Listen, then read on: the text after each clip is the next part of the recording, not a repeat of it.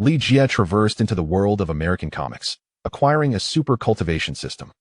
He joined forces with Batman to combat crime, raced against the Flash to determine who possessed greater speed, tested weapons with Iron Man, and measured strength with the Hulk. As for Thor, wasn't he just my little brother? And Spider-Man? It was I who taught him the art of combat. Regarding Deadpool, he happens to be my top assassin. Ultron, I've heard tales of his prowess. A thunderous magic circle will render you utterly powerless. Thanos, I've heard you aim to dominate the galaxy. I shall make you taste the searing flames. Kryptonians, I've heard of your remarkable physical prowess. Let us see whose fists are mightier. As for the goddess of death, you should swiftly kneel in submission to me. I will gradually conquer you with my ahem. These details are trivial. What truly matters is that when Catwoman, Black Widow, and Scarlet Witch stand before him, will he take them all or none? This is a tale of a cultivator who ventured into the world of American comics. He arrived, he beheld, and he conquered. Chapter 1, Batman. Li Jie abruptly opened his eyes to find himself inside an American church, confronted by 4 heavily armed African-American men, accompanied by a throng of seemingly fanatical gangsters. A sudden jolt of pain surged through his head as memories that did not belong to him began to crystallize.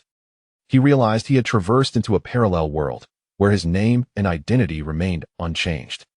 The original owner of this body had aspired to be a superhero, sneaking into Gotham City in hopes of meeting his beloved Batman. Arrogantly dubbed a yellow-skinned monkey, he had clashed with local drug dealers, and in his frail state, he was swiftly knocked unconscious. Now, it seemed they intended to eliminate him. Let me go? Li Jie struggled to rise, only to discover he was bound to a chair. Host activation successful, fusion rate at 100%. Would you like to activate the system? A voice echoed in his mind. Activate. At such a moment, failing to do so would be foolish. This appeared to be a means of survival.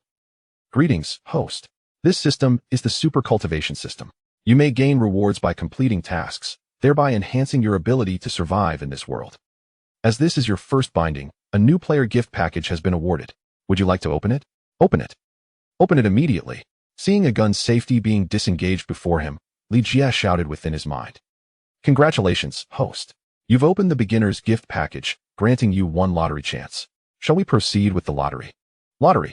A spinning wheel materialized before him, containing foundation pills, shadow masks, and various martial arts techniques. The wheel whirled rapidly, finally halting on a particular skill. Congratulations, host. You have acquired the martial art, Thunder Fist. The Thunder Fist allows you to channel all your strength into your fist, creating a thunderous gauntlet capable of unleashing 2 tons of force in an instant. How do I use it? Li Jie inquired promptly. You may choose to utilize it. Will you employ the Thunder Fist? Use it, Li Jie replied without hesitation. Suddenly, he felt an overwhelming surge of power coursing through him, a skill that felt instinctual with a mere grip. It was as if countless bolts of lightning danced in his hand. As the African man approached him, Li Jie clenched his fist effortlessly, and the ropes binding his wrists disintegrated, allowing him to rise. Boss, this yellow-skinned monkey has freed himself, exclaimed one of the men in heavily accented English, which Li Jie understood perfectly. Damn it, kill him. Batman is on his way. A chilling voice interjected, exuding an aura of indifference, as if life held no value whatsoever in his eyes. What? Batman. Hearing the name sent a jolt through Li Jie. He had recalled Gotham with indifference, but hearing Batman's name again confirmed his suspicions. This world was indeed a realm of DC Comics. Thing. Mission initiated. Assist Batman in eliminating the gangsters and gain his favor. The task's announcement further solidified Li Jie's belief that he had indeed crossed over. He was a fan of Batman, having watched the Dark Knight trilogy countless times. Not only Batman, but also the characters within Alfred, the ever-enigmatic Catwoman had captured his admiration. Once Batman arrives, we will take him down and sell his mask for a fortune. As the gang began to panic, the leader brandished a firearm and fired a shot into the air. With so many of us, why fear a single Batman? If he dares to show up, we will reduce him to pulp. Yes, pulp him. The others echoed their agreement. Just then, a commanding voice resonated throughout the room. As you wish. Chapter 2. No killing. Upon hearing this, everyone looked up to see a shadow perched upon the church's beams. Batman. Li Jie thought, recognizing his iconic entrance. True to form, he descended from above, clad in his bat armor, instantly identifiable to Li Jie, a devoted fan. Take him down, shouted the gang leader, initiating an assault on Batman. The 4 men before Li Jie turned their weapons toward him as well, utterly dismissing his presence. However, in a flash, Batman had vanished the moment the gunfire ceased. He had already disappeared from sight. The church fell silent, the earlier chaos replaced by an eerie stillness. Li Jie could hear the heavy breathing of the men before him, and then a heavy thud echoed as Batman struck down the gang leader. Seizing the moment, Li Jie unleashed his thunder fist instinctively, channeling the power of thunder to send 2 armed men flying. As he aimed for the remaining 2, he found they had already been incapacitated by Batman. No killing. Batman's deep voice resonated in his ears. I know you never take a life, Li Jie replied with a smile, understanding Batman perhaps better than he understood himself. Batman ignored him, continuing to dispatch the remaining foes. Beyond the armed men, there were still over a dozen unarmed opponents, not to be underestimated. Li Jie followed suit, eager to test the might of the thunder fist he had just mastered. Batman's movements were powerful, forceful, and ferocious, yet also remarkably agile. Before long, the remaining adversaries had been subdued by their combined efforts. Although Li Jie found the skirmish mundane, he recognized the importance of gaining Batman's favor for his mission, refraining from lethal force, especially since this was his first battle. While he had envisioned himself as a superhero, defeating foes in grand fashion, the reality required some acclimatization. Fortunately, these were mere underlings, and Li Jie could dispatch them with ease. Batman regarded Li Jie with a hint of surprise at his performance. Initially, he believed that Li Jie was merely an individual devoid of any combat prowess. However, the current circumstances suggested that even without his assistance, Li Jie could effortlessly subdue this group of criminals. Be cautious, Li Jie observed Batman, yet he noticed that the previously incapacitated African-American gang leader was trembling as he rose from the ground, brandishing a firearm. He had already aimed at Batman, ready to fire. Despite hearing Li Jie's warning, he did not hesitate and pulled the trigger.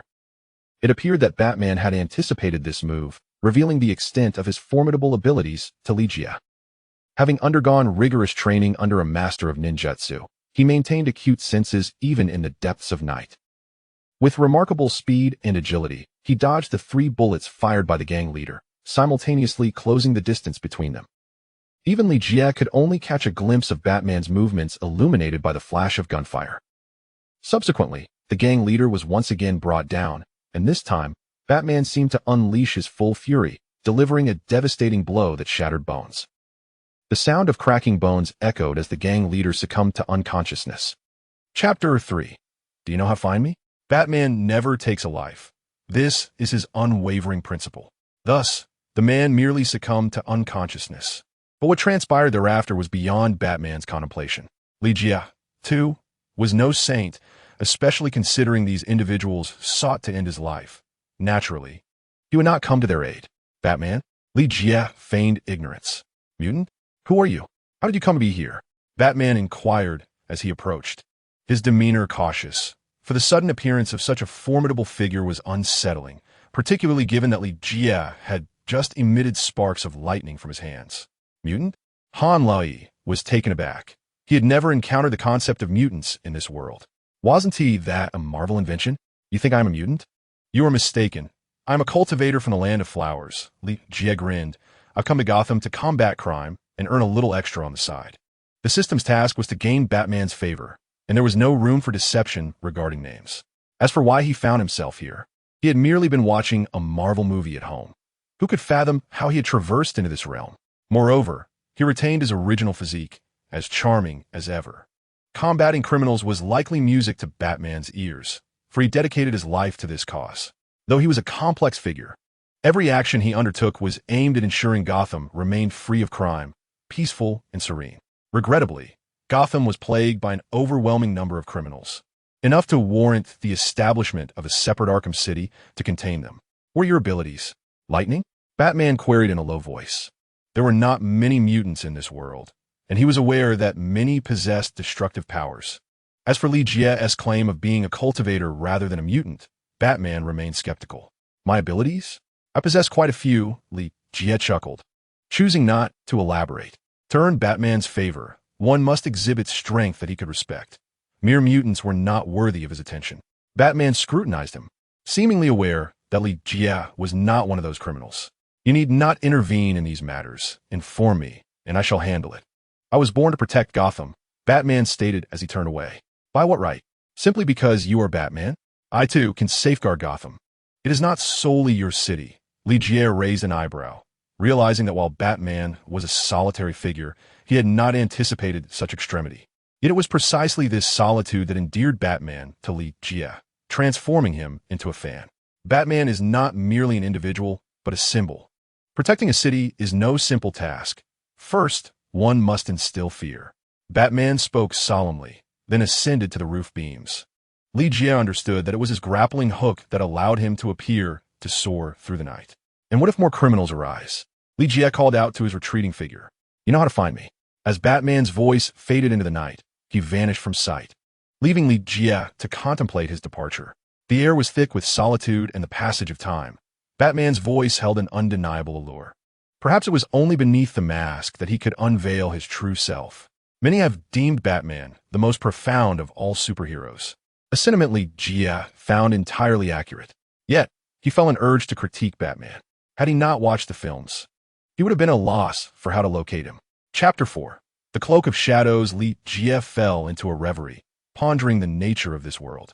What was the origin of mutants, and why did Batman seem entirely unfazed by his abilities? While heroes like the Flash and Green Arrow existed, they were not classified as mutants. The concept of mutants was solely a relic of the Marvel Universe, leaving Li Jie in a state of confusion.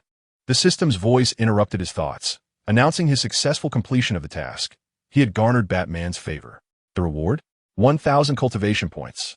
Li Jie was drawn back to the system, his mind delving deep into its workings. What purpose did these cultivation points serve?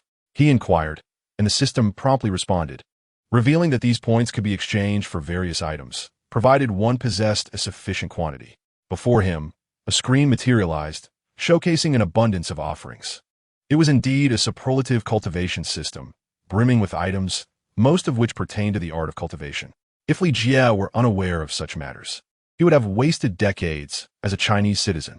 Moreover, he found nothing particularly strange about it. After all, he had traversed into this realm. So why should the ability to cultivate be considered odd? However, the mere 1,000 cultivation points seemed woefully inadequate. Despite the impressive appearance of the points, they were scarcely enough to procure anything of significance. As he scrolled down, rows of crimson digits indicated items beyond his reach, such as the 9 turns golden body technique, requiring 1 million cultivation points, and the Ziyang Thunder technique, costing 500,000 cultivation points. Numerous elixirs and supplementary items for cultivation overwhelmed him, while a plethora of smaller items he desired remained unattainable. Ultimately, with only 1,000 cultivation points, he found himself in a state of utter impoverishment. Presently, he could afford only the most rudimentary of items.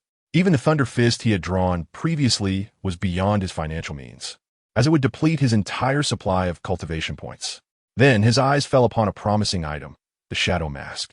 Whether in Marvel or other realms, superheroes often don something to conceal their identities. Their eccentric appearances served to ensure anonymity. As Batman articulated, it was not merely about hiding oneself, but rather about safeguarding those dear to him. Otherwise, one could easily be like Tony Stark, openly declaring himself Iron Man, only to later experience the repercussions of such a revelation.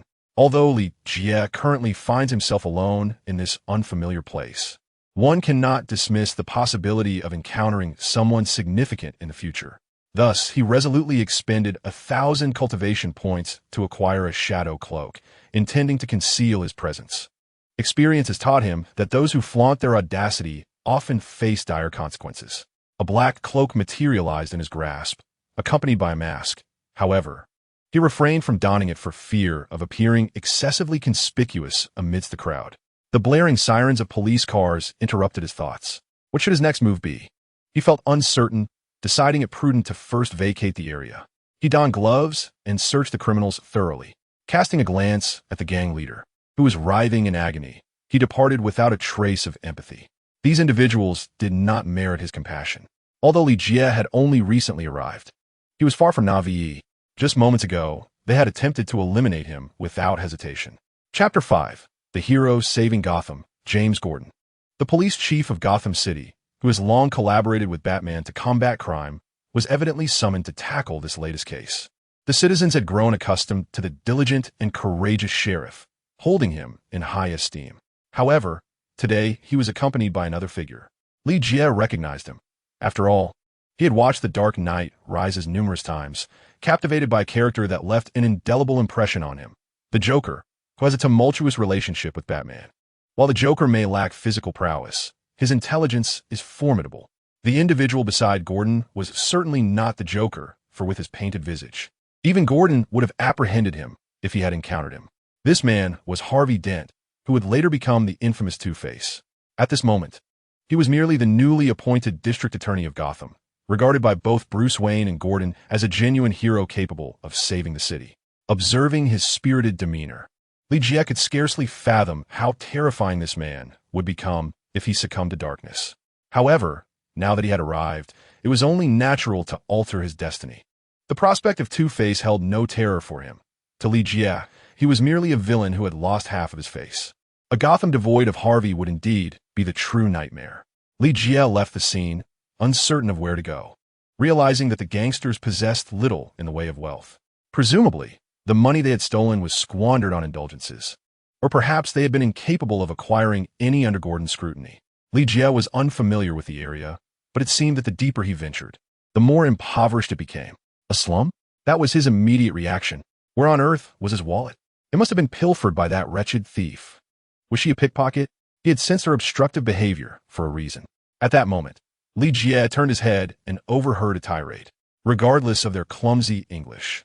He understood every word, as if he had been born and raised there. What are you looking at? Keep staring, and I'll blow your head off. He was a tall, slender Caucasian, who, upon noticing Lee Jie mockingly observing him, could not help but exclaim, "I do not appreciate mischievous children." Lee Jie placed his hand upon the man's shoulder and smirked. "Release me." The Caucasian attempted to break free, yet he soon realized that the more he struggled, the tighter Lee Jie's grip became. Rather than yielding, he retaliated with a punch aimed at Lee Jie, but his other hand was swiftly seized by Lee Jie as well. The Thunder Fist was not easily mastered, as it required thousands of cultivation points for exchange. It not only imbued him with strength, but also enhanced his speed. Although not yet swift as lightning, it was close enough. With diligent practice, he believed the power of the Thunder Fist would grow even greater. He was merely at the beginning of his training, for this was a cultivation system, and he would only become stronger with time. "Please, stop exerting yourself. Brother, I was wrong, I truly was." The Caucasian's face glistened with sweat from Lee Jie's grip, and sensing that the punishment had sufficed, Lee Jie relaxed his hold. "Now, tell me, what is the situation?" Lee Jie inquired with curiosity, suspecting a certain scenario involving a woman who had obstructed him from stealing, resembling someone he knew. "My wallet was stolen," the Caucasian replied, casting a glance at Lee Jie before continuing, "by a girl who kept talking to me and blocking my way." Upon hearing this, Lee Jie felt a strong resemblance, and, with a glint of excitement in his eyes, asked where. "In that building," the man replied. Chapter 6. Siblings lost for years. Lee Jie ascended to the location indicated by the Caucasian, who upon being released, had fled swiftly. Knock knock. The door opened promptly, revealing a brown-haired Caucasian girl, whose name Lee Jie did not know. Upon seeing him, she pressed herself against him and shouted, "What do you want?" Lee Jie promptly pushed her away and replied, "I have no money." The girl scanned him from head to toe, seemingly confirming that he was indeed penniless, before asking, "What do you want?" This time, her tone was normal, devoid of any shouting, as if they were engaged in a conversation. Lee Jie smiled and said, "Hello. My name is Lee Jie, and I am looking for Miss Selina Kyle. What is your identity?" The girl questioned, eyeing him warily. Lee Jie was acutely aware of their intentions, and it seemed improbable that he was there out of sheer coincidence. "I am her long-lost brother." Lee Jie spoke with wide eyes, but the girl was evidently skeptical, as she had never mentioned an Asian brother. "All right, I confess, I have business to discuss," Lee Jie acknowledged with a smile. Upon hearing the word business, the girl's eyes brightened instantly, and she eagerly inquired, "How much?" "An amount so substantial that you cannot refuse." Lee Jie stated, "How can I trust you?" The girl responded, still unconvinced. "By my knowledge of all your affairs." Lee Jie maintained a smile, though it rendered him somewhat cold in her perception. "Then, you may as well come in and watch television. I shall retire for the night, as she will return shortly." The girl felt a slight apprehension towards Lee Jie, but nonetheless allowed him entry, subsequently locking herself within her room. Torn between her fear of Lee Jie and her desire for his business, she naturally entrusted the task to Selina. It appeared that Selina would not be returning anytime soon. Li Jie settled onto the sofa, feeling surprisingly comfortable despite its simplicity. It was clean at the very least. With nothing to occupy his time, he resorted to watching television, which was undoubtedly the quickest way for him to familiarize himself with the world outside. He began with the local channels in Gotham, eager to ascertain the current developments. The news reported a bank heist, led by a figure adorned with heavy makeup, resembling a circus clown. The television displayed a photograph of the clown, stirring a flicker of intrigue within Li Jie. If he could recruit this high IQ clown as an ally, it would surely be entertaining. However, upon reflection, he dismissed the idea. The clown would not be easily manipulated, and keeping him around would be akin to harboring a ticking time bomb. It seemed that the plot of The Dark Knight was only just unfolding, with the bank robbery being merely the beginning. There was no need to rush. He switched channels, eager to explore the world beyond Gotham. This world encompassed more than just Gotham. After all, films had also depicted Hong Kong. Stocks of Stark Industries continued to soar, bringing great joy to New York investors. What? Li Jie felt a sudden jolt of excitement. The screen then revealed a towering building, the tallest in New York City, emblazoned with a name, Tony Stark. Could it be Iron Man? Li Jie's eyes sparkled with enthusiasm. He was not only a fervent admirer of Iron Man, but also a devoted fan of Marvel. While some might struggle to recall Tony's name, another name would undoubtedly spring to mind. Iron Man. Yet, what could a superhero from Marvel be doing here? A thrilling possibility crossed Li Jie's mind. Could this be a world where Marvel and DC intertwined? His eyes glimmered with excitement, for his dream of uniting Batman and Iron Man seemed closer to reality than ever. Chapter 7. Catwoman's world, though captivating, did not evoke the thrill he sought. This world, relatively peaceful, was still fraught with crime, especially in Gotham, which was rife with criminals. Yet, when compared to the Marvel Universe, he found Gotham's villains to be oddly endearing. He held a deep admiration for both worlds, but harbored a strong disdain for their antagonists. If one were to consider the villains of DC as wicked, then the adversaries in Marvel were downright terrifying. After all, the Joker was merely a regular human, whereas even the smallest villain in Marvel harbored secrets beyond imagination. In that case, why not become the nemesis of these villains? Li Jie had made up his mind. Since he had come here, he could not allow these villains to wreak havoc. Watching a beautiful reporter interviewing Tony Stark on television, he felt an inexplicable familiarity, sensing that she might end up in Tony's bed. Indeed, Tony remarked, perhaps we should retire to the bedroom to explore deeper questions. Astonishingly, the reporter readily agreed in front of so many witnesses. Wow, is this the privilege of being born with a silver spoon? Li Jie thought enviously. It seemed that wealth allowed one to act with impunity, and he momentarily yearned for affluence. At that moment, he heard a sound from the window, and he instantly knew the main character had arrived. With a swift glance, Li Jie formulated a plan. He concealed himself in the corner, witnessing a lithe figure leap gracefully through the window. Her silhouette was shapely, clad in a form-fitting black outfit that accentuated her curves, and her movements were almost ethereal. Though he had yet to see her face, Li Jie resolved that such a beauty would surely be a rival for Batman. This was Catwoman, and he had indeed been correct. Although Catwoman had only appeared in The Dark Knight Rises, her absence did not imply her non-existence. It merely indicated a lack of screen time. Thus, when he heard of a woman's wallet being stolen, he immediately thought of Catwoman and her accomplice. Cassie? Catwoman's voice bore an alluring quality. No one answered her. The only sound was the television, devoid of any other noise. Sensing something amiss, Catwoman crouched slightly, her right hand resting on the whip at her waist. She relied on her heightened senses, enhanced to perform feats beyond the capabilities of ordinary individuals. You've returned, Miss Alina.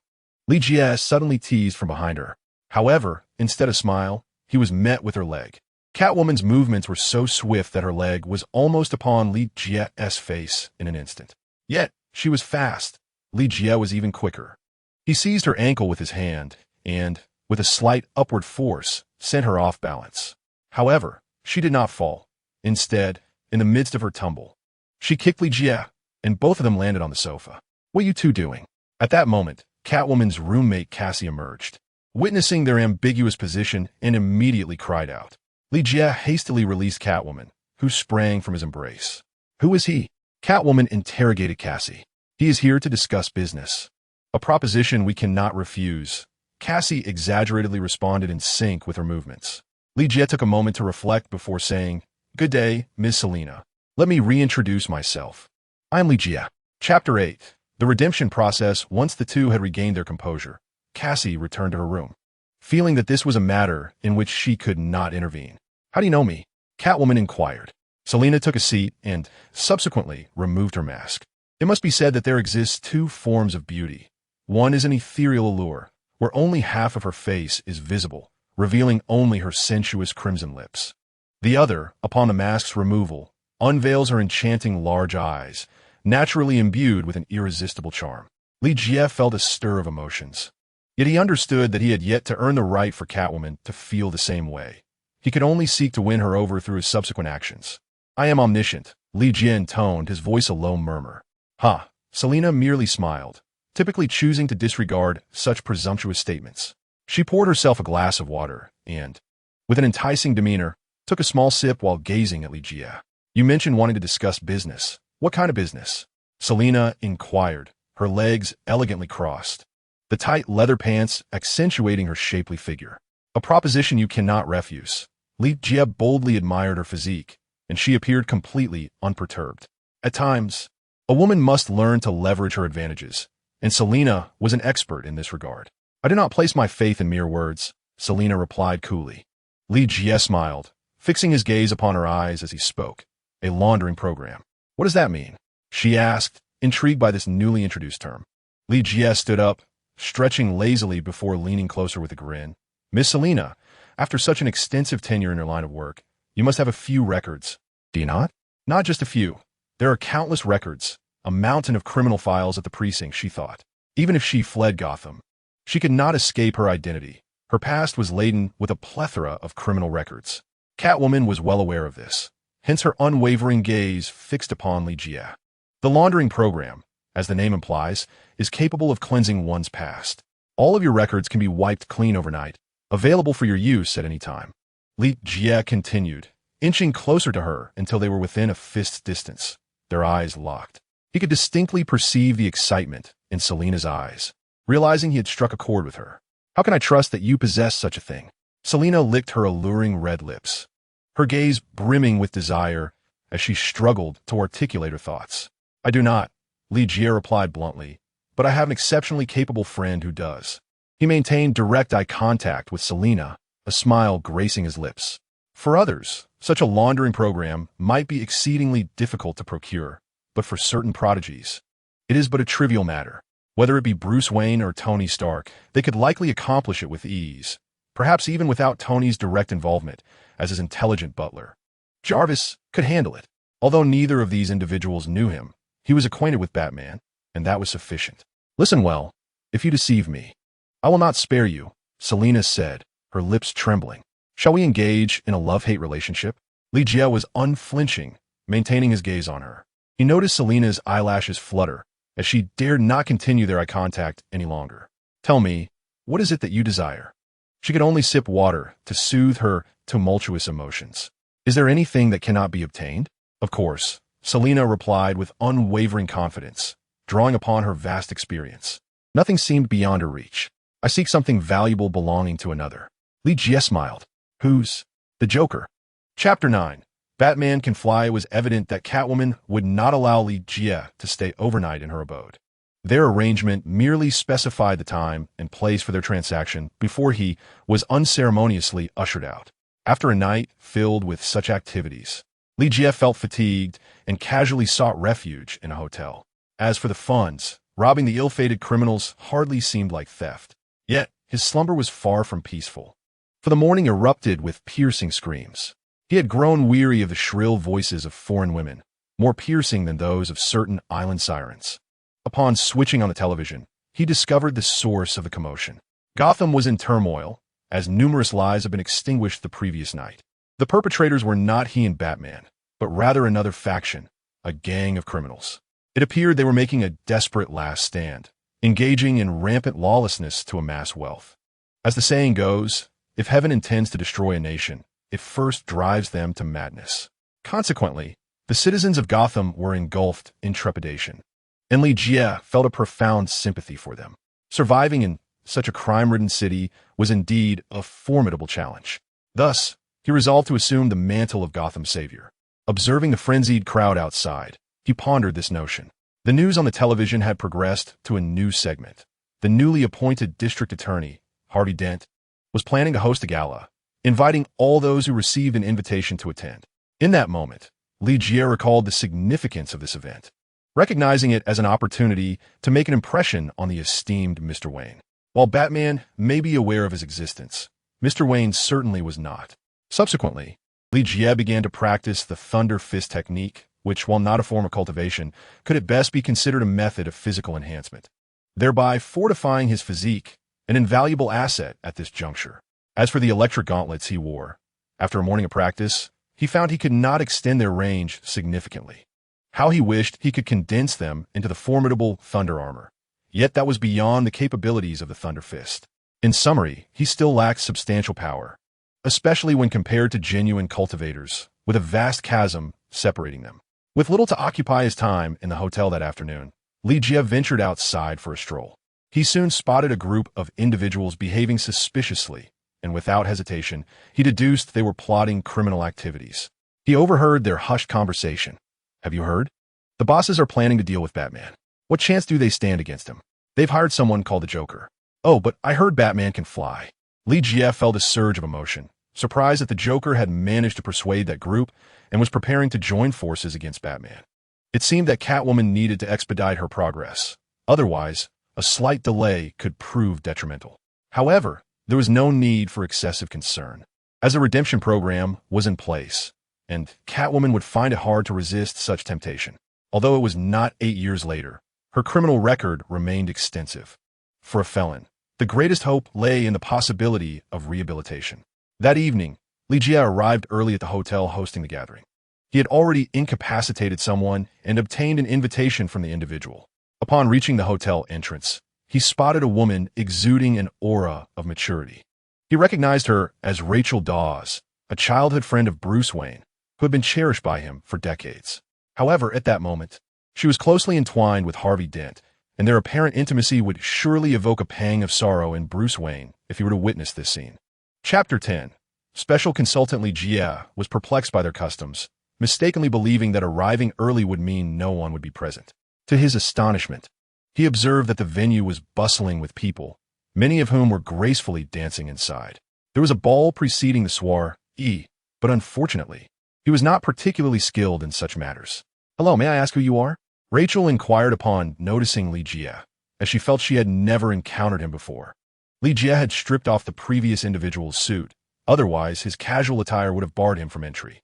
He extended his hand to her and smiled, saying, "Greetings, I am Lee Jie." He then turned to Harvey Dent. "You must be Mr. Dent. It is an honor to meet you." "Hello, Mr. Lee Jie. May I inquire about your background?" Harvey asked, as Rachel typically explained each guest's identity, but since she did not recognize Lee Jie, he had to pose the question himself. To his surprise, Harvey was quite direct. After a moment's contemplation, Lee Jie replied, "I am not from Gotham. I hail from the distant east. As for my position, I am a special consultant for Stark Industries. I recently arrived in Gotham to assist Mr. Stark with a business endeavor. Upon hearing that Mr. Dent was hosting a gathering, I deemed it a splendid opportunity." Harvey's mouth dropped open, and he then asked, "Stark Industries?" "As in Tony Stark." "Indeed," Lee Jie affirmed with a smile, revealing no hint of deception. "Welcome, please come in." As another guest arrived, Harvey nodded and promptly allowed him entry. However, Rachel pulled Harvey aside and queried, "Aren't you going to verify his credentials? Is it necessary?" This is the renowned Stark Industries. Their investment in Gotham is bound to bring significant improvements.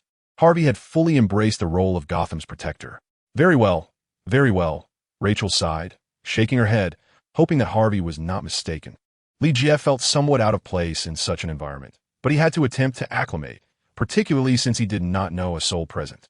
Shortly thereafter, he spotted a familiar face, a strikingly beautiful woman. Lee Jie approached the two individuals and stood before the older man, saying, "May I borrow your companion?" Without further ado, he pulled Selina over and mimicked the earlier affectionate embrace. "Hey, remember to call me, darling."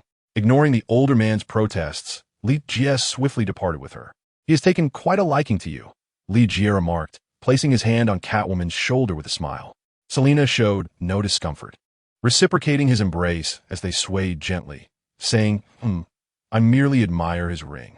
She then produced a diamond ring from seemingly nowhere, displaying it and asking, "Isn't it lovely?"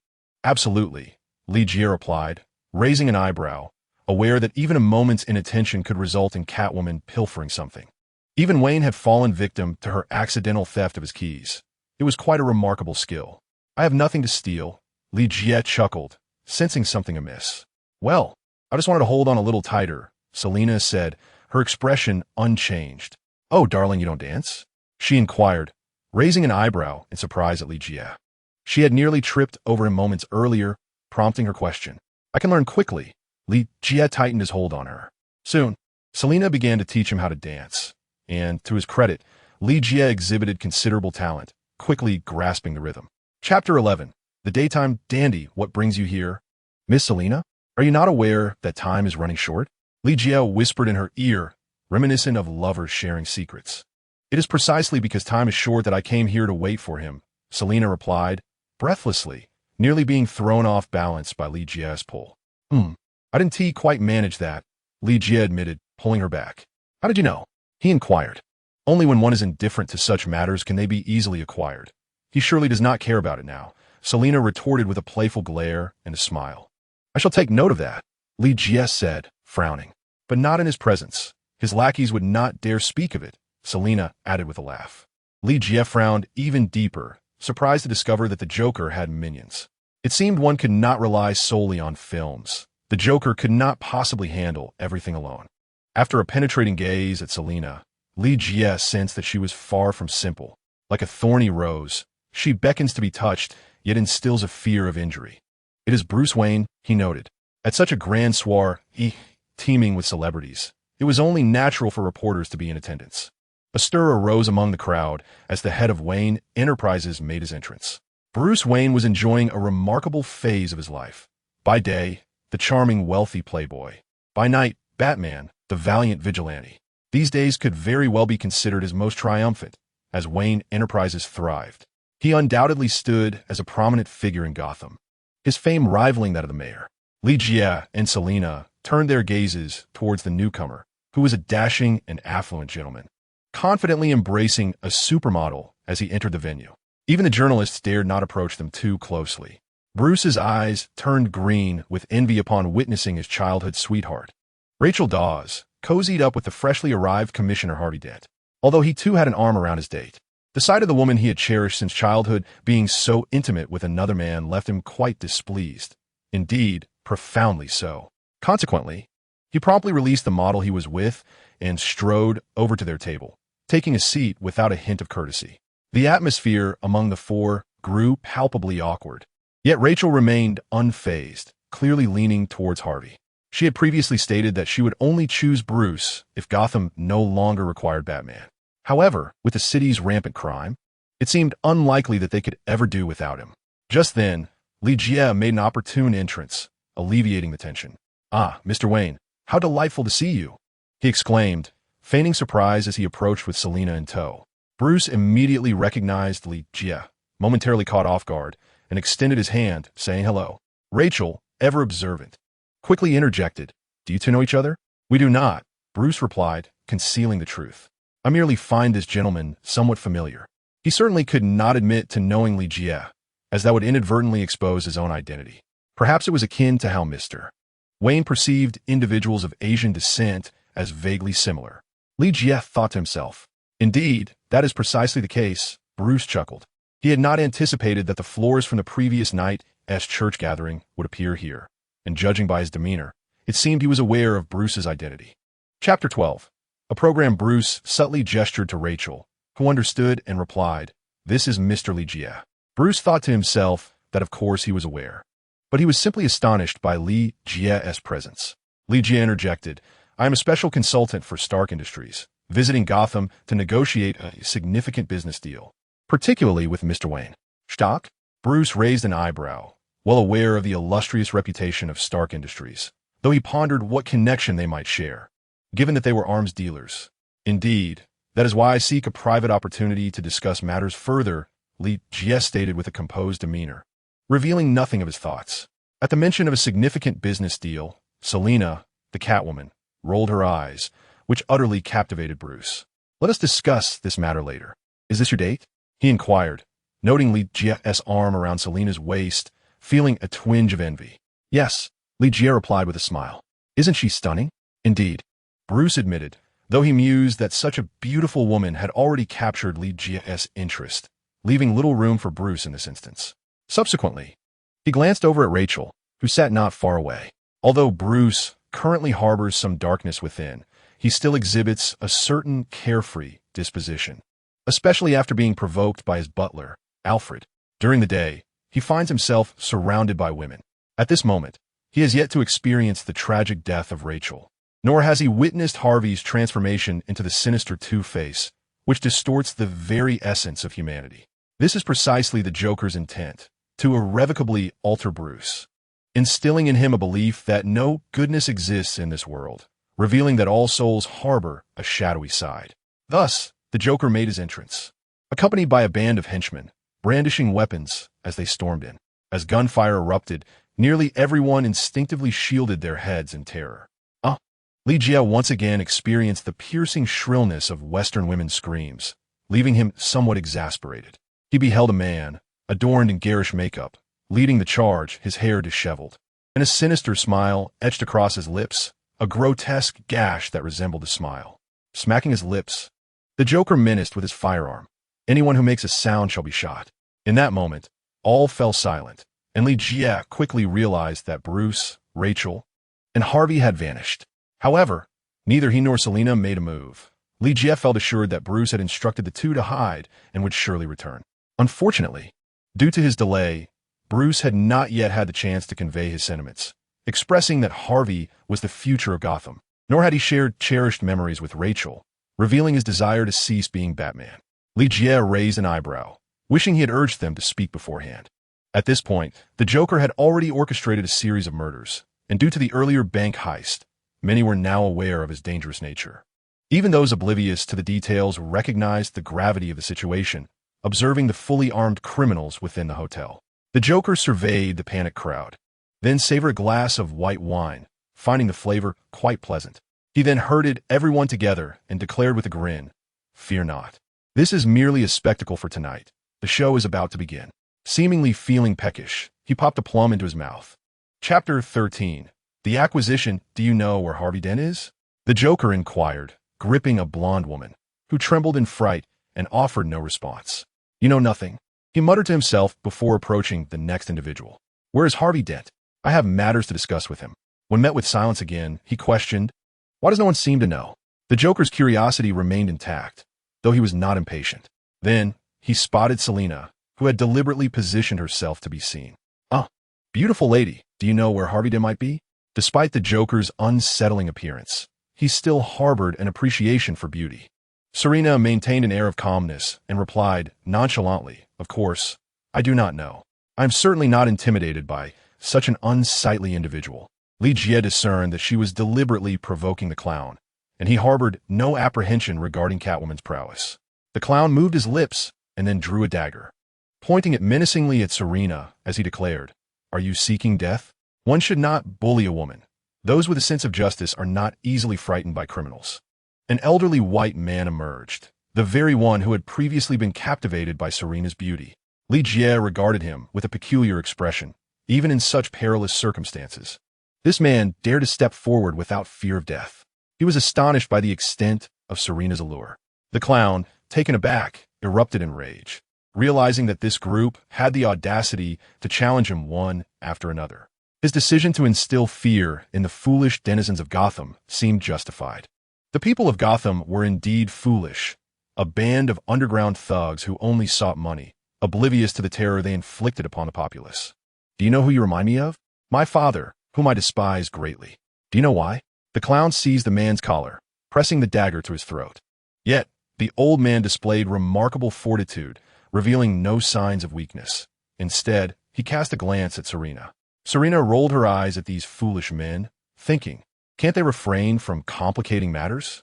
Thus, she feigned excitement and charged directly at the clown. With a swift motion of his arm, the clown flung her aside. He was somewhat astonished by his own strength, capable of tossing someone so far, despite her being a woman. Serena tumbled onto one of the henchmen, supporting herself with her hands while smiling and saying, "Thank you." The henchman, puzzled by her gratitude, assumed it was because he had helped her, and he responded with a foolish grin. Noticing the gesture Serena made towards him, Ligier realized that the objective had been achieved. Surprised by how effortless it had been, truly, she was a seasoned expert.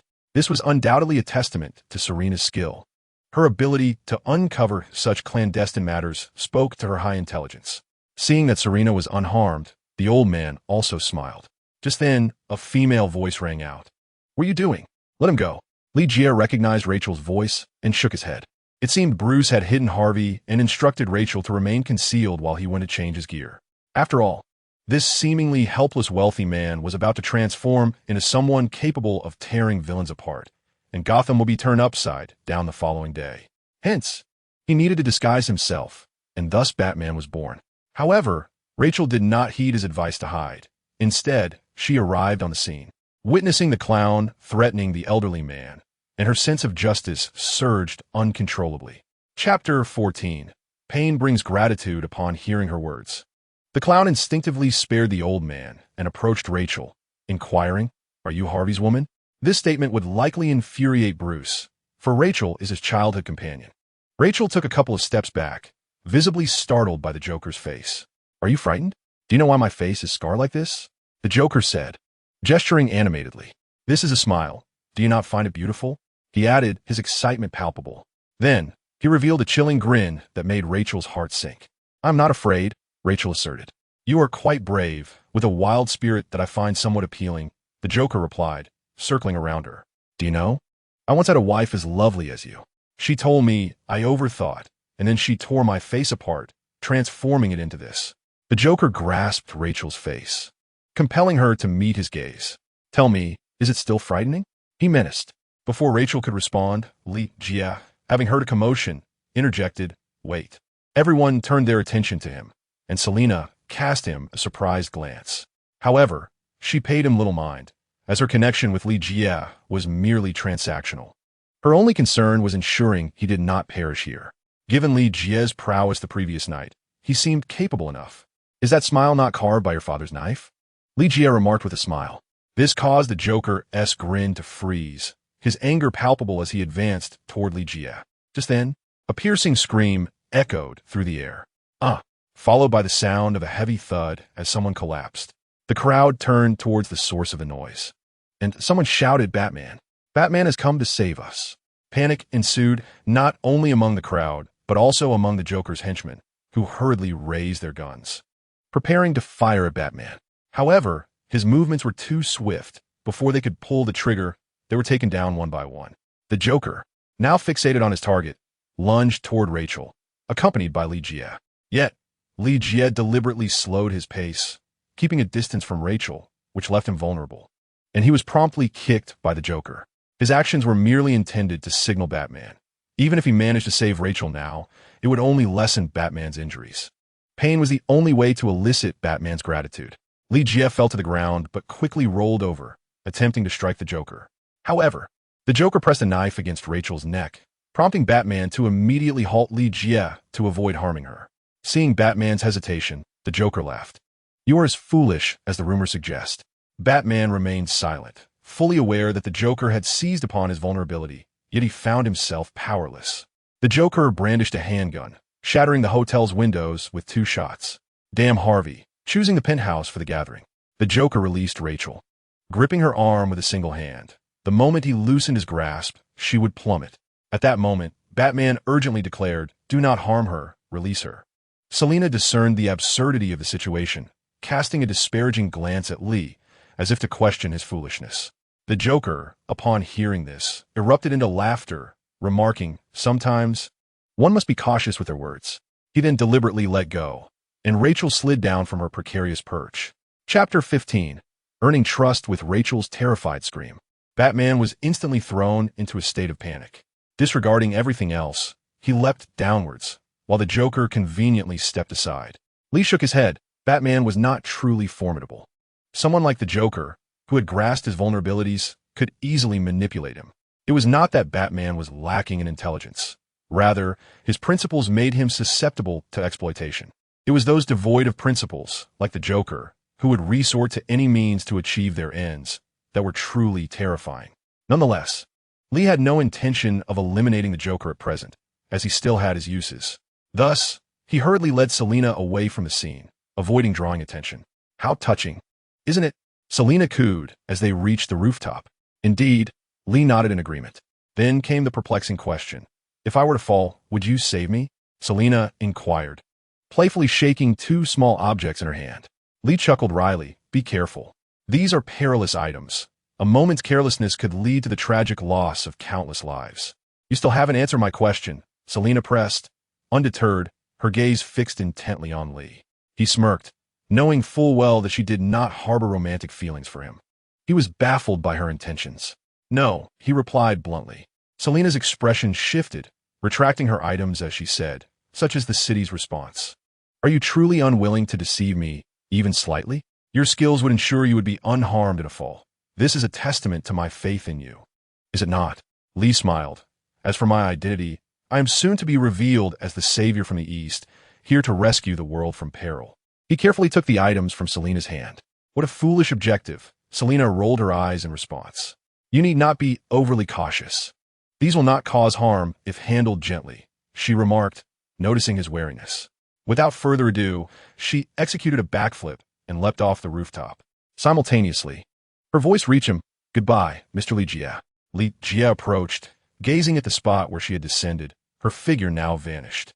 Indeed, his suspicions were confirmed. The jester, even if he had cast her down, could not have harmed her, as evidenced by her voluntary descent. Had he been asked to leap, he would have hesitated, for he had yet to embark on his path of cultivation. Even Batman, who had just plummeted, sustained grievous injuries, blood flowing freely, yet he landed atop a vehicle. Shaking his head, Li Jie heard a voice resonate in his mind. Mission initiated. Earn Batman's trust within 24 hours. Reward, 2,000 cultivation points. Timer commenced. Upon grasping the mission's details, Li Jie could not help but chuckle. What a coincidence. He had intended to seek out Batman, yet unexpectedly found himself tasked with the challenge of gaining the Dark Knight's trust. Chapter 16. The upgrade of the bat suit. Li Jie arrived at Wayne Manor. Having hitchhiked with a stunning woman, albeit one of African descent, which did not particularly pique his interest. Even if he were to be intrigued by someone of that background, it would have to be one possessing charm and grace. Although Wayne Manor had been entirely consumed by flames, the financial might of Wayne Enterprises allowed for its rapid reconstruction.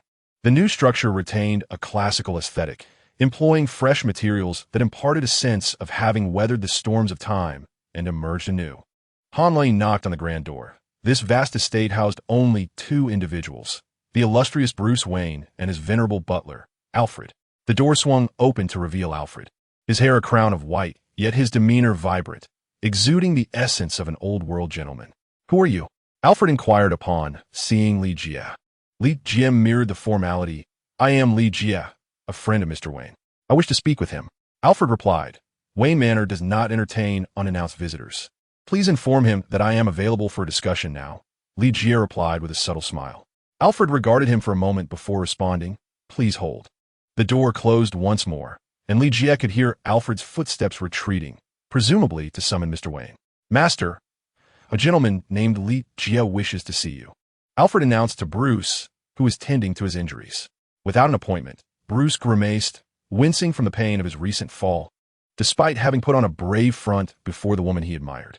He says he is available for a discussion now. Alfred continued. Bruce recalled his earlier words and replied, Let him in. Li Jie followed Alfred inside. He had never encountered such an expansive manor, and the atmosphere felt oddly desolate with only two inhabitants. Upon reaching Bruce, Alfred excused himself, leaving the two men to their conversation. Li Jie observed Wayne struggle to conceal his pain and chuckled. It must be quite painful, Mr. Wayne. He took a seat directly opposite him, prompting Wayne to furrow his brow and glare as he inquired, Who are you? You are deceiving me. His anger was palpable, his chest heaving with agitation. I am not deceiving you. Every word I utter is the truth, Li Jie replied earnestly, determined not to jeopardize the situation. However, this did not appease Wayne, who donned the bat armor precisely to remain unrecognizable. Moreover, Wayne was not feigning ignorance. He was acutely aware that Li Jie must have figured it out.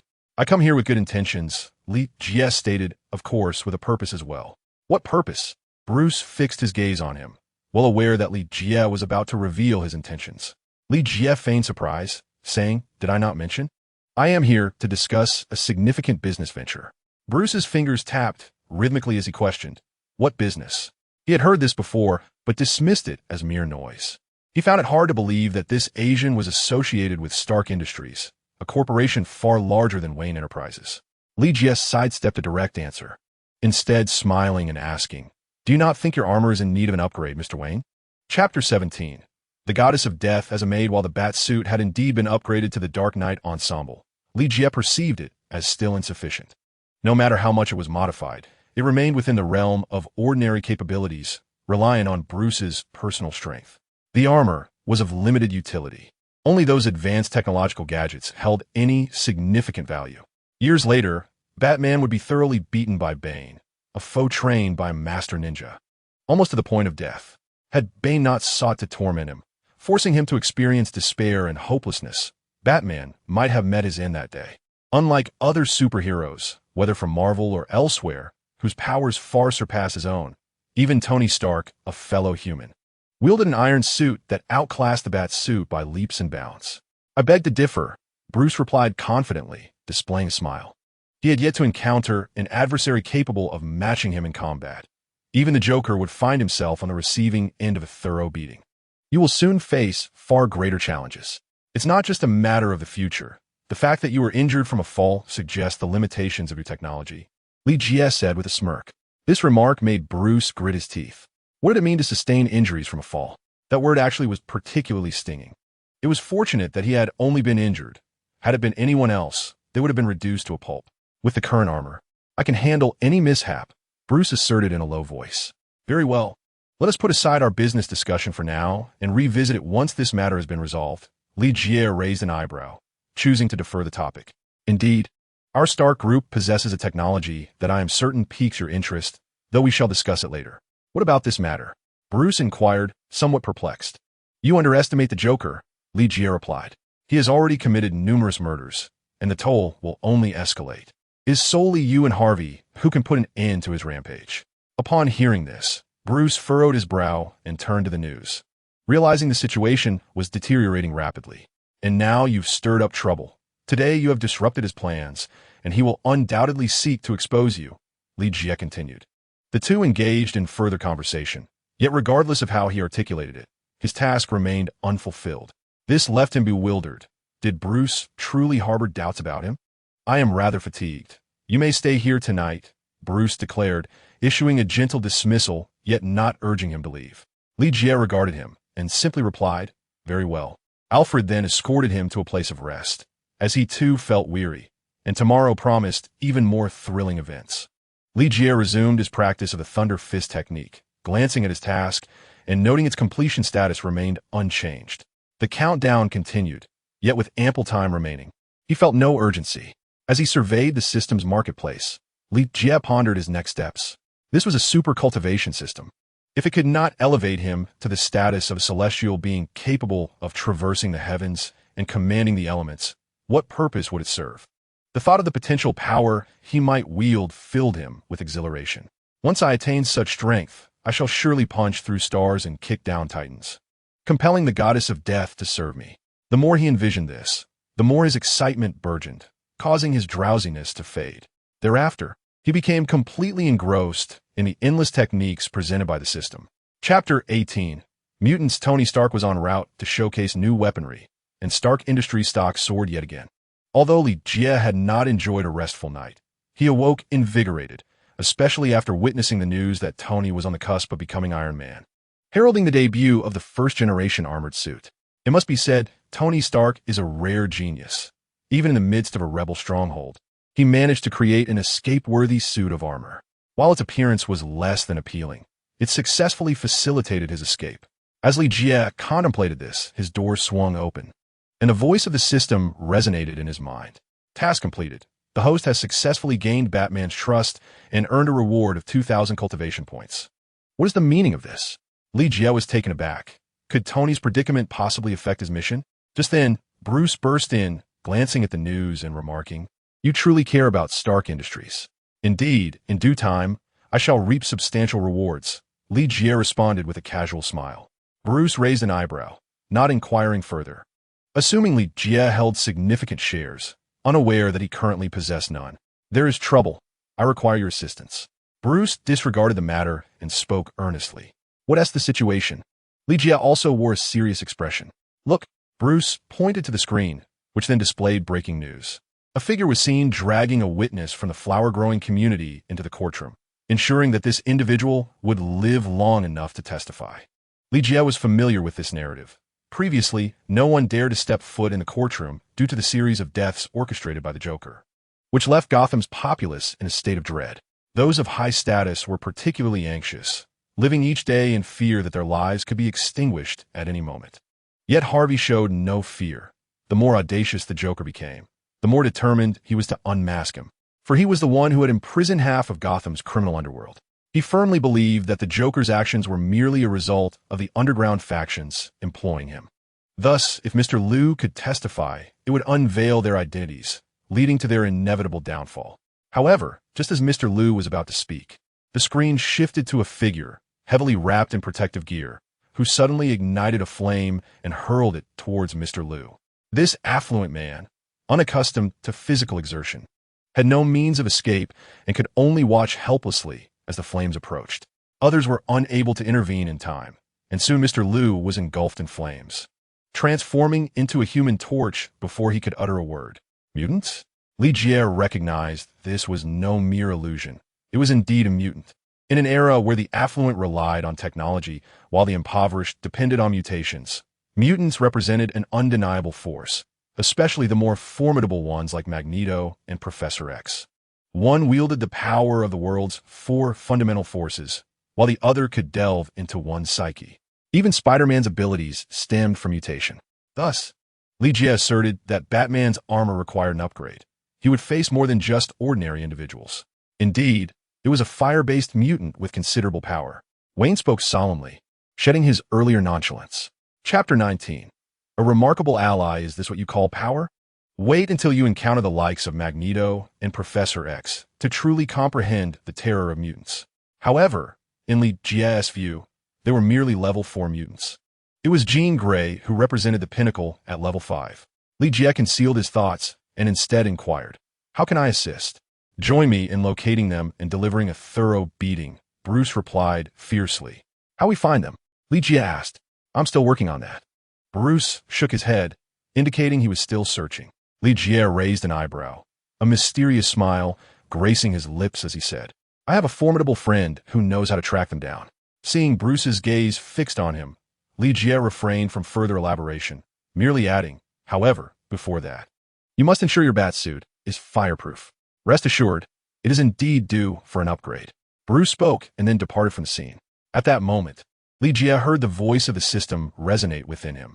Task assigned: assist Batman in rectifying the Gotham underworld. A smile graced Li Jie's lips as he retrieved his phone and dialed Selina's number. "Help me locate their addresses, and later tonight, I shall venture out with a formidable companion." As night fell, when Commissioner Gordon activated the bat signal, he was astonished to find Batman already present, illuminated by the signal, casting a magnificent silhouette. To his surprise, he noticed that Batman had acquired an accomplice who was shrouded in darkness, seemingly merging with the shadows. This was Li Jie, clad in the cloak of shadows, boldly revealing himself before Batman as a testament to his trust. "I will confront them," Batman stated in a low voice. Gordon nodded in agreement, saying, "Then I shall rest easy." Lowering his head with a sigh, he raised it again to inquire, "Is this your partner?" However, he soon realized that both had vanished. Batman and the cloaked figure had disappeared without a trace. Shaking his head, Gordon understood this was typical of Batman's elusive nature. The duo emerged onto a dimly lit street, cloaked in silence. "Oh, Batman," a woman's voice echoed, and a figure emerged from the shadows with feline grace. Batman cast a puzzled glance at Li Jie, who ignored him and rasped, "Are you the one he seeks?" The cloak of shadows not only enveloped him in darkness, but also altered his form and voice, rendering him unrecognizable even to those who knew him well. "If we are speaking of that Asian man, it must be him," Catwoman remarked, tilting her head. She still adorned her lips with crimson lipstick, exuding an alluring sensuality. Suddenly, Li Jie unleashed a bolt of lightning from his hand and struck towards Catwoman.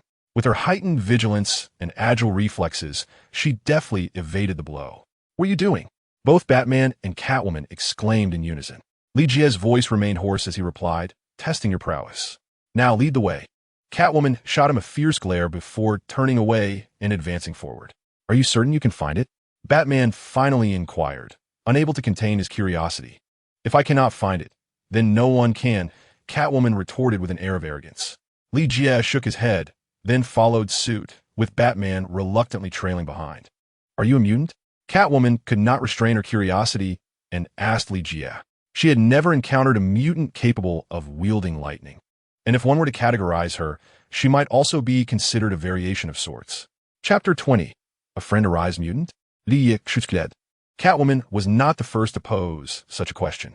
The first had been Batman himself, to whom he provided the same response. "Of course not. I'm a cultivator."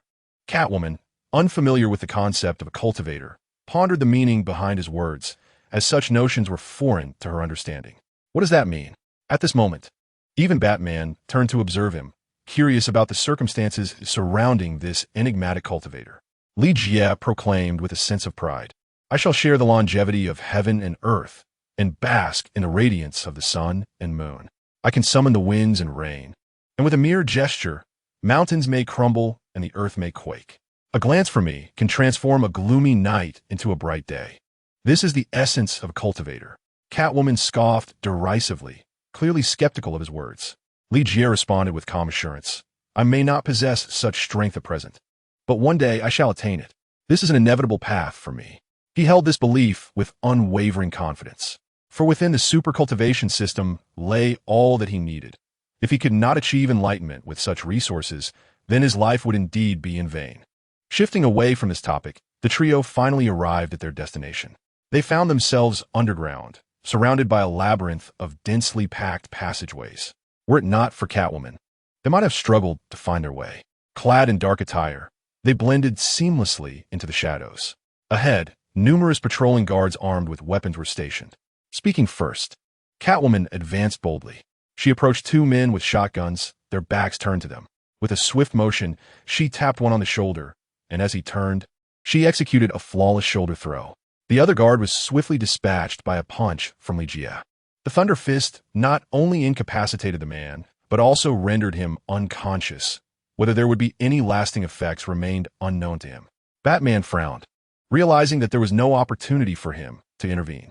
The three of them progressed effortlessly into the depths, having already dealt with countless guards along the way. They now stood before a massive, locked iron gate, flanked by two guards significantly more robust than the previous ones. Batman and Li Jie exchanged glances, and Batman leaped forward to draw their fire.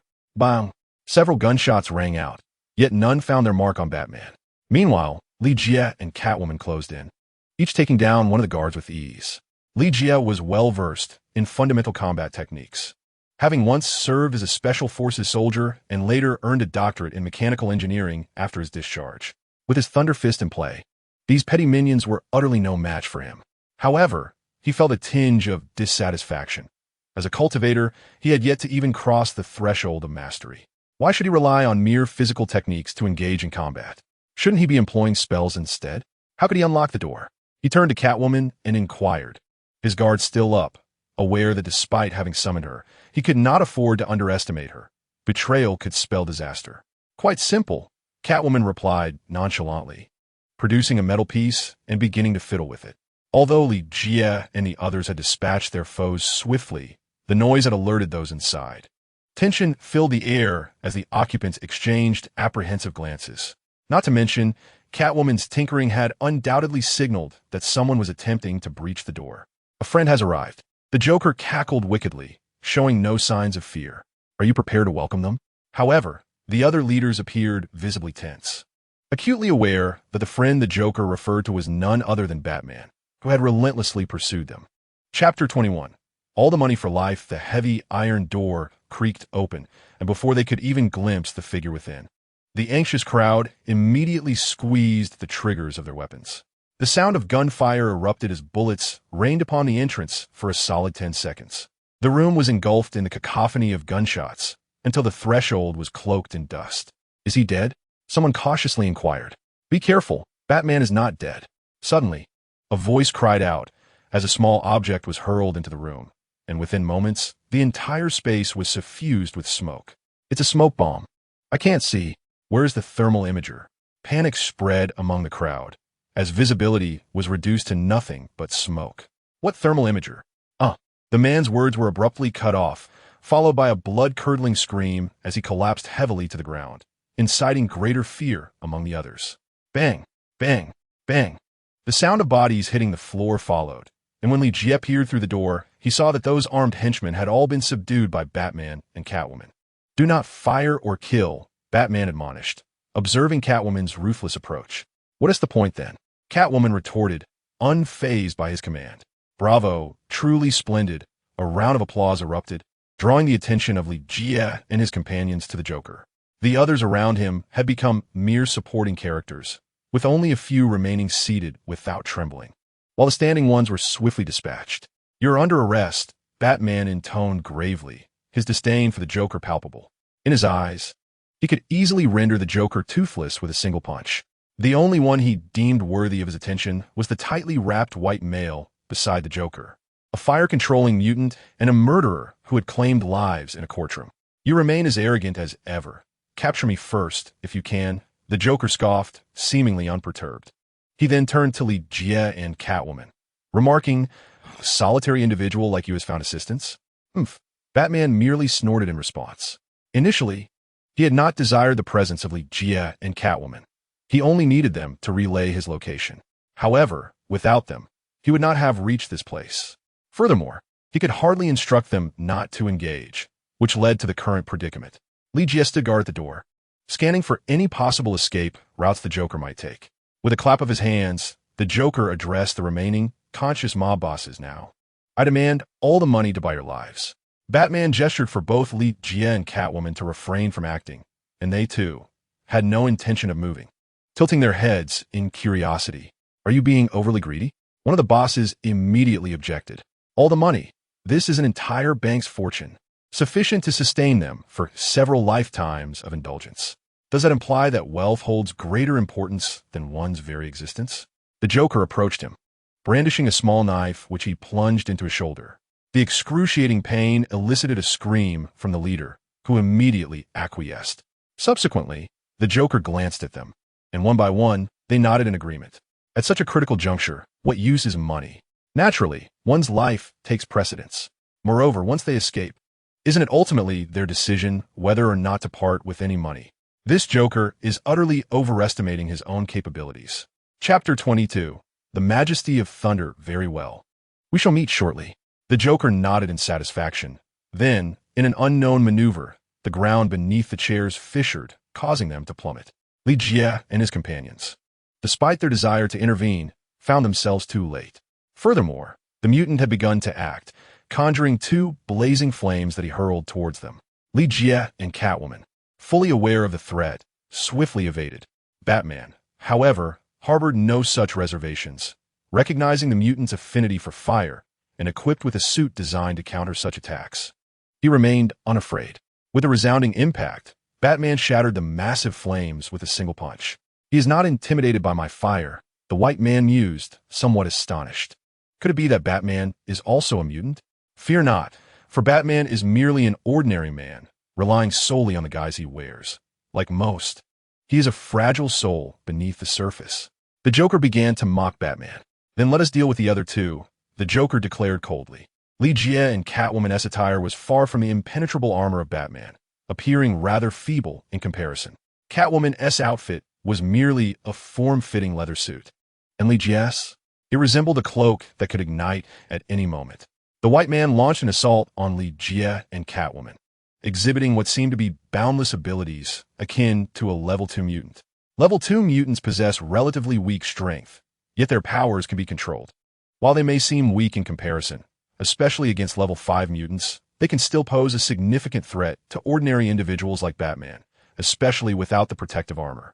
Catwoman nimbly dodged the attack, yet evasion was not Li Jie's forte, not at this moment. He was struck by a fireball, which sent him reeling to the side. Witnessing this ordinary man fall victim to his fireball, the mutant scoffed. His entire being now radiated a crimson hue, as if he had overexerted his powers. The mutant's abilities are not to be wielded frivolously, for their usage incurs substantial personal cost.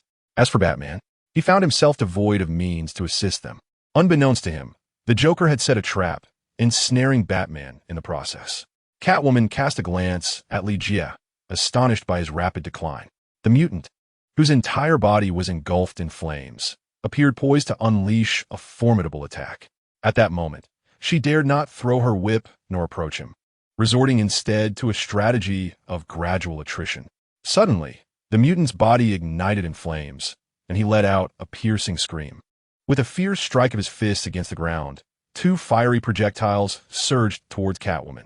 Alarmed, she quickly evaded, yet the fiery spheres relentlessly pursued her. Cornered, she executed a roll, but the flames continued their relentless assault. Her leather attire offered no protection against fire, and she found herself contemplating surrender, uncertain if he would accept her capitulation. Just as her thoughts swirled, she beheld 2 bolts of lightning materialize before her. These bolts radiated danger, yet bore an air of superiority, akin to celestial beings casting judgment upon the mortal realm. Since ancient times, thunder has symbolized majesty, particularly the pure essence of heavenly lightning. Although the Thunder Fist was merely a martial technique focused on body refinement, it possessed a trace of thunderous attributes. Chapter 23. Flame Refinement of the Body. Li Jie, upon contact with the flames, discovered that he was unharmed. His shadow cloak, a relic of cultivators, was impervious to such minor flames. He paused, realizing that the fire was being absorbed by his Thunder Fist, transforming into a nourishing energy that assisted in his body refinement. Lightning, upon striking a tree, ignites due to its fiery nature. Thus, these flames became the finest sustenance for Li Jie. In an instant, he felt as though his skin had been cleansed, granting him a sensation of lightness. This was the essence of skin refinement in body cultivation, followed by the cultivation of meridians and bones. The mutant before him had become an enticing target for Li Jie. The flames on the ground were also a source of nourishment he could not overlook. Therefore, he harnessed the power of the Thunder Fist and charged towards the flames. He felt the fiery energy coursing through his fists, integrating into his being and circulating within him. The human body is replete with meridians, which typically require considerable time to refine. However, with the aid of the energy transformed from the flames, his cultivation surged forward with remarkable speed. Catwoman's anxiety finally subsided. She felt no gratitude towards the individual before her. She realized that she was still somewhat inadequate in battles that exceeded her capabilities. Although she had undergone some enhancements, most were merely akin to theft rather than direct confrontation. Her combat relied primarily on physical prowess, whereas the 2 before her wielded fire and lightning, powers far beyond her reach. Who could have anticipated such a turn of events? Catwoman pondered. The mutant sensed his abilities spiraling beyond his control, desperately wishing to retract his powers. However, these flames could not be extinguished until his adversary was vanquished, rendering him unable to halt their advance. Consequently, he felt his life ebbing away. "No, what are you doing?" He cried out in terror, yet his pleas fell on deaf ears. Li Jie sensed his meridians flowing with newfound clarity. He finally felt like a whole being. Let me go. Save me. Please save me." The latter words were directed at the Joker, as he hoped for a modicum of assistance. However, upon witnessing Li Jie's explosive demeanor, the Joker retorted, "You're on your own. Just buy me some time. Batman, you'll be in for it." The Joker coldly observed as Batman began to break free. He then pressed a hidden panel behind him and vanished from sight. Li Jie was taken aback by the extent of the defenses in such a place. "You all must leave at once," Li Jie rasped. Without hesitation, Batman and Catwoman exited through the massive iron door, continuing their flight without pause. As Li Jie observed, his skin ignited, and his powers ultimately consumed him. He seemed to transform into a being of fire, with his skin gradually fracturing. Boom! Batman and Catwoman heard a tremendous explosion behind them, propelling them forward. "Will he survive?" Catwoman inquired. "I do not know," Batman replied slowly, shaking his head. "But he is a hero. I thought you knew him well." Catwoman pouted. "Should we wait for him?" she questioned. Of course, you cannot leave, Batman interjected, for she was their sole means of escape. Chapter 24. The Joker's revenge. Growing somewhat bored, Catwoman remarked. He will not emerge. Is that so? Legier's raspy voice echoed. The explosion had not affected him in the slightest. Even his shadow cloak remained unscathed. The flames generated by the blast were entirely absorbed into his being, as the power of thunder guided the fire energy to complete the 3 steps of body refinement. It felt as though he had activated a cheat, cleansing his very bones. Legier experienced an unprecedented sense of ease, as if all the capillaries in his body had been cleared. At that moment, his strength surged to an unparalleled level, and his body felt significantly lighter. He had successfully completed the first step of his cultivation. The next was to find a suitable technique to establish a solid foundation. Fortunately, he lacked for techniques, as the super cultivation system offered countless options, provided he had sufficient cultivation points. You're truly unscathed? Batman and Catwoman were rendered speechless. Such immense flames had surged toward them. Yet Legier, positioned at the center, remained completely unharmed. Indescribably good, Legier smiled. At that moment, his mission was accomplished, and his strength had broken through. Indeed, it was a time of unprecedented fortune. I will need you in the future. As he prepared to depart, Batman addressed Catwoman, asserting, "This is none of my concern." Catwoman chose to disregard the matter entirely. The Joker, incensed by Batman's interference, had initially aimed to wreak havoc upon Gotham, but was taken aback when Batman confronted him directly. Moreover, last night, Batman had discovered their hideout, resulting in the loss of one of the Joker's most valuable henchmen. Although the Joker rarely engaged in physical confrontations, his formidable reputation instilled a sense of security. Thus, he resolved to exact revenge on Batman, determined to unmask the dark hero who incessantly sought to rescue Gotham. Furthermore, he intended not only to reveal Batman's identity, but also to shatter his worldview, aiming to obliterate him entirely. "Batman, you must reveal yourself," the Joker declared. Meanwhile, Legier watched the live broadcast on television, astonished that the Joker had orchestrated a citywide spectacle of his misdeeds. Engrossed in the unfolding drama, Legier realized that Bruce would pay a price for underestimating his adversary. The Joker had seized upon Bruce's vulnerability, making it exceedingly easy to coerce him into submission. "If you do not emerge, I shall take a life. Look around. How many lives would suffice for me to extinguish?" To demonstrate his resolve, the Joker indeed shot and killed an individual live on air. This horrified all who witnessed it, and periodically, the Joker eliminated a captive, vowing to continue until Batman presented himself. Bruce, upon seeing the Joker's malevolent visage on the screen, felt a profound loathing rise within him. It was shocking to witness such cruelty directed at innocent civilians, as the Joker threatened all officials of Gotham. However, gazing upon the bloodshed displayed on the screen, Bruce resolved to surrender. If revealing his identity as Batman could put an end to the slaughter, he was willing to do so. Before taking that step, though, he needed to confer with Rachel. Legier was not a consideration in his thoughts. Legier, for his part, felt utterly powerless to intervene. He could hardly step forward and declare himself to be Batman. The Joker would hardly believe such a claim from a newcomer to Gotham, and Legier was well aware that Harvey would stand up for Bruce, along with a series of subsequent actions. Chapter 25. An opportunity for profit. He could not conceive a better method to capture the Joker, yet now that he had eliminated the mutants surrounding him, the task should prove significantly easier. He simply needed to remain vigilant, ensuring he would not fall prey to the Joker's tricks again.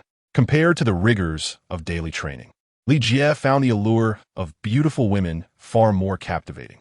Presently, he was at a loss as to how to enhance his Thunder Fist technique. Last night's events had seemingly expedited his physical mastery, rendering further training unnecessary. Thus, he sought out Selina to cultivate their relationship, even though she found his presence rather bothersome. "So, you came to Gotham merely for leisure?" Selina remarked, eyeing Legier as he lounged comfortably on the sofa. Both individuals were rather aimless. Selina was struggling to find employment, while Legier had never even considered the prospect of working. "Am I not busy?" he remarked. "I've got 2 significant deals in the works." Legier languidly gazed at the television, flipping through news channels, eagerly awaiting Tony's swift return to New York, hoping that Stark Industries stock would plummet, allowing him to seize the opportunity to invest. Otherwise, at the exorbitant prices, he couldn't afford even a single share. Even if he sold himself, When will I receive my items? Selina inquired, her impatience palpable. After such a long wait, is it too much to ask for a little more time? Li Jie understood her sentiments, yet he remained unhurried. Even if he felt anxious, it was futile, as the laundering process was beyond his capability, and Bruce was in no mood to tackle it at that moment. Humph, Selina scoffed lightly, well aware that haste would not yield results. At least I haven't run off with the goods, have I? Li Jie chuckled as he munched on an apple, unable to suppress his laughter at the news unfolding on the screen. Tony Stark was missing, and Stark Industries stock was expected to plummet to historic lows. Noticing Li Jie's foolish grin, Selina queried, "Why are you so delighted about the decline of Stark Industries stock? An opportunity to profit has arisen." Li Jie replied with utmost seriousness. Selina regarded him with incredulity, responding, "You speak as if you own shares in Stark Industries. It seems you've been struck senseless. What if I were to say I don't possess any shares yet?" Li Jie looked heartily. "Then you claim to be a special consultant for Stark Industries?" Selina pressed, seizing on his words. Li Jie pondered briefly before replying, "Not yet, but in the future, perhaps." Selina regarded him, uncertain of how to respond. She merely wished to ascertain if any of his statements held truth, as he appeared to be a charlatan. "Do you truly intend to purchase these plummeting stocks?" she questioned, sensing Li Jie had lost his mind. "I would buy them, but not now. I'll wait for them to dip further. At present, I can't afford Stark Industries stocks." Even after Tony's disappearance, their value remained steep. It was only when Tony made a successful return and announced the cessation of Stark Industries arms sales that the stock would genuinely crash. "What do you mean? It will drop further?" "I estimate it's nearly at its lowest," Selina responded, somewhat taken aback. "Certainly, once Tony Stark returns," Li Jie replied with a mysterious grin. "Isn't the news declaring he was kidnapped by rebels?" Selina inquired, perplexed. Although she was indifferent to Tony's predicament, Li Jie's confidence piqued her curiosity. Chapter 26. The Rescue of Rachel, Shall We Make a Wager? Li Jie proposed, evading a direct answer with a smile. Selina furrowed her brow and asked, "What wager?" "I bet that Tony will successfully return," Li Jie stated. "Why?" Selina questioned, bewildered by the source of Li Jie's confidence. "You have yet to respond to my wager," she pressed. Li Jie remained silent, choosing to wait for her to speak first. "What are we betting on?" Selina inquired. "If the terms are too demanding, I cannot agree." "Nothing too harsh. Merely accompany me to New York," Li Jie replied, stretching lazily. "Venturing alone would be rather dull. Exploring the city with someone as delightful as you would surely enhance the experience." "Very well," she conceded, acknowledging that she had no ties to this city and little reason to remain. Had it not been for her extensive criminal record, she would have fled long ago. "But first, you must devise a way to get me out. If I attempt to register, I would undoubtedly be apprehended." Currently, her thoughts were consumed by Li Jie's wager, eager to understand his unwavering confidence. "It's quite simple," Li Jie chuckled. "Why would Stark return?" Selina asked, her curiosity piqued like ants scuttling in her mind. "Because I'm still waiting for him to send my paycheck," he replied with a grin, earning a glare from her. In the ensuing days, Li Jie found it increasingly difficult to encounter Bruce. The latter was preoccupied, ensnared in the Joker's chaotic games. Especially after his plan to reveal his identity was thwarted by Harvey, who had been ensnared by Rachel, claiming he had forced Harvey into the open.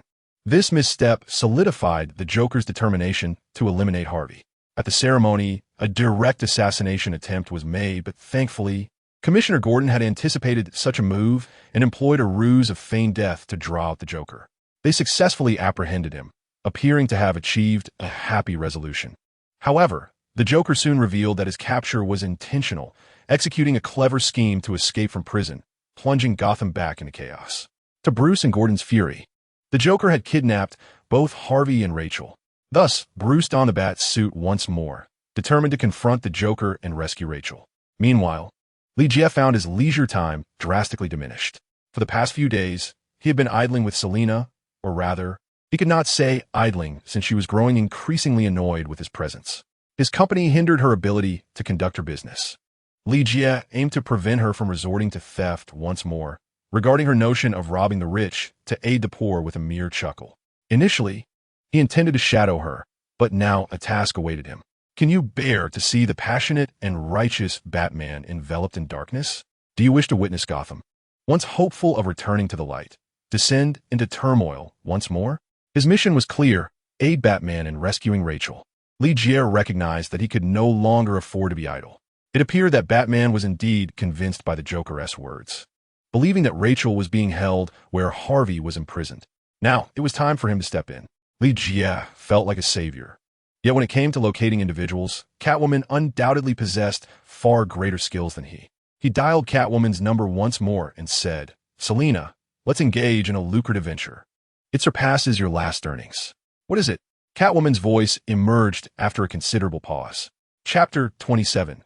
The Bat Motorcycle, it's a trivial matter, merely locating someone. Lee Jie responded with a smile. Despite his exceptional memory, he could not recall the two locations mentioned by the Joker. After all, it was merely a film. What if the Joker had swapped the two locations? He could not guarantee that the Joker would adhere to the script, as evidenced by the mutants, who operated outside the narrative. "Who?" Selina inquired, relieved at his response. "Rachel Dawes. Wait for it. Please hurry. She has been kidnapped." Before long, Lee Jie received Rachel's precise location. To ensure accuracy, he repeatedly confirmed the details with Selina. He had to take this matter seriously, not solely due to the mission's nature, but also because the outcome could irrevocably alter Batman's entire future. For the sake of Batman's latter years, he decided to approach this with utmost seriousness. Catwoman was reluctant to get involved, and Lee Jie had little interest in her opinion. The reward for this task remained undisclosed, which piqued his curiosity. Lee Jie had been residing at Wayne Manor for some time now. With ample space available, he was free to stay as long as he wished. Most importantly, Bruce would not charge him rent. "Is there anything you require, Mr. Lee Jie?" Alfred had grown accustomed to his presence. "Yes. Is there a faster mode of transportation available, preferably one that can navigate narrow spaces?" Lee Jie described, already formulating a plan in his mind, noting the traffic congestion outside. "Indeed, there is," Alfred replied. "Is there a problem?" Lee Jie inquired. "That would require asking Master Wayne." Alfred expressed with an air of apology. Lee Jie intercepted him, stating, "I am going to rescue Rachel. She is currently kidnapped, and I know her whereabouts. If I inform Bruce, the consequences will be dire." Upon hearing this, Alfred pondered for a moment and said, "Very well, follow me." Although Master Wayne had always preferred to work alone, Alfred held a different perspective. As long as the task was accomplished, that was what mattered. Furthermore, Rachel was someone he had watched grow up, and he naturally wished to see her safe and sound. As a rolling shutter rose, a Bat motorcycle came into view before Lee Jie. While riding this vehicle may not provide the thrill of the Batmobile, it was sufficient for him to reach numerous destinations. Moreover, it was more maneuverable for traversing the streets at that moment. This vehicle had been produced in conjunction with a military factory, hence it was not unique, allowing Lee Jie the opportunity to utilize it. Without a moment's hesitation, he sped out of Wayne Manor, donned his shadowy cloak, and found himself perfectly attired for this Bat motorcycle. It seems I shall have to request a motorcycle from Wayne in the future. Such an impressive machine far surpasses the motorcycles one typically encounters outside. The Batcycle is remarkably swift, and its turning capability is akin to the wheels flipping over. The current road conditions are exceedingly congested. I cannot fathom the reason, though it may well be the handiwork of the Joker. Had Lee Jie been in a car, he would undoubtedly be ensnared in an insufferable traffic jam. Fortunately, he rides a motorcycle, skillfully weaving through the congested thoroughfare, which invigorates him greatly. He has never driven so recklessly before. Even if someone were to capture this moment, the blame would surely fall upon Batman. Following the coordinates sent by Selina, Lee Jie swiftly approached his destination. Chapter 28. The Electrobat in this area was sparsely populated, and Lee Jie detected the distinct scent of gasoline. Gasoline, a reminder of his past memories, seemed to evoke thoughts of Rachel, who was obliterated beyond recognition. Lee Jie swallowed hard, uncertain of when this volatile substance might ignite, compelling him to act swiftly. He overheard voices conversing just outside the building's entrance. These scoundrels intended to demolish the entire structure, given their reluctance to depart. It was evident they would wait until the last moment before fleeing. This left Lee Jie with little time, prompting him to stealthily approach. The shadow cloak completely concealed his form, and his speed had notably increased. Though Thunder Fist was merely a martial arts technique, completing his physical training had rendered him much more agile, significantly enhancing his velocity. "Hey, when are we leaving? With all this gasoline, if it explodes, we'll be reduced to ashes." One of the younger members, a black man, cautiously inquired, his nerves frayed by the flammable and explosive nature of the substance. "What are you worried about? When it's time for us to leave, someone will inform us," the leader of the group replied, dismissively. They were unarmed with firearms. Yet each wielded an electric baton, and some even carried blast shields, numbering over 10 individuals. This was a far cry from the street thugs brandishing machetes. They were seasoned operatives of the underground. Even Batman, who frequently confronted them, could easily be injured if he were not cautious. Thus, Li Jie remained vigilant, though not overly fearful. After all, they were armed with electric batons. Confronting him with electricity was akin to courting death. "Hey, you little punk, don't light that cigarette. You must be seeking your own demise," the leader suddenly shouted, incredulous that anyone would consider smoking in such a precarious situation. "Don't be too hasty. In half an hour, we should be ready to depart," Li Jie thought as he heard the mention of 30 minutes, allowing him to remain relatively calm. Nevertheless, he knew that one must act swiftly. Seizing the opportunity while they conversed, Li Jie stealthily advanced to make his move. He approached one man from behind, swiftly covering his mouth and twisting his head with decisive force. He is no Batman. Incapacitating foes is far more challenging than simply taking their lives. A commotion erupted, and the onlookers, not deaf to the sound around them, sprang into action. There, hidden in the shadows, was Li Jie, resembling a devil in the dark, silently devouring their lives. "Batman?" someone questioned. "No, not Batman," came an immediate reply. While they harbored a certain fear of the Dark Knight, it was superficial, for Batman has never taken a life. However, Li Jie was different. He had ruthlessly slain one of their brothers, instilling a deeper terror within them. Kill him. Despite the loss of a comrade, they did not retreat, for the Joker was far more terrifying than the man before them. They had witnessed his horrors firsthand. Li Jie was decisive in his actions, yet he lacked the formidable reputation that inspired fear like Batman did.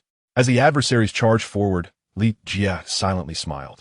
It was the perfect moment to test his Thunder Fist, and these individuals had delivered themselves right to his door. When he saw the electrified baton swinging toward him, Li Jie reached out and seized it with his bare hand. The assailant was momentarily stunned, trembling as he spoke. "This baton has been modified to unleash thousands of jowls. It can scorch a person upon contact, yet this man caught it barehanded?" Those behind him gasped in disbelief. Had it not been for their ingrained fear of the Joker, they would have fled in terror. In an instant, a thunderous glove materialized around Li Jie's hand, and he effortlessly twisted the baton into 2 pieces. The foremost attacker paid the price, letting out a hellish scream as the lightning struck him, illuminating his body while his organs felt as if they were being pierced. After the agonizing cry, silence fell, and yet another soul perished at the hands of the cloaked figure. His face concealed, it was impossible to discern his gender, yet he radiated an aura of dread. A mutant. Damn mutants. This world has always harbored a deep-seated hatred for mutants. Rather than mere hatred, it is more accurately described as fear. They dread those who possess greater strength than themselves, thus targeting them. Li Jie had no intention of wasting time explaining whether he was a mutant. He unleashed a barrage of thunderous attacks, transforming his form into a flash of lightning. And in an instant, he appeared before one foe, delivering a punch that sent him flying, with the lightning surging through his fist and stealing his life. Inspired, Li Jie infused the lightning into his legs, resulting in an astonishing burst of speed. Who could compare with the Flash in terms of velocity? He pondered. Yet his movements remained swift and deliberate, eager to seize any opportunity to test his limits. In this world infused with marvel, the Flash undoubtedly exists. It remains uncertain whether he has yet made his appearance. Before long, the majority were effortlessly subdued by Li Jie. Their misfortune lay in wielding electric batons, and in such a location, they dared not employ firearms, lest they ignite the gasoline and meet their demise. Only one individual, clutching a riot shield, trembled in fear as he gazed at Li Jie. "Get lost," Li Jie rasped. In a moment of sheer panic, the man attacked Li Jie. With a mocking smile, Li Jie seized the opportunity to neutralize his opponent. Overestimating oneself, he remarked before hastily ascending the stairs. A tingling sensation coursed through his legs. Indeed, this was the Thunder Fist, not the Thunder Leg, and it would be wise to refrain from its use in the future, unless the Thunder Fist could be upgraded or he mastered a more formidable technique of thunder. If memory served him correctly, Rachel should have been bound to the rooftop. Even if she managed to free herself, escape would be impossible. Zuried Uplard, discovering a cluster of gasoline canisters. Hiss. If he did not swiftly bring Rachel down, even with his perfected physique, he would be obliterated by such an explosion. Without expending much effort, he located Rachel at the edge of the canisters. Nearby lay a glass window through which the Gotham night could be seen. They had been somewhat clever, erecting numerous obstacles and leaving behind various detonating devices, yet Li Jie deftly evaded them all. He beheld the unconscious Rachel, alluringly sprawled upon a chair, as if participating in a bondage display. Regrettably, apart from Li Jie, none could appreciate her predicament. However, he had no time for admiration. He needed to rescue her. Chapter 30. Have we truly won? For reasons unknown, the Joker had placed a detonator adjacent to Rachel, specifically at her toes. A mere twitch would cause her to press the red button, triggering an explosion that would obliterate the entire building. This device was likely a precaution against him and Catwoman, especially given that Batman had acquired an ally. Li Jie cautiously approached Rachel, wary of any additional traps the Joker might have left. He gently grasped her legs, rousing her from unconsciousness. A startled Rachel, feeling her legs being held, was thrown into disarray. Yet, her limbs were immobile, firmly ensnared by the figure in the black cloak before her. She appeared frightened, fidgeting and crying out. "Do not move. I am here to save you," Li Jie commanded in a low voice, managing to calm her. Having experienced the world's trials, Rachel's response was markedly superior to that of many other women. At this moment, Li Jie revealed the red button situated before her feet, causing Rachel's heart to race anew. Recalling her earlier reckless actions, she was struck by a wave of dread. However, the figure in the black cloak, clutching her bare thigh, instilled a sense of discomfort within her. "Do not move. I shall rescue you," Li Jie stated before untying the rope binding her calf. With a flash of lightning, the sturdy rope was effortlessly severed. "Ouch!" Rachel exclaimed in pain, attempting to rise. Yet, in an instant, she found herself cradled in Li Jie's arms, her heart racing with panic. Could it be that Li Jie harbored ulterior motives? "Do not move. There are numerous wires here. I will carry you out," he reassured her. He then stuffed the nearby phone into his pocket and proceeded to carry Rachel downstairs. Before departing, he cast a glance at the timer. Less than 10 minutes remained before the explosion. "Batman, do you truly believe you have triumphed?" The Joker, suspended in midair, remained unperturbed, fully aware that Batman would not take his life. "Come, sever the rope and end me," he taunted, seeking to shatter Batman's resolve. "Tell me, where is Rachel?" Batman refrained from engaging in banter, even loosening the rope slightly to intimidate the Joker. "Huh!" The Joker showed no fear, even relishing the moment. "Batman, I am saving you. We are interdependent. Look at what your efforts to save Gotham have wrought." The Joker continued to manipulate Batman, even enticing him to take his own life. Should Batman succumb to that temptation, he would cease to be Batman and become someone entirely different. The Joker longed to witness such a transformation, breaking the moral code within Batman's heart. "Quickly, tell me, where is Rachel?"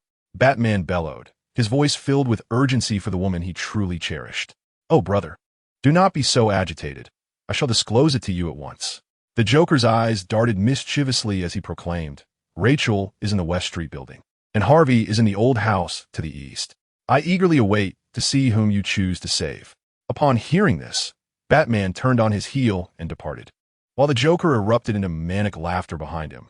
Oh, and I almost forgot to mention, time is running short. They're about to explode.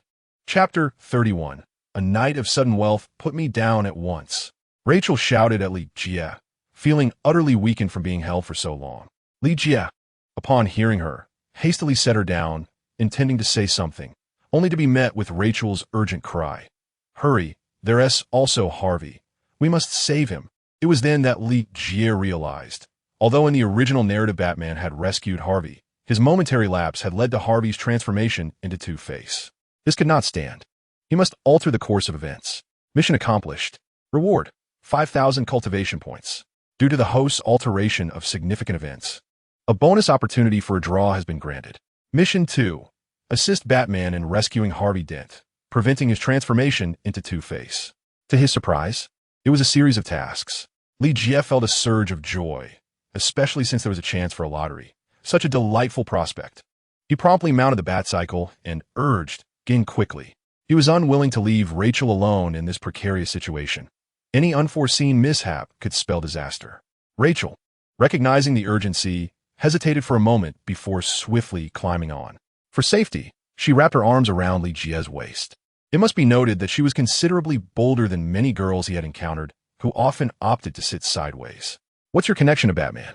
Rachel suddenly inquired as the motorcycle sped along. After a moment's contemplation, Li Jie rasped, "A friend." He then dialed Selina's number, as he was unaware of Harvey's precise whereabouts and could only head in a general direction. Thus, it was essential to consult Selina, an expert in such matters. "Hello. What is it now?" Selina's languid voice came through the line.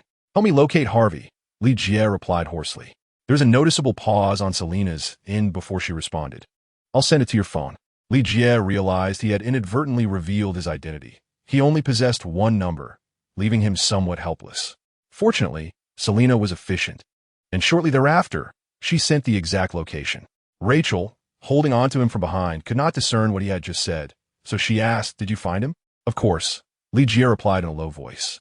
They then proceeded to the address Selina had provided, and he exclaimed with a hearty laugh, "I must request a vehicle like this from Batman." As for the Batmobile, he decided against it, although it was undeniably impressive. He had envisioned an even more remarkable vehicle, one currently in the possession of SHIELD, and he needed to devise a plan to acquire it. "How did you come to rescue me?" Harvey was taken aback to see Batman's presence. Earlier, he had attempted to call Rachel using the phone beside him, only to be met with a mere howling sound. In despair, he had resigned himself to death, fully aware that Batman would come to Rachel's aid. However, he never anticipated that Batman would come to save him. What was going on? Batman, momentarily stunned, soon heard a voice crackling over the intercom. "What are you dawdling for? Hurry and rescue him." It was then that Batman snapped back to reality, quickly untying Harvey and dragging him toward safety. Finally, tragedy was averted. As an explosion erupted behind them, Batman leapt forward, shielding Harvey. The blazing inferno captured the attention of all Gotham's inhabitants, who gazed in silence at the towering inferno. Task completed. Harvey was saved, earning a reward of 5,000 cultivation points. Li Jie had suddenly become wealthy overnight, amassing over 10,000 cultivation points. Chapter 32. A small favor. Shortly after, Batman and Harvey heard the unmistakable sound of a motorcycle. Batman felt a sense of familiarity, and upon glancing over, he confirmed his suspicion. It was indeed his Batcycle. When a motorcycle came to a halt, Rachel leapt off and hurried toward the two men. These two men are deeply enamored with her, yet she must make a choice. Thus, she hesitated for a moment before embracing Harvey, and the two were overcome with tears of joy. Li Jie sensed that the master was on the verge of madness, so he approached and nodded at Batman. Batman, with a tremor in his voice, expressed his gratitude. "Thank you." He had been genuinely bewildered, realizing the moment he saw Harvey that he had been played by the Joker. The Joker had deliberately misled them about their locations, aiming to shatter Batman's spirit. Fortunately, Li Jie had rescued Rachel. Otherwise, Batman would have been at a loss for what to do. Li Jie nodded and smiled, saying it was my duty. Clearing her throat, Rachel turned to Batman and said, "Thank you." She understood that her previous actions had hurt Batman's feelings, thus she felt a twinge of anxiety. However, she had already delivered the letter to Alfred, indicating her choice of Harvey, believing Bruce was aware of it. In truth, Alfred had not yet managed to convey the letter to Batman. Consequently, through this unfortunate twist of fate, she had acted as she did. Batman grappled with inner turmoil, teetering on the brink of despair, yet he continually sought to reassure himself. After all, Rachel was merely in a romantic relationship with Harvey, naturally embracing and kissing him. At that moment, Batman's communicator beeped. Upon answering, he discovered it was Gordon calling. Breathless, Gordon stated, "I couldn't save Harvey. He is with me." Batman replied solemnly, then brought both Harvey and Rachel into the fold. "That is good. However, I bear unfortunate news. The Joker has escaped." Gordon's face was a mask of hatred and regret. "What? How is that possible?" Batman questioned incredulously. "How could your men be so inept? There must be a traitor, just as there was when they abducted Rachel and Harvey. Gordon, et quoi exasperated, lamented Gotham's profonde corruption." Even within such a strike team, there were agents of the Joker. It was no wonder he managed to flee. "Find him," Batman commanded angrily. This was the second time the Joker had eluded capture, and this time it occurred immediately after his departure, fueling Batman's fury. "I have cordoned off the entirety of Gotham in hopes of locating him," Gordon stated with grave seriousness. However, everyone present understood that the likelihood of finding the Joker again was exceedingly slim. If he could be so easily tracked, he would have been apprehended countless times by now. "You all should return," Batman said, ending the communication and turning to Rachel and the others. Pain flickered in his eyes as he approached Li Jie. The two soon departed, as their presence was no longer necessary, yet they could not afford to pause. "Thank you for this. What is it that you desire?" Batman inquired in a low voice. Li Jie could not possibly offer his assistance selflessly, thus Batman sought to uncover his true intentions. "Just a small favor. Create a program for me." Li Jie initially considered saying it was nothing, but then reconsidered and spoke again. "Certainly. Let us proceed with the task." Without a moment's hesitation, Batman acquiesced to the request. In his heart, nothing was more precious than Rachel's life. Though he was burdened with anguish, he concealed it, for he was Batman. Chapter 33. Selection of Cultivation Techniques. Subsequently, Li Jie and Batman traversed numerous locations until they arrived at the port, where flames roared ferociously. Upon reaching the scene, they discovered that nearly everything had been charred, and the evidence suggested that only cash had been incinerated. Additionally, there lay the charred remains of an adult male, now under police custody. They departed, knowing without a doubt that this was the handiwork of the Joker. He must be stopped. Batman once again descended into a state of solemn contemplation, waiting for the Joker to reveal himself once more. Li Jie shook his head with a wry smile. "I detest waiting. Who doesn't he mused, as he and Batman returned to Wayne Manor. Alfred observed the duo and remarked with a smile, "You truly complement each other well, although I prefer to act independently." He performed admirably today. Bruce removed his mask, and Li Jie likewise stowed away his shadowy cloak. Then, he said, "I shall retire for now. I am rather fatigued." Once Li Jie departed, Alfred pondered thoughtfully for a moment before retrieving the letter Rachel had penned and presenting it to Bruce. He had not yet read the letter, as Rachel had remained unharmed, and he had not burned it as he did in the original tale. Upon realizing it was Rachel's letter, Wayne chuckled softly as he opened it.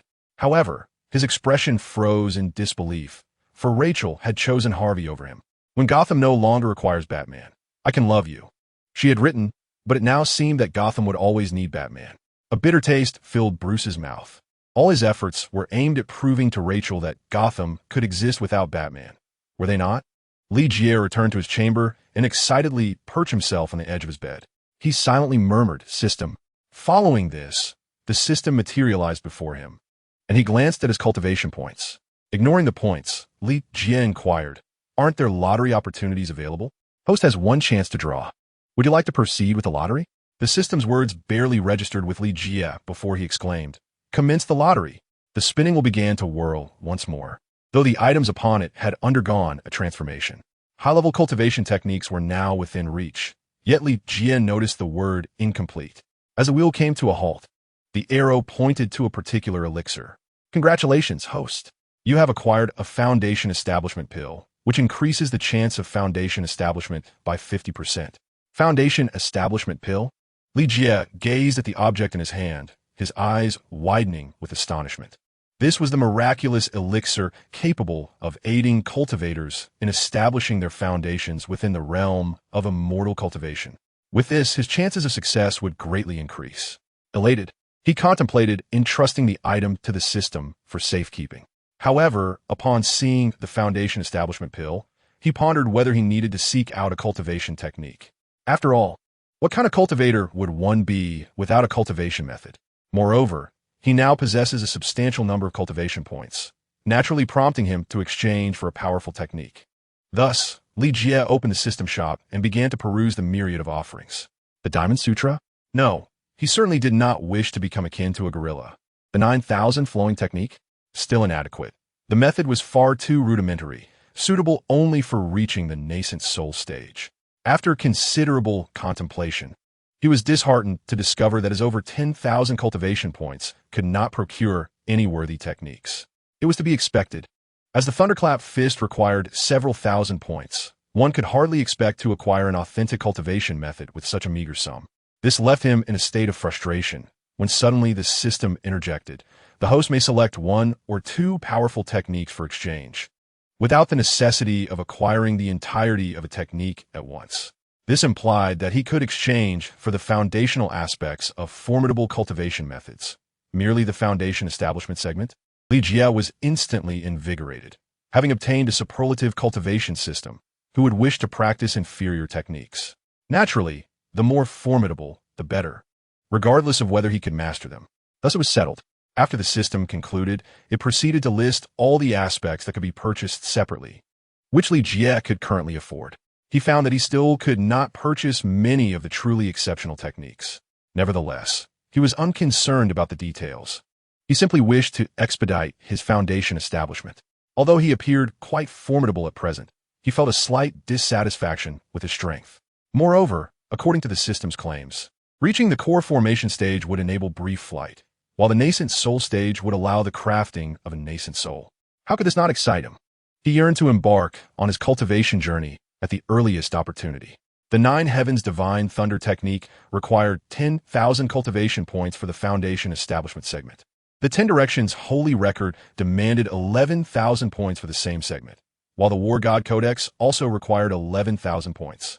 Even after filtering through the options, these techniques remained an overwhelming array, impossible for Li Jie to fully comprehend. However, he felt an inclination toward the 9 Heavens Divine Thunder technique, particularly since the body refinement technique he was currently practicing was the Thunderclap Fist. Both methods focused on thunder cultivation, which should yield greater efficiency. Yet, Li Jie pondered whether solely training in thunder would be too singular, much like Thor, the god of thunder. After some reflection, he turned to the final entry, curious to see what the system had placed at the end. The Boundless Immortal Path, also known as the 8 Extremes Immortal Technique, which had once been utilized by a sage to achieve greatness, commanding the universe, earning it the moniker of the 8 Extremes Immortal Technique. This method had no foundation establishment segment. Any aspect could be foundational. To exchange for the first aspect required 13,000 cultivation points. The prerequisite talent, exceedingly high. Upon reading its description, Li Jie was instantly captivated. The portrayal of the boundless immortal path perfectly aligned with his aspirations, offering not merely a single technique, but 8 avenues of progression.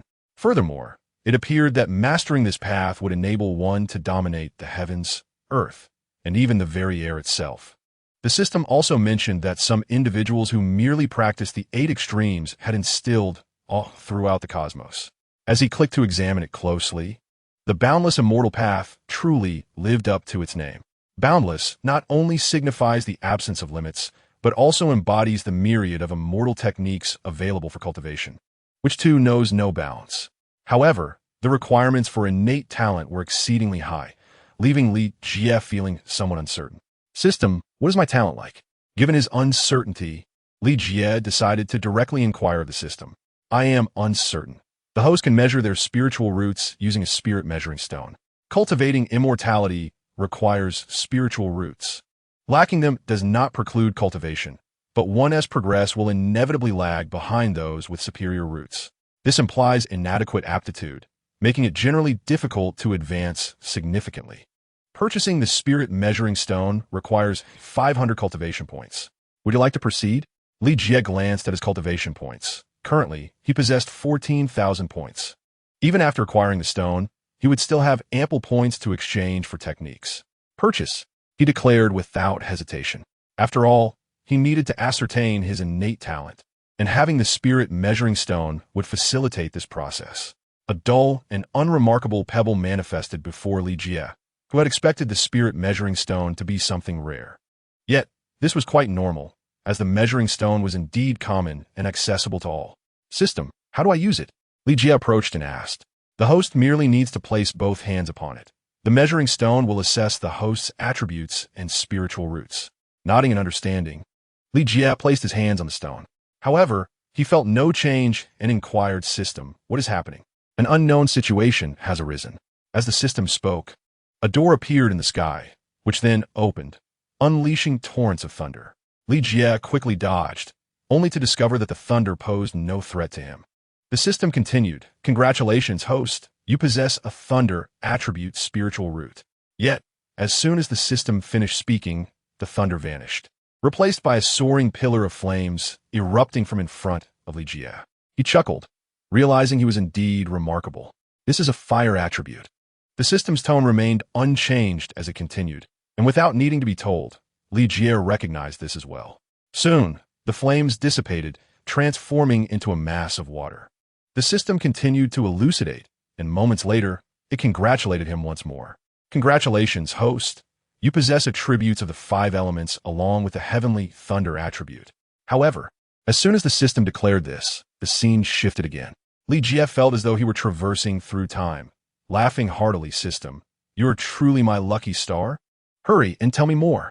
The system could only comply with Li Jie's wishes, enumerating one attribute after another.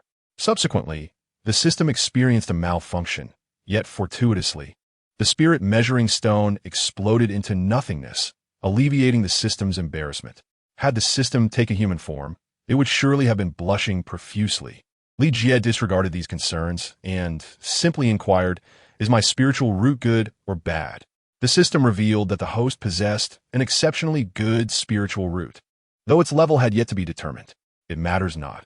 Allow me to exchange for the infinite immortal path, Li Jie declared grandly, waving his hand with flair. The scene before him shifted once more, revealing a door inscribed with the infinite immortal path, which swung open. Without hesitation, Li Jie stepped inside. The host still had 13,500 cultivation points, sufficient to purchase a foundational technique. The infinite immortal path allowed for the establishment of foundations in any attribute, thus enhancing one's cultivation. However, to elevate one's realm, one must switch to a different attribute, making it essential for only those with exceptional talents to practice it.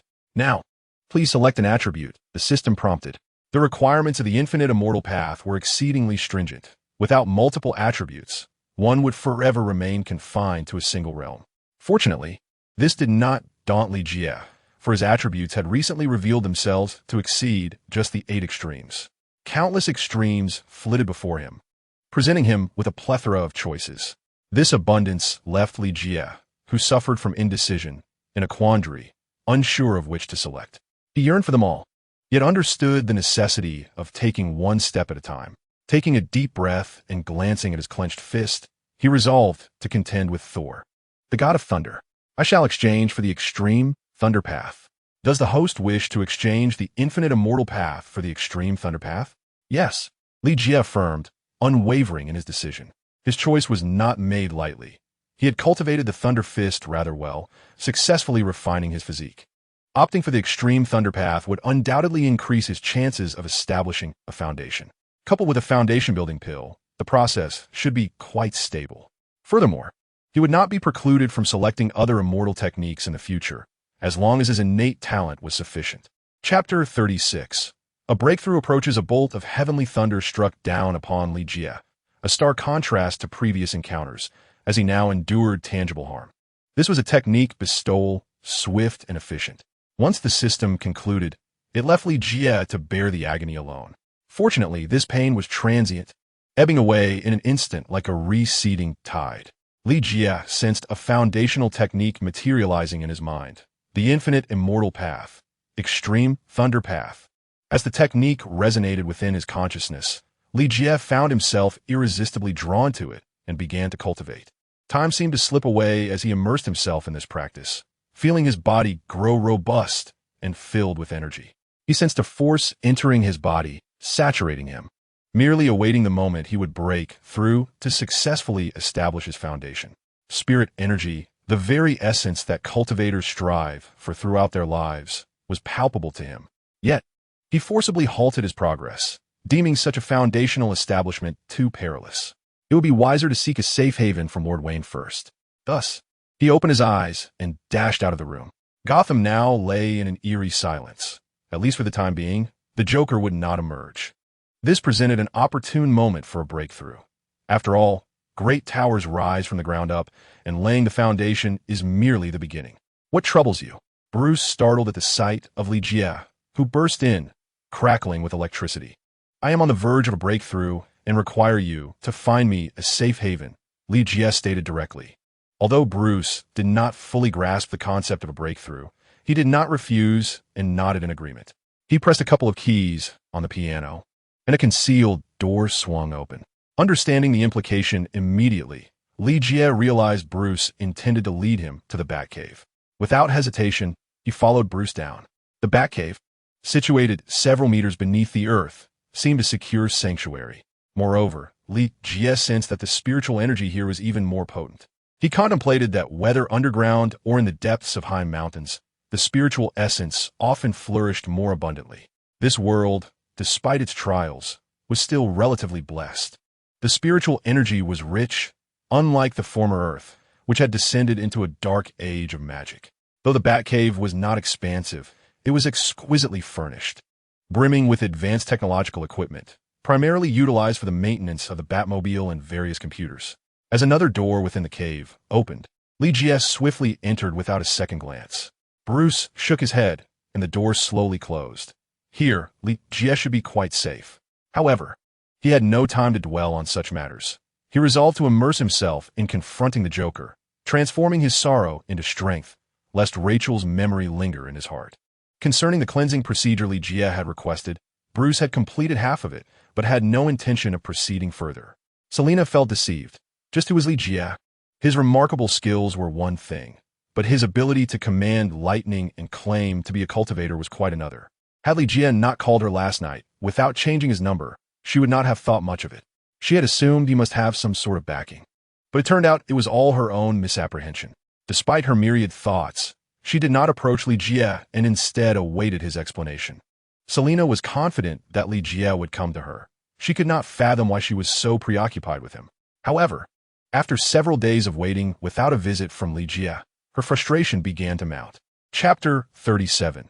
Embracing both sides, Li Jie remained unaware of how much time had passed until he slowly opened his eyes, a flash of brilliance igniting within them. At this moment, he had successfully established his foundation, feeling an inexhaustible reservoir of power coursing through him.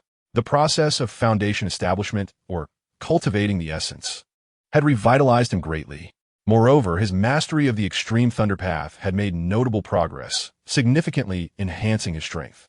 He was uncertain how long he had been in this state, but one thing was clear. He was exceedingly hungry.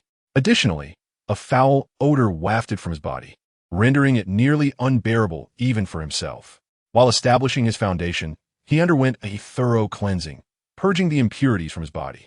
As the door swung open, Li Jie dashed out. At that moment, Batman was returning in his Batmobile, engaged in a heated debate with his butler, Alfred. It seemed that Batman's mood had soured during this period, Li Jie mused. However, upon his emergence, he captured the attention of both men, halting their quarrel.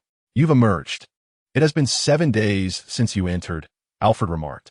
Bruce then distanced himself, prompting Li Jie to say, "It appears I need to freshen up first. By the way, I am rather hungry." Given that he hadn't eaten in 7 days, hunger was hardly surprising. Promptly, arrangements were made for Li Jie to cleanse himself, followed by a sumptuous meal. During this time, Bruce had vanished, leaving only Alfred in attendance. Curiously, Li Jie inquired, "What has become of Bruce?" "Rachel and Harvey are engaged," Alfred replied with a wry smile. Li Jie nodded in understanding, surprised by the swiftness of their actions. "Any news regarding the Joker?" he asked. "None. It seems he has completely disappeared," Alfred responded. Li Jie then indulged in his meal, finally satiating his hunger. Just then, Bruce reappeared, stating, "I must venture out next month. Do you have any recommendations for good places?" Li Jie chuckled, fully aware of Bruce's intent to evade something. "Aren't we supposed to discuss a significant business deal in New York?" he reminded. "Precisely," Bruce replied. It was then that Li Jie recalled Selina. Perhaps he had inadvertently revealed too much. Besides his eagerness to travel to New York, he also wished to bring Selina along, ideally fostering a deeper connection with her. However, when he tried to call her, she promptly rejected the call without hesitation. This left Li Jie bewildered, aware that his 7-day absence had likely upset her. He regretted not explaining directly at the time, but that thought had slipped his mind. He attempted to call her again, only to be met with the same dismissal. With no other option, Li Jie resolved to seek her out in person. Unexpectedly, as he stepped outside, he collided with Bruce, seizing the chance to hitch a ride. However, once in the city, Bruce abandoned him, whisking away with a glamorous blonde. Li Jie realized that life as a wealthy individual was indeed incomparable. Nonetheless, he had Selena, and he was determined to win her over, especially tonight, which promised to be challenging. Meanwhile, Selena was puzzled as to why Li Jie had only attempted to call her twice. Staring at her phone screen, she ultimately tossed it onto the sofa, concluding that men were indeed fickle creatures. Just as her frustration mounted, there came a knock at the door. Peering through the peephole, she found it obscured. "Who is it?" she asked, her tone laced with caution. The visitor remained silent, merely continuing to knock. Chapter 38. To protect you, Selena furrowed her delicate brows, gripping a small knife in her hand. When the door was knocked upon once more, she swung it open and thrust the knife forward. Murdering her husband? Li Jie chuckled lightly, seizing Selena's wrist. He had anticipated her reaction, thus had prepared himself. To his astonishment, rather than retreating, Selena intensified her assault, lifting her leg to strike below. The color drained from Li Jie's face, and he swiftly clamped his legs together to shield himself from her long limb. A blow from her would not merely be painful, but catastrophic. "Are you serious?" Li Jie shouted in alarm. Selena merely scoffed, entwining herself around him in an attempt to bring him down. Li Jie initially considered resisting, but soon surrendered, finding himself toppled by the cat-like Selena. Her roommate peeked out briefly before hastily retreating. Li Jie landed heavily on the ground, yet felt no pain. After his foundational training, his body had grown immensely powerful, transcending the ordinary. As one who was deemed immortal, he naturally surpassed the mundane realm. Selena straddled him, her high heels poised provocatively before his eyes. However, he dared not look down, for Selena leaned in closer, gazing intently at him. Their current posture was intimate, resembling a flirtation rather than a skirmish. Captivated by Selena's crimson lips, Li Jie succumbed to impulse and kissed her. She had no time to evade, and he caught her off guard. Yet, regaining her composure, she swiftly vacated his lap and swung a fist towards him. Li Jie made no attempt to defend himself and was struck squarely. Having just indulged in intimacy, it was only fair to endure a few retaliatory blows. "Are you aware of your actions?" Selena glared at him for a long moment before finally speaking. "I encountered some complications.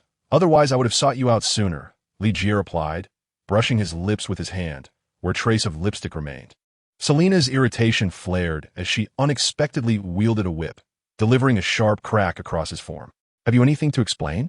Selena inquired, holding the whip firmly. "It was not my intention to deceive you." Li Jie considered his words carefully before nodding. He held Selena in high regard, as she was the first woman he had truly admired in this world.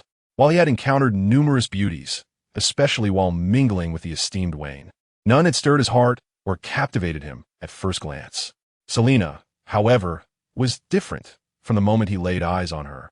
He was entranced, not solely by her beauty, but also by her essence, that ineffable quality of freedom she embodied. This is the power of freedom, which further accentuates Selena's grace. Her yearning for liberty is intertwined with an indescribable nobility that captivates him, prompting Li Jie to make every effort to retain her presence. Selena merely tilted her head slightly at this.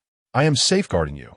Donning the mask is not solely for concealing one's identity, but also serves as a means of protection for those around us. Are you not the same?" Li Jie echoed Batman's words, for he shared the same sentiment.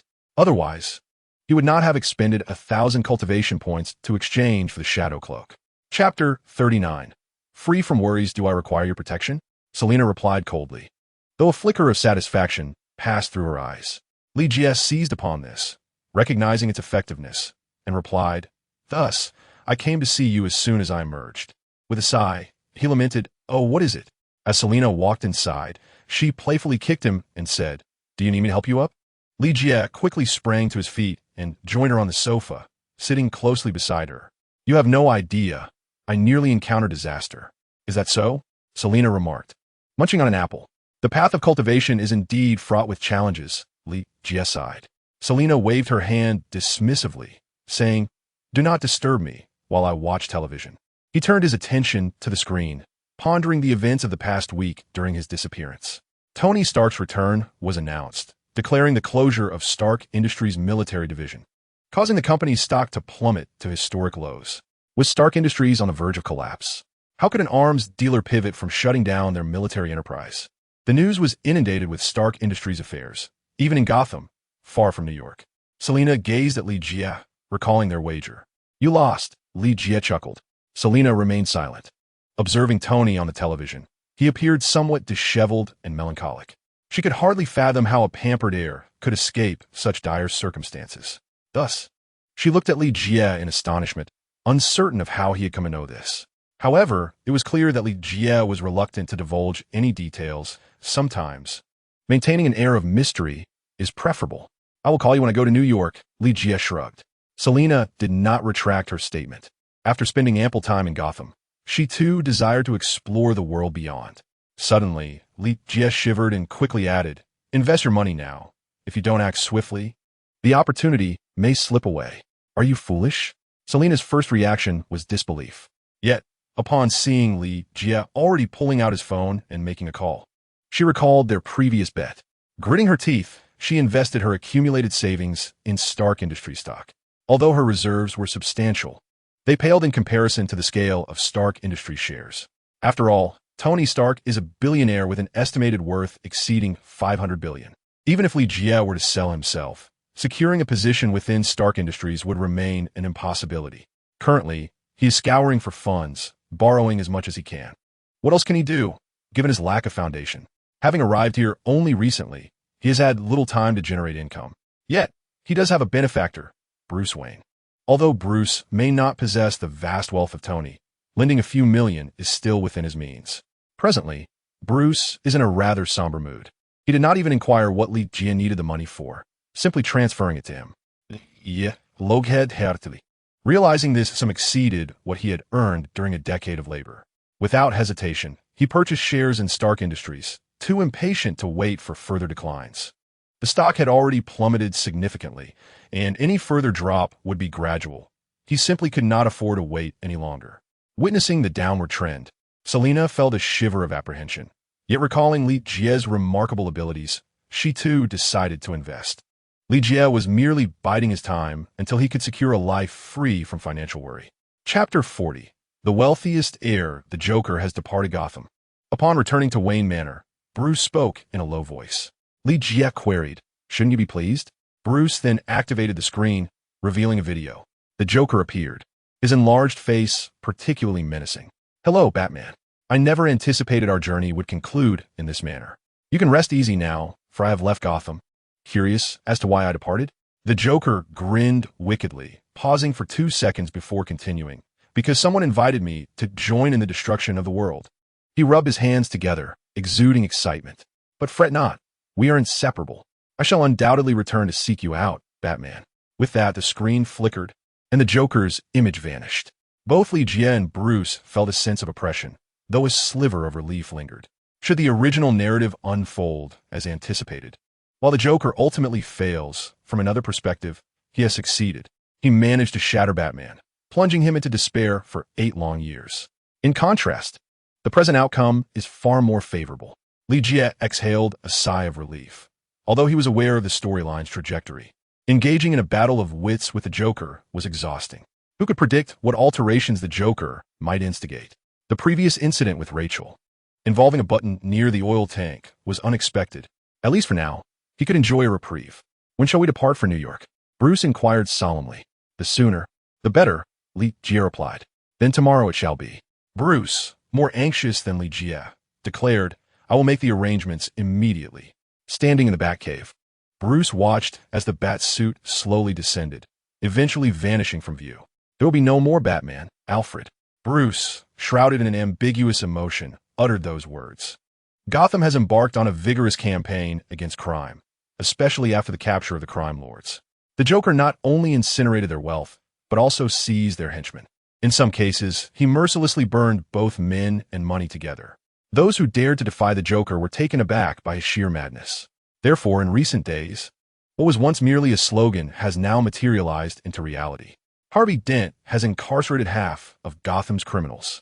It is believed that soon, Gotham will transform into a beautiful land devoid of crime, Bruce remarked with a strained smile. This was the very mission he had tirelessly pursued, yet upon its fulfillment, an inexplicable bitterness lingered in his heart. Although Batman has become an icon, deeply ingrained in the hearts of the people, he has yet to save Gotham. Nevertheless, he cannot help but commend Harvey as a true hero, a beacon of righteousness. Unlike himself, merely a dark knight. I believe the Joker will return, Alfred expressed, unwilling to see Bruce succumb to despair. Bruce turned to him, responding softly, "Let him come. The Joker exists to confront me, and when he re-emerges, I shall inevitably return." Bruce understood this well, which is why he wished to leave Gotham for now. "The Wayne Enterprises still requires your presence," Alfred reminded him. "Thus, I shall journey to New York tomorrow to meet the wealthiest of the elite," Bruce smiled. Chapter 41. A stalemate the following morning. As Bruce strolled through the streets of Gotham, he sensed a festive atmosphere. Tomorrow marks June, and Harvey and Rachel are to wed. Their eagerness pained Bruce deeply. Despite Rachel's awkwardness, she extended an invitation to him. However, Bruce declined, citing his busy schedule and a business trip to New York. Today, he hurriedly urged Lee to accompany him to New York, as he wished to avoid witnessing Harvey and Rachel's union. Lee had already informed Selina over the phone, and now the three convened. At a glance, Bruce recognized Selina's identity. It was evident she paid him no heed, approaching Lee instead. "Where is it?" Selina inquired, extending her hands. Lee then turned to Bruce and said, "The laundering process." Bruce retrieved it from his pocket and handed it over to Lee, who subsequently passed it to Selina, containing but a single disc. "I have only completed half. The remaining portion must be entrusted to another," Bruce stated in a low tone. He then fixed his gaze upon Selina, nearly inciting her ire. "What do you mean?" Selina retorted coldly. "You have contributed nothing to Gotham," Bruce clarified. "You," Selina exclaimed, poised to strike, only to be restrained by Lee. Selina cast a cold glance at him and said, "You have fulfilled your demands, yet you have broken your promise." Lee Jie shook his head and replied, "Not at all. There are others who can perfect it. At the very least, isn't it a partial success?" Selina inhaled deeply, shooting an irritated look at Bruce. She now felt an intense dislike for him. Who could possibly complete it? Selina inquired, as she gathered her belongings. Observing her stubborn gaze, Lee Jie smiled and responded, "Tony Stark." "Humph," Selina scoffed, trailing behind Lee Jie. She was resolute in her need to reach New York, for Tony was there, and her redemption program was only half complete. Seeing Selina's displeasure, Lee Jie chuckled inwardly. This was all within his expectations. With such software, there was no compelling reason for Bruce to finish it. Any criminal could achieve redemption with this tool, yet Bruce was oblivious to whom he was meant to provide it. Furthermore, he did not believe that just any criminal could attain salvation. It depended heavily on their actions. Thus, having only accomplished half of the task, even if he wished to proceed, Selina would be too wary to grant him that opportunity. Selina was still dragging a suitcase, which Lee Jie gallantly took from her.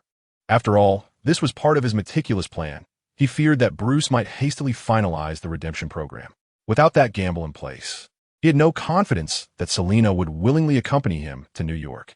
With Bruce's assistance, however, he was now entirely assured of Selina's compliance. After all, Selina had exerted considerable effort to achieve her redemption, and with this opportunity at hand, she would undoubtedly accept it, albeit with a sense of urgency, as this matter could not be delayed.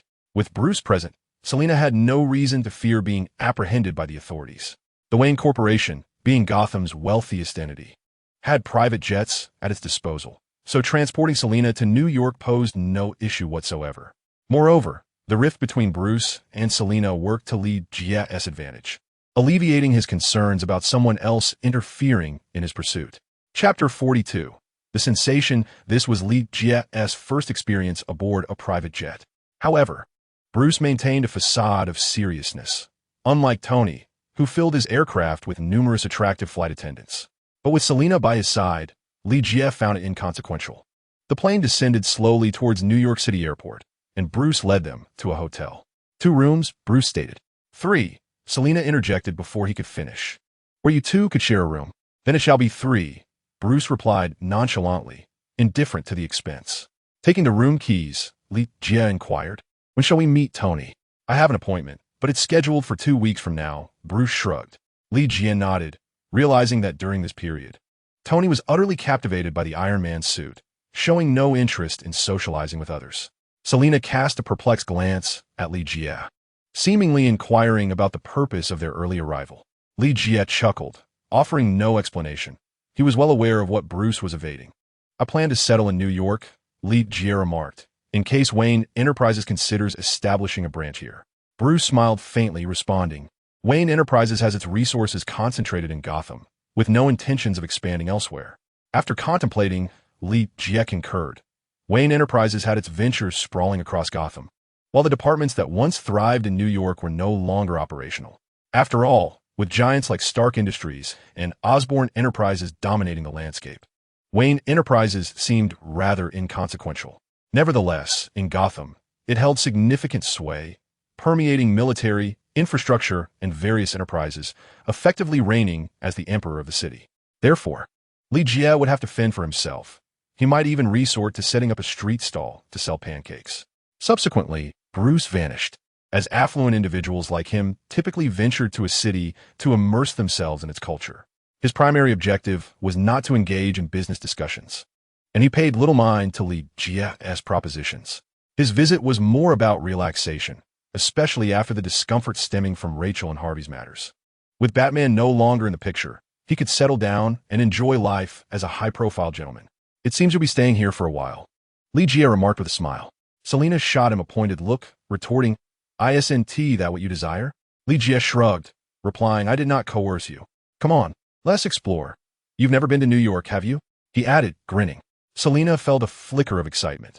After all, she was a woman, and the allure of shopping was hard to resist. The two departed the hotel side by side. Remaining cooped up in the hotel all day in a metropolis like New York seemed futile.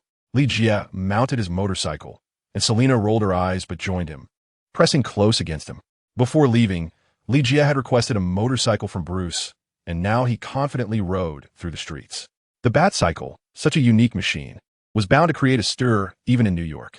Although this city was not Gotham, the presence of a Justice Knight like Batman garnered fans wherever he went. Despite mixed reviews about Batman, his popularity remained unaffected. At the very least, the iconic bat suit was undeniably striking, inspiring many to emulate it. Thus, when passers-by beheld Lee Jia on the Batcycle, their attention was instantly captured, and they eagerly snapped photos for memories.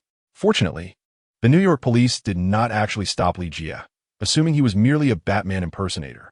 In fact, as he passed by a police officer, he cheerfully quipped, "Look, I buy one of these." Batman gifted it to me, Lee Jia shouted exuberantly. This elicited laughter from onlookers, and naturally, no one believed him.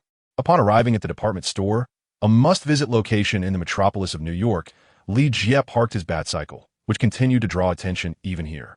After securing the vehicle, he led Selina directly into the shopping spree. Selina appeared to have a peculiar fondness for black, as most of the garments she admired were in that hue. Is it beautiful? She inquired, holding up a black dress and gesturing to Lee Jia. Indeed, quite lovely, came a voice from the side before Lee Jia could respond. He turned to see a man clad in a gray suit, his hair styled with mousse, exuding an air of arrogance. "Good day, miss. I am Justin Hammer. You must have heard of my name," he proclaimed proudly, casting a haughty glance at Lee Jia and Selina. Selina pondered for a moment before responding, "I have not." "Impossible. You've never heard of Hammer Industries?" Justin's eyes widened in disbelief, as if Lee Jia and Selina were extraterrestrials. "We are only familiar with Stark Industries. What is Hammer Industries?" Lee Jia chuckled casually, having recognized the man as Tony's rival in the arms industry. Yet, Justin was merely a pawn of the military, an agent, while Tony was a manufacturer of far greater caliber. This disparity fueled Justin's jealousy, as he yearned to surpass Tony. Another mention of Stark? Justin's eyes nearly popped from their sockets, for he detested hearing that name. Who is this country bumpkin? If I haven't heard of Hammer Industries. He certainly cannot afford to buy this lady a dress, he said, brimming with indignation as he stepped closer. Selina, upon hearing this, compared the dress once more and said, "Darling, he just called you a country bumpkin." With a dismissive wave of his hand and a glance at her, Lee Jia retorted, "Though I may not have heard of Hammer Industries, I can indeed afford the dress." He then prepared to settle the bill. Having received a credit card from Selina moments ago, one could easily guess whose it was. Thus, he felt quite extravagant and cast a disdainful look at Justin. This fool, oblivious to their playful mockery. The attendant, naturally pleased, accepted the card and was ready to process the payment. However, Lee Jia interrupted, "Wait, what? Is the country bumpkin hesitant?" Justin scoffed. "Beautiful lady, If he cannot afford it, I shall buy it. Not at all. My dear would never lack funds, Selina replied coyly, leaning against Li Jie. Who says I cannot afford it? Li Jie seized the moment, wrapping his left arm around Selina's waist, asking, what other outfits do you fancy? I shall buy them all. You're so naughty, but I like it. Selina laughed, seemingly unbothered by Li Jie's playful advance at that moment. Subsequently, she joyfully set about selecting garments, passing by Justin and uttering a brief thank you. This filled Justin with pride, as he believed he and Selina had successfully played a trick on Li Jie, leaving him considerably poorer. In Chapter 44, titled No Such Flair, Selina purchased an abundance of items, to the extent that Li Jie's motorcycle could scarcely accommodate them. Can it be transported? I can provide you with the address, Li Jie awkwardly remarked. His Bat motorcycle had reached its limit with a single passenger, let alone all these belongings, which might very well send them flying halfway through the journey. Of course, the attendant chuckled at the sight of the numerous packages. The day's sales alone equated to what she would typically earn in a month. Country bumpkin, don't you even have a car? Justin jeered from the sidelines. At that moment, Selina patted his shoulder while discreetly returning her credit card to her purse. Can be sent back? Why drive it yourself? Li Yistafed, penning down the address. Not wishing to linger any longer, especially after having cost Justin so much money, he wrapped his arm around Selina and headed outside, which prompted a sharp glare from her. Nevertheless, she played along, pressing herself against him, igniting a fiery jealousy in Justin's eyes. Selina, such a beauty, was a rare sight for him. He had little interest in the typical superficiality of others. After finally encountering someone who stirred his heart, only to find her with another man, was a painful realization. Moreover, this man appeared quite affluent, having effortlessly spent hundreds of thousands on clothing without batting an eye. It was noteworthy that Justin, a billionaire himself, had never spent such an amount on a single woman. Country bumpkin, care to see my Lamborghini? Justin called out. Li Jie cast a glance at the silver beauty, undeniably striking, yet not to his taste. He could hardly be bothered to respond, instead mounting his Bat motorcycle. Even now, a crowd gathered around the motorcycle, eager to take photographs. Selina promptly climbed onto the back, holding him tightly. The motorcycle's seat had a peculiar design, requiring a firm grip to avoid being thrown off. No such flair, Selina remarked, glancing back at Justin. This instantly extinguished Justin's spirits, as he realized that his limited edition Lamborghini paled in popularity compared to a mere motorcycle. Did these country bumpkins even comprehend its price? He could easily manufacture 100 of those motorcycles if he wished. Frustrated, Justin climbed into his car, intent on uncovering the identities of the duo, but found no records. Only the motorcycle yielded information. Upon seeing the Bat insignia, he nearly fainted. It was evident that Li Jie was a fan of Batman, even to the extent of mimicking his motorcycle. Had he known that the Bat motorcycle was a gift from Batman himself, his composure would have undoubtedly faltered. Li Jie sped along the highway, laughing heartily. That fool probably hasn't realized yet. Just giving him a lesson. Selina chuckled in response, feeling a rush of freedom as the wind whipped around them. However, their exhilaration was soon interrupted when they found themselves blocked. Li Jie had not yet sunk to the level of recklessly running red lights, so he came to a halt and was promptly surrounded by police vehicles. Seeing himself encircled, Li Jie could only manage a wry smile. It was either refrain from racing altogether or ensure that they could not catch him. Just when it seemed he would be taken in for a chat, a familiar figure appeared, swiftly dispersing the officers. Watching him approach, Li Jie also broke into a smile. Chapter 45. Are you familiar with Thor? The man approached with a smile, appearing harmless. I am Agent Coulson, and I would like to have a word with you. As he spoke, Coulson produced his identification, a gesture favored by S. H.O. All right, let us find a place to talk. Li Jie readily agreed, following Coulson on his Bat bike as they made their way to a quiet CAF. Once inside, the three seated themselves in a corner, mindful of a need for privacy in their forthcoming discussion. Selina glanced at Li Jie, who assured her with a nod that everything was fine. 3 coffees, please, Coulson requested, as they had previously agreed, with Coulson footing the bill. Greetings, Mr. Li Jie. Coulson extended his hand. Li Jie shook it, replying, hello. Allow me to formally introduce myself.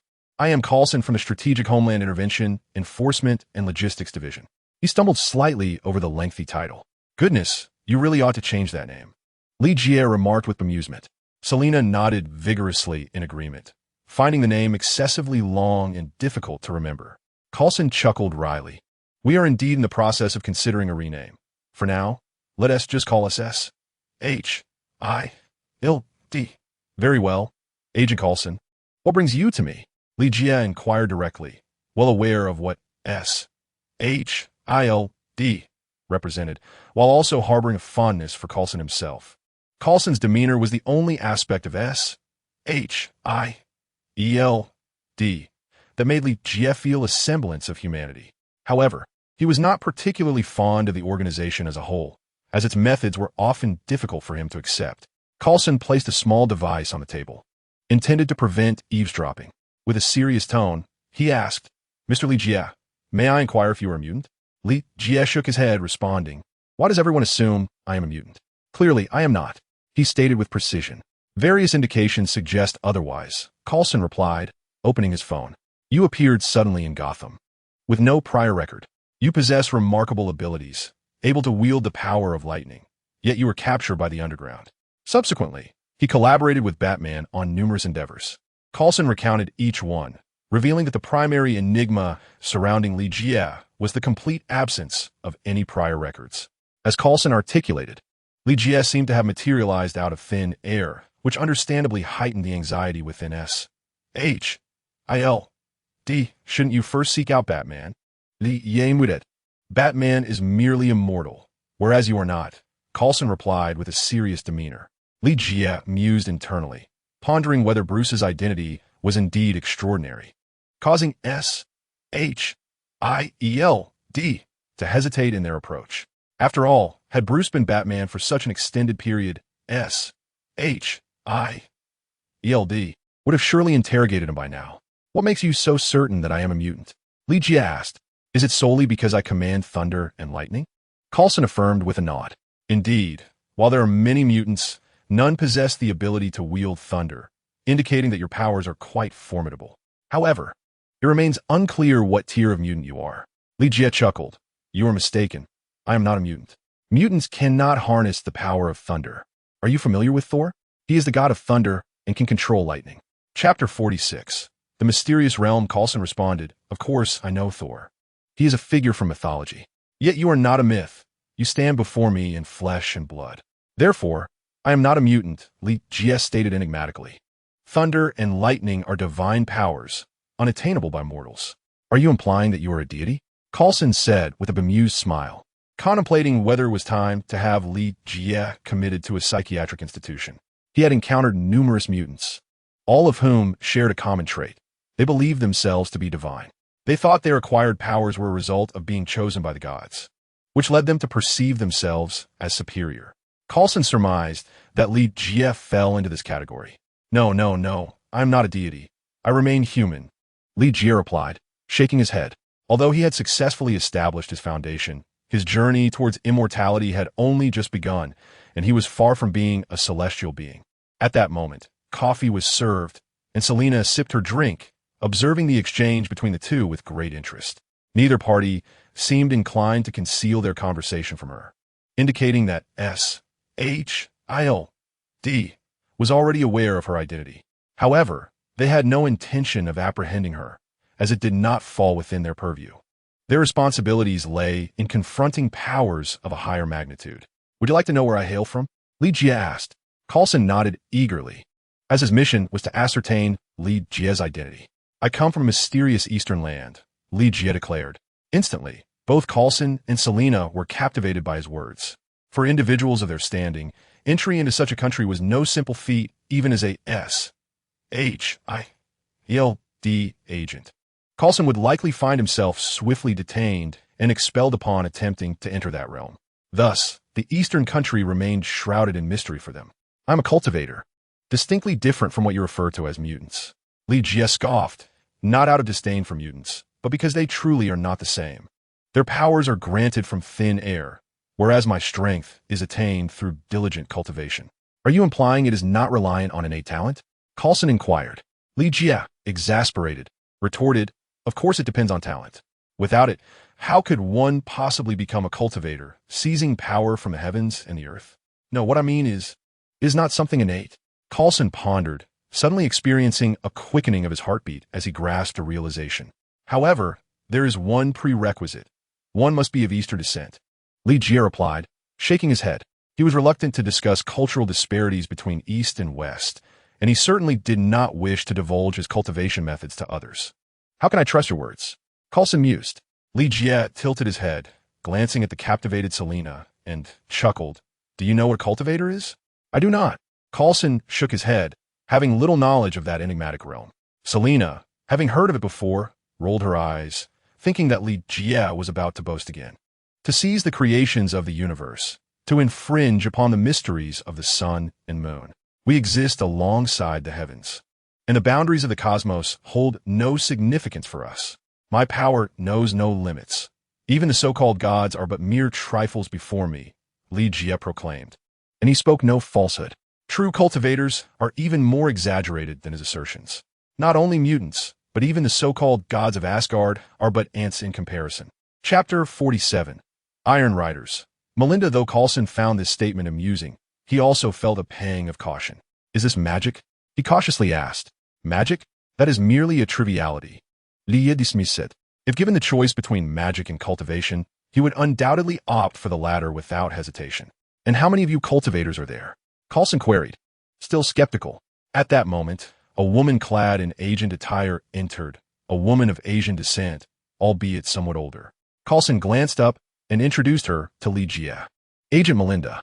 Mr. Li Jie, he added, before addressing Melinda. Li Jie nodded at Melinda, who merely regarded him with indifference.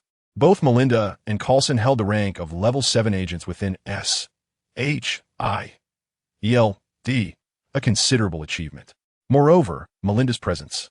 A woman of Asian descent amidst the predominantly Caucasian and African-American population of New York imparted a sense of familiarity to Li Jie. I do not know. Li Jie continued from their earlier discussion. Selena was equally intrigued by the topic, for regardless of whether Li Jie was indeed a cultivator, she had already witnessed his remarkable abilities.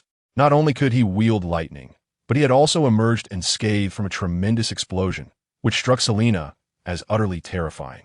Do not know? Coulson's brow furrowed. Indeed, I am unaware of the number of cultivators, for in my lineage, I stand alone. Li Jie shrugged his shoulders, genuinely uncertain whether there were others practicing cultivation in this realm of Huaxia. However, his cultivation technique was unique, derived from the system. Upon hearing this, Coulson cast a glance at Melinda, who stated, We have examined your records. What did you find? Li Jie inquired with curiosity. Melinda maintained her stoic demeanor as she replied, We are aware that you entered Gotham illegally, yet we possess no information regarding your past. Of course, unless you could infiltrate Huaxia's defenses, which, if you had the capability, would render your inquiry unnecessary. At this, Li Jie merely shrugged. Whether within the Marvel universe or beyond, Huaxia remained the most enigmatic of nations, exhibiting unparalleled internal control. The difficulty Melinda and her team faced in uncovering Li Jie's history was evident, and her expression darkened slightly. Coulson, the ever kind-hearted, quickly interjected, In that case, there is little else to uncover. We simply wish to observe you, provided you refrain from malevolent actions. Coulson asserted, The mission of S.H.I.E.L.D. does not revolve around eliminating mutants. Otherwise, they would have been eradicated long ago. Li Jie nodded in acknowledgement. Rest assured, I'm not the type of mutant who cannot wield their power. My abilities are entirely at my command. Complete control over your strength? Coulson's eyes brightened as he contemplated further. Indeed, but it is not within your grasp, Li Jie remarked, aware of Coulson's thoughts and eager to extinguish them. Why? Melinda inquired. Her curiosity piqued. You mentioned you seek a Huaxia individual. I am indeed one of them. Melinda's gaze fixed upon Li Jie, catching him off guard, for he had not anticipated her presence or that she had overheard their discourse. As it turned out, Melinda was also from Huaxia, perfectly aligning with his previous assertions. Li Jie scrutinized Melinda from head to toe before stating, Though you may be a bit older, it is not entirely unfeasible. This remark rendered Melinda somewhat uncomfortable. What woman relishes admitting to her age? Nevertheless, Li Jie continued, In our tradition, we have a custom that requires testing an individual's innate talent. His tone was earnest, and the other three nodded in understanding. Though Li Jie maintained a humble demeanor, his assertions suggested a formidable ability, should they prove true. How will you conduct the test? Melinda asked. Li Jie activated his persuasive mode. In ancient times, our forebears ventured into the realm of immortality, wielding powers capable of shifting mountains and shattering planets. They have departed for distant realms, leaving behind those who discovered that not all were suited for this path. Thus, they left a stone. A stone?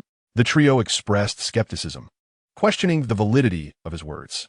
Indeed, this stone is not only capable of assessing one's talents, but also possesses other remarkable qualities.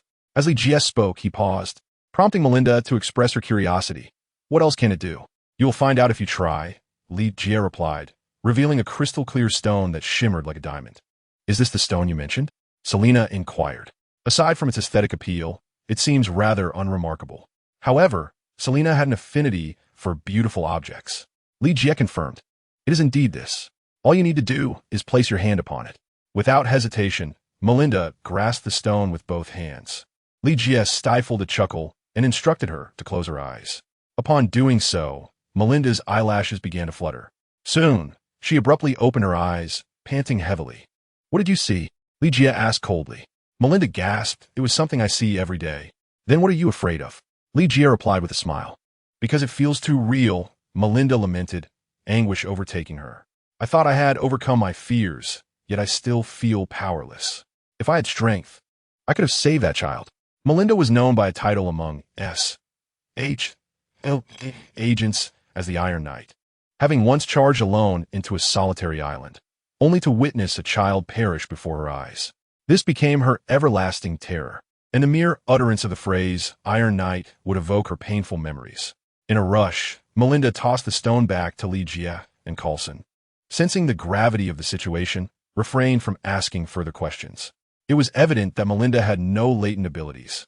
Supporting her, Coulson prepared to return and report, pondering the complexities of Li Jie, who seemed far more than a mere mutant. Could there be truth in his claims?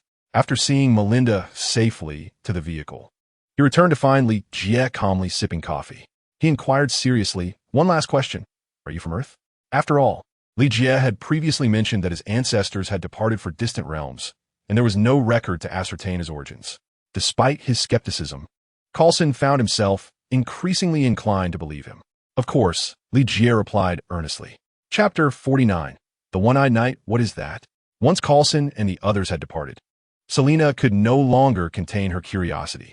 It is that stone, Li Jie said, taking a sip of his coffee, which tasted somewhat bitter. Selina shook her head, feeling an inexplicable doubt. In truth, her instincts were correct. It was not a cursed stone. It was merely a ruse to deceive Coulson and the others. A reflection stone he had exchanged for 500 cultivation points. Its sole purpose is to unveil the deepest recesses of one's soul. Li Jie is acutely aware of Melinda's vulnerabilities. Although she claims to no longer be afraid, the prospect of experiencing it once more would undoubtedly instill fear within her. Moreover, she loathes her own powerlessness, which brings a smile to the corners of Li Jie's lips. The only source of his heartache lies in the fact that he has exhausted his last 500 cultivation points. Without new tasks to earn more, his future days would be bleak. However, he has successfully deceived the SHIELD and has not been burdened with any surveillance devices, marking a significant triumph. Selina, unperturbed by the stone, finished her coffee and returned with Li Jie. After all, the clothes she had purchased had arrived, and it was imperative to try them on. Within the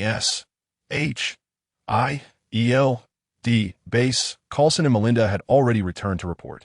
Li Jie's matter was initially deemed of little significance, but due to its connection to Batman, it garnered their attention.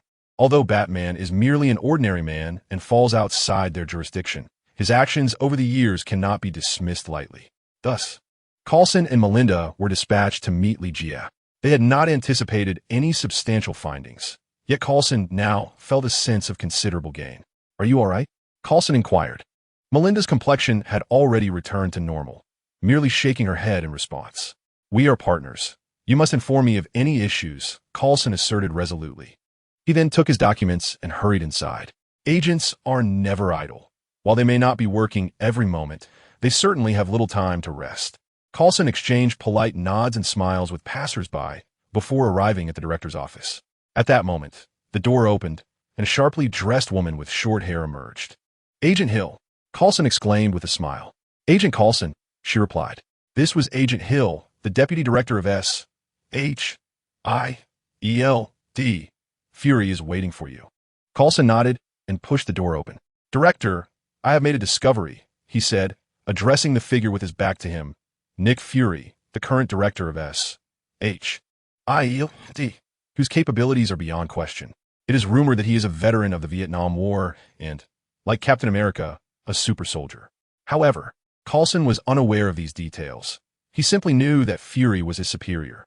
Fury turned around, revealing an eye patch, earning him the moniker of the One-Eyed Man.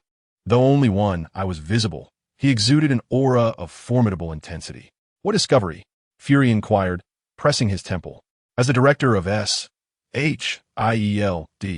he was not one to rest easy.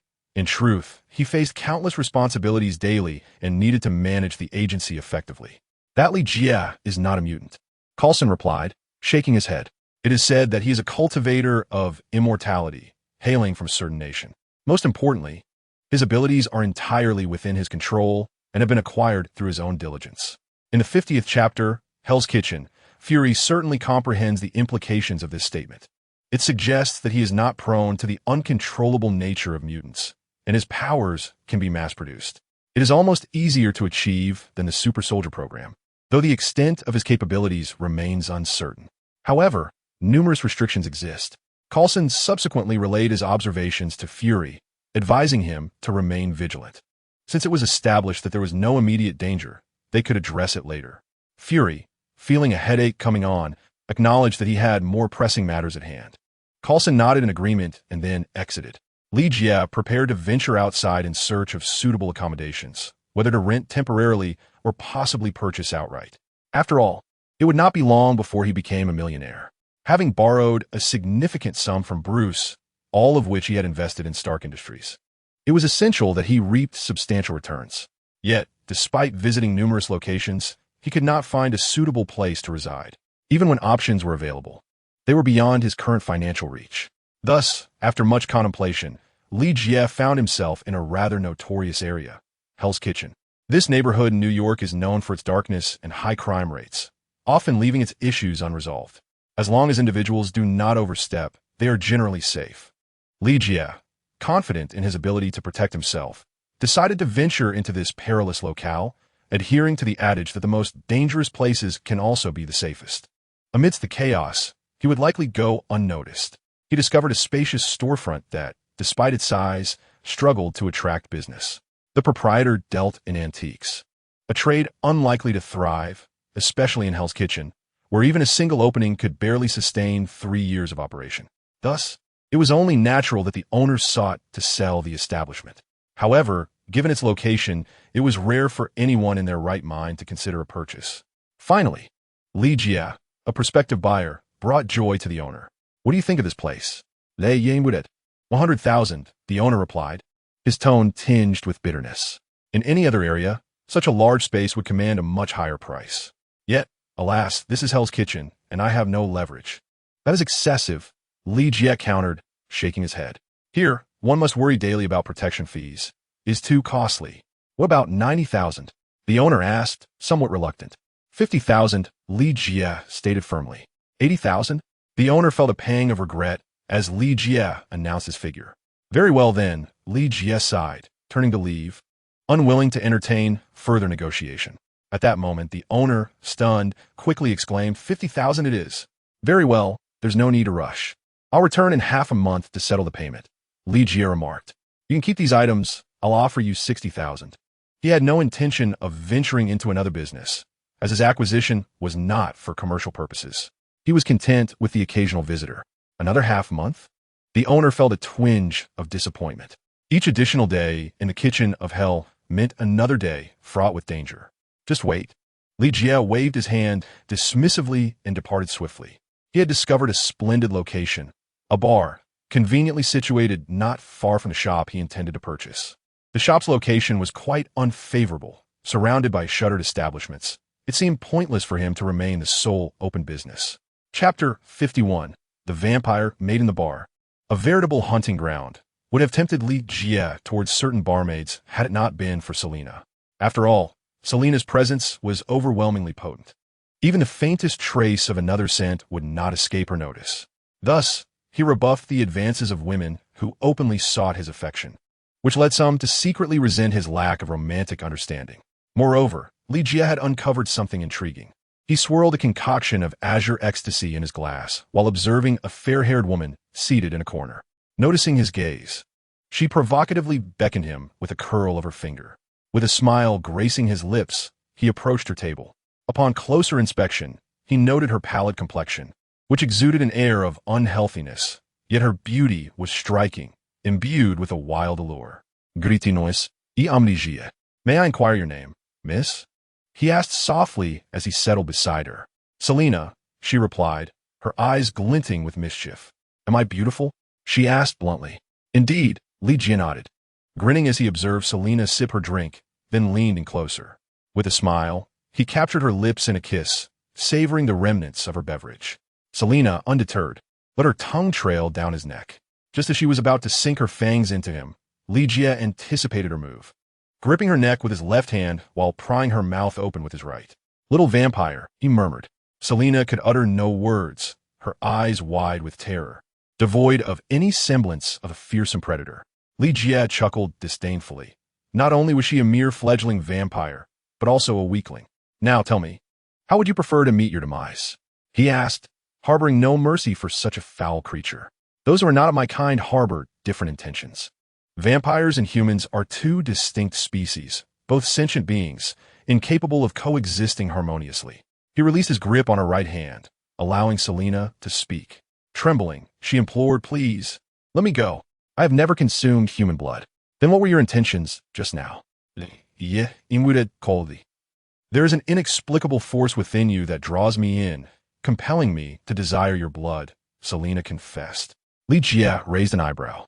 Am I truly so alluring to vampires? He pondered. Why? He pressed further. Selena shook her head vigorously. I do not know. I merely sense that your blood is exceptionally pure. Understanding dawned upon Li Jie. After his foundation was established, not only his physique, but even his blood had been purified by spiritual energy. To a vampire, he must appear as a miraculous elixir compared to ordinary humans. However, Li Jie felt no fear. After a moment of contemplation, he remarked, I believe you. He then released Selena with his left hand. Having kissed her moments earlier, he detected no hint of bloodlust on her lips. Tell me about your circumstances, Li Jie prompted. I have been surrounded by a vampire duke, but beyond that, I know little else, Selena admitted, feeling increasingly uneasy in the presence of Li Jie's formidable power, which exceeded her expectations. Chapter 52. Absorbing thunder do not know? Li Jie frowned, somewhat dissatisfied. Indeed, I have been confined until recently when I managed to escape. Selena gazed at him with pleading eyes. Li Jie regarded her with an unchanged expression. A vampire duke, possessing considerable strength, yet in his presence, they were insignificant. Li Jie chuckled softly, observing Selena's captivating beauty. She was likely a heartthrob even before her transformation. The duke probably sought to make Selena his servant, yet she had fled. Being weak and kind-hearted, she had refrained from consuming blood. Today, upon encountering Li Jie, she could not resist the allure of his blood, which led to her actions, ultimately resulting in Li Jie capturing her. Nevertheless, Li Jie had no intention of detaining Selena. After finishing his drink, he departed, aware that she was uninformed about much. Before leaving, however, he did caution her against drinking human blood. Should he discover otherwise, he would not hesitate to assume the role of a vampire hunter. Vampires are notoriously fearful of the sun and the power of thunder. In a certain sense, the harm inflicted by thunder upon malevolent beings is akin to that of holy light. Thus, Li Jie left with an air of nonchalance, harboring no concerns about the existence of vampires. They were merely insignificant creatures, easily vanquished by any superhero. Moreover, in a world teeming with perilous beings, vampires hardly ranked among the most formidable. As long as they sought a peaceful existence, all would be well. However, should they provoke him? A glimmer of dominance flashed in Li Jie's eyes. He would make this detestable horde understand the meaning of divinity. Mounting his bat motorcycle, he departed swiftly from a scene. Although his sensing abilities were not yet advanced, He was acutely aware that many concealed figures were observing him, if they could still be called human. Yet, Li Jie felt no fear whatsoever. A slight smile crossed his lips as he mused that moving to Hell's Kitchen would undoubtedly bring forth excitement. In the subsequent days, Li Jie refrained from wandering about. Instead, he familiarized himself with New York and then retreated to his room to cultivate at a leisurely pace. The path of cultivation is a protracted journey. It is long and arduous, and Li Jie could only navigate it gradually. Despite the assistance of a system, the absence of a wise mentor meant he had to rely solely on himself. However, after reaching the foundation building stage, his progress noticeably slowed. Without external aid, achieving the golden core stage would likely take several years. Thus, Li Jie contemplated hastening his cultivation. Finally, a rainy night descended upon New York, with dark clouds swirling ominously and thunder rumbling. Li Jie smiled, bypassing any greetings with Selina, and departed his residence. He hailed a cab that took him to the outskirts, enduring the driver's curious glances along the way. On this rainy evening, while everyone else was heading toward the city, he was the sole traveler venturing outward. Undeterred, Li Jie alighted and made his way into the wilderness. He then arranged a magical formation designed to absorb the power of lightning while shielding him from direct strikes. No sooner had he completed the setup than a crimson bolt of lightning descended. Why red? Li Jie was momentarily taken aback.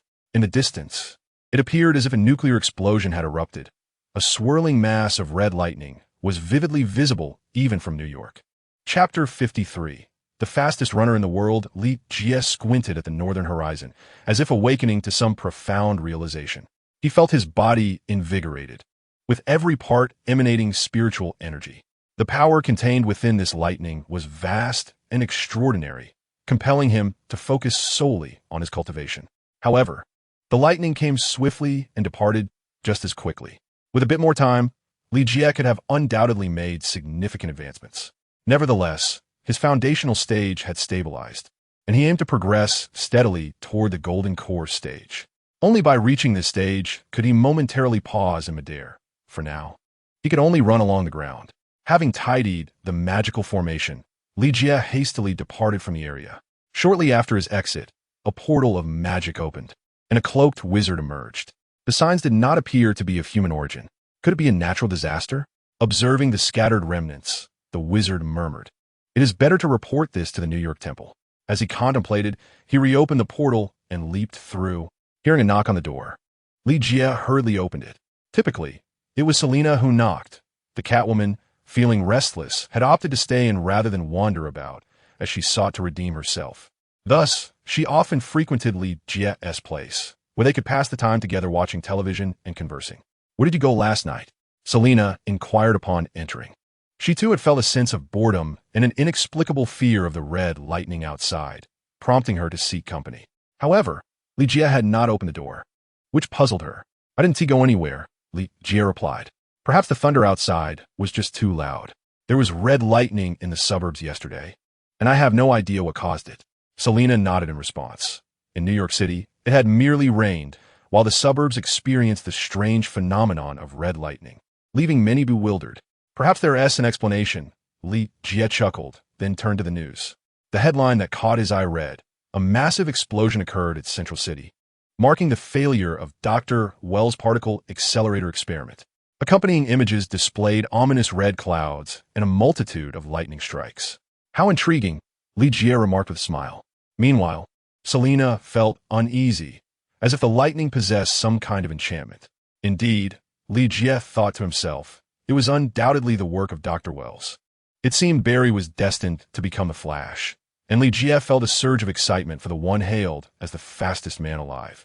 He pondered who was swifter, the Flash or Quicksilver, not to mention Superman, whose formidable physique also boasted remarkable speed. However, given that Central City was some distance from New York, the news did not garner extensive coverage. It merely offered a fleeting glimpse of Dr. Wells before transitioning to the next story. Our military fighter jets experienced a mishap during training exercises. Iron Man has emerged to assist the people in quelling the rebels. Who exactly is Iron Man?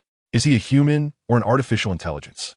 The locals affectionately refer to Iron Man as the Iron Avenger.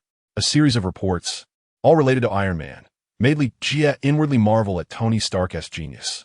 In such a short span, he had developed the Mark I and had already commenced retaliatory actions, effectively dismantling the local insurgents. Is this a mutant? Selena inquired from the side. Upon hearing this, Li Jie shook his head and laughed. Of course not. He is Iron Man. Iron Man. Li Jie's two favorite figures were Batman and Iron Man.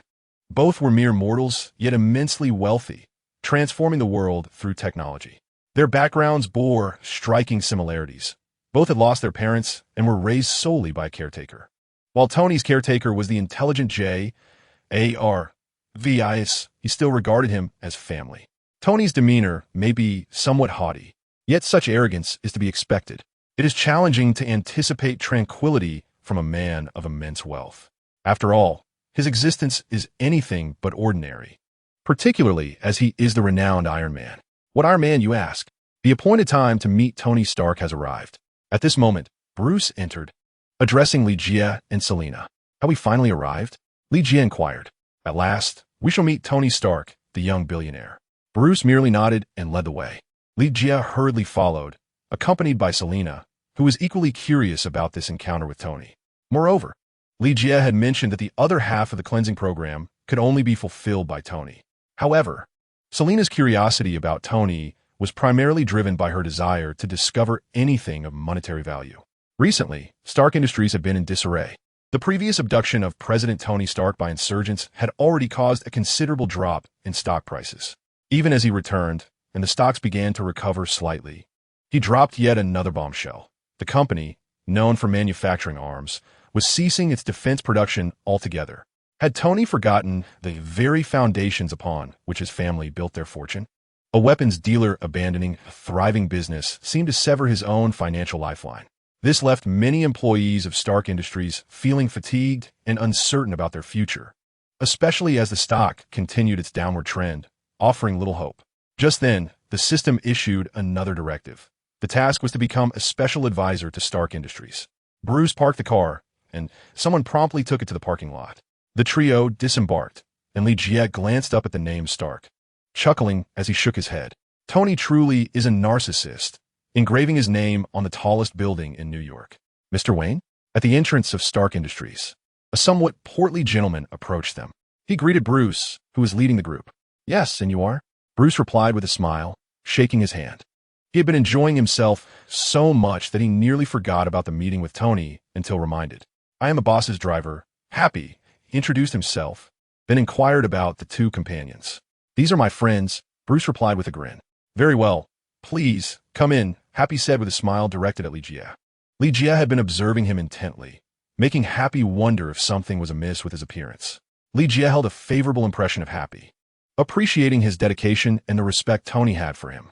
Stark Industries was indeed towering, standing as the tallest edifice in all of New York, boasting over 100 floors. Tony's laboratory was situated on the uppermost 10 floors, all dedicated to his scientific experiments, though he was rarely found there. The creation of the armored suit was solely the result of his solitary tinkering at home. The elevator ride took several minutes for the group, despite its remarkable speed. Chapter 55. The arc reactor. As the elevator doors opened, everyone beheld Tony Stark. At that moment, he was unceremoniously lounging on the sofa, only straightening up when he noticed their presence. Upon spotting Bruce Wayne, he enthusiastically rose to his feet. The Wayne Enterprises and Stark Industries were both illustrious entities, each equally renowned, with both men possessing inexhaustible wealth. Thus, Tony instinctively regarded Bruce as a kindred spirit. Greetings, you must be Mr. Wayne, Tony exclaimed, embracing Bruce warmly. Bruce was taken aback by Tony's exuberance and replied, Hello, Mr. Stark. Happy discreetly withdrew, choosing not to linger. After embracing Bruce, Tony turned to Li Jie for another hug. Hello, Mr. Huang. Oh, forgive me, I haven't caught your name yet, Tony chuckled. Li Jie, unfazed, responded, Hello, Mr. Stark, my name is Li Jie. Tony's gaze then fell upon Selena, his eyes sparkling with interest, prompting him to wish to embrace her as well. However, Selena swiftly distanced herself from him, nearly kicking him away. Unsuccessful in his attempt, Tony inquired, Beautiful lady, what might your name be? Selena, wary of offending him, considering the potential implications for her programming, replied, You may call me Selena. Selena, a lovely name, Tony remarked as he settled back onto the sofa, gesturing for Bruce and the others to take a seat. Once they were all comfortably seated, Tony addressed Bruce. Mr. Wayne, welcome to New York. However, your special appointment to meet with me suggests it's not merely a casual reunion. Bruce exchanged a glance with Li Jie, seemingly questioning why Tony did not recognize him as the so-called special consultant of Stark Industries. Li Jie offered him a reassuring look and then spoke up. We are here to make an acquaintance. Tony glanced at Bruce, who nodded in affirmation. Mr. Li Jie can represent me. In truth, Bruce remained oblivious to Li Jie's intentions. He regretted not having inquired earlier, as his sole desire at that moment was to escape Gotham swiftly. Well, now that we are acquainted, Tony smiled and nodded. Li Jie cleared his throat, stating, in fact, we are here to discuss a business proposition. What kind of business? Tony inquired, focusing intently on Li Jie. Given that Wayne Enterprises funds were primarily in Gotham, he saw little reason for collaboration.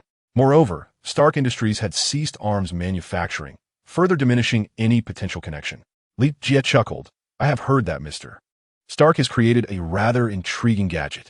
As he spoke, he gestured to his chest, subtly indicating to Tony. Tony coughed twice, then abruptly rose to his feet and poured himself a glass of wine. After taking a moment to steady his emotions, he inquired, how did you come to know? Li Jie chuckled. ISNT it right there in your research facility? Although it is vastly larger. He was, of course, referring to the arc reactor that Tony had developed, a technology that had previously been little more than a mere toy. However, following the attack, Tony experienced a sudden epiphany, transforming the reactor into an infinitely smaller version and embedding it within his own chest. This ingenious solution was intended to sustain his life, preventing the shrapnel within his body from eroding his existence. Yet, he was gripped by fear, unwilling to undergo surgery to remove the fragments. Chapter 56. Collaboration between parties. Why should I collaborate with you? In truth, I've already perfected this technology, Tony candidly revealed, unfastening his suit and tapping on his chest. At that moment, Bruce and Selina noticed that Tony's chest was glowing. Upon closer inspection, they realized that he had indeed integrated the arc reactor into his own body. Bruce was somewhat taken aback, questioning whether such a reactor, housed in the chest, truly provided peace of mind. However, a glance at Tony's expression indicated that he had grown accustomed to it. The Star Corporation stock has plummeted, Selina remarked. Tony laughed heartily. It will rise again soon. In truth, Tony was a genius, not lacking in business acumen. He needed to create more Iron Man suits and upgrade them, which required substantial funding. Under these circumstances, he certainly would not abandon his Star Corporation. Although he had shut down the military factories, he had already devised an alternative path to profitability. The arc reactor, a groundbreaking renewable energy source. When the time came, the market value of Star Corporation would soar beyond imagination. With this technology, I am the sole manufacturer. Why would I share my success with you?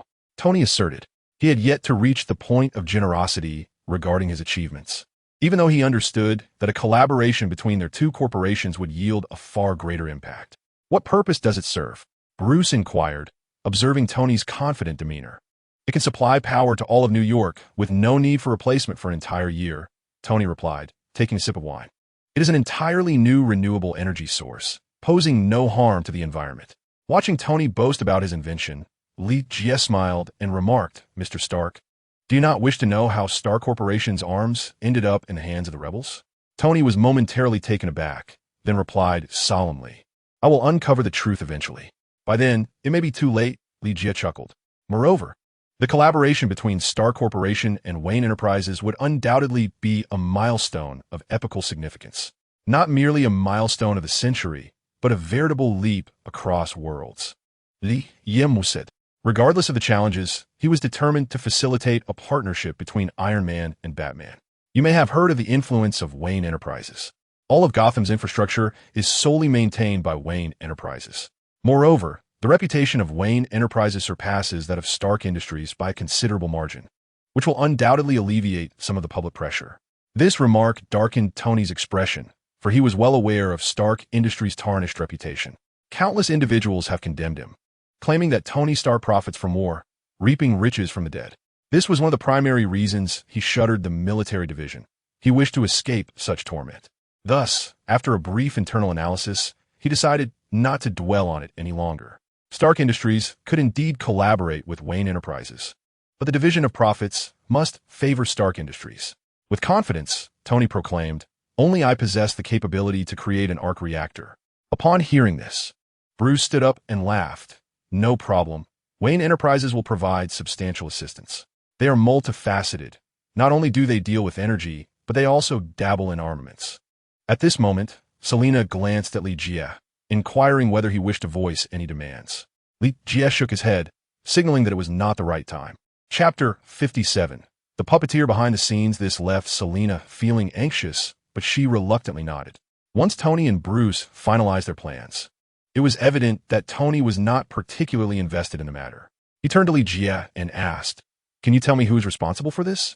Simultaneously, he poured a glass of wine for Li Jie, clearly showing his concern for the situation. How could he not be concerned? Not only had weapons from Stark Industries been sold to insurgents, but he himself had been injured by his own arms, leaving him with a lasting scar. The shrapnel still lurked within his chest, a constant reminder of the precariousness of life. Li Jie accepted the wine, clinking glasses with Bruce, and cheerfully remarked, "Let me sample Stark Industries' fine vintage." After taking a sip, he nodded vigorously, "Excellent wine." Although he hailed from China and was not particularly versed in wines, he could still discern its quality. Noticing Tony's impatience, Li Jie smiled and suggested, "Why not check Stark Industries' recent finances? Once Tony is back in full force, the mastermind behind this will surely reveal themselves." Hearing this, Tony immediately nodded and called out, "J.R. Vice, investigate for me." "Yes, sir," a gentle voice responded. "Oh," Selina remarked, glancing around. This prompted Tony to beam with pride. "This is my intelligent assistant, J.R. Vice. His capabilities are vast." Bruce nodded, acknowledging the existence of such smart technology. He had developed one himself, but it was evident that it was not nearly as sophisticated as J.R. Vice. His Batmobile was equipped with an intelligent program, but that was the extent of it. Li Jie, already familiar with J.R. Vice's existence, showed no surprise as he sat beside Selina. With one arm around her shoulders and the other holding out his glass, he said, "Try this." Selina glanced at him and took a delicate sip. So Miss Selina indulges in spirits as well. Upon witnessing this, Tony promptly slapped his forehead. However, it was rather late now. He had missed the sight of Li Jie, that beast, allowing Selina to partake in the same drink he had consumed. This incited a twinge of jealousy in Tony, who then recognized that the relationship between Li Jie and Selina was indeed peculiar. Selina, after taking a sip, nodded vigorously, expressing her satisfaction with a hearty HM. This elicited a smile from Tony, but before he could voice anything, he heard Jarvis say, "Sir, we have uncovered some information." "What's the situation?" Tony inquired, instantly reverting to his serious demeanor. "Sir, just yesterday, a sum of 10 billion was transferred into a personal account," Jarvis stated calmly. Tony's lips curled slightly. 10 billion, though a mere trifle for him, could lead to significant losses for Stark Industries if such sums continued to vanish. Meanwhile, upon hearing the staggering amount, Selina glanced at Li Jie, momentarily at a loss for words. "We will have our share," Li Jie whispered in her ear. Selina shot him a disapproving glance, retorting, "Who said we are in this together?" Disregarding their playful banter, Tony's voice turned grave. "Who is responsible?" "I will display it on the screen," Jarvis replied. Although it was referred to as a screen, it was a high-tech holographic projection akin to an omnipresent display. Before the four of them, a projection materialized, depicting a seemingly amiable elderly gentleman, Obdiah. He was a lifelong friend of Howard Stark, Tony's father, and together they had founded Stark Industries. Until this moment, Tony had considered him one of the closest people in his life. Chapter 58. A truly grand business. How could it be? How could it be him? 1,000 doubts swirled in Tony's mind, yet he could not deny the reality before him. "I'm going to confront him now," Tony thought, still clinging to a sliver of hope. However, Li Jie intervened. What purpose would that serve? Returning to his previous position, Tony took a sip of his drink. Gradually calming himself, he resolved to trust no one for the time being. If Obadiah Stane were indeed the mastermind behind this, he would surely reveal his true intentions. Tony then inquired, "Mr. Li Jie, may I ask what your current occupation is?" Bruce shrugged and replied, "He informed me that he is a special consultant for Stark Industries." Tony was taken aback and instructed Jarvis to investigate. only to find no record of such an individual. Even among the records of various nations, Li Jie was non-existent. A ghost?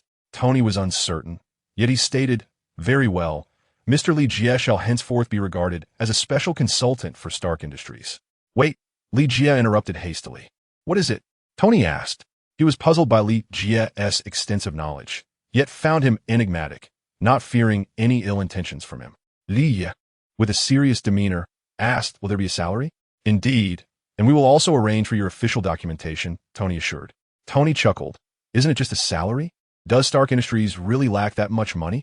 Bruce glanced at Li Jie, recalling that he had just borrowed several million from him. Without a resident permit, one could hardly find employment here, though Li Jie had not intended to seek a job.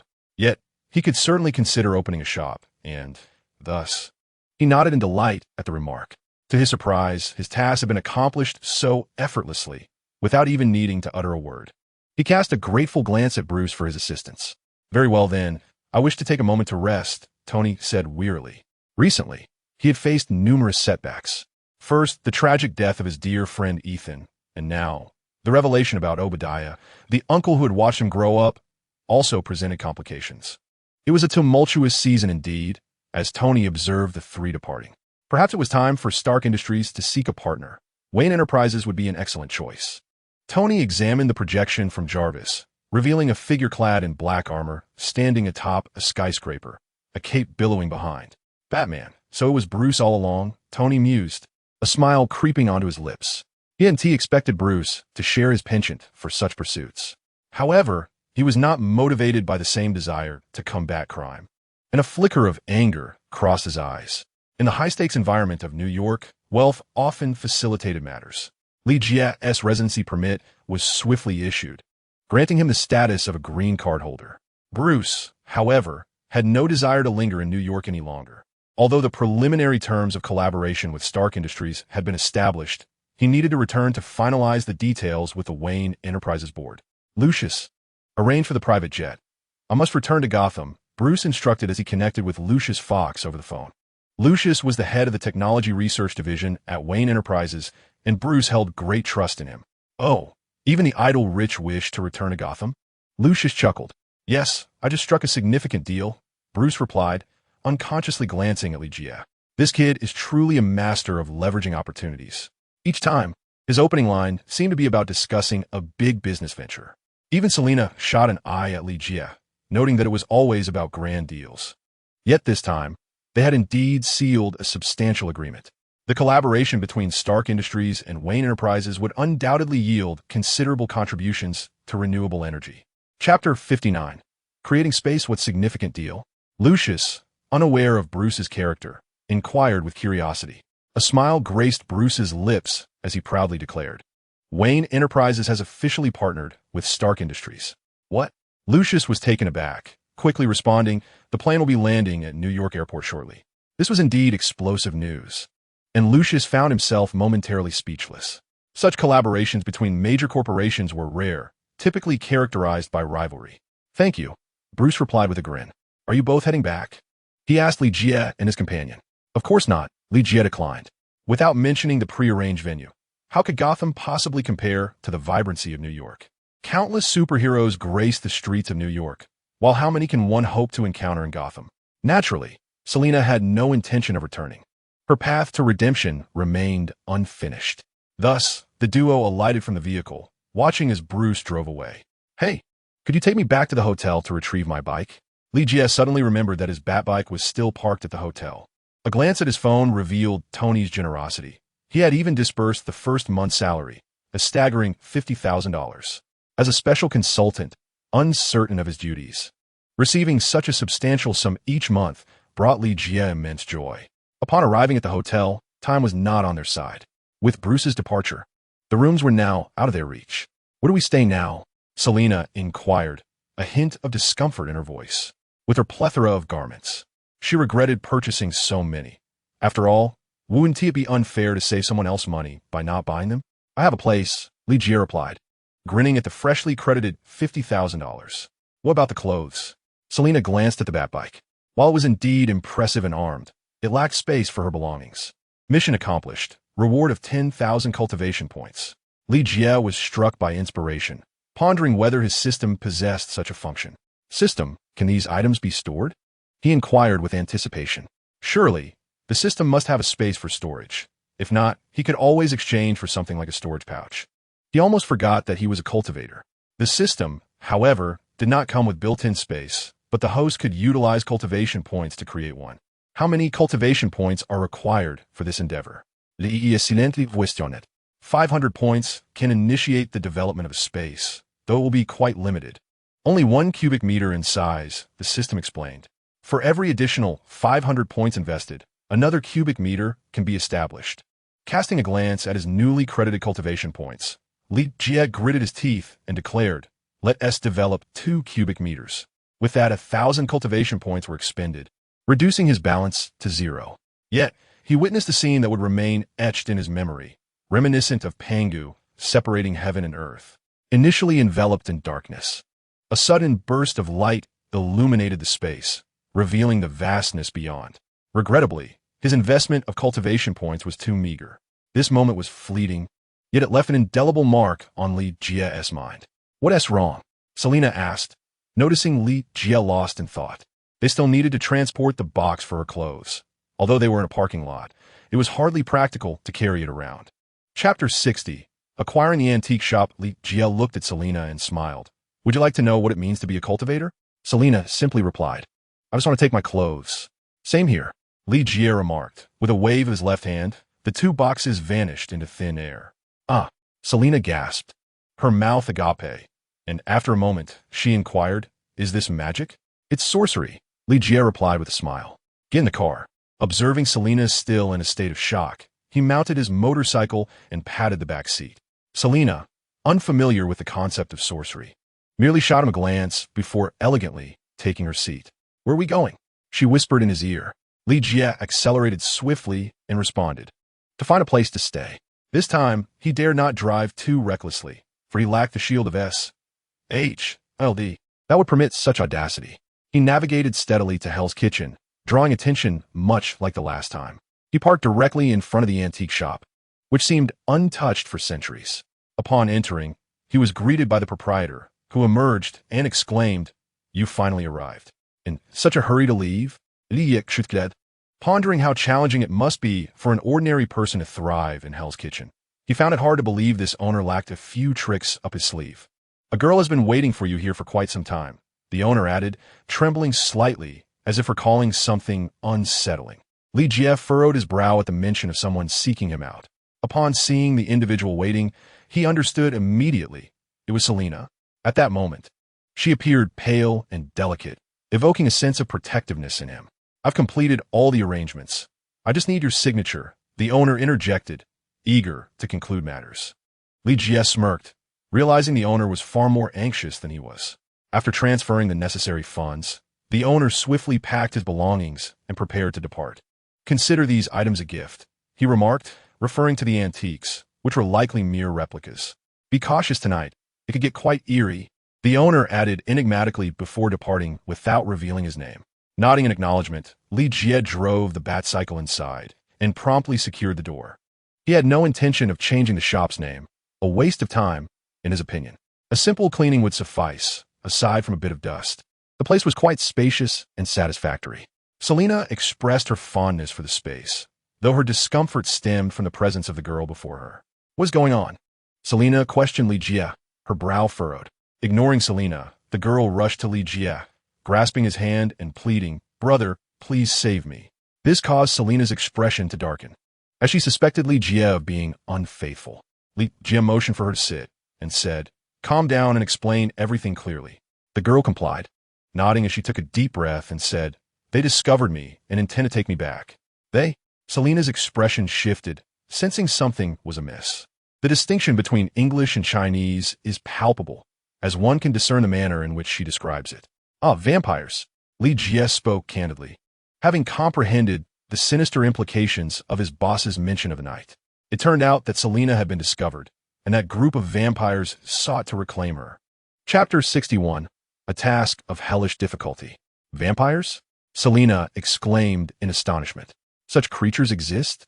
Merely the descriptions evoked in her a profound aversion to these beings.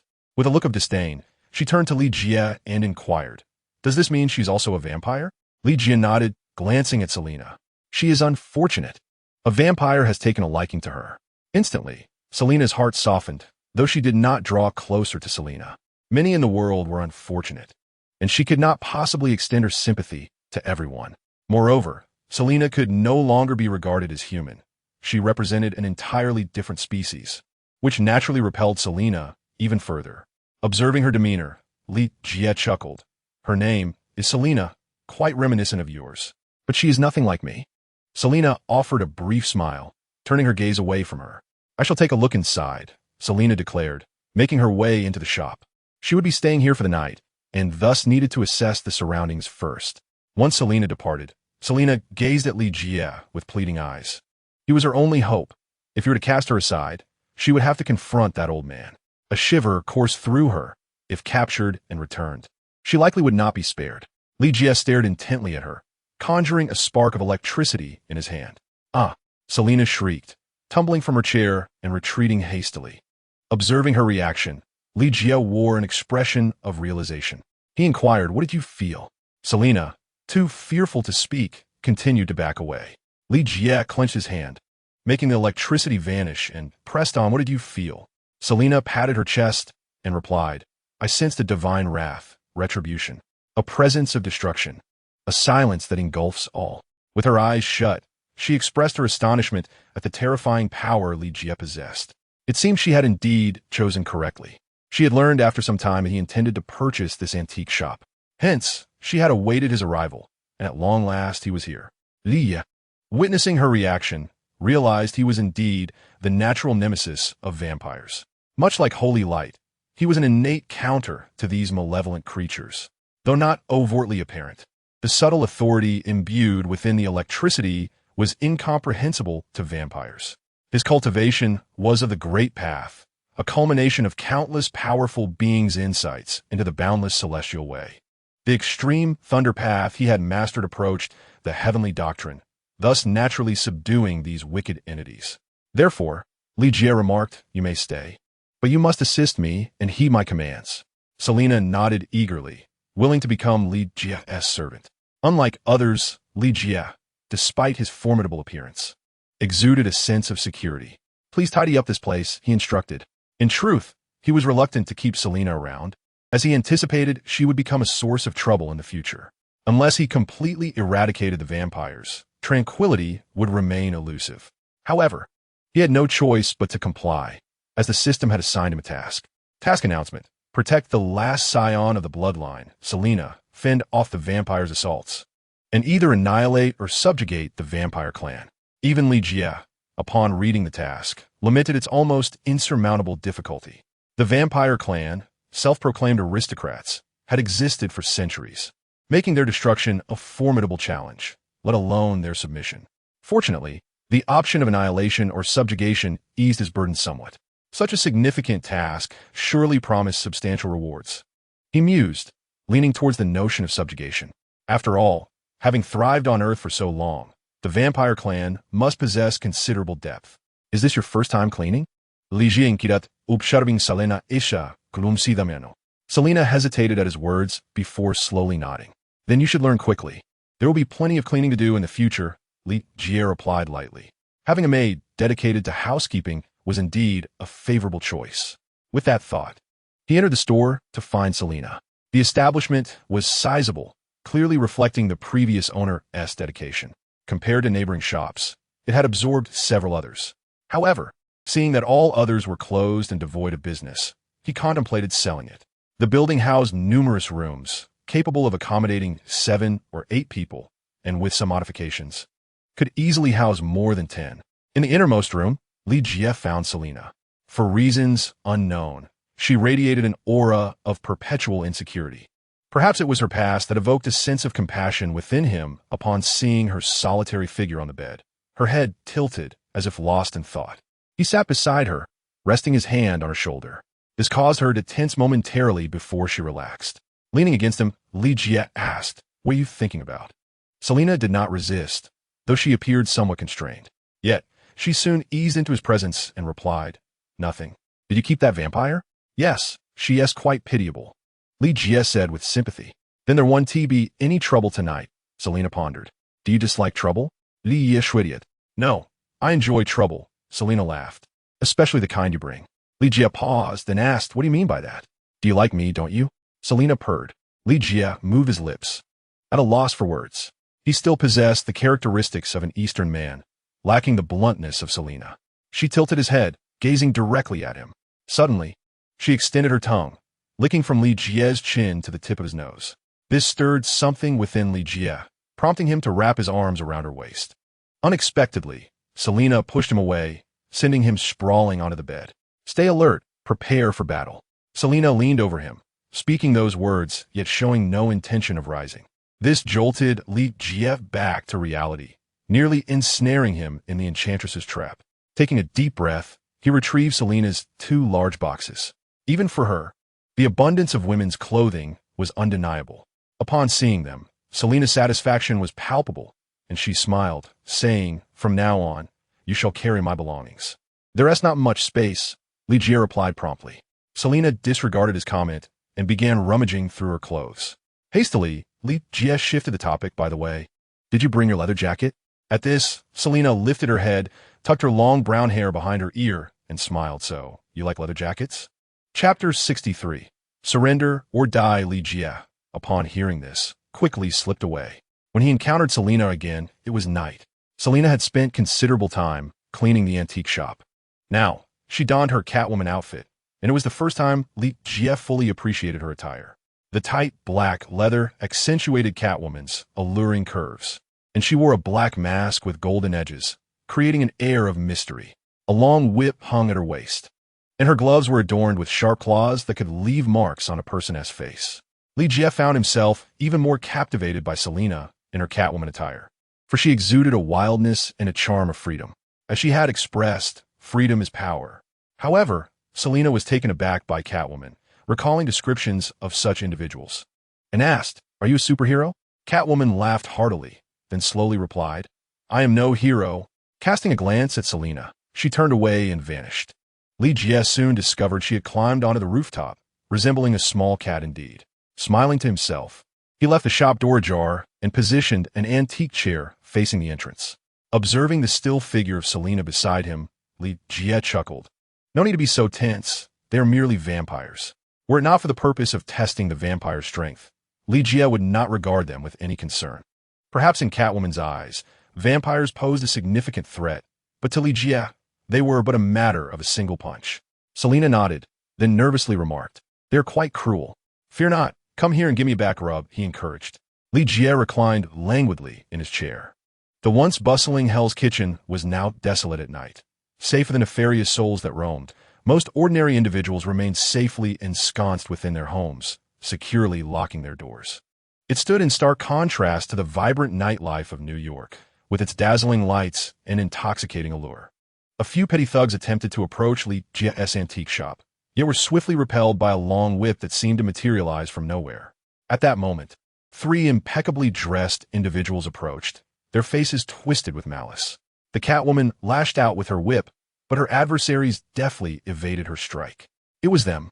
The tension intensified as Selena, who was currently massaging Li Jie's back, applied more pressure. "Do not cease." Li Jie, in his state of relaxation, paid little heed to the diminutive vampire. With a swish, the Catwoman's whip was seized, and the vampire hurled her to the ground. However, the Catwoman was far from defenseless. She retaliated with a swift claw that tore a sizable chunk of flesh from her opponent's face. How revolting, she grimaced. The injured vampire, unfazed, merely licked the wound and remarked, "Indeed, a rose with thorns, worthy of becoming my sustenance." This provocation caused Selena's gaze to sharpen and stirred discontent within Li Jie. After all, Selena was his chosen companion. It was time to impart a lesson on how to handle vampires. Submission or death, he declared lazily. Only then did the trio notice him, yet they paid him no mind, casting their attention solely upon Selena. "You little wretch, how dare you flee? Come back with us, and you might suffer less." They cackled maliciously, then suggested, "Shall we have our fun with her first before taking her back?" "No, that would attract unwanted attention." Chapter 64. Bound. Seeing that the trio disregarded him, Li Jie shrugged it off and remarked, "Be gentle. I asked for a massage, not for murder." It was then that Selena snapped back to reality, drenched in sweat and paler than before. Li Jie chuckled. "Aren't vampires supposed to be cold-blooded creatures? It seems this group has instilled considerable fear in you. How unfortunate." Only then did they realize that Selena, this little wretch, was indeed attending to this man. How could a noble bloodline have such a traitor among them? Fragile humans are merely our sustenance, yet you serve him as your master? Indeed, he is my master. Go back and inform Mon to abandon all hope, Selena suddenly exclaimed loudly. Li Jie responded gravely. They likely will not have the opportunity. What do you mean? The trio sneered at him. Li Jie cracked his knuckles and stated, because you have failed to make a choice. As his words echoed, Li Jie transformed into a streak of lightning, vanishing from sight, only to reappear before the three vampires, delivering a powerful punch to one's chest. With a crackle, the power of thunder manifested, an invisible pressure bearing down upon the trio, though not as excruciating as the agony inflicted by the holy light. It felt as if they had encountered their nemesis. The trio were merely vampire barons, only a notch stronger than Selena, the last of the vampires. Faced with Li Jie, their fighting spirit evaporated. The remaining two exchanged glances, both recognizing the mutual desire to flee. Unfortunately, they were not yet able to transform into a swarm of bats to make their escape. Thus, Li Jie dispatched them with a single punch each, exercising restraint by not killing them outright, for he had pressing inquiries to make. Is this what it means to be a vampire? There's no need to be so tense, Li Jie remarked, casting an aggressive gaze at the Catwoman. She let out a disdainful snort and replied, I simply have not taken this seriously yet. I can be earnest later. Li Jie chuckled at her words, but the Catwoman turned her back and walked away, offering no further response. Li Jie shrugged, realizing that he would not easily win over Selena. Reflecting on her earlier movements, he mused, what a tormenting enchantress. Bind them and place them on the rooftop, Li Jie instructed Selena. At that moment, Selena, having witnessed Li Jie's prowess, fully embraced her role as a maid. Upon seeing her spring into action, Li Jie nodded slightly. However, while Selena was obedient, her strength left much to be desired. She needed to possess the prowess akin to a death goddess to command respect. Indeed, his extreme thunder path, one of the 3,000 great avenues, inflicted horrific damage upon vampires. Li Jie realized that he had employed less than a tenth of his strength, yet the three vampire barons had been incapacitated in an instant. Moreover, his extreme thunder path was particularly effective against such malevolent beings. Their reactions revealed much, though he wondered if the same would hold true against higher-ranking vampires.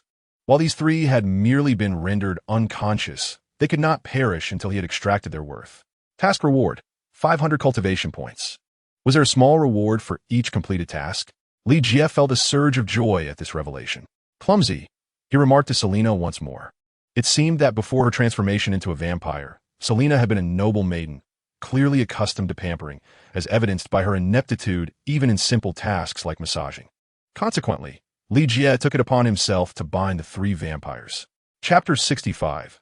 Why fear the sun? As the sun rose, a throng gathered outside Li Jie's establishment. They pointed and jeered at the three bound white men seated in chairs, spitting curses their way. They were undoubtedly three petty thieves caught by the shopkeeper. Such scoundrels were common in Hell's Kitchen. As the trio gradually regained consciousness, the onlookers' derision intensified, leaving the three feeling unjustly wronged. They wondered how, after just a day's absence, the establishment had acquired a new master. Moreover, with such terrifying power, it is most significant that he harbors no fear of the vampire clan. Aware of their true nature, he still dares to oppose them. What's more, he cruelly binds them beneath the sun, and they sense that if this continues, they shall soon suffer from sunburn. After a considerable time, the door of the antique shop swung open. Li Jie rubbed his drowsy eyes and greeted the onlookers with a smile, proclaiming the grand reopening of the shop, inviting all to admire its treasures. However, the crowd paid him no heed, their gaze fixated on the three vampires. Shrugging, Li Jie expressed his weariness. Having stayed up until the early hours of the morning, wondering why Selena had yet to arise. This was not a matter of his triumph. Rather, he had knocked on Selena's door persistently until midnight, but she refused to let him in. Despite knowing the futility of his attempts, he still yearned to engage, leading to a conversation that unfolded through the door. Selina was adamant about not allowing him entry, fearing his potential advances. Thus, all three of them had suffered from a restless night, with Selina beside them also unable to sleep. Initially, she felt secure, for with Li Jie's formidable strength by her side, the threat of vampires seemed distant. Yet, the dialogue between Li Jie and Selina kept her awake, leaving her with dark circles under her eyes by morning, a condition unexpected for a vampire. Are they also antiques? Someone queried. Li Jie swiftly dragged the three vampires into the shop, asserting with a smile that they were not for sale. Closing the door, the crowd outside dispersed, showing no interest in the shop's contents. This left Li Jie feeling quite exasperated, realizing that the prospect of opening the shop in 3 years was grim. The three vampires regarded Li Jie with cruel eyes, as if poised to deliver a fatal blow at the first opportunity. Indeed, they were cold-blooded creatures, showing no fear even after being left exposed for an entire night. However, Li Jie found them intriguing and inquired, "Why do you not fear the sun?" This puzzled him, as tales suggested that vampires would suffer grievously from sunlight, turning to ash. Yet, the reality was starkly different. These three had endured the sun's rays for hours without a trace of harm. With a cold laugh, the three merely smirked. Li Jie began to wonder if he had been too amiable, as these vampires displayed no fear of him. With a slight smile gracing his lips, he directed his focus towards the most resolute vampire among them. This vampire, appearing to be the leader, became Li Jie's target. The technique he employed was a method of martial arts, not mere sorcery, allowing for countless applications as long as Li Jie could master it. At this moment, he had only begun to wield it in a rudimentary fashion, yet it was already proving to be immensely effective. He formed a seal and placed it upon the chest of the chosen vampire. The lightning seal surged into his chest, causing him to gasp in astonishment. Chapter 66, The Vampire Queen. This vampire widened his mouth, yet no sound escaped him. The lightning seal, akin to divine light within him, instantaneously reduced him to ashes, without so much as a cry. This spectacle startled the surrounding vampires, including Selina, who was watching intently. They had endured injuries before, yet through their vampiric resilience, they managed to recover.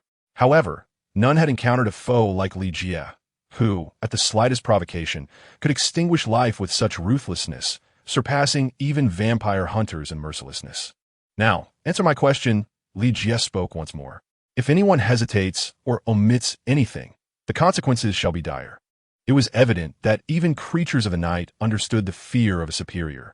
"I will speak, I will speak," the remaining two vampires hurriedly replied. "We applied a special sunscreen that protects us from the sun's burning rays," the vampire on the right quickly added. Li Jie smiled very well. He then formed a seal with his left hand and pressed it into the arm of the vampire on the left. The power of thunder instantaneously rendered his arm into nothingness. Without the aid of a high-ranking vampire, recovery seemed impossible. This instilled a mix of fear and anger in the left vampire, who bared his fangs at his companion. "Tell me about your Domination." Li Jie recalled Selina's words from the previous night and inquired. This question struck terror into the hearts of the two vampires, who eagerly began to speak. Domination is said to be the original vampire from over a millennium ago, holding a significant position within the bloodline. Moreover, he is purportedly the younger brother of the vampire queen, possessing unfathomable power. Provoking him will surely incite his wrath. Please release us, and we can persuade him not to pursue you. The two vampires cunningly suggested, yet Li Jie remained skeptical. Even if they could convince Domination to refrain from attacking, what difference would it make? From the moment the system issued the task, they had become adversaries. Only one side's complete submission or annihilation would conclude this conflict, and Li Jie certainly did not wish to be the vanquished. Thus, he resolved to maintain his dominance. However, he was now perplexed and asked, "The vampire queen? Indeed, she is the sole princess of our bloodline, her strength surpassing even that of Domination, which makes him wary of her, in a desperate bid to evade suffering." The two vampires divulged these secrets. "Oh, do elaborate," Li Jie prodded, his curiosity piqued. It seemed that such ancient races harbored many undisclosed mysteries. "No, if we reveal this, even if you spare us, we would have no chance of survival." The vampire on the right boldly refused. Li Jie smiled slightly and once more formed the thunder seal. pressing it into the vampire's chest.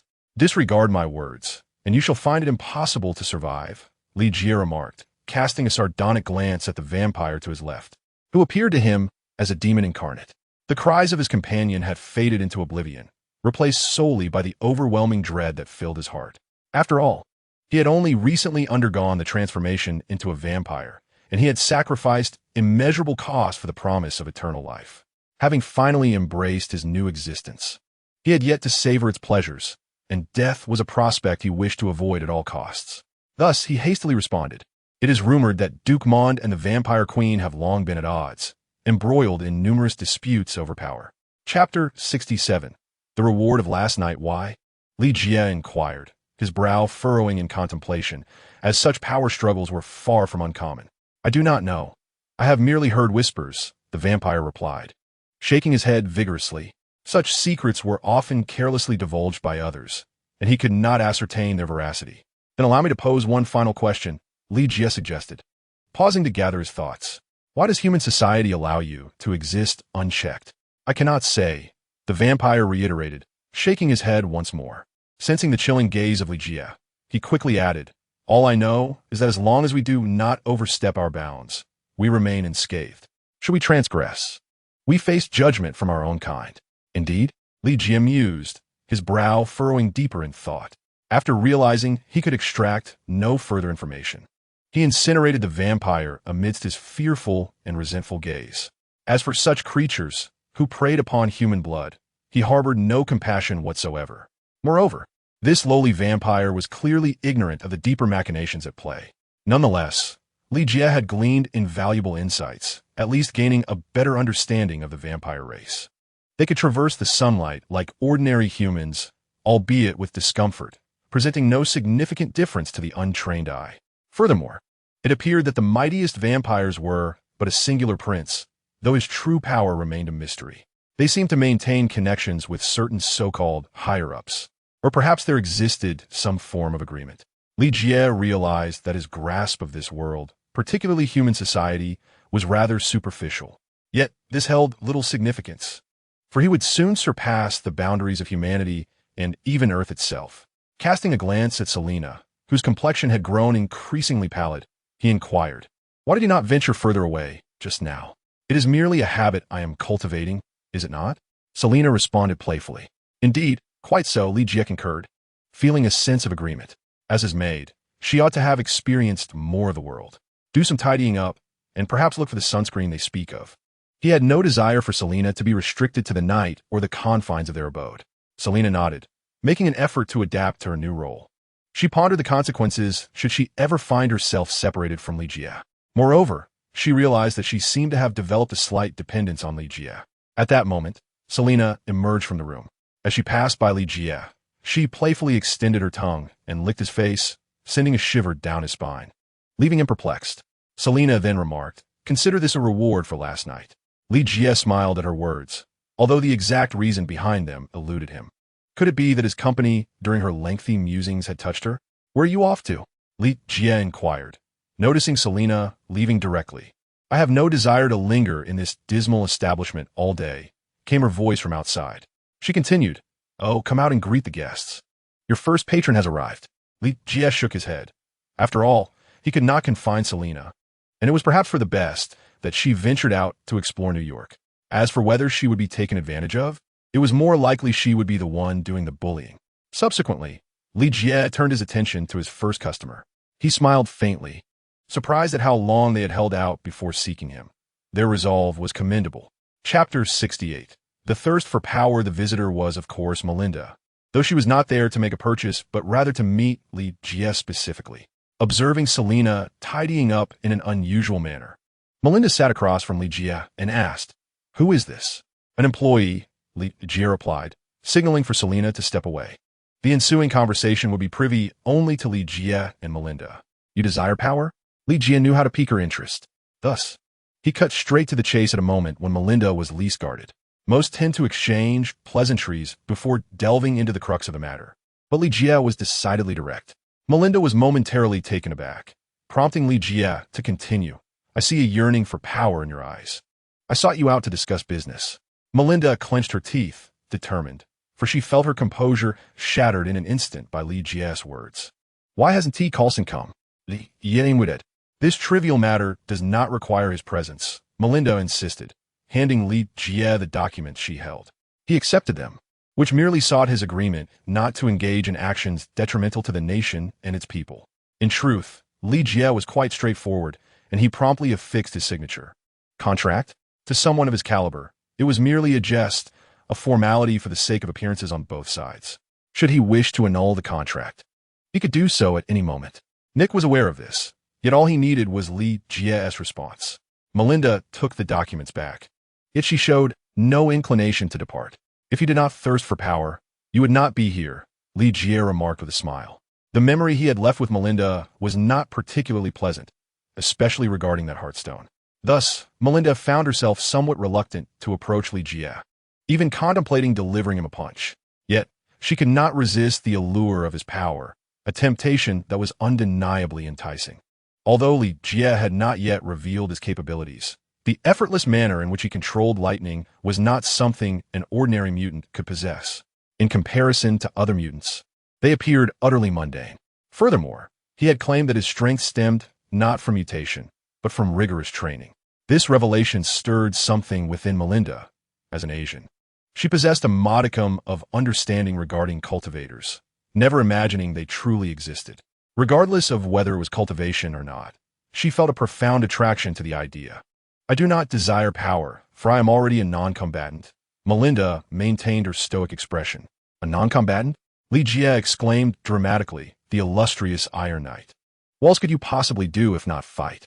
Melinda retorted loudly, do not utter that name. Iron Knight was a jest within S-H-I-E-L-D,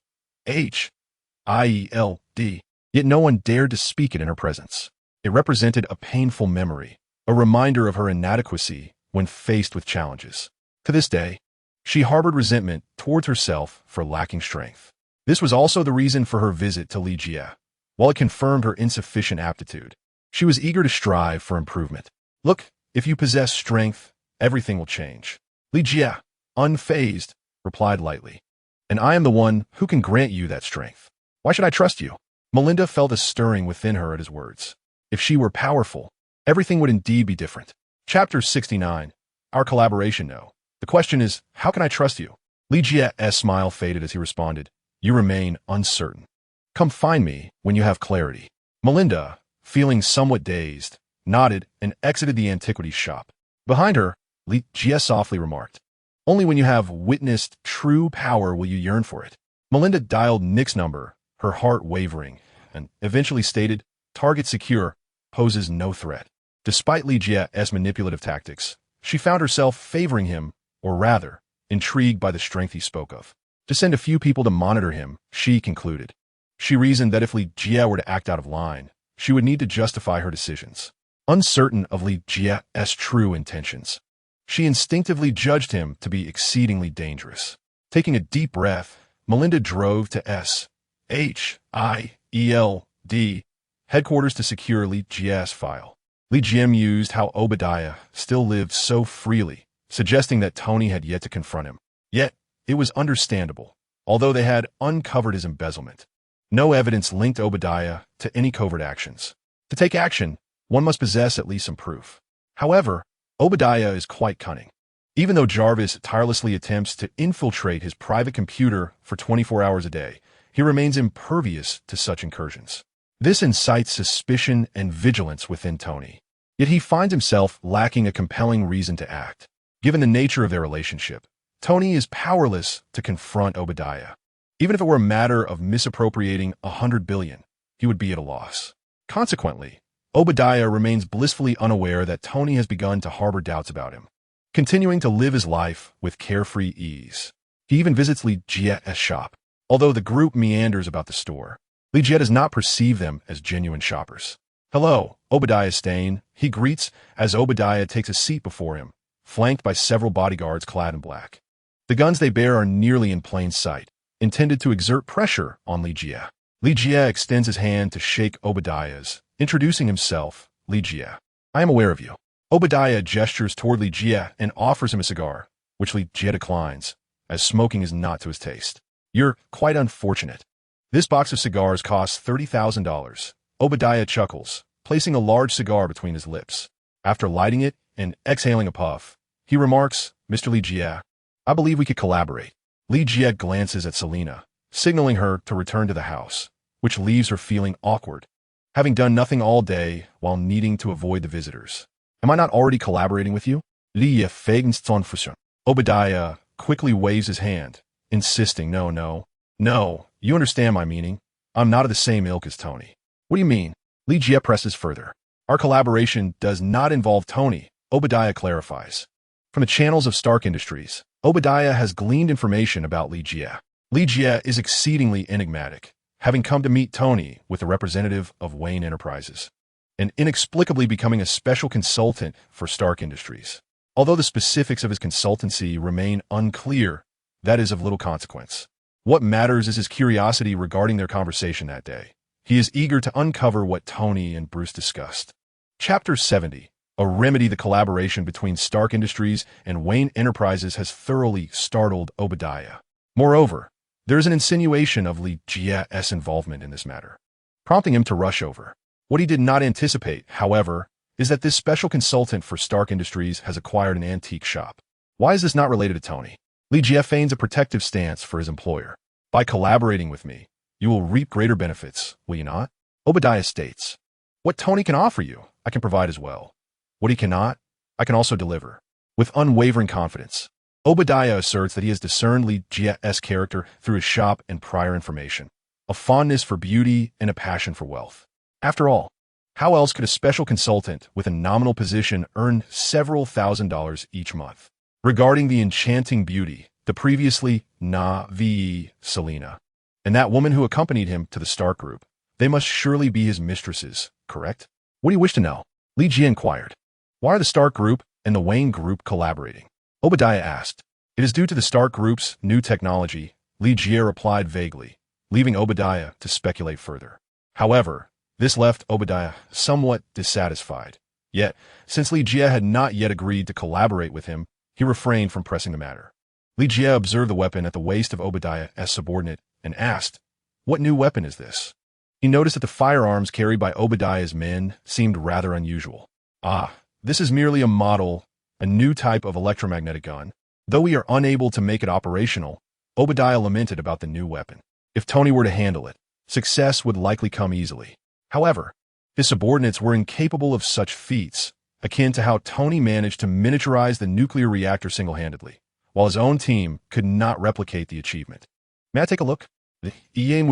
Certainly, Obadiah gestured to his men. One of his bodyguards, looking perturbed, promptly drew the gun and placed it before Li Jie. Li Jie picked up the pistol, uncertain of what he had altered, and then fired a shot at the aforementioned bodyguard. Zing! The two sounds erupted almost simultaneously, astonishingly. The model electromagnetic handgun had functioned. Li Jie had merely infused the pistol with a spell. Following this discharge, the handgun was rendered completely inoperative. At the very least, Obadiah and his team could no longer utilize it, nor could they derive any insights from it. How is this possible? Obadiah's eyes nearly bulged in disbelief, entirely disregarding the fact that his subordinate had been rather heavily zapped. Conversely, his men began to draw their sidearms, displaying an expression of imminent threat. It was then that Li Jie noticed this group was armed with two types of firearms, one being the model electromagnetic gun, and the other a real firearm with live ammunition. Calm your subordinates, Mr. Obadiah, Li Jie remarked, unfazed by the numerous guns directed at him. Lower your weapons. How could you be hostile toward Mr. Li Jie? Obadiah promptly reprimanded his men. Upon hearing his words, they lowered their weapons, though still retained them in hand. Li Jie chuckled, remarking, Your subordinate appears rather unwell. Allow me to provide him with some assistance. Upon hearing this, Obadiah glanced at his subordinate, who, after the electric shock, indeed looked considerably more invigorated. Chapter 71.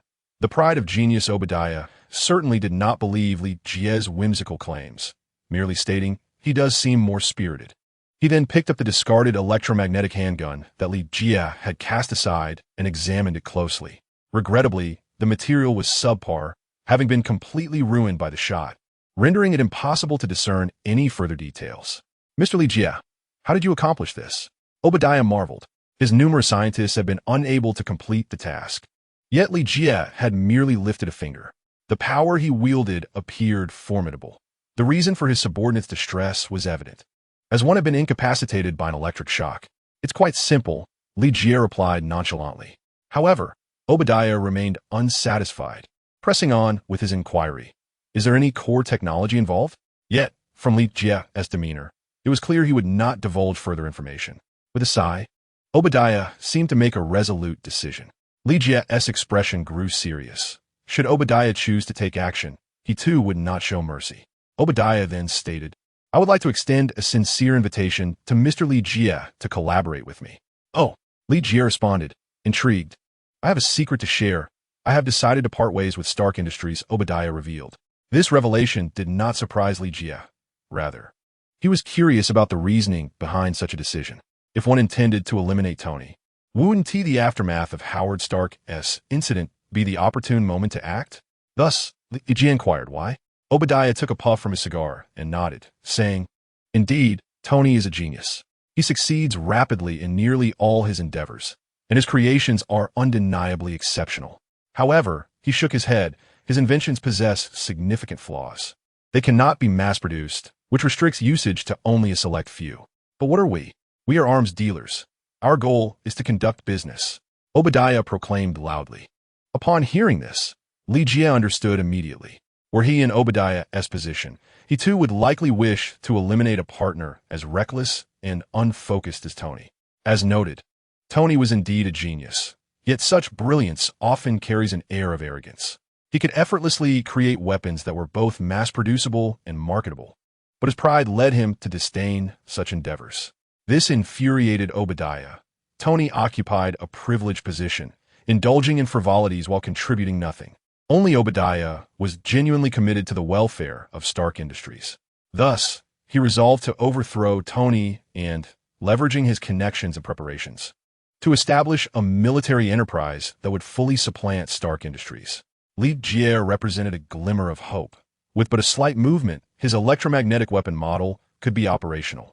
Though it could only be utilized once, Obadiah believed that collaboration with Li Jie could yield greater breakthroughs. Moreover, Li Jie did not share Tony's arrogance or disdain for producing such rudimentary weapons. However, Li Jie decisively shook his head and stated, I must decline. He was not foolish. He recognized that Obadiah's days were numbered, rendering any collaboration futile. Moreover, it is likely that Tony is already aware of his conversation with Obadiah. Naturally, he must swiftly distance himself from this individual. In comparison to Obadiah, investing in Iron Man is far more prudent. Chapter 72. Obadiah's sincerity, you shall witness my sincerity. Obadiah left this phrase behind and departed upon Selina's return. Indeed, Selina was strikingly beautiful. Were he a decade younger, he would surely be captivated by her charm. Yet now, she appeared to serve as a pivotal point in his conquest of Li Jie. Isn't that so? Selina felt an odd familiarity with Obadiah and inquired. Indeed, Li Jie nodded in response, then turned his gaze towards Selina. Where have you been? I was familiarizing myself with the terrain. Selina giggled lightly before adding, I decided to take a rest. I'm a bit fatigued. Li Jie shook his head, observing her enticing figure. Obadiah's sincerity arrived promptly the following day at Li Jie's establishment. Last night, he had anticipated a raucous affair, but after waiting for a considerable time without any vampires appearing, he decided not to linger. Nevertheless, he remained vigilant and installed surveillance at the entrance. He believed it was imperative to expedite his studies in the realm of cultivation. He was unfamiliar with various magical formations and artifacts. Thus, he had commenced an intense review of cultivation-related knowledge, a subject that required extensive time to master. Furthermore, bestowing power upon Melinda was not a mere verbal promise. It necessitated a binding contract to ensure her unwavering loyalty. Li Jie acknowledged that he had underestimated the path of cultivation. The deeper he delved, the more he realized his own insignificance. However, none of this mattered much as he opened the box Obadiah had sent him. Inside were stacks of U.S. dollars, a photograph of a woman, and an invitation. Before he could examine it closely, his phone rang. Tony? Li Jie glanced at the box and chuckled softly. It seemed Tony was indeed closely monitoring Obadiah. Poor fellow. Hello. Tony, Li Jie answered the call nonchalantly. Hey, my friend. I heard you met with Obadiah and accepted his gifts, Tony stated plainly. His directness was not due to ignorance of social norms, but rather a reflection of his self-sufficient nature, cultivated over years of living in his environment. Li Jie was not troubled by this. Indeed, there are quite a few valuable items, at least worth $100,000, twice your salary, Li Jie replied, then suddenly hesitated. Tony was initially displeased, considering Obadiah's intentions. What did it signify for Li Jie to receive such a sum, particularly when it was double the $5,000 he had paid him? Did this imply a lack of respect for Tony? However, upon noticing Li Jie's sudden silence, he curiously inquired, "What is wrong, my friend?" "Nothing much, merely observing something intriguing." Li Jie decided to steer clear of the topic. "By the way, do you want to take these things for inspection? I can transfer the money to you, a mere 100,000. Li era market nonchalantly. This incited immediate irritation in Tony, who retorted, "What would I want with your 100,000? I could give you 200,000. No need for that. I wouldn't know what to do with such a sudden influx of money." Li Jie chuckled. "You wouldn't be aiding Obi-Wan, would you?" Tony asked, his gaze sharpening. Li Jie replied earnestly, "I stand with you, Tony." "That's good. Help me keep him in check." Tony laughed boastfully, though Li Jie had no intention of stabilizing Obi-Wan. Chapter 73, Wonder Woman. Creating a bit of trouble for Tony was rather splendid, for he thrived amidst chaos. After ending the call, Li Jie gazed at the photograph in his hand, lost in thought. The image indeed depicted a beauty, a leggy enchantress, but that was not what captivated him. Although he appreciated attractive women, he seldom lingered on ordinary ones. What stirred his heart was the extraordinary nature of this woman. He recognized her at once and uttered her name, Diana Prince. Alternatively, a more widely acknowledged name, Wonder Woman. Li Jie was certain he was not mistaken. He could identify her solely by those long legs captured in the photograph. Moreover, he realized that the picture Obi-Wan sent him was not merely ordinary, for there was a hidden layer within, and upon opening it, he discovered an ancient photograph depicting 5 individuals. Wonder Woman donned her iconic armor, accompanied by 4 others, unmistakably from a wartime era. If Li Jie was not mistaken, the remaining 4 were comrades from the Great War, and the dashing figure among them was likely Wonder Woman's first love, the man who stood with her to halt the war, Steve. Alas, even if he had not perished, there would be no future for him and Diana. Diana, a princess of the Amazons and a divine being, possessed an extensive lifespan, while Steve was merely an ordinary human, destined to age and wither before her eyes. What puzzled Li Jie was how this photograph came to be here. Shouldn't it reside with the venerable Bruce? And after a chase extending over a decade, comparing the 2 photographs, he noted that Diana looked exactly as she had decades ago, unchanged and eternally youthful. Any woman who glimpsed her would undoubtedly be consumed by envy. Li Jie glanced at the invitation to the New York Museum, retrieved it, and returned the 2 photographs. Now that he possessed storage space, he could simply toss them into the safe. Indeed, Obi-Wan had rendered him a significant service. Meeting Wonder Woman at this juncture promised to be quite intriguing. With a smile gracing his lips, Li Jie appeared notably amiable to Selena. Diana, the curator of the Royal Museum of the Sun Never Sets, had extended an invitation to a social gathering at the museum. While many prominent figures managed to acquire such invitations, the average person typically did not attend. The museum, after all, held little allure. It showcased merely a few historical artifacts. Though valuable, these treasures did not belong to individuals but to the nation. Only those seeking fame or genuinely curious souls would venture forth. Li Jie, however, was neither, yet he resolved to attend. The historical artifacts held no particular fascination for him, but the presence of Diana was more than sufficient. He had long been captivated by the exquisite charm of Wonder Woman. Moreover, with a mission assigned by the system, his resolve was further solidified. The task read, "Gain the favor of Wonder Woman, Diana." "What is that?" Selena inquired while stretching lazily. "A museum invitation, my beautiful lady. Would you care to accompany me?" Li Jie suddenly asked. "The museum? There's nothing of interest there. I shall not go." Selena pondered briefly before declining. She had already made the decision to reform her ways. And even if there were enticing artifacts, she could only look but not touch, which would only serve to frustrate her. Therefore, she opted to forego the visit entirely, preferring to leave Li Jie to his exploration of antiquities alone. Chapter 74. The Art of Talismans, however, what piqued your interest in such matters? Selena inquired, her curiosity aroused. Li Jie did not strike her as someone who frequented museums, and although their acquaintance was brief, she had gleaned some understanding of him. With a serious demeanor, Li Jie replied, "I run an antique shop. It is imperative that I understand historical artifacts." Selena rolled her eyes at his response and continued to familiarize herself with the terrain outside. With several days remaining before the museum event, Li Jie could not afford to be idle. He was uncertain when Tony would instruct Pepper to retrieve the files from Obadiah. "Call me if there's a significant business opportunity," Li Jie remarked to Selena before retreating to practice. Cultivating one's skills was a lengthy endeavor. It was not uncommon for individuals to seclude themselves for decades to achieve breakthroughs, but Li Jie was not inclined to undertake such an extended retreat. Moreover, he was not there solely for cultivation, but to explore the minor spells within the Thunder Path.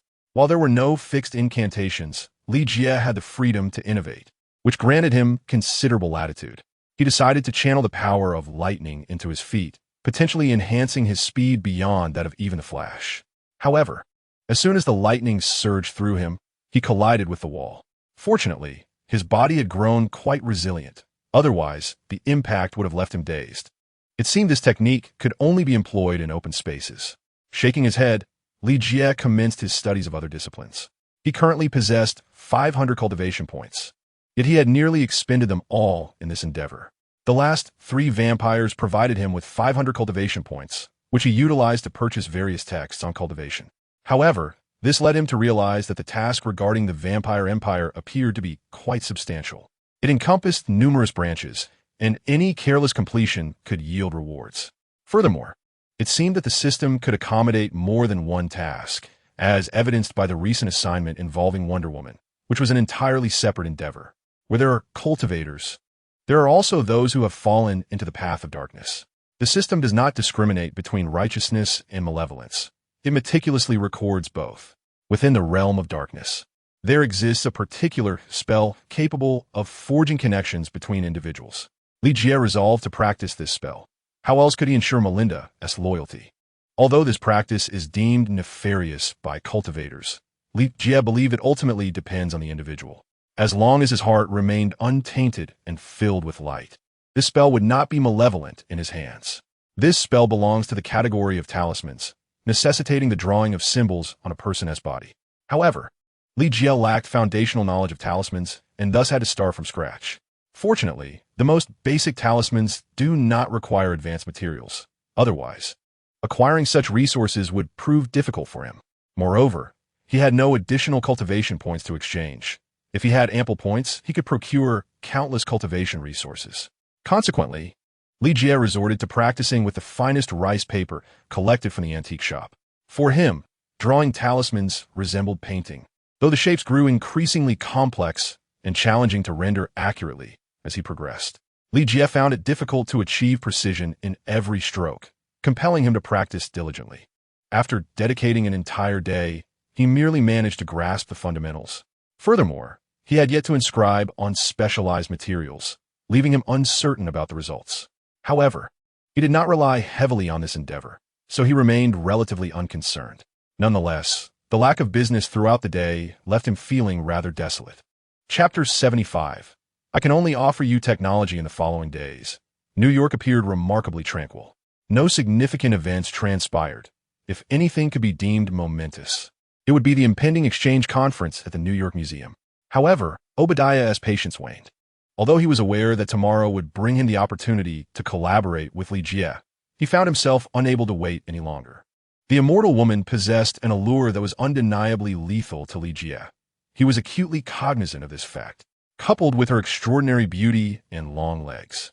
She was a veritable siren to men. Had Obadiah not genuinely sought to win Li Jie over, he would not have invested so heavily. Furthermore, since Diana had already spurned his advances, he no longer harbored intentions towards her. He feared that if Diana were to hold a grudge against him, even without knowledge of her true identity, he would not fare well. Thus, he hastily passed the matter to Li Jie, hoping that this infatuated fool could handle it. After experiencing failure, he sought the collaboration of Obadiah to assist in dealing with Diana, with everything meticulously orchestrated by him. However, this plan was abruptly disrupted by a group of unexpectedly fierce rebels. The individual who had accepted his money and failed to capture Tony, allowing him to escape. had arrived in New York. He was part of the audacious Ten Rings gang and even attempted to threaten him, proposing yet another deal. How could this be possible? Those rustic brutes, who were adept only in violence and lacked understanding of technology, were beneath Obadiah's consideration for collaboration. Moreover, in Obadiah's eyes, they were nothing but a congregation of failures. Nonetheless, upon hearing they possessed something of value to show him, Obadiah agreed to meet with them. Thus, Obadiah, accompanied by his bodyguards, ventured into the wilderness to meet them. 2 black SUVs came to a halt, and Obadiah stepped out with composure. "This is a welcoming gift from Tony," a voice echoed. Observing the Ten Rings leader, whose face was partially disfigured, he remarked with a smirk, "Had you eliminated Tony sooner, you would not have suffered such humiliation. Every head has its price, and yours is insufficient," the bald man replied solemnly. "What are the weapons?" Obadiah inquired nonchalantly. "They are within. You may enter, but your bodyguards must remain outside," the bald man stated, leading Obadiah into a tent. Upon entering, Obadiah beheld the formidable armor. "So, this is what allowed Tony to escape?" he questioned, tapping the steel armor repeatedly. The bald man sat down, pouring water as he explained. "This is merely the initial generation of the armor. Tony has since perfected it, and the results, as you can see, are remarkable." Indeed, Obadiah had been following the rampant news surrounding Iron Man. He had not anticipated that it was Tony's handiwork. "Provide me with 20 iron soldiers, and I will unify the continent. In return, I shall furnish you with his blueprints," the bald man proclaimed confidently. One must admit that Tony was quite careless. He not only completed the iron armor, but also left behind the design schematics. Had he destroyed them then, many troubles could have been avoided. Obadiah appeared somewhat intrigued by the proposition, yet he would not yield. He leaned closer to the bald man's ear and activated a small device crafted by Tony years ago. In an instant, the bald man was incapacitated, and Obadiah smugly declared, "I shall provide you only with technology." "Is that so?" Just as he finished speaking, he heard the bald man respond. Chapter 76. The Ten Rings and the Master of Darkness. Obadiah was taken aback, as the previously tense bald man suddenly appeared unfazed. The bald man turned and said, "This is what I deem technology." Suddenly, his face became flushed and swollen, as if flames surged from within his body. Obadiah found himself thrust back into his chair as the bald man inquired, "Do you accept the collaboration now? Who are you?" Obadiah stammered, filled with panic. Tony's gadget, even he himself could not resolve, was unexpectedly unraveled by the leader of the Ten Rings gang. The bald man chuckled, "We are the Ten Rings gang, though many refer to us as the Ten Ring Society. Our master has returned." Obadiah inquired intently, "Who is your master?" The bald man replied, "His name has long been forgotten. You need only to know he is known as Mandarin." He fixed his gaze on Obadiah. "Tell me Tony's whereabouts, and I shall capture him." The bald man laughed, finding Obadiah's audacity amusing. "Not to eliminate him?" Obadiah questioned. "Mandarin wishes to keep him and take him back." The bald man shook his head. "Upon completion, you shall provide me with 20 iron soldiers." The bald man reiterated, while Obadiah hesitated. His intent was to eliminate Tony, not merely to abduct him. As for this so-called Mandarin, he had never heard of him. Just as Obadiah wavered, his phone rang. Cursing under his breath, he found the bald man had snatched it away. "Hey, Obadiah," said Li Jie amiably. To his surprise, the video revealed a bald man, half of his face disfigured. Li Jie's brow furrowed. "Who are you?" "I am of the Ten Rings gang," the bald man replied solemnly. "What do you want? Speak quickly." Li Jie was taken aback, recalling how the bald man had been easily dealt with by Obadiah. "I am looking for Obadiah," Li Jie stated. "That is not something I can disclose to you." The bald man pondered for a moment before handing the phone to Obadiah. Seeing Obadiah's distressed expression, Li Jie couldn't help but chuckle. "Obadiah, Tony is going to the museum tomorrow. Will you attend?" This was, of course, a fabrication, but upon witnessing Obadiah's predicament, he recognized the situation had changed. Thus, he hastily concocted a story to divert the attention of the Ten Rings gang. He exchanged a knowing glance with Obadiah, who instantly understood what needed to be done. Nevertheless, he still harbored thoughts of ensuring this fool would regret his actions. "Oh, Tony Stark? What museum is he visiting and why?" The bald man swiftly picked up the phone, inquiring curiously, "Who are you? Why should I tell you?" Li Jie scoffed. He had not anticipated that a simple phone call to Obadiah would yield such an advantageous turn of events. Initially, he merely intended for Obadiah to stir up some trouble at the museum to witness Wonder Woman's prowess. Yet with the arrival of the Ten Rings gang, a perfect pawn had presented itself. Moreover, it spared Obadiah any suspicion, achieving two objectives at once. "Tomorrow, you will regret your foolishness," the bald man bellowed into the phone. But Li Jie simply hung up the call. The seeds have been sown, and whether or not to take action is no longer a concern for Li Jie. Chapter 77. He will heat up. Upon seeing Li Jie in the call, the bald man exhibited clear signs of anger. However, a sardonic smile crossed his lips as he contemplated that he could capture Tony the following day, rendering any irritation toward the minor character unnecessary. "I shall seize Tony tomorrow. Do not jeopardize the plan," he threatened Obadiah. In response, Obadiah nodded and remarked, "Hand over the armor and the blueprints. Rest assured, but do not forget the subsequent matters." The bald man replied, leading Obadiah outside the tent. Obadiah appeared relaxed, but as he opened the tent flap, his expression shifted dramatically.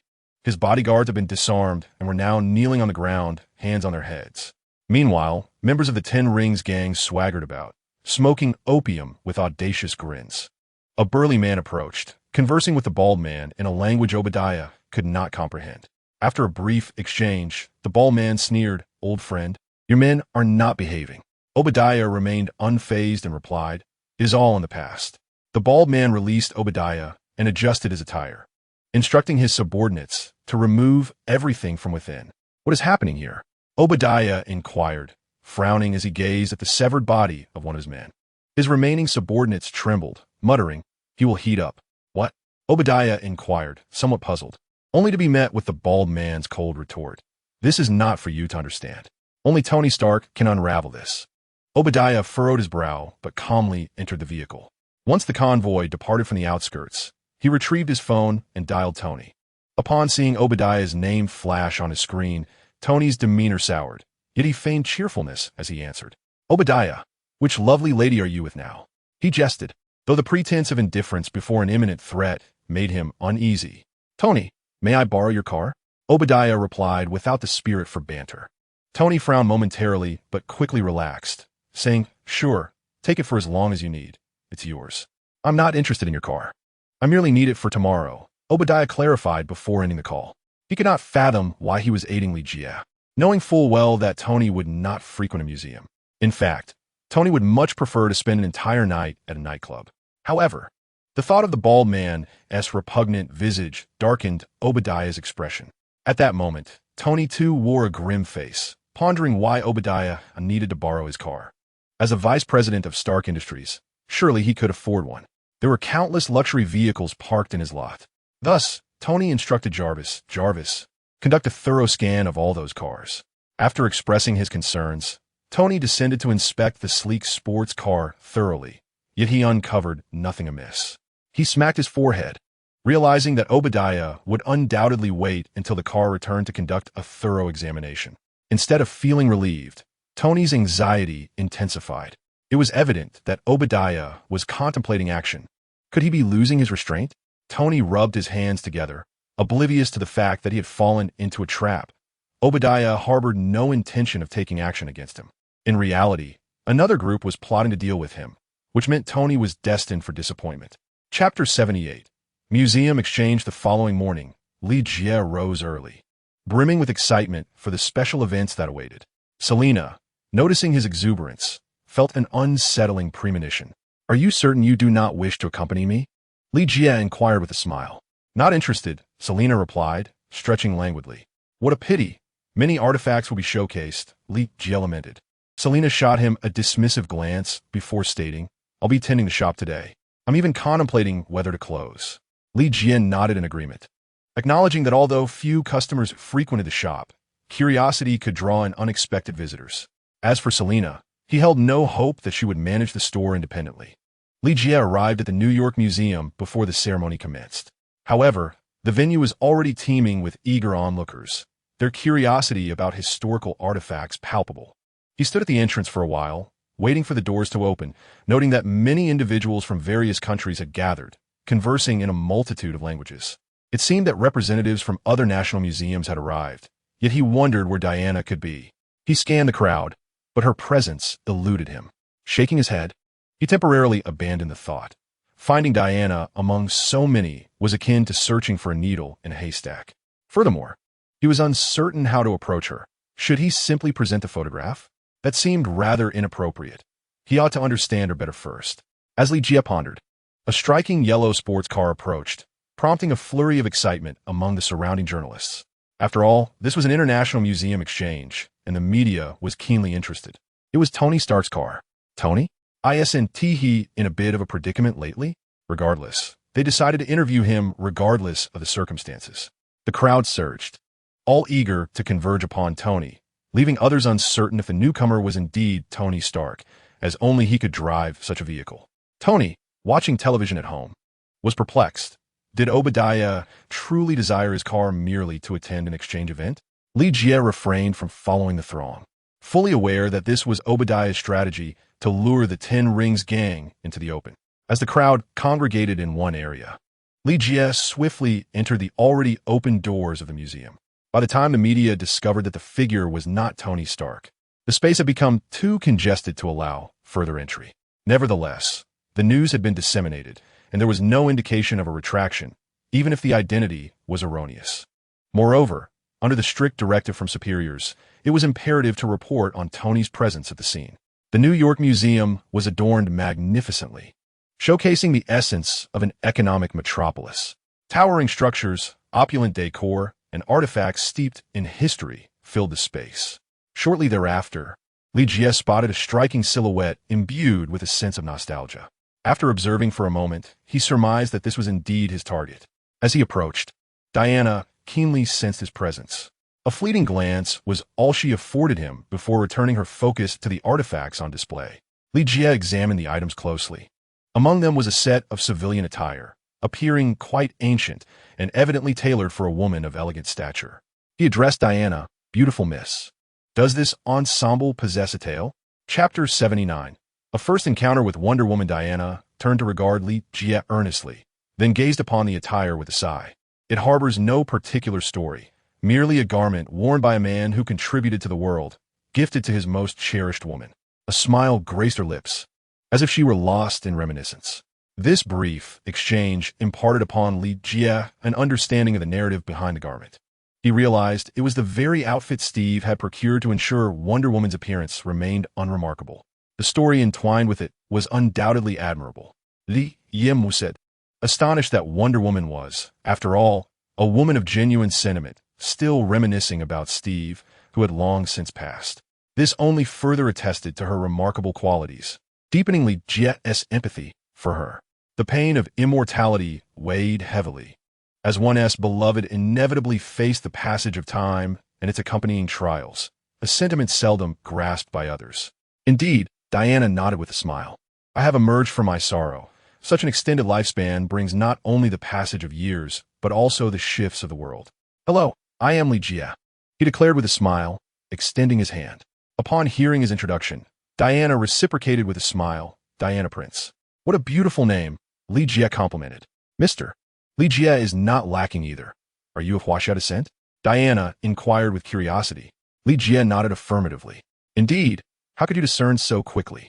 It is because Huaxia individuals tend to possess striking features. However, I have yet to visit Huaxia. It is merely a guess, Diana jested. Indeed, there are many individuals of East Asian descent across the globe, not solely those from Huaxia, Li Jie remarked, acknowledging her insight. Diana nodded, recognizing the impossibility of her visiting Huaxia. Such a perilous individual as herself would not be permitted entry, even for mere sightseeing. In truth, Diana had no intention of concealing her identity. Perhaps her identity was the most easily discernible of all. She bore no disguise, not even altering her name in the slightest. Thus, the revelation of her being Wonder Woman was undoubtedly known across the globe. It was merely that no one dared to act against her. After all, she was the savior of the First World War, and unless it was absolutely necessary, no one would dare confront her. Where does Miss Diana hail from? Li Jie inquired. The two conversed as they walked, not lingering in one place. After all, this venue housed more than just that singular artifact. It merely resonated with Diana on a personal level. I am the curator of the Royal Museum of the Sun Never Sets. Hence my presence here in New York for the exchange conference, Diana replied with a smile. And Mr. Li Jie? Ah, I didn't come with a Huaxia delegation. I possess a green card, Li Jie chuckled. Moreover, I am merely an enthusiast. An enthusiast, quite commendable, Diana nodded in acknowledgement. At that moment, the performance had commenced, and most attendees had arrived. Social elites, glamorous debutantes, and individuals from various professions were present. Even the mayor of New York was expected to make an appearance, which brought a sense of pride to the museum staff. May I have your attention, please? A balding middle-aged man shouted from the stage. I am fortunate to introduce to you this individual from Stark Industries, he said, gesturing to the person beside him. However, before he could complete his sentence, the mention of Stark acted as a detonator, and the museum was immediately engulfed in gunfire. Chapter 8. The Lasso of Truth. Subsequently, the glass within the museum shattered, raining down shards from above. Instinctively, Li Jie shielded Diana and urged her to run deeper into the museum. Diana glanced at Li Jie and then withdrew, stating, "Take care of yourself. I will handle this." Before Li Jie could respond, Diana vanished into the throng. At that moment, seizing upon the chaos, Li Jie sought refuge amidst the crowd. Looking up, he saw a bald thug with half of his face disfigured emerge, brandishing an AK-47. His appearance was extraordinarily fearsome, causing many debutantes to scream in terror. In fact, since the initial gunshot, the cacophony of screams had not ceased, crescendoing as he made his entrance. The bald man strode directly onto the stage, his ire directed towards the two trembling individuals at the podium. "Old fool, where's Tony Stark?" he growled, seizing the suit of the balding white man. The man trembled as he replied, Tony has not arrived." "And what of Stark?" the thug shouted in fury. The man, evidently terrified, stammered, "Stark refers to him. He is from Stark Industries, unrelated to Tony." Upon hearing this, the thug fired his weapon, sending shockwaves of terror through the crowd. He immediately realized he had been deceived. Moreover, it was not just one individual, it was everyone who had deceived him. Last night, that young man of Asian descent, Obadiah, and even the illustrious Tony Stark were complicit in this charade. This infuriated him, yet his purpose for being here was solely related to Tony. The others were of no consequence. Even if he were to eliminate everyone else, it would bear no relevance to his mission. Cursed be it. The bald man silently seethed. He resolved to seek vengeance upon Obadiah for daring to mock him. The unfolding events were rapidly broadcasted on television, accompanied by live streaming online. In no time, any, including Tony, became aware of the situation. The New York Museum was besieged by insurgents who demanded the whereabouts of Tony Stark. Upon witnessing this, Tony donned his Iron Man suit and soared towards the museum. Meanwhile, Obadiah recognized the gravity of the situation. His singular focus on avenging himself against the bald man blinded him to the consequences of his anger. Thus, his expression turned icy, and his mind raced with thoughts of escape. "We must retreat," the bald man declared, realizing that the authorities had been alerted. Yet, as he took his first step, a whip lashed out. Crack! The bald man found his feet ensnared, and with a swift tug, he was sent crashing to the ground. All screams ceased as onlookers turned to face the newcomer. Li Jie was no exception, his eyes filled with admiration. They beheld a figure clad in unusual armor, adorned with a pair of protective silver bracelets, and carrying the Amazonian shield and the Godslayer sword on her back. The whip that ensnared the bald man was none other than her lasso of truth. Wonder Woman, Diana, had re-emerged before the crowd after decades. Although many did not recognize her, her presence elicited joy among them. Li Jie appraised Diana with admiration, and she, in turn, met his gaze, both sharing a nod of acknowledgement. Following Diana's line of sight, the bald man spotted Li Jie, and fury ignited within him. Li Jie was the primary instigator of his humiliation. "Who are you? What do you want?" Diana inquired, her voice resonating with a magnetic allure. Chapter 81. "Call me Exile. I am the leader of the Ten Rings, here to capture Tony Stark. This is none of your concern, so step aside," he declared. But panic seized him as he realized he had divulged too much information. He shouted to his subordinates, "Get this cursed rope off me." At this, Diana flashed a sweet smile. Under the influence of the lasso of truth, no one could hide their intentions. However, she voluntarily loosened her grip on the lasso as the henchmen opened fire upon her. The sound of clashing metal echoed as all the bullets were deflected by Wonder Woman's bracers. Instantly, The crowd regarded her as a celestial being, undoubtedly sent from above to save them. The members of the Ten Rings, after their futile barrage, stood in utter astonishment. The bald man hastily distanced himself from Diana. Noticing that this peculiarly dressed woman was unharmed, he immediately pointed towards Li Jie and shouted, "Kill him." Upon hearing this, Li Jie quickly ducked down, while Wonder Woman rushed to shield him from bullets. With so many members of the Ten Rings organization present, it was evident that one person alone could not manage the chaos. Thus, Li Jie retreated to a corner and donned his shadow cloak. His mission for the day was to prevent any loss of life, as Wonder Woman was a woman of kind heart. If he could accomplish this without anyone getting hurt, it would surely enhance her regard for him. After all, his primary objective was to win Wonder Woman's favor, achieving multiple goals at once. His temporary task was to ensure that none of the Ten Rings members harmed innocent bystanders. Emerging from the shadows, Li Jie's unusual attire drew numerous gazes. People were somewhat intimidated by him, hesitating to approach due to his bizarre appearance, which contrasted sharply with Wonder Woman's approachable demeanor. Diana glanced in his direction, and in response, Li Jie summoned lightning beneath his feet. In an instant, he found himself standing before a member of the Ten Rings. With a single punch, he shattered the weapon in the man's hand and knocked him unconscious. Witnessing his swift actions, Diana smiled. She then joined the fray, drawing her Amazonian shield and Godslayer's sword, ready to showcase her skills. Li Jie internally remarked on how impressive she was, having named his own technique Thunderstrike. This technique involved channeling the power of lightning into his legs, a skill he had invested considerable time mastering. Even now, he felt somewhat unrefined in its execution. Nevertheless, it was sufficient to handle the members of the Ten Rings, even if the Flash could not perfectly control his own speed. Yet in comparison, Li Jie was still far from the Flash's prowess. He could only hope that as his cultivation advanced, he would surpass the Flash, though perhaps by then, he would no longer need such a technique. There would undoubtedly be more advanced methods, such as flying or instantaneously traversing distances. After incapacitating several members of the Ten Rings, Li Jie realized he and Diana had become surrounded. They stood back to back, and Diana, unable to suppress her curiosity, inquired, "Who are you?" In response, Li Jie solemnly declared, "You may call me the Exile." This moniker had been thoughtfully chosen. He was not yet bold enough to reveal his identity as Iron Man like Tony Stark. Even when Tony did reveal his identity, people still referred to him as Iron Man. Thus, Li Jie decided on a title for himself, the Exile, signifying one cast out from his own world, a notion he found quite profound. "I am Diana," Wonder Woman replied with a smile. "I know," Li Jie responded, his voice gravelly. Subsequently, they leaned back against one another and simultaneously propelled themselves forward, their coordination instantly taking down several of their assailants. However, the others were not merely spectators. They possessed genuine weapons. The bullets flew like fire-breathing dragons, eager to devour the two. Nevertheless, whether wielding the protective silver bracelet or the Amazonian shield, Diana effortlessly deflected the onslaught. As for Li Jie, his current speed rendered the bullets no threat to him. Even if they were to strike him, they would likely prove inconsequential. A cultivator is not a fragile sorcerer. Physical harm does not instantly diminish their power. "Hold them off," Li Jie urged Diana, focused on his mission.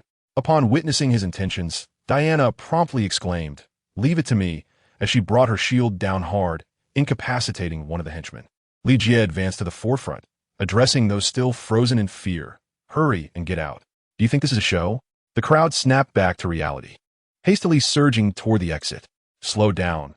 Form an orderly line," Li Jie called out, frowning at the chaos. "You go ahead, young man. We'll take care of things here." Several elderly men with gray hair stepped forward, reassuring Li Jie.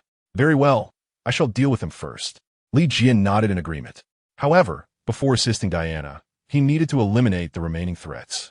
Noticing individuals stealthily trailing behind, Li Jie wasted no time in subduing them. Outside the museum, the wail of police sirens began to pierce the air, prompting Li Jie to depart from the scene. Diana, displaying her cleverness, engaged the foes while skillfully diverting them away from the crowd. Yet, Li Jie found it perplexing that Diana had not yet neutralized this group. After all, they were merely ordinary people. Even armed, they posed no real danger to her. However, upon observing the bald man and his bearded companion, he began to understand. Their bodies were emanating an unnatural crimson hue, flickering in and out of sight, while their clothing was being consumed by flames, reduced to ash. It appeared as though a conflagration was brewing within them, poised to erupt at any moment. Li Jie recognized this phenomenon instantly, the cataclysm virus, and one that was exceedingly unstable at that. Such volatility explained their erratic state, as if they were on the verge of exploding. Yet, hadn't the cataclysm virus only recently emerged? To encounter it now causing havoc was indeed troubling, all thanks to Tony. He mused as he approached Diana. Be cautious. They emit intense heat, Diana warned. I can withstand it, but you may not fare as well. Li Jian nodded in acknowledgement. Be careful in controlling them. We must prevent an explosion. Upon hearing this, Diana's expression turned grave, for that was precisely her concern. The fate of the museum is of little concern. However, the presence of so many people within its walls makes her wary of witnessing any injury or loss of life. If blame must be assigned, it lies with the sheer size of the museum, capable of accommodating over 10,000 visitors simultaneously. You too, do not court disaster. At this moment, the bald man has begun to lose control. Chapter 83. The Fall of Wonder Woman. The apocalyptic virus, which ought to have emerged a decade hence, has inexplicably manifested itself in the present. Moreover, what was once a relatively stable strain has now devolved into an experimental variant, fraught with instability. The bald man's demeanor reveals his struggle for self-control. He, too, fears for his life, having witnessed the fates of previous test subjects. His animosity toward Tony is palpable.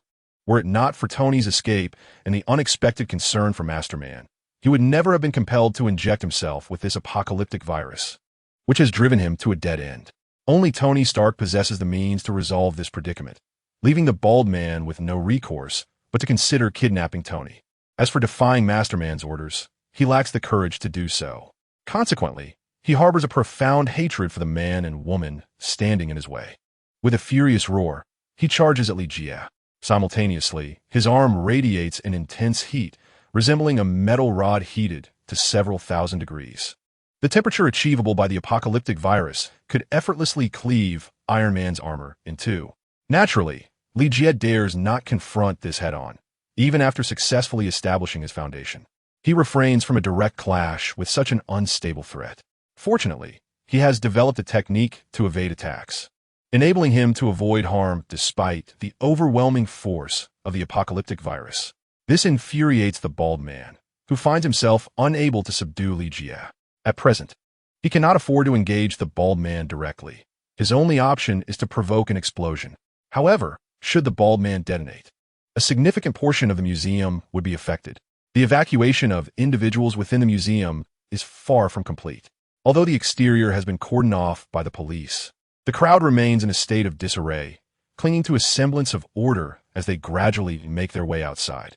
One particularly large man has had his beard singed away by the explosive force of the apocalyptic virus. The unstable temperatures have caused the surrounding heat to surge. At this moment, they seem to have identified the weaknesses of the two adversaries, prompting the large man to dart toward the crowd. As he runs, fragments of ash and charred skin fall from him, evidence that his flesh cannot withstand the searing heat, an indication that the apocalyptic virus is on the verge of eruption. You people are overly cautious, the large man exclaims. Diana, of course, will not stand idly by, while eliminating the threat is secondary. Her primary objective is to ensure the crowd's safe evacuation. Thus, she immediately steps forward, fortunate that the Amazonian shield is composed of an unknown material, impervious to the chaos unfolding around her. Under the touch of the despair virus, nothing seemed to happen, let alone turn to ashes. The god-slaying sword was no different. It was a weapon meant solely for Diana's use. This legendary artifact, capable of slaying deities, ultimately revealed that she herself was the true treasure. Yet the god-slaying sword remained formidable. The blade's sharp light sliced through the left arm of the bearded man, which turned to ashes the moment it was severed. However, just as Diana believed her blow had been effective, the bearded man's left arm began to regenerate slowly. What? Diana gasped in horror. Was he not human? Do not linger in shock. In the midst of Diana's exclamation, the bearded man, undeterred by the loss of his left arm, swung his right hand downwards. Had it not been for Li Jie tackling Diana out of the way, she would have come into contact with the despair virus. Even as a divine being, she could not ascertain whether she could withstand such intense heat. Chapter 84. Detonation. Moreover, the despair virus was distinct from the flame abilities that Li Jie had absorbed earlier. The flame abilities could still be deemed energy, but the despair virus was not. Thus, Li Jie tackled Diana, unwilling to let her face the despair virus directly. However, his maneuver was somewhat clumsy. As he brought Diana down, he lost his footing, and they both fell heavily to the ground. If it had only been a fall, it would have been manageable, as Diana felt no pain. But Li Jie's head fortuitously struck an awkward spot. They had no time to be dazed. Their expressions remained composed. Li Jie quickly got up and rubbed his head, noting the armor's remarkable hardness. Diana said nothing, instead chuckling, "Be more careful next time. It's you who should be cautious." Li Jie exhaled with a hint of relief. As they regained their footing, they saw the bald men charging towards them once more. At that moment, Li Jie received a prompt from the system, a cold smile spreading across his face. Mission accomplished. All personnel from the museum have been evacuated. Mission reward, 10,000 cultivation points. Saving a life is akin to building a 7-story pagoda. Not only was the reward generous, but the system also provided commentary. A first in his experience. Yet, Li Jie paid little mind to the details and directly instructed Diana, "Move further away." Upon hearing this, Diana cast a glance at Li Jie and distanced herself slightly. "Further still, for fear of injuring you." "That's impossible," Diana replied confidently, asserting her prowess as a princess of the Amazon tribe, having seldom been harmed since her emergence. Li Jie ceased to persuade her, merely gazing at the bald men and declaring, "Now, it is your turn to perish." Boundless immortal path, extreme thunder path. Li Jie activated the extreme thunder path, and lightning crackled around his hands. Yet, that was merely the beginning. With further cultivation, he could even alter the weather and summon heavenly thunder. A sphere of lightning coalesced in his palm, swelling dramatically. The furious lightning obliterated everything in its vicinity, emanating an aura of destruction that even made Diana's heart race. This lightning is unlike any ordinary phenomenon, typically conjured by nature. However, the lightning in Li Jie's hand exudes an aura of divine might. Diana, intrigued, gazes at Li Jie, and with her years of experience, quickly realizes that he is far more than just a mutant. The bald man stands astounded. He has encountered numerous mutants, yet none possess the formidable power of Li Jie. Instinctively, he categorizes this wielder of natural forces among the mutants. His immediate reaction is to evade the impending strike of the lightning orb. Any fool knows the peril of contact. Otherwise, he would be obliterated, unable to withstand such a violent assault from the apocalyptic virus coursing through his veins. Nevertheless, no matter how he dodges, the lightning orb seems to have locked onto him. Its speed unfathomable, crashing directly into his chest. Gulp. His body begins to swell rapidly, prompting Li Jie and Diana to hastily retreat. Boom! The swelling culminates in an explosion, and with the addition of the apocalyptic virus, an insidious human bomb, the blast is even more potent than usual. Bang! The special police, who had been cautiously advancing, are sent flying by the force of the explosion, though fortunately, they suffer no substantial injuries. Gasps of shock ripple through the crowd, realizing that a bomb had been smuggled inside. Chapter 85. Is Obadiah good or evil? Sir, a massive explosion has occurred at the New York Museum. Mid-flight, Iron Man suddenly receives this news from Jarvis. A holographic screen materializes before Tony, displaying the current situation via camera feeds. Mere seconds later, he arrives at the scene. But he refrains from descending, for he knows he has arrived too late. The museum teeters on the brink of collapse, and he surveys the frightened throng below, relieved to see that no one has been injured. It's Iron Man. Iron Man has arrived. At that moment, someone spots him hovering in the air, prompting the special police to raise their weapons in his direction. Iron Man hastily calls out, "Do not fire. I'm too late." He swiftly vacates the area, unwilling to linger in this treacherous environment. These individuals are here to create trouble for him, and in an instant, Tony ponders the implications. Why is Obadiah acting in such a manner? Is this not a covert attempt to save him? A wave of confusion washes over Tony. What is Obadiah's true nature? The crowd surrounding the museum is promptly dispersed, the magnitude of the explosion leaving them anxious about potential repercussions. Remaining here would be tantamount to courting death. Meanwhile, various social media platforms report on the incident, thrusting two individuals into the spotlight. A photograph, snapped amidst the chaos, captures the scene, conveying the gravity of the moment to the world. A woman clad in medieval armor, wielding ancient weapons and a shield, stood alongside a man enveloped in a black cloak, his figure obscured.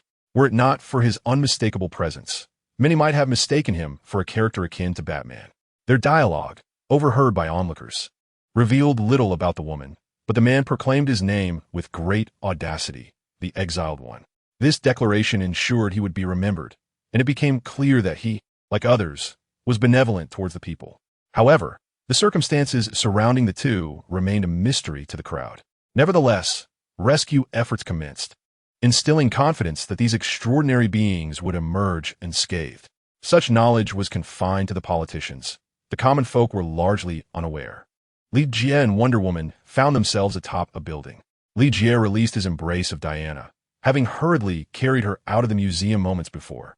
Though Diana possessed the Amazonian shield and could likely withstand any onslaught unassisted, she expressed her gratitude, saying, "Thank you." Li Jie hesitated briefly before withdrawing his shadowy cloak. "Li, is it you?" Diana exclaimed in astonishment, unable to fathom that the yellow-skinned man before her was indeed her friend.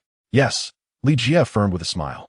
Diana continued, "I was just pondering your whereabouts, and in the blink of an eye, you vanished." Diana had not connected the Exiled One to Li Jie earlier, as the cloak had transformed his appearance to such an extent that even his aura seemed altered. "Thank you for your concern," Li Jie nodded, then offered, "Shall we grab a drink?" Without hesitation, Diana agreed, her curiosity about Li Jie's identity piqued. "Wait for me a moment," she said, and then she leaped off the rooftop, returning moments later in a different outfit. Chapter 86. Is this martial arts? After all, as a goddess, Diana's ability to fly was hardly surprising. She donned a snug white ensemble that accentuated her fair complexion, with fitted trousers that elongated her legs. Clearly pleased with her striking figure, she smiled sweetly at Li Jie, who admired her without any hint of impropriety. His gaze was one of genuine appreciation, evoking a sense of integrity. Li Jie, grinning at Diana's swift transformation, nodded in acknowledgement, and together they departed. They casually selected a nearby CAF, where patrons were already casting curious glances at Diana. Li Jie struggled to discern whether the stares were born of jealousy or mere intrigue. "How have you managed to adapt?" he inquired. Diana glanced at the pointing passers-by and remarked with a smile, "I simply have not made appearances." "But you are here now," Li Jie replied, shaking his head. "I had no choice," Diana chuckled.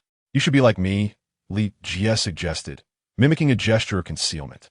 Diana burst into laughter, and Li Jie noted how sweet her smile was. "But I do not possess a mask," she gently declined. Unbeknownst to her, Li Jie was already aware of her story. They soon chose a private room, for their conversation was not meant for others' ears. Nevertheless, Li Jie cast a glance around, hoping there were no hidden cameras in the vicinity. "Is that Chinese martial arts?" Diana could no longer contain her curiosity. To her knowledge, even the so-called divine beings she had encountered lacked such thunderous power. The overwhelming pressure was significant enough to make even Diana's heart race. Li Jie pondered for a moment and responded, "You may understand it as unique to China, but it transcends martial arts in its profundity." Diana nodded with a smile. "I have already perceived that. The power of thunder is not something an ordinary person can wield, let alone such majestic and destructive forces that ravage the heavens and the earth. We refer to it as the path of immortals. Mastering it to the point of achieving eternal life is not insurmountable." Li Jie laughed. Diana, though surprised, nodded in agreement. While this notion held little allure for her, it would be quite different for an ordinary individual. Diana herself possessed a long lifespan, as did the Amazonian lineage. Furthermore, being a divine being, her longevity was even more pronounced. Decades had passed since the Great War, yet not a trace of time could be discerned upon her visage. Aside from the subtle hints of sorrow and weariness she occasionally exhibited, she appeared as a vibrant woman in her 20s. "Will you return to the land of the setting sun?" Diana contemplated before responding, "Yes." Li Jie smiled, in truth. He wished to persuade Diana to stay, yet her demeanor suggested she would not be easily swayed. After a moment's thought, Li Jie reached into his pocket and retrieved a photograph from his space. He began, "Actually, I did not summon you here solely to forge a friendship. I also wish to return this photograph to you. Of course, if you are willing to share your story, I would be more than delighted to listen." Diana gazed at the photograph Li Jie offered, plunged into a sea of memories. In Chapter 87, There are Gods in This World, Diana did not inquire about the origin of the photograph, but began to share her tale slowly. Li Jie had long been familiar with her story. Yet listening to it was a different experience from watching a film. He listened intently. Diana's narrative was a reflection of life, with its ups and downs, captivating Li Jie to the point where he found himself immersed in her words until she said, "Thank you for listening so earnestly. I have never shared my thoughts with anyone before. It is a fascinating story. He is a good man." Li Jie nodded with a smile. "Indeed, Steve is a good man." Diana nodded in agreement. Had she not been stirred by the sight of this photograph, she would not have spoken so much. She picked up the picture and remarked, "This photograph was taken just before the final battle. I never expected to find it with you." The other 4 individuals in the image appeared to be vividly present, evoking a sense of profundity within Diana. "I stumbled upon it by chance." Li Jie replied with a smile. "So, it has returned to its rightful owner." Diana expressed her heartfelt gratitude to Li Jie. "You're my friend, Li." Gazing into Diana's earnest eyes, Li Jie responded, "You are also my friend, Diana." Meanwhile, the system concluded the task. Task completed. Gain the affection of Wonder Woman. Task reward, 10,000 cultivation points. This left Li Jie astonished. He had not anticipated that earning Wonder Woman's favor would yield such a substantial reward. He wondered if this was linked to strength. Although Batman was profound, his prowess was somewhat lacking. Furthermore, he was not the future Batman. Had it been the later Batman, the reward might have been even greater. After finishing their coffee, the two departed together. Diana was eager to return to the museum to check on the well-being of her companions. As for Li Jie, he felt a sense of fulfillment. Had he presented the photograph to her upon their first meeting, the effect would surely have been diminished. She might have suspected ulterior motives. Now, although Diana felt a hint of something unusual, she at least acknowledged Li Jie as her friend. Few could claim friendship with Wonder Woman, especially after so many years. A smile graced Li Jie's lips as he hummed lightly on his way back to his shop. Simultaneously, SHIELD maintained its vigilance regarding this incident. Had it merely been an ordinary attack, they might have overlooked it. However, with the involvement of 2 significant individuals, it warranted documentation: Wonder Woman and the Exile. Fury was well aware of who they were, as both had been registered in their files. "This Li Jie is no ordinary individual," Coulson remarked. "Indeed, to fight alongside Wonder Woman," Fury nodded in agreement. Initially, when Melinda assessed Li Jie's power as particularly dangerous, he had been somewhat dismissive. However, the situation had changed. Although he had yet to witness Li Jie's true strength, he understood that he was indeed formidable. "It has been years since Wonder Woman made her presence known. I had thought she was merely a legend," Coulson mused. Wonder Woman was a legend that predated his idol, Captain Steve Rogers, and he had long believed her to be a myth. Yet, upon comparing the photograph, he was astonished to find that she was indeed real. Fury nodded and chuckled. "She is indeed a legend, a living legend, rumored to be a goddess. Whether that is true, who can say? Are there gods in this world?" Coulson inquired, uncertain. Chapter 88. Who is that woman? Why do you ask that? Fury queried, puzzled. Coulson shook his head and remarked, "Li Jie once told me that there are deities in this world. Do you believe it?" Fury inquired. Coulson shook his head again, gazing at the image of Wonder Woman on the screen, stating, "I used to be a skeptic. No one can live for such a long time, aside from a god. I can't fathom any other explanation. Wonder Woman looks identical to the photographs from decades ago, and there have been consistent records. It cannot be a case of someone impersonating her, which raises the question, you should investigate him further." Fury pondered for a moment and replied. Although Coulson was merely a level 7 agent, he was Nick Fury's most trusted confidant. Coulson nodded in understanding and asked, "But where have they gone? If Li Jie and Wonder Woman perished in the explosion, I cannot believe that for a second. Although I haven't encountered many individuals like them, I trust they possess a remarkable ability to survive, especially someone like Wonder Woman who has endured for so long. Hence, even though the firefighting team could not locate them, I am confident they are safe. I just don't know where they are at the moment." At that moment, the efficient Agent Hill entered and announced, "Diana has joined the team at the museum, and Li Jie has returned to his little shop." In truth, they did not understand why someone like Li Jie, with considerable abilities, would struggle to earn a living. Why would he open an antiquities shop that barely generates any profit and is seldom visited? It seemed almost leisurely. If it weren't for the signs indicating that Li Jie was in dire financial straits, Fury might have even assumed him to be an upstanding individual. Coulson nodded and said, "Then I shall go meet him." Upon Li Jie's return, he was greeted with an enthusiastic embrace from Selena. Li Jie smiled and said, "Don't worry about me. I won't die. I'm not concerned about you. I merely want to know who that woman is," Selena gently inquired. Li Jie remained composed and replied, "She's a friend of mine." "You never mentioned having such a friend," Selena whispered with a hint of annoyance. "Did I not mention it? I have some remarkable friends." Li Jie guessed it. He never specified that this remarkable friend was Batman, which prompted Selena to lightly punch him. "I know you are tough and resilient." Selena recalled the scene of the first explosion. Li Jie shook his head, stating, "This time is different.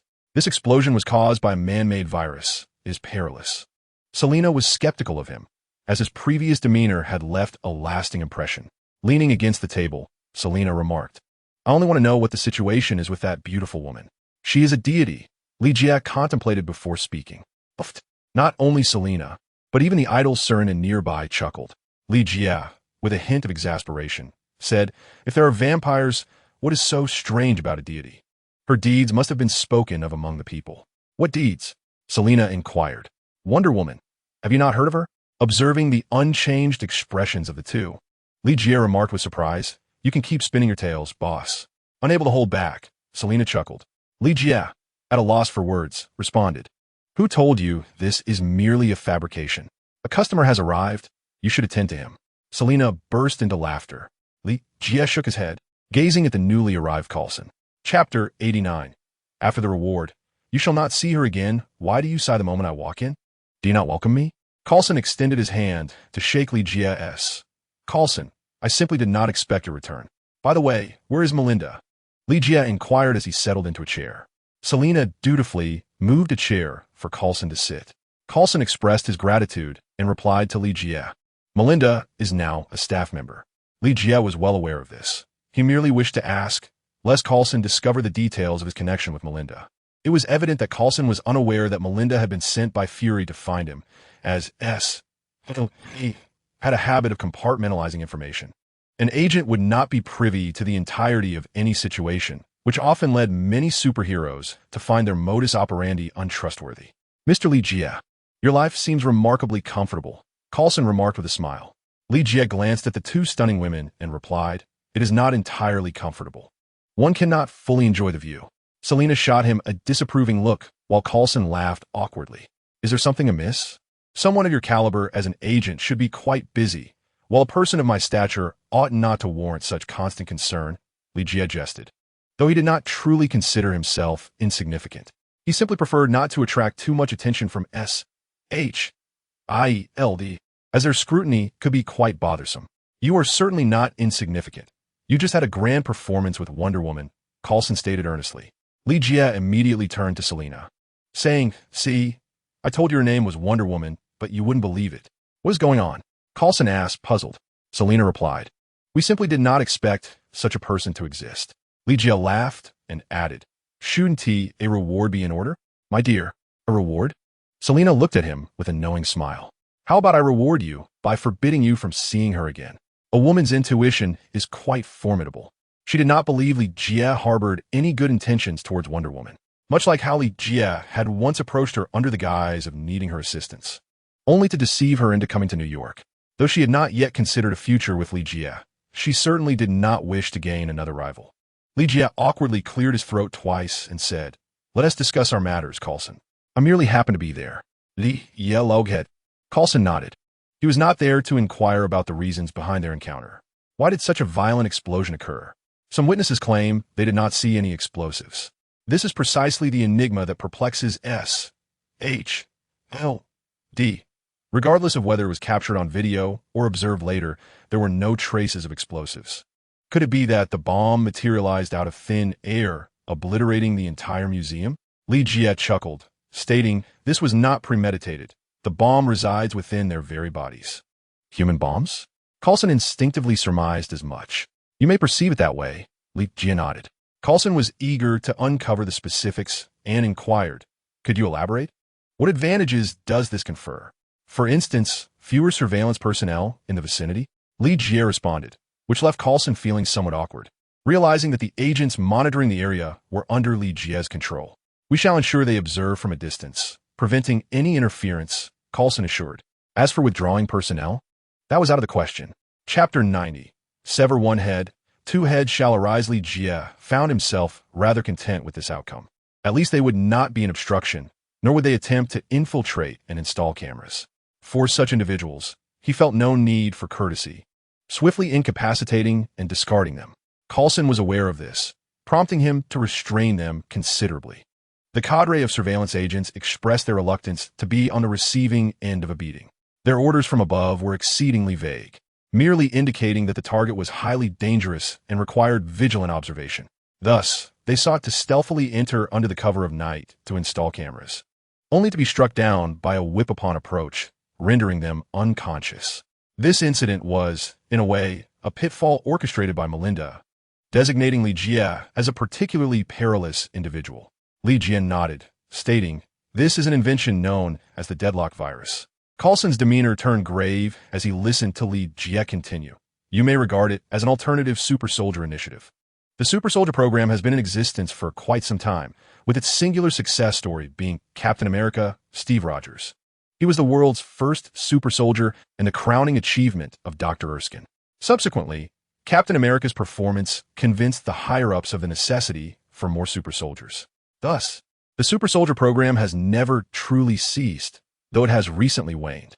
Not only official entities, but numerous clandestine organizations have engaged in various human experiments in pursuit of creating super soldiers, each hoping to leverage these enhanced beings to fulfill their own ambitions.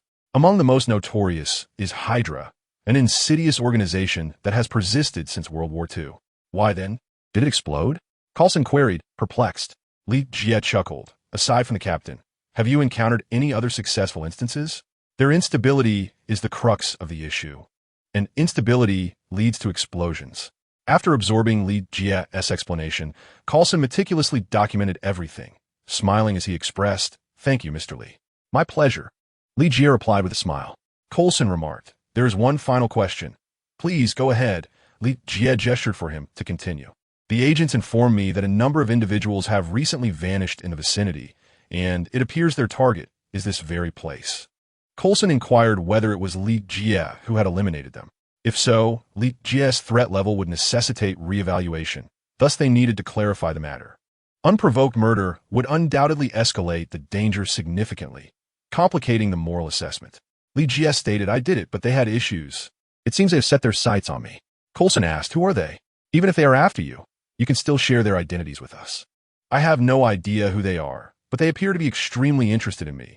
Li Jie shook his head, certainly unwilling to divulge any information about the vampires. Recently, although the vampires had not made overt moves against him, there were always minions willing to meet their demise. And informing S-H-I-E-L-D? That would be absurd. The matter of vampires could not be easily exposed. However, before they perish, they always utter a certain phrase, Li Jie said with surprise. What phrase?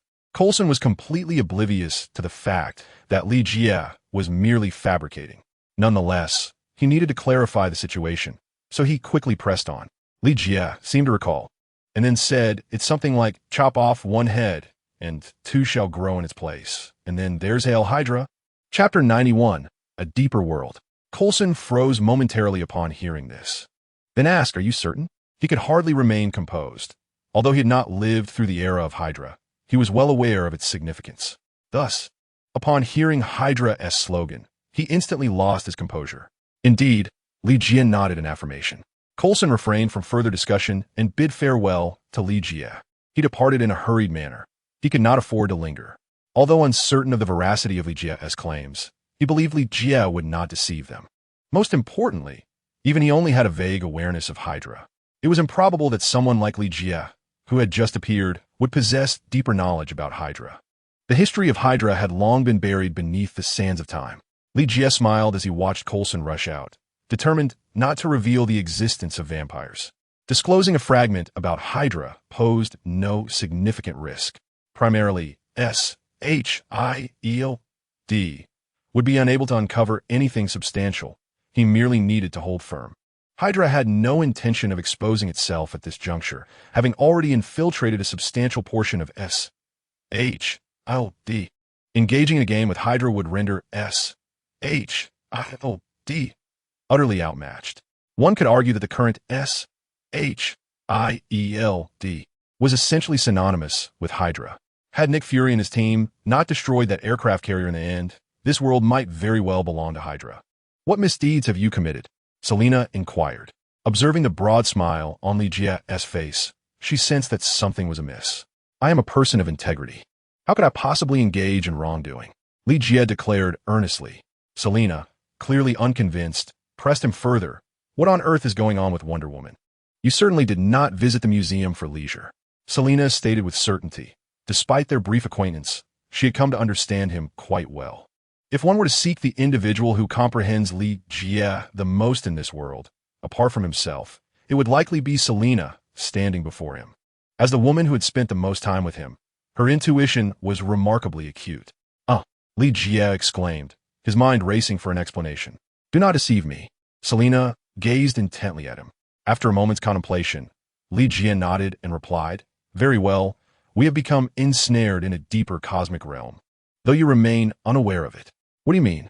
Selina inquired. Do you not sense the myriad forces in this universe that elude your understanding? Li Jie lamented, rubbing his temples. Selina scoffed. Diana embodies such a force, Li Jie elucidated.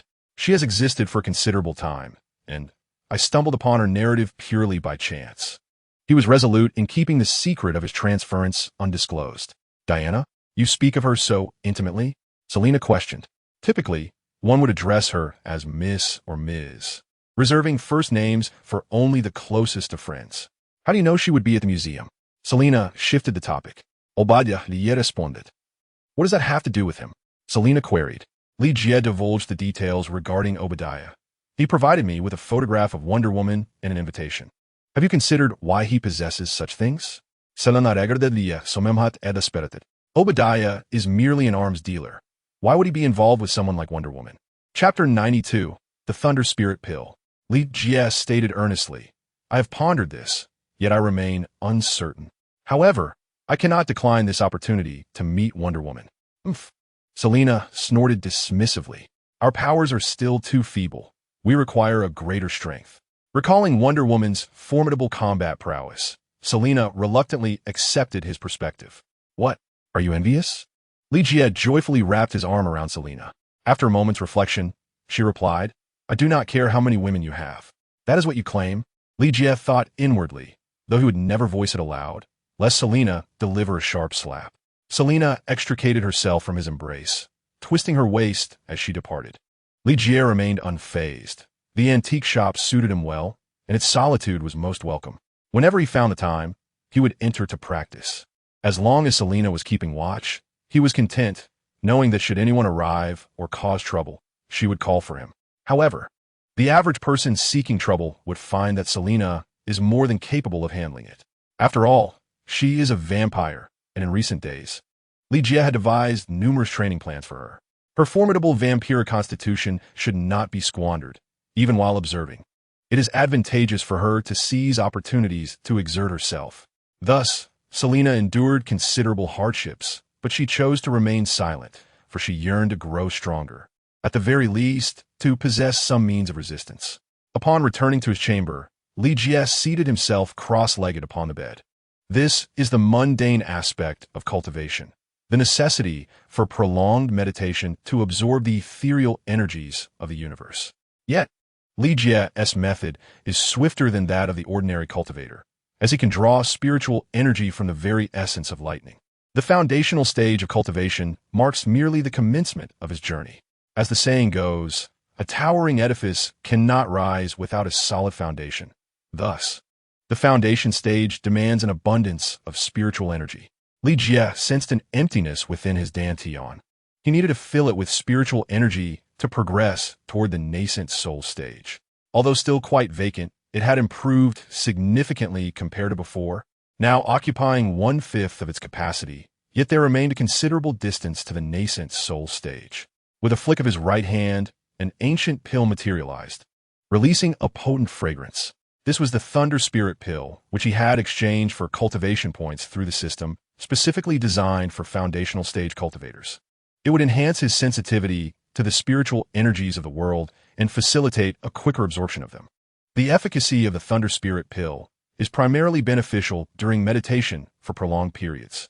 While there are pills available that directly infuse one's body with spiritual energy, they are prohibitively expensive, and consuming one would not enable him to break through to the nascent soul stage in a short time.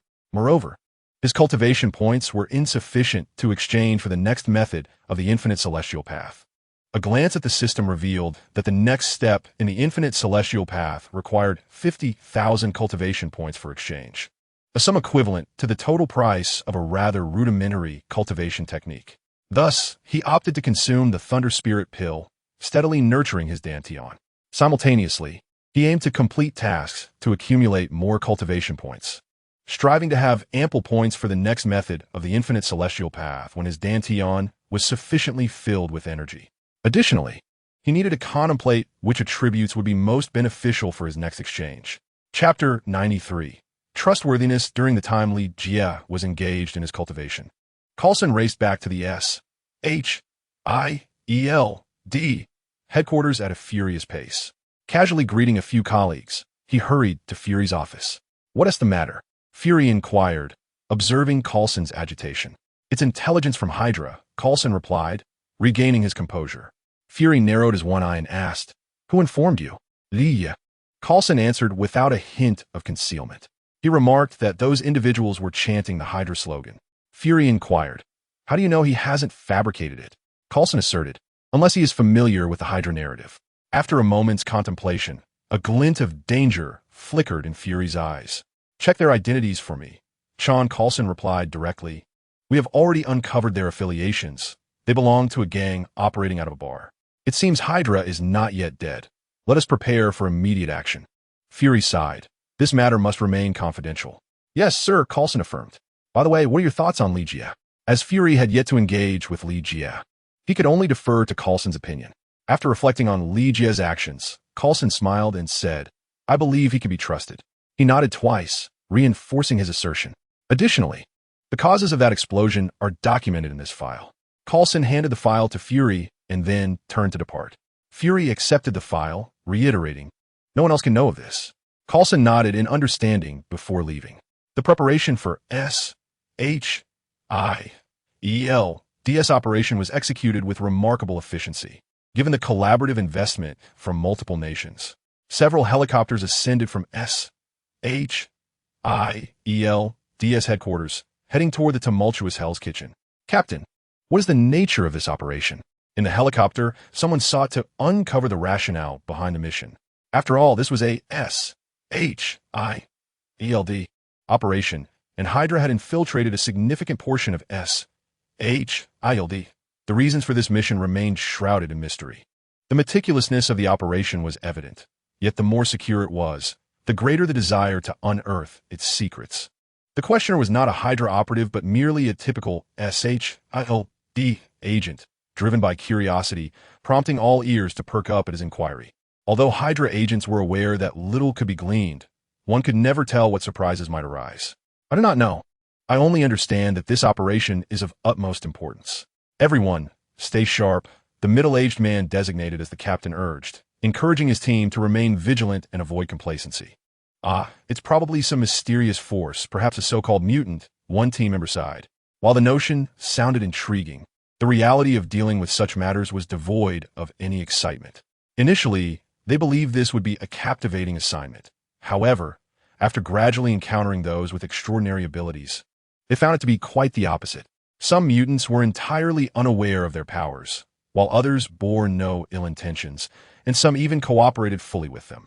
When confronted, they did not attempt to flee, asking not a single question as they simply complied. Thus, with every perilous mission, they found little to fear. Chapter 94. Avenge you everyone, be cautious. The adversary may retaliate, the captain cautioned. Numerous incidents have occurred where a vessel capsized unexpectedly, and he wished to prevent his team from suffering injuries or even fatalities. "Rest assured, Captain," Should they dare to resist, these weapons are not mere decorations. The team members jested, yet they all steeled themselves. To be overly relaxed during such an operation would be tantamount to jesting with one's own life. Isn't this Hell's Kitchen? One of the members recognized the locale and inquired. This is indeed the target. Prepare for combat, the captain replied coldly. If there is any resistance, eliminate it immediately. As they approached their destination, the scenery was revealed to them. Otherwise, they would have remained in the dark about where they were headed. 3, 2, 1, jump! With the captain's command, everyone leapt from the helicopter. The personnel aboard the other helicopters followed suit, and the previously tranquil bar was suddenly breached by multiple incursions. The nearby populace was startled. Many assumed it was merely a film shoot, unaware that a genuine confrontation was unfolding. However, numerous residents applauded, delighted that these nefarious beings were finally facing retribution. Notably, the police did not intervene, as the situation had been prearranged with SHIELD, ensuring that no one could interfere. Li Jie observed the bar's direction with a sense of admiration. Turning to Selena beside him, he remarked, "Did you see that? I avenged you." Selena nodded appreciatively, her face illuminated with a sense of vindication. The reason Selena had found herself in that place was due to the bar being a gathering spot for vampires. On Li Jie's previous visit, the other vampires had been preoccupied. Furthermore, Selena, possessing unique traits, was the first to notice him. After joining Li Jie, she naturally shared this information with him. Consequently, Li Jie devised a cunning plan, enlisting SHIELD to deal with these fiends. This would ensure their demise remained shrouded in mystery. And even if the vampires were exposed, it would only deepen Nick Fury's suspicions. Regarding his strategy, Li Jie felt confident of its infallibility. As for Hydra, Fury had not anticipated they would communicate. Nevertheless, Li Jie contemplated and decided to sprint towards the bar. As he ran, his appearance transformed. Body shrinking technique. This was a recent acquisition for Li Jie. After all, the shadow cloak had become his emblem, serving merely to obscure his identity from strangers. The body shrinking technique, however, was far more formidable, allowing him to silently assume another's likeness, altering both his visage and height. Though the transformation brought with it some discomfort, Li Jie bore it with ease, fully aware that to gain something, one must be willing to sacrifice. The cost of all this merely required Li Jie to expend some cultivation points, which he deemed quite practical. He was confident that even if Selena stood before him, she would fail to recognize him, let alone others. Thus he seized the opportunity amidst the chaos to slip into the bar. Outside, all onlookers regarded him as if he were a fool, while those inside were desperately contemplating escape. Contrarily, he chose to venture further into the fray, a reckless act indeed. Yet, no one attempted to dissuade him, understanding that life is a personal affair. Advice from others bore little weight, and most merely anticipated the spectacle. Chapter 95. Setting the pace, the personnel of the action team swiftly breached the bar's defenses, entering with vigilant expressions. However, upon arrival, they discovered that their task would not be easily accomplished. The adversaries had not surrendered as anticipated, but instead opted for resistance. Moreover, the opposition was armed, launching a vigorous counterattack against their advance. In their earpieces, a voice commanded, "Eliminate them directly." Instantly, the eyes of the team members lit up as they began to employ high-damage weaponry. Consequently, numerous patrons of the bar fell, convulsing on the ground. Harris seethed with anger, bewildered by the identity of those he had provoked. The stance of the opposition clearly indicated an intent to annihilate them, leaving no room for negotiation. Had he perhaps paid too little? No, that group had only just received their compensation. Who, then, was intent on their utter destruction? Harris was oblivious. Yet he understood that retaliation was imperative. Otherwise, even a vampire could succumb to these adversaries. However, the majority of his subordinates were mere humans, and upon being struck by the enemy's high-caliber weaponry, they fell lifelessly. The bar's ruffians were no match for the Shield's action team, and many were swiftly dispatched. This prompted a palpable fear, leading them to contemplate surrender. As one took the lead, others naturally followed suit. They had committed no grievous offense, merely trafficking in contraband. Even if apprehended, the consequence would likely be incarceration. Yet, to continue resisting now would indeed be a dead end. Fear of death is inherent in all, and thus they abandoned their defiance, surrendering in droves. This scene incensed Harris. He had not anticipated that he had funded a cadre of ineffectual miscreants. At that moment, a subordinate he had never encountered shouted, "Cut off one head, and two more shall grow in its place." Hydra. Harris was perplexed by the proclamation, but he noticed a shift in the demeanor of the opposing forces. A cold voice echoed through the action team's earpieces, "Execute without mercy." Although the speaker's identity remained unknown, obedience to orders was their primary duty. Thus, the gunfire, which had temporarily ceased, reignited with fervor. They spared no one, engaging in a fierce confrontation. The earlier shouting subordinate uttered another battle cry and took up arms to retaliate. The marksmanship was rather poor, with bullets merely grazing past the adversaries. At that moment, Harris reacted swiftly, shouting, "Cut off one head, and two shall grow in its place," although he did not grasp the meaning of his own words. Their power to incite resistance among his comrades sufficed. His subordinates were in despair, as many of them had fallen in that exchange. Yet, those who remained were stirred by a surge of bloodlust. As Harris reloaded his weapon, he sought to locate the subordinate who had initially rallied the cry, only to find him vanished without a trace. Had he perished? Harris dismissed the thought. He was already struggling for his own survival and had little concern for his men. At that moment, the earpiece crackled with an irate voice. "Why have they not been eliminated yet?" The officer responded, "Sir, we are engaged in combat." The team leader, equally vexed, lamented that the enemy was on the verge of surrendering, yet their commander refused to accept it. Following the rallying cry, the adversaries had become even more ferocious, prolonging what should have been a straightforward conflict by several minutes. Chapter 96. "Of course, you are exiled, Commander. All have been eradicated," the team leader reported through his earpiece, signaling the conclusion of the operation. A thorough inspection confirmed the totality of their demise. Listening to the earpiece, the team conducted another check, and for good measure, they fired 2 more shots into the bodies. "Withdraw," the leader commanded. Although one body seemed to stir, he quickly dispatched 2 shots to its vital points. Not even a divine being could survive such a fate. Thus they regrouped. The targets had been peculiar, ordinary individuals lacking any combat prowess. Had it not been for orders from above to leave no survivors, they would have been dealt with long ago. The leader had anticipated formidable mutants. But this was indeed an easier task.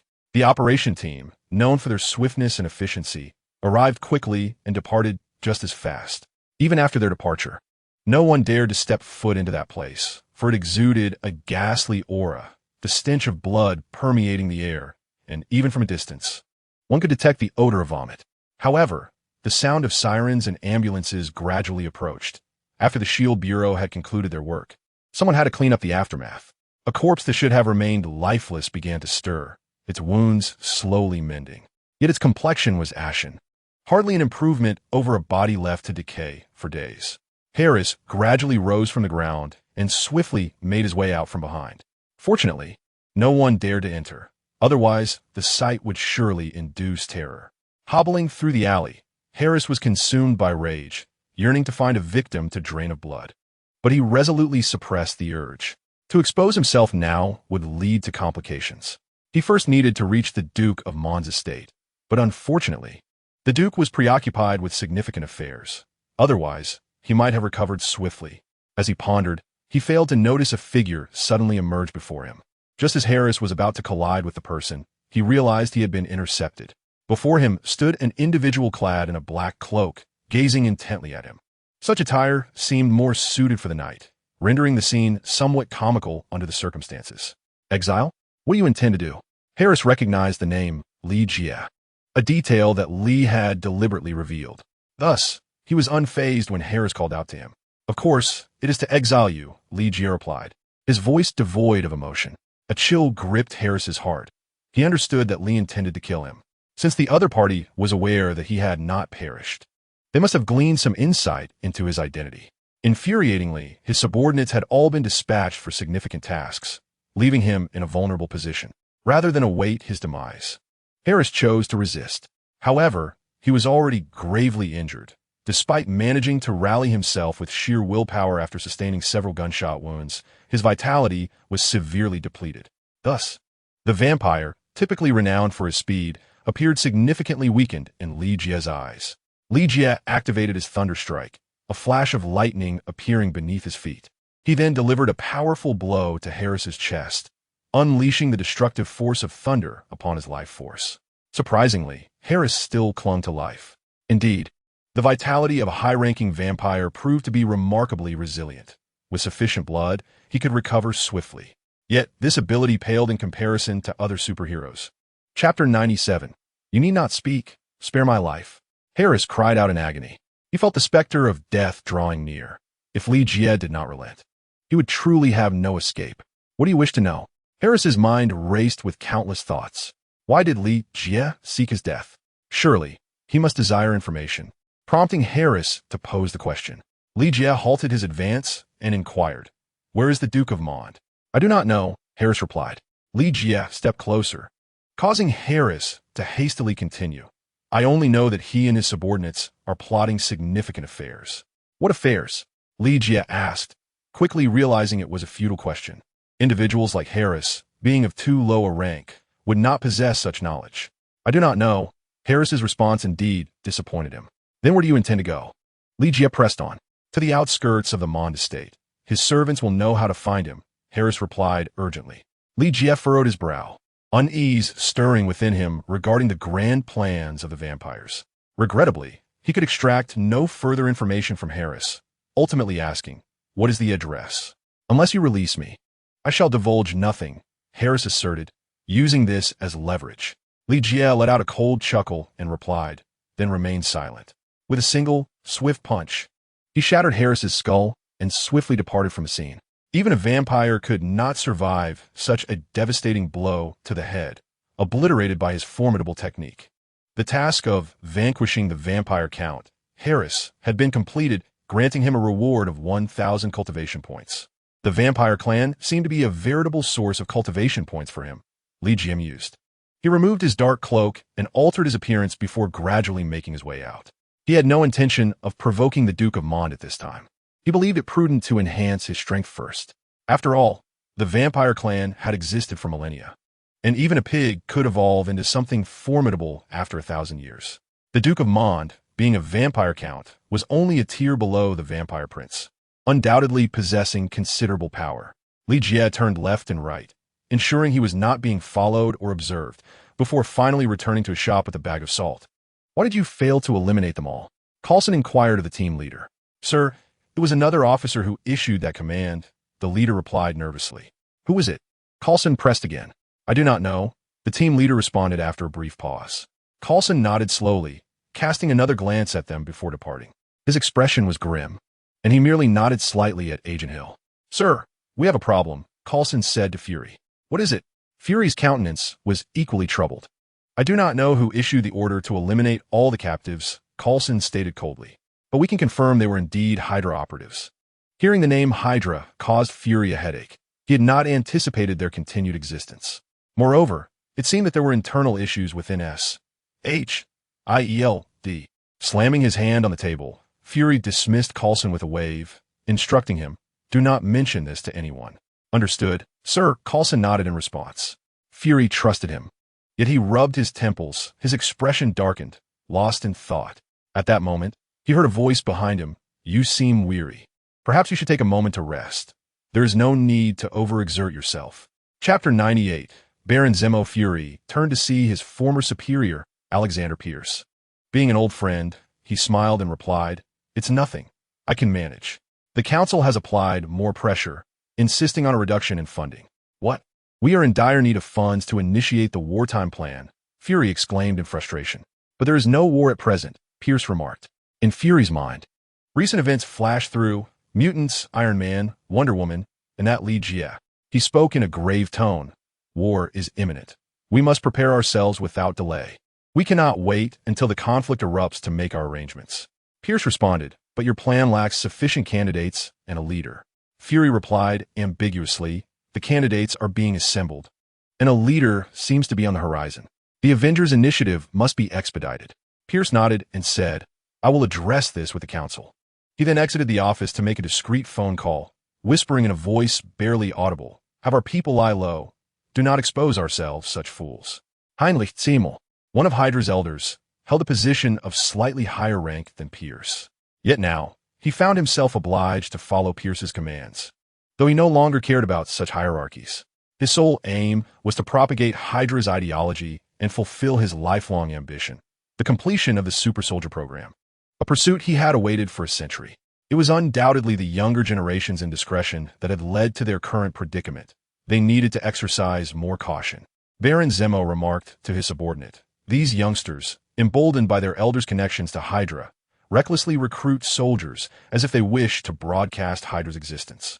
Even if they must recruit, it should not be at this moment. Hydra requires a longer-term development strategy. Revealing ourselves now is unwise." "Baron, someone wishes to see you," a subordinate announced as he entered. "Who is it?" Zemo inquired. The subordinate shook his head, replying, "I do not know.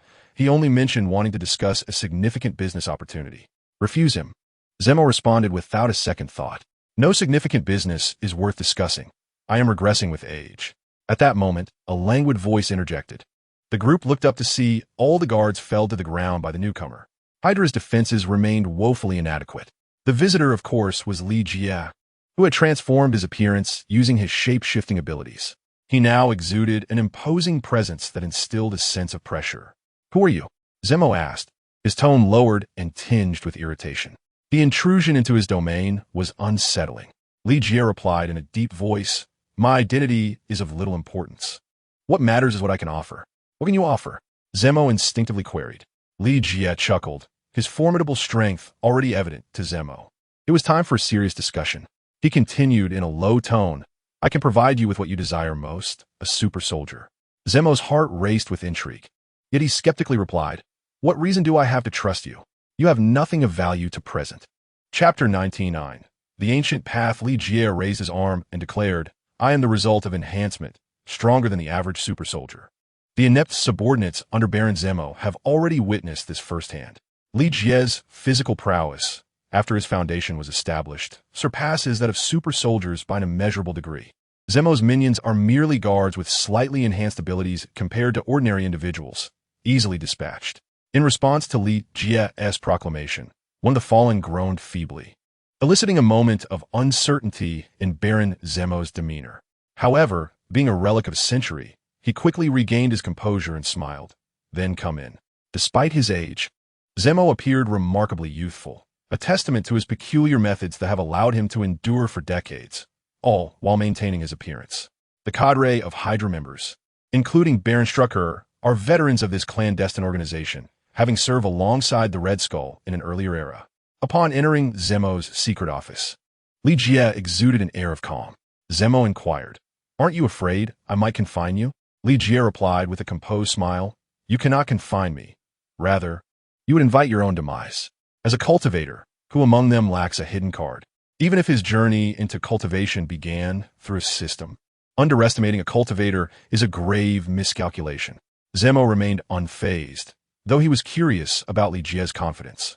Could it be that the enhancement technology had advanced so significantly? After all, in his long life, he had never encountered successful human experimentation. "What is this grand business you speak of?" Zemo could no longer contain his curiosity. Li Jie chuckled, "I can provide you with the super soldier serum, but you must pay a price." "What price?" Zemo asked. "Task report, December 16th, 1991. Li Jie slowly articulated the numbers, leaving Zemo perplexed about their significance. "Do you need it?" Zemo queried. "No, I want you to obliterate it entirely." Yeah, it's on template. Pondering whether this was a bargaining chip to dismantle the Avengers. "Do not jest. The Avengers are respectable individuals, and I harbor no desire to incite chaos. I do not possess that document at present. I will have someone investigate," Zemo replied. "And what are you offering?" Zemo pressed. Li Jie reached into his attire and produced a vial. "As long as your subordinate ingests this, he will become the mightiest super soldier." Zemo attempted to seize the vial, but Li Jie thwarted his effort. "There's a caveat," Li Jie continued. "After consumption, he will lose his sanity and intellect, becoming a mere war machine driven by combat prowess." Just as I suspected, Zemo suddenly laughed, taking the vial filled with a black, viscous liquid that flowed slowly, imparting an aura of profound malevolence. This caused Baron Zemo to feel a chill within. It appeared that the individual before him was not a person of virtue. However, one could hardly expect otherwise, as why would he collaborate with Hydra? No, it was not a partnership with Hydra, but rather with Baron Zemo himself, entirely unrelated to the organization. "May I inquire as to your name, sir?" Baron Zemo asked. Li Jie, maintaining an impassive demeanor, coldly replied, "I hail from an ancient race. Known as the Dao clan, you may address me as Dao Gu." Chapter 100, The Spirit Elixir. Dao Gu. Baron Zemo pondered the significance of the name, discerning its profound implications, indicative of considerable heritage. Moreover, they were a distinct race, Dao. A race is fundamentally different from a mere ethnicity, and Baron Zemo instantly sensed the intricate complexities involved, deciding it prudent not to delve further. Li Jie observed Baron Zemo rise and subsequently followed him outside. The elixir in Baron Zemo's possession had cost him 1,000 cultivation points, exchanged through the system. Cultivators do not merely consume pills. They also utilize various potions with different effects. This particular concoction, known as the Spirit Elixir, was developed by demonic cultivators. Why was it created? Simply put, it served to transform an ordinary mortal into a servile being. As cultivators, one could not expect the strength of their servants to be lacking. Thus, there would be significant alterations to their physical constitution. Moreover, to facilitate control, their intellect was often erased to prevent complications. This practice is undeniably cruel, rendering it exclusive to demonic cultivators. Nevertheless, Li Jie firmly believed that the essence of such a substance lies in its user. As long as one harbors light within their heart, it can be wielded for good. At present, however, he was providing Baron Zemo with a diluted version of the Spirit Elixir. A distinctive characteristic of the Spirit Elixir is that the created entities must be inferior in strength to the user. After all, they are servants, and their power should not exceed that of their master. Yet, the Spirit Elixir is classified into tiers. The one Li Jie procured, albeit merely a basic version, could only be concocted by cultivators at the core formation stage, according to the system's descriptions. Thus, fearing that the resulting servant might be uncontrollable and wishing to refrain from granting Baron Zemo an overwhelming advantage, he diluted the original elixir into 10 portions. The servants created in this manner would not be excessively strong nor weak. Baron Zemo summoned his fiercely loyal subordinates and addressed the 5 before him. Consumption of this will grant you immense power, yet the consequences can be dire. Although he did not elaborate on the repercussions, his subordinates disregarded his caution, eagerly vying to partake. The members of Hydra, driven by an insatiable desire for strength, resort to any means necessary. This conviction is remarkably potent. Red Skull exemplifies this by injecting himself with serum, forcibly transforming into a being neither fully human nor fully ghostly. "You shall do," Zemo declared, selecting the most robust of his subordinates, whose physique was hardly distinguishable from that of the current Li Jie. "I believe you should confine him." Upon seeing Zemo prepare to administer the dark potion to Joel, Li Jie cautioned him. Zemo, considering the notion, realized the potential chaos if Joel were to lose his sanity and attack them. "You should take it inside," Zemo instructed. Consequently, Joel entered the office, and it became evident why Zemo had questioned Li Jie's lack of fear regarding confinement. It appeared that Li Jie was already aware of the office's sealing properties. Zemo cast a discreet glance at the inscrutable Li Jie, silently acknowledging his depth of understanding. The group then gathered before a computer, where the screen displayed the interior of the sealed chamber. "Is it ready?" Baron Zemo inquired, his anticipation palpable. Li Jie nodded. "It is ready. Begin the consumption, Joel. Do not let me down." Excitement sparkled in Baron Zemo's eyes. The dual meaning of this statement was not lost on Li Jie. In Chapter 101, Transformation, upon hearing these words, Joel unhesitatingly opened the dark potion. As he gazed at the viscous liquid, a wave of fear washed over him. But he swiftly overcame it and swallowed the concoction in one gulp. Nearly 10 seconds passed without any noticeable effect. Joel exhibited neither muscle growth nor any change. Baron Zemo shot a glance at Li Jie, questioning whether this was some form of mockery. Li Jie, interpreting the unspoken concern, confidently replied, "It will begin shortly. This is a product of the system. How could it possibly fail?" He remained assured that even if he had diluted it tenfold, significant results would still manifest. Indeed, shortly thereafter, an astonishing transformation unfolded before their eyes. A plume of dark gas erupted from Joel's body, enveloping him entirely. Joel cried out in agony. Baron Zemo, unsettled by this remarkable change, turned his gaze towards Li Jie. With a solemn tone, Li Jie remarked, "Desiring power is not so simple. You have all strayed from the right path." Zemo remained silent, reflecting on their decades-long obsession with serum injections for human experimentation. Aside from a singular success with Captain America, they had yet to witness another triumph. As Joel's cries echoed, his visage gradually became discernible once more. The transformation transpired at an alarming speed. Before long, he was fully altered. His form had turned entirely black, yet it possessed an inexplicable sheen. Muscular arms and a transformed countenance rendered him unrecognizable to Baron Zemo. At that moment, Joel merely smirked at the camera, leaving the situation ambiguous.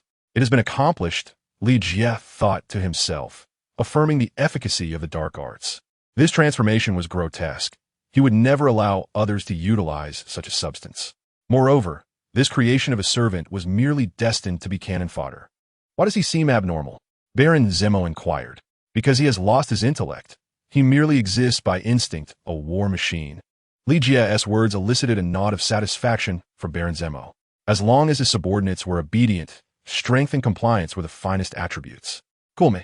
Let us observe him," Baron Zemo declared, leading the remaining four. A sense of relief washed over them, grateful they had not succumbed to the ghastly state of Joel. With a clang, the door to the sealed chamber creaked open, revealing Joel standing before them. The four leading figures were momentarily taken aback. He appeared quite ordinary on camera. Yet now, in person, Joel's stature had grown. He now stood over 2 meters tall, exuding an intimidating presence. His fearsome visage instilled an immediate sense of tension, a palpable aura of danger. Should a confrontation arise, they felt certain this being would rend them to shreds. Thankfully, he merely regarded them, devoid of any threatening gestures. Then, Joel brushed past them and knelt slowly before Baron Zemo. This elicited a collective sigh of relief. Evidently, the effects of the demonic potion had been diluted. Li Jie sensed Joel's aura and, comparing it to his own, felt assured he could easily overpower him. As long as no one here surpassed him in strength, he would forever maintain the upper hand. Chapter 102. Mission Report. Baron Zemo reached out to touch Joel's head, and a terrifying grin spread across Joel's ghastly face. "Excellent," Baron Zemo nodded, smiling. "Come, conduct a test on him." The change in terminology was acknowledged by all, as they recognized that Joel was no longer human, but rather a devilish entity. Baron Zemo turned to Li Jie and asked, "Is there a specific term for this kind?" "Yes, in our Taoist tradition, we refer to such beings as ancient demons," Li Jie replied slowly. Baron Zemo observed the ancient demon undergoing testing and chuckled. "I expected you would call it a Tao demon." Li Jie merely smiled and remained silent. Zemo's secluded domain was a vast establishment, equipped with all necessities. In the testing chamber, Joel's running speed astonished everyone. 30 meters per second, far exceeding human limits.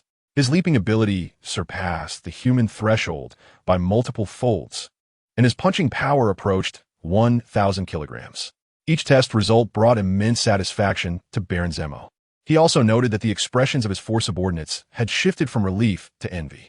With such formidable strength, even an unappealing appearance could be tolerated. Baron Zemo laughed heartily. "I am thoroughly pleased. I hope to expedite our next transaction with Mr. Daogu." "You have yet to complete this transaction," Li Jie stated calmly. Baron Zemo took out his phone and said, "It is complete. Although the individuals on the Russian side are my juniors, my words still carry weight, and it was merely a task report, thus easily obtained." Baron Zemo spoke with confidence, showcasing his prestige within Hydra. "I did not merely want it in my possession. Has it been erased from their end?" Li Jie inquired. "Of course," Baron Zemo replied. Li Jie chuckled. "I hope you have not deceived me, where you shall come to know the terror of the Tao clan." Subsequently, Baron Zemo deleted the task report in Li Jie's presence. "Who are this couple?" Baron Zemo asked curiously. Li Jie casually remarked, "They are deceased." The video featured none other than Bucky Barnes eliminating the Howards. Yet at that moment, it had been permanently erased by Baron Zemo. "Excellent." Li Jie nodded and continued. "I look forward to our next transaction. I too am eager. Shall we set time?" Baron Zemo inquired, rubbing his hands together. "There will be," Li Jie affirmed, then turned to leave. A while later, Baron Zemo received a phone call. "Commander, we have lost the target." "Enough. Return," Baron Zemo ordered, not bothering to inquire how Li Jie had vanished. Such details were irrelevant. What mattered was that Li Jie indeed possessed formidable power. It seemed the Dao clan was not to be underestimated, having inadvertently completed the super soldier program. And the results exceeded Baron Zemo's expectations. Yes, Commander. The tracker was perplexed. This individual had seemingly walked out, yet without a vehicle. He vanished into the crowd and could not be found again. Fortunately, Baron Zemo did not lay blame on him. Otherwise, he would have been in dire straits. Reflecting on Baron Zemo's influence within Hydra sent shivers down the tracker's spine. Host has altered the original plot. Reward of 10,000 cultivation points granted. It appeared that proactive changes yielded rewards. Moreover, Baron Zemo had not deceived him. He had indeed erased the document. Li Jie gazed calmly at the tracker retreating, then slowly prepared to walk back to Hell's Kitchen. Chapter 103. Norman Osborn, while strolling down the street, Li Jie spotted a familiar figure and approached with a smile. The individual was engrossed in admiring the jewelry behind the glass window and did not notice his arrival immediately. "Beautiful lady, which piece has captured your fancy? I shall purchase it for you," Li Jie said as he drew near. Selina glanced at him and remarked, "I thought some shameless person was trying to flirt." "And which piece do you fancy?" Li Jie asked, wrapping his arm around her waist. Their relationship was currently quite intimate, yet they struggled to take that final step. However, Li Jie was not in a hurry. Patience is a virtue of cultivators. Selina turned to face him, allowing Li Jie to caress her waist, and said, "I desire them all. Then I shall buy them for you," Li Jie replied with a smile. Selina chuckled softly, casting a glance at a figure lurking not far away, saying, "There's no need for your purchase." Li Jie gazed deeply into Selina's eyes, utterly indifferent to the bustling street around them. Passers-by had long grown accustomed to the affectionate display between the two. In a city like New York, where indulgence reigns supreme, such behavior is quite commonplace. Couples in the throes of romance, once their hearts are stirred, pay no mind to the presence of others. Their faces inched closer together, with Li Jie even tilting his head slightly. Just then, a child's voice rang out nearby. "Daddy, those two look so shy." The child's father quickly interjected, "All right, little Harry. We need to head to the plaza to play. Let us not disturb others, shall we?"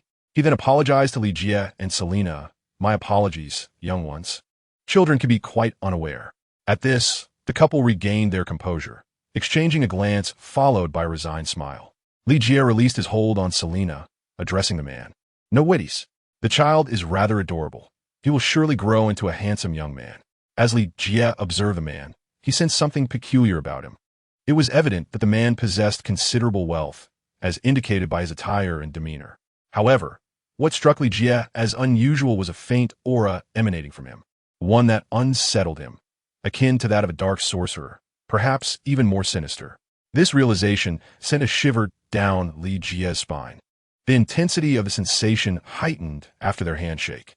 Yet, the man seemed oblivious to Li Jie's discomfort, suggesting that this presence was not a reflection of Li Jie's own power. Intrigued, Li Jie mused silently, maintaining an outwardly composed demeanor. "Thank you, let's go, little Harry," the man said before leading the child away. Harry waved his ice cream in Li Jie's direction, playfully winking. "Brother, you better win over the pretty sister quickly, otherwise you'll have plenty of competitors." Li Jie couldn't help but laugh, responding cheerfully, "Rest assured, no one can rival me." He then cast a confident glance at Selina, who merely rolled her eyes without retorting. There was an unspoken acknowledgement between them. Despite her spirited nature, she still held back from fully entrusting herself to Li Jie. Perhaps it was due to her background, which rendered her unable to completely place her faith in others. Although Li Jie was indeed a formidable individual, his current actions had yet to fully capture Selina's heart. Li Jie watched as the two entered an extravagant vehicle before waving them goodbye. "That young man is quite remarkable," Norman Osborn thought to himself. It was rare to encounter someone of such presence among those of Asian descent. Chapter 104. The invitation from Obadiah, another wealthy individual.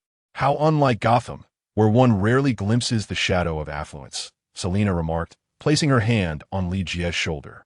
They chose not to linger any longer, with Li Jie wrapping his arm around Selina's waist as they made their way back. "Isn't that Bruce Wayne?" Li Jie inquired with a smile.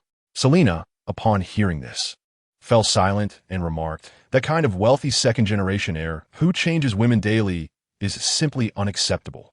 I had thought you would appreciate such a hero. Li Jie continued. I have no fondness for heroes. As they returned to the establishment, a sudden realization struck Li Jie. Harry? Why did that name sound so familiar? He hastily accessed the internet and discovered their photographs. Norman Osborn, chairman of the Osborn Group in New York, was a billionaire. However, Li Jie was not preoccupied with his wealth. Rather, he was intrigued by what he knew. Norman Osborn would eventually become the infamous villain, the Green Goblin. Furthermore, his impressions of the Osborn Group were far from favorable, given its history of biological experiments and human enhancement drugs. Li Jie had initially expected Norman to appear menacing and cunning, but he was taken aback by the demeanor he had witnessed today. Had he not sensed the malevolent force within Norman, he might have mistaken him for a genuinely good individual. Indeed, one should not judge by appearances. With Norman's current status, who could fathom the misdeeds he would commit?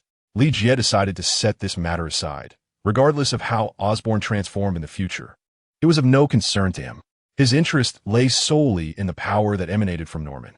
The thought of Norman eventually becoming a figure cloaked in green filled him with an ominous premonition, suggesting that it was no trivial matter. This was distinctly different from the gamma-ray cells of the Hulk, which seemed to be a hereditary condition.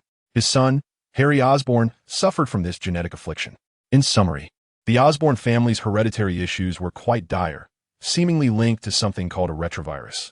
Li Jie felt a pang of sympathy for Harry. He was such an adorable child.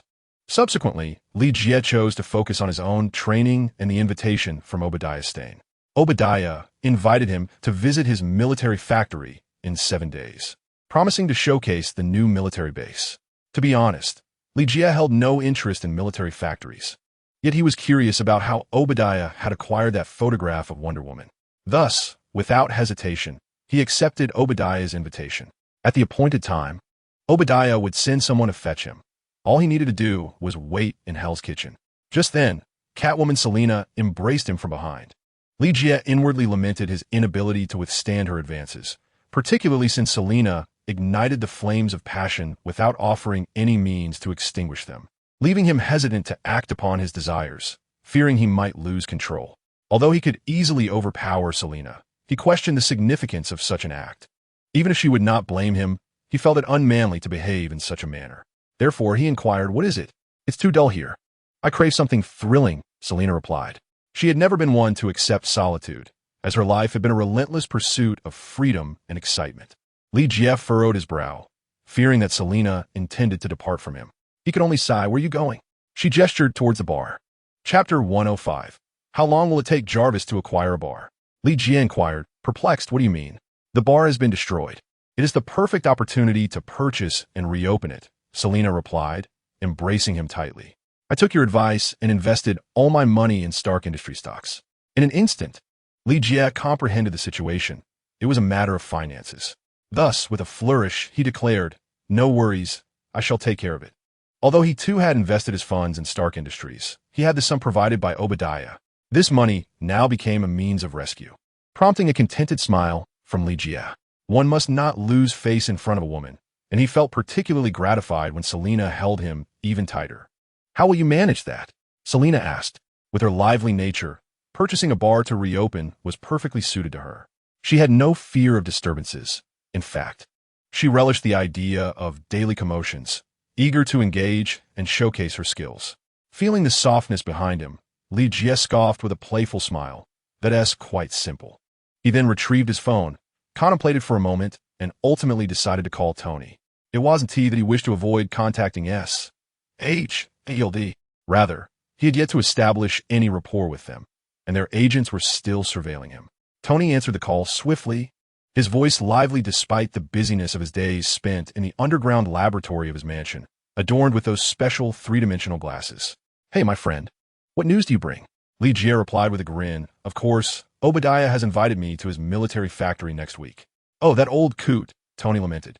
"I closed Stark Industries' military factory, and he has gone ahead and set up his own." He expressed his frustration, reflecting on how he had been injured by his own weapons, realizing that being an arms dealer brought war, not peace, especially when his weapons found their way into the hands of local insurgents. He yearned to eliminate the one who sold them the arms. Thus, upon his return, the first order of business was to announce the closure of Stark Industries' military enterprises. This decision only deepened the rift between him and Obadiah.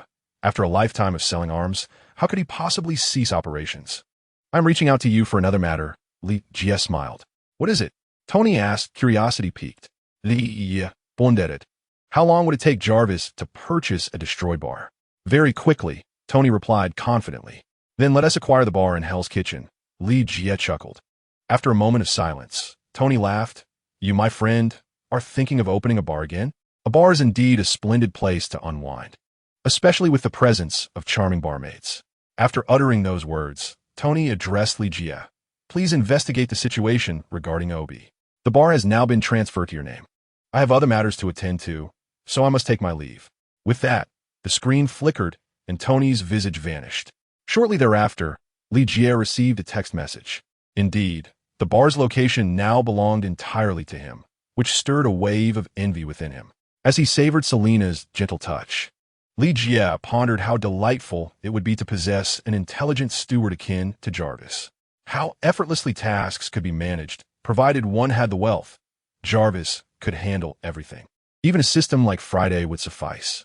Lost in such thoughts, excitement sparkled in Li Jie's eyes. Chapter 106. The combat power of ancient sorcery Baron Zemo soon found himself restless. With a successful example of a super soldier in hand, he embarked on further experimentation. Ambitiously, he aspired to achieve success independently, without Li Jie's assistance. However, the experimental serum extracted from Joel repeatedly failed, inciting his frustration. Ultimately, he conceded that he would have to rely on that ancient sorcery. He now yearned for the next transaction to arrive swiftly. Yet, he could not restrain himself any longer. He sought to utilize the sole super soldier at his disposal for some endeavor. Initially, he contemplated deploying Joel, the solitary ancient sorcerer, to the military base of the U.S. Army in California to retrieve a certain item, but he abandoned the idea. After all, the base housed an entire division of troops, and even with the ancient sorcerer's prowess, it would be futile to contend against such overwhelming force. Thus, after equipping the ancient sorcerer with a robust bulletproof vest and an array of weaponry, Baron Zemo airdropped him into the tumultuous battlefield. Furthermore, he installed an array of cameras on the ancient sorcerer, effectively arming him to the teeth. Satellite imagery would have been advantageous, yet regrettably, he typically refrained from such actions. Hydra remained in a phase of discreet infiltration, unable to afford overt displays of arrogance. In the daylight of a war-torn Fuhuan, the ancient sorcerer traversed the desert, soon encountering a group of adversaries. This contingent consisted of 4 vehicles and approximately 20 individuals, one of which was mounted with a heavy machine gun, exuding a formidable presence. However, Baron Zemo chuckled from his vantage point, commanding through the microphone, "Go eliminate them." The ancient sorcerer, endowed with a measure of intelligence, obediently aimed at the convoy. His right hand grasped a missile, while his left bore a Gatling gun. The weighty bulletproof vest, weighing dozens of kilograms, posed no hindrance to him. This reinforced vest could withstand a barrage of fire without yielding. "Stop right there, or we will open fire." The convoy, having noticed the ancient sorcerer, signaled him to retreat in English.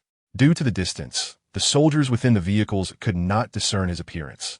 They were, after all, the U.S. Army. Baron Zemo smirked with a cruel smile as he commanded, "Annihilate them, leave none behind." No sooner had he uttered his orders than the ancient demon sprang into action, sprinting with remarkable speed despite the burden of several dozen kilograms. Baron Zemo felt a wave of satisfaction. This creature's physical prowess far surpassed that of Captain America, who merely excelled in aerobic exercises. In truth, the ancient demon hardly resembled a human at all. As Dao Gu had articulated, it was akin to a devil. The soldiers of the U.S. military finally caught sight of the ancient demon, and a wave of dread washed over them. Was this even human? Carrying a Gatling gun and missiles, it was sprinting like a monstrous apparition. "Fire! Fire!" the commanding officer shouted, recognizing the hostility emanating from the advancing foe. They were clearly not allies, for heavy machine guns unleashed a torrential barrage upon the ancient demon, bullets raining down as if they were free. Yet, when the firing ceased, the soldiers discovered that the bullets had merely grazed the demon's bulletproof armor, forcing it back a few steps without inflicting any real harm. "Vehicle 1, retreat," the captain bellowed. Suddenly, a missile launched from the clouds of dust, and Vehicle 1 had no time to escape. Boom! The missile struck the off-road vehicle, resulting in a catastrophic explosion. The 5 occupants were obliterated, sending chills down the spines of the remaining survivors. "Hurry, David, report the situation above." The captain decisively ordered a retreat. The threat was too terrifying to ignore. Heavy machine guns proved utterly ineffective against the ancient demon, merely pushing it back. Once their ammunition ran out, they would be doomed. "I've already notified the commander. They've instructed us to fall back to Greentown," David shouted urgently. "All units retreat towards Greentown," the captain commanded, while simultaneously plotting to show the creature their own might. With that, soldiers from Vehicle 3 struggled to carry a heavy load from their vehicle, aided by others. In stark contrast to the ancient demon, their strength appeared almost infantile. Nevertheless, the missile cared little for such disparities. With precise aim, it hurtled towards the ancient demon. Boom! Its power was not diminished in comparison to the missiles launched by the demon itself. In fact, it was the most advanced missile possessed by the U.S. military, boasting even greater potency. "Yes, we hit it," the soldier exclaimed with exhilaration. However, as the dust settled, the ancient demon remained utterly unmoved. Though it had sustained an injury, it showed no signs of slowing down. Only Baron Zemo, observing from afar, clapped his hands in approval. The cameras affixed to the ancient demon were utterly destroyed by the impact. The ancient demon, now devoid of any vestige of humanity, found its bloodshed invigorating, further igniting its ferocity as it prepared to eliminate the group before it. The grotesque visage of the ancient demon contorted into a cruel smile as it strode towards the remaining trio of vehicles in the convoy. "Run! It's a monster!" The captain, momentarily paralyzed by fear, was a seasoned veteran with extensive battle experience, yet he had only ever faced human adversaries. The sight of such a terrifying foe rendered him utterly unnerved. "Quickly locate their positions." Not far away, within a military base, a Caucasian man of the rank of major was issuing commands. "Report, sir. The satellite has pinpointed the location." The major hurried over, his breath catching in his throat as he beheld the image of the demon on the screen. At that moment, the ancient demon appeared as a devil incarnate, its countenance terrifying and fierce. "Deploy a platoon of soldiers to Greentown to establish defenses and prepare for battle." The major regained his composure and issued orders with poise. Additionally, eliminate any reconnaissance aircraft tracking the target. Fighter jets must be on standby for bombing. Concurrently, the events unfolding were garnering the attention of high-ranking officials. SHIELD also possessed footage of this incident, and their immediate reaction was to enhance their soldiers. However, the horrifying appearance of the demon instilled a sense of uncertainty. This matter was classified as top secret. Acquiring the corpse of this enhanced being was imperative. Fury addressed Coulson, stating that they were already preparing to secure the body before the threat was neutralized. Coulson nodded in agreement, assuring, "Rest assured, sir." As a level 7 agent of SHIELD, he'll measure confidence. He promptly boarded the latest Quinjet, heading to the local vicinity of Fu Han, sensing an ominous presence.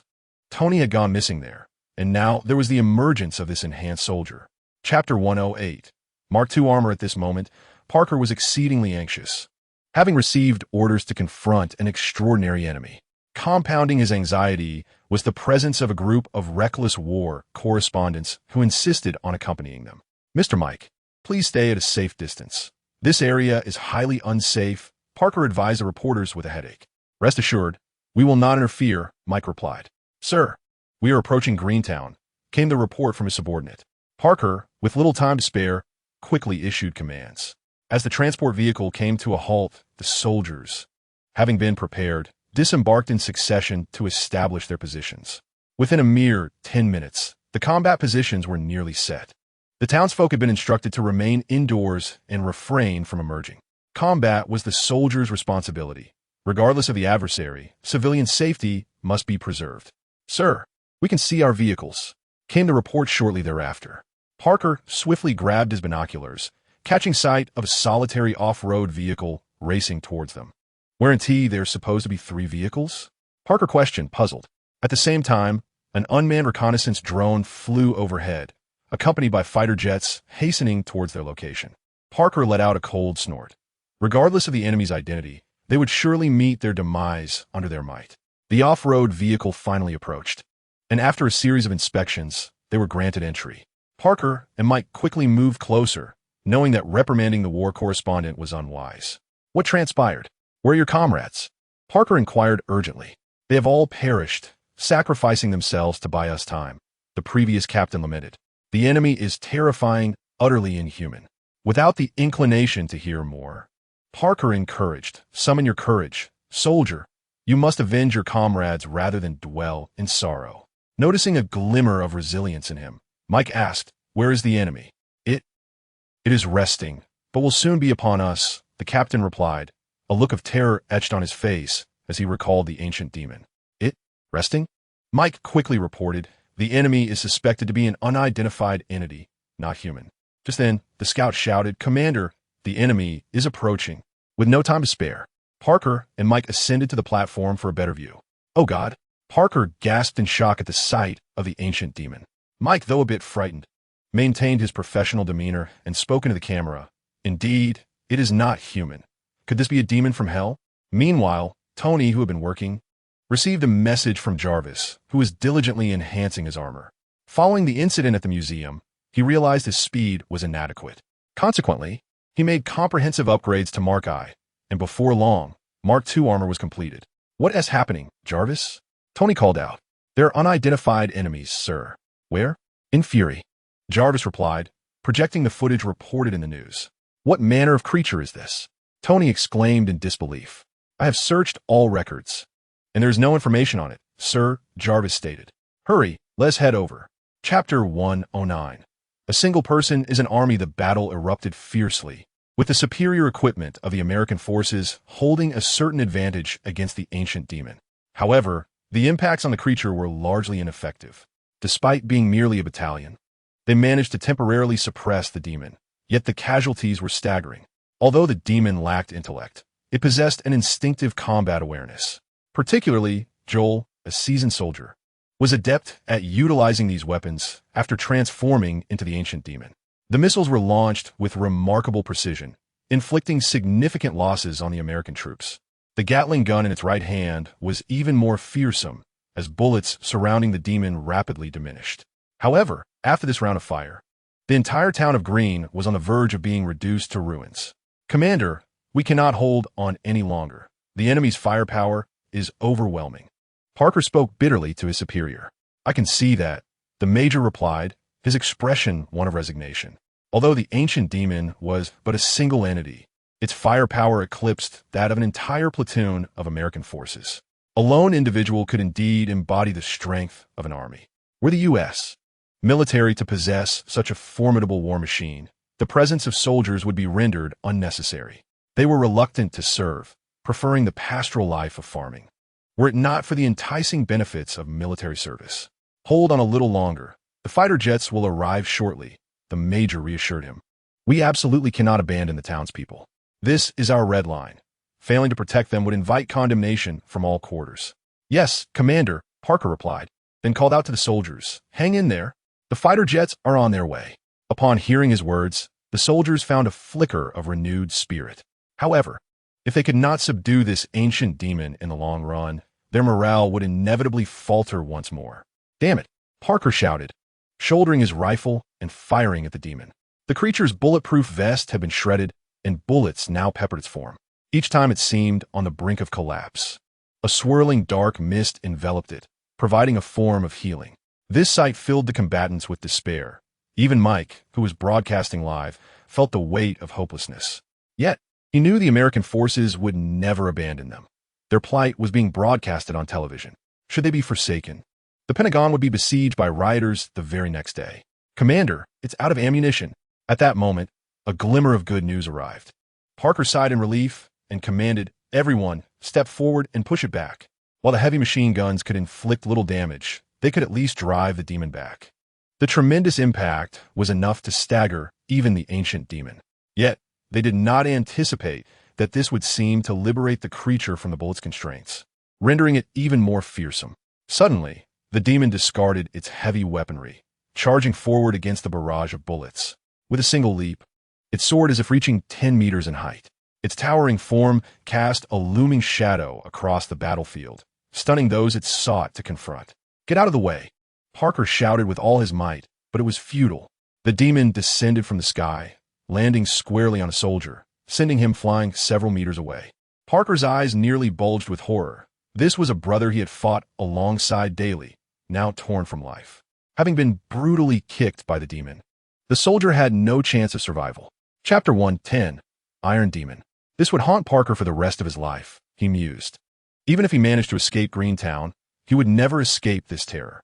This was undoubtedly the most terrifying experience he had endured since enlisting, and he felt his legs weaken beneath him.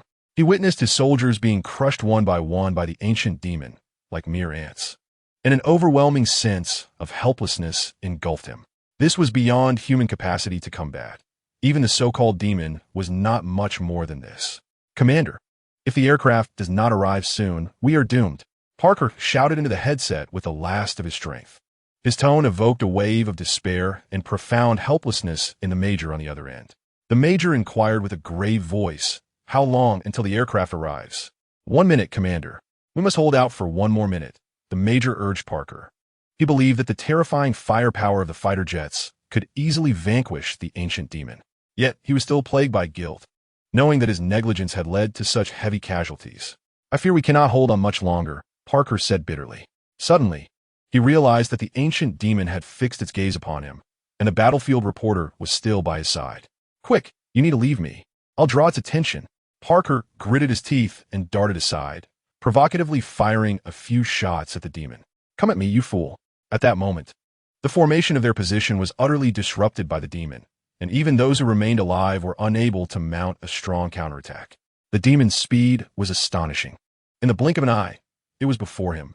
Despair washed over him as he closed his eyes, only to be met with the roar of jet engines. "They're here," the survivors shouted in frenzy. Finally, Parker thought, but he knew he could not hold on much longer. Even with the aircraft's arrival, he doubted he would survive. Bang! The demon slammed him into the sand. Yet Parker found himself unharmed and felt the rush of wind against his face. What was happening? He opened his eyes to discover he was airborne. "Are you all right, my friend?" A voice pierced through the metal, causing Parker to tense once more. "Iron Man?" As he recognized the familiar figure, he recalled the news reports and exclaimed, "You guessed it, little fan." Tony teased, setting Parker down gently. He then addressed the surviving soldiers. "You all retreat now. It is my turn. Do not assume that Iron Man lacked combat capability, although he wasn't wielding a Gatling gun like the Iron Patriot. His array of offensive strategies was extensive. Within that robust steel armor were numerous conventional tracking missiles, surface-to-air missiles, and air-to-air missiles. Not to mention his repulsor rays and chest beam, which unleashed lasers powerful enough to penetrate foes. After all, as an arms dealer, he was instinctively familiar with weaponry. Iron Man's shoulder compartments opened, and a barrage of conventional tracking missiles was launched, instantly engulfing the ancient demon. A cloud of dust arose, obscuring Iron Man's ability to scan for the ancient demon. However, a resounding crash echoed as the demon leaped from the ground, descending with the intent to crush Iron Man beneath its weight. Yet, Iron Man's palms and soles erupted in flames, propelling him into the air and allowing him to evade the demon's assault. "JARVIS, initiate a combat mode scan," Iron Man commanded in a low voice. Chapter 111. The resolution: the ancient demon bore the scars of conventional tracking missiles. Yet its momentum surged rather than waned. It displayed an expression of agony, only for dark smoke to emanate from its body, enabling it to heal once more. Iron Man noted this expression and promptly inquired of JARVIS, "What is happening?" The scan revealed a decline in its life force. Iron Man exhaled in relief. Evidently, this creature was not invincible. As long as he continued to inflict wounds or eliminate it outright, there would be no issue. "Sir, the combat style has been thoroughly scanned, and I am recalibrating your combat techniques," JARVIS informed him, instilling a newfound confidence in Iron Man. After all, how could a creature devoid of intelligence possibly rival him? However, he was taken aback when the ancient demon suddenly lunged to the ground, seizing a rifle and unleashing a barrage of gunfire in his direction. The bullets struck Iron Man's armor, though they felt no more than a mere tickle, leaving no marks upon his form. Iron Man retaliated, directing his right hand toward the demon, opening a compartment in his arm, and launching a missile directly at it. This missile was significantly larger than the previous tracking type and possessed formidable power. Yet, the demon adeptly evaded behind a building, causing the missile to obliterate the structure instead. Damn it, Iron Man cursed, propelling himself toward the demon. At that moment, the ancient demon had retrieved a heavy machine gun from the ground and began firing at Iron Man. How can it wield a firearm? Iron Man urgently queried J.A.R.V.E.S. Sir, its movements indicate it possesses exceptional combat skills, including proficiency with firearms. J.A.R.V.E.S. replied, suggesting, I recommend disarming it of the machine gun. Although Iron Man flew with great speed, the bullets traveled swiftly as well. At such a close range, they struck him repeatedly, producing loud thuds. The intense firepower forced Iron Man to retreat slightly. Though he sustained no significant damage, the assault was nonetheless unpleasant. Heeding J.A.R.V.I.S.'s advice, Iron Man activated all his power and charged at the demon. With a resounding impact, his armored form collided with the ancient demon, sending it hurtling away. He then pressed against the demon, unleashing a repulsor blast. This energy-based attack inflicted considerable harm, leaving a gaping wound in its chest that had yet to heal, clearly indicating the severity of the situation. Recognizing this, Iron Man understood how to confront the creature effectively. He charged forward once more, engaging the ancient demon in close combat. However, he found himself at a disadvantage, even after Jarvis had analyzed the demon's fighting style. If it were solely up to Tony's maneuvering, he would undoubtedly be at a loss against the demon. Jarvis, restrain it, Iron Man commanded in a low voice. With the assistance of Jarvis, the intelligent assistant, the task became effortless for Tony, who hardly needed to think. Iron Man's hands clamped down on the demon like a vice, preventing any escape. Enraged, the demon let out a thunderous roar, attempting to shake off Iron Man, yet to no avail. Now, Iron Man shouted. In that instant, an explosion of energy erupted from his chest, sending forth a wave that seemed to evoke the specter of death for the demon. The demon flailed wildly, but was ultimately unable to free itself, and its head was obliterated by the chest cannon. Chapter 112. We only need the elite not far away, at a military base. A crowd gathered to witness the battle, which even made its way onto the news. However, it was promptly curtailed. News coverage was not merely a matter of personal choice. Although the public was aware of Iron Man's existence, his appearances were to be limited. Hello, I am Agent Coulson. Coulson, disinterested in a lengthy introduction, presented his credentials. The Major, familiar with the significance of S-H-I-E-L-D, nodded in acknowledgement. They had just watched the entire battle. But due to the urgency of the situation, no pleasantries were exchanged. Is there something you require, Agent Coulson? The Major inquired. It seemed S-H-I-E-L-D was poised to investigate this mysterious incident as the Major contemplated the decapitated corpse of the demon. As for Iron Man, he appeared indifferent to the demon, merely confirming its demise before taking flight. Coulson stated, Major, I need this body. Is there an order from above? The Major asked, shortly receiving a phone call. Yes, sir. After a brief exchange, the Major replied, You may take it. It was his superior who instructed him not to intervene, allowing S-H-I-E-L-D to take possession of the body. The extent of S-H-I-E-L-D's authority was astonishing to the Major. Thank you for your cooperation, Coulson remarked, shaking hands with the Major before hastily departing. Go, load the body onto the Quinjet. Having confirmed the demon's death, Coulson directed that its remains be transported aboard the Quinjet. The aircraft had reached such speed that it arrived swiftly, although Coulson had only witnessed the final moments of the confrontation. As the plane gradually made its way toward New York, Coulson filed a report to Fury. It seemed Iron Man held little regard for human experimentation. Yet, upon reflection, it was hardly surprising. Otherwise, he would not be clad in his armored suit. Coulson observed the demon's corpse with curiosity, noting its gradual decay. What could be the cause of this? Coulson pondered, perplexed. It seemed akin to the stench of death emanating from a corpse. A soldier remarked beside him. This Quinjet harbored more than just Coulson. It also contained the soldiers tasked with overseeing the body, for Coulson alone could not have managed this endeavor. It bears some resemblance. Coulson acknowledged. However, if that is the case, then this corpse is likely devoid of any utility. I can only hope that the scientists can extract what they desire from it. Sir, does S.H.I.E.L.D. specialize in such matters? A curious soldier inquired. Coulson merely smiled faintly, responding, "It is perhaps best that you remain uninformed about such affairs. We would love to join S.H.I.E.L.D. We've heard it is quite thrilling," the soldier added. Coulson replied, "You may apply, but we only seek the elite." Baron Zemo, having exhausted every connection, finally learned of the fate that befell his enhanced soldier. This revelation incensed him, after all the effort he had invested in successfully augmenting that soldier. To see it eliminated like this was infuriating. He angrily smashed objects around him, lamenting that he could not even retrieve the corpse of the enhanced soldier. He thought to himself that he should have dispatched a plane to accompany it, bringing it back directly. Nevertheless, Zemo's anticipation for the forthcoming transaction grew. The recent display had illuminated the true power of the enhanced soldier, far surpassing that of Captain America. All he desired now was for the arrival of that ancient artifact to hasten, so that they might continue their dealings. Chapter 113. Selina's Gifly Jia was not preoccupied with the distant battles. He had spent the past week settling all expenses related to the bar. Although he had not purchased the establishment outright, he had covered the costs for renovations.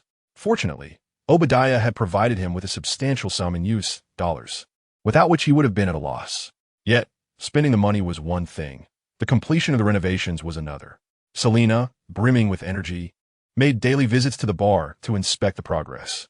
Additionally, she bestowed upon Li Jie a gift, an intricately detailed map of New York, encompassing every alleyway.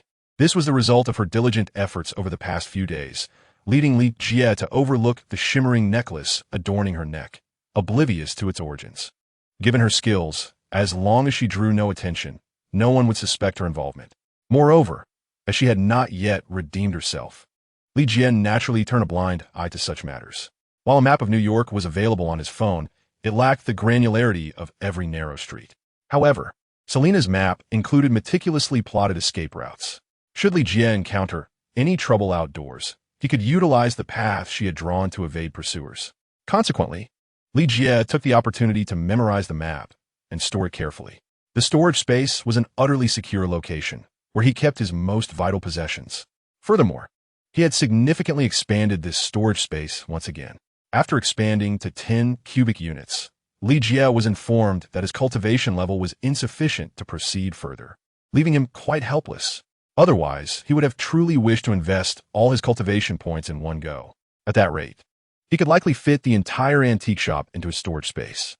Nonetheless, Li Jie managed to store the Bat motorcycle within, as leaving it in the shop occupied valuable space, and having it outside would attract unwanted attention and potential theft. Of late, Selina had become notably more proactive. Perhaps it was due to witnessing Li Jie's formidable strength, or perhaps she had developed a newfound ambition. However, Li Jie remained indifferent to these changes. All he desired was for Selina to obediently heed his commands. As for the blood that sustained her vitality, it was sourced from artificial means he procured, along with nearly expired donations from others. This had indeed allowed her to grow stronger, endowing her with a hint of vampiric power. Otherwise, if she were merely a decorative vase capable of cleaning, Li Jie would have eventually sent her on her way. After all, his aspirations reached for the stars and seas, and his future maids were destined to be formidable entities capable of intimidating the multiverse. He had already identified several candidates, merely waiting for the requisite strength. Upon hearing the horn outside, Li Jie instructed Selina to watch over the shop. Selina nodded obediently, her gaze following him as he departed. A Bentley was parked at his doorstep. Indeed, affluent individuals like Obadiah, who were of a certain age, favored such an aesthetic. Li Jie opened the back door and took his seat, the driver remaining silent as he drove away. Having previously seen Li Jie's photograph, the driver easily recognized him, and Li Jie was untroubled by potential mischief, a testament to the adage that great skill breeds great audacity. As the vehicle journeyed, it gradually distanced itself from downtown New York City. Unlike Tony, who reveled in ostentation and arrogance by inscribing his name on the company building, Obadiah preferred a more understated approach, being cautious given his dealings in arms. After a series of turns, they finally arrived at their destination. Li Jie felt somewhat daunted. Even with his familiarity with the map, he could only vaguely discern where they were, a remote area in western New York City, sparsely populated, with vehicles occasionally passing in the distance. Li Jie opened the door and stepped out of the car, while the driver remained seated. Ahead, he noticed someone waiting for him, an elegantly made-up woman in her 30s, dressed like a secretary. "Mr. Li Jie?" she inquired, approaching him. Li Jie nodded, replying yes. They shook hands, and the woman smiled, introducing herself. "I am Aina, the secretary of Mr. Obadiah." "Hello, Miss Aina," Li Jie responded with a smile. "Please, follow me." Aina stepped to the left and gestured for him to proceed. Subsequently, Li Jie followed Aina to a cavern, where an entrance led deep underground. It was unexpected that Obadiah had so cautiously established a new military factory beneath the surface. He was indeed a cunning strategist. He likely understood Tony's capabilities quite well, being one of the individuals most familiar with him. As the two descended in a rudimentary elevator, they were unaware of how many meters they had sunk. With a clatter, Aina announced, "Mr. Li Jie, we have arrived." Li Jie nodded, for he had already spotted Obadiah waiting outside the elevator doors. The elevator was transparent, allowing them to see each other. "Hello, Obi," Li Jie greeted warmly. Obadiah, as ever, with a cigar clenched between his teeth, smiled upon seeing Li Jie and said, "Mr. Li Jie, please come in." Without hesitation, Li Jie stated, "Obi, Tony has begun to suspect you." "What?" Obadiah exclaimed, astonished that Tony had become suspicious so swiftly. Li Jie relished the expression on his face, as he had informed Tony that he would be visiting Obadiah's new base today. Consequently, Tony had time to send Pepper to scrutinize Obadiah's computer files. This arrangement significantly mitigated the risk of Pepper being discovered, enabling her to easily obtain Obadiah's folders. However, Li Jie did not wish for Obadiah to capitulate so effortlessly or to pass away without causing Tony any inconvenience. Tony's disposition was still too arrogant. He required some setbacks to temper his pride. Thus, Li Jie cautioned Obadiah to promptly prepare his armor, advising him not to be caught off guard by Tony. Obadiah replied solemnly, "Rest assured, even if Tony possesses that armor, he remains no match for me." Li Jie nodded with a smile, fully aware of Obadiah's confidence, which stemmed from merely having modified Tony's original suit, with numerous issues still unresolved. Indeed, there exists an insurmountable chasm between genius and the ordinary. Instantly, Obadiah's desire to develop new weapons waned, yet he still commenced a tour of the facility with Li Jie. It was undeniably an excellent site for military research, reflecting the considerable effort Obadiah had invested. Suddenly, Li Jie felt a pang of pity for Obadiah. He was merely a businessman seeking profit, yet he was ensnared in a web of endless manipulation. After his moment of reflection, Li Jie inquired, "Obi, may I ask you a question?" "Go ahead," Obadiah replied, despite his current lack of interest in answering questions, maintaining a semblance of patience. Li Jie feigned indifference as he asked, "Obi, I'm curious about how you obtained that photograph. Are you referring to Wonder Woman?" Obadiah pondered for a moment before responding bitterly. Li Jie nodded in acknowledgement, gazing intently at Obadiah. Obadiah waved his hand, instructing his secretary to dismiss everyone else, and then spoke in a voice meant only for two. "You wouldn't want to know." At this, Li Jie straightened his back and replied, "But I am quite curious." Li Jie assumed he would say no more, yet Obadiah shook his head and revealed, "I made a deal with the devil." Obadiah had expected Li Jie to display disbelief, but to his surprise, Li Jie's expression grew increasingly grave. "Do you believe it?" Obadiah asked, puzzled, as such tales would likely provoke skepticism from anyone he confided in. However, Li Jie recognized the truth in the statement. In a world populated by deities, the existence of devils was a logical conclusion. The so-called gods were indeed those beings from Asgard, while the devil was presumably the one with whom Obadiah had struck a bargain. Feigning confusion, Li Jie said, "I don't know, but I am intrigued." Surely Obadiah is not one to jest. With a sigh, Obadiah affirmed, "Indeed, he calls himself Mephisto. You must have heard of him. Isn't he the fabled Lord of Hell?" Li Jie asked, momentarily taken aback. "Precisely, yet he exists in reality. It was indeed him, the very lord of the underworld who traversed the human realm, engaging in various deals with mortals, Mephisto." And then, Li Jie continued to inquire, his belief or disbelief difficult to discern. Obadiah explained, "I made a pact with him.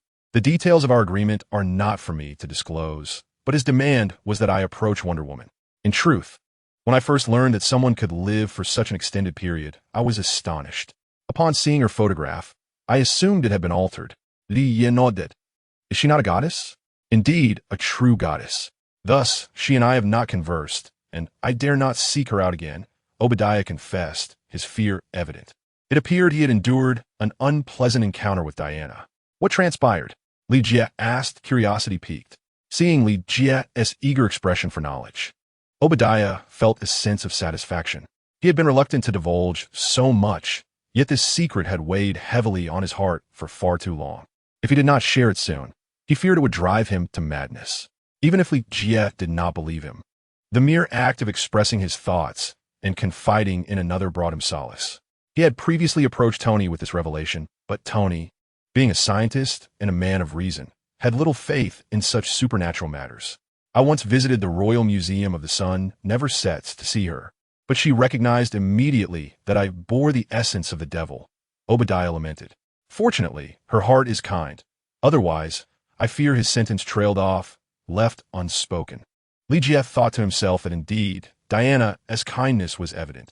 Otherwise, a mere mortal like Obadiah making a deal with the devil, regardless of its nature, would surely have forfeited his soul. Just this alone was enough to condemn him to death countless times over. Thus, I dare not meet her again and have chosen to keep that photograph as a memento. Chapter 116. Tony's concerns. Li Jie feigned rapt attention as he inquired, "What does Mephisto want you to find her for?" "I do not know.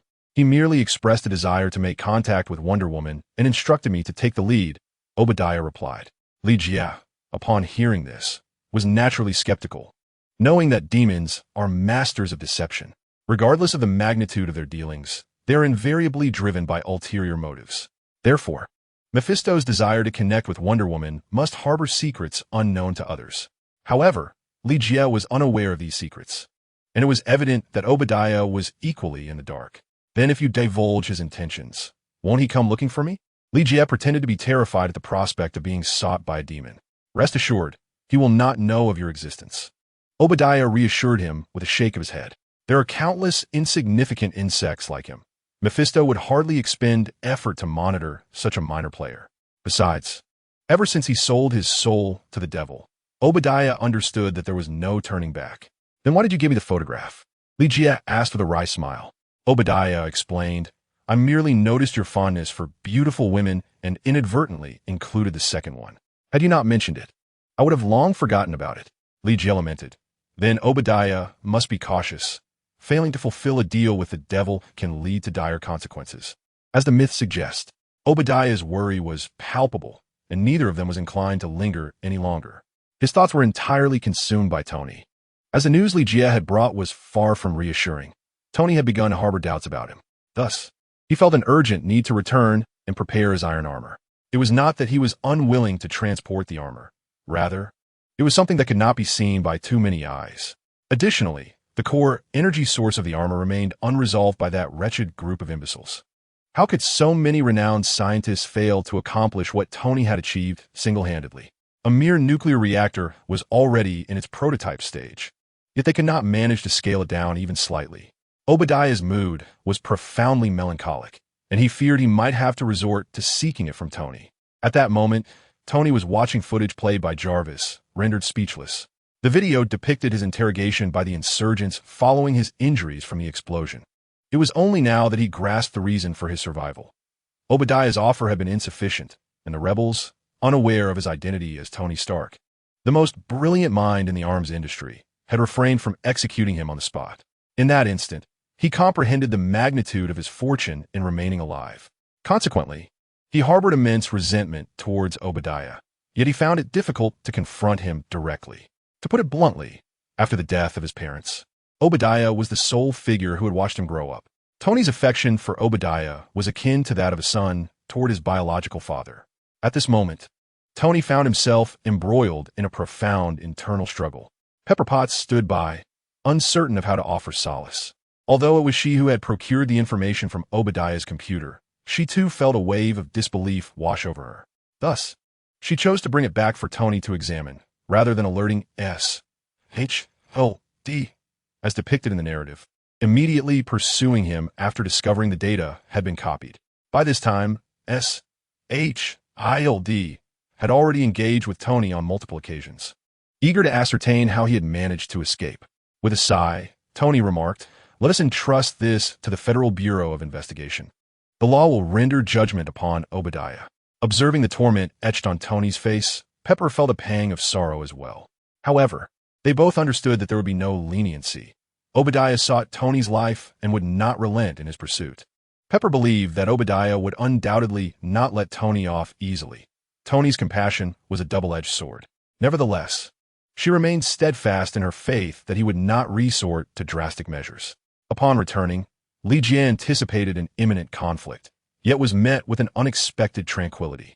He surmised that Tony's reluctance to confront Obadiah was the cause of this lull. However, this matter did not concern him. Without his assistance, Tony should still be capable of dealing with Obadiah, albeit with a slight increase in difficulty. Li Jie harbored no worries on that front. His current concern lay with his dwindling cultivation points. The weather in New York had been consistently dismal, yet for him, it provided an ideal environment for cultivation. Over the past few days, through the use of a lightning array, Li Jie's Dantian was on the verge of being filled with spiritual energy. Once sufficiently gathered, the next step would be to condense it into a core. To do so, he required a minimum of 50,000 cultivation points to exchange for the next stage of the boundless immortal path. Thus, as he glanced at his insufficient balance of cultivation points, Li Jie instinctively considered the vampire clan.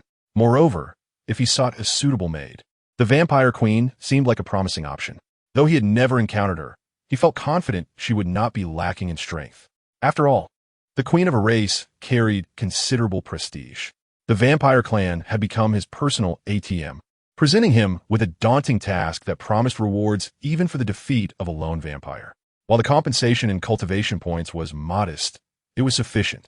Consequently, he retrieved the map that Selena had given him and inquired, "Do you know where the Mond estate is located?" "Of course," Selena replied, exuding the confidence of someone intimately familiar with New York.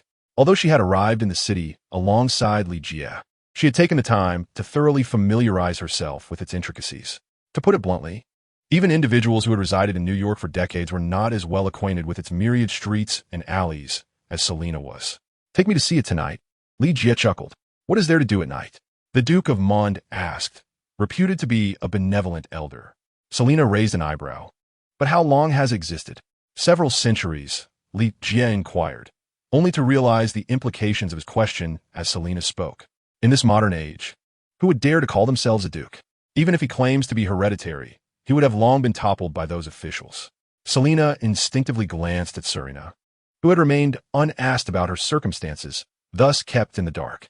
"Indeed, a vampire duke," Li Jie remarked. This revelation caused Selena's brow to furrow immediately. While many jest about the existence of vampires, she was well aware of their hierarchical structure. A simple search online would reveal a plethora of information. And even if she were not fully informed, she had certainly heard whispers. She simply could not fathom the reality of such a loathsome creature. Her aversion to the characteristics of vampires was profound. A vampire duke. This is not a trivial matter. She expressed her concern with a glance at Li Jie. "I never said we should confront him. I merely wish to ascertain his intentions," Li Jie replied, for the Duke of Mond was preparing for something significant. This thought troubled him, hence his desire to clarify matters while he had the opportunity. "Very well," Selena readily agreed. The night was indeed an opportune time for their endeavor. As Catwoman, she relished nocturnal escapades. The darkness enveloped the land, obscuring even the stars. This ambience suited Li Jie and Catwoman perfectly, as they had already donned their disguises, effortlessly evading surveillance. Together, they traversed the rooftops of the city, and Li Jie found the sensation exhilarating. No wonder Catwoman enjoyed prowling the rooftops. It was a feeling of freedom. Following Catwoman's lead, they swiftly reached the outskirts. Li Jie waved his hand, and the Bat motorcycle materialized before them. Here, they need not fear being seen, for its sleek black form blended seamlessly into the night. Li Jie mounted the bike, with Catwoman gracefully taking her place behind him. The motorcycle surged to full speed, its formidable wheels perfectly suited for such terrain. Under Catwoman's guidance, they soon arrived at the entrance of a vast estate. "There are dogs," Catwoman frowned as they approached. Li Jie chuckled. Are you afraid of dogs? Just then, a fierce hound approached slowly, as if sensing something. Catwoman clung tightly to Li Jie, as though confronted by a natural enemy. With a shake of his head, Li Jie snapped his fingers, releasing a small bolt of lightning that struck the beast, rendering it unconscious. A minor spell, he remarked. Catwoman cast another glance at the incapacitated hound before the two continued into the estate. The 4 characters of Mon Manor were prominently displayed at the entrance. Fortunately, there were only a few ferocious hounds. Otherwise, Li Jie and his companions would have surely been exposed. Li Jie embraced Catwoman, who skillfully grasped the beam with her whip, allowing them to leap upward. How long will you hold me? Catwoman gently inquired. I will hold you while we soar, Li Jie replied, his embarrassment absent, replaced by a soft chuckle. Currently, he lacked the ability to traverse the skies, let alone take flight. However, once he attained strength, he promised to let Catwoman experience it. Let us discuss that later. For now, please release me, Catwoman remarked, prompting Li Jie to willingly loosen his grip around her slender waist. The manor exuded an eerie stillness, devoid of life and inhabited by scarcely any vampires. Although Li Jie had never embarked on such endeavors, Catwoman was an expert in the art. With her guidance, they exhibited no signs of vulnerability. The manor boasted 3 stories, and as they reached the edge, they effortlessly tumbled into the interior. Which way do we proceed? Li Jie, what exactly are we aiming to accomplish? Catwoman countered, still unaware of Li Jie's intentions. I wish to uncover his secrets, Li Jie replied. That is quite simple. Catwoman laughed in response. It is said that a vampire's lifespan is exceedingly long, and the longer they exist, the more cunningly they guard their secrets, perpetually reminding themselves of their importance. As Catwoman divulged this knowledge, Li Jie regarded her with newfound admiration. He then conjectured, are you suggesting there exists a vampire diary? Indeed, such an ancient being typically possesses a diary, she confirmed. Li Jie furrowed his brow upon hearing this, then asked, how can we ascertain the location of his chamber? The vampire diary is fundamentally one of the most crucial possessions of a vampire, containing their myriad secrets. Thus, it is usually kept under close guard or stored within their personal quarters or a designated place. Li Jie could only hope that the Duke of Mond did not have a habit of keeping it on his person. As the head of the household, his chamber should logically be on the highest floor, Catwoman suggested. Suddenly, they heard footsteps outside, prompting both to press against the door. Has the Duke not returned for quite some time? Must we continue to clean his room daily? A somewhat youthful voice inquired.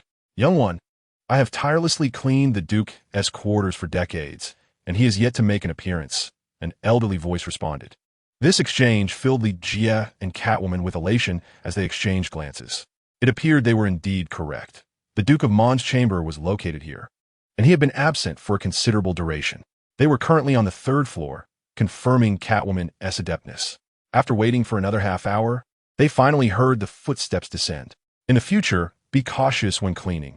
Do not disturb the Duke's cabinets and such, the youth advised. The pair lingered for an additional 10 minutes before cautiously opening the door and stepping outside. Following the direction of the sound they had just heard, they proceeded towards the Duke of Mond's chamber. How can we discern which room belongs to him? Li Jie inquired. The Catwoman stood resolutely before a door and declared, the sound fades here. They then looked up to see a key hanging above. It was said that vampires prefer to hang things upside down. Thus, valuable items were often placed upon the ceiling. Retrieving the key, Li Jie unlocked the door, but paused to prevent Catwoman from entering before him, stepping inside first. A wave of dark energy surged towards them from within the room. Yet Li Jie dissipated it effortlessly, for he practiced the purest form of lightning cultivation, impervious to all malevolence. Not even a vampire, nor the dark energies of the multiverse, could likely harm Li Jie. Only then did Catwoman realize the true intent behind his actions. He aimed to protect her. They secured the door and surveyed the chamber, reminiscent of centuries past. It was modest, yet imbued with a sense of history. The immaculate bed, crafted from fragrant wood, was the sole piece of furniture within, and the room was remarkably dust-free, having been meticulously maintained. Before the door hung a set of keys, which Li Jie tried one by one, hoping to unlock the cabinet.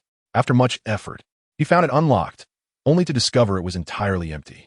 A cabinet devoid of contents, yet must remain untouched by servants? Li Jie on it. Catwoman shook her softly. Ah, you are a novice. I anticipated its emptiness. Why didn't you mention it? Li Jie replied, somewhat vexed. I wish for you to relinquish hope, Catwoman responded, moving to tap against the wall. Ah, hidden door. No need to search the bed, she remarked with a smile. Li Jie felt a bit embarrassed, nearly having searched the bed. Fortunately, this concealed door was not of high technology. Had it been like those of someone, such as Tony, they might have found it yet been unable to enter. Subsequently, Catwoman effortlessly opened the hidden door, and Li Jie retrieved a box from within. Aware of the vampire's formidable nature, she refrained from taking unnecessary risks. Chapter 120. The diary acquired. Li Jie extracted the box, and the curse of the vampire dissipated upon contact with him. Catwoman gazed at Li Jie with envy. Possessing such abilities rendered him invulnerable in thievery. Li Jie activated his lightning cultivation, ever vigilant for any changes. Upon opening the box, he found an ancient, thick leather-bound notebook nestled inside. They exchanged a glance and nodded in mutual understanding. Li Jie handed the key to Catwoman, who employed her unique method to hang it outside the room, leaving no trace of their intrusion. Meanwhile, Li Jie opened the notebook to discover the first line, which expressed the Duke of Mon's sentiments. My sister. Why is she the vampire queen and not my beloved? She is truly exquisite, and I yearn to possess her. Were I the sovereign of the vampire clan, she would undoubtedly be my forbidden fruit. The subsequent page is filled with such sentiments, leaving Li Jie somewhat perplexed. Could it be that the vampire queen possesses the allure he describes? Catwoman glanced over, scoffing. It seems he is but a lecher. Deep love breeds profound hatred. Li Jie closed the diary and remarked nonchalantly.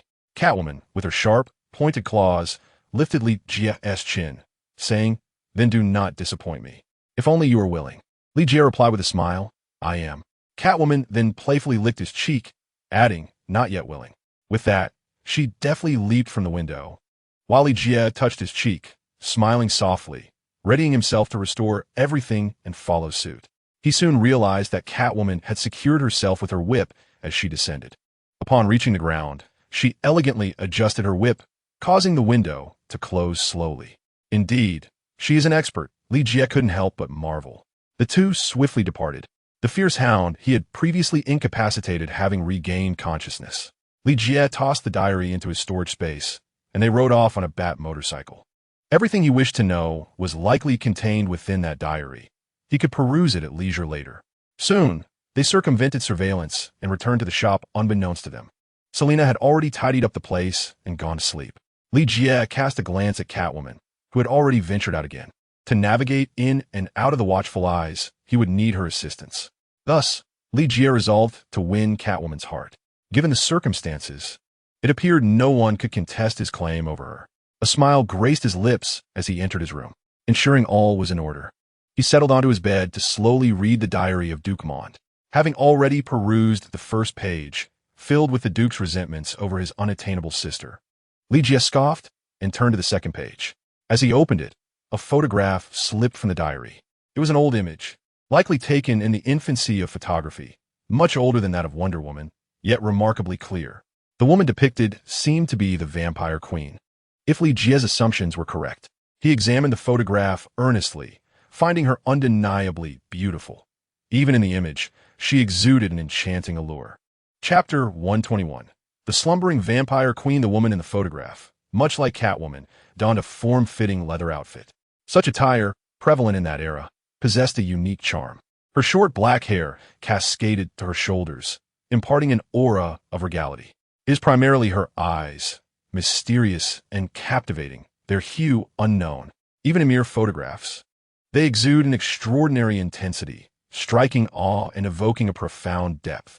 Li Jie has always believed that only those endowed with absolute power and an imposing presence can ascend to the throne as a queen. A queen, he mused, is certainly not one who relies solely on enchanting allure. The vampire queen perfectly aligns with Li Jie's worldview, a being of a race that can endure for centuries, not easily vanquished. Upon seeing her, Li Jie was suddenly reminded of an adage. A race may face extinction, yet it can never truly be defeated. However, a spark of challenge ignited within him. His servants would not merely consist of the likes of Selina, who lacked combat prowess. They would at least be capable of alleviating some of his burdens, if not striking fear across the multiverse. He tucked the photograph away. The visage of the vampire queen, remarkably exquisite and distinctly recognizable. He continued to peruse the pages, as if lost in a novel. This diary encapsulated the life of Duke Mond after his transformation into a vampire. It appeared to be a singular tome, yet concealed within were intricate mysteries. Fortunately, such enigmas posed no challenge for Ligia. "Catherine, my beloved sister," he read, "you were adored by many since childhood. I had thought that after Father transformed me into this peculiar being, I would possess you entirely. Yet, to my astonishment, he converted you first, granting you powers surpassing my own. That wretched old man must have known of my desire for your beauty, deliberately ensuring I could not attain you. Thus, he met his demise. The heart I extracted from him proved too formidable a foe, even for the might of a vampire, to escape death." Ligia inhaled sharply at this revelation. To his surprise, the Duke Mond was indeed a formidable character, willing to murder his own father for the sake of Catherine. "The vampire queen is named Catherine," Ligia pondered. "You grieve deeply. I finally embraced your wondrous form, which you had never allowed me to touch, even as siblings." He continued to read slowly, as if discerning how to confront his challenges. Indeed, Selena's words rang true. The vampire's diary is the most effective means to confront a vampire.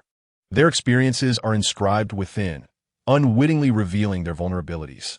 Following this were decades of monotony, with many dates lacking significant events, as the Duke Mond had not documented them. Nonetheless, Ligia gleaned valuable information, such as the current whereabouts of the vampire queen and recent occurrences. It turned out that vampires too could age. To resist this decline, one must consume human blood. Yet Catherine detested the act of feeding on humans, only resorting to it when her cravings became unbearable. Moreover, she engaged in trades with those yearning for the prolonged life akin to that of a vampire, a sentiment shared by numerous individuals. The original vampires developed in a similar manner. Ultimately, however, they broke free from Catherine's control, deceiving her and discovering a means for her to retain her youthful appearance, slumber. Chapter 122, The Injured Catwoman. Although Catherine harbored suspicions about their intentions, every woman is inherently concerned with her beauty. Thus, she chose to enter a deep sleep, and in her absence, the progenitor vampires could no longer contain their urges and waged war against humanity. The conflict proved detrimental to both factions, leading to the signing of a peace treaty. The specifics of this event remain undisclosed, and even Ligia was oblivious to the details. However, the location of the vampire queen's slumber was meticulously noted by Duke Mond. As a noble of the sun never sets empire, the resting place of Queen Catherine lay in London. Given the distance, Ligia chose not to pursue her for the time being. Fearing he might forget the ritual to awaken her, Duke Mond had recorded it with great care. After centuries of slumber, Catherine would awaken in a state of confusion, and whoever provided her with blood during this vulnerable time would earn her favor. While this merely indicated goodwill, it also signified the potential for gaining her trust. Ligia, with a plan forming in his mind, knew precisely how to deal with Duke Mond when the time came. The vampire queen, being the most formidable force of her lineage, would easily prevail over the Duke. Ligia flipped to the final pages, eager to uncover Duke Mond's grand designs. To his surprise, he unearthed a significant secret while merely seeking to understand the Duke's activities. Upon reaching the last page, it was evident that the meticulous Duke had recorded all his intentions. Perhaps, for centuries, his diary had remained unblemished, allowing him to record his thoughts with ease. Ligia mused. Within, he mentioned a festival, seeking ample sustenance for his subordinates to indulge in revelry. He also referenced a biblical text, rumored to be left by God, which could potentially unlock the vampire clan seal. Amidst the chaotic entries, Ligia distilled the content to its essential keywords. With several months remaining until the event, which would occur at a remote port in New York City, Ligia noted the date before discarding the diary into his space. He then opened his phone, searching the internet for keywords related to the festival. However, the results predominantly pertained to memorials for Jesus, which seemed irrelevant to vampires. Thus, he prefixed his search with the word vampire. This alteration yielded a plethora of information, prompting Ligia to examine each entry meticulously. He concluded that the articles uniformly indicated that on the day of the festival, vampires would engage in frenzied feasting. akin to human revelry and excess. Regardless of the veracity of these claims, Li Jie recorded them, contemplating the implications of a vampire's insatiable hunger. Their sustenance, it seems, can only be humanity. For the time being, setting aside these thoughts, the initial shipment mentioned in the journal has yet to arrive. Moreover, to ensure the quality of the food, it was specially transported from the European continent. However, due to the volume, air transport was deemed unfeasible, thus necessitating maritime shipping from a port. Li Jie momentarily suppressed his thoughts, hearing sound from outside the door. Presuming it was Catwoman returning, he opened the door and stepped outside. He then beheld Catwoman clutching her abdomen, her mask having been replaced with another. "Are you injured?" Li Jie inquired, furrowing his brow.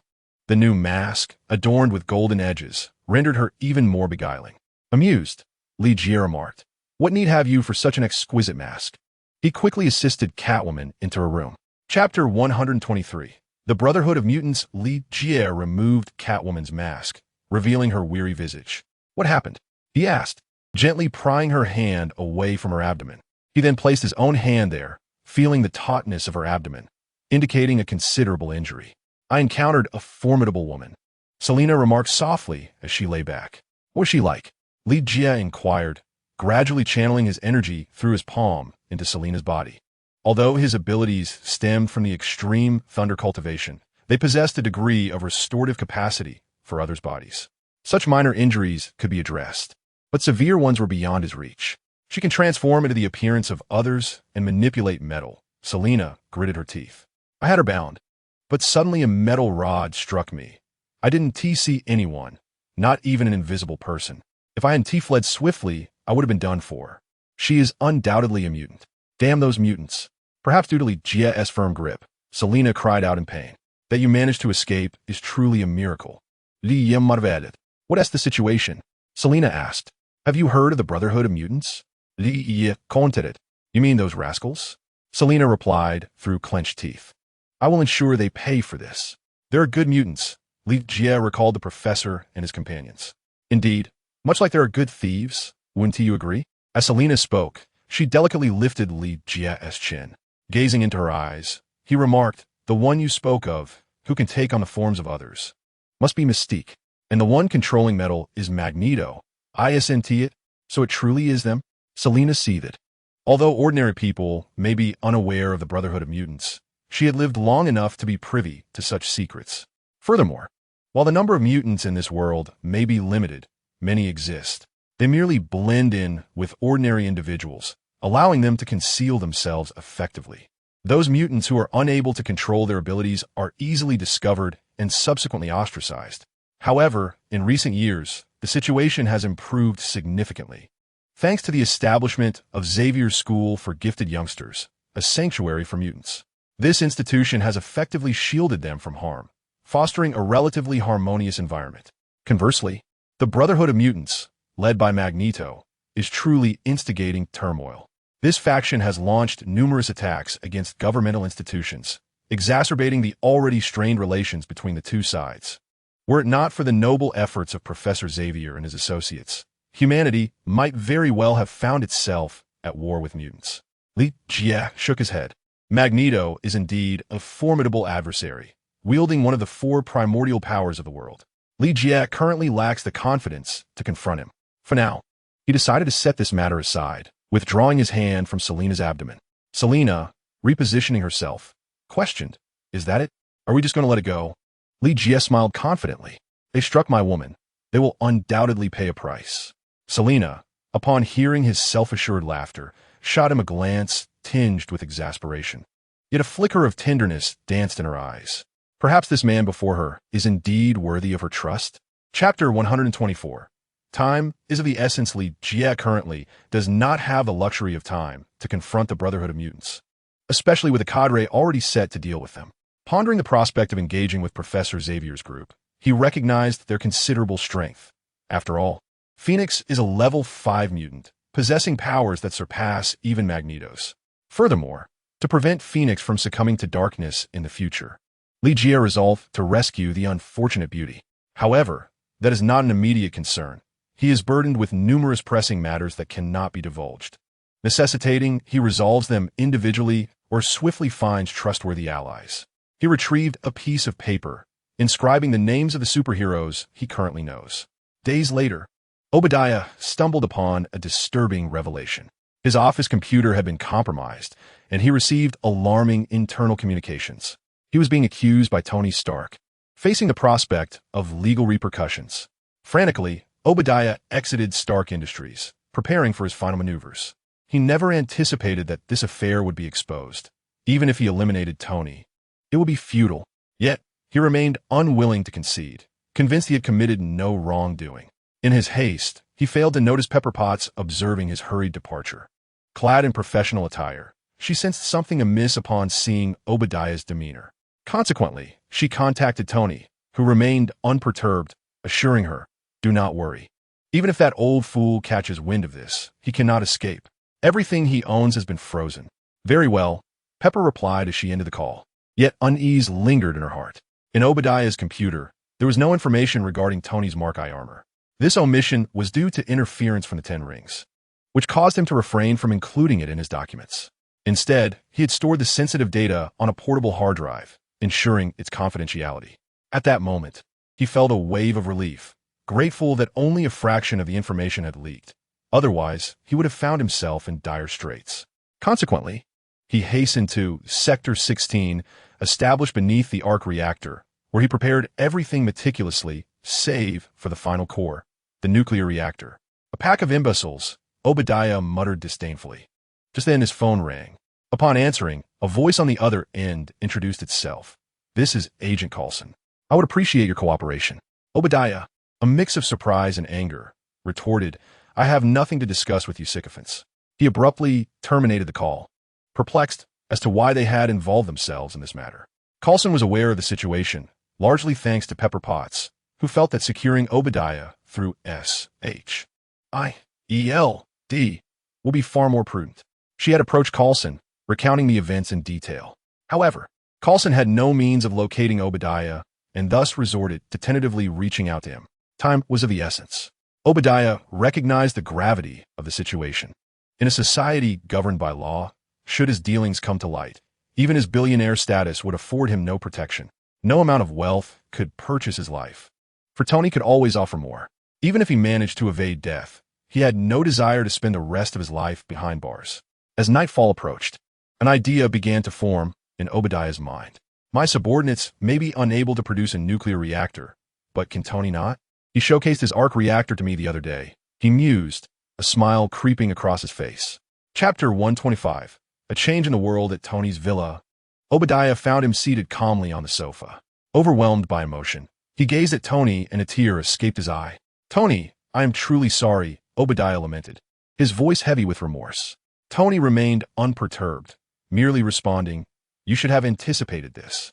Tony, grant me one reprieve. I shall withdraw from Stark Industries. Transferring all my shares to you," Obadiah pleaded, inching closer to Tony and grasping his shoulders. Tony exhibited no signs of intimidation. Perhaps he believed Obadiah posed no real threat. However, as he opened his mouth to speak, he was suddenly incapacitated by his own device. Suffering in silence, Tony could only look at Obadiah with his eyes. "This is all thanks to your little invention," Obadiah gloated. "I wanted to enhance its production, but you foolishly opposed me." Observing Tony's furious expression, Obadiah seized the opportunity to extract the arc reactor from Tony's chest. With a sardonic smile, he remarked, "Rather than ending your life, I would prefer to let you suffer until your demise. Farewell, dear Tony." Subsequently, Obadiah strode away, omitting the lengthy dialogue present in the original narrative. At that moment, the engrossed Legia received a new mission from the system. The host's alteration of the original world's timeline had plunged Iron Man into a perilous crisis. The task was issued, and at this juncture, Tony found himself bereft of his arc reactor, seized by Obadiah, who aimed to save his life. Legia abruptly awakened from his meditative state, realizing he had overlooked this critical detail. In the film, Tony was fortunate, as Pepper had called Rhodey to rescue him. However, now, Pepper merely instructed Coulson to locate Obadiah, unaware that Tony was in jeopardy. The abruptness of these events took even Legia by surprise. Furthermore, he currently lacked Pepper's contact information. How could he possibly save Tony? It seemed a daunting challenge. Just then he spotted Catwoman, who had taken a few days to recuperate and was now preparing to don her costume for an outing. Li Jie hastily approached her, exclaiming, "Selena, I need your assistance." "What is it?" Catwoman inquired, her focus sharpening. "Tony Stark is in danger. You must go to his basement and retrieve the arc reactor to save his life. Inform him of Area 16, Li Jie stated gravely, leading Catwoman onto the streets. He procured the Batcycle, urging her to ride it swiftly. Catwoman nodded in understanding, immediately mounting the Batcycle and turning it towards their destination. Only then did Li Jie ask, "Do you know where he lives?" "Of course," Catwoman replied, meeting his expectations. Aware that her redemption hinged on Tony, she had already familiarized herself with his whereabouts. Thus, Li Jie had sought her out, but he felt it prudent to confirm nonetheless. Relieved, Li Jie hoped Selena would arrive in time. As for whether she could secure the arc reactor, he had no choice but to place his trust in her. It seemed that, at this moment, she was the only one he could rely on. Though Selena was trustworthy, she lacked the strength to accomplish such a task. Watching her ride the Batcycle further into the distance, Li Jie returned home and turned on the television. Chapter 126. Timely arrival. Li Jie observed the news broadcast, which confirmed his earlier predictions. Catwoman, riding the Batcycle through the streets, had caused quite a stir. Rumors swirled of a potential sighting of Batman in New York. Li Jie paid little mind to this commotion, instead fixating on Catwoman's whereabouts. Coulson, realizing that even with SHIELD's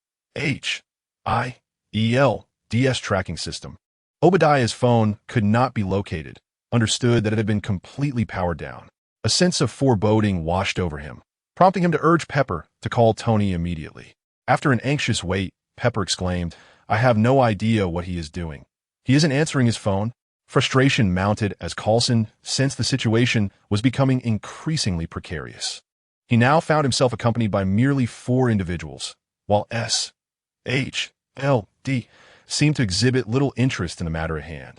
At that moment, he received a call from Li Jie, who simply mentioned a location: the arc reactor, Sector 16. He calmly instructed Coulson, who appeared bewildered, to have Ms. Pepper accompany him. Taking a deep breath, Coulson replied, "I'll remember this favor." Regardless of how Li Jie had acquired this knowledge, there was no time to ponder. He turned to Pepper and inquired, "Do you know where the arc reactor, Sector 16, is located?" "The arc reactor? Are you referring to Obadiah's location?" Pepper questioned, her brows furrowing. Coulson, too, felt uncertain. With determination, Pepper said, "Follow me." They promptly got into a vehicle and sped towards Sector 16.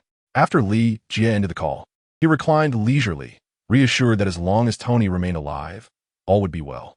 A splendid spectacle awaited him, and with a smile playing on his lips, he anticipated a minor setback for Tony. If all went as expected, Catwoman must have already arrived at Tony's residence. The Batbike, specifically modified for Batman, was designed to navigate various challenging terrains, boasting remarkable speed, far superior to that of ordinary motorcycles. Catwoman adeptly maneuvered the Batbike to Tony's villa, having successfully evaded countless police cars in pursuit. Even if those vehicles were occupied by Batman, they would still chase relentlessly. However, upon realizing that the rider was merely a woman clad in black leather, they were even less inclined to relent. Fortunately, due to the Batbike's exceptional performance, Catwoman easily outpaced them. Tony's locks required a fingerprint for entry, only allowing those he deemed trustworthy. Yet, this posed no challenge for Catwoman, who bypassed the door entirely. Scaling in effortlessly, upon entering the living room, she discovered that Tony was absent. Recalling Li Jie's mention of the basement, she hurriedly sought it out. Upon locating the entrance, Catwoman descended without hesitation, knowing that Tony was crucial for refining her redemption process. Upon reaching the basement, she was taken aback to find that the original defensive door had been reduced to debris, allowing her easy access. Her gaze fell upon the incapacitated Tony, who was glaring defiantly, his eyes filled with resentment. He refused to concede defeat, still unaware of Obadiah's intentions. However, he sensed the encroachment of death. It was only when he spotted Catwoman that he momentarily disregarded the peculiarity of her appearance. She approached him directly, smashing a glass from the table and retrieving the arc reactor. Chapter 127. Defeated by his own hand, is this it? Tony pondered as his gaze dimmed. It was only when he beheld the alluring woman, adorned with a mask, directly connecting the nuclear reactor to his chest, that he regained a semblance of lucidity.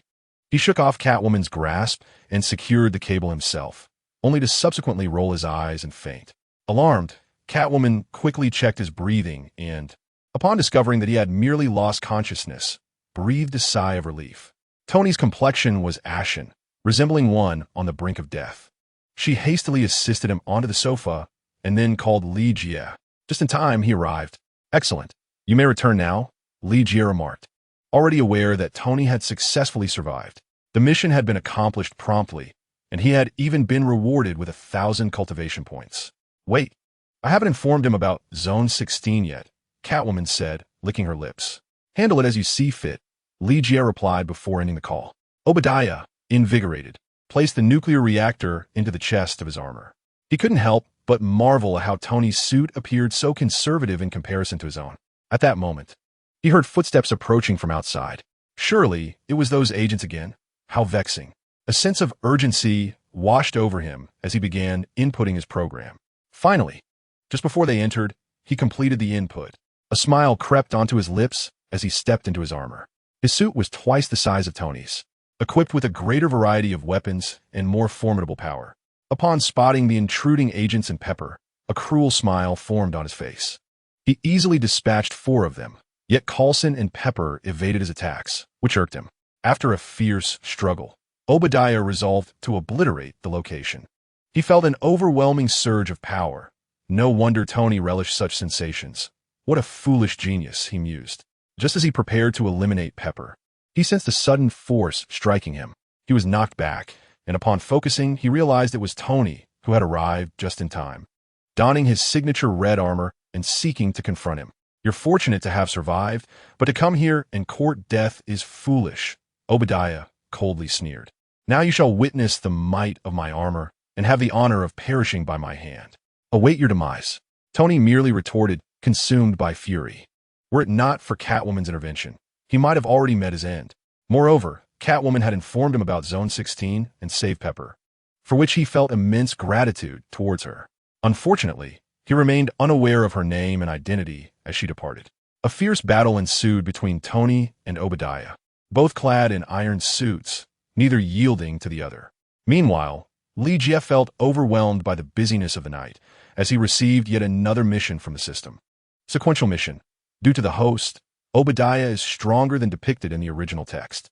"Please defeat him yourself," he sighed, initially hoping to take a moment to relax and watch Iron Man battle the villains.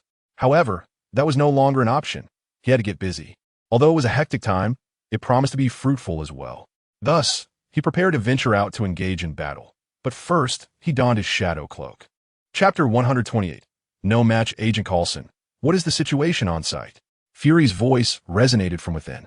Coulson, having hastily hidden himself, seized the moment to call him. "The situation is dire, Director. Obadiah has acquired Iron Man armor," Coulson succinctly reported. "What? I'll dispatch reinforcements immediately," Fury responded. It truly was a tumultuous time. He was still entangled with matters on one front, and now Stark Industries was in chaos. Coulson glanced up, uncertain of the current state of the confrontation, and remarked, "Iron Man has already engaged him. Moreover, I believe we may have a viable candidate to contend with Obadiah." After a brief pause, Coulson continued, "Li Jie. Isn't this an opportunity to test his prowess?" "Agreed. I will summon him at once." Fury nodded and then terminated the communication with Coulson, instructing his agents to invite Li Jie to join the fray. Previously, SHIELD had bestowed upon him a badge, signifying his role within the organization and the potential for compensation, while also enabling him to assist SHIELD when necessary. Li Jie had acquiesced, as he had no desire to oppose SHIELD at this moment. The agents monitoring Li Jie hurried to his establishment, only to find Selina alone within. "Miss, where's your boss?" The agents exchanged glances, perplexed. When did he leave? They noted the absence of any precautions. "He has already departed." Selina pointed toward the television, which was broadcasting news of the intense battle involving Iron Man. "How'd he leave?" The agents inquired urgently, having seen no sign of Li Jie's exit nor any means of transportation. "He walked over," Selina replied with utmost seriousness. The agents exchanged another glance before rushing out of the store, hopping into their vehicle and speeding toward the scene. However, throughout their journey, they failed to catch a glimpse of Li Jie. In recent days, Li Jie had become increasingly adept with the Thunder Palm technique. His running speed rivaled that of a vehicle.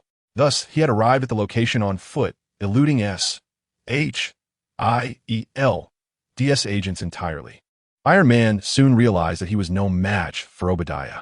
Furthermore, his Mark I suit was not fully charged, possessing only 50% of its energy, which paled in comparison to the power wielded by Obadiah. Furthermore, Obadiah places a greater emphasis on combat prowess than Iron Man, rendering their confrontation entirely mismatched. After being struck yet again, Iron Man gritted his teeth and ascended skyward at full throttle. He directed the remnants of his energy into his thrusters, only to be astonished to discover that Obadiah's armor could also achieve flight. "Tony, you cannot escape," Obadiah proclaimed with arrogant laughter. "Do you truly believe that the thoughts in your mind are solely your own?" Iron Man refrained from responding, and within mere seconds, they had soared to several thousand meters above ground. "Sir, energy reserves are down to 15%, JARVIS, reported promptly. "No need for further commentary. I can do the calculations myself," Iron Man replied, disregarding the warning as he continued his ascent. He soon realized that Obadiah's speed was not significantly inferior to his own, and his energy levels were steadily depleting. Chapter 129. The True Power of the Cultivator. The Mark I nuclear reactor was not designed for prolonged flight, leading to rapid depletion of its energy reserves, particularly during such high-altitude maneuvers. In no time, Iron Man's energy dwindled to a mere 7%. Yet, he persisted in his flight. However, due to insufficient power, and perhaps due to Obadiah's enhancements, Iron Man found his feet ensnared by his adversary. "Quite an ingenious idea, Tony, but every aspect of my armor is more advanced than yours," Obadiah boasted with a triumphant grin. Observing that his armor was beginning to frost over, Iron Man coolly remarked, "How do you intend to resolve the issue of surface icing?" "Icing issue?" Obadiah queried, perplexed. In an instant, his armor lost propulsion and became completely encased in ice. With a decisive strike from Iron Man, Obadiah plummeted from the sky as his power failed him. "Perhaps you should conduct some research," Iron Man exhaled, relieved, only to find his own energy reserves depleting as well. With his power waning, he too began his descent, but thankfully his suit contained emergency backup power. Otherwise, he would have been uncertain of his survival. Struggling to return to the rooftop, Tony hastily relayed the good news to Pepper. However, as soon as he spoke, he observed Obadiah rising unscathed from below. "Not a bad idea," Obadiah commented, preparing to strike Iron Man. Just then, a voice interjected, "Hold on, you need to change opponents." The crowd turned towards the source of the voice, revealing a figure cloaked in black. "Who are you?" Obadiah inquired, unable to recognize the newcomer as Li Jie. Li Jie's voice became hoarse and cold, tinged with sarcasm as he uttered, "The one who will take your life." "How audacious," Obadiah scoffed, flinging Iron Man aside as he readied himself to eliminate this unknown adversary first. He always intended to dismantle the world of weaponry, yet unexpectedly, he crafted the most formidable weapon. Obadiah did not hesitate to mock Tony. Meanwhile, the scene unfolded live on Fury's screen. Coulson and the others were observing, eager to discern the true prowess of Li Jie, to ascertain whether it was indeed as formidable and deeply rooted as he claimed. "Let us make this swift," Li Jie remarked coldly, a faint smile gracing his lips. "Allow me to demonstrate the true power of a cultivator." "You are truly courting death," Obadiah retorted angrily. As Li Jie's words lingered in the air, the already darkened sky grew even more ominous. The moon, barely visible, abruptly vanished without a trace. "What is happening?" Pepper inquired, sensing the tumultuous shift, hastily leading Iron Man to safety, away from the impending battle. An instinctual awareness enveloped those present. They understood that all of this was intrinsically linked to Li Jie. "What are you doing?" Obadiah questioned, anxiety creeping into his voice. "The weather cannot change so abruptly." Almost as soon as he spoke, a tremendous bolt of lightning descended from the heavens, visible throughout all of New York. The thunderous roar was deafening. The live broadcast was swiftly terminated, deemed too terrifying to air. The lightning did not strike Obadiah. Instead, it targeted Li Jie, eliciting gasps from the spectators.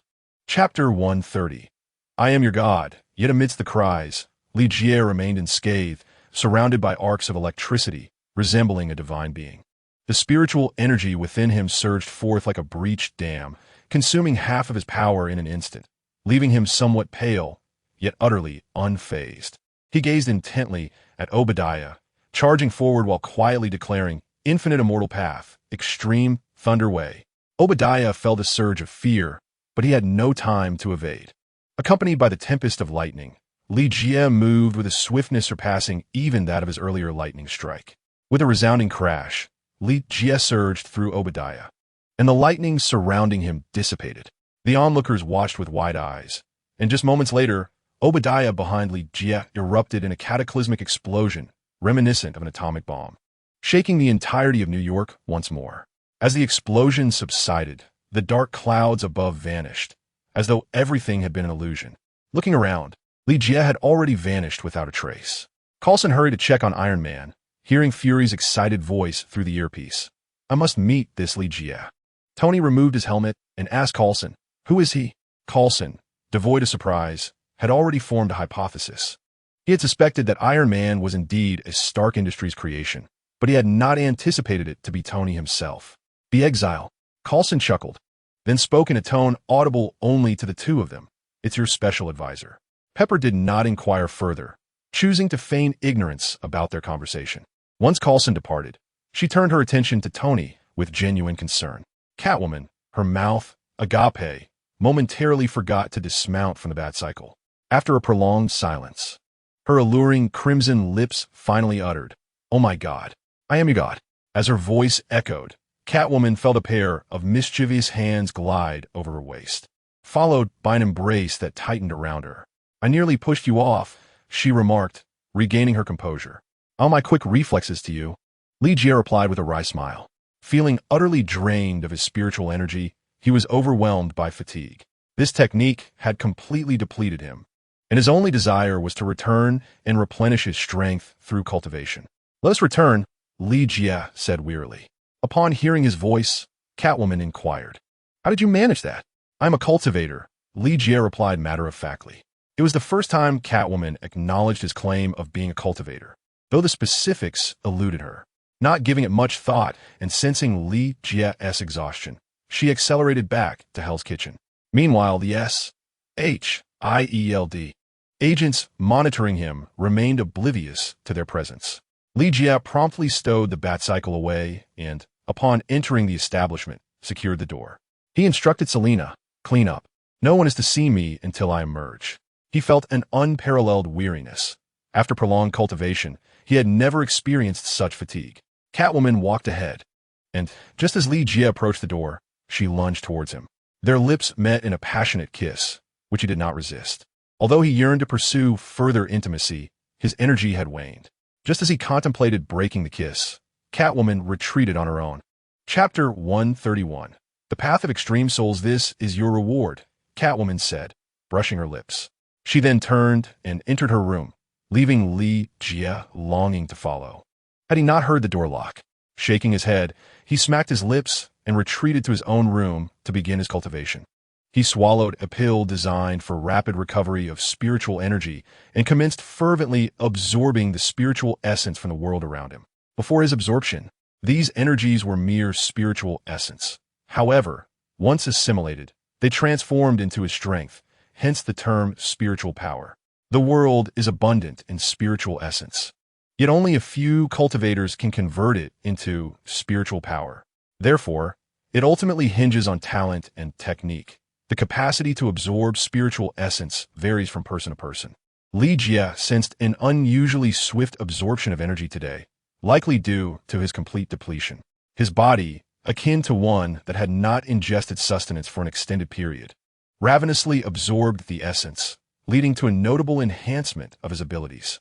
Moreover, it was precisely because he had completely depleted his internal spiritual energy that he arrived at a pivotal moment for breakthrough. The surrounding spiritual energy converged into his being, allowing Li Jie to directly transcend the pinnacle of the foundation establishment stage, exhibiting a trend towards advancing into the core formation stage. Li Jie felt that this moment was opportune, and thus resolved to initiate his breakthrough. Other cultivators typically spend decades of relentless training to break through a major realm. However, Li Jie was different. Equipped with a superior cultivation system, he harbored no concerns regarding the stability of his realm. System: how many cultivation points do I currently possess? Li Yang Wudet. The host currently possesses a total of 60,000 cultivation points. The recent completion of numerous tasks had led to a significant surge in Li Jie's cultivation points, sufficient to support his acquisition of the next volume of the Infinite Immortal Path. To be candid, the power of the Infinite Immortal Path had astonished him. Even with his foundation establishment strength, he was already capable of altering the climate between heaven and earth. Should his power increase further, he would indeed fulfill his own assertion of witnessing the heavens change color. Yet, he hesitated, uncertain which volume of the Infinite Immortal Path to select. He promptly dismissed the 5 elemental aspect. Although it constituted the fundamental elements of the universe, its potency was rather unimpressive. The Infinite Immortal Path was far from straightforward, and the 5 elements were the most easily mastered. As previously mentioned by the system, the immortal who mastered the 8 extremes only needed to comprehend the 5 elements along with 3 other elements to instill awe across the universe. Thus, Li Jie naturally aspired for greater strength, to command the multiverse and genuinely achieve invincibility, safeguarding those he cherished. Just as he contemplated purchasing a profound law, the system interjected. This system advises the host to first establish a solid foundation. It is not the case that a higher starting point guarantees greater achievements. Rather, a more robust foundation allows for a farther journey. Therefore, training in such cosmic laws is not recommended at this time. Froning Li responded. Surely, I cannot be limited to just the 5 elements? The 5 elements are merely foundational. One can expand from there. Moreover, it is not solely about elements. There are other avenues for cultivation.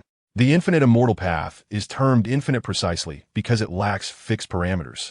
Contemplating this, Li Jie ultimately chose a less esoteric form of celestial technique, the Extreme Soul Path, one of the volumes of the Infinite Immortal Path.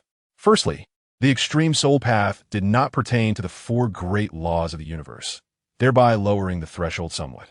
Furthermore, it was ideally suited for his current cultivation, as he was now poised to challenge the core formation stage. Chapter 132. Out-of-body experience, what lies beyond the core formation stage. It is the nascent soul stage. If the foundation establishment stage merely represents a cultivator's consolidation of their foundation, then the core formation stage signifies the official path toward cultivation. Cultivators often refer to themselves as practitioners of the Tao, believing they are cultivating the way. The way is ineffable. The nascent soul stage delves into the intricacies of the soul. Thus, in order to engage with the essence of the soul earlier and facilitate his future ascendance to the nascent stage, Li Jie opted for the path of Extreme Soul. Are you certain about exchanging for the path of Extreme Soul? The system inquired. Absolutely, Li Jie affirmed with conviction. This is a prudent choice. Congratulations on successfully exchanging for the path of Extreme Soul. Please strive to cultivate to the Dan formation stage as soon as possible. After the system's announcement, it fell silent, and Li Jie felt as though he had ascended. He beheld his own corporeal form and realized that this was the fabled phenomenon of soul projection. Yet, he did not soar far, as his spirit promptly plummeted back into his body. He then experienced a wave of weakness. His soul was too feeble, and prolonged separation from his physical form rendered it vulnerable. If this continued for much longer, his soul might shatter, leading to his own demise. Li Jie exhaled in relief, understanding that this was the system's unique method of imparting enlightenment, akin to his previous experience with the path of extreme thunder, when he was struck by lightning. With newfound knowledge of the cultivation techniques pertaining to the path of extreme soul in his mind, Li Jie prepared to commence his journey towards Dan formation. After a day of rest, Tony had finally regained some strength.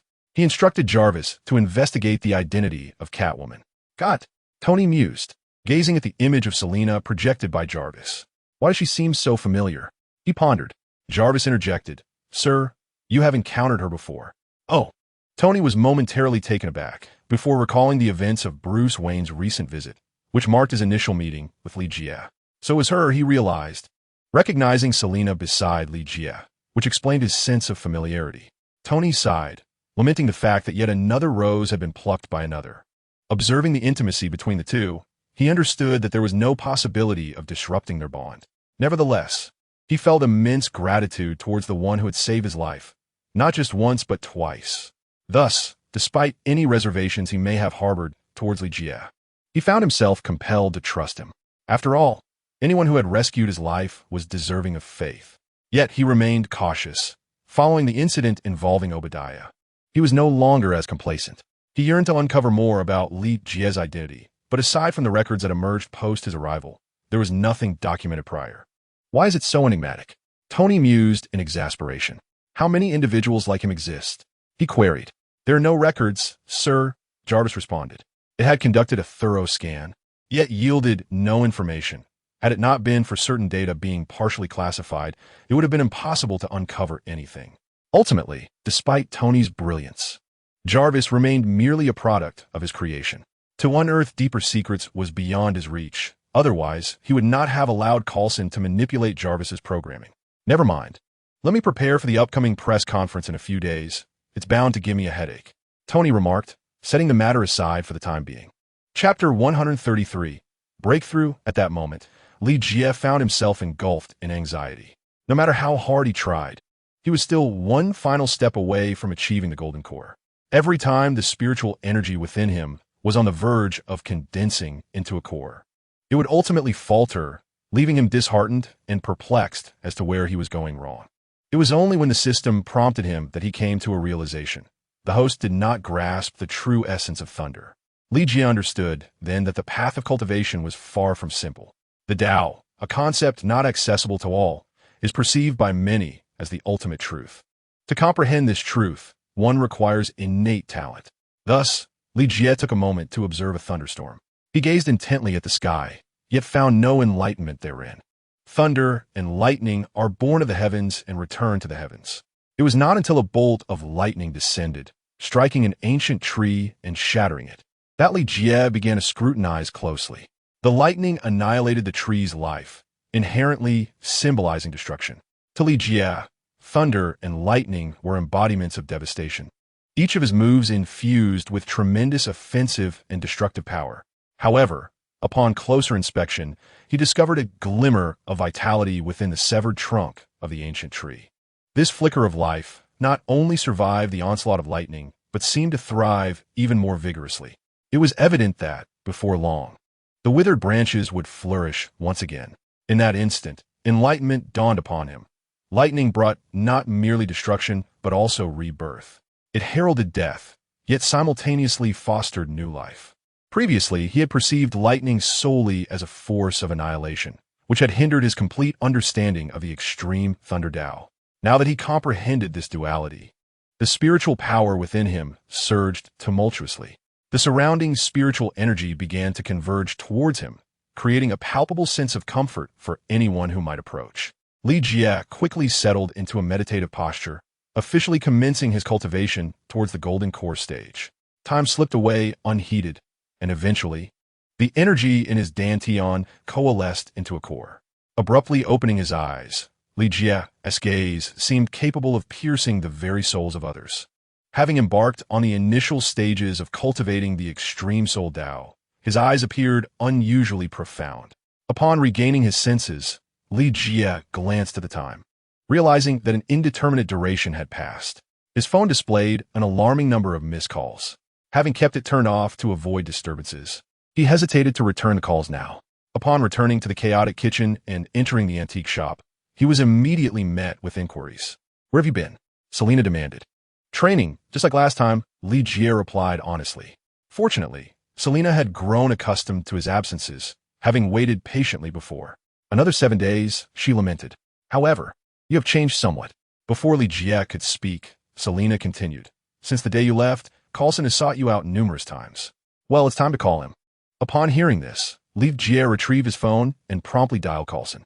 He sighed in relief, grateful that Selena was understanding. Otherwise, he would have struggled to find the right words.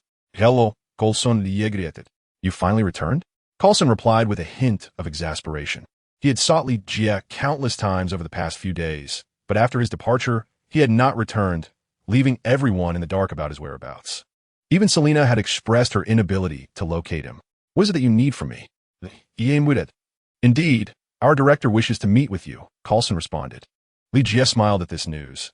Of course, that is quite acceptable. Chapter 134. The King of Agents Li Jie had not anticipated that Fury would wish to meet with him so soon, despite his many significant accomplishments. The position of Director of SHIELD was typically a busy one, and it was rare for Coulson to even meet with Fury. Thus, he was pleasantly surprised by the promptness of this engagement. Although Li Jie felt indifferent towards Fury, he agreed to meet with him nonetheless. What astonished Li Jie even further was that the person sent to pick him up was Melinda. Hadn't she been intent on becoming a clerk? When had she taken on the role of a driver? Good to see you again, Li Jie said as he took his seat in the passenger side. Melinda remained as cold as ice, casting a fleeting glance his way before focusing intently on the road. They drove all the way to the SHIELD headquarters, and it was only upon arrival that Melinda spoke. What you said, is it true? Have you thought it through? Li Jie scrutinized Melinda and replied with a smile. Not yet. Melinda let out a sudden sigh. Follow me. Director Fury is in his office. She then reverted to her professional demeanor, leaving no indication that anything was amiss between them. Despite the bewildering circumstance of being a SHIELD employee receiving his salary, it was Li Jie's first visit to the headquarters. They entered the elevator, heading straight to the top floor. Agent Hill, Melinda called out to a woman with short hair ahead of them. Even while summoning someone, her expression remained unchanged. Li Jie glanced over. Agent Hill, though nearing 30, still possessed a striking beauty, coupled with an allure that many girls lacked. Describing her as having an enduring charm would be quite apt, and she appeared significantly younger than Melinda. Li Jie extended his hand in greeting. Li Jie. Hill, she replied. You are the illustrious Li Jie. It is a pleasure to finally meet you, she said, smiling at him. It was also an icy beauty, though her demeanor was far more welcoming than Melinda's almost expressionless coldness. Li Jie chuckled. Agent Hill is the one renowned for her beauty. I'm growing old, Hill remarked casually, merely smiling. Beauty and age are unrelated, Li Jie responded. As long as he wishes, he can rejuvenate Melinda by several decades. If there exists any method for maintaining one's youth, I would certainly seek your counsel. Upon hearing this, Hill's eyes sparkled with interest. Even Melinda cast him a glance. No woman is indifferent to her appearance. Li Jie chuckled, stating that eternal youth is merely a trivial skill for individuals like them, as I see it. Hill eagerly nodded in agreement. We have arrived. Let us proceed inside. Melinda interjected at the opportune moment, her demeanor once again growing aloof, interrupting their conversation. Hill, unfazed, merely smiled before departing. She was the deputy director of SHIELD, and she was well aware of Li Jie's circumstances. I shall wait for you outside, Melinda said, opening the door and allowing Li Jie to enter alone. Li Jie nodded, remarking, do not be so cold. A smile towards others can do wonders. Just go inside, Melinda replied curtly. Li Jie raised an eyebrow, pondering if one might assume he was to be imprisoned. As he stepped through the door, he beheld a figure clad in a black coat, facing away from him. It was Nick Fury, the current director of SHIELD, who was instrumental in the formation of the Avengers. Li Jie held a deep admiration for him, albeit with some discontent towards his methods, for ultimately, Fury remained the king of spies. His approach to tasks diverged significantly from what Li Jie had come to accept. Chapter 135. The Special Organization of SHIELD. Do not take it to heart. Melinda was not always like this, Fury remarked, turning to fix his gaze on Li Jie with one unmasked eye. Li Jie nodded in acknowledgement. Mr. Li Jie, I am Nick Fury, and I have been observing you for quite some time, Fury continued. I am aware. Li Jie replied with a smile. Director Fury, is there something you wish to discuss? He inquired directly. Fury nodded, then took a seat, gesturing for Li Jie to do likewise. Li Jie sat across from Fury, who stated, I wish to learn more about you. Speak, Li Jie replied with a chuckle. Fury, uncertain of the source of his amusement, commented, You claim to be a cultivator. Is that correct? Indeed, Li Jie affirmed. Fury had conducted thorough research on cultivators. Yet the plethora of information suggested that they were merely figments of Eastern imagination, possessing world-destroying powers akin to the animated tales he had watched in his youth. As far as I know, such beings do not exist, Fury asserted. He believed Li Jie was merely jesting, deliberately speaking of something beyond their comprehension. Li Jie chuckled again and replied earnestly, "Prior to encountering mutants, did you believe they existed? Before meeting Wonder Woman, did you believe in deities?" Li Jie's probing questions plunged Fury into contemplation. His previous understanding of cultivators had been limited to snippets of lore, yet now he was confronted with the tangible reality. Li Jie continued, prompting Fury to nod unconsciously. Fury remarked, "Let us set that aside for now. You claim you are unaware of how many individuals of your kind exist? Indeed, I'm uncertain about the presence of such beings on Earth, yet I am convinced they undoubtedly exist elsewhere." Li Jie whimsically fabricated, "If cultivators truly exist, then those legendary great powers must also be real, and their strength far surpasses mine by an immeasurable degree. To suggest that they merely intimidate the universe is an understatement. They would not be easily defeated or slain." "How do you know this?" Fury inquired. Li Jie responded enigmatically, "Because I can establish contact with them. There are many mysteries I can inquire about, and a plethora of information is available." Upon hearing this, Fury nodded in acknowledgement, recognizing it as something akin to the internet. "Can we utilize it?" Fury queried. Li Jie countered, "Are you a cultivator?" When Fury nodded again, it became evident that only Li Jie could access it. After a moment of contemplation, he stated, "There is one more matter for which we have summoned you, Mr. Li Jie." "What is it?" Li Jie asked, intrigued. With a smile, Fury replied, "Since you have become a special advisor to Stark Industries, would you mind also serving as a special advisor to S.H. E.L.D. and becoming a member of a unique organization?" Li Jie, with a playful expression, considered this and nodded. "Of course, but please do not burden me. Rest assured, we shall not trouble you unduly. We will only consult you on uncertain matters or request your assistance as needed." Fury chuckled. Thus, an agreement was forged between Li Jie and the king of agents before him. Li Jie smiled, preparing to depart, for he felt that remaining in such a fast-paced environment was somewhat ill-suited for him. However, Fury called him back and activated the video in the office. "Would you mind watching a press conference?" Chapter 136, I Am Iron Man. The Stark Group encountered such significant events that Tony felt compelled to step forward and clarify matters. Consequently, he convened a press conference attended by a multitude of individuals, predominantly media personnel, who were always keen on such developments. As usual, Tony had prepared his remarks in advance. Facing the barrage of reporters, Tony began, "First, I would like to introduce Stark Industries partners." "Stark Industries has partners? When did that occur?" Many reporters were taken aback, sensing that a major announcement was forthcoming. Naturally, every corporation has collaborators, and Stark Industries is no exception. Tony grinned and then called into the microphone. "Now, please welcome the president of Wayne Enterprises, Mr. Bruce Wayne." "What? Bruce Wayne? Wayne Enterprises? Which Wayne Enterprises?" someone asked, bewildered. But they were quickly admonished by others. "You don't know the Wayne Enterprises from Gotham?" Like Tony, Bruce, the second-generation rich, stirred excitement among the crowd as they eagerly captured images of him emerging from behind. A reporter quickly inquired about the nature of the collaboration between Wayne Enterprises and Stark Industries, as Bruce, being a wealthy heir from Gotham, seldom ventured to New York.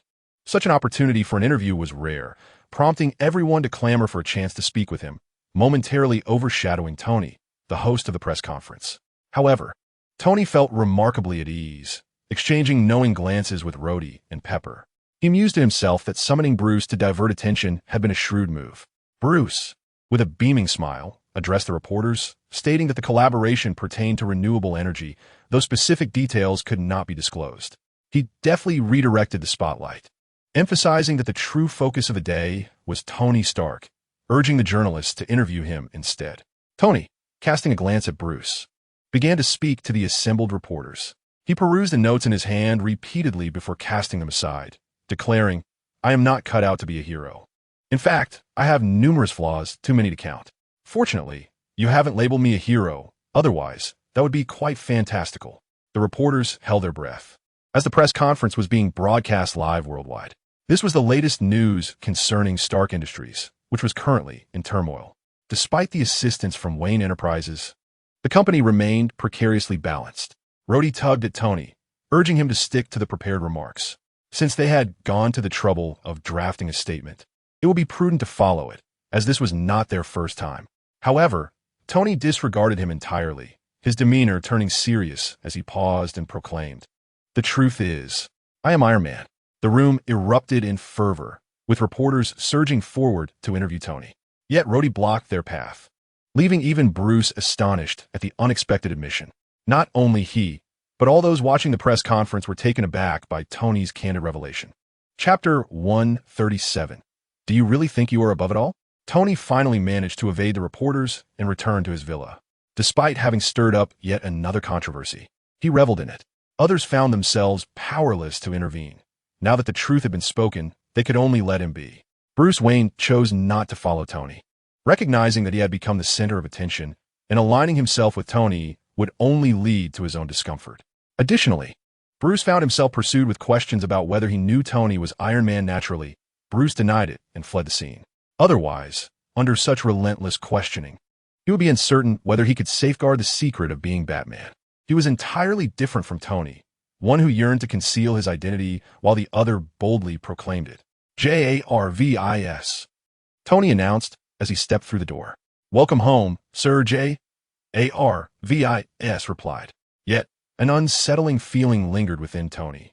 Why were the lights still off upon his return? He focused his gaze as he entered, only to find two shadowy figures seated on the living room sofa. These figures were none other than Fury and Lee, who, due to Tony's brazen conduct at the press conference, had rendered it impossible for SHILD to keep his identity concealed. Anticipating his arrival, Fury had swiftly brought Lee along to await their host. Even though Tony had installed advanced electronic security measures, he still fell short before the master of espionage. "I am Iron Man. Do you believe yourself to be the world's singular superhero? There are many things you remain oblivious to," Fury spoke, stepping forward alongside Lee. "Indeed, like this gentleman beside me," Lee remarked with a hint of mischief. Fury had once held a rather unflattering moniker, the One-Eyed Bandit. Thus, Lee refrained from mentioning it, fearing Fury's ire. Tony, well acquainted with Lee, heard him continue, "You owe me 2 favors, Tony." Of course, Tony mused, pondering the need for a performance upgrade. "Excellent. I've decided to call in one." Lee nodded. "Already?" Tony exclaimed, taken aback. "Indeed. I require your assistance in completing a program that pertains to my beloved," Lee replied with a smile, choosing to reveal the matter directly rather than allowing Tony to stumble upon it later. The two engaged in their own conversation, completely disregarding Fury, which irked him considerably. "Care for a drink?" Tony approached the bar, retrieving a bottle of premium whiskey along with 3 glasses. "Pour me a glass," Lee agreed with a nod. Ignoring Fury, the two clinked their glasses together. "Cheers." Lee downed his drink in one go, expressing a sense of longing. "It tastes just the same as last time." "Of course. It's several $1,000s a bottle," Tony chuckled. "By the way, who is this?" Tony suddenly recalled there was another individual present and inquired. Finally granted the opportunity to speak, Fury introduced himself. "Nick Fury, director of SHIELD. "You're the director of Agent Coulson?" Tony replied with a hiccup. "Indeed. Do you truly consider yourself exceptional?" Fury challenged. "No, there are many superheroes in the world, such as the one standing before me," Tony remarked, gesturing towards Lee. Lee's prowess left Tony in awe and appeared distinct from the mutants he was familiar with. Chapter 138. You perceived it.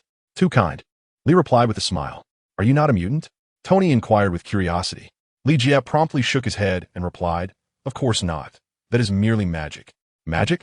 It is nothing but an uncharted realm of science, which will eventually be deciphered." Tony, clearly an atheist, held no belief in such phenomena. As he stated, he was a scientist who subscribed to the principles of science, viewing it as the ultimate truth. Lee Jia nodded in agreement and remarked to Fury, "He comprehends far more than Coulson." He had not forgotten the extensive discussions he had with Coulson previously. However, the path of immortality is far from simple. The reference to magic was merely to aid your understanding. "Just wait and see." Tony waved his hand dismissively. Lee Jia merely smiled, and Fury asked, "Why did you choose to disclose this matter?" "To inform everyone that you are Iron Man. Why should I conceal it?" Tony retorted passionately. "I want the entire world to know that I am Iron Man. I want every criminal to tremble in fear at my name, to understand what it is to be afraid. Do you think I fear them? No, I do not. I want to convey that I alone can protect this world." Upon hearing this, Lee Jia applauded and nodded. "Your aspirations are grand, yet undeniably naive. Fury chuckled at this and said, "You have no idea how perilous this world is. War will erupt before you are ready. Do you believe you can safeguard the world alone? No, you would only exacerbate the situation."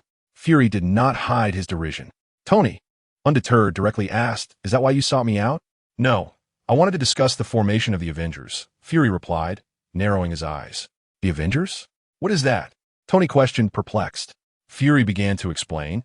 "It is an organization composed of the world's most elite individuals, tasked with accomplishing feats beyond the capability of ordinary people." Upon hearing this, Tony asked, "Is he also a member?" Naturally, he was referring to Li Jie. Fury nodded, saying he is indeed on the list. Li Jie glanced at Fury, surprised to find himself inexplicably included in the roster of the Avengers. The discussion continued among the three, yet Tony seemed rather indifferent. He held little expectation for the Avengers, and soon Fury and Li Jie took their leave. "What do you think of Tony?" Fury asked Li Jie. "He has a bit of a temperament," Li Jie casually remarked. The two climbed into Fury's modified vehicle, and Fury proudly stated, "This is a car modified by SHIELD. All the equipment is state-of-the-art. What do you think?" Li Jie took a glance and replied with a smile. "I think the air conditioning system is the only remarkable feature. Did you notice?" Fury continued to inquire. "Tony's life force is diminishing," Li Jie stated. However, he observed that Tony's spirit remained entirely intact, a detail he had discerned from their earlier encounter. Thus, it seems that the element palladium has begun to corrode him, leading to Tony's palladium poisoning, which may imminently claim his life. "Do you perceive it?" Fury inquired. "Is there a solution?" "Perhaps there is, perhaps not," Li Jie replied, shaking his head.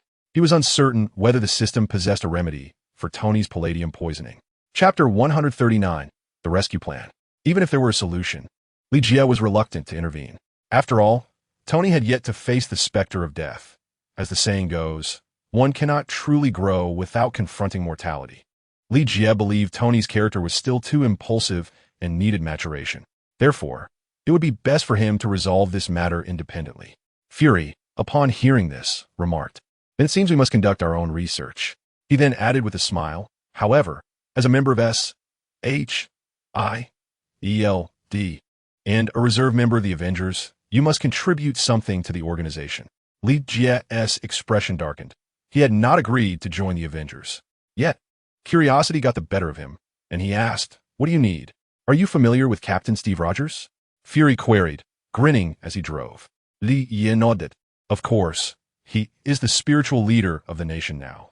The two were naturally discussing Captain America, Steve Rogers. "You know, he might not be dead?" Fury asked mysteriously. "Indeed, a mentor informed me that he was frozen in the Arctic and his life force is remarkably resilient," Li Jie replied with a chuckle. Fury abruptly slammed the brakes and turned to Li Jie, saying, "All right, I want you to organize this rescue mission." Fury was genuinely astonished. SHIELD could not possibly divulge such information. How had Li Jie come by this intelligence?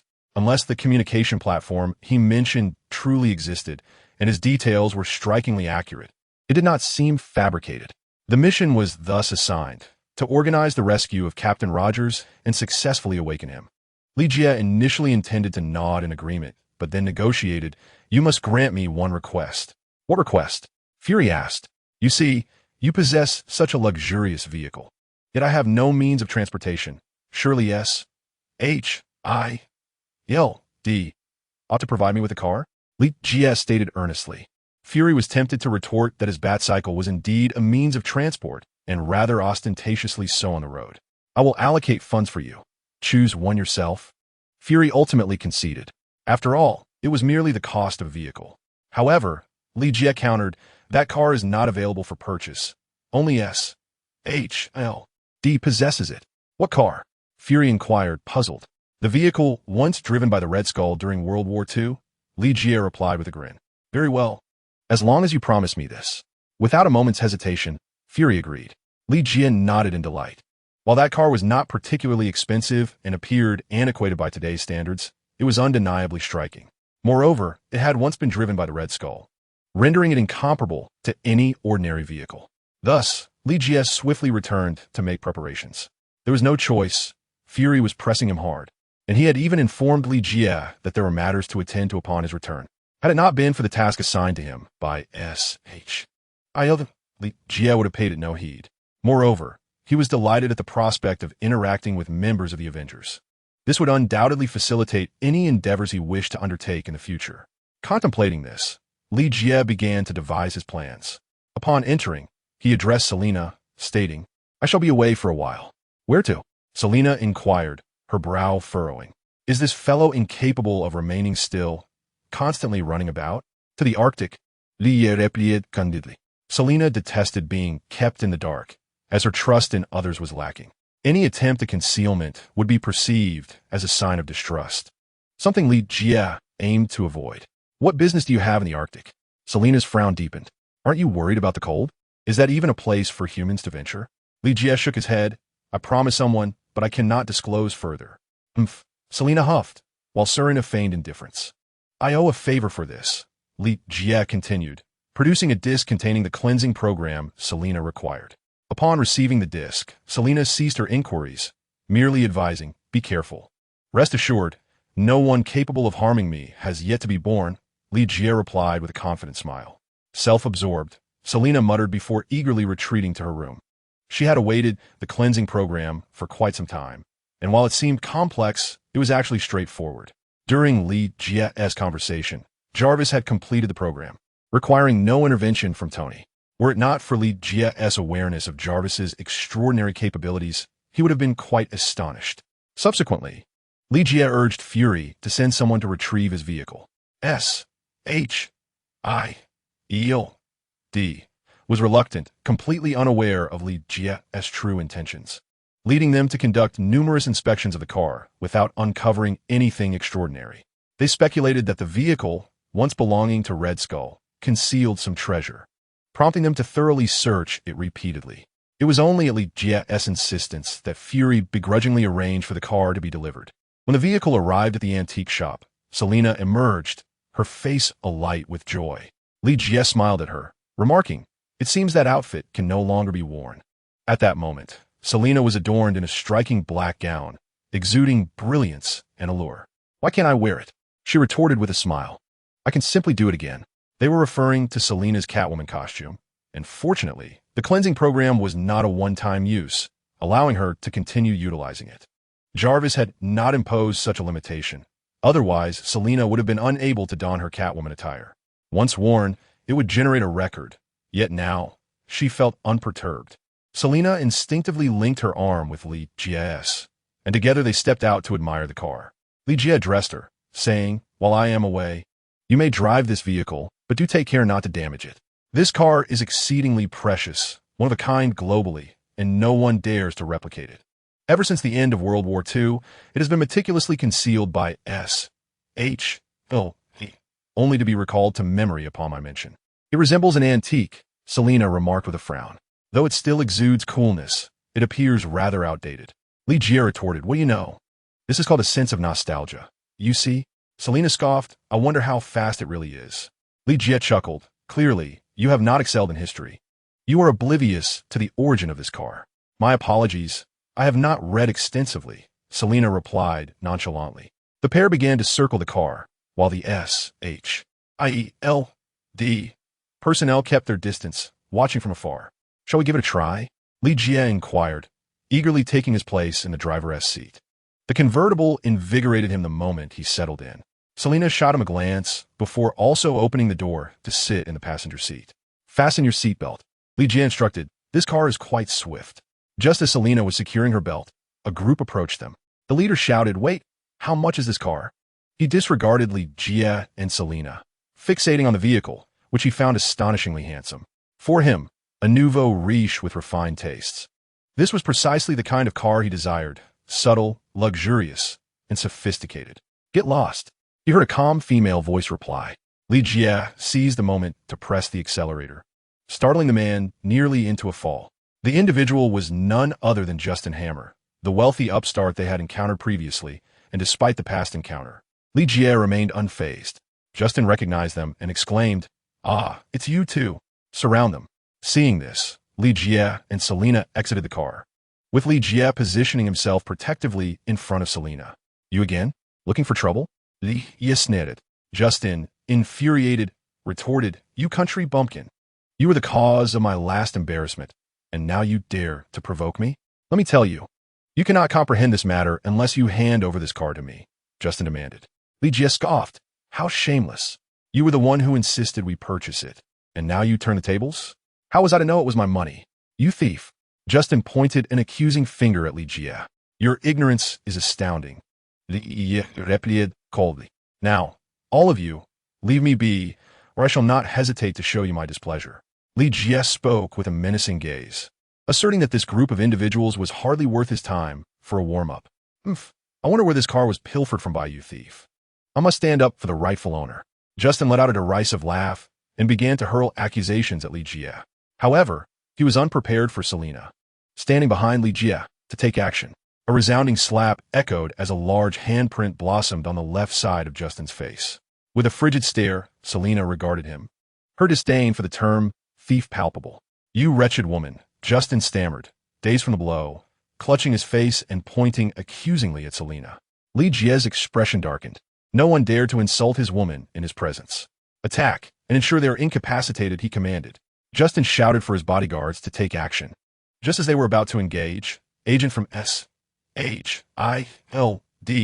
rushed forward, anxiously positioning themselves between the two parties. Three agents exchanged tense glances, their anxiety evident. Upon seeing their arrival and the insignias they bore, Justin felt a surge of relief. He pointed at Li Jie and Selena, exclaiming, "Officers, they are the ones who attacked. Apprehend them immediately." Expecting Li Jie and Selena to offer feeble excuses, he was taken aback to find Li Jie merely smirking at him. Unfazed, the SHIELD agents disregarded Justin's claims, firmly instructing him, "You need to leave this place immediately." They positioned themselves in front of Justin and his entourage, preventing them from approaching Li Jie. "We witnessed the provocation. Their response is not to be blamed," one of the agents said nervously, beads of sweat nearly spilling down his brow. Justin, bewildered, stammered, but Li Jie was the one who struck. Chapter 142. The best pilot. Justin longed to argue that they were in cahoots, but his voice faltered at the sight of the resolute SHIELD agents. Sensing their barely contained frustration, he decisively chose to retreat. Fleeing from the scene, Justin's departure elicited a sigh of relief from the SHIELD personnel. Turning to Li Jie, one of the agents remarked, "Sir, we apologize for the inconvenience." "Not all, it was quite fine," Li Jie replied with a smile. The agents exchanged brief smiles, eager to depart from the oppressive atmosphere of Li Jie's presence. Li Jie, observing their demeanor, inquired, "Are you all frightened of me?" "Oh no, not at all. How could we be?" The three stammered, sweat beading on their foreheads, their words tumbling out in disarray. Li Jie awkwardly rubbed his nose, pondering why the agents were so intimidated by him, as he did not consider himself a particularly fearsome individual. Meanwhile, Selena chuckled softly to herself, seemingly amused by some private thought. With Li Jie granting them permission to leave, the agents finally exhaled, relieved. "How can we not be afraid? Higher-ups have explicitly warned us that this is a formidable individual." Moreover, they were instructed to maintain their distance and merely observe from afar. They had heard tales of their predecessors, those who had previously surveilled Li Jie. Some had been so terrified that they were rendered speechless. They had no desire to meet the same fate, hence they kept a considerable distance from Li Jie's establishment, too fearful to approach. This was their first interaction with Li Jie, and naturally, they were filled with apprehension. After all, the individual before them was a formidable threat, and they certainly wished to avoid an altercation. It was only when they were 100 meters away from Li Jie that they finally exhaled in relief. They exchanged glances and then reported back to their superiors. The hierarchy within S.H.I.E.L.D. was stringent, and the confidentiality of information was meticulously upheld. Li Jie paid them no mind, though he felt a twinge of vexation. He climbed back into his vehicle, and Selena expressed her desire to experience it as well. The car accommodated only 2 passengers, which was fortuitous. Li Jie started the engine, eager to indulge in the experience. Despite its age, S.H.I.E.L.D. had performed maintenance on it, and it now roared to life with remarkable speed. The vehicle, measuring over 2 meters in length, was considerably longer than most others on the road and possessed a striking aesthetic. Once again, they attracted numerous gazes, reminiscent of the attention garnered during their previous outing on the Batbike. The equipment within the car was quite modern, and Li Jie received a call from Fury via the Vehicle S system. "It's all set. You need to head to the airport immediately," Fury stated succinctly. Li Jie replied, "I require a highly skilled pilot. I will provide you with the finest," Fury assured him. Li Jie chuckled and inquired, "Is she the renowned Iron Rider?" On the other end, Fury fell silent before responding, "Just don't harm her. I will only assist her in exiting." Li Jie smiled at this. Once the call ended, Selena shot him a disapproving glance and remarked, "You don't fancy older women, do you?" Li Jie coughed, nearly choking, and retorted, "Melinda can barely be considered an older woman. She is only in her 30s. "Oh, but I am merely in my 20s, Selena quipped, leaning on his shoulder. Li Jie laughed, planting a kiss on her cheek, and said, "So what are you worried about?" Chapter 143. Truly. There are immortals in this world. The two rapidly arrived at the airport, where a specially designed Quinjet from S.H.I.E.L.D. was ready for departure. Li Jie tossed the keys to Selena, saying, "Just don't scratch it. Rest assured, do you think my driving skills are subpar?" Selena couldn't help but retort. Li Jie had accelerated the vehicle to such a speed that her lack of experience made her feel slightly queasy. She quickly rolled up the top, transforming it from an open top to a more stable form, which alleviated her discomfort.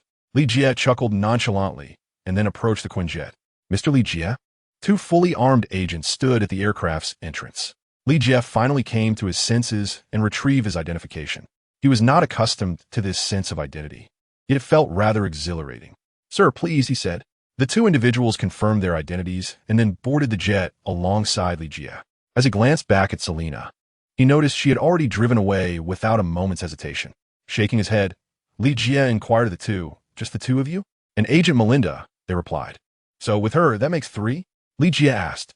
"We are all elites," they confidently asserted. Nodding in acknowledgement, Li Jie proceeded directly to the cockpit. He had little to discuss with these two, even if they were indeed elite. He saw Melinda seated at the controls, piloting the aircraft with utmost seriousness. Her gaze was fixed on the horizon, not sparing a glance at Li Jie, who had entered. "What do you enjoy about flying?" Li Jie asked bluntly as he settled into the co-pilot's seat, observing the vast whiteness ahead.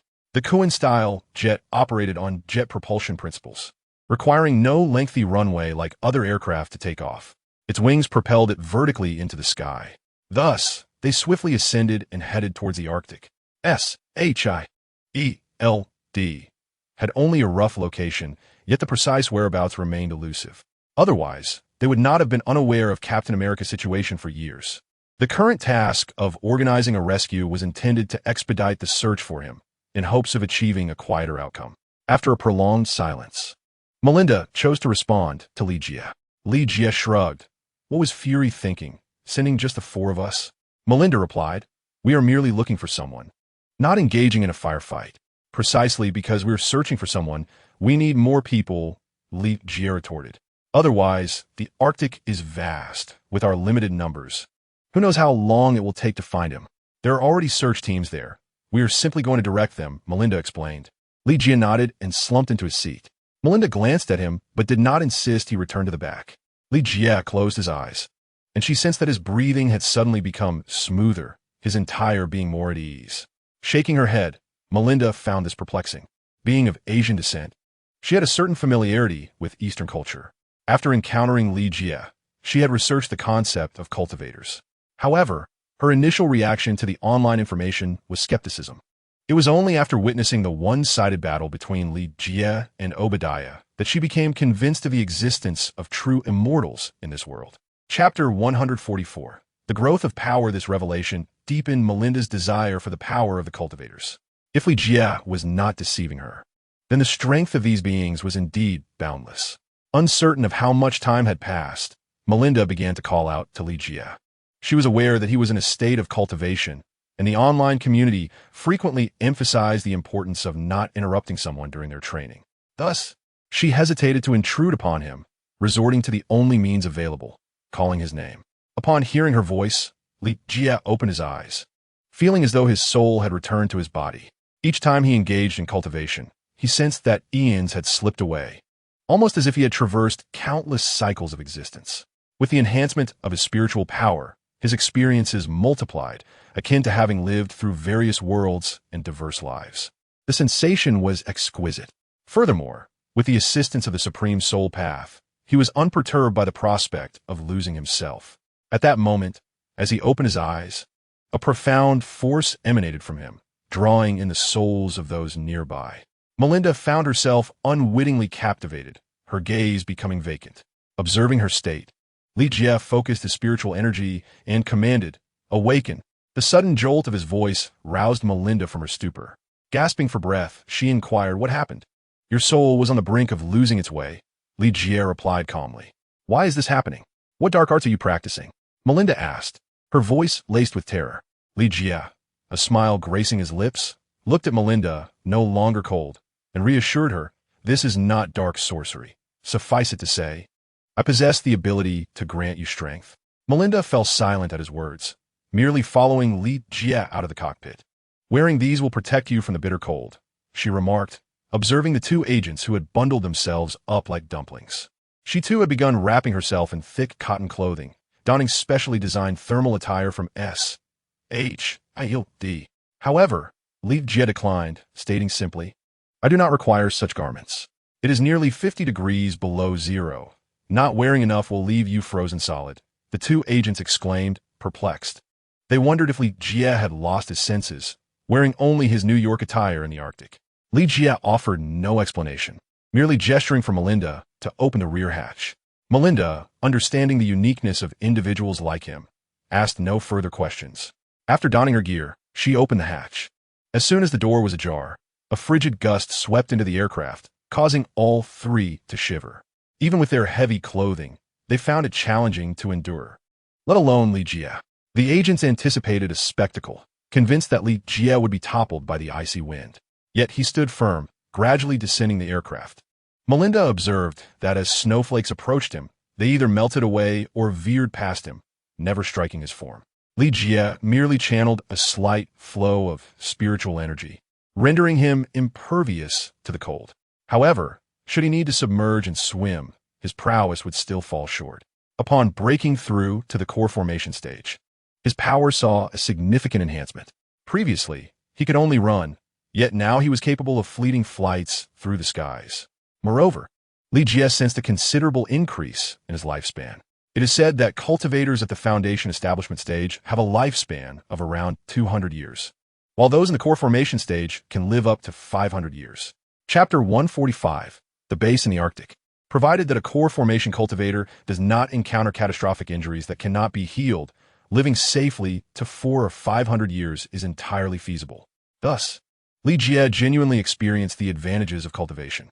As long as one's realm is sufficiently elevated, the notion of sharing longevity with the heavens is not mere rhetoric. Melinda approached, exclaiming in awe, "This is truly remarkable." Two agents then interjected, "Let us proceed." Li Jie felt the abundant spiritual energy in the Arctic, assimilating it at a pace approximately 10 times faster than in New York, igniting within him a desire to cultivate in this very place. "Commander, shall we head to the base?" The two agents now displayed a newfound respect. Although they were aware of Li Jie's role as the leader, they had not held him in high regard, particularly upon noticing his Asian features. It was only after witnessing his capabilities that they became more subdued, refraining from calling themselves elites in his presence. As Li Jie walked ahead, Melinda followed closely, with the other two trailing behind. "This is the base," he remarked, though it appeared rather rudimentary, merely a collection of snow tents providing minimal warmth. At the center, a snow vehicle served as the command post of this temporary base. The group was taken aback to see Li Jie in a short-sleeved shirt, and with his leading presence, it became evident he was the commander. "I am Milo." "Commander Li Jie," the temporary commander stated, acknowledging Li Jie's credentials. However, with his arrival, command would now transfer to Li Jie, and he dared not provoke or undermine him, especially after witnessing Li Jie's current demeanor. "Melinda," she introduced herself, shaking his hand. "I have heard of you," Milo said excitedly. However, upon noticing Melinda's frosty demeanor, he chose to refrain from further conversation. "Let us enter, Commander. It is too cold outside," Milo suggested.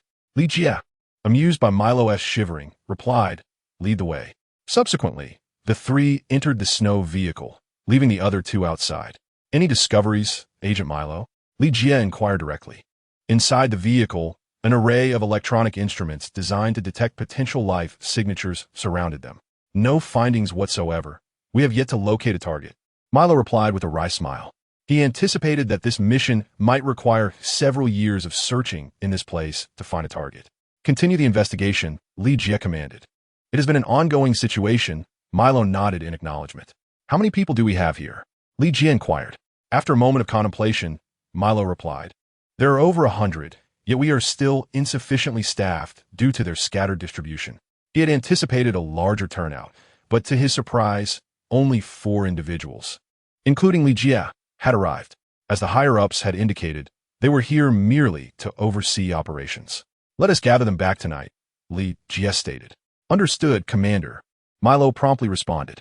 Melinda turned to Li Jie, asking, Do you have a plan? Not at the moment, but I believe I will by tomorrow. Li Jie replied with a smile. I hope so. Melinda remarked, I do not wish to linger in this dreadful place. Despite her extensive training as a top agent, enduring the frigid conditions here was proving to be quite challenging. Chapter 146. The alien spaceship The Arctic Night was particularly frigid, with temperatures plummeting several degrees lower than during the day. Everyone huddled within their tents, trembling and too fearful to open them, lest the biting wind invade. Only Li Jie walked through the snow, seeking a high ground where he could sit cross-legged and begin his cultivation. Even he felt the chill creeping in, prompting him to circulate his vital energy for protection. As he delved deeper into his practice, warmth gradually enveloped him. He sensed his soul's energy radiating outward, aided by the extreme soul path, as he began to search for traces of life. Time passed, though he could not discern how long. Eventually, he detected a significant presence of life, more than one individual. His brow furrowed slightly. Could there be others here? It seemed likely, yet he chose to disregard them and continued his exploration into the distance. It wasn't until he felt a faint aura, as if it were self-contained, that he opened his eyes. Unbeknownst to him, dawn had arrived. The Arctic night was short, making the hours seem to slip away quickly. Melinda observed Li Jie perched above, uncertain of what to do. They had ventured away from the base, only to realize Li Jie was missing, prompting their search party. They were reluctant to seek not just one, but now potentially 2 individuals. With Li Jie on high ground, they dared not shout. A collapsing snow mountain could spell their doom. Fortunately, Li Jie opened his eyes, preventing them from enduring further exposure to the cold. Li Jie looked down at the group below and gracefully descended from the mountain, landing amidst their awestruck gazes. What did you learn to fly? Melinda asked. Li Jie smiled slightly and replied, That is a secret. He then addressed Milo, stating, I have located a position. Prepare to send someone to investigate. That's splendid news. Milo exclaimed with delight, adding, I will dispatch someone immediately, Commander. He had come to trust Li Jie's judgment implicitly, especially after witnessing his series of extraordinary feats. By the way, why is there another group of people not far from here? Li Jie inquired, his brow furrowing once more. Rest assured, they are not enemies, Melinda stated. They have discovered something peculiar and are exploring it again. Li Jie inquired, What is so peculiar? A beam of light? I heard it was emitted by a spaceship. Melinda replied, You seem quite informed. Is an S-H-I-L-D. Interested in this? Li Jie chuckled. Isn't it? Melinda laughed. The military and S-H-I-E-L-D are both conducting searches there. However, not many are aware of this matter. I've heard the search efforts will intensify. Li Jie queried, Is it more significant than Captain America? Certainly. Melinda nodded without hesitation. After all, it is a spaceship. What if it belongs to an extraterrestrial civilization? Isn't that far more consequential than a super soldier, even if that super soldier is the modern embodiment of our ideals? Li Jie nodded, realizing that indeed S-H-I-E-L-D was involved in everything. Nevertheless, he expressed, I wish to see it. By all means, but I must accompany you, Melinda insisted, indicating her need to stay with him. Li Jie was indifferent. This was merely S-H-I-E-L-D's lack of trust in him, or perhaps they did not yet consider him a part of their ranks. Moreover, Melinda was increasingly aware of his formidable nature, which made her hesitant to let him roam alone. Chapter 147. Perhaps neighbors with Superman, the personnel at the base quickly set out to search. It was their duty. The sooner they found the frozen Captain America, the sooner they could escape this wretched place. The temperature in such locations was not tolerable for everyone.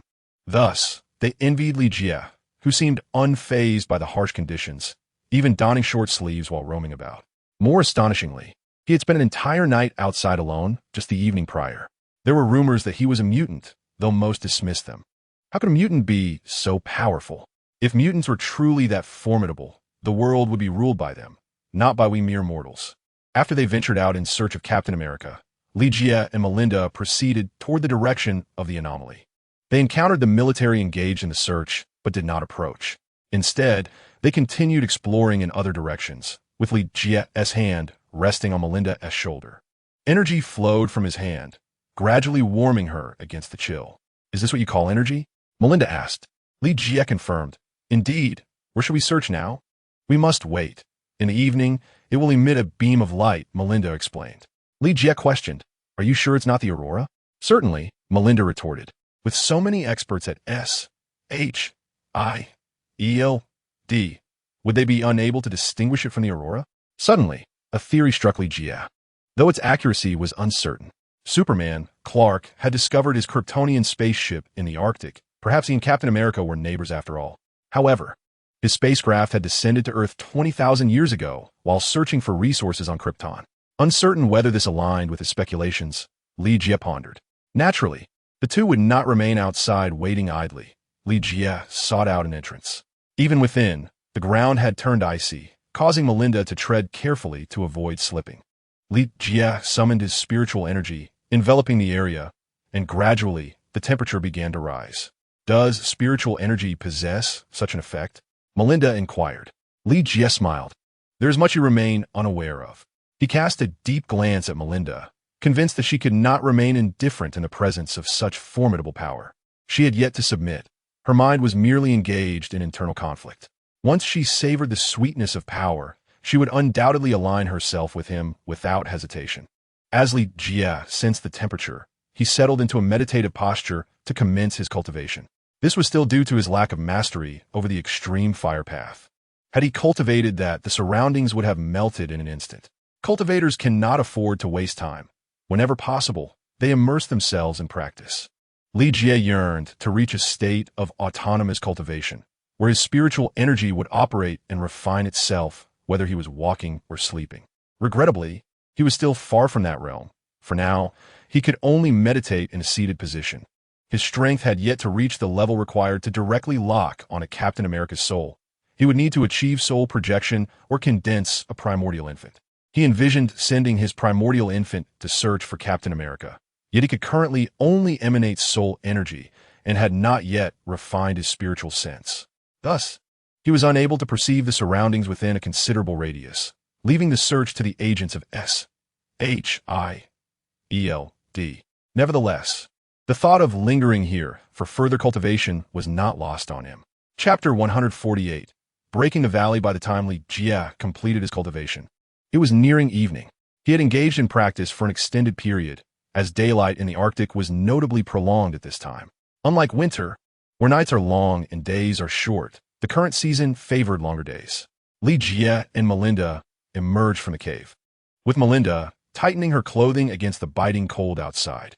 The temperature inside had risen significantly due to Li Jie's cultivation, leaving her momentarily unaccustomed to the chill. They gazed upward at the sky, where an unfamiliar beam of light connected from the ice to the heavens. Li Jie was at a loss to describe its color or discern its significance. However, this was inconsequential. What mattered was that he wished to investigate it with Melinda. The pair hurried towards the light, which appeared tantalizingly close yet remained distant. "How long will this light persist?" Li Jie asked urgently. 15 minutes, Melinda replied. They did not linger. If they wished to find answers swiftly, hesitation was not an option. However, a quarter of an hour swiftly passed, and when the radiance dissipated, Li Jie found himself at a loss for direction. Before him lay an expanse blanketed in ice and snow, rendering navigation nearly impossible. Sensing someone approaching from behind, Li Jie and Melinda hastily concealed themselves. "What shall we do now?" Melinda inquired. "I wish to proceed and take a look," Li Jie replied. Melinda countered, "But our mission does not entail this. My role is merely to direct. Once you find it, inform me. Are you suggesting you wish to search as well? Li Jie asked with a smile. Had Melinda expressed a desire to join him, he would have promptly sent her forth. Yet she insisted, no, I must accompany you. Ah, are you hungry? Li Jie asked. Not at all. I have compressed biscuits, Melinda replied expressionlessly, retrieving the biscuits from her pocket. Li Jie was taken aback by her level of preparedness, leaving no room for opportunity. Would you like some? Melinda offered. Li Jie chuckled. No need. I can abstain from food for quite some time. He had little fondness for compressed biscuits. They possessed no flavor and were rather sticky, serving only to stave off hunger to a degree. However, he had reached the core formation stage, allowing him to temporarily fast since cultivators from the foundation establishment stage onward could do so. After all, grains and cereals often contained harmful substances. Thus, cultivators would refrain from eating, unless to satisfy their appetites, often opting for fasting pills to replenish energy without consuming food. Li Jie, however, did not hold such notions. He believed in the necessity of sustenance, albeit of superior quality. Yet, at this moment, he would rather consume fasting pills than the compressed biscuits. Once the search party departed, Li Jie and Melinda continued their journey. He instructed Melinda to inform Milo, and upon locating Captain America, to call for him. Furthermore, he requested that they refrain from directly handling Captain America's body, as he would take charge of everything. Although Melinda was initially reluctant, she ultimately acquiesced after consulting her superiors, permitting Li Jie to proceed. After all, he possessed many mysterious attributes. Perhaps he could indeed awaken Captain Rogers. Thus, the primary objective for the two of them was to locate the source of the aurora. They sought to uncover what had emitted that beam of light. Chapter 149, Discovering the Radiance. And so, days passed, and even Li Jie began to lose track of time. At long last, he and Melinda discovered the site from which the beam of light emanated, and they were now quite close. During this period, Melinda had not rested well, leading to her growing fatigue. Nonetheless, she remained steadfastly by Li Jie's side. Due to Li Jie's spiritual energy, the temperature around him was elevated, compelling Melinda to stay close for warmth. At this juncture, Li Jie could hardly believe that there was merely a light. Otherwise, the military and SHIELD would not exert such tremendous effort, sending countless individuals into the Arctic to brave the elements in search of this. There must be elements unknown to him, yet that is of little consequence. The source of the radiance is now within sight, and Li Jie has been the first to discover its location. The presence of Melinda by his side holds little significance. Should anything be found, it shall undoubtedly be in his possession first. However, as the two ascended the summit of the iceberg, Melinda was left bewildered. Before them lay a vast expanse of flat land, devoid of any discernible object. Yet, the beam of light emanated from this very spot. Gazing at the light piercing through the clouds, Melinda questioned whether they had arrived at the correct location. Is this a natural phenomenon? She inquired. Perhaps only Li Jie held the answer to that. Li Jie shook his head and replied, there is something beneath the surface. This light is emanating directly from the ice layer. Perhaps the ice itself has caused it to refract over a considerable distance. Li Jie suspected the presence of a rare treasure hidden beneath. Yet even if such a treasure existed, it was beyond his reach. Lacking the mastery of extreme ice techniques, he found himself powerless against the thick ice layer. Melinda promptly transmitted the coordinates of this location to their superiors and then turned her gaze toward Li Jie. What is it? She asked. Li Jie, upon hearing her query, shook his head and chuckled. I do not know, but I suspect it is unlikely to be anything of value. Such treasures, which emit such peculiar phenomena, typically incite chaos upon their emergence, regardless of their location. Thus, Li Jie concluded that it was probably not something good. However, the specifics eluded him. Perhaps this was a question best posed to the captain. Before long, the search team arrived, their vehicles noticeably more numerous than those dispatched to locate Captain America. Li Jie raised an eyebrow, realizing that the search for Captain America was known only to SHIELD. Moreover, it was likely kept under wraps. Aside from the operatives present, no one else was privy to what was being sought.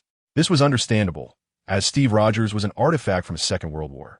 With his revival, he had become a national icon, celebrated for his heroic deeds.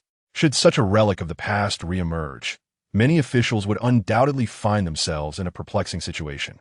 An icon who lives is far different from one who has perished. Furthermore, Captain America embodies the honor of the nation. If the existence of such an epic figure became widely known, S.H.I.E.L.D. would struggle to safeguard him.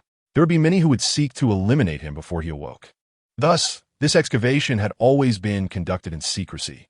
However, it seemed that they were nearing their goal, prompting Melinda to reveal herself and lead the search team to the location identified by Ligia. The radiance had faded by this time, yet they still determined that the light emanated from beneath the ground based on the distance just measured. Chapter 150. A situation arises. Melinda produced her credentials. Ligia stood behind her, disinterested in engaging with the group. They assumed he was merely an aide and dismissed him. S.H.I.E.L.D., aren't there some of you here? One of the military personnel inquired. Agent Hand, the lead operative, replied, we have other responsibilities. Her expression remained unchanged. Very well, our team has commenced measurements. If you have other matters to attend to, I suggest you vacate the premises. The man offered no pleasantries and refrained from inquiring about S.H.I.E.L.D.'s intentions.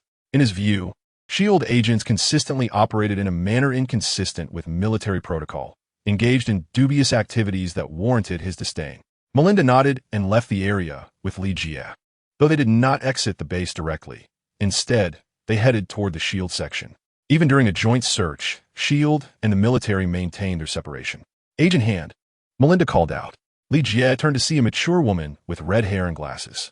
Judging by her authority, she appeared to outrank Melinda, as her gaze towards Melinda lacked respect and instead conveyed a sense of condescension. Agent Melinda, what brings you here? Hand dismissed her subordinates and met with the two privately. Who is this? She asked, casting a puzzled glance at Ligia. Melinda replied, Ligia, a special consultant for S.H.I.E.L.D. She found Ligia's new title rather surprising, considering she and Coulson were the first from S.H.I.E.L.D. to meet him. She hadn't anticipated he would become part of S.H.I.E.L.D. so swiftly. A special consultant? What is his clearance level? Agent Hand inquired. Melinda refrained from specifying the level, simply stating, I am fully at his discretion. Agent Hand cast a curious glance at Ligia and remarked, it seems I lack the clearance to know your affairs, but I am quite intrigued by Mr. Ligia. It is rather inappropriate for a woman to be overly curious about a man, Ligia responded with a smile, causing Hand to revert to her indifferent demeanor. She, like Melinda, was not one for social niceties. Well, we must commence our work now. This essentially served as a dismissal, and Ligia smiled, unbothered. He remarked to Hand, perhaps we shall meet again in the future. Melinda glanced at him before leading him away. What do you think of Agent Hand? She was eager to ask Ligia if he had taken a liking to Hand, but upon considering Hand's age, Melinda dismissed the thought. Agent Hand was an 8th-level operative within S.H.I.E.L.D., her position and responsibilities surpassing Melinda's, and she appeared to be quite experienced, a senior agent. Ligia nodded and replied, her essence is not inherently bad. Although her exterior may appear frigid, she, much like Melinda, is not inherently malevolent. If memory serves, Agent Hand is also loyal to S.H.I.E.L.D. rather than Hydra. The thought that perhaps half of S.H.I.E.L.D. consists of Hydra agents amuses Ligia. If Fury were to discover this, he would undoubtedly be infuriated. However, Ligia harbors no fondness for either Hydra or S.H.I.E.L.D. Thus he remains indifferent to such matters. At this moment, Melinda interjected, conveying that they had received news of the discovery of wreckage from a World War II aircraft. Oh, let us go and take a look, Ligia responded, invigorated by the prospect of finally locating the main subject. Chapter 151. The discovery of the aircraft. The search party, after enduring numerous hardships, ultimately unearthed a fragment of wreckage. Its structure and materials markedly differed from modern designs, leading them to conclude that it belonged to a World War II aircraft. This revelation invigorated their spirits. This was precisely what they had been seeking. With the wreckage now in their possession, how far could the main body of the aircraft be? Thus, they commenced their diligent search and relayed this news to Melinda. Their role was merely to locate the remnants. The pivotal task still required Ligia's expertise. Upon Ligia's return, they had successfully located the main body of the aircraft, and a throng awaited his arrival. Milo, splendid work, Ligia called out to Milo, who stood nearby. Milo, upon hearing this, expressed his gratitude. It is thanks to your guidance, sir. Without it, we might have searched for years without yielding results. The others nodded in agreement, casting appreciative glances toward Ligia. Had he not initially indicated the direction and provided an approximate location, Traversing the vast Arctic expanse would have consumed years, let alone conducting a thorough search. Furthermore, with winter's onset, search operations would be rendered virtually impossible, prolonging their efforts even further. The unique environmental challenges made work in the Arctic or Antarctic far from straightforward. These regions are perilous zones for human life, without significant necessity. Few would dare to take such risks. The frigid temperatures alone could extinguish many lives. Thus, Li Jie's arrival illuminated a path for them, allowing them to conclude their ordeal and expedite the mission. They regarded him as a deity. Who would dare claim that Easterners are inferior? Li Jie mused with a slight smile upon overhearing such discussions. All right, let us proceed inside, he said with a grin. If he recalled correctly, Captain America was currently encased in ice within the aircraft. Had it not been for the shifting terrain, he might have remained undiscovered even now. Reflecting on this man, frozen for 70 years, Li Jie felt a pang of regret. Captain Steve Rogers and Agent Peggy Carter were, in Li Jie's view, the most lamentable pair of unfulfilled destinies. The love between the two individuals has proven resilient against the trials of time. If circumstances allowed, Li Jie would unite them successfully, for they were, after all, his favorite pair from years past. As for the romances of other superheroes, Li Jie could only muse that all beautiful souls ultimately belong to him. Commander, let us proceed. There may be dangers ahead, Milo kindly suggested. However, Li Jie declined, responding with a smile. Perhaps it poses a threat to you, but not to me. Milo recalled Li Jie's formidable strength and nodded in agreement. Even if there were dangers within, they would likely present challenges only for ordinary individuals like themselves. Li Jie retrieved the necessary equipment and cautiously stepped into the aircraft. He was determined not to inadvertently crush the frozen Captain America, for that would surely earn him the ire of SHLD. Moreover, should such an unfortunate event occur, he couldn't fathom the multitude of adversaries that might arise. At the very least, Coulson, a devoted fan of Captain America, would not let him off lightly. As Li Jie illuminated the interior of the aircraft with his flashlight, he couldn't help but acknowledge the advanced technology of this German warplane, especially considering it was personally piloted by the Red Skull. The aircraft was undoubtedly a marvel of its time. Chapter 152. Allow me to take charge. Although the plane was encased in ice, remnants of its former grandeur were still discernible. Melinda, fully armed, followed closely behind him, prepared for any unforeseen dangers. Fear not. It is safe to be beside me, Li Jie reassured her with a smile. Yet Melinda paid him no heed. She had learned to be cautious, leaving no room for carelessness. Li Jie nodded slightly, appreciating her serious demeanor. Once they confirmed there was no immediate threat, the group began to meticulously search the area. Found a cockpit. Li Jie called out. Captain must have been strapped in. I hope the impact didn't dislodge him. Otherwise, even as a super soldier, he might not survive such a collision. The team, all elite members of SHIELD, quickly located the cockpit based on the aircraft specifications. Commander, I've discovered something round. Someone exclaimed. Don't touch it. Li Jie scouted. Illuminate the area. It's too dark to see clearly. Li Jie and Melinda hastened over. The dim light from their flashlight made visibility challenging. Even though Li Jie was not a vampire, it was difficult for him, a cultivator, to see well in such conditions. As they approached, aided by the light, they discerned that it was indeed a round object, resembling a shield. Exchanging knowing glances, Li Jie and Melinda nodded in silent agreement. If they were not mistaken, this was Captain America's shield, crafted from vibranium.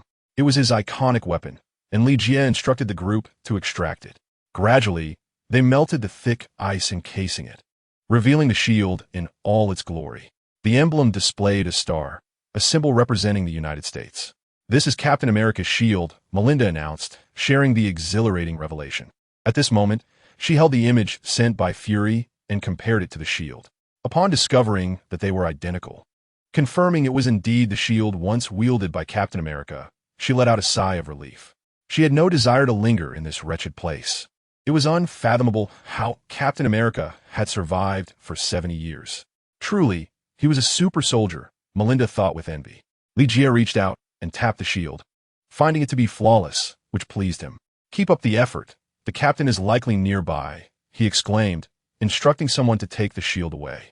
The search team utilized a life detector to scan the area, and soon enough, they located the frozen Captain America.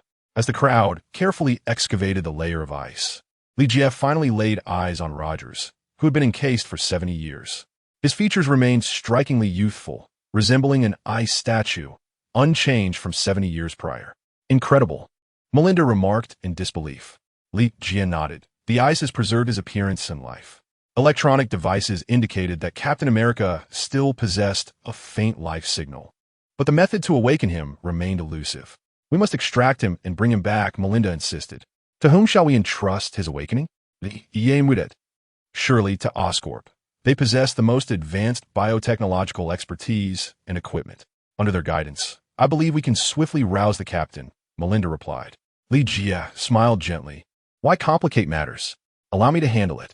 He had not forgotten his mission, which extended beyond merely locating Captain America. He intended to awaken him personally. Chapter 153. I am capable of anything, Melinda regarded Li Jie with a serious expression. I am capable of anything, Li Jie replied with a subtle smile. Observing his confidence, Melinda felt a flicker of intrigue, yet warned him, I caution you against any tricks. Have I ever played tricks on you? Li Jie retorted. After a moment's contemplation, Melinda shook her head. He had not deceived her, merely ignited her inner thoughts. So, you need not be concerned, Li Jie asserted confidently. I simply wish to awaken this esteemed individual with my own hands. Melinda nodded slightly, then stated, I will report to my superiors. Without another word, she exited, and Li Jie smiled, convinced Fury would acquiesce.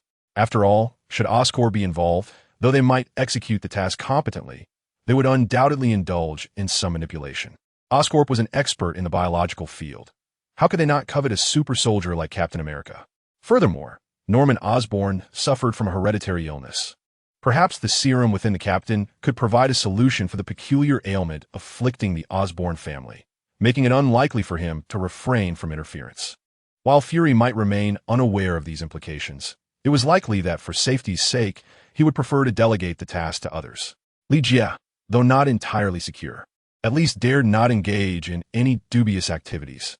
At the very least, the resources he currently possesses are thoroughly understood by S.H.I.L.D. Should Li Jie engage in any actions that threaten S.H.I.L.D. if they cannot contend with him, how could they possibly handle those in his vicinity? Thus, Fury felt at ease, directly assigning this task to Li Jie. Naturally, he required Melinda to confirm repeatedly that Li Jie was capable of awakening Captain America before granting his approval. Captain America remains encased in ice, awaiting the moment they return to facilitate his release. Melinda instructed the two agents to pilot the plane while she and Li Jie remained at Captain America's side. They had reached the final stage. It was imperative that nothing went awry at this juncture. Moreover, it appeared that Li Jie was eager to awaken Captain America immediately. Melinda cautioned, do not act yet. We must return and prepare a suitable environment for him before you proceed with the awakening. Li Jie nodded in understanding. After all, anyone who had been encased in ice for 70 years would undoubtedly struggle to accept such a monumental shift. Hence S.H.I.E.L.D. intended to arrange an environment reminiscent of the World War II era to facilitate his gradual acclimatization to these changes. I shall first assess his soul state, Li Jie declared. Soul? Melinda inquired. Indeed, every individual possesses a soul. The loss of one's soul inevitably leads to death. While the loss of the physical form may allow for continued existence, Li Jie elucidated. In the realm of immortals, when the physical body is destroyed, one may escape using their primordial spirit. The primordial spirit largely equates to the soul, though not entirely. Furthermore, the primordial spirit can seize another corporeal form to commence cultivation anew. The soul, however, lacks such capabilities and is considerably more fragile. Thus, Li Jie, currently cultivating the extreme soul path, was preemptively engaging with soul energy, making his eventual breakthrough into the primordial spirit stage significantly more attainable. After all, his recent training in the Arctic had yielded some advancement in his abilities, further enhanced by the elixirs he had consumed. Nonetheless, the most pronounced improvements were evident in his soul, validating the renown of the extreme soul path. Consequently, he was now employing it to probe the sleeping Captain America's soul state. Chapter 154. In harmony with magic, as Li Jie closed his eyes, Melinda grew vigilant. Despite Li Jie assuring her that he would remain unharmed even if attacked, she had grown accustomed to meticulousness in her duties. The thought of any consequences arising from her negligence was a burden she would rather not bear. Thus, maintaining her alertness was, in essence, a form of self-preservation.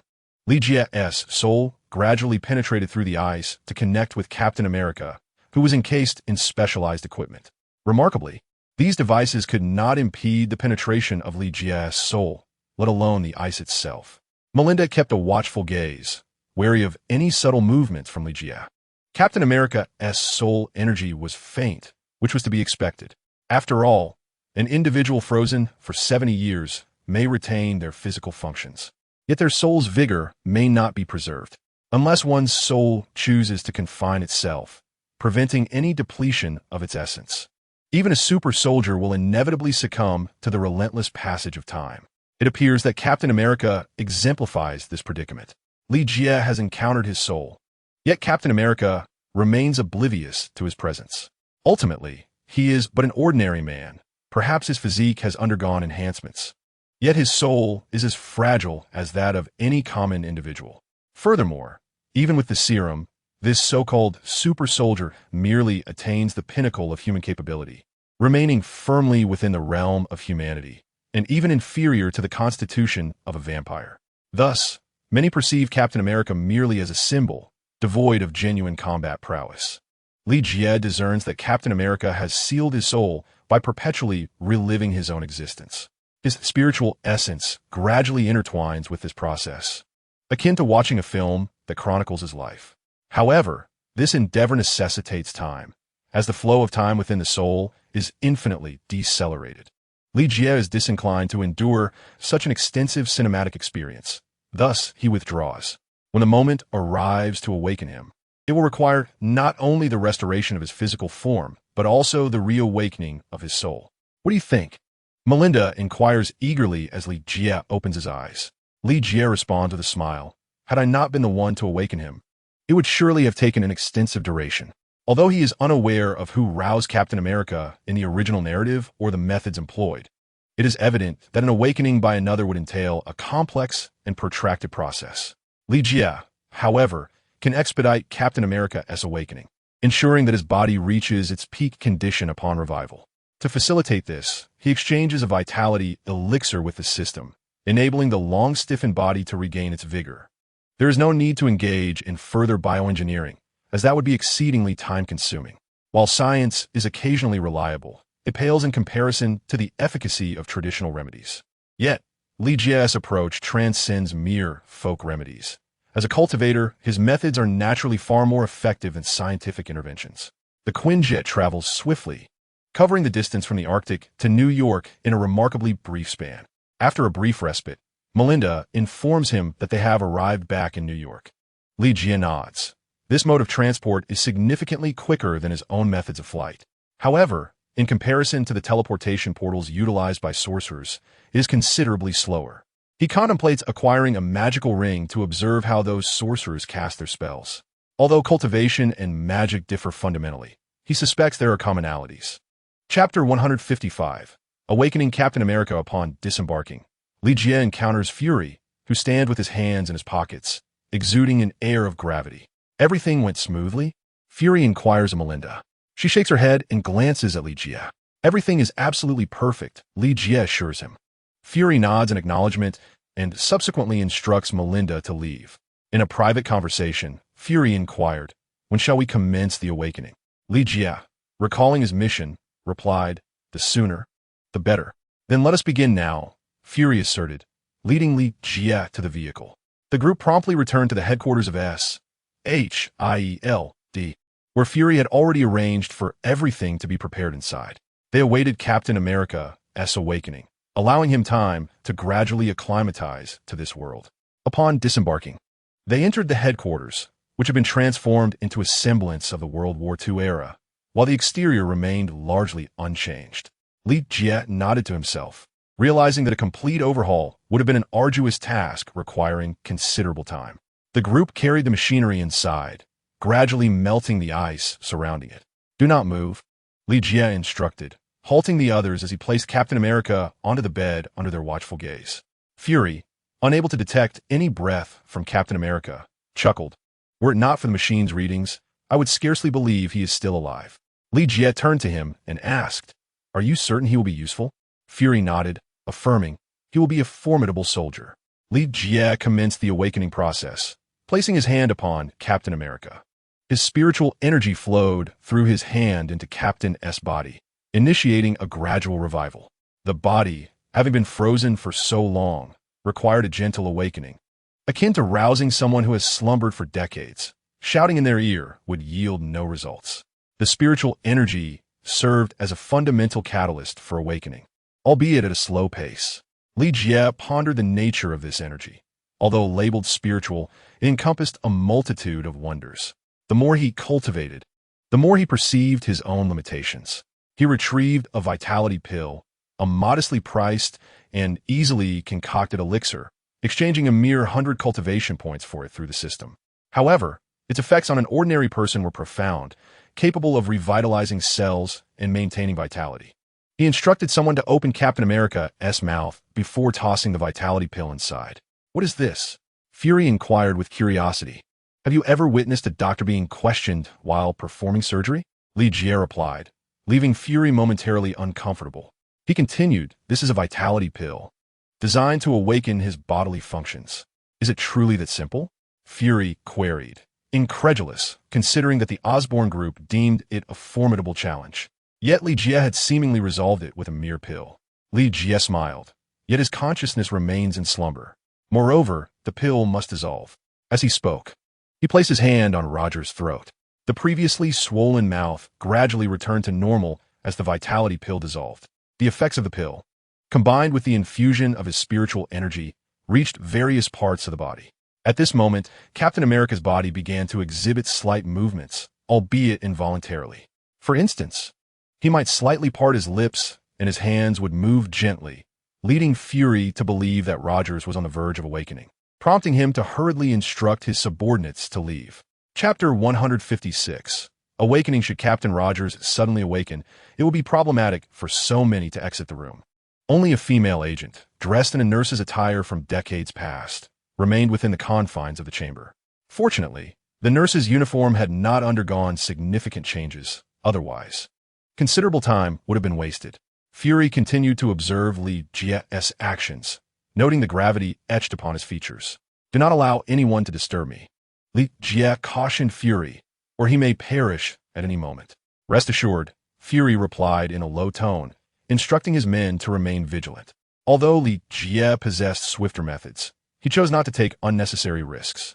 The current approach, even if faced with interference, would only harm Captain Rogers without endangering himself. The first step for any cultivator is to safeguard one's life. Li Jie was certainly not inclined to jeopardize his own existence. After all, his lifespan had already reached 500 years, and with prudence, he could live for a considerable time longer. Once everyone was prepared, Li Jie placed his hand upon Captain America's temple. Gradually, his spiritual energy began to permeate, initiating the final awakening ritual. Thankfully, he practiced the extreme soul path. Otherwise, in such circumstances, he would have had to rely solely on his own awakening. "Awaken! Awaken!" Li Jie's voice resonated repeatedly within Roger's dreamscape, prompting existential doubts. Yet soon, Rogers sensed something amiss and began to seek the cause of this disturbance. Li Jie withdrew his hand and addressed Fury. "We shall wait outside." Subsequently, both he and Fury exited, leaving the female agent to assist Captain America in changing his attire and drying the moisture from his body. After their departure, she even turned on the radio, striving to recreate the ambience of the post-World War II era before quietly waiting at the door. Within the room, only the hum of the electric fan and the radio's commentary filled the air as all awaited Roger's awakening. "How much longer?" Fury inquired of Li Jie. At that moment, they had entered another room, observing Captain America's condition through the surveillance camera. "Observe him," Li Jie replied. "If he possesses sufficient tenacity, he shall awaken soon." As soon as Li Jie finished speaking, they witnessed signs of awakening from Captain America, who struggled to blink and open his eyes to perceive the world before him. However, no matter his effort, he found himself unable to succeed, trapped in his struggle. At last, as if expending every ounce of his strength, accompanied by the radio's commentary of a baseball game, he finally opened his eyes. The radio continued to narrate the baseball match. Yet Captain America had already risen from the bed. He surveyed his surroundings, feeling an inexplicable sense of familiarity with the scene before him. At last, accompanied by the sounds emanating from the radio, he finally turned his gaze towards the antiquated relic rich in historical character. The female agent opened the door and entered, addressing the dazed Captain Rogers on the bed with a cheerful, "Good morning." After a brief glance, she corrected herself, adding, to be precise, "Good afternoon." She endeavored to present a sweet smile in hopes of winning his acceptance. Yet, Rogers merely inquired, "Where am I?" "You are in a post-operative recovery room in New York." The agent replied with a gentle laugh, attempting to elucidate. However, he remained skeptical, sensing something was amiss. He had witnessed this baseball game countless times during the infinite repetitions of his life. Chapter 157. From seas to fields of mulberry, relying on his instinctive insight. He pressed further, "Where exactly am I?" The agent, taken aback, awkwardly chuckled, "I do not understand what you mean." Observing her demeanor, Rogers spoke in a low tone. "This game took place in May 1941. I know because I was there. I have seen it innumerable times." His words rendered the agent unable to maintain her composure. Realizing the magnitude of the blunder made in this matter, they had merely selected a random radio in a game, unaware that Rogers had indeed witnessed it. Lee remarked, "Look at your carelessness." Fury's expression soured as he shot a glare at his subordinate. On the video, Captain America had risen, approaching the female agent, asking once more, "Where am I?" The agent attempted to explain, but was interrupted by a bark. "Who are you?" With no alternatives, Fury exchanged a glance with his subordinate. Soon, someone burst into the room, leaving both individuals inside feeling helpless. Despite being fully armed, they were no match for the unarmed Captain Rogers. Moreover, such weaponry merely served to hinder their movements. Rogers refrained from striking a woman. He merely cast a glance at the female agent before dispatching the two intruders, hurling them against the wall. He was unprepared for the wall to crumble upon impact, as if it were made of paper. The female agent quickly retrieved her walkie-talkie, urgently alerting, "Attention all agents, Captain Rogers is escaping."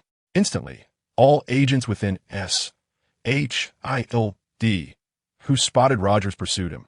However, as mere ordinary individuals, they could not keep pace with the captain.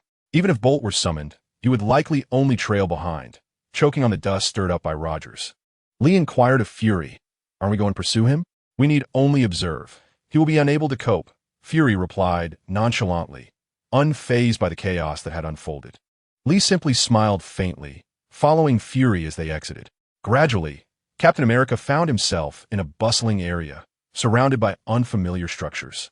He came to a halt, mouth agape, staring in disbelief at the transformation of the world around him. Where was this place? He had no idea, and it felt utterly foreign to him. Despite having dreamt countless times of his own world, he had never encountered this realm. It did not belong to him. A sudden thought gripped Rogers' heart. Vehicles from SHIELD gradually encircled him, and Fury alongside Lee stepped out. Lee spoke, "Let me take the lead. He will recognize my voice." Fury nodded, signaling him to proceed. As Lee approached Rogers, he exhibited no reaction, merely spinning in a daze. "Don't be anxious, Captain," Lee said soothingly. Rogers looked at him and replied, "I am familiar with your voice. First and foremost, I must apologize on behalf of that fellow for his earlier performance, but like him, I believe you must take your time to acclimate." Lee chuckled. "Acclimate to what?" Rogers inquired. Lee paused for a moment before responding, "Nothing much, just the passage of time." "What do you mean?" Rogers asked, puzzled. Lee sighed. "You've been encased in ice for a long time, approximately 70 years. Rogers stood in stunned silence, continuing to gaze at this unfamiliar world. Chapter 158. The Bargain with Captain America. What is troubling you? Fury, observing his demeanor, could no longer contain his curiosity. Rogers bitterly replied, "I have a date." Lee fell silent at this, recognizing it as perhaps the greatest tragedy of Captain America's life. Thus he spoke, "Ms. Peggy Carter is still alive." Rogers nodded with a bitter smile and said, "But she is aged." She had aged to the point that Rogers did not dare to face her, which was the deepest sorrow he felt. He felt indifferent about the 70 years, merely sensing that he had taken a long slumber. Yet upon awakening, his former comrades were gone, and his beloved had aged, leaving him unable to fulfill the date he owed Peggy. Lee patted his shoulder and said, you must gradually adjust. S.H.I.E.L.D. was founded by Ms. Carter and Mr. Howard. You can find your place among them. Lee continued, and Fury nodded. Ms. Carter is a founding member of S.H.I.E.L.D. Arrange what you must, Rogers said, devoid of enthusiasm, merely acquiescing to their plans. He was a soldier, and despite having lived for so long, his identity remained unchanged. Lee and Captain Rogers entered a vehicle together, as he intended to first visit the quarters arranged for Rogers at S.H.O.D. Of course, he had things to discuss with him. The moment Captain America opened his eyes, his mission had already been accomplished, and he was rewarded with 10,000 cultivation points, equivalent to 2 tasks. It was evident that the quantity of cultivation points was indeed related to one's strength. However, the system soon issued a new task, requiring him to gain Captain America's trust. Thus, he felt compelled to converse with the captain, leading them to share a ride together. Lee Jia whispered to him, "Listen, I can restore the youthful Peggy Carter to you, and with even greater power." Rogers suddenly glanced at him and, feigning nonchalance, softly inquired, "What is the price?" He refrained from asking how Lee Jia could accomplish this, as he already understood the man's formidable capabilities. After all, he had effortlessly awakened him from a 70-year slumber. "Your trust," Lee Jia replied. Rogers, a man of sincerity, typically kept his word once spoken. "Very well," he nodded. Lee Jia smiled in acknowledgement. At that moment, the system had already indicated the mission's completion, even more effortlessly than he had anticipated. Of course, this meant he must rejuvenate Ms. Peggy. "Please do not resort to those methods," Rogers cautioned. Lee Jia nodded, assuring him, "Rest assured, I have my own techniques." What Rogers intended to convey was a request to avoid any human experimentation or those dreadful concoctions. Lee Jia readily acquiesced, for such measures were ineffective on the dying. Moreover, the methods he intended to employ were far more sinister, yet possessed greater potency. Soon, they arrived at the residence provided for Captain Rogers by S.H.I.E.L.D. Throughout the journey, he gazed out at the world, striving to acclimate to it. 70 years may have felt like a mere moment of slumber to him. Yet for the world, significant transformations had unfolded, rendering it alien to him. He was struck by the overwhelming sense of unfamiliarity, as everything appeared vastly different from what he once knew, leaving him in awe. Amidst this astonishment, he endeavored to assimilate, just as Lee Jia had remarked. The vast ocean has transformed into mulberry fields. Chapter 159. The transfer of life after touring Captain Rogers' abode. Lee Jia wished to return to his own modest dwelling. A golden nest or a silver nest is no match for one's own bird's nest, he mused. "Director Fury, I shall take my leave now." "Not so fast. Accompany me back to S.H.L.D. First, Fury called out, beckoning him to join. "What for?" Lee Jia asked, a hint of reluctance in his voice. "To meet someone," Fury replied with a smile. Lee Jia sighed as he climbed into Fury's vehicle. "Is it a man or a woman?" he inquired. "Certainly a woman," Fury responded, casting a glance his way. Lee Jia retorted, "If she lacks the beauty of my own, how do you propose to compensate?"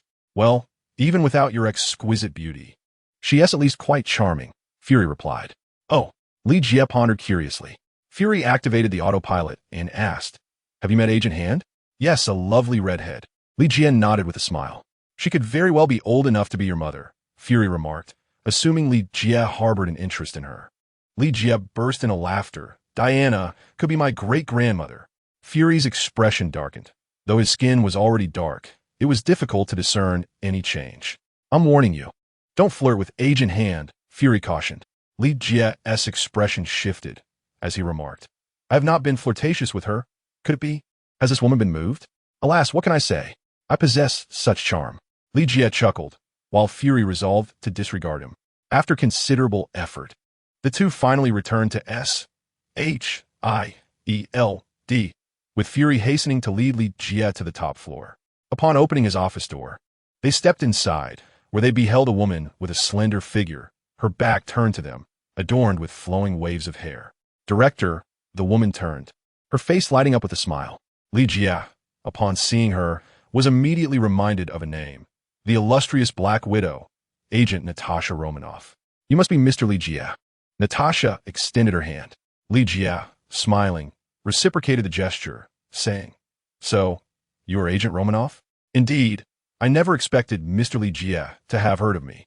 Natasha responded with an unexpected laugh. Being the renowned Black Widow, I certainly have heard of you. Li Jie nodded in acknowledgement.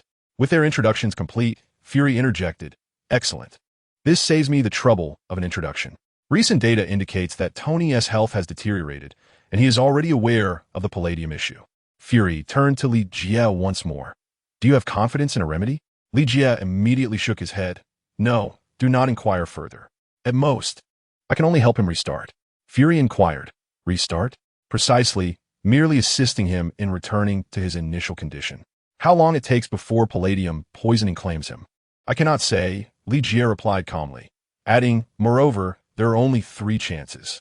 Reflecting on Tony's ability to resolve matters independently, Li Jie was reluctant to squander resources unnecessarily. Otherwise, it would become an insatiable abyss, requiring an indeterminate amount of spiritual points with no guarantee of a permanent solution. Is there a cost involved? Fury questioned. Li Jie pondered for a moment before responding. Certainly. Nature adheres to the law of conservation. To sustain one life, another must be relinquished. I refer to this as life transference. As he spoke, a hint of ominousness lingered in his tone, for this was a practice employed by true practitioners of dark magic. Chapter 160. An opportunity for a drink together fortuitously. He was not a wielder of dark magic. Li Jie said. However, his methods, while not akin to those of dark practitioners, did incorporate many elements reminiscent of such. Fury did not hesitate, stating, I can accept that. Meeting Li Jie's gaze, he elaborated. This world is rife with those who ought to perish, yet they remain alive. If necessary, they can be made to repay their debts. After all, they are destined to die, rather than endure a life of suffering. It would be preferable for them to pass away swiftly. Li Jie fell silent, reflecting on the many recidivists condemned to a lifetime of imprisonment. Though alive, they were arguably worse off than if they had met a peaceful end. Moreover, Fury's assertion held merit. Rather than allowing them to squander resources, it might be more beneficial for them to contribute, even in death. If there exists a possibility to save Tony Stark, it would undoubtedly be the most significant contribution of their lives. It must be said that this is rather harsh, Li Jie reflected, yet it aligns with the laws of nature. Not wishing to dwell further on the topic, Fury remarked that Natasha would be assigned to Stark Industries and would be given a heads up. How will she gain entry? Li Jie would it. I have my ways. Natasha replied with a smile. Li Jie chuckled. You have your ways, and cast a glance at her physique, the implication unmistakable. Natasha, however, remained unfazed. Through her training, she understood that a woman's body is the most formidable weapon. Of course, this is true in the eyes of men, while it holds little significance for women. Moreover, women's petite stature often leads men to underestimate them, which is why they're trained as agents, making it easier for them to accomplish their missions. Natasha was suddenly lost in thought, recalling something. Fury cautioned, just be careful not to reveal anything. Rest assured, Li Jie replied with a smile. Now, you should go and familiarize yourself with Agent Romanoff. With that, Fury dismissed them. As Li Jie and Natasha exited the office and entered the elevator, Li Jie expressed his apologies. I'm sorry for what transpired earlier. It's nothing. My body is my asset, Natasha responded with a smile. Li Jie glanced at her once more and replied, of course. I shall treat you to a drink sometime. However, I must return now. Though Natasha was indeed beautiful, his little cat at home took precedence. Should Li Jie delay his return any longer, the feline would surely become irate. We shall find an opportunity, Natasha nodded, indicating he could leave. Li Jie slightly inclined his head and then departed from S.H.I.E.L.D. To be candid, he felt somewhat out of place within the confines of S.H.I.L.D., as the people there seemed rather dull, devoid of any liveliness. The thought that those around him might be Hydra agents sent a shiver down his spine. In comparison to S.H.I.E.L.D., Hydra and their ilk were far more detestable. They were fervent zealots, convinced that their actions were in pursuit of so-called justice. In contrast, S.H.I.E.L.D. comprised merely of well-trained agents, devoid of fanatical beliefs or convictions. This level of fanaticism rendered Hydra's threat considerably more ominous. Imagine conversing with a staunch believer. It is a rather exasperating experience, particularly when, mid-conversation, they might exclaim, "Hail, Hydra," or utter some absurdity about heads being severed only for two to sprout in their place, which greatly irked Li Jie. Moreover, the origins of Hydra sought to bring about the world's destruction, which was fundamentally at odds with his principles. Chapter 161. The Frenzy of Blood. After hailing a cab, Li Jie anxiously awaited his return to Hell's Kitchen. The driver, however, dared not venture into Hell's Kitchen, merely dropping Li Jie off outside to make his way inside on foot. He feared that once he drove into Hell's Kitchen, he might never emerge. This place was one he dared not approach in his lifetime. Had he not perceived Li Jie as a man of good character, he would never have allowed him into his vehicle. Those who managed to survive in Hell's Kitchen were hardly virtuous souls. Li Jie handed cash to the taxi driver, generously tipping him with the excess. The driver's willingness to take him there was already commendable. Previous drivers had hastily fled upon hearing the name Hell's Kitchen. "Hey, darling." Upon spotting Selina, Li Jie enveloped her in a warm embrace. She did not resist, even bestowing a gentle kiss upon his cheek. With a faint smile, he released Selina and also embraced the bashful Serena nearby. "Did you miss me?" Li Jie settled into the armchair, prompting Serena to dutifully massage his shoulders. Selina rolled her eyes and remarked, "Don't get carried away. I'm merely eager to see my bar completed." "Wow, am I to be outshone by a bar?" Li lamented dramatizzati. "Unless you can provide me with amusement," Selina teased alluringly. Li Jie cleared his throat, saying, "There are children present." "I'm not a child," Serena protested indignantly. Selina chuckled. "Are you older than your sister?" Serena faltered at this, intensifying her massage. "Ouch!" Li Jie feigned pain in response.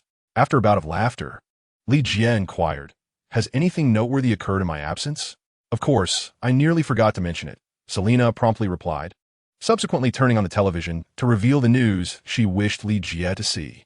Another corpse had been discovered in an alley, bearing the same fatal characteristics as previous murder cases: blood completely drained, the body pale as death. After watching, Li Jie muttered gravely, "Vampires? It seems so. The vampire population has surged, and we are no longer safe in Hell's Kitchen," Selina stated with a somber tone. Fortunately, the antique shop was protected by the magical array Li Jie had set up, deterring vampires from daring to intrude. Li Jie chuckled. "When has Hell's Kitchen ever been safe?" "These vampires are different," Selina insisted. "What makes them different?" Li Jie asked, puzzled. Selina glanced at Serena and said, "Unlike her. During my last outing, I encountered one who exuded an aura of blood, appearing quite terrifying and displaying fierce combat prowess, as if he feared nothing." Li Jie nodded, then explained, "This is known as blood frenzy, a characteristic of the vampire clan, which renders them incompatible with humanity. I gleaned this from the diary of Duke Mond, which contained annotations on the matter. Moreover, the first great war between humans and vampires erupted due to this very blood frenzy." "What does blood frenzy signify?" Selina questioned, bewildered. She found herself unable to unearth anything of significance on the internet, which led her to recall that Li Jie possessed the vampire diary of Duke Mond. Thus, upon his return, Selina hastened to inquire. Chapter 162. God and the Bible. Li Jie cleared his throat and remarked, "The frenzy of blood is a prominent characteristic of the vampire lineage, particularly among mature vampires. Selina, still in her nascent stage as a vampire, has managed to liberate herself from the control of her superiors, allowing her independent consciousness to prevail, which is why she has escaped the frenzy. This is precisely why she does not experience the blood frenzy." Selina asked, "Does that mean Selina is fortunate?" "One could argue it is both luck and misfortune." Li Yesrugit. The vampire race is governed by an ironclad rule. Superiors exert absolute control over inferiors, particularly those who have undergone the initial embrace. The lesser ones, however, are significantly weaker and do not necessitate such stringent control. These details are meticulously chronicled in Duke Mond's diary, which raises the question of whether to pity his foolishness or deem it an unnecessary endeavor.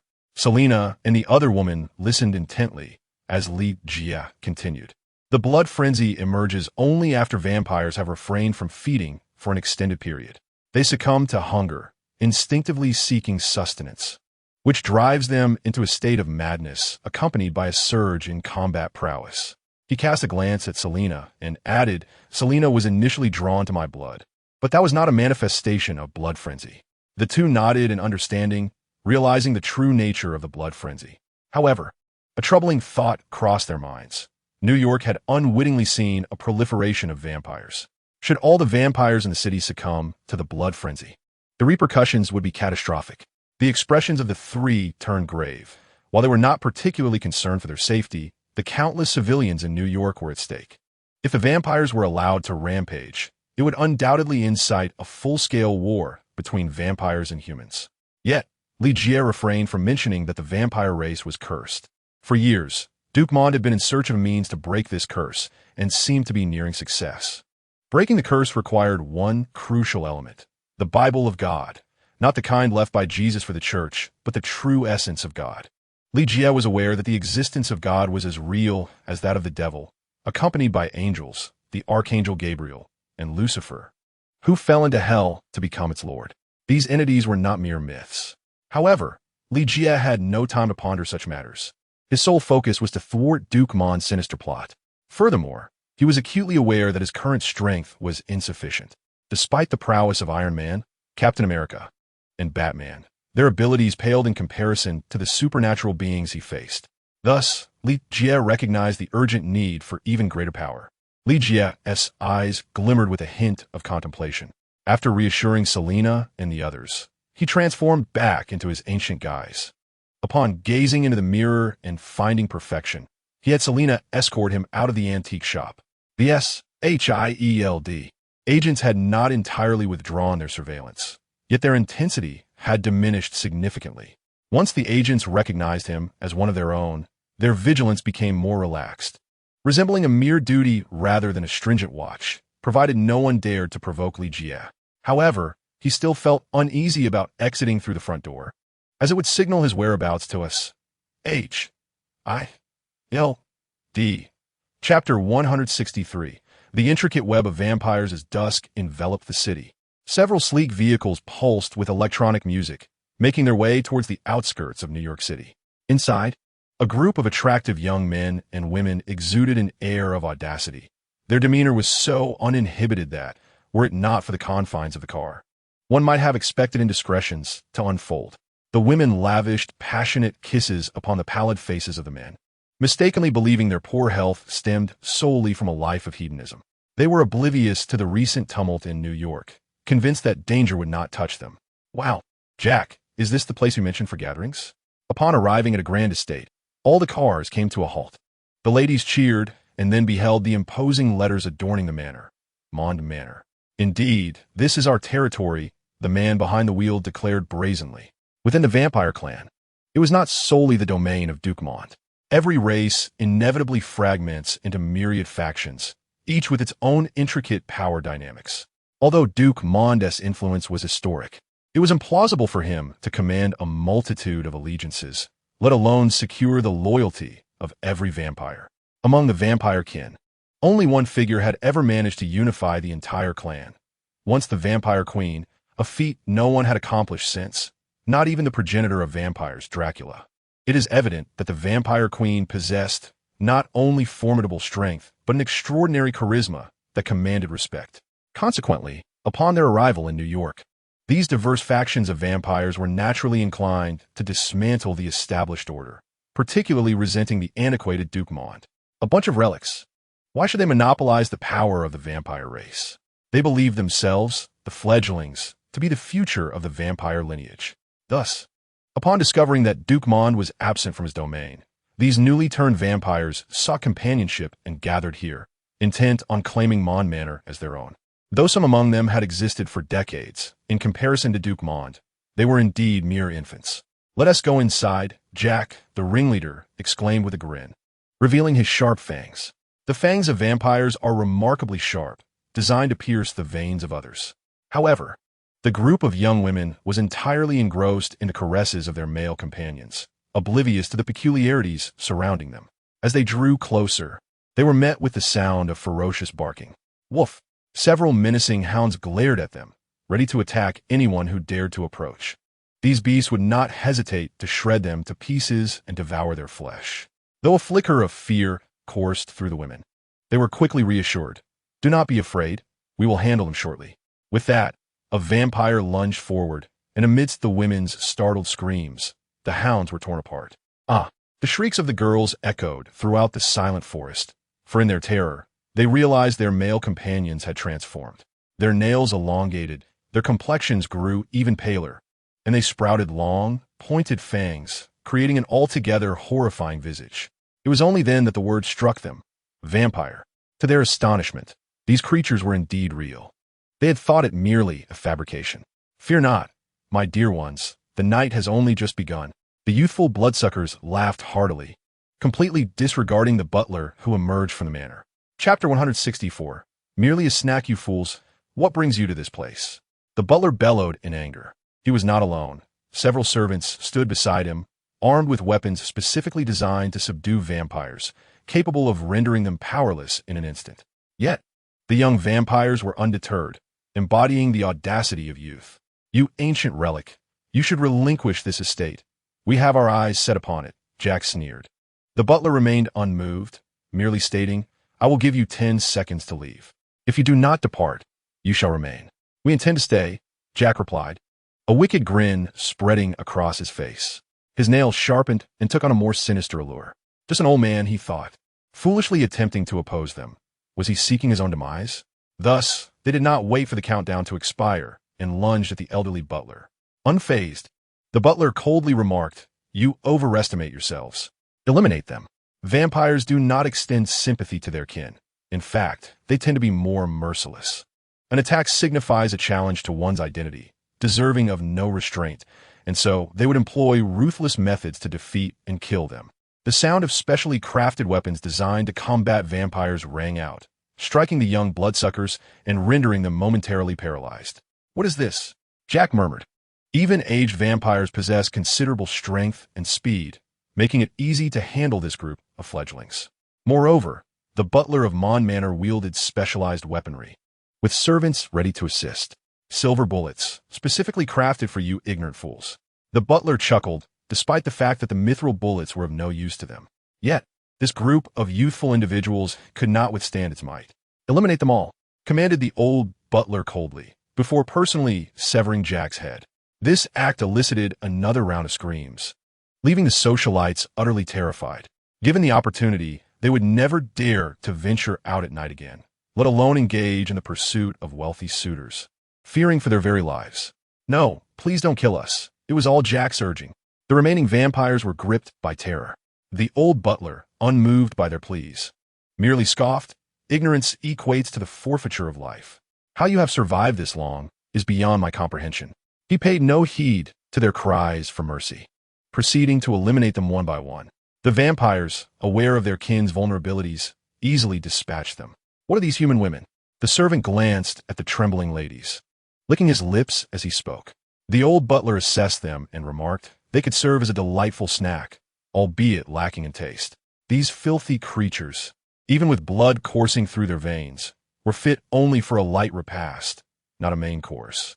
The servant grinned at this, relishing the thought of tasting such fresh blood after a long time. He slowly advanced towards the petrified women, who were too paralyzed by fear to flee. Had they acted promptly, they might have escaped, but instead, they could only stand frozen in place, watching as the old butler dealt with the young vampires, preparing to treat them as sustenance. Just as the servant approached, a voice rang out, "Damn you, filthy creatures." A jeep came barreling in and came to a halt. Chapter 165, Blade Warrior. A black man stepped out, clad in uniform, with a sword strapped to his back, silver-plated, capable of inflicting grave harm upon vampires. The old butler furrowed his brow at the sight of him, only to recall moments later, inquiring, a vampire hunter? The man smiled, revealing a set of pearly white teeth, as he replied, "You may call me Daywalker." At this, the old butler's expression shifted, recollecting the legends surrounding the Daywalker. Known also as the Blade Warrior, it was said that while his mother was pregnant with him, she was bitten by a vampire, granting him a hybrid nature of both human and vampire. Growing up, he became a vampire hunter, renowned for his formidable strength and remarkably accelerated healing abilities. He embodied the traits of both humans and vampires, making him an exceptional force. Moreover, he had amassed numerous accolades, having slain countless vampires. Many of his kind trembled at the mere mention of him, a true adversary to vampires. "Do not seek your demise," the old butler warned, his bravado faltering. Though he held the title of Vampire Count, he felt a palpable fear in the presence of the Blade Warrior. The Blade Warrior spoke coldly. "Cursed be you, filthy creatures. Tainted bloodline." His words elicited a nod from the lady beside him, who then hastily shouted, "Quickly dispose of them." The Blade Warrior cast a glance at her before drawing the sword strapped to his back and leaping towards the old steward. As he passed by a servant, he swiftly pierced the servant's chest with a single thrust. This servant, merely a fledgling vampire with some innate talent, had fortuitously been chosen to serve the Duke of Mond. In terms of strength, had it not been for specialized weaponry designed to combat vampires, he would have been effortlessly hunted down by Jack and his companions. Thus, he fell victim to the Blade Warrior in an instant. Only the aged steward stood a chance against the Blade Warrior's onslaught. However, he could not endure for long, gradually succumbing as time progressed. The Daywalker Blade Warrior was a master swordsman of unparalleled caliber, rivaling even the legendary ninja masters in skill. Of course, Batman had surpassed the ninja masters and had even slain one himself. Moreover, the Blade Warrior was an expert in weaponry and ammunition, adept with various firearms, particularly those effective against vampires, and possessed a repertoire of combat techniques. He epitomized the pinnacle of human combat prowess, further augmented by a touch of vampiric traits that rendered him even more formidable. Consequently, the aged steward was swiftly dispatched, his throat pierced by the blade. Clad in armor designed to resist silver damage, the steward proved difficult to kill outright, prompting the Blade Warrior to switch his target. However, due to the vampire's robust constitution, the steward did not perish immediately, but struggled to utter, "You shall wait. The Duke of Mond will avenge me." Contemplating the grand designs of the Duke, which he would not live to witness, he felt a surge of bitterness. Yet, all that remained was his impending death as the Blade Warrior extracted his sword, extinguishing the last flicker of his life. The Blade Warrior cast a chilling glance at him before setting the Mond estate ablaze. Had Li Jie known of the events unfolding here, he would undoubtedly be at a loss for words. He had refrained from eliminating the Duke, intending instead to lure in bigger prey, only to find the Blade Warrior had executed his plan with ruthless efficiency. Chapter 166. Seeking two individuals. Meanwhile, Li Jie appeared beneath Baron Zemo's company. At this hour, Baron Zemo was nearing the end of his day, with most of his employees having already departed. "Sir, whom do you seek?" the receptionist inquired, halting Li Jie. "I am Daogu," he replied. "Mr. Daogu? Baron Zemo mentioned you could go straight up without waiting." The young woman exclaimed with excitement, realizing that the esteemed Mr. Daogu had finally arrived. She promptly directed Li Jie upstairs and informed the resting Baron Zemo of his arrival. Upon hearing that Daogu had finally come, Baron Zemo felt a surge of renewed energy. In recent days, his thoughts were perpetually consumed by his super soldier project, yearning for more ancient magic. Thus, upon hearing of Daogu's arrival, he was undeniably exhilarated. Regardless of the demands Daogu might present, he was prepared to acquiesce, provided he received an ample supply of the ancient magic potions. The name of this potion eluded him. He simply understood that its purpose was to aid him in the creation of more ancient magic beings. When Li Jie appeared before him, Baron Zemo exclaimed with enthusiasm, "Mr. Daogu, you have finally arrived. Please come in." Li Jie, upon hearing this, smiled and took a seat, placing the encrypted briefcase on the table. This briefcase, acquired from the system, was designed to exude a sense of technological sophistication, unlike the mundane ones available on the street. Li Jie focused his gaze on the briefcase, and with a mere command, it sprang open. Baron Zemo remarked, "I did not anticipate that Mr. Daogu would be so meticulous about security. This is a highly valuable item. Should it fall into the hands of those with nefarious intentions, it could result in immeasurable damage." Li Jie then revealed the contents of the briefcase. Inside were 9 small vials, each containing the very essence that Baron Zemo had long coveted, diluted magical potions, previously gifted to him, leaving 9 remaining. Baron Zemo's mouth hung agape, nearly drooling at the sight. "Is this for trade?" he inquired, swallowing hard. Li Jie nodded with a smile, affirming, "Indeed." Zemo rubbed his fingers together, asking, "What is it that you desire this time?" With a grin, Li Jie replied, "I require 2 individuals." Zemo, puzzled, queried, "Are they in your possession?" The notion that Daogu would only seek 2 individuals in exchange for 9 vials of ancient magic potions baffled him. Li Jie shook his head, clarifying, "Certainly not. I am unaware of their whereabouts. Hence, I require your assistance in locating them. However, I do possess a general idea of their location. Please do share. Zemo replied with a smile. Li Jie rubbed his hands together, stating, "One is a stunning young woman who has captivated my heart. As a member of the Dao clan, I am unable to take direct action in such matters. Hence, I must rely on you, Baron." Zemo nodded in understanding, his expression conveying his comprehension of the situation. He inquired, "What is her name? I will ensure they are found promptly." After a brief pause, he added, "And who is the other?" Li Jie chuckled and sincerely responded, "Baron Zemo, you shall be my most excellent partner." As for the two individuals, the woman is named Wanda Django Maximoff, and the man is her biological brother, Pietro Django Maximoff. They are likely located in a war-torn area, but the specifics will require your expertise. Chapter 167. The Scarlet Witch and Quicksilver. Li Jie smiled, while Baron Zemo reveled in delight, believing he had struck a significant bargain. Unbeknownst to him, it was Li Jie who had secured the advantageous position. Should these two be located, he would have the opportunity to recruit them as his own. Wanda is destined to become the Scarlet Witch, while Pietro is none other than Quicksilver. Intriguingly, Wanda was born merely 30 seconds before Pietro. However, at this stage, they possess no powers of their own. They require Loki's scepter to awaken their latent abilities. Presently, they merely exhibit some mutant traits, which remain insufficient. Li Jie intends to capture them first, and once New York is under siege, he plans to seize Loki's scepter to activate their powers. Observing le Yesmila, Baron Zemo hastily instructed his subordinates to locate the two. After casting a glance at Wanda's appearance, Baron Zemo nodded in approval. Indeed, she was a striking beauty, one worthy of admiration by even Master Daegu, certainly not an ordinary woman. Yet, he harbored no ulterior motives, for Li Jie possessed something he greatly desired. Li Jie directly presented 9 vials of magical elixir to Baron Zemo, who was taken aback. "What? Were you not supposed to deliver these only after locating them?" Li Jie chuckled heartily, responding, "Our clan lacks nothing of this sort. The ancient demons are merely the most inferior of servants." This revelation left Baron Zemo skeptical yet intrigued. He inquired, "Could there be some secret weapon?" "Secret weapon?" Li Jie shook his head, clarifying, "Not quite, merely more formidable servants." "Oh, I would love to hear more." Baron Zemo's interest was piqued. After all, transactions are a matter of reciprocity. A businessman aims for enduring dealings rather than fleeting exchanges. Thus, he sought to discover what else Li Jie possessed for future negotiations. Li Jie smiled. "Since we have ancient demons, we naturally also have ancient fairies and ancient gods. Is there a distinction?" Baron Zemo asked, intrigued.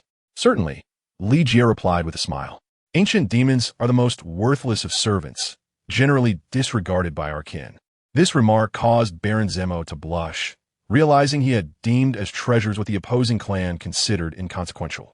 "What do you utilize then?" This only fueled Baron Zemo's curiosity further. Li Jie responded, "Our clan employs far more powerful entities.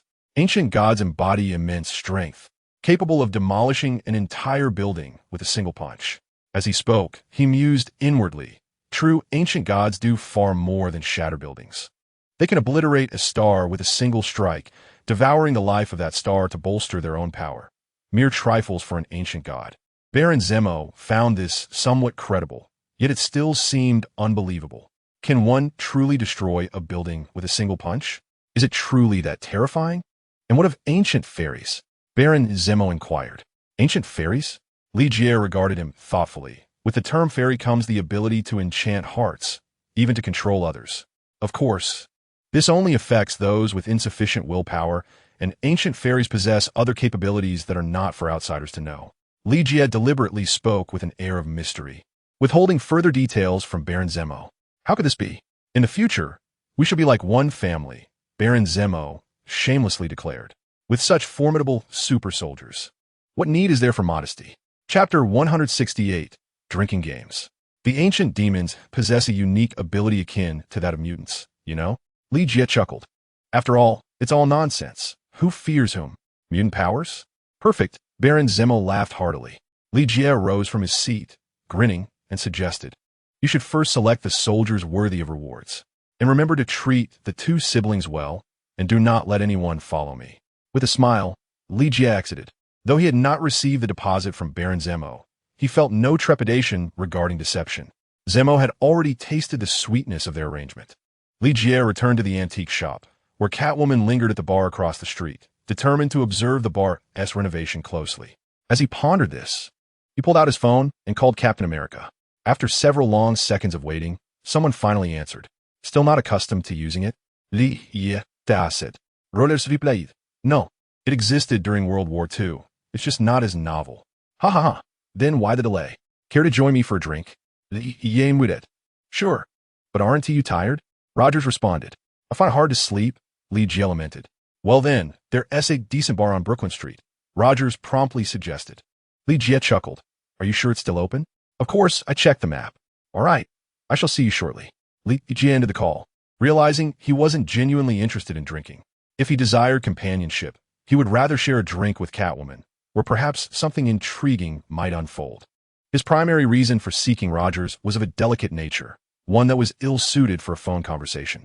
The captain's line could be monitored with both Hydra and S.H.I.L.D. closely scrutinizing his movements.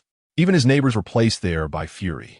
Hence, Li Jie concluded that such significant matters should remain undisclosed to others. Stepping out of the antique shop, he noted that since its opening, he had no idea how many genuine customers had graced his establishment.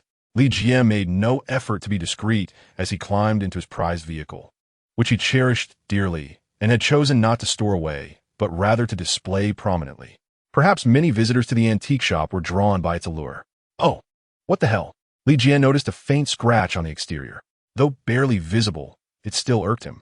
Did they not realize how costly paint repairs could be? Moreover, he was uncertain what color would be suitable for touch-ups. He marveled at how the Red Skull had designed this car, which, even by modern standards, remained remarkably exquisite. Li Jie swiftly arrived at the agreed-upon location, unaccompanied by agents, for they were well aware that he was off to enjoy a drink with the recently unfrozen Captain America. In stark contrast to Li Jie, Captain America appeared rather modest, arriving merely on a motorcycle. Upon seeing Li Jie's vehicle, he was momentarily at a loss for words.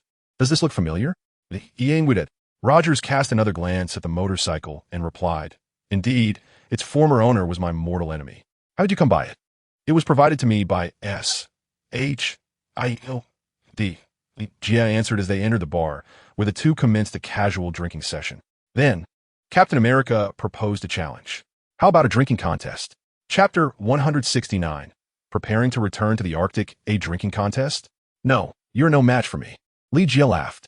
Rogers, feeling competitive, asserted, I'm a super soldier. While I may not compare to you in every aspect, my tolerance for alcohol has also been enhanced. Thus, he defiantly declared, I don't believe it. Bring forth the finest whiskey. Li Jie nodded with a grin. Then let me teach you a lesson. Meanwhile, he noticed a few individuals discreetly observing him and Captain America, likely S.H.L.D. agents curious about their intentions. The whiskey was promptly poured, and the two resolute men began their contest. Having drunk before, Li Jie was no stranger to alcohol, and he had never been intoxicated. Especially since embarking on his path of cultivation, he could easily negate the effects of alcohol with a mere infusion of spiritual energy. Indeed, no matter the drink, he could consume 1,000 cups without faltering. Consequently, Captain America soon found himself at a disadvantage, not because he was becoming inebriated, but because he needed to use the restroom. Let us go to the restroom, Li Jie signaled. Rogers understood immediately, and the two feigned drunkenness as they supported each other toward the restroom. There are eavesdroppers outside. We must proceed with caution, Li Jie remarked. Rogers nodded in agreement. What's the matter? Li Jie glanced outside before conducting a thorough inspection of the restroom. Rogers was perplexed by his actions, wondering if it was truly that significant. At the time, did you know what was near the site of your plane crash? Li Jie idiot. Rogers closed his eyes, reflecting for a moment before asking. How do you know? Because the military had been searching the area, Li Jie replied, moving closer to him. Rogers spoke slowly before the plane went down. I saw a light there, and I recognized the place. Have you been there? Li Jie asked. Rogers nodded, saying, once, during a covert operation. We received a secret telegram informing us of a German military base in the Arctic. Thus, our strike team was dispatched to investigate. Did you find it? Li Jie muted, wondering if he had miscalculated. It is merely a trick orchestrated by the German army. There are no extraterrestrial spacecraft involved. Indeed, There's a member of our team named Logan who possesses a keen sense of smell that led us to that location, Rogers reminisced. Li Jie expressed his surprise, inquiring, Logan? Yes, he is quite physically formidable, nearly my equal, Captain America pondered aloud. Li Jie chuckled. Perhaps you might encounter him. What? Rogers exclaimed in astonishment. Li Jie refrained from answering directly, instead asking, what did you discover? Without much thought, Rogers replied, a military base, but it is sealed off. We cannot gain entry. From the outside, it bears a striking resemblance to a spacecraft. Li Jie tilted his head, sensing that the situation was more complex than it appeared. He contemplated for a moment and said, can you find a time to slip away from S.H.L.D.? We should investigate there. What are you looking for? Rogers questioned. Li Jie smiled and replied, listen, I do not trust S.H.I.L.D., and what I seek is a true ally, someone of considerable strength. Upon hearing this, Rogers reflected, as he too harbored doubts about S.H.O.D.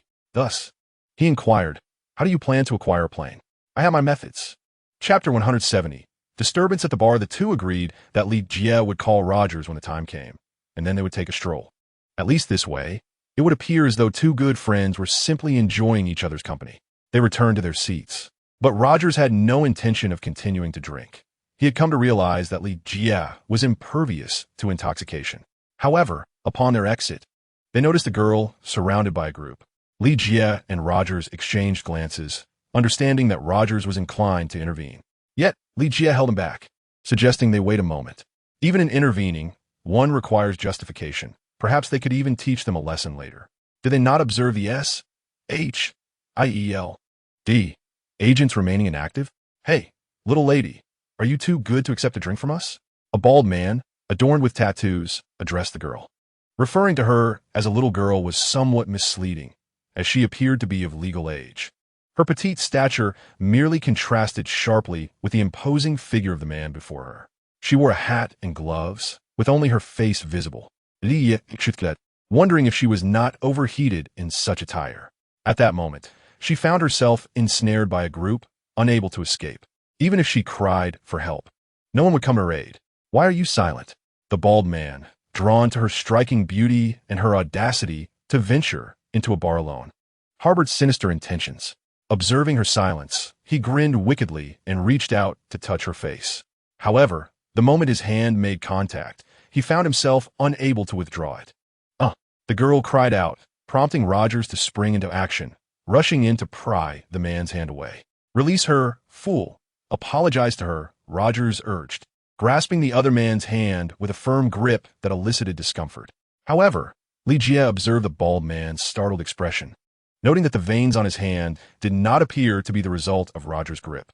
Approaching the young girl, Li Jie found her visibly frightened, staring blankly at the crowd, and she shouted, "Don't touch me! Don't touch me!"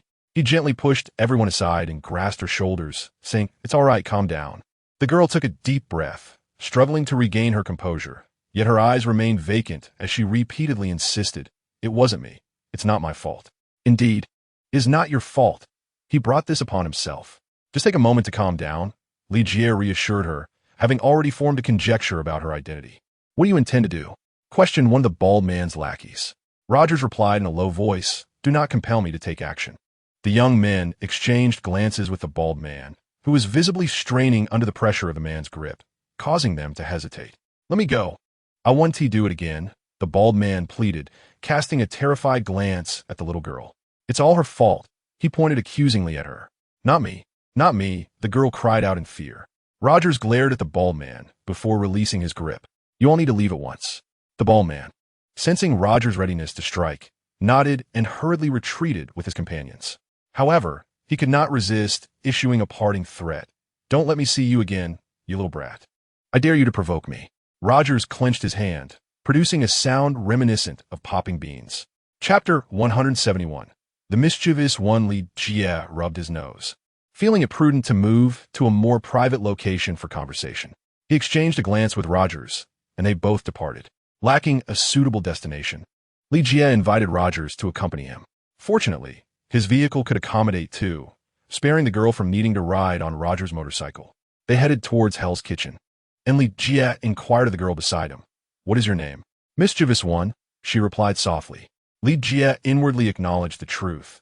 Indeed, she was the mischievous one, possessing the ability to absorb the powers of others, while ordinary individuals would have their life force siphoned away by her. And you? The mischievous one queried. Li Jie smiled. You may call me Brother Li Jie. The girl did not refer to him as brother, but Li Jie was unperturbed, simply responding with a smile. Why are you out here alone?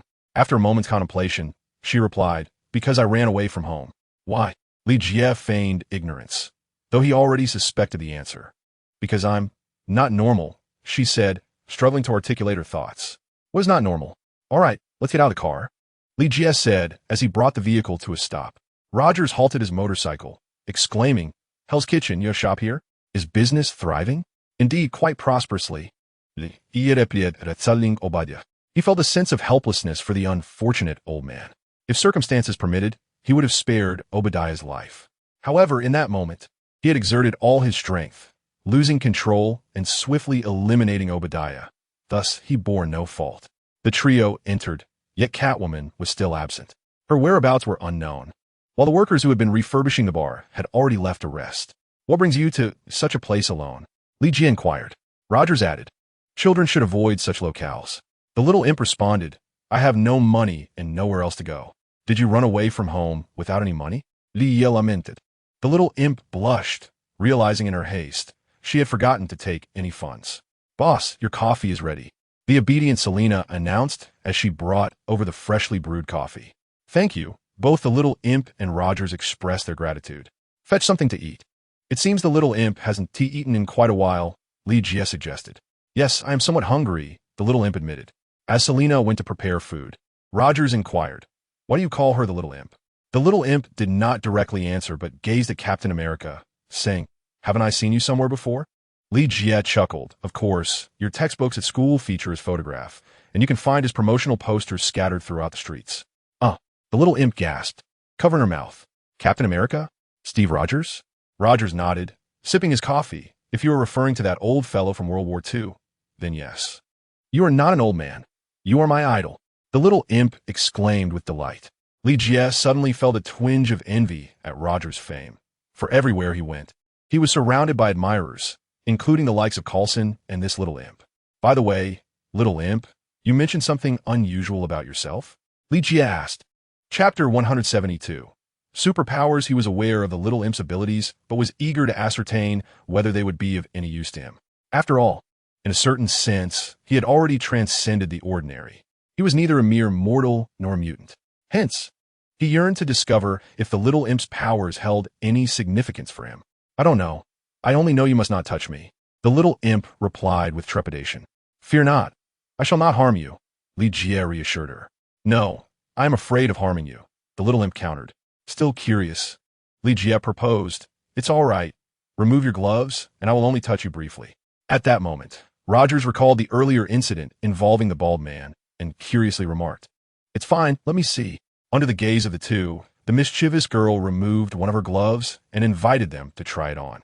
Rogers, intrigued, grasped it, only to be struck by a convulsion, as if he had been frozen in place. Li Jie, noticing this, swiftly pushed him away, pondering why these individuals, fully aware of the potential danger, did not retreat. Rogers, visibly shaken, remarked that it felt as though his very essence had been siphoned away. Moreover, he noticed subtle changes in both his hand and face. However, due to Li Jie's quick intervention and his exceptional physique, he soon regained his composure. How fascinating, Li Jie commented with a smile, which alleviated some of the tension for the anxious girl. She was terrified of harming Li Jie, and even more so of their peculiar gazes. Please, don't touch me. I fear I might hurt you, she pleaded. Li Jie insisted, do not worry. You cannot harm me. Sensing her disbelief, he added, trust me. The girl hesitantly nodded and slowly extended her hand. Li Jie took her hand firmly and closed his eyes. In that fleeting moment, he felt an inexplicable force emanating from her body, as if it sought to drain him entirely. Yet, upon encountering his spiritual energy, that force seemed to meet its match. The outcome became evident. Not only could the girl not harm Li Jie, but the power within her also recoiled in fear. The girl watched Li Jie with bated breath, yet he remained unchanged. Captain America stood nearby, ready to intervene, but soon realized that Li Jie simply kept his eyes shut, his body showing no signs of distress. Gradually, Li Jie opened his eyes and reassured the anxious girl. See, I cannot harm you. Her face broke into a smile, bringing her immense joy. This was the happiest she had felt in days since discovering her condition, which had robbed her of sleep and appetite. Therefore, when Selina brought forth food, her appetite surged. Rogers glanced at the time and inquired, "Is there still room for me here?" Of course, Li Jie assumed he intended to stay. "Very well. I shall return home first, and the mischievous girl can stay here," Rogers replied with a chuckle. "I only have one bed." He then departed. Once he was gone, the girl exclaimed, "I haven't even asked the captain for his autograph." "You will have plenty of opportunities." Li Jie smiled while gently tousling her hair. He realized he was now the only one who could safely interact with her. Anyone else who came into contact would be drained. Chapter 173. The gathering place of abnormal creatures. As the mischievous girl indulged in her meal, Catwoman returned. When Li Jie inquired about her outing, she merely replied that she was in search of freedom, as if he had somehow confined her. Little Mischief gazed, wide-eyed, as the alluring Catwoman descended gracefully from the rooftop. "Who is that?" she inquired, crouching down to address Li Jie. Li Jie introduced her, saying, "This is Little Mischief. Come here. She is your sister, Selina." Little Mischief nodded and exclaimed, "Hello." Catwoman tilted her head and remarked, "You are truly adorable, little girl." As she spoke, she began to remove her gloves, intending to touch Little Mischief. However, the girl instinctively recoiled, prompting Li Jie to interject, "Do not touch her." "Why can you touch her?" Catwoman questioned. "We are different." "I will explain shortly," Li Jie replied. He then watched as Little Mischief finished her meal while Catwoman retreated into the room. Little Mischief said, "Am I?" "No." "Never mind. You need to accept this gradually." Li Jie gently caressed her cheek and softly said, "Just know that I will never harm you, no matter what. All right?" "Okay." Little Mischief responded, nodding slightly as she gazed into Li Jie's eyes. "All right, time for bed." Li Jie instructed Selina to take Little Mischief to her prepared room. Li Jie felt a twinge of uncertainty about how to handle the situation with Little Mischief. Keeping her around might provoke an attack from Magneto and his allies. Sighing, he realized that this was indeed a tumultuous time. He harbored little fear of Magneto, as he had developed a profound understanding of the extreme soul path, which diversified his offensive capabilities. Furthermore, as long as he did not carry anything made of metal, Magneto would be powerless against him. However, Li Jie was overwhelmed with concerns. If Magneto seized the opportunity to invade the antique shop and abduct Little Mischief, it would be a minor issue. Should Selina or anyone else get harmed, he would be filled with regret. It was essential to remember that Selina had encountered Magneto before. Thus, Li Jie contemplated sending Little Mischief directly to the Xavier Institute, ensuring that the professors would safeguard her. After their brief interaction, he had grown quite fond of Little Mischief and was determined to protect her from any harm or cruel intentions that might jeopardize her life. This left Li Jie in a state of deep conflict. With this turmoil in mind, he entered Selina's room. Fortunately, the door was unlocked, indicating she anticipated his need to explain. Selina had just removed her mask and was preparing to change when Li Jie walked in, catching her bareback. She swiftly turned to face him. "What are you doing here?" Selina inquired. Li Jie smiled. "I came to explain." Selina replied, "Then turn around and explain." Complying, Li Jie turned his back to her, listening to the rustling sounds as she prepared. He slowly recounted the situation regarding Little Mischief, and upon sensing silence, he turned back around. "Aren't you afraid of me being undressed?" Selina asked. Li Jie chuckled. "Then you should fear me. What is there to be afraid of?" Selina sighed. "So, are you planning to transform this place into a gathering ground for aberrant beings? Mutants should not be classified as aberrant. They deserve equal treatment." Chapter 174. Cultivating the soul. "I know, including myself, that we are not entirely normal," Selina remarked. At that moment, she had burrowed into the covers, leaving Li Jie unaware of her appearance. Sitting on the edge of the bed, Li Jie responded, "We are all quite normal, for this is the nature of our world. The world is as it is, and we, too, are as we are." Though somewhat convoluted, Selina nodded in agreement.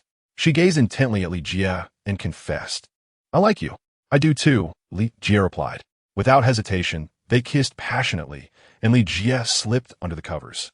After an extended moment, Selina found herself no longer torn by indecision. After a prolonged kiss, Li Jie released her, suddenly recalling something. That? What about it? Selina gasped. Li Jie replied. It might dampen the mood to mention it now. With a flirtatious smile, Selina said, then let us not speak of it. She then turned with force, pinning Li Jie beneath her. They resumed their fervent kiss, but Li Jie, contemplating, gently pushed her away. But I fear you might strike me if I mention it later. Then you ought to say it quickly, Selina said, her impatience growing. At that moment, she felt a fire igniting within her. Yet Li Jie only served to stoke its flames rather than extinguish them. Li Jie swallowed hard. I might have to make a trip to the Arctic. Get out, Selina exclaimed, promptly kicking Li Jie off the bed and, without donning her clothes, forcefully ushering him out of her room. You scoundrel, she fumed, standing outside the door. Li Jie heard it slam shut with a resounding thud, followed by the sound of the lock clicking into place, leaving him to shake his head in resignation. He had hoped that revealing his thoughts at such a moment would temper Selina's anger, but instead it had ignited a powder keg, causing her fury to explode. Regret filled Li Jie's heart. He had been on the brink of winning her affection, and yet his careless words had ruined it all. Soon, he heard muffled giggles, realizing that both Selina and the mischievous little one had overheard the exchange. Licking his lips, Li Jie retreated to his own room to cultivate. For cultivators, practice is the finest form of rest. Even a sleepless night spent in cultivation leaves one feeling more invigorated than a night of slumber. Particularly for Li Jie, who was honing the extreme soul path, his spirit grew ever more robust. He also acquired several methods of attack, though he was not yet adept enough to directly control another's soul. The extent of his current abilities allowed him to inflict harm upon an enemy's spirit, rendering it incomplete. However, Li Jie refrained from employing such attacks unless it were a matter of life and death. If a person's soul is fragmented, every action they undertake will inevitably be influenced by this deficiency. Even in death, their soul remains affected. The essence of the soul transcends mere existence. It could be posited that post-mortem, the soul assumes even greater significance. What is commonly referred to as death pertains primarily to the physical form. Yet Li Jie understands that only the soul can achieve true immortality. Thus, he generally refrains from engaging in malevolent attacks. Currently, he is cultivating the path of the ultimate soul, striving to refine his spirit further. The practice of cultivation encompasses not merely the pursuit of transcendental truth, but also the betterment of oneself. Cultivators, in addition to honing their physical bodies, must also forge their souls. The Yuan-ing stage marks merely the commencement of this spiritual refinement. Chapter 175. The discomfort of palladium poisoning. Early the next morning, Li Jie was summoned by Fury, who instructed him to report to Stark Industries for work. It is indeed a pity that, although he serves as a consultant for Stark Industries, he has yet to officially commence his duties there. Thus, in pursuit of meeting his employer and attending to personal matters, he proceeded directly to the company. His sleek vehicle came to a halt at the entrance of Stark Industries, and after careful contemplation, he decided to name it Silver Dragon. Although the name may not be entirely fitting, it certainly possesses a certain flair. In the midst of the bustling crowd, he refrained from storing the Silver Dragon in his dimensional space. Sir, do you have an appointment? Inquired the receptionist. I'm the special consultant for Stark Industries, Li Jie replied. You must be Mr. Li Jie. A woman's voice came from behind him. Turning around, he found Pepper standing there, who had posed a question upon hearing his words. Li Jie nodded with a smile. Hello, Miss Potts. The two exchanged a handshake, after which Pepper addressed the receptionist. This is Mr. Li Jie, the special consultant for Stark Industries. Please do not obstruct him in the future. In reality, Li Jie's credentials were on record, but Pepper's remarks were clearly intended to foster rapport with him. Li Jie smiled in acknowledgement, and together they entered the elevator. Are you here to see Tony? Pepper inquired. As a special consultant, I must regularly conduct health checks on him, Li Jie responded, providing himself with a plausible excuse for this visit. After all, he could hardly state that he was merely there to check on Tony. As Stark Industries' special consultant, he felt a responsibility to contribute. Stark Industries boasts over 100 floors, with the top 10 levels dedicated to Tony's private research facilities. This time, they proceeded directly to Tony's office. Although Tony was gradually transferring authority to Pepper, the transition was not yet complete. She had not yet agreed to assume the role of executive president, but Tony was actively working on it. Tony is inside. I have other matters to attend to, Pepper said with a smile. Li Jie nodded, surmising that her aforementioned matters likely pertained to Black Widow's impending interview. Disregarding all else, Li Jie rapped on the door. "Come in." Tony's leisurely voice resonated. Li Jie shook his head and pushed the door open. At that moment, Tony had his legs propped on the table, indulging in cherries. "Oh, my old friend, what brings you here?" Tony exclaimed, surprised to see Li Jie. His curiosity about Li Jie was piqued, and he felt a sense of gratitude as well. Li Jie simply walked over, took a seat opposite him, and smiled. "Tony, you owe me another favor." This statement left Tony perplexed, prompting him to inquire, "When did I mysteriously incur a debt? Isn't the stagnation of Stark Group's stock a considerable favor?" Li Jie schutzklet. Tony rolled his eyes and retorted, "It's not as if I compelled you to buy." Li Jie tapped the table and remarked, "Tony, the experience of palladium poisoning is rather unpleasant, isn't it?"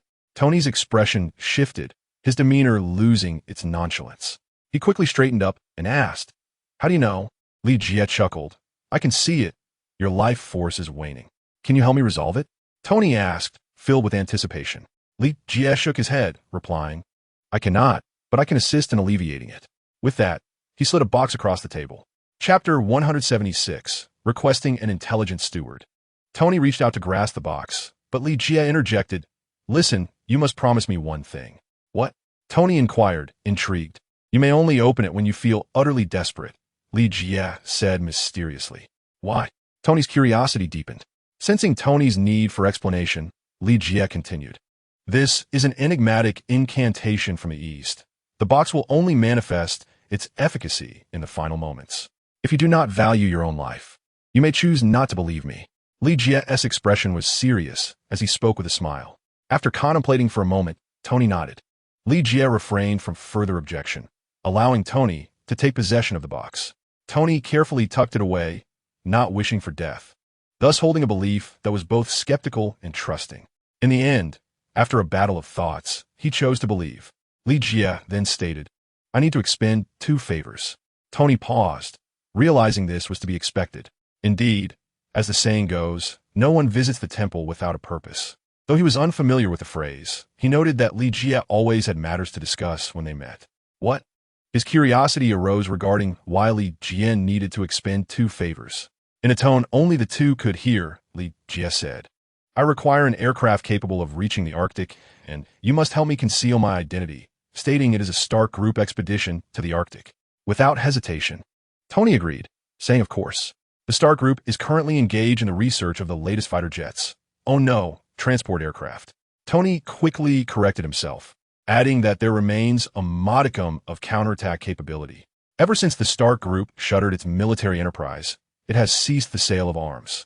However, the act of selling and the act of production are not synonymous. Although sales have halted, there remains a clandestine production. Otherwise, how does Tony's Iron Man suit possess its armaments? Regardless of whether it is feasible or not, Tony would disdain resorting to weapons crafted by others. He is a genius, and a genius would never settle for weaponry fashioned from inferior materials. "Is it fast enough?" Li Jie inquired, his concern evident. Tony tilted his head and replied, "Of course. All the equipment is state-of-the-art." "What kind of look is that? Are you questioning my creative prowess?" No. I merely got a bit carried away. I am eager to witness it," Li Jie responded. Tony then said, "Just call me when you need it." "What is your second request?" he inquired. He did not probe into why Li Jie wished to go to the Arctic. Even if he had, it would not have piqued his interest. At present, he was solely focused on discovering a means to mitigate the dangers of palladium poisoning. He had experimented with every element on the periodic table, yet found none that could substitute for palladium, hence his frustration. A smile curved Li Jie's lips as he said, "I need a highly competent pilot, someone capable of fully controlling the aircraft." "Such as?" Tony asked. Li Jie cleared his throat twice and said, "I don't require someone as intelligent as J.R. Vies, but at least capable of handling most situations, right? Moreover, having such an intelligent steward in life would be quite convenient." Tony gazed at Li Jie, who was asking for quite a lot, rendered momentarily speechless. Chapter 177. Practice makes perfect. This is my proprietary technology. J.A.R.V.I.S. is one of a kind, Tony asserted. Upon hearing praise for J.A.R.V.I.S., Tony suddenly resolved to take action. "Today is Friday," Li Jie remarked as he glanced at his phone. Tony shifted his shoulders and asked, "How did you know?" Just a guess, Li Jie replied with a mysterious smile. The immense power of the extreme soul had recently manifested in numerous abilities. For instance, he had acquired a telepathic skill previously possessed only by the Professor and Phoenix. He now understood that this was a journey of the soul rather than the body. Observing the Professor and Phoenix, one could discern that their physical forms were not particularly formidable, yet their minds were exceptionally strong. Of course, Li Jie did not label this ability as telepathy. He coined it listening to the truth. It is said that listening to the truth is the steed of K. Itagarba Bodhisattva, employed to subdue the 18 layers of hell. This ability discerns the essence of all things in the world, especially the hearts of people. Thus, naming his newfound capacity, listening to the truth, seemed quite fitting. Tony glanced at him oddly before saying, "Soon, Friday, and the new phone will be delivered to your antique shop." Phone? Li Jie muttered, casting a glance at his own device, an iPhone, which he had painstakingly acquired. Tony, suddenly incensed, retorted, "That piece of junk can't compare to what I've created. Just insert Friday, and it will take control of all your electronic devices." Li Jie looked at his beloved iPhone with a twinge of regret, realizing it was destined for obsolescence. "Come, accompany me for some practice." Tony suddenly expressed enthusiasm. Ever since he had become Iron Man, he had become acutely aware of his shortcomings. His physical fitness was lacking, his constitution diminished, nearly depleted by indulgence. Thus, to live up to the title of Iron Man, he embarked on a rigorous training regimen, striving to enhance his physical prowess and aggression. He had taken up boxing, but had yet to find a worthy opponent. Upon seeing Li Jie today, he sought to spar with him. He did not aspire to reach Batman's level of proficiency, but he certainly wished to shed his image as a mere weakling. Tony had thoroughly analyzed Batman's combat style, and JARVIS concluded that it was an art characterized by significant aggression. In a barehanded bout, Tony would be utterly overwhelmed. Hence, he pondered whether to seek Bruce Wayne's tutelage. However, the recent issue of palladium poisoning had caused him to set that thought aside. "Are you not afraid of being overwhelmed?" Li Jie chuckled, aware that his physique was extraordinary, even if he wasn't a martial artist. During his cultivation, the infusion of spiritual energy into his body served as rigorous training. Thus, while he might not possess the invulnerable physique of Superman, he had nonetheless become remarkably strong. "Bring it on," Tony said, cracking his knuckles. Li Jie donned his gloves, and they commenced their sparring match. He quickly discerned that while Tony's form was impeccable, his strikes lacked force. The punches landed on him felt akin to cotton fluff, barely registering, less impactful than a mosquito bite. Conversely, Li Jie's punch sent Tony reeling into the boxing ring's railing. One could not help but marvel at the life of the affluent. Tony had installed a boxing ring within his company premises. During leisure moments, he and Happy would often engage in practice. Chapter 178. I will go easy on you, just as the intensity of their sparring reached a peak. Pepper Potts entered with an attractive woman in tow. Li Jie merely cast a fleeting glance before redirecting his attention. This striking woman was, of course, Black Widow Natasha, who had been recruited into Stark Industries as an assistant. Fabricating false credentials was a trivial task for SHIELD, but showcasing genuine skills? As a level 10 operative, Natasha found it effortlessly achievable. Consequently, she passed Pepper's scrutiny with ease and earned her trust. Li Jie has always regarded Black Widow with a sense of trepidation, akin to a thorny rose that demands caution from anyone who dares to touch it. "This is the new assistant I hired for Stark Industries," Pepper said to Tony. At that moment, Tony had already swung himself down and accepted the documents Pepper handed him. In just a short while, he was drenched in sweat. "Natalia?" Tony glanced over and fixated his gaze on Natasha. "Is there something on my face?" Natasha inquired. "No. You look splendid," Tony retorted with his usual flirtatious charm. "Tony," Pepper interjected, her voice laced with irritation. Clearing his throat, Tony continued perusing the resume. "Oh, you possess some combat skills?" Natasha nodded in response. Tony remarked, "Why don't you go and give it a try?" Li Jie was momentarily taken aback, observing Natasha approaching. "Aren't you just inviting her to be humiliated?" he exclaimed loudly to Tony, noticing Natasha blink at him, signaling him to intentionally lose. It was uncertain whether Natasha could truly compete with him, so it was imperative for him to lend a hand. Li Jie forced a smile, suddenly feeling as though he might lose face entirely. If only Fury had come to seek Tony's assistance now. However, he maintained a facade, saying, "Come on, girl. I'll go easy on you." Natasha rolled her eyes and charged forward. Li Jie pretended to resist momentarily before Natasha deftly ensnared his neck with her legs. His eyes widened, captivated by her long, flawless limbs hovering before him. Before he could ponder further, Natasha unceremoniously slammed him onto the arena floor. Tony and Pepper glanced over, perplexed by how swiftly the victor was determined. Tony pondered whether Li Jie had been too overconfident, only to be taken aback upon seeing him sprawled on the ground. Natasha shot Li Jie a flirtatious glance before gracefully descending from stage. Li Jie mused to himself, recognizing her as a venomous thorn. Thankfully, his physique was robust, otherwise, an ordinary person would have suffered considerably from such a fall. "Excellent," Tony remarked, observing Natasha depart alongside Pepper. "You didn't go easy on her, did you?" he called out. Li Jie rose from the ground, replying, "I simply didn't anticipate her prowess." Nonetheless, apart from that fall, he begrudgingly acknowledged Natasha's impressive physique. Clearing his throat, he descended from the platform. Neither of them was inclined to continue with boxing at that moment. Tony's thoughts were entirely consumed by Natasha, while Li Jie merely wished to return home swiftly. As for his belongings, he had placed them in a box meant for Tony, containing not only the pills to aid in his recovery, but also a method to resolve the palladium issue entirely. Chapter 179. The mischievous one has disappeared regrettably. It seems that S.H.I.E.L.D. will not be able to win Tony's favor with this incident. With a smile, Li Jie exited the Stark Group building and took his seat in his Silver Dragon. Just as he was about to ignite the engine, his phone rang. It was a call from Selena, and he initially thought it was a notification regarding a package Tony had sent him. Delighted, he answered, "Hello, what's the matter?" "Boss, something terrible has happened. The mischievous one has vanished," Selena exclaimed, her voice tinged with anxiety. "What? I'll be right back." Li Jie was momentarily taken aback. Tossing the phone into the passenger seat, he accelerated the Silver Dragon to its maximum speed, disregarding the speed limit. His license plate was registered with S.H.I.E.L.D., and the New York police turned a blind eye to his transgressions. Upon swiftly returning to the antique shop, Li Jie entered without delay. "What's going on?" he inquired. Did the mischievous one run away, or was she abducted? Could it be Magneto? A flurry of thoughts raced through his mind. Selena, visibly tense, replied, "The mischievous one said she was going out for a while, and she never returned. I found this in her room." She handed him a note, which he eagerly seized. "Dear Brother Jie, I have decided to leave. Thank you for your hospitality and your affection.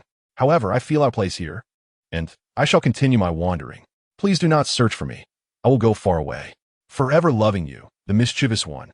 Li Jie sighed, realizing that the mischievous one had chosen to embark on her journey once more, rather than being captured by Magneto, as he had feared. Yet, this decision left him concerned about the unknown experiences that awaited her. While Li Jie had prepared himself to confront Magneto, hoping to do so once his own affairs were settled, he had not anticipated that the mischievous one would take off on her own accord. Thus, there was no need for a search. All he could do was hope she remained unharmed. In fact, distancing herself from New York could prove beneficial, for the city was fraught with peril. Should any misfortune befall her, it would be regrettable. Li Jie held a genuine fondness for this unfortunate girl he had known for merely one night. Later, Selena learned of this development and fell into a contemplative silence. Li Jie had already shared the mischievous one's plight with her the previous evening, and she felt a deep sympathy. Perhaps what the mischievous one sought was not pity. Li Jie mused, stepping outside once more to discover a package had arrived. Without needing to open it, he recognized its sender by the ostentatious manner in which it was delivered. The name Stark emblazoned prominently on the exterior made it unmistakable. Returning to the shop, he swiftly unwrapped it to reveal a new model of smartphone accompanied by a smart chip resembling a SIM card. Li Jie chuckled, realizing that it was indeed Friday, and he was in the presence of an intelligent assistant. However, in comparison to Jarvis, it fell significantly short. Yet, Li Jie understood that acquiring Jarvis would be impossible, even if he were to eliminate Tony. This was not merely due to Jarvis possessing his own consciousness, but also because of his origins. The real-life butler of Howard Stark was named Jarvis, and thus the subsequent intelligent assistants were imbued with all his attributes and named Jarvis in his honor. Even the voice and tone were indistinguishable. Chapter 180. The intelligent assistant, Friday Li GM, meticulously examined this device, which could be described as a phone. It was unlike any model currently available in the market, even in terms of functionality. Apart from the screen, it lacked any other components, no batteries, no chips, and certainly no multitude of buttons. There was merely a screen, with everything else rendered transparent. Upon testing its material, Li Jie discovered it was made of transparent glass. Though it was glass, it was remarkably sturdy and provided a dreamlike visual effect. Truly, it was a product of Stark. Li Jie marveled inwardly. Tony was undeniably a genius, and only he could create such a device. Others would likely need decades to achieve something of this caliber. Without hesitation, Li Jie inserted his SIM card into the transparent phone, followed by the chip. "What is this?" Selena inquired, unable to contain her curiosity as she watched Li Jie fidget with the device for a considerable time. Li Jie smiled and replied, "A remarkable piece of technology." He then addressed the phone, "Friday." "Hello, Mr. Li Jie. I am your intelligent assistant." A female voice resonated from around him. Just as Tony had mentioned, Friday would take control wherever electronic devices existed, provided she had the necessary permissions. Clearly, Tony had configured this in advance, and from that moment, Friday would be his personal intelligent assistant. A smile crept across Li Jie's face. This was indeed a valuable asset. Although it may not be as sophisticated as Jarvis, it was still a highly advanced intelligent assistant. "What is this?" Selena asked, bewildered, looking around. Li Jie chuckled, "An intelligent assistant. Haven't you encountered Jarvis before?" "Jarvis?" Selena recalled a scene within Stark Industries. "Ah, so this is what it is. Its name is Friday?" she queried. "Yes," Li Jie affirmed. "It can assist us with a multitude of tasks. I'm just curious why intelligent assistants always have female voices." Li Jie coughed lightly and responded, "That is how Tony set it up." Selena seemed to brim with envy, leaving Li Jie uncertain of how to proceed. Consequently, he shifted his focus. "Friday, what capabilities do you possess?" "I am not entirely artificial intelligence, but I can assist you in managing your estate and financial matters. Intelligent automobiles and intelligent aircraft can be controlled by Friday." As Li Jie gradually comprehended its awkward position through Friday's explanations, he realized that Friday was not as sophisticated as Jarvis, clearly evident from its incomplete artificial intelligence. Nevertheless, Friday was capable of managing numerous tasks, albeit under Li Jie's command. This meant that Friday lacked the ability for independent thought, which disqualified it from being classified as true artificial intelligence. Genuine artificial intelligence possesses its own emotions and the capacity for independent reasoning, qualities that Friday lacked, as everything hinged on Li Jie's directives. However, Li Jie mused that this arrangement was preferable. He feared the potential crises that true artificial intelligence might bring. "All right, Friday, let us familiarize ourselves with this environment." Li Jie instructed. Given that Friday could operate flying vehicles, the subsequent tasks would undoubtedly become much simpler. Stark Industries' aircraft were certainly within Friday's operational capabilities. Furthermore, Li Jie contemplated whether to modify his Silver Dragon, not altering its exterior, but rather transforming its interior into an intelligent system. Much like Tony, who could effortlessly summon his car with a flick of his mobile device. Chapter 181. Baron Zemo in action. While Li Jie was out drinking with Captain America the previous night, Baron Zemo could no longer suppress his ambitions. The Hydra soldiers had all been transformed into their new forms. This time, he had abandoned the notion of extracting anything from their bodies, as all previous experiments had failed. He held little hope that his underlings, whom he deemed inept, would uncover any secrets, so he sent them all out en masse. As a senior member of Hydra, Zemo could not tolerate the idea of their assets being left unattended. Thus, armed with the formidable power of the ancient beings, he dispatched his forces. These assets had been abandoned in California, guarded by a full regiment of the U.S. military. Although the ancient beings could not contend with such a military force, Zemo had his own strategies in mind. The proud U.S.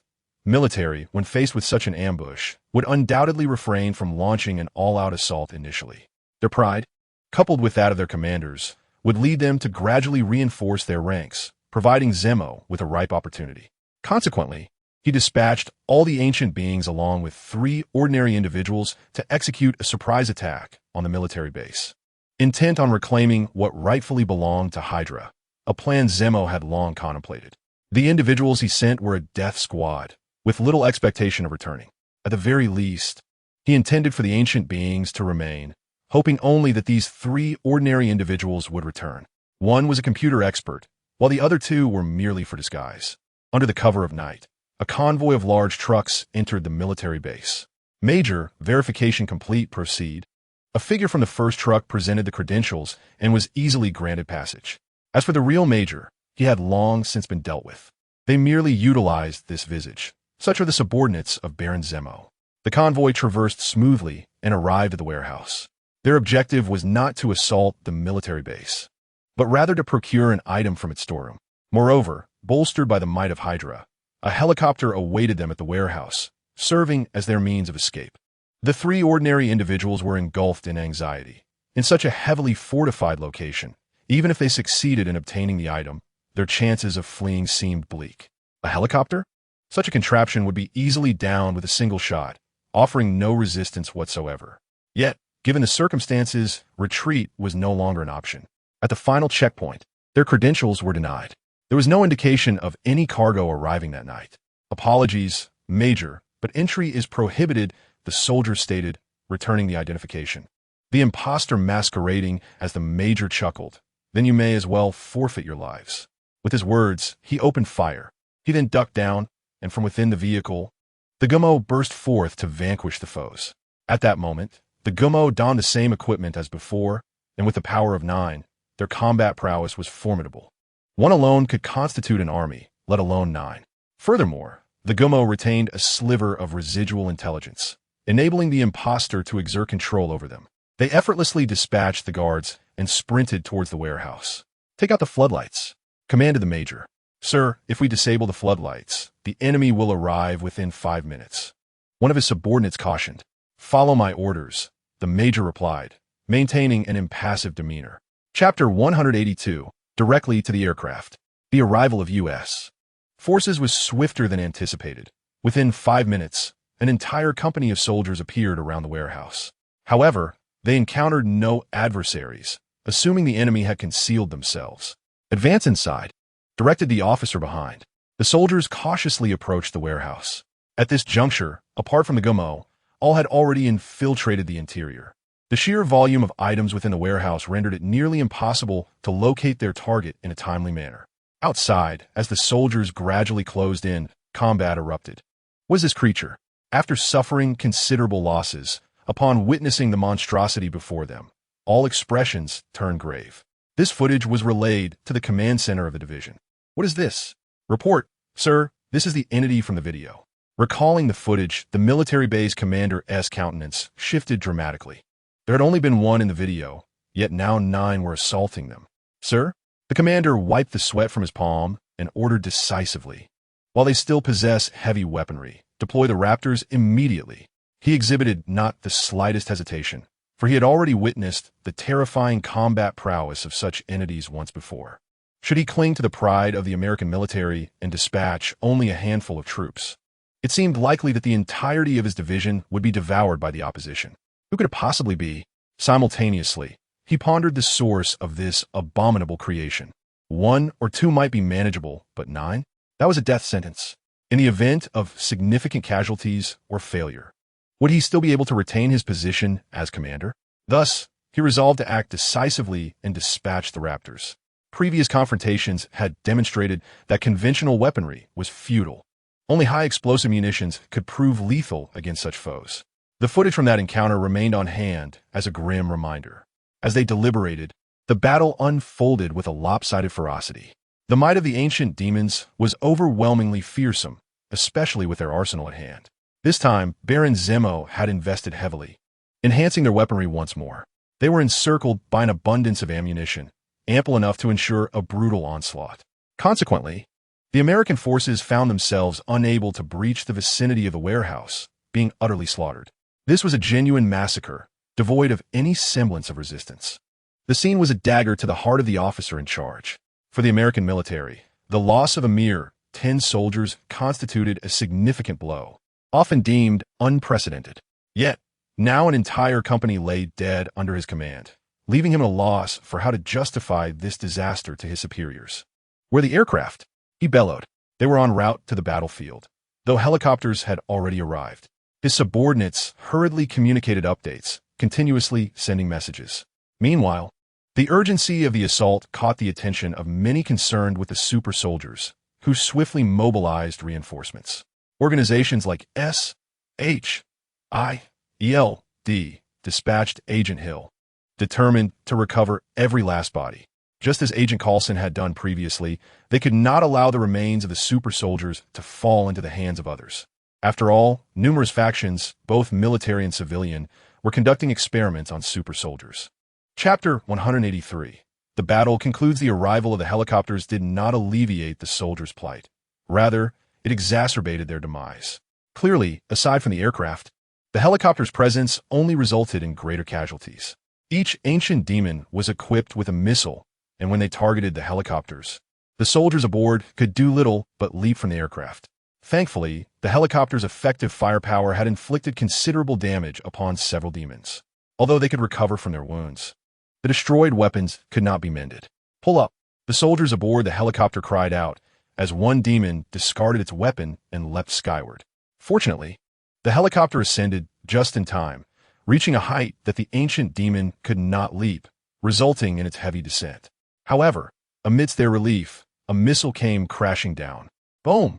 The helicopter erupted in flames, spiraling uncontrollably towards the ground. "Run!" It narrowly avoided plummeting amongst the soldiers, or it would have resulted in countless casualties. Inside the warehouse, the three men frantically searched for items. Something was amiss. They had deployed the helicopter without hesitation. One of them spoke up. "What? How could this happen?" The three felt the situation slipping from their grasp. All of this was Baron Zemo's fault. Had he not tested the ancient demon's abilities from the outset, they could have bought themselves some time. Now that the U.S. military was aware of the demon's power, they would certainly not allow any delays. The situation spiraled out of control. "Commander!" Someone shouted from behind. "No, we must find the item." The man masquerading as the major gritted his teeth. He was a confidant of Baron Zemo, acutely aware that if he failed despite the assistance of so many ancient demons, surviving would be akin to living in hell. Thus, he had to locate that item, even if he could not take it with him. "Everyone, do not search overtly. We must not let them discover that it belongs to Hydra," he instructed the two searching men, then shouted, "Hey, Hydra!" As soon as he finished his call, he heard the roar of engines from outside the warehouse. As a person seasoned in combat, he quickly discerned that it was the sound of fighter jets, particularly from the Raptor series. Boom! The earth trembled beneath the thunderous noise. Fortunately, the enemy did not obliterate the entire warehouse. Otherwise, the items Baron Zemo sought might remain lost forever. "Report, Commander, we have taken out one." In the pilot's line of sight, a massive missile struck down, directly annihilating an ancient demon. The goal was to ensure it could not recover. Killing it was sufficient. "Excellent, continue launching missile." The commander at the military base exclaimed with excitement. "Commander, agents from SHIELD have arrived. Tell them to wait." He waved his hand impatiently, for now was the time for battle, and he did not wish to be disturbed. Moreover, he was well aware of SHIELD's intentions. The military and SHIELD had never been on good terms, with many generals in the military disapproving of SHIELD's methods. This discord arose primarily from overlapping roles, coupled with SHIELD's extensive authority, which evidently irked the military. Before long, the battle concluded under the cover of the fighter jets. Although the ancient demons were formidable, they could not withstand high-damage weaponry. In Chapter 184, A Direct Abduction, the three men in the warehouse quickly located the item and concealed it, realizing they could not take it with them. All the ancient demons had perished, and their hearts bled with despair. Had the American military not deployed their full strength so directly, they might have had a chance of survival. However, they misjudged the resolve of the U.S. forces, leading them to surrender their lives at this very spot. "Commander, we will cover you. You must flee at once." The two subordinates gazed at him. Although they were not of the ancient demons, they possessed considerable combat prowess.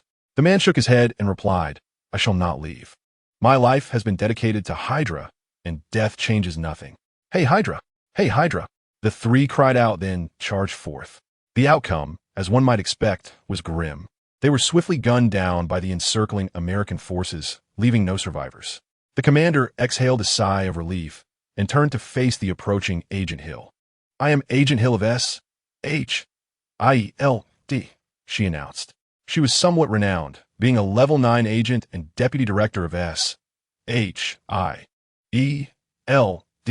her reputation preceding her. "What is the matter, Agent Hill?" the officer in charge inquired with calm detachment. Agent Hill pointed to the corpses displayed on the video and stated, "I am here to retrieve these bodies."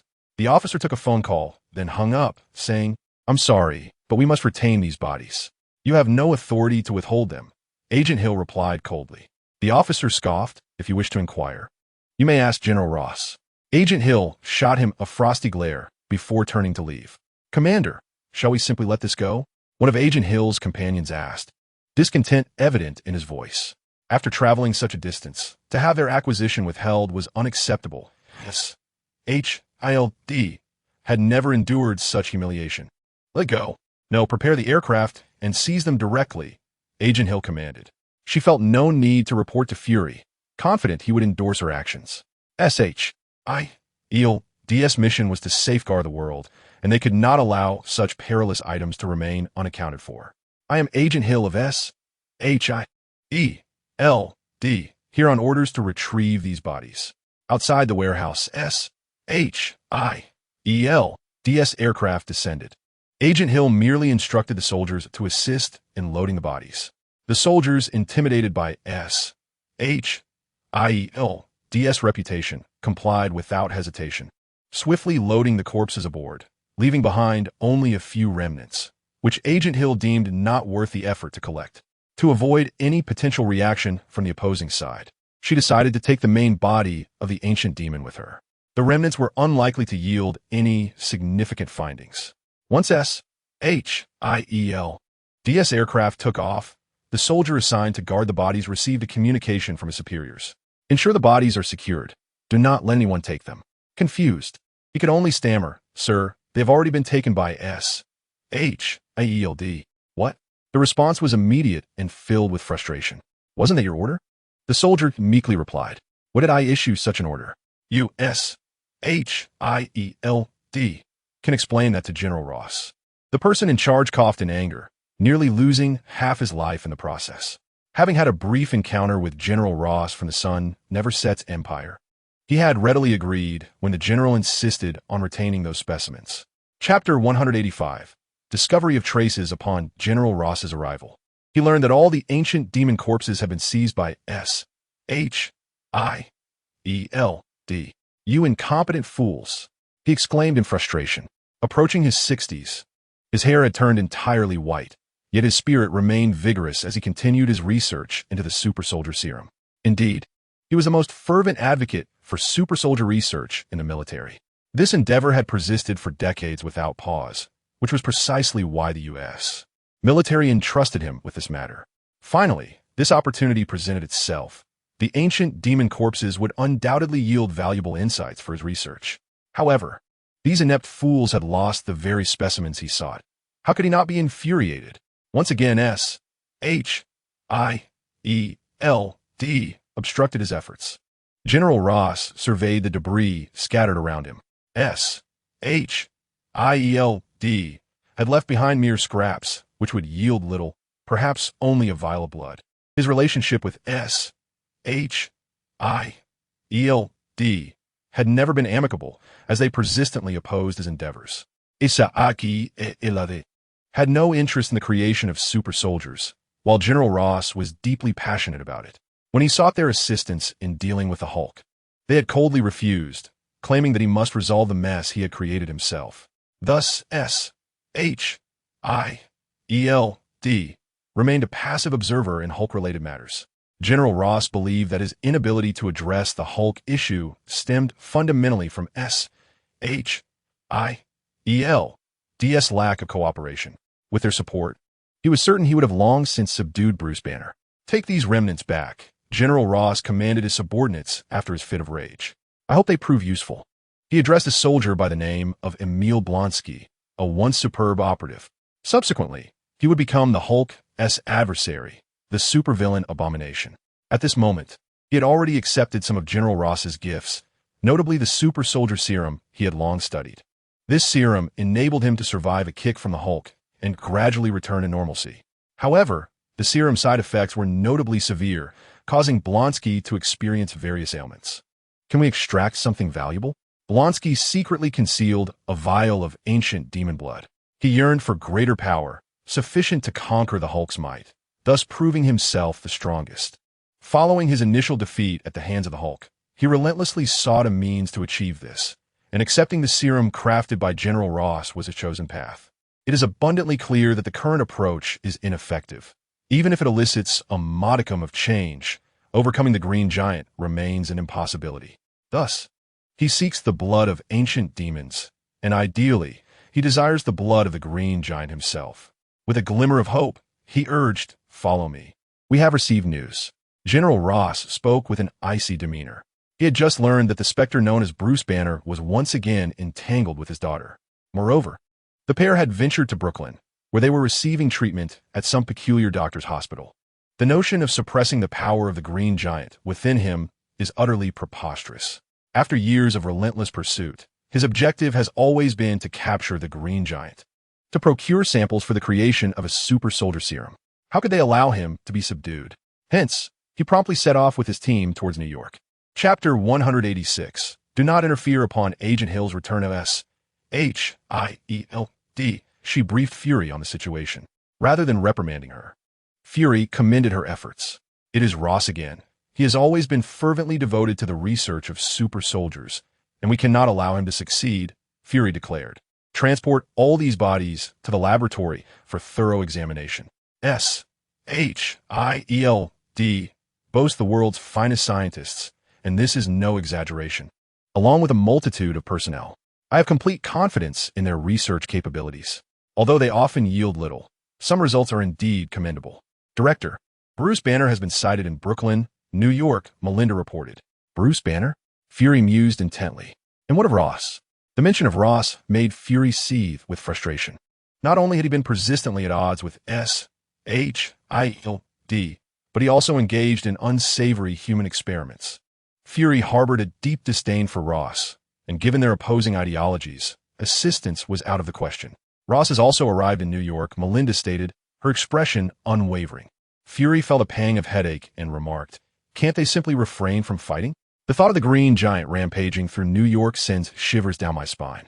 That colossal figure could easily demolish an entire city block. It is evident that Ross will not heed our warnings, Hill interjected, having dealt with General Ross for many years. She was well aware of his character. Then let us not intervene, Fury said abruptly. Ross can await his dismissal.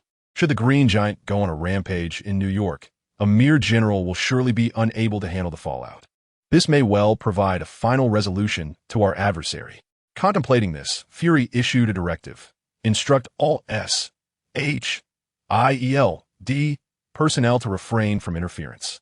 Whoever instigates the conflict shall be held accountable. He also made a point to contact Li Jie. After all, Li Jie was in close proximity to Brooklyn. Should a confrontation arise, he could lend his assistance. What is it? Li Jie was frolicking with Selena when he received a call from Fury. Naturally, he was quite displeased, especially since he had instructed Friday to decline any incoming calls. However, S.H.I.E.L.D.'s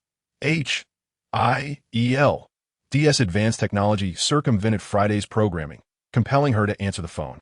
Ignoring Li Jie's irritation, Fury nonchalantly remarked, "If anything arises, do not take action." What is it? Surely it won't affect me? Li Jie perplet. You're worried over a mere phone call? Rest assured, they are in Brooklyn. It won't concern you, Fury asserted with conviction. Very well.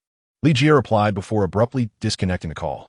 He was not a vigilant citizen, compelled to intervene in every incident, as long as others did not provoke him.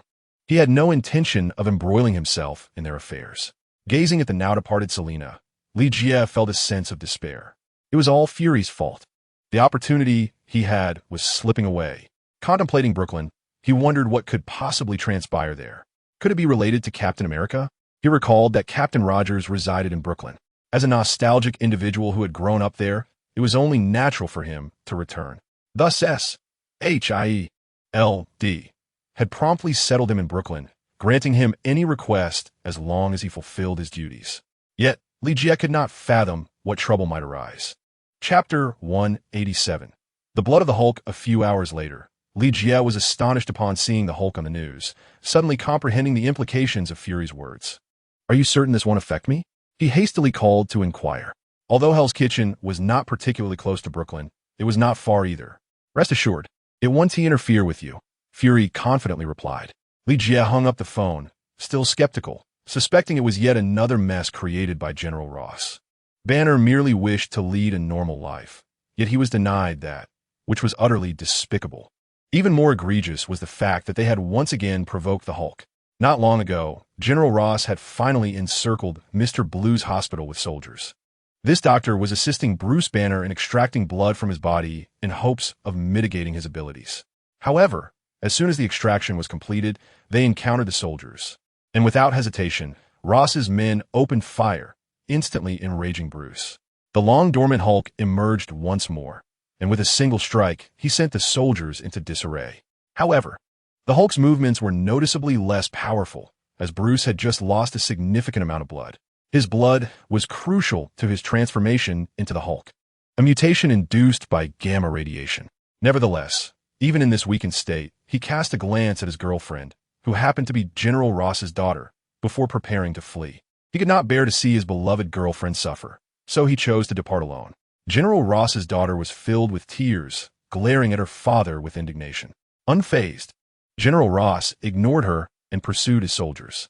As for the soldier who had fired recklessly, he would soon face the consequences. Was it a jest? After all the effort put into capturing that formidable figure, he could not allow him to escape. Thus, he hastily followed his soldiers, determined to seize him. Despite neglecting his own daughter, she rushed after him, pleading for him to spare Bruce Banner. In an instant, the laboratory was left with only Blonsky and the doctor. Blonsky advanced and seized the doctor, demanding, "Give me what he possesses." "No, you will perish," the doctor replied, unwilling to comply. No one could withstand the potency of Banner's blood, except for Banner himself. The gamma rays would annihilate humans in an instant, without mutation. "Then you shall die first." Blonsky disregarded his warning, fixated solely on acquiring power. The very object of his desire lay before him, the blood of the Hulk, a means to enhance his strength. As he spoke, he tightened his grip, intent on choking the doctor to death. Feeling the imminent approach of death, the doctor cried out, "I am willing to assist you. Just let me down." Blonsky released his grip, and the doctor fell onto the bed. "Hurry," Blonsky said, retrieving a vial filled with dark blood from his pocket. "Inject this as well." This blood was derived from the remnants of the abomination, and he intended to inject it alongside the Hulk's blood into his own body. This would grant him immense power, enough to overpower the Hulk. "What is this?" The doctor was taken aback, staring at the object in his hand. "Just do as I say," Blonsky replied impatiently. Chapter 188. The Enhanced Abomination. Soon, Blonsky was adorned with numerous vials. The doctor placed a bottle of Hulk's blood into the apparatus. "Not enough?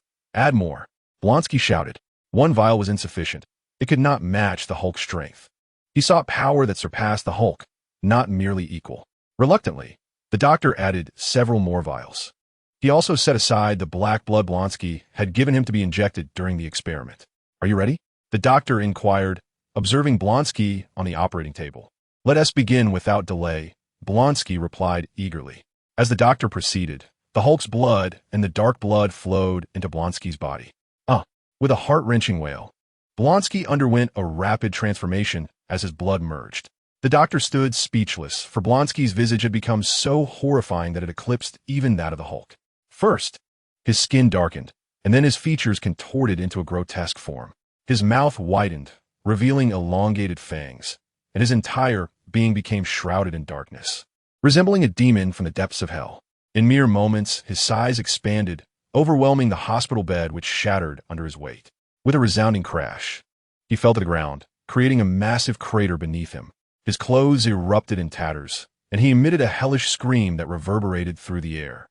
The sound, akin to a sonic wave, instilled fear in many, including the doctor, who trembled in terror and echoed a cry of fright.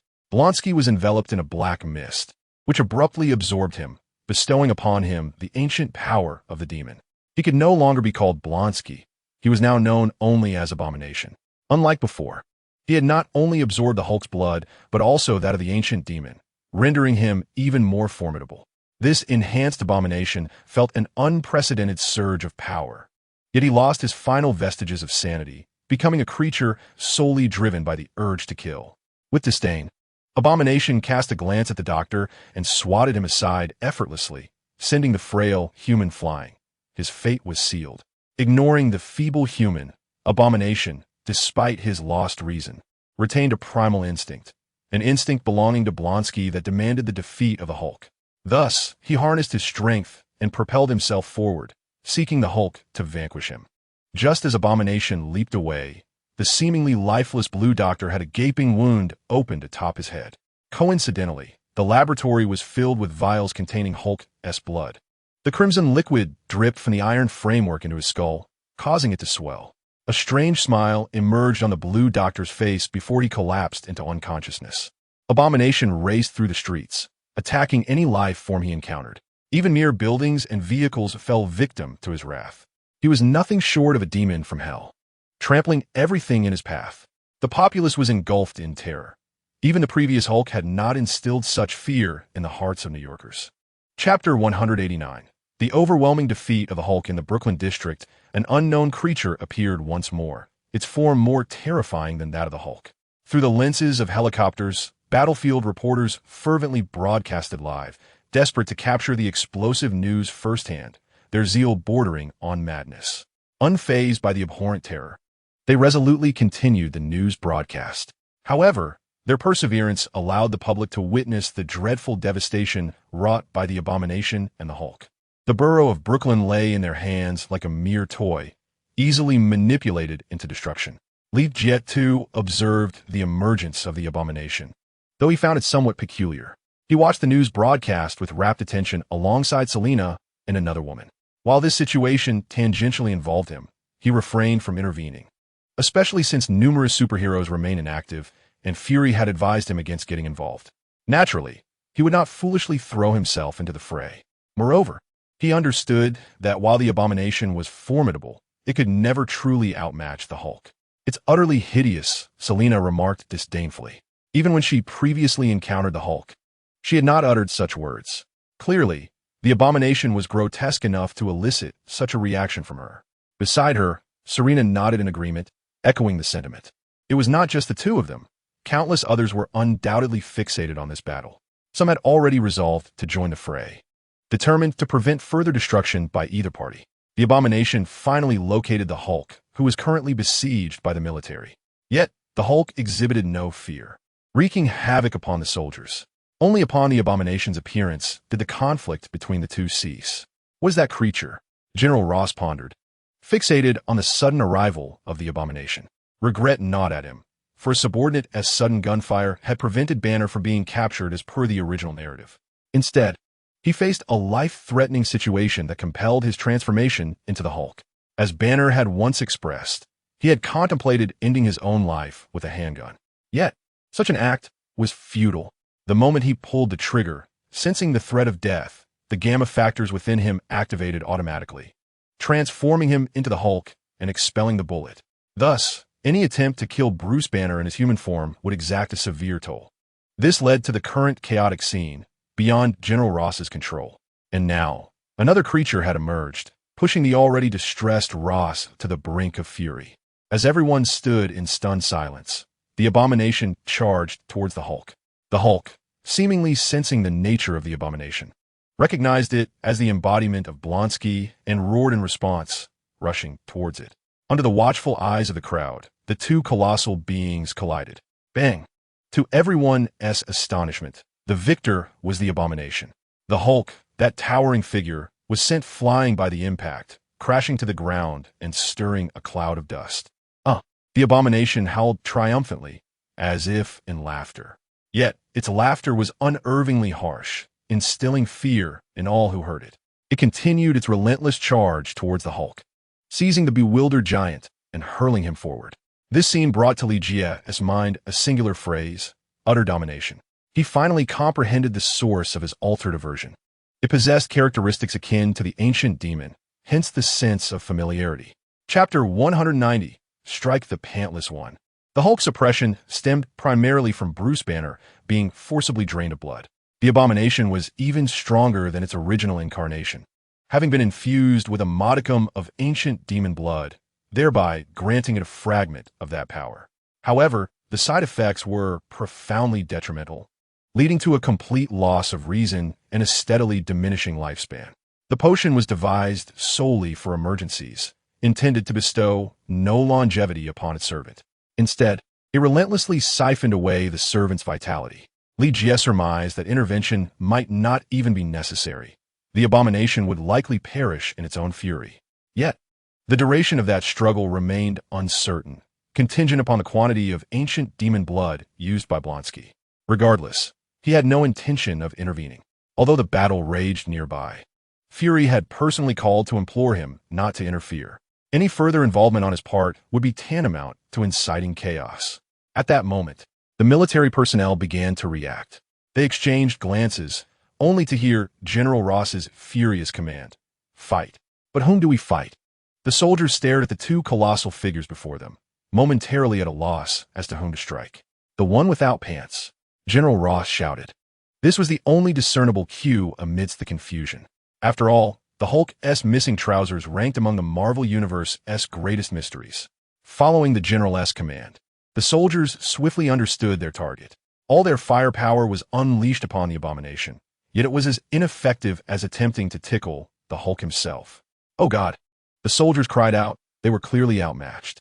Suddenly, the Abomination hurled the Hulk towards them. "Run! Run!" Ross shouted anxiously from the skies. This also drew the Abomination's gaze towards his helicopter. In its subconscious, it recognized this old man as the one orchestrating its wrath. Thus, the Abomination roared and temporarily relinquished the Hulk, climbing skyward. The surrounding structures served as its staircase, and in mere seconds, it ascended to the heavens. The Abomination lunged at the helicopter, startling General Ross and his daughter Betty aboard. General Ross frantically urged the pilot to elevate the helicopter, yet ultimately, they were ensnared by the Abomination. Fortunately, the Hulk, having caught up, managed to drag the creature down. However, the helicopter was sent spiraling away like a kite severed from its string. The Hulk, aware of his inability to prevail, hastily rushed to embrace Betty and Ross aboard the aircraft, making his escape. Initially, he had no intention of rescuing Ross.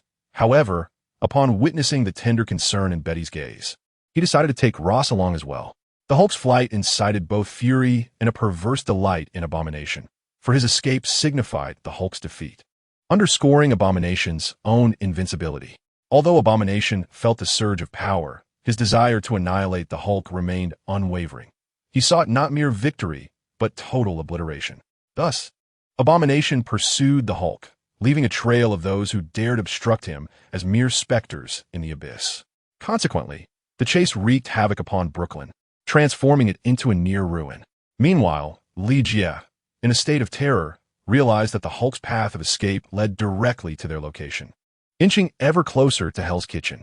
"I hope nothing goes awry," Li Jie thought apprehensively. Chapter 191. Li Jie, eliminated just as he completed his silent prayer. A scream erupted from Selena. "Oh, damn it!" She cursed vehemently, for from her vantage point, she beheld her bar, under renovation, being demolished by Abomination. A colossal hole had been smashed into it, reducing the nearly completed establishment to rubble. In a fit of rage, Selena cried out once more, "Li Jie, eliminated!" Li Jie, equally incensed, shouted, "Damn it!" as he witnessed the silver dragon parked outside, being crushed by a massive boulder hurled from elsewhere. His eyes turned crimson with anger at the folly of these two fools, who not only fought but also dared to provoke him. At that moment, the system issued him a new task: defeat or eliminate the enhanced Abomination. Without hesitation, Li Jie chose the latter. "What are you waiting for?" Selena urged, nudging him. Li Jie snapped back to reality, donning his shadow cloak, while instructing Friday to message Fury. "Damn it, I want compensation." Fury, upon receiving the message, found himself amused yet exasperated, fully aware that he could not prevent Li Jie from intervening. As Abomination continued its pursuit, it suddenly felt a sharp pain in its head. While previous bullets had merely tickled, this time there was a twinge of discomfort. Turning its gaze, Abomination spotted a figure clad in a blue costume. wielding a shield and staring defiantly at it. "Come on, big guy." It was Captain America, who would heed no advice from Fury to refrain from intervening. His spirit was one of self-sacrifice and altruism. The newly designed combat suit from S.H.I.E.L.D. felt quite satisfactory. As he taunted, Abomination lunged at him. "Oh no," he murmured, hastily sidestepping.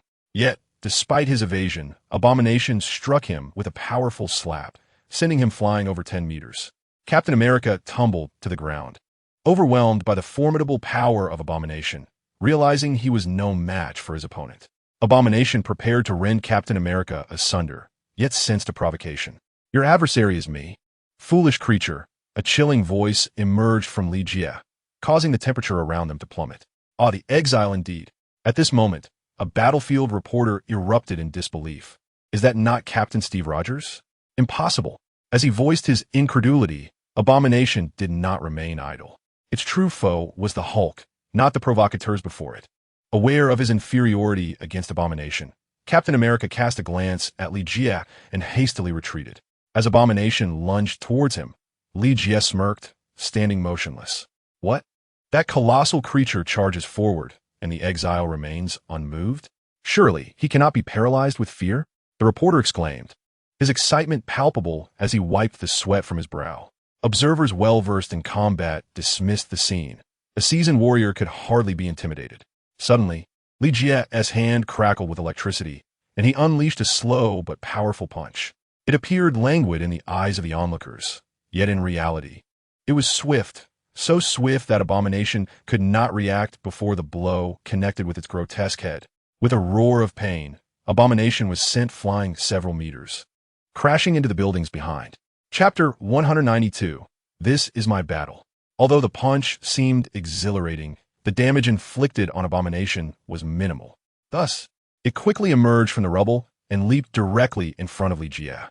"Be careful," Captain America shouted from the sidelines. As for intervening, in such a high-level battle, his involvement would mirror his previous predicament. Despite being a super soldier, he had sustained considerable injury from the earlier encounter. Li Jie and Abomination clashed fiercely. Unbeknownst to him, the exile was indeed Li Jie. He remained unaware as he was still recuperating and had not yet re-engaged with S.H.I.E.L.D.'s operations. Consequently, S.H.I.E.L.D. had withheld such vital information from him. After all, Li Jie's status had been elevated by Nick Fury to level 10, the highest classification of secrecy, accessible only to a select few within S.H.I.E.L.D. Li Jie's physique differed greatly from that of Abomination. Unless he had cultivated techniques to enlarge his form, he was limited in that regard. However, their strengths were not dissimilar. It was merely that Li Jie was unaccustomed to such visceral combat. As a cultivator, he was not Kryptonian, and this raw, hand-to-hand fighting was unfamiliar. Yet, he undeniably relished the experience, feeling an exhilarating release of all his pent-up pressure. It is evident that, despite his formidable strength, he was insufficiently equipped to inflict significant harm upon the Abomination. In a moment of carelessness, he was sent hurtling through the air by a single punch from the creature. In front of the television, Selena furrowed her brow, her heart brimming with concern. Had she known, she would not have allowed Li Jie to engage. What if he were to sustain injuries? Yet, her faith in him soon rekindled. There existed nothing that this man could not resolve. With this thought, a captivating smile graced Selena's lips. It was as if a reciprocal exchange of blows had occurred. Moments ago, Li Jie had sent the Abomination flying, and now it was his turn to be struck down. Remarkably, he emerged unscathed. Since his foundation was established, his physique had grown increasingly robust. Although he was not a body cultivator, he possessed remarkable physicality. With each cycle of spiritual energy, his body reaped the benefits, becoming ever more solid. However, unbeknownst to the onlookers, the scene within remained obscured until the dust settled around them. The Abomination grinned malevolently as it charged forward, intent on crushing Li Jie into dust with its immense power. Yet, just as it surged ahead, a woman suddenly descended from the sky before it. With a cruel smile, the creature showed no mercy, especially not to a beautiful woman. Suddenly, a wave of tremors accompanied by a flash of electricity surged toward the Abomination. The impact forced the creature to stagger backward several steps before it regained its footing, shaking its head as if dazed. Protecting Li Jie was none other than the timely arrival of Wonder Woman, Diana, her arms crossed, having generated the shockwave with her guardian silver bracelets. "Are you all right?" Wonder Woman beamed at Li Jie. He shook his head and replied with a smile, "Stand aside. This is my battle." Diana frowned slightly, but Li Jie proclaimed with authority, "Allow me to demonstrate the true combat style of a cultivator." Chapter 193, Summoning Wind and Rain. Li Jie had ignited his true fire, thus uttering these words. He intended to exhibit the authentic method of a cultivator's battle, which transcended mere displays of muscle akin to a bodybuilder. Observing the determination in his eyes, Diana instinctively stepped aside. Having seen the news, she had flown in from London, but it now appeared she would have to assume the role of a spectator. Li Jie soared into the air, not merely leaping, but genuinely flying, akin to her own abilities. A smile spread across Diana's face. It seemed Li Jie had been concealing his true capabilities. Having reached the core formation stage, he could wield spiritual energy for brief flights. Nonetheless, even in flight, the consumption of his internal energy was notably rapid. Only upon reaching the nascent soul stage does one's internal spiritual power flow continuously, allowing the consumption of energy during flight to be offset and enabling sustained aerial movement. Li Jie suddenly realized the inadequacy of his current artifacts. As a qualified cultivator, how could he be without a reliable treasure? Even Wonder Woman, Diana, endowed with divine blood, possesses a plethora of wondrous items. A glance at himself revealed that apart from a single shadow cloak, which barely qualifies as an artifact, he had nothing of worth. Moreover, compared to Wonder Woman-esque treasures, his cloak seemed woefully inadequate. Resolving to procure a true artifact, Li Jie began to employ celestial techniques. As a cultivator, one must learn a multitude of such arts, encompassing both offensive and defensive spells, beyond just the inherent skills of the boundless immortal Tao. The technique he currently wielded was one he had purchased with his cultivation points. Summon Wind, Li Jie intoned coldly, and with a flick of his hand, a thunderous dragon materialized before him. Yet beside this dragon was an immense tempest. The technique he had acquired was a remnant from the world of immortal reversal, the art of summoning wind and rain. Though its name may not convey much might, it is devoid of elemental restrictions. Thus, the storm Li Jie conjured became a tempest of thunder and lightning. Moreover, it took the form of a dragon, one of the ancient four sacred beasts, greatly amplifying its power. Roaring, the thunder dragon surged toward the abomination, whipping up clouds of dust as it advanced. The abomination sensed the impending threat and howled, attempting to evade. However, under Li Jie's command, the dragon ensnared it within its grasp. Lightning cascaded from the heavens, striking the abomination and scorching its very flesh. Yet, Li Jie's strength remained insufficient. He could only summon a single hurricane, and his boundless immortal Tao permitted him to utilize only the extreme thunder path. As his powers grew, he would be able to summon multiple hurricanes simultaneously, each with diverse elemental attributes, not merely confined to the realm of thunder. Once the thunder dragon vanished, the abomination knelt on one knee, its form disheveled and battered. However, the ancient demonic blood coursing through its veins allowed for a slow recovery. In comparison to the terrifying regenerative capabilities of the ancient demon, the abomination's healing was vastly inferior. Nevertheless, its wounds gradually mended. It gave Li Jie a sinister grin, as if to taunt him. With hands crossed behind his back, Li Jie pointed skyward once more. Summon rain. The heavens abruptly darkened, and the spiritual energy within him began to deplete rapidly, barely allowing him to sustain flight. Chapter 194, Annihilation of Souls. In an instant, dark clouds enveloped all of New York, casting an unprecedented weight upon the hearts of its inhabitants. The oppressive atmosphere preceding the storm left everyone gasping for breath. As many gazed at the television, awestruck by the celestial figure of Li Jie, their mouths fell agape in astonishment. However, as the broadcast abruptly ceased, they were left in the dark about the unfolding events. Some dismissed it as merely a video crafted by human hands. Suddenly, a torrential downpour of thunder and lightning cascaded down, striking only the abomination. With the naked eye, one could perceive the potent force of the lightning contained within. It was a manifestation of divine might, the purest form of thunderous energy, majestic and imposing. The abomination let out a pained cry as it was battered by the storm. Simultaneously, it sensed its wounds becoming irreparable, as if a righteous energy was obstructing its healing.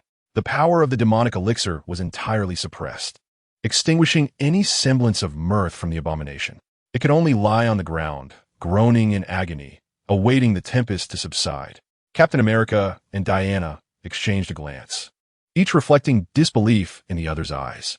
Diana, having fought alongside Ligia before, recalled that while he had wielded lightning previously, he had not reached such formidable heights. As for Rogers, he was utterly perplexed, unable to fathom the emergence of such a powerful figure. The rain of thunder did not last long, as the brief interval was sufficient to render the abomination incapacitated. Yet, despite the overwhelming assault, it remained alive, clinging to a thread of existence.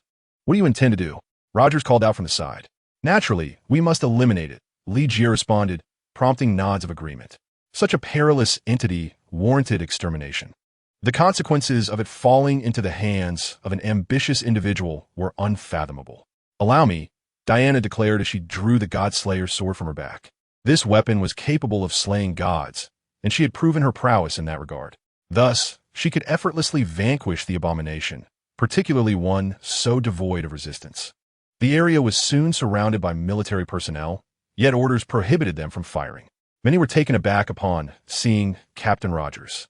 As soldiers, they might not recognize the current president, but they could not possibly be unfamiliar with Captain Steve Rogers. In many ways, he was a living deity. No need. The system had tasked him with the kill. He did not wish to let this opportunity slip away. "Then you must act swiftly," Diana cautioned, glancing around. Should they attempt to seize the abomination, unforeseen consequences could arise. Before any orders could be given, Ligia boldly approached, placing his right hand upon the abomination's head, and he beheld the terror in its eyes. Only now did it comprehend fear. Too late, Ligia whispered, closing his eyes amidst the bewildered gazes of those around him. The path of extreme souls was summoned by him, and he lightly uttered 2 words: annihilate souls. The path of extreme souls harnesses the power of the soul. Thus, despite his depletion of spiritual energy, his soul's power remained abundant. Annihilate souls is an offensive technique of the path, embodying its literal meaning, directly extinguishing the soul, regardless of who it may be, as long as they possess a soul. Chapter 195. Fear is a valuable asset. Fear is indeed a valuable asset, provided one can conquer it. Ligia gazed upon the fallen corpse of the abomination and spoke softly. Fear can bestow strength upon a person, as long as they can overcome and transcend it. Therefore, it is not necessarily true that beings unafraid of fear are stronger than those who are. The abomination serves as a prime example, having met its demise at Ligia's hands. Captain America observed the dimming eyes of the abomination, realizing it had been vanquished. After casting another deep glance at the cloaked figure, he took his leave. As Ligia found himself encircled, he remained unfazed. He exchanged a glance with Diana, and together they ascended into the sky. The military could only watch as they departed, and the helicopters dared not intervene. Only when they had flown a considerable distance did Ligia alight upon a rooftop. His spiritual energy had once again been depleted. Forcibly invoking the elements was still beyond his current capabilities. Even if he managed to summon them, their potency would be limited. Although he had effortlessly slain the abomination, he was not entirely satisfied. Diana landed beside him, observing Ligia as he removed his shadowy cloak, his complexion somewhat pale. "You've grown stronger," she remarked. "Indeed, I am constantly evolving," Ligia replied with a smile. "You don't seem well," Diana expressed her concern. Ligia waved his hand dismissively. "It's nothing. I just need a moment to rest." "Care for a drink?" he inquired. Diana shook her head. "Perhaps not. I have matters to attend to." Ligia chucked. "Did you fly all the way here?" "Yes, and now I must fly back," Diana complained, realizing that had she known Ligia could resolve the situation so effortlessly, she would not have waded into the fray. "I must take my leave. I suspect the old curator is searching for me again," Diana said, frowning. It must be noted that her frown was rather endearing, prompting Ligia to nod in agreement. He watched as Diana soared into the sky, her demigod lineage granting her invulnerability and the ability to fly at will. Yet, despite living among humans for decades, Diana remained remarkably innocent, untainted by her experiences, and retained her charming nature. Though Li Jie had only seen her on the silver screen before, comparing the two, she remained unchanged. After resting for a while, Li Jie returned to Hell's Kitchen. At that moment, New York appeared as though it had endured a great battle. Fortunately, the recovery efforts were swift. It would not be long before the city regained its former splendor. Once the turmoil of war subsided, people gradually emerged from their homes to breathe the fresh air. Sirens wailed in every direction, accompanied by various rescue teams. The atmosphere was truly terrifying. Fortunately, heroes had come to our rescue. Indeed, I seem to have glimpsed Captain Rogers. In the exile, that cloaked figure of the exile, a group of individuals excitedly discussed, unaware that Li Jie was the hero they spoke of. However, Li Jie had no desire to assume the mantle of a hero. He had never fancied the notion. The term carried an air of curse, as if no true hero could remain alive. Thus, Li Jie preferred to evade the title of hero, for his actions were always self-serving. Had it not been for the system's issuance of a mission and the Abomination's destruction of his beloved vehicle and Selina's bar, he would not have acted with such anger. Nonetheless, Diana had arrived just in time. Chapter 196. The Sword of Extermination task completed. Congratulations to the host for eliminating the enhanced abomination. You have earned a chance for a grand lottery. A voice echoed in Li Jie's mind, prompting his curiosity. What is the grand lottery? The grand lottery entails the acquisition of items of substantial value. The system's response pleased Li Jie, yet he refrained from immediately participating in the lottery. He was still in the bustling streets, and should he obtain something, it would be difficult to explain. Thus, he hastened his steps homeward. Upon reaching the antique shop, he found Selina gazing mournfully at her bar. "Damn it, it's fortunate you dealt with it," Selina remarked. Her eyes filled with a fierce desire to shred the abomination into countless pieces, had it been human. Even with its demise, Li Jie's actions could hardly quell the wrath she felt. "Let us retreat inside for a moment. Later, I need to have a serious discussion with someone." Li Jie embraced Selina as they entered the antique shop, subsequently closing it for business. He instructed Friday to connect him with Fury. "You must compensate for this," Li Jie stated directly. Fury was taken aback by Li Jie's misfortune. Not only had the bar, which had not yet been completed, suffered further destruction, but his cherished vehicle had also been ruined. "Fear not, S-H-I-E-L-D will leisurely assist you in rebuilding the bar," Fury replied with resignation. Li Jie scoffed and inquired, "What about my car?" Fury paused, having witnessed the state of Li Jie's devastated vehicle. It had been struck by a boulder and was beyond recognition. Thus, he lamented, "S-H-I-E-L-D is at a loss here. Considering your actions today have incensed me, I shall take several weeks off work," Li Jie remarked, leveraging the situation. Fury found himself powerless to counter Li Jie and consented. "Very well." Coincidentally, S-H-I-L-D was currently disinclined to pursue other matters, thus granting Li Jie a sense of freedom. Following this incident, they recognized that S-H-I-E-L-D could not keep a close watch on Li Jie, leading to the withdrawal of their surveillance agents. With such formidable combat prowess, how could Li Jie be easily monitored? As the king of spies, Fury undoubtedly understood the impossibility of that. Satisfied, Li Jie hung up the phone and arranged to take a stroll with Captain America a few days later. Indeed, it was merely a stroll. Otherwise, there would be little reason for them to act in concert. After calming the irate Selina, Li Jie hurried back to his room, eager to engage in the lottery. System. Commenced the lottery. He recalled the last time he participated, when he had won the Thunder Fist, although it had resolved his predicament at that moment. He remained hopeful about the lottery's potential. Before him appeared an enormous, magnificent wheel, starkly contrasting with the previous lottery experience. As the wheel gradually came to a halt, the pointer landed on something that made Li Jie's heart skip a beat. It indicated the ancient artifact, the Sword of Extinguishing Immortals. This was a treasured weapon wielded by the Heavenly Sovereign, and Li Jie could scarcely fathom that he had actually drawn it. Moreover, he was astonished to discover that the system possessed such significant capabilities, even encompassing ancient relics. The Heavenly Sovereign was a figure of immense renown, a being that commanded universal awe. Thus, Li Jie felt a mixture of anxiety and anticipation. How could he possibly wield the Sword of Extinguishing Immortals? It wasn't until he noticed the subsequent inscription that he grasped the situation. Chapter 197. Blood Oath of Mastery. It turned out that this sword of extinguishing immortals was a counterfeit, albeit one modeled after the original. While this realization left Li Jie somewhat disheartened, despite being unable to control the true sword, he still yearned for it. He inquired of the system, what is the nature of this sword of extinguishing immortals? This is a formidable imitation of the sword of extinguishing immortals, originally belonging to the heavenly sovereign. Its power, though only a fraction of the true sword, remains sufficient for the host to vanquish evil foes, the system replied, alleviating Li Jie's concerns to some extent. Can I wield it? Li Jie asked. Indeed, came a response. Upon receiving confirmation, Li Jie summoned the sword of extinguishing immortals. Although this counterfeit fell far short of the original, it still exuded a palpable aura of menace.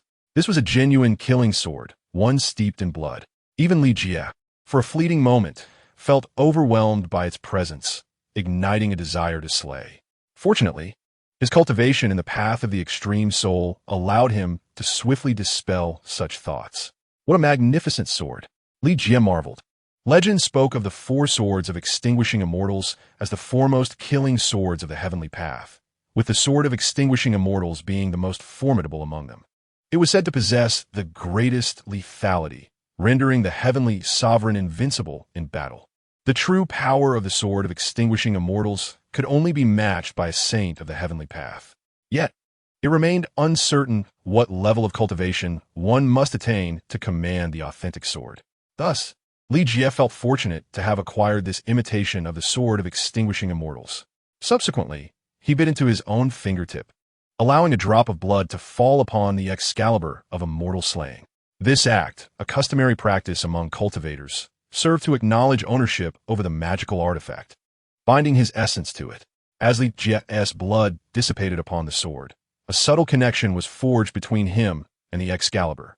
Moreover, the menacing aura emanating from the sword could no longer inflict any substantial harm upon him. With a faint smile, Li Jie deemed it the perfect moment to practice his sword control technique. The velocity of flight using the sword would undoubtedly surpass that of his direct reliance on spiritual energy. He immediately consulted the system in exchange for the sword control technique of the 10,000 Sword Sect. This technique was merely the foundation for sword cultivators, a significant faction among the practitioners of cultivation. However, individuals with innate talent were scarce, and those possessing exceptional swords were even rarer. It was only upon acquiring the Excalibur that Li Jie chose to embark on the path of swordsmanship. The 10,000 Sword Sect was a venerable sect from ancient times, renowned as the foremost sword sect of its era. Its unparalleled technique, 10,000 swords converging, was legendary, and Li Jie eagerly anticipated witnessing its might unfold in this world. After assimilating the sword control technique, he immersed himself in cultivation. Baron Zemo was currently in a dire predicament. He had gone to great lengths to uncover the information regarding the warehouse. The cautious U.S. military had deployed Raptor fighter jets, annihilating his ancient demon squad and inflicting a heavy toll upon him. Nevertheless, despite this setback, the blow was not overwhelming. After all, Mr. Daogu still possessed a plethora of potions that could enable him to create more super soldiers, along with various other novelties. What irked him was that his young subordinates had located the two individuals Mr. Daogu was seeking, but were unwilling to hand them over, citing the complexity of the situation and the need for time. This left Baron Zemo seething with rage, wishing he could strangle them. Without the two individuals Mr. Daogu desired, he could not proceed with the next transaction, as per Daogu's own words. Chapter 198, The Hellfire Club. As night descended once more upon New York, the day's events had unfolded numerous tales, leaving some in joy and others in sorrow.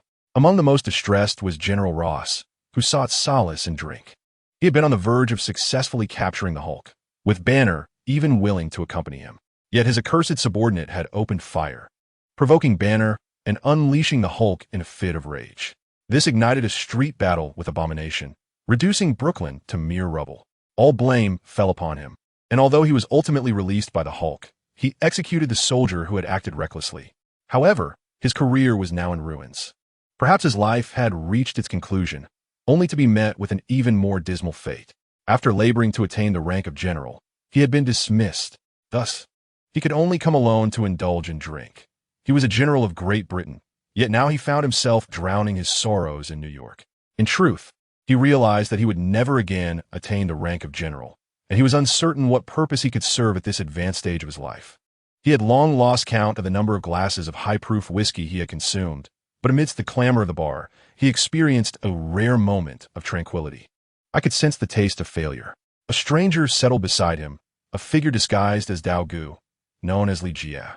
General Ross merely cast a glance his way and continued to drink in silence. "Who are you?" The stranger's persistent gaze finally provoked a response. "You may call me Dao Gu," Li Jie replied slowly. "What do you want?" Ross retorted, "Are you seeking out a failure?" Li Jie smiled. "Though you have faltered, there exists a possibility for collaboration."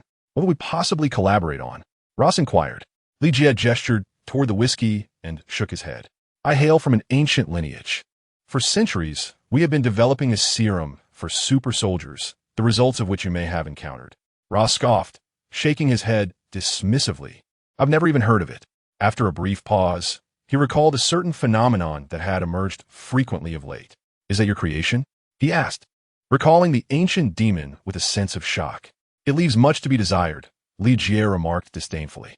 "The true marvel has yet to be unveiled."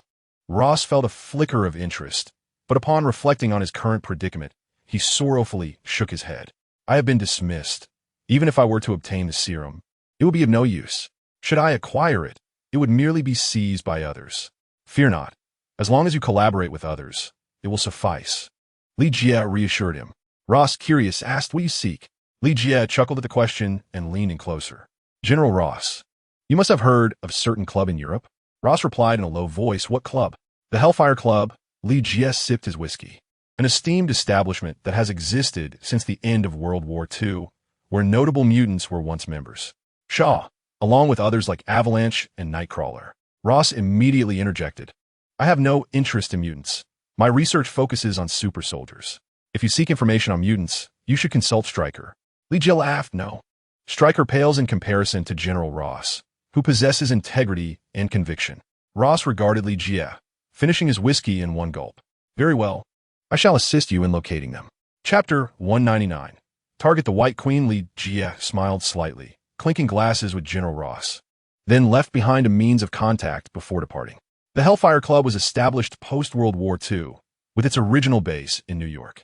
Its primary members were formidable mutants of that era, White Queen, Shaw, along with Avalanche and Nightcrawler. However, during the First War, Shaw and the latter two members met their demise. Certainly, Li Jie was primarily in search of the White Queen. Her abilities were quite exceptional, and after the first battle, she vanished. It was uncertain whether she had met her demise. He now felt an overwhelming burden, mainly due to his lack of manpower. As a cultivator, how could one possibly handle every matter personally? Such an approach would leave no time for cultivation. Thus, he needed to find assistance. Moreover, he preferred that his helpers not be men. However, Selina currently lacked the strength to be of any significant aid. Only Catwoman could offer some support, albeit limited, for her powers were merely on par with an ordinary human, falling short when compared to those of mutants.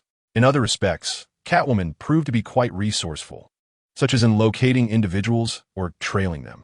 It was Catwoman who had tracked down Ross earlier. Li Jie felt it was imperative to return to his cultivation. He needed to swiftly master the sword of extermination to enhance his strength.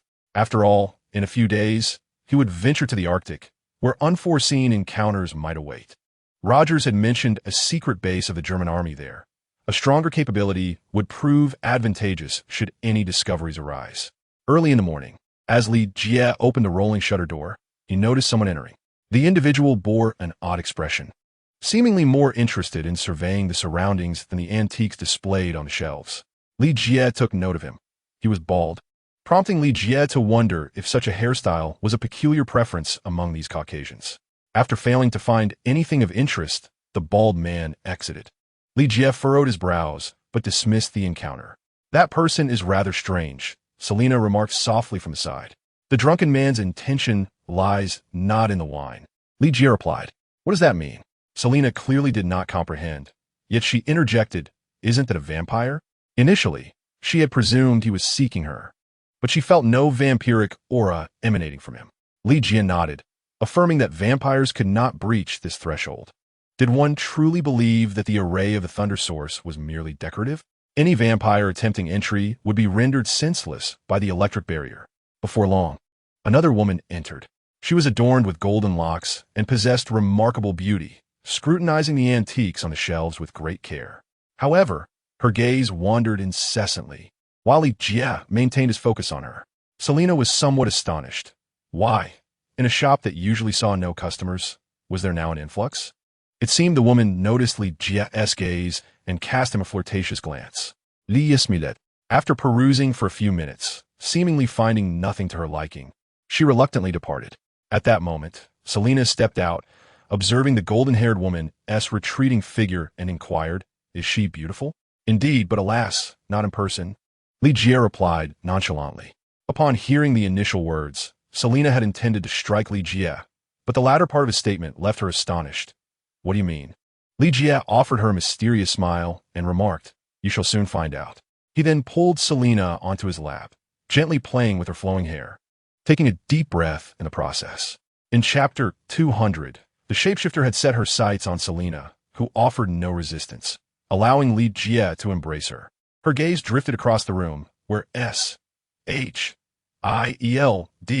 had heeded Fury's words, prioritizing the renovation of the bar. Though she found the peculiar command baffling, the subordinates obediently complied. As Selina observed, a rotund figure obstructed her view, a middle-aged woman, whose ample form was somewhat disconcerting. However, Li Jie's continuous caresses through her hair rendered her speechless. He held her closely, scarcely acknowledging the woman. The middle-aged woman cast a glance at the two, chuckling. "How much for this piece?" It was a bowl, but clearly not an antique, merely a gift from the previous owner of the shop. $500. Li Jie replied without a glance. "Are you jesting?"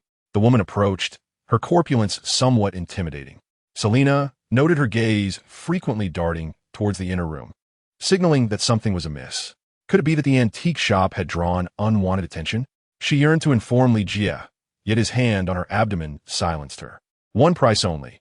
Take it or leave it," Li Jie stated casually. Observing their seemingly oblivious demeanor, the woman remarked, "You two make quite the couple. Have you eaten yet?" Throughout her speech, her focus remained elsewhere, prompting Li Jie to scoff at her lackluster performance. "Are you searching for the little trickster, the shapeshifter?" Li Jie abruptly ceased the playful banter and revealed the truth. After all, he had been engaged in such dealings for decades, and it was surprising to encounter such a blatant oversight. Selina tilted her head in confusion. She knew well who the shapeshifter was, the very individual who had injured her that night. "What are you talking about? Who is the shapeshifter?" She feigned ignorance, posing the question. Li Jie released Selina, chuckling, stopped the charade. While a person's appearance and voice may be altered, their soul remains unchanged. For Li Jie, who had cultivated the path of ultimate soul mastery, he recognized her as the same individual upon her transformation into the second guise. Thus, he felt compelled to share his insights with Selina. The essence of a person's soul cannot be modified. Hence, he could discern the shapeshifter through his mastery of the ultimate soul path. Unless the individual possessed profound knowledge of soul arts to conceal their essence, the truth remained evident. However, he had not known her identity until recalling the little trickster, which revealed her as a shapeshifter. Although the shapeshifter possessed only the ability to transform, if wielded skillfully, she could indeed serve as a valuable ally. Regrettably, her alignment with Magneto rendered her less than favorable in Li Jie's eyes.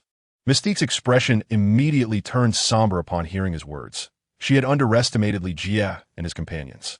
However, once Li Jie discerned her true form, there was no turning back. Thus, she unveiled her authentic appearance, her corpulent figure gradually dissipating, even her fair skin transforming into a shade of blue. Selina instinctively took a step back, startled by Mystique's visage. Mystique merely cast a glance her way, a look she had grown accustomed to. Such gazes from these humans had long fueled her insecurities. "Are you satisfied?" she retorted, directing her words at Li Jie. Yet, when she observed that his gaze was not one of horror, but of admiration, her tone softened considerably. Chapter 201, Do Not Provoke Me. She had only encountered such a look within her own kind, and not even among all of them. This was the primary reason she chose to align herself with Magneto, not merely for his ideology, but because he accepted her for who she was. In stark contrast, Charles clearly wished for her to present a different Fade. This divergence in their paths stemmed from the fact that the original Mystique was not inherently malevolent. However, after committing numerous misdeeds alongside Magneto, she had become quite the villain. Therefore, her essence remained untainted, and Ligia held no particular aversion towards her. Moreover, if Mystique's abilities could be harnessed for his purposes, it would undoubtedly be advantageous. Quite beautiful, wouldn't you agree? Ligia inquired of Selina. She scrutinized the transformation and replied, "From a non-human perspective, it's rather commendable." Rising to her feet, Selina cast a menacing glare at Mystique. "But you struck me last time. Do you dare approach me again?" "You?" Mystique questioned, evidently failing to recall the incident amidst the countless wrongdoings they had committed. "Well, since you are here, I shall inform you that the Mischief Maker is no longer present." Ligia interjected, halting their quarrel, and continued, "I am uncertain how you discovered the Mischief Maker's whereabouts. But tell Magneto to keep his hands off her."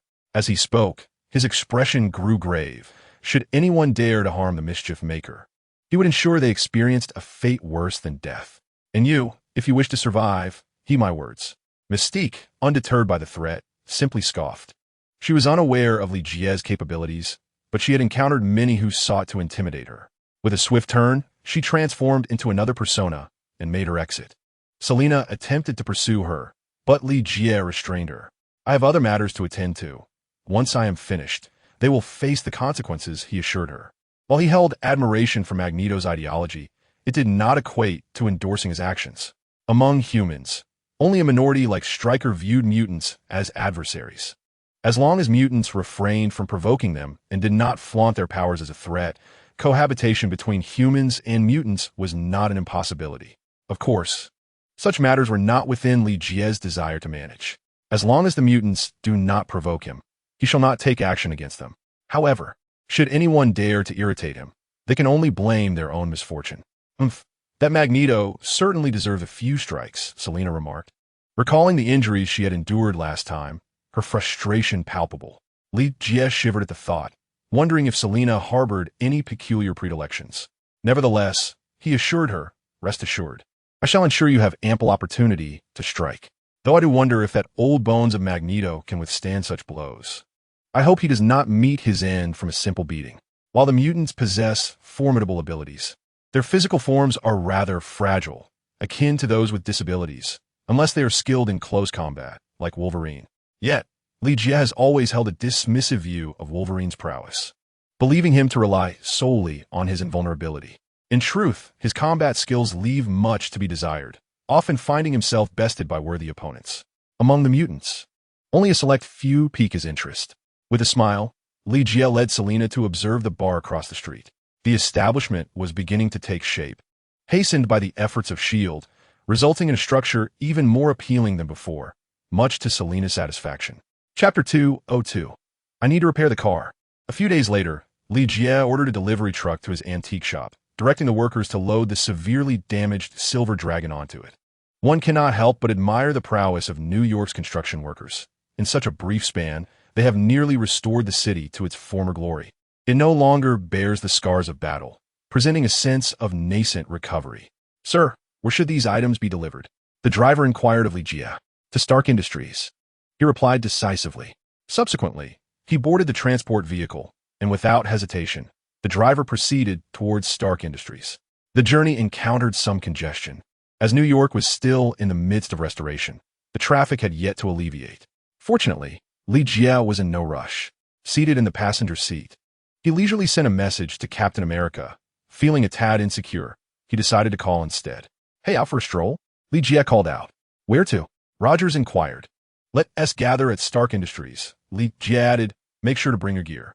The gear he referred to was, of course, Rogers' battle suit. A mere jacket would not suffice. Within S.H.I.E.L.D., the officers monitoring the situation reported to their superior, a woman, "Captain Rogers has been invited for a stroll. Is there anything unusual?" After a moment's contemplation, she asked, "What did he say?" "Nothing much, just mentioned to bring his gear," replied her subordinate. This remark led her thoughts astray, presuming the two were merely attending to physical needs. With a dismissive tone, She remarked, "No need to concern ourselves. Men are never to be trusted." Her subordinate acquiesced, pondering inwardly that while men may not be reliable, they certainly possess their own merits, choosing to disregard the matter altogether. The feeble excuse of a stroll had surprisingly sufficed to mask the past. Li Jie merely wished to prevent S.H.I.E.L.D. from intervening, although disclosing the truth would have posed no significant issue. The transport vehicle came to a steady halt before Stark Tower, leaving the employees of Stark Industries in a state of perplexity. Li Jie leaped down and instructed them to lower the Silver Dragon as well. "What on earth are you doing?" Tony, who had just approached in his sports car, appeared utterly bewildered. "I need to repair my car," Li Jie exclaimed with irritation. "Once you've resolved your matters, could you assist me in fixing it? It would be splendid if you could also modify it." Tony gazed at the Silver Dragon, now in disarray, and remarked, "Why not simply purchase a new one? Come now, none of the vehicles in your garage could possibly rival its charm." Li Jie retorted with a smile. "Impossible. All the cars in my garage are limited editions," Tony declared proudly, adjusting his sunglasses. "Is the aircraft ready?" Ye mooted softly. Tony nodded and instructed someone to summon Happy. "Let Happy escort you." He removed his sunglasses, glanced at his reflection in the car mirror, and proceeded into the tower. Not forgetting to turn back and instruct Happy, arrange for someone to transport this vehicle back. Although he was reluctant to undertake the repairs, he felt provoked by Li Jie's words. How could he accept that the cars in his garage, when combined, could not surpass the value of this dilapidated vehicle? He was determined to restore it, convinced that only he could accomplish such a feat. "Mr. Li, are we departing now?" Happy inquired. Happy was rather endearing, to which Li Jie simply replied with a smile, "I am still awaiting someone." He contemplated how fortunate it was that Tony had not encountered Captain America. Otherwise, he surely would have had a few choice words for him. Chapter 203. The new aircraft. Li Jie and Happy engaged in casual conversation until Rogers arrived, pulling up on his motorcycle. "You ought to consider modifying your motorcycle," Li Jie suggested. Rogers glanced at his bike and patted it, saying, "It's perfectly fine. The traffic is just too congested." "Are we ready to depart?" Rogers asked, surveying the two. "Yes, let us go." Li Jie produced a pair of sunglasses from seemingly nowhere, donned them, and added, "You'd best ensure that no one recognizes you." Rogers nodded in agreement and also put on a pair of sunglasses. He tossed his bag into the trunk, and everyone climbed aboard Happy's vehicle. Happy spoke up, "I've already arranged for that car to be towed back. Now, gentlemen, please fasten your seatbelts." As he secured his own, he reminded Li Jie and Rogers to hold on tight. "Is there a secret?" Rogers inquired with curiosity. Happy nodded solemnly and replied, "Indeed." Suddenly, the vehicle surged forward as if propelled by nitrous oxide, the speed skyrocketing. Rogers was jolted back by the force of the acceleration, nearly striking his head. "What is happening?" Rogers quickly asked, grabbing hold for stability. Happy was drenched in cold sweat, fully under intelligent control at that moment. This vehicle had been modified by the boss for the purpose of escape, and now, in the interest of time, there was no other choice. "Are you certain this is an escape?" Rogers remarked, incredulous. "This is murder, isn't it?" Only Li Jie remained unperturbed, sitting calmly in his seat, casually stating, "Have a modify my Silver Dragon as well." One cannot deny the advantages of speed. Within mere minutes, they reached a destination that would typically require several tens of minutes. "Are you carsick?" Li Jie inquired with a smile, glancing at Rogers, who was clutching the car for support. "No," Rogers managed to utter with difficulty. "Just." Li Jie interdicted, "a bit carsick." Rogers wished to say more, but he truly could not endure any longer. Happy assisted him in retrieving items from the trunk, after which Li Jie helped him aboard the aircraft. "I hope you won't be airsick," Li Jie chuckled. Although Captain America experienced car sickness, he was immune to air sickness. Otherwise, he would not have been able to battle Red Skull in the skies. Moreover, he only felt queasy in modern vehicles, as he had been quite sprightly during World War II. "The boss did not have me assign a driver," Happy remarked. "Rest assured, we have a driver." Li Jie replied with a grin.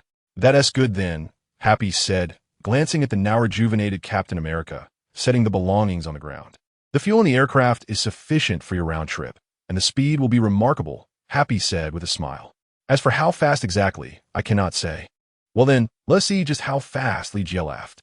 "Such matters are always better when expedited, and Tony always has some new invention." Happy nodded, then exited the aircraft, standing below and waving to the two. They waved back in farewell, before closing the door of the aircraft. This aircraft bore some resemblance to the Quinjet, yet it had undergone numerous improvements. Upholding the Stark family's enduring tradition, not only was Stark emblazoned on the exterior, but it was also present beside the controls. Unlike previous aircraft, this one lacked a control stick, which posed no challenge for Li Jie and his companions. Chapter 204. An encounter with the War Machine in the era of World War II, Red Skull's aircraft had transitioned away from stick control. After a moment of familiarization, Rogers successfully lifted the aircraft into the skies. Much like the Quinjet, it ascended vertically without requiring an extended runway. With a press of the red acceleration button, the aircraft surged forward after a brief pause. Seeing Rogers struggle to maintain control, Li Jie quickly shouted, all right, Friday, it's your turn, slow it down. Flying at such high speeds was feasible, yet it was evident that this aircraft was not entirely prepared. At the very least, the passengers should not feel the resistance of flight. Li Jie nearly lost his footing. Understood, sir. On Friday, they hastily took over as Rogers slowly retreated. He gazed vacantly at Li Jie and inquired, an intelligent butler?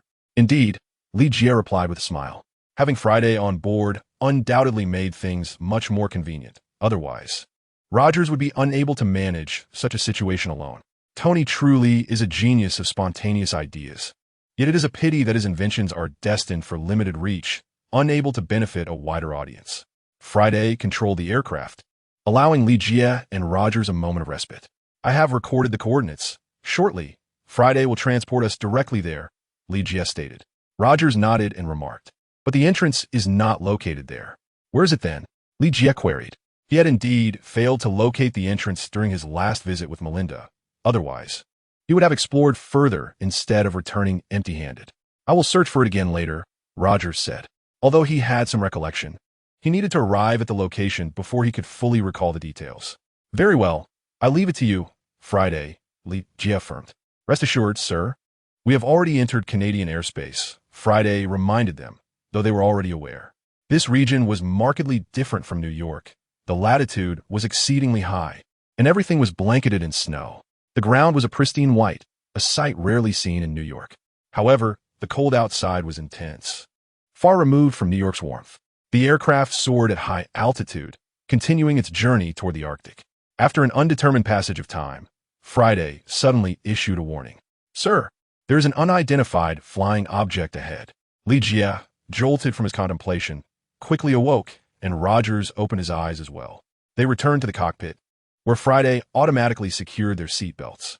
Can you see what it is? Li Jie asked, only able to discern the object's location on the radar, but not its nature. Yes, Friday replied, and a projection materialized before them. Li Jie observed that the vessel was quite advanced and recognized an emblem, a large insignia of the Avengers. A smile graced his face as a thought struck him. Friday, find me a truck, he urged, if memory served him correctly. The Avengers had come here due to the antics of the mischievous one. Professor Charles had sensed through his telepathy that Magneto intended to confront them, prompting the call for assistance. I have already located one, sir. It must be said that the high technology was indeed a testament to Tony's brilliance. After all, Tony had been known as a prodigy since childhood, and in matters of advanced technology, even the combined prowess of the Avengers could not rival him. Chapter 205. Storm and Jean, we are descending now, Storm, piloting the Avengers aircraft, announced. They had previously detected Li Jie and his companion's vessel, but had not given it much thought. As Storm descended, she finally spoke up to offer a reminder. The professor had assigned her and Jean Grey to retrieve Wolverine and Jubilee, and they could not afford any missteps. Following closely behind, Jean sensed something amiss and remarked on her intuition. She did not attribute this to her powers, but rather to a woman's sixth sense. She felt an undeniable compulsion to descend, fearing that failure to do so would lead to a lifetime of regret. Why? Jean pondered within, puzzled by her instincts yet unwavering in her belief. Among her abilities was telepathy, a fact she held with great conviction. Without hesitation, Storm followed suit. Captain, it is time to don the battle attire, Lee addressed Rogers. Of course, Rogers replied, glancing at the overturned truck below before turning to open his pack. Donning his combat suit and arming himself with his vibranium shield, he was fully equipped. Lee, disinterested in engaging directly, preferred to let the captain warm up. While he felt ill-equipped to handle the abomination, he was confident in dealing with mutants. especially since the ones below seemed to be no more than a level 3 threat, merely a beast. "Are you ready, Captain?" Lee inquired. "I am ready," Rogers affirmed, gripping his shield tightly. Lee looked down to see Logan hurled away and subsequently knocked unconscious, prompting a bemused reaction. How could Wolverine be subdued so easily? 3, 2, 1, go, Lee announced, flinging open the hatch. Seeing the short distance, Rogers opted against the parachute. As the hatch swung open, he aimed his shield at the ground and leaped out, plummeting rapidly. Upon landing, he executed a roll, dissipating the force of his descent.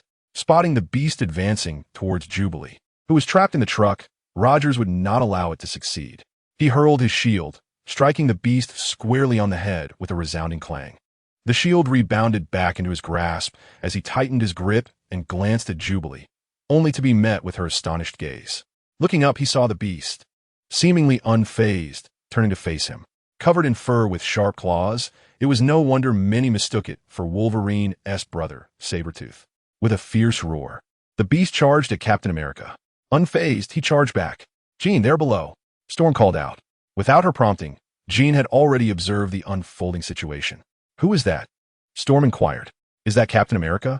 Jean replied uncertainly, exchanging a glance with Storm. This World War II hero had made a remarkable reappearance. Moreover, it appears that he has rescued the mischievous one and Wolverine. "Jean, look." At that moment, Storm spotted the previously seen aircraft with a man standing at the hatch, gazing at them. It seemed he sensed their attention as he smiled and waved at them. Chapter 206, Conquering This World. "Do you recognize him?" Storm inquired. "No, but I feel an odd sensation," Jean replied, shaking her head in confusion. Lee Jia, no longer regarding them, focused solely on the battle below, feeling a strange, inexplicable sensation, a signal from the extreme soul path, though its meaning eluded him. Thus, he waved back at the aircraft. Captain America faced yet another setback, being thrown aside by Beast. Despite being a super soldier, he found it challenging to contend with a mutant renowned for his strength. Fortunately, he emerged unscathed and quickly rose, opting for a tactical skirmish. His shield served not only as a defensive tool, but also as an offensive weapon. With a swift throw, the shield struck Beast squarely in the face, momentarily bewildering him. However, once Beast regained his composure, he unleashed a frenzied assault. Thankfully, Captain America remained agile, engaging in a dance of combat. Lee Jia glanced at the large truck and called out, "Captain, time is running short." Captain America responded, "Then why aren't you helping me?" "Someone will assist," Lee Jia replied with a smile. Just as he finished speaking, the sky dimmed, and a bolt of lightning struck Beast. Startled, Beast turned to see two women in uniforms reappear, one of whom extended her arms, her eyes turning wholly white. Boom! Another flash of lightning illuminated the scene, prompting Beast to flee in terror. Lee Jia leaped from the aircraft, shouting to Captain America, "Hurry, save the people, Captain." Captain America, with a resigned glance, shook his head and rushed to pull Logan down, then proceeded to aid the mischievous one. "My foot is stuck," she cried out in pain. Rogers used his shield to dislodge the trapped limb and lifted the mischievous one into his arms. Meanwhile, Lee Jia approached the two women. "I am Lee Jia," he said, extending his hand for a shake. They nodded in turn and introduced themselves. "Storm, Jean Grey." "So it is you," Lee Jia remarked, looking at Jean. "What do you mean?" Jean questioned. Lee Jia smiled mysteriously, saying, "Don't tell me you don't feel it." He then reached out, intending to touch Jean's face, the sensation of attraction growing stronger within him. He was certain she felt it too. Jean grasped his hand and said, "Don't do that." "Feel it," Lee Jia replied, gazing into her eyes. Jean, for reasons unknown, found herself utterly captivated by his gaze. Gradually loosening his grip, he felt an innate affinity towards her, a sentiment born from her psychic abilities. The essence of the extreme soul path rendered Lee Jia exceptionally alluring to individuals like her. Unbeknownst to both, they mistook this attraction for genuine romantic interest. The moment Lee Jia laid eyes on Jean, he was undeniably captivated. Among the mutants, few women piqued his interest, and Jean was certainly one of them. Of course, Storm was also a contender, for she possessed remarkable beauty. Upon traversing into this realm and grasping its nature, Lee Jia never entertained the notion of being confined to a singular partner. To adhere to the archaic concept of monogamy in this new world would be a profound insult to the very act of his translocation. Thus, he aspired to conquer this world, alongside the enchanting women within it. Chapter 207. This world requires more heroes. Li Jie's hand gently caressed Qin's face, her youthful visage still retaining a hint of innocence. She and Storm had only recently graduated under the professor's tutelage, and this operation was evidently their inaugural endeavor. Storm gazed at Qin in bewilderment, unable to comprehend why she capitulated so effortlessly. Although she too harbored feelings for the man before her, they were markedly less intense than Qin's. "You possess a power formidable enough to alter the world," Li Jie proclaimed slowly. The assembly was momentarily taken aback. Although they were unaware of Li Jie's true identity, his words resonated with undeniable gravity. Rogers, meanwhile, had begun to glean a semblance of understanding regarding Li Jie's formidable nature. A glimmer of hope sparkled in Qin's eyes. Since her enrollment, she had grappled with profound insecurities regarding her abilities, a plight exacerbated by the professor's manipulations. "Is that true? I have high hopes for you," she murmured, as Li Jie tenderly traced her cheek. Qin remained silent, her gaze fixed upon him. She yearned to perceive the depths of Li Jie's soul through her abilities, yet found herself incapable. Unlike the professor, she lacked the strength to discern emotions without direct contact. "Do you wish to master your true power? Do you aspire to be your authentic self?" Li Jie's words struck her like a thunderclap, leaving her momentarily speechless. "Consider it carefully," he advised, retracting his hand. "Each individual should wield their own abilities rather than be subjugated." He smiled warmly. Storm, perplexed, inquired, "Do you possess abilities akin to the professoress?" "No, I merely understand your innermost thoughts," Li Jie chuckled. "I require your powers, Storm." The notion struck him suddenly. Her ability to manipulate weather patterns would undoubtedly facilitate their journey to the Arctic. However, Storm merely shook her head with a smile. "But I do not require it. No, this world demands it," Li Jie declared with newfound seriousness. "This world requires a greater number of heroes, as does my quest for certain individuals. Would you truly wish to witness this realm descend into suffering?" Li Jie articulated a series of statements, leaving Storm momentarily taken aback. The individual he referenced was, of course, the unconscious Wolverine. The professor has always maintained that the world needs more formidable beings, not merely mutants. "If your assertions hold true, I shall comply." Storm, possessing a strong sense of justice, pondered Li Jie's words and ultimately acquiesced with a nod. With a smile, Li Jie addressed Jean. "Return and inform the professor that I shall seek you out and assist you in becoming your true self." Although Jean was still somewhat naive, his words stirred something within her, reminiscent of the time when the professor approached her, offering to help her manage her powers. However, it was evident that the professor had merely restrained her, unable to resolve the complexities of her abilities. Li Jie glanced back at the petite girl, who had just leapt from Roger's arms into his embrace. "Brother Li Jie," she exclaimed, her eyes welling with tears. "You must take care of yourself and accompany this elder sister," Li Jie reassured her with a smile. "Will you come to see me?" the girl implored. Gazing earnestly at Li Jie, he cast a look at Storm and Jean, smiling as he replied, "I will." Chapter 208. You Are Mine Once More. He stroked Jean's crimson hair as the girl eagerly boarded their aircraft. Although she was unaware of Storm and her companions' identities, they had undeniably showcased their extraordinary abilities. Clearly, she was not alone, prompting her to follow them without hesitation. Rogers, witnessing how easily Li Jie had charmed two powerful women, felt a sense of incredulity. This reminded him of his friend, Howard Stark. Their prowess in courting women was indeed comparable.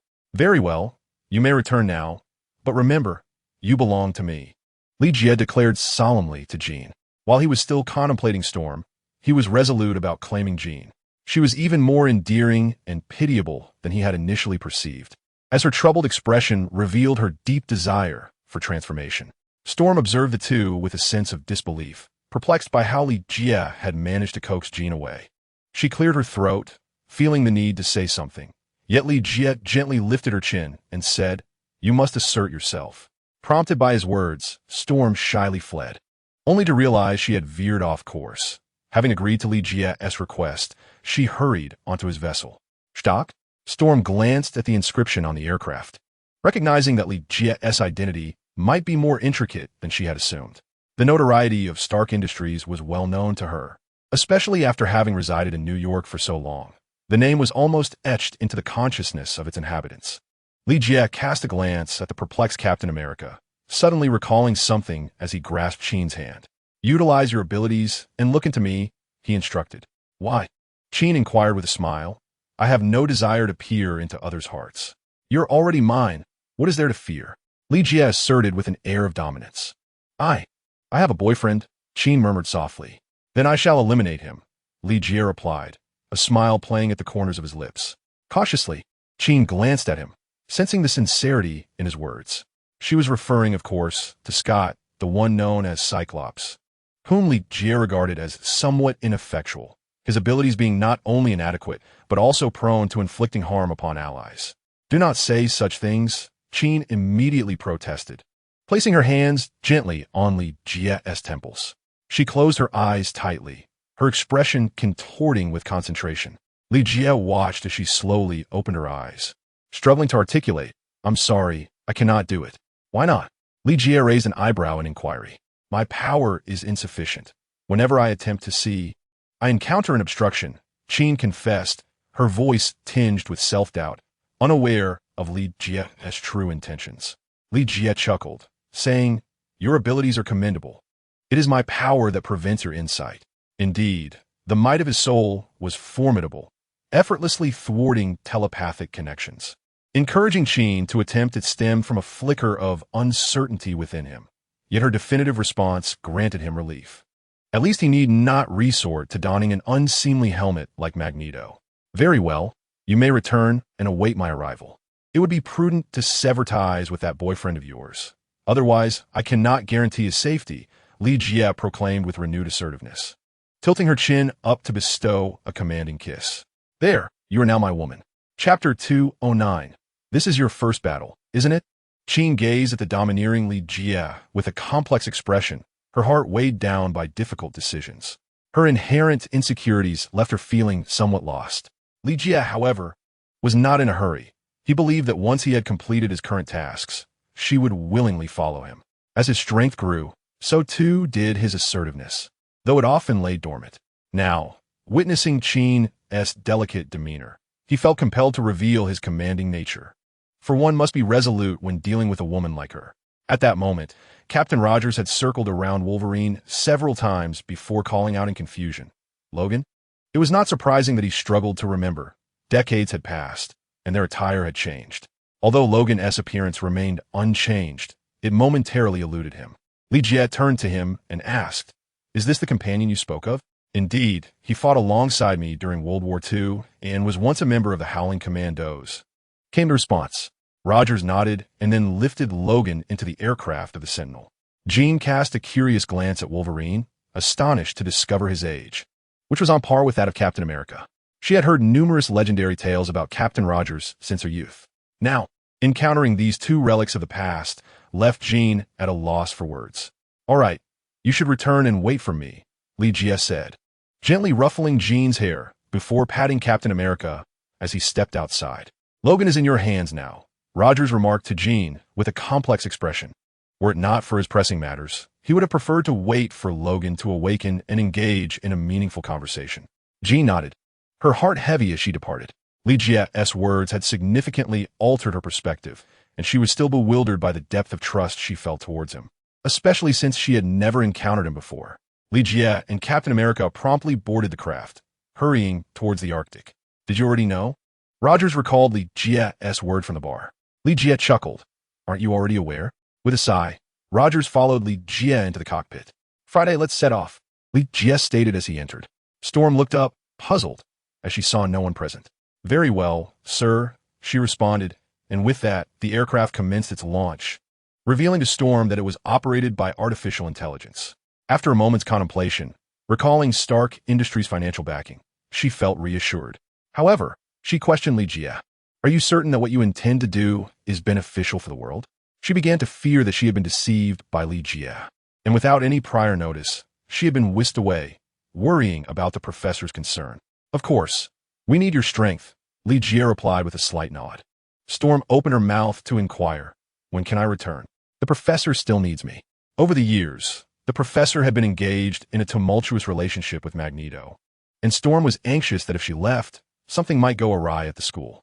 If all goes well, it will be soon, Li Jie said, glancing at Storm and shaking his head. What does your shaking head mean? Storm regarded Li Jie's gesture, feeling dismissed. Li Jie remained silent, only smiling as he remarked, This is your first battle, isn't it? How do you know? Storm instinctively replied, her cheeks flushing with embarrassment.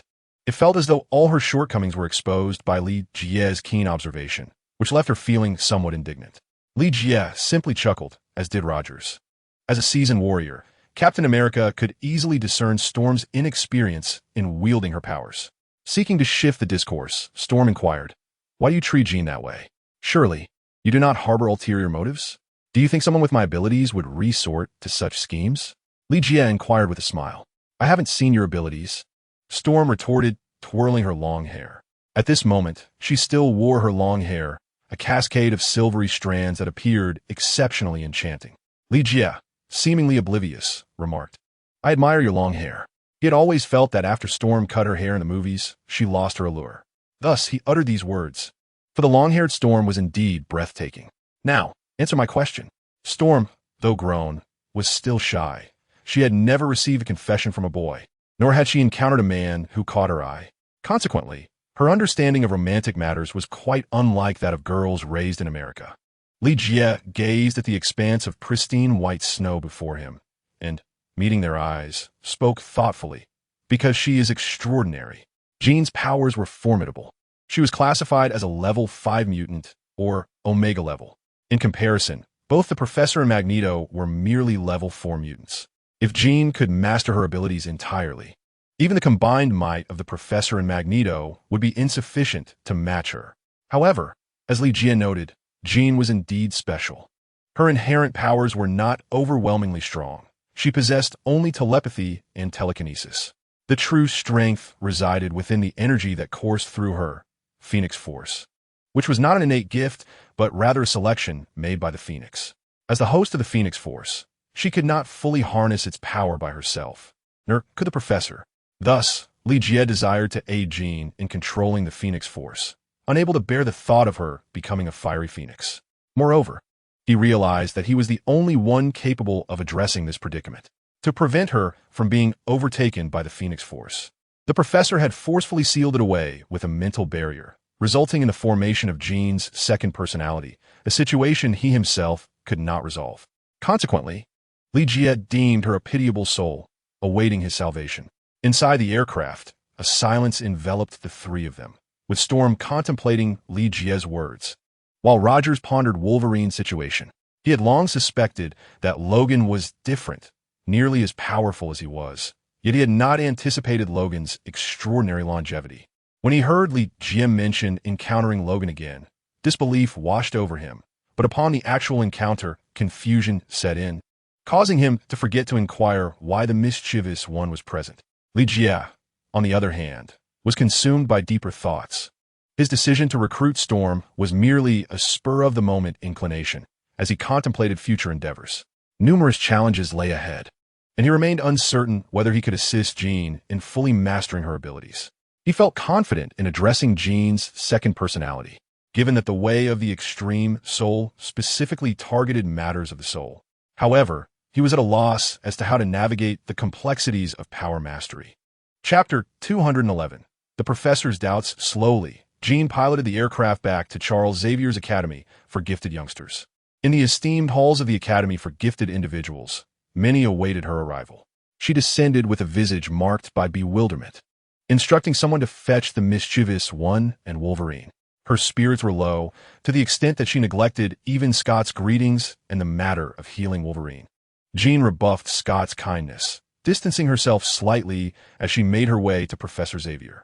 Scott, visibly perplexed, could not fathom why the Jean who had just agreed to his affections had transformed into this state. What troubles you, Jean?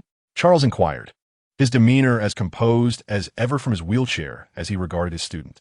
Jean was deemed by him to be the most gifted mutant, yet she grappled with the challenge of controlling her powers. After reflecting for a moment, she responded, Professor, am I still myself?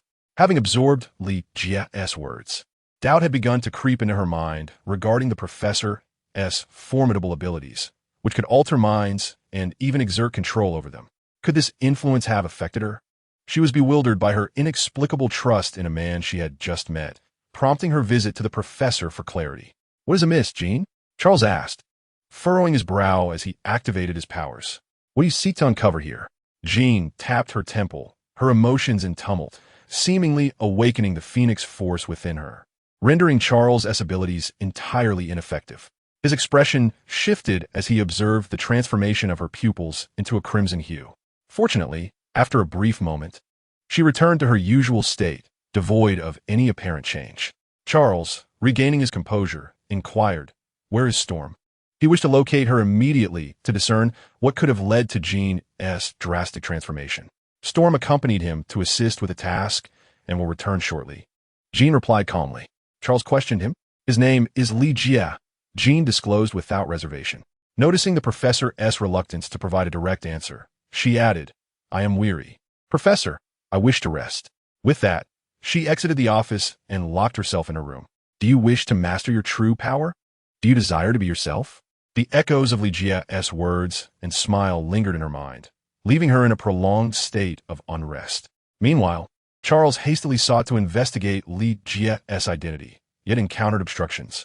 He could only uncover the most rudimentary information, an antique shop owner located in Hell's Kitchen. Strangely, other details remained elusive. After several attempts, he concluded that someone had tampered with the information, intentionally concealing Li Jie's identity. This revelation plunged Charles into a quandary. Uncertain of whether Li Jie was a force for good or ill, especially with Storm accompanying him. Could it be that his abilities mirrored his own, allowing him to telepathically control others? Thus, he made his way to the underground chamber, the room of brainwaves. "Welcome, Professor," came the greeting. As the verification was completed, the door swung open. Charles donned the brainwave device and began his search for Li Jie. Yet, no matter how hard he tried, he could not discern Li Jie's whereabouts, nor could he even sense his presence. How could this be? Charles suddenly recalled the White Queen and the Black Queen. Both were capable of cloaking their existence from his search. Chapter 212. Manipulating the weather after several hours of flight. Li Jie and his companions finally soared over the Arctic Ocean. "Where are we headed?" At that moment, Storm became flustered. Li Jie glanced at her and replied with a smile, "The North Pole. Buckle up. We are nearing our destination." Without waiting for further inquiries from Storm, he settled into the co-pilot's seat. Naturally, the pilot seat was reserved for Rogers, who was quite experienced in this domain. Although he was somewhat rusty, he was still far more adept than Li Jie. "We're going to the North Pole to rescue someone?" Storm inquired after a moment of silence. "To be precise, we are here to assist him." Only he understood the full scope of the mission. Rogers was merely aware that Li Jie sought the entrance. "We are almost there," Rogers announced. Li Jie turned his gaze towards the previously identified source of light, observing that the search team remained in place and had commenced their ice drilling operations. Compared to before, the number of personnel had significantly increased, indicating a much larger scale operation. Li Jie raised an eyebrow, watching as Rogers steered the aircraft away from that vicinity. He had previously mentioned that the entrance was located elsewhere. Throughout the journey, Storm continuously scanned the surroundings, perplexed by the activities of the group below. Minutes later, with the aircraft advancing at high speed, Li Jie finally spotted a canyon. While not particularly large, it was sufficient for the craft to descend. However, just then, the Arctic weather shifted dramatically. What had been a clear sky suddenly erupted into a blizzard, causing the aircraft to sway precariously. Li Jie furrowed his brow. He had promised Tony to return the craft in one piece. "Storm," he called out, directing his gaze towards her. Observing the tumultuous weather outside, Storm shook her head, exclaiming, "I can't do it." Li Jie shook his head in response, reflecting on how the professor had trained his students. Why were they all so lacking in self-confidence? He asserted firmly, "I believe in you. Please believe in me as well. All right?" With that, disregarding Friday's objections, he unfastened his seatbelt and moved beside Storm. Taking her hand in his, he felt the cold sweat on her palm. She was immensely fearful of such weather. At that moment, she had yet to attain the prowess she would later possess. It must be noted that while mutant abilities are innate, like other skills, they can indeed be honed through practice. The Storm Woman has yet to undergo the trials of experience, and her confidence in her abilities remains tenuous. Consequently, she finds herself in a state of acute anxiety. Fortunately, Li Jie employs his spiritual energy to soothe her. The Storm Woman gazes at Li Jie, nodding resolutely before harnessing her powers. Her irises gradually turn a milky white, and under her control, the aircraft begins to stabilize. However, the tempest outside shows little sign of abating. It takes a full 10 seconds before Li Jie witnesses the winds and snow gradually dissipate. Yet, beads of cold sweat continuously drip from the Storm Woman's forehead, and her body begins to tremble. This is a manifestation of her physical limits being tested, a consequence of pushing beyond her capacity. Nonetheless, enduring this ordeal will ultimately enhance her abilities, a dual-edged sword of hardship and progress. After all, who can attain great power without experiencing suffering? Chapter 213. The secret base. Li Jie embraces her trembling form. The Storm Woman's powers are indeed formidable. While not comparable to Jean, she surpasses Wolverine by a considerable margin. It is evident, however, that similar to Jean, her strength lies solely in ranged attacks, with her close combat skills being notably weak. Li Jie gradually channels spiritual energy into her, alleviating her pain. Shortly thereafter, the Storm Woman painfully opens her eyes. Although she has endured, she lacks combat readiness for the immediate future. Excellent, Li Jie remarks with a smile as he observes her. Rogers breathes a sigh of relief and turns to speak. Very impressive. He feels immensely moved, although he had previously witnessed the Storm Woman's abilities. The direct manifestation of her power is strikingly evident. To witness the weather alter so drastically, with a sky that should be engulfed in a blizzard suddenly becoming clear, evokes a sense of nostalgia for the days when his adversaries were merely ordinary humans. The Storm Woman smiles faintly at Li Jie, then reclines in her seat, unwilling to move. Yet, she clings to Li Jie's hand, refusing to let go. Initially, it was he who held her hand. Now the roles have reversed. Li Jie does not resist, smiling as he tightens his grip on hers. Rogers pays them no heed as the aircraft descends into the canyon below. This chasm plunges downward, resembling a vast trench surrounded by solid ice. Should the aircraft collide with it, it would surely sustain damage, while the ice would remain unscathed. The task now falls to Friday to maneuver the aircraft, as such precise and delicate operations are evidently more suited for her. Following Rogers' guidance, the aircraft descends smoothly. We followed the tunnel back then, dropping at least 1,000 meters, Rogers remarks. 1,000 meters, Li Jie responds, a slight smirk playing on his lips. He can scarcely fathom how the German forces managed such a feat. The Arctic is already frigid enough without the added peril of descending such a distance. The temperature is undoubtedly poised to plummet significantly, a condition that no human could withstand. Even Rogers would likely feel the chill. The gorge envelopes them in darkness, with only the illumination from the aircraft piercing through the void. Time seems to stretch indefinitely, as if they have finally reached a conclusion. Below lies a flat expanse, prompting Rogers to swiftly take manual control of the aircraft. This maneuver nearly precipitates a cascade of cold sweat among the trio. A crash landing could very well obliterate the entire vessel. Upon reaching this point, a faint glimmer of light becomes apparent. The aircraft, adhering to its directives, continues its descent into the depths. Surely it is equipped with weaponry? Li Jie inquired, his apprehension palpable. Though Tony had assured him of its offensive capabilities, he couldn't help but question its reliability. The aircraft is armed with the latest missiles, Friday interjected, overseeing the vessel's functionalities. Very well, Li Jie exhaled in relief. The Stark Industries' newest missiles spoke volumes of their potency. At least he need not fret about the subpar creations of Justin's ex-wife. Moreover, this aircraft was crafted under Tony's direct supervision, alleviating any lingering concerns. The aircraft pressed onward, drawing closer to a metallic surface. Upon magnifying their view, they discovered it was not merely a metal sheet, but rather a formidable iron door. Embossed upon it was the insignia of Hydra, unmistakably revealing it as a secret base of the nefarious organization. Li Jie stood stunned, unable to fathom that Hydra truly possessed a clandestine stronghold in this location. Chapter 214.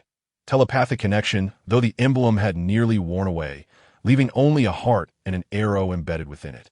Li Jie was resolute in dismissing any notions of Cupid's involvement. This was indeed Hydra's mark. At that moment, it became evident that they had been detected. The illumination on the iron door flickered to life, inciting their astonishment. "Is there someone inside?" one exclaimed. "How is that possible?" The trio exchanged glances, incredulous at the notion of any remaining inhabitants. It had been but a few decades since the fall of the Wehrmacht. Anyone who might have been present then would surely have perished from starvation or worse by now. As the iron door slid open with a mechanized hiss, Li Jie and his companions gleaned the truth within.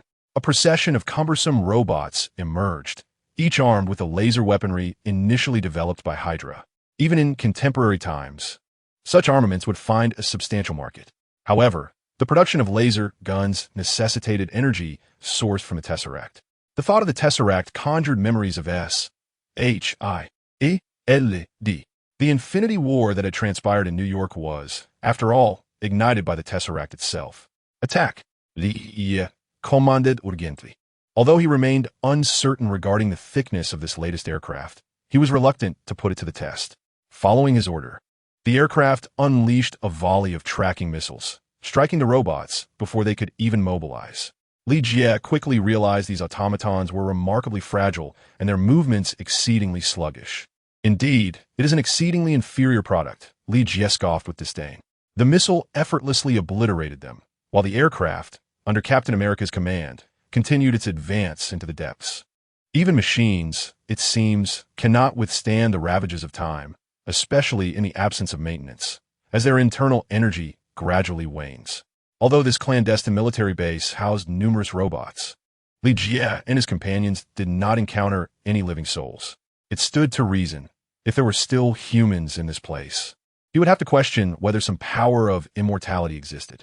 Once they had cleared all operational robots, Li Jie and his team halted the aircraft. The area ahead was encircled by Hydra operatives, remaining resilient even after decades, permitting only human passage. Thus, the aircraft could not venture forth and was obliged to remain outside. "Should we proceed?" Rogers inquired, gazing at the tunnel that allowed only human entry. At this moment, the trio disembarked from the aircraft. Storm had recovered swiftly and no longer required Li Jie's support. Nonetheless, he maintained a grip on her arm, wary of any unforeseen mishaps. Li Jie was uncertain of the dangers lurking within, yet through his cultivation of the soul path, he sensed no ominous warnings from the depths of his spirit. While he could not predict the future, he possessed a subtle intuition. Indeed, honing one's spiritual powers had proven invaluable. Li Jie's abilities extended far beyond the ordinary. If someone dear to him, such as Selena, were to be threatened, his heart would issue a premonitory alert. Naturally, many could achieve this. Even more potent telepaths, such as the superhero Clark, shared this telepathic capability. However, Li Jie's prowess surpassed theirs, and his ability to listen was self-taught. Unlike the innate gifts of mutants and superheroes, in their youth, Charles and Clark would hear the thoughts of others without the capacity to control it. A predicament Li Jie had never encountered. Chapter 215. Tunnel collapse. Li Jie nodded, and Rogers took a deep breath, stepping forward. He held a flashlight which, while not particularly glamorous, proved quite practical. Of course, with Li Jie summoning lightning to illuminate the entire tunnel, the flashlight became obsolete. "You can control lightning?" Rogers asked. Li Jie replied with a smile. "It is but a fraction of my abilities."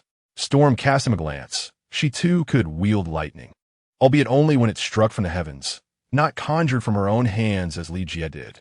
Although she could manipulate it, her frail body could not withstand the force of lightning, thereby imposing significant limitations on her abilities, unlike Li Jie. Li Jie pondered that the only individual capable of channeling lightning into his body and erupting with such power could only be Thor, the god of thunder. With this thought, he surmised that he too would soon face the wrath of Odin, the All-Father, relegated to the realm of mortals. This tunnel was remarkably safe.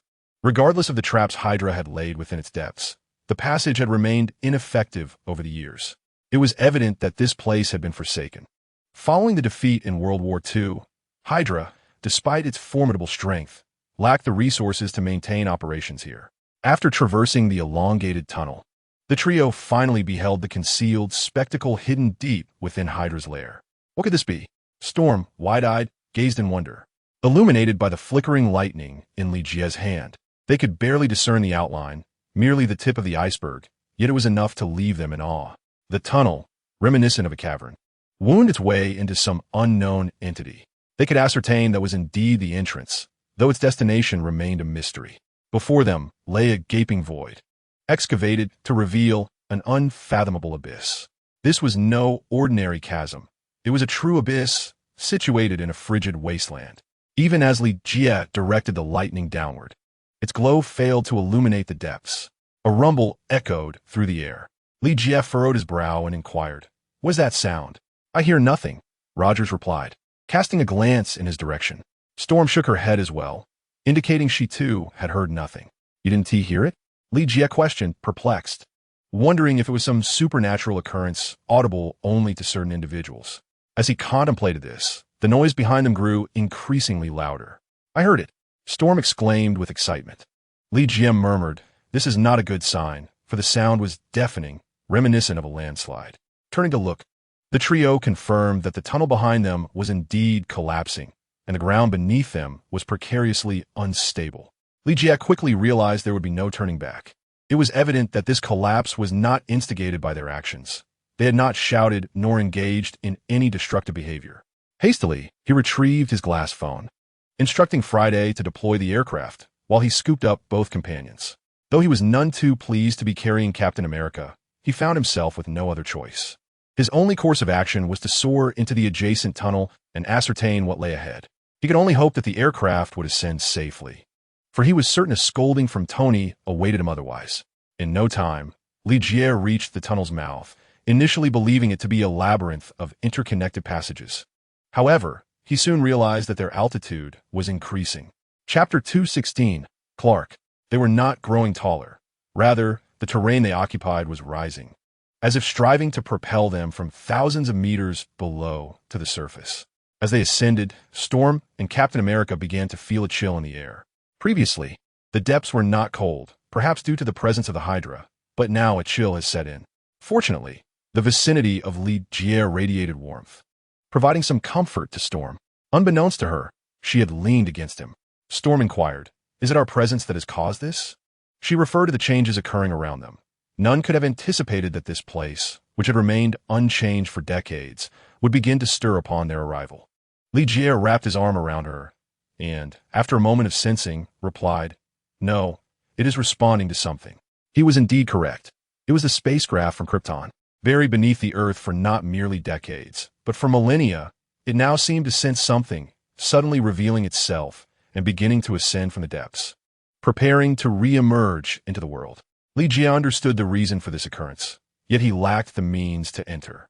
Accessing the Kryptonian vessel required a special key, one that only the Kryptonians could wield.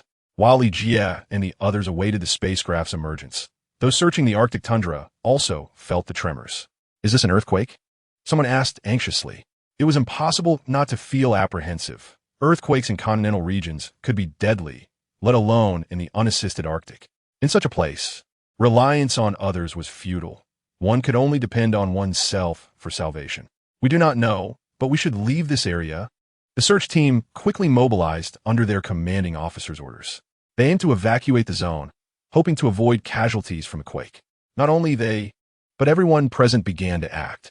In addition to S, H, L, D, and the military, a multitude of others had arrived, many of whom were unruly and had come on their own accord, drawn by the unusual phenomena.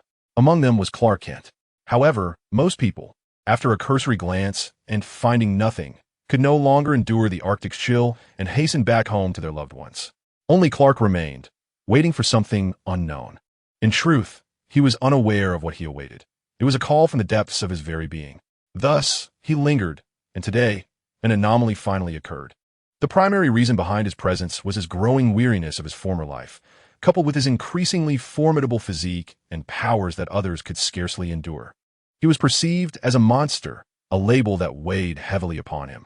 Although his father had been swept away by a tornado in an attempt to protect him, it had not provided the tangible assistance he sought. Consequently, he ventured to the Arctic, not solely in search of extraordinary treasures, but also as an act of evasion. He was among the first to flee the disaster zone, yet upon witnessing those in need, he could not turn a blind eye. Thus, he returned to aid those seeking escape from the epicenter. Without his assistance, it is feared that many lives would have been lost. He noticed that certain individuals were observing him, and to his knowledge, they seemed to be agents of S.H.A.L.D.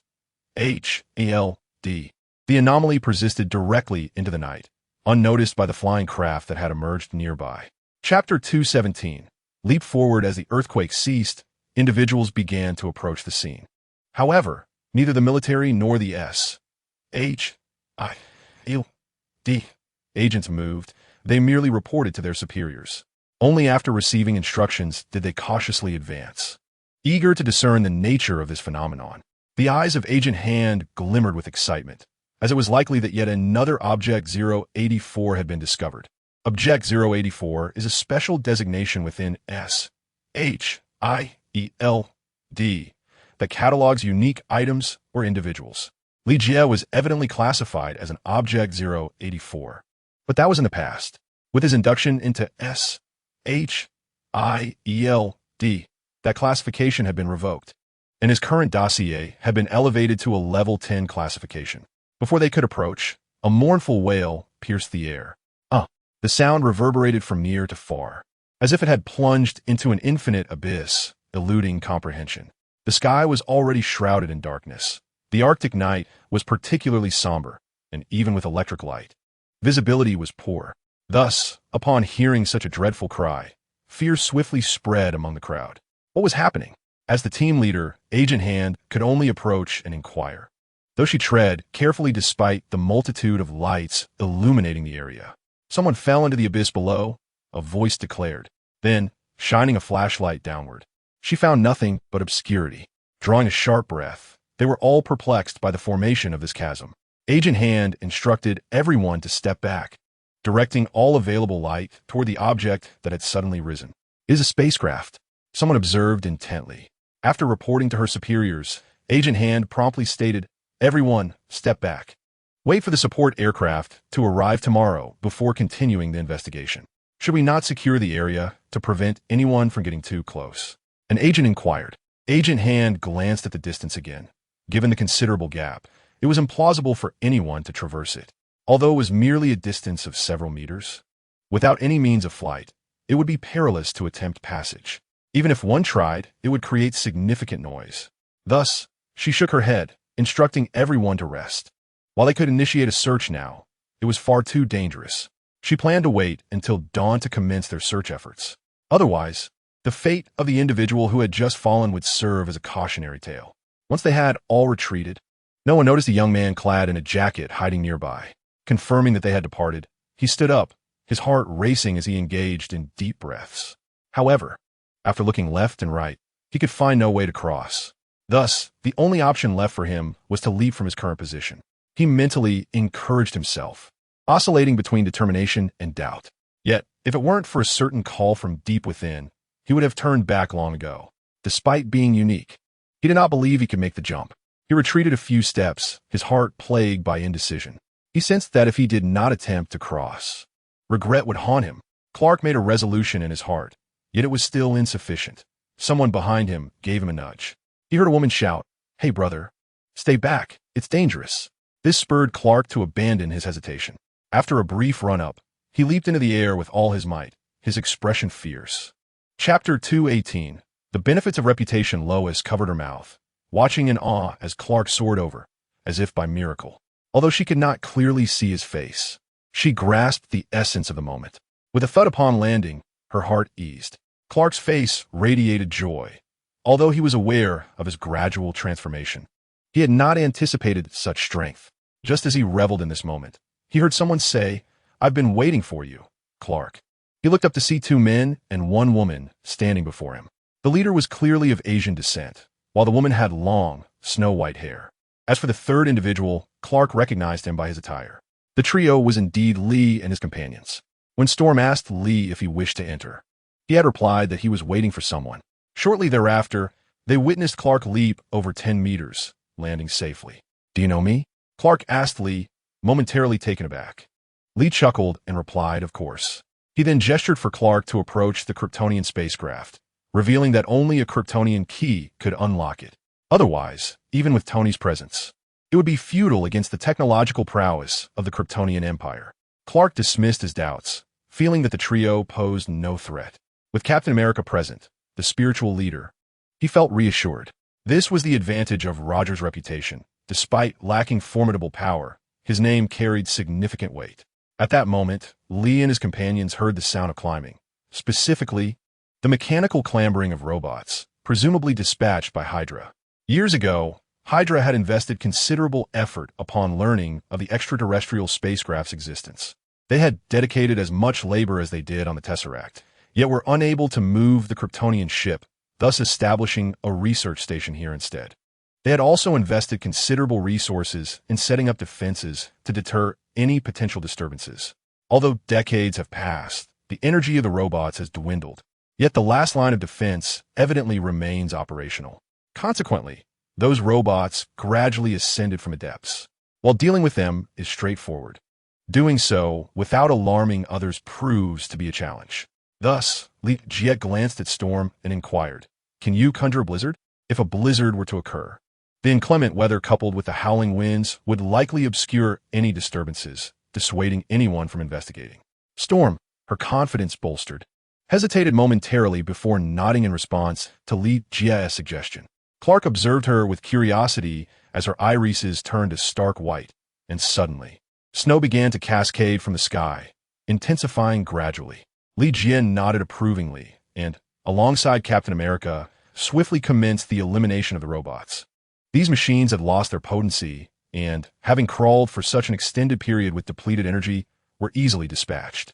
Even Clark, feeling an urge for more action, joined the fray. Captain America noticed Clark's extraordinary prowess, which seemed almost more formidable than his own as a super soldier.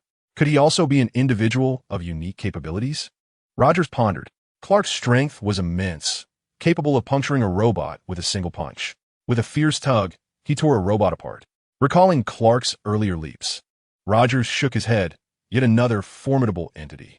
Chapter 219. Exploring the Kryptonian vessel Do Not Cease. Li Jie instructed Storm. She cast a glance at him, her pale eyes briefly meeting his before she nodded. This unnerved Li Jie slightly, though he found the sight rather captivating. An idea struck him, and he suggested to Storm, "You might attempt to manipulate the wind to lift yourself." Although Storm was not capable of prolonged flight, she could manage to hover. She nodded slightly. This was a skill she had only recently acquired. Being freshly graduated and permitted by her professor to engage in battle, she was still somewhat inexperienced. Upon hearing Li Jie's words, she began to boldly experiment. The four of them proceeded into the corridor, with Storm controlling the external blizzard while attempting to achieve full flight. She had managed to lift slightly off the ground, yet it was insufficient. Clark cast a curious glance at her as they approached a metallic door. The ice of the Arctic was exceptionally solid, and, at this juncture, they were genuinely drawing closer to the Kryptonian ship. A layer of frost adorned the black metal door, upon which was emblazoned a grand emblem. It was the family crest of Jor-El, the symbol of the House of El. This Kryptonian vessel was a reconnaissance craft that had visited Earth nearly 20,000 years ago, indicating that long ago, the Kryptonians were aware of Earth's existence and the benefits of solar radiation on their cells. However, it seems that there are hidden secrets within this matter, which the House of Jor-El has chosen to conceal. The true reason remains unknown to Li Jie. Yet he is aware that Jor-El's projection, or rather his consciousness, resides within this place. Thus, he awaits Clark's arrival, eager to explore together. At such a critical moment, it is evident that Clark would not permit the three of them to depart. With a soft click, the door slowly opened. The four of them cautiously stepped inside. Li Jie recognized that while there was no imminent danger, a sense of thrill lingered in the air. The interior design was replete with linearity and a sense of advanced technology, evoking an extraordinary aesthetic.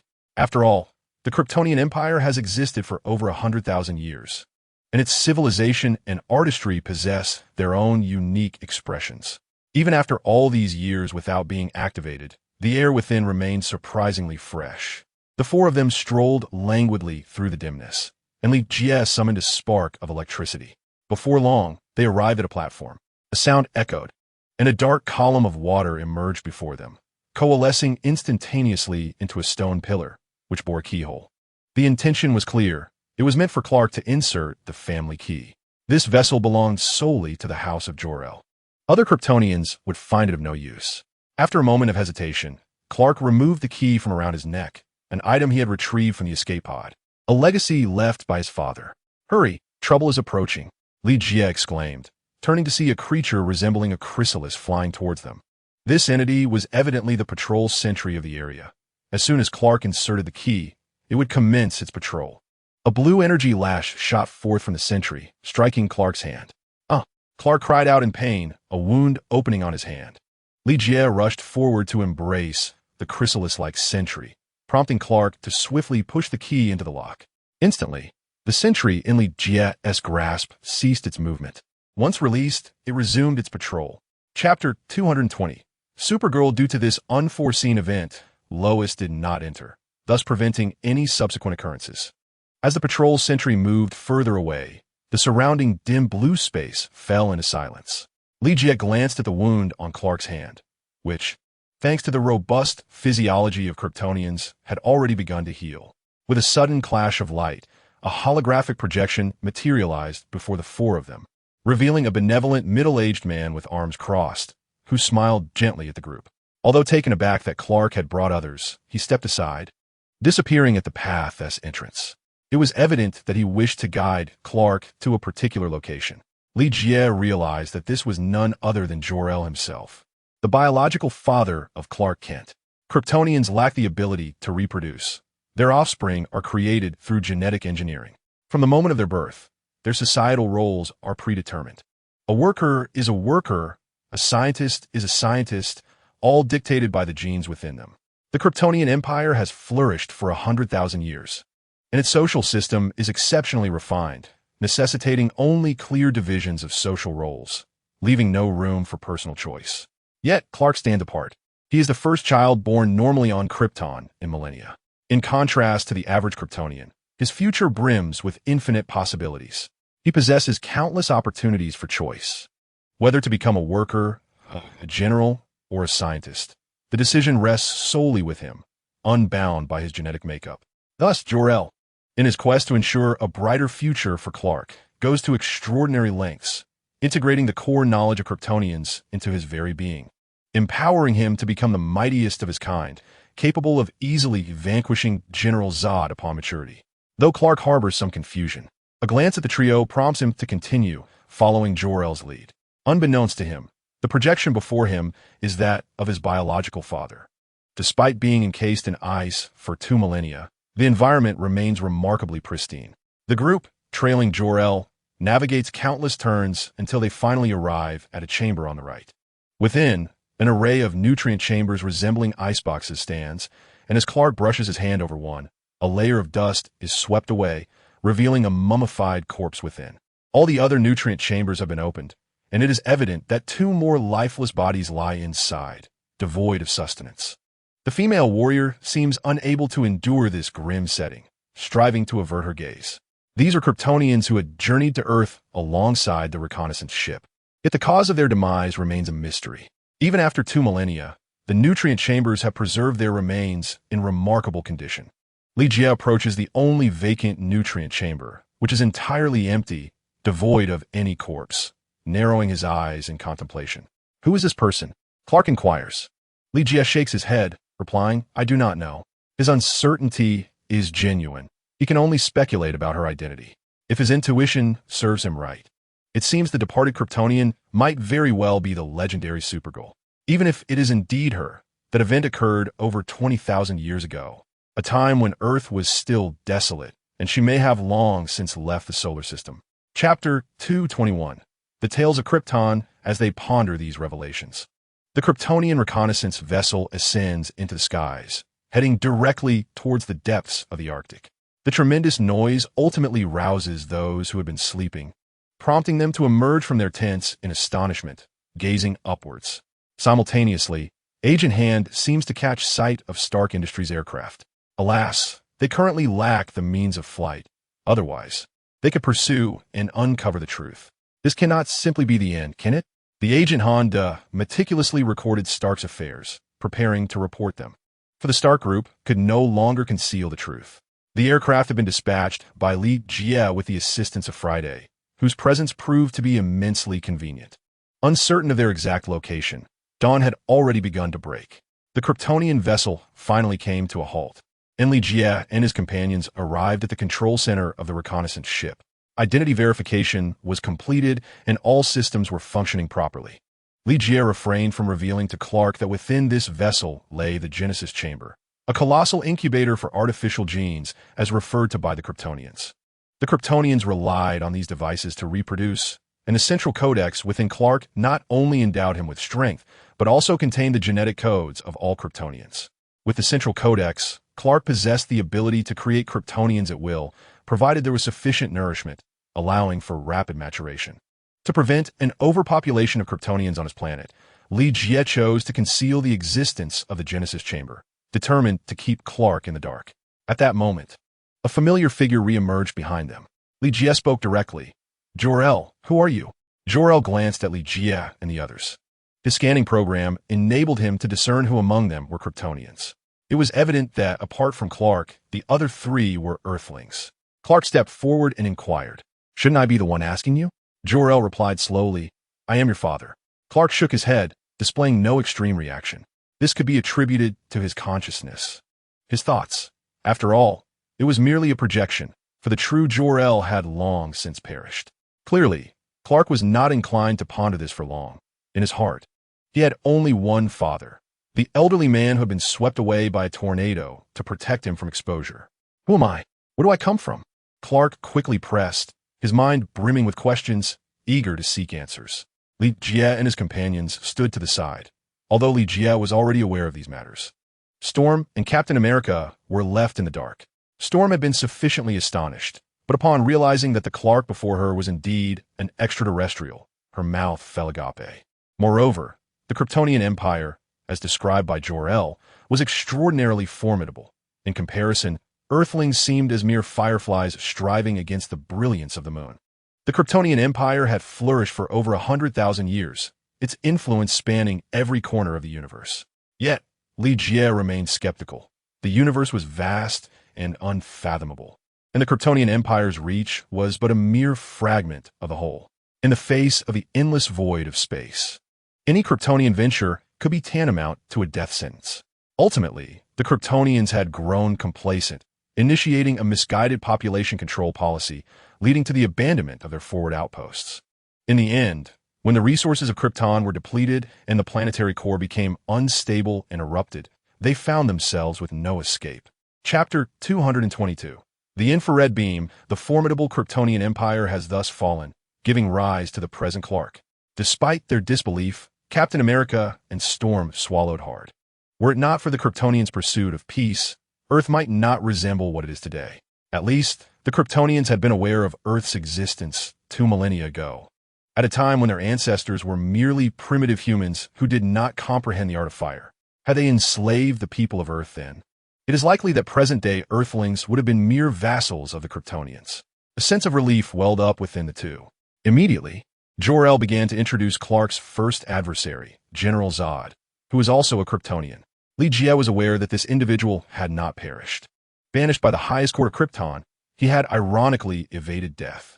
Following the cataclysm that befell Krypton, only Zod and his loyal followers, alongside Clark, remained among the known Kryptonians. They could be considered the last vestiges of their kind, with Zod being markedly more radical than Clark, intent on restoring the Kryptonian Empire. To achieve this, he sought the central codex possessed by Clark, along with the creation archive it contained.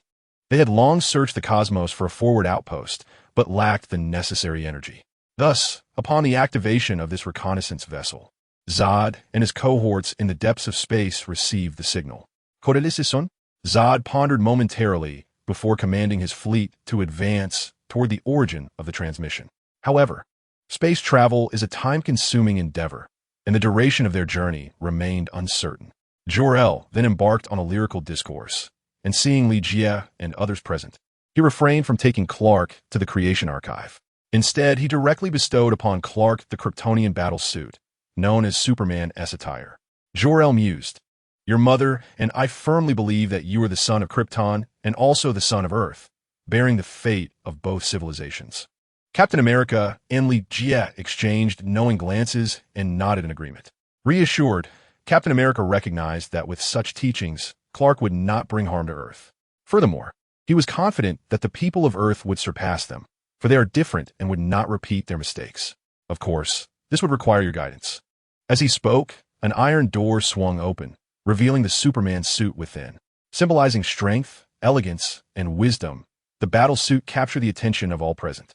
Clark donned the Superman attire, and Jor-El candidly remarked, "You are far stronger than I had imagined. The sun of Earth is considerably younger than that of Krypton. You have absorbed its radiation, which has fortified you immensely. The greatest advantage of Kryptonians lies in their adaptability to all environments. Having lived on Earth for over 30 years, you have long since acclimated to its sun, embraced its radiation, and emerged even stronger." Following the arrival of General Zod, he too absorbed the sun's radiation within merely half a day, swiftly acclimating to Earth's environment. Remarkably, he ultimately activated his dual-pupil infrared heat vision, akin to Superman's infrared beams, yet far more potent than Cyclops' capabilities. This power, derived from the solar radiation absorbed by Kryptonians, could be utilized at will. However, such mastery required time. The more formidable the Kryptonian, the more effortlessly they harmonized with their surroundings. Thus, among that group, Zod was the sole individual to activate the infrared beams ahead of the others. Chapter 223. Transcending Limits. Superman Clark possesses a myriad of abilities, with infrared vision being but one. The robust physiology of Krypton bestows upon him numerous powers: telepathy, the ability to hear all, an invulnerable physique, to name a few. Yet, over the years, Clark has merely adapted to these gifts without fully exploring their applications. Consequently, his prowess is formidable enough to warrant the title of Superman. Any mutant before him would likely find themselves utterly outmatched. Perhaps only Jean, having fully mastered the Phoenix Force, could rival Clark. As the hatch of the reconnaissance vessel opened, four individuals gradually emerged.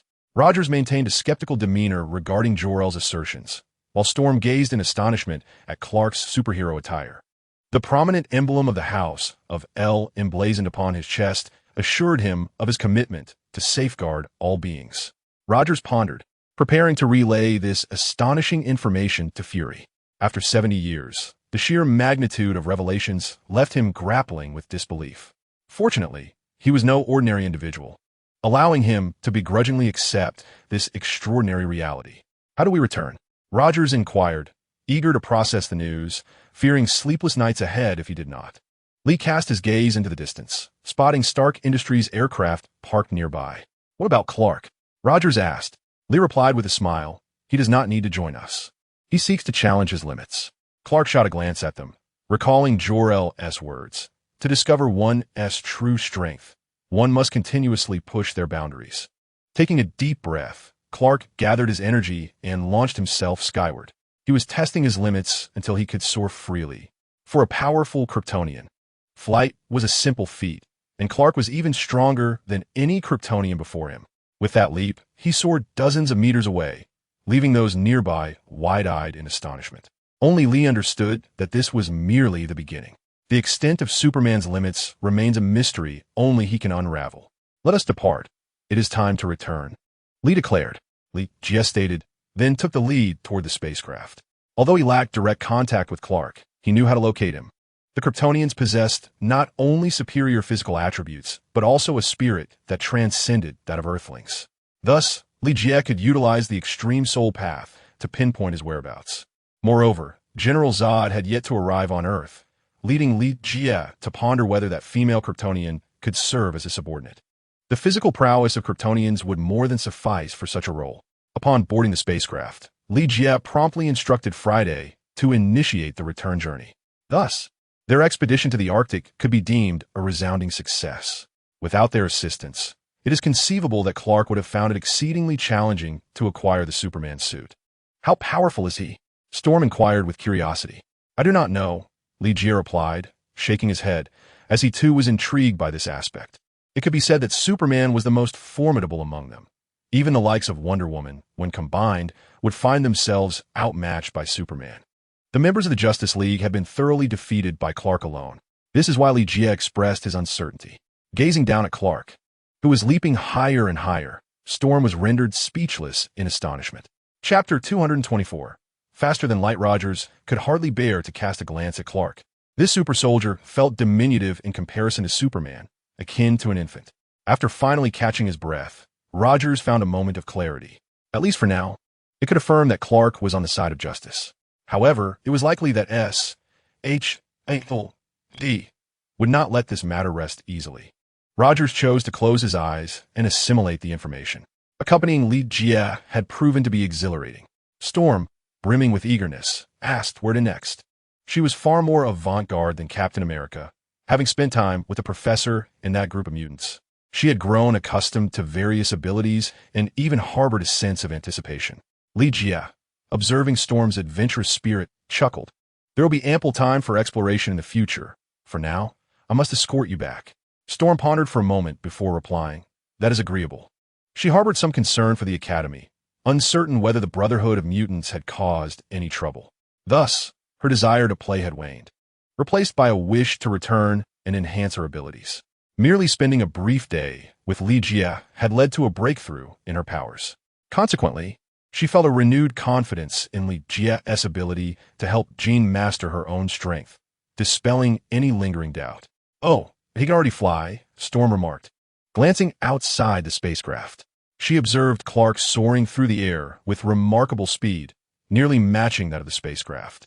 Li Jie smiled and said, "Friday, let us see who is faster." "Understood, sir," replied Friday.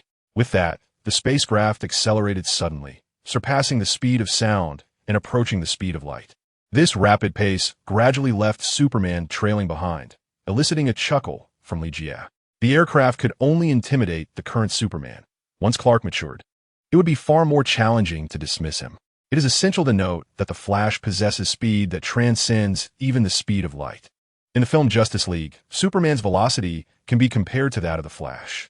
With such swiftness, the group swiftly returned to North America and proceeded directly towards New York, all three heading in the same direction.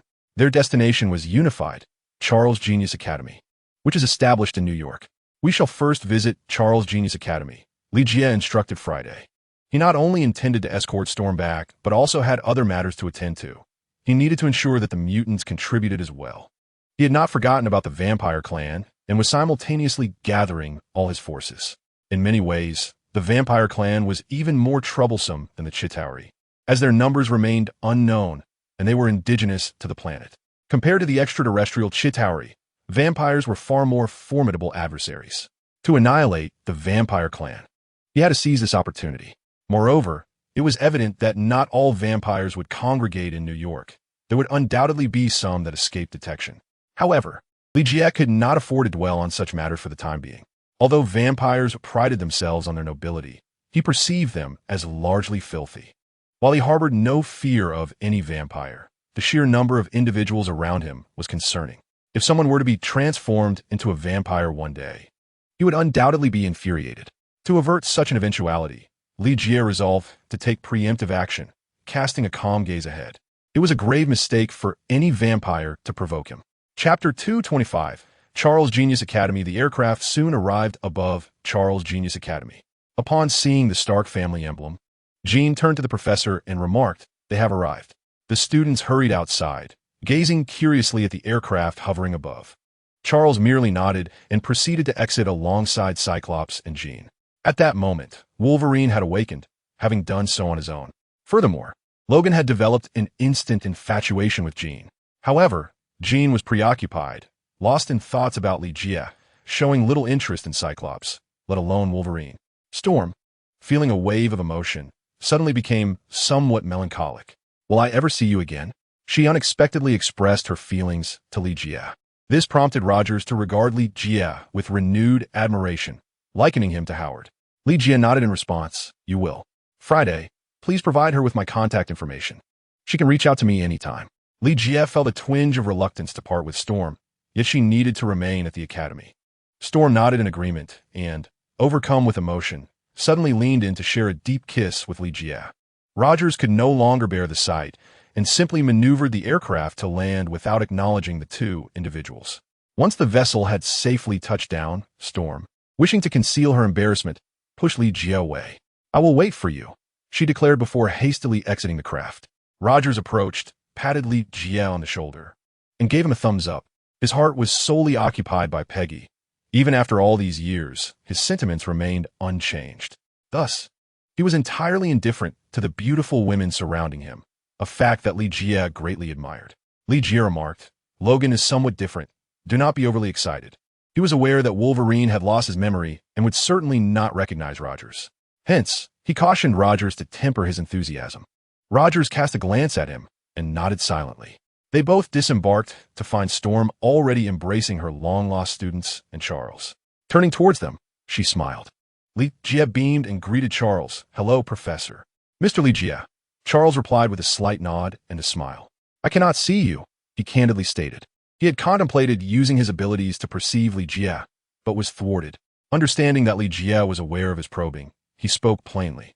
Li Jie chuckled and responded, "Neither can I." Professor Charles possessed a formidable mind, truly deserving of his status as a level 4 mutant. His current mastery of the extreme soul path was insufficient to penetrate Li Jie's thoughts. However, it was equally true that Charles found himself at a loss against Li Jie. It could be said that any telepathic mutant would be no match for him. Realizing this, Li Jie's smile grew ever more sincere. He glanced at Jean, who stood nearby, adorned in a striking red gown that complemented her crimson hair. No wonder she attracted the affection of so many men, yet she was now his. A sly smile crept onto Li Jie's face, causing Jean to shyly lower her gaze. Meanwhile, he completely disregarded the furious glare emanating from Scott. Li Jie felt no fear of Cyclops' abilities. In fact, ever since his powers were compromised by Stryker, Scott had become utterly ineffective, a mere shadow of his former self, and his power paled in comparison to Superman's infrared beam, causing Li Jie to remain unperturbed. Chapter 226. Existence is Justifiable. Li Jie addressed Charles directly. "I have something to discuss with you, Professor." Charles, maneuvering his wheelchair, smiled slightly. "Please follow me." His shaved head was a deliberate choice, maximizing the efficacy of his brainwaves. Li Jie turned to Rogers, saying, "Captain, please wait a moment." He then approached and gently ruffled the mischievous one's hair, offering a faint smile before accompanying Charles inside. Jean, still hesitant, could not bring herself to meet his gaze, her thoughts an enigma.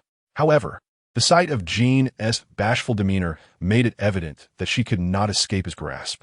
Rogers nodded, and as Charles and Li Jie vanished down the corridor, he was instantaneously surrounded by children. How could these youngsters not have heard of his exploits?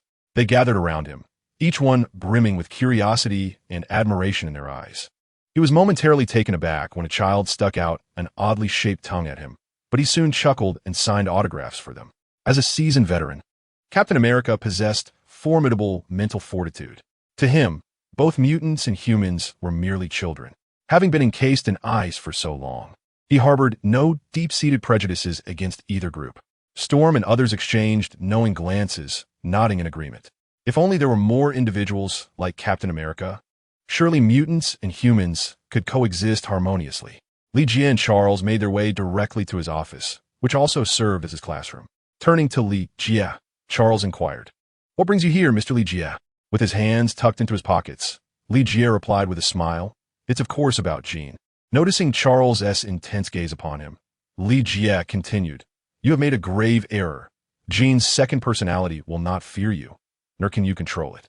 He issued a direct warning, recalling how Charles had been utilized by Jean, transformed into the Phoenix, and had faced atomization, leaving no trace of his body, a truly tragic end. Though Charles had revived using his abilities, he was severely wounded.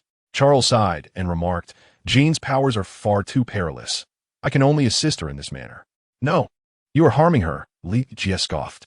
"Existence itself is justification. Jean was born with such formidable power. She must learn to wield it. Your method of sealing it away only leads to disaster." If Li Jie were to intervene, he would guide Jean to gradually master her abilities, rather than sealing her away as Charles had done, which resulted in the emergence of the Phoenix persona. If one possesses power, one must learn to control it. Charles stated directly, "I fear she may be overwhelmed by that power.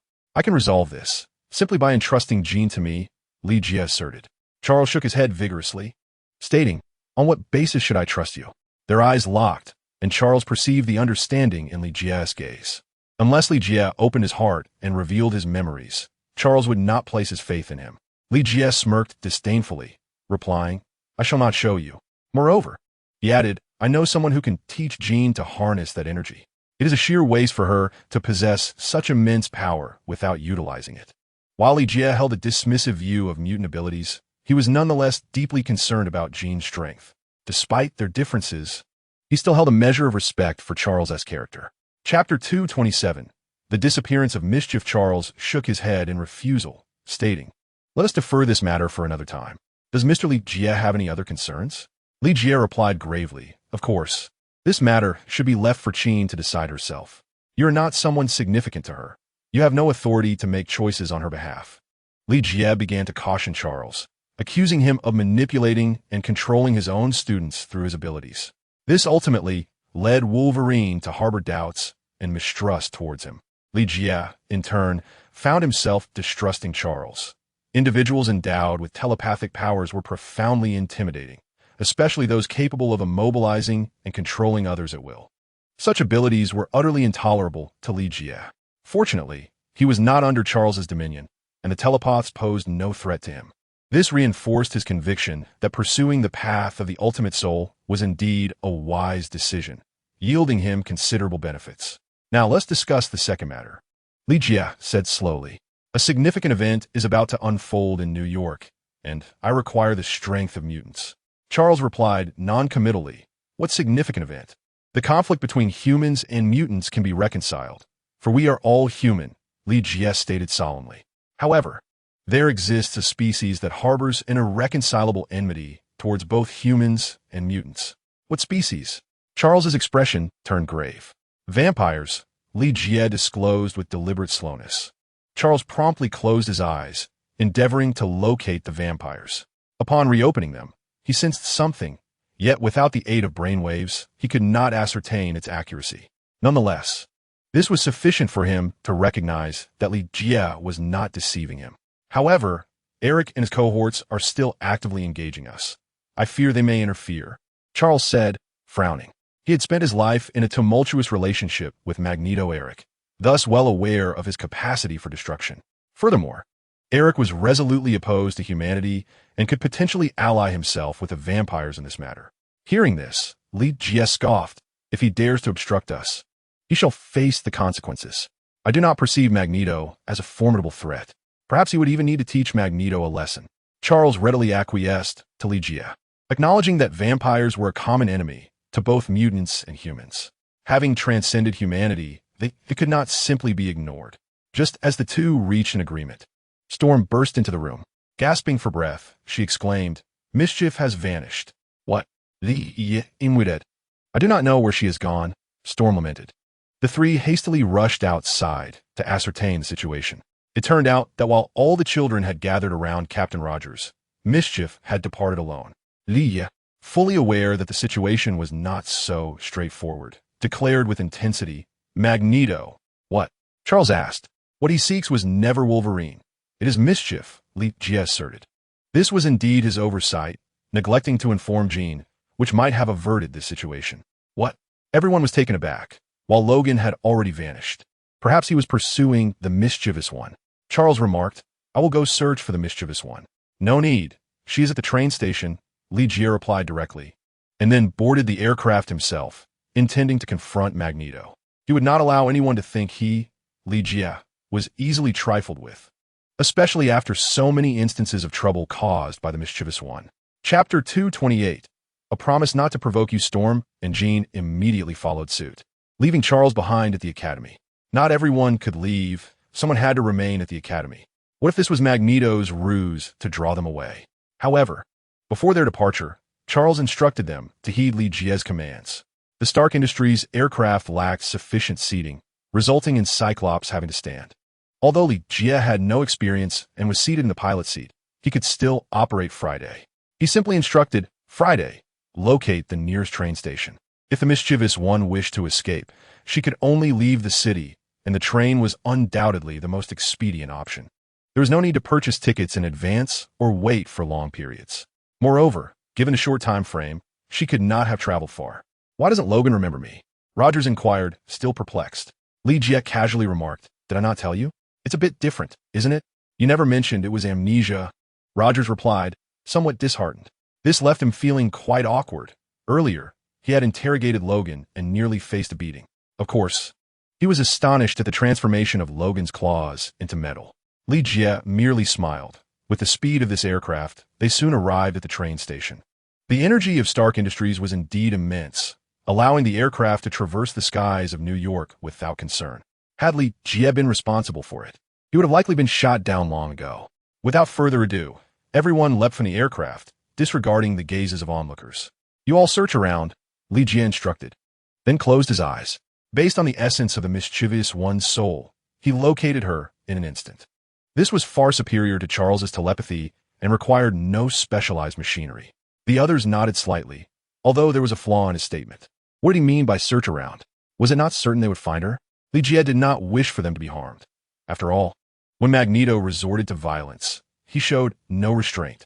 Following the guidance of the extreme soul path, Li Jie entered a train carriage. Finding the mischievous one sitting melancholically by the window, he sat directly across from her. Why did you run again? Li Jie initially wanted to chastise her, but upon seeing her demeanor, the words caught in his throat. The mischievous one, upon seeing Li Jie, felt her heart soften, tears welling in her eyes. They all despise me, the mischievous child remarked. Li Jie shook his head and replied with a smile, no one harbors ill feelings towards you. That individual is merely a manifestation of mystique. I had already cautioned her, yet she still dares to provoke you. Rest assured, I shall give her a proper lesson. His words elicited a smile from the child, who then inquired, are you truly certain they do not disdain me? How could that be? Li Jie said affectionately, when the time comes, return to school obediently, and I assure you they will no longer dare to bother you. As he spoke, a flicker of anger passed through his eyes. The child nodded obediently. Just then, Wolverine approached, calling out to Li Jie, Kid, step aside.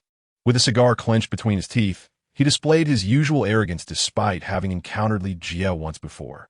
Li Jie, unperturbed, chose to ignore him, allowing him to prance about for a while. He anticipated that once Magneto arrived, he would teach Wolverine a lesson.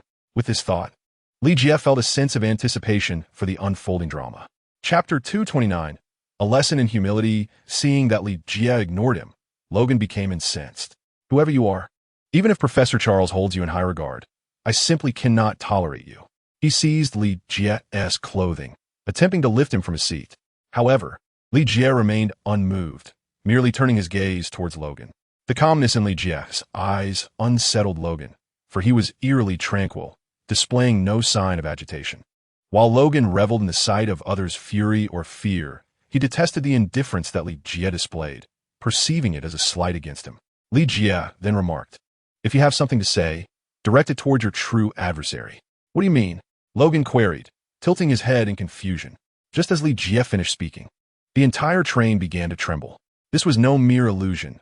The metal of the train was in motion. Magneto, he had the ability to control magnetic fields, and metal was the most susceptible to such manipulation, leading many to believe he could only govern metal. Logan released Li Jie, turning his full attention to the unfolding events. At that moment, a beam of infrared light pierced through the distant ticket hall. This was the ability of the laser, and it was evident that this individual had lost control of his powers.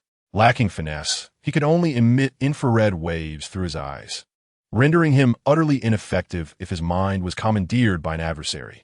Moreover, his eyes were not under his control. He required special glasses to utilize his abilities.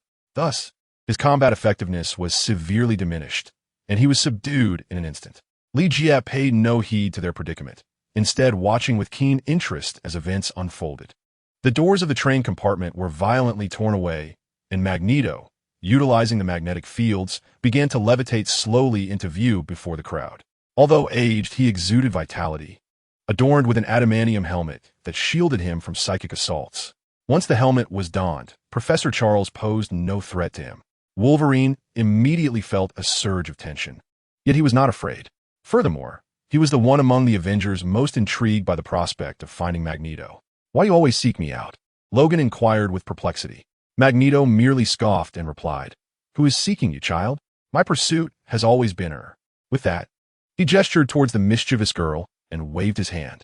Logan, whose body was entirely composed of adamantium, was effortlessly taught a lesson by Magneto. It felt as though his body was no longer his own, as he was flung far away under Magneto's control. In the presence of Magneto, others dared not carry even a speck of metal, while Wolverine, encased in adamantium, could only be subjected to a thorough beating. His renowned regenerative abilities, coupled with the indestructibility of adamantium, were perfectly countered by Magneto. Magneto observed the girl with amusement, noticing her complete composure as she regarded him calmly. This surprised him, followed by an impression that she was merely feigning tranquility.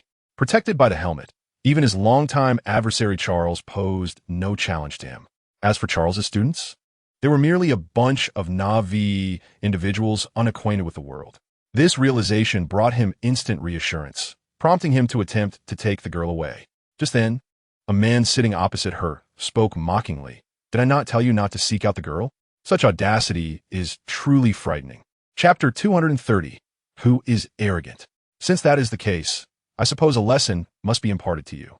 Li Jie's audacious words darkened Magneto's expression. Young man, boasting carries responsibility. While uncertain of how Li Jie would be reprimanded, he had already resolved to teach him a lesson. Li Jie gradually rose from his seat, an invisible force enveloping the girl to shield her from harm. As Magneto waved his left hand, a massive sheet of metal hurtled towards Li Jie. Without even glancing at it, Li Jie retaliated with a punch. Clang! A resounding crash echoed as the metal sheet was punctured by Li Jie, creating a substantial hole. He remained immobile, effortlessly discarding the sheet. Magneto merely chuckled coldly and waved again, sending an even larger metal sheet flying. Observing this, Li Jie gathered his strength and propelled himself forward. He struck the sheet, sending it flying before landing a punch squarely on Magneto's abdomen. Boom! With the full force of his blow unleashed, Magneto was sent flying over 10 meters, finally coming to a halt against another compartment of the train, stirring up a cloud of dust.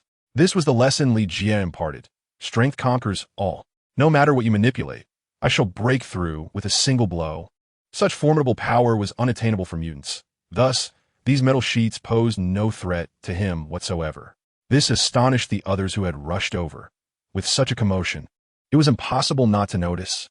They had anticipated that Li Jie would be the one to suffer a beating, but to their surprise, it was the infamous Magneto instead.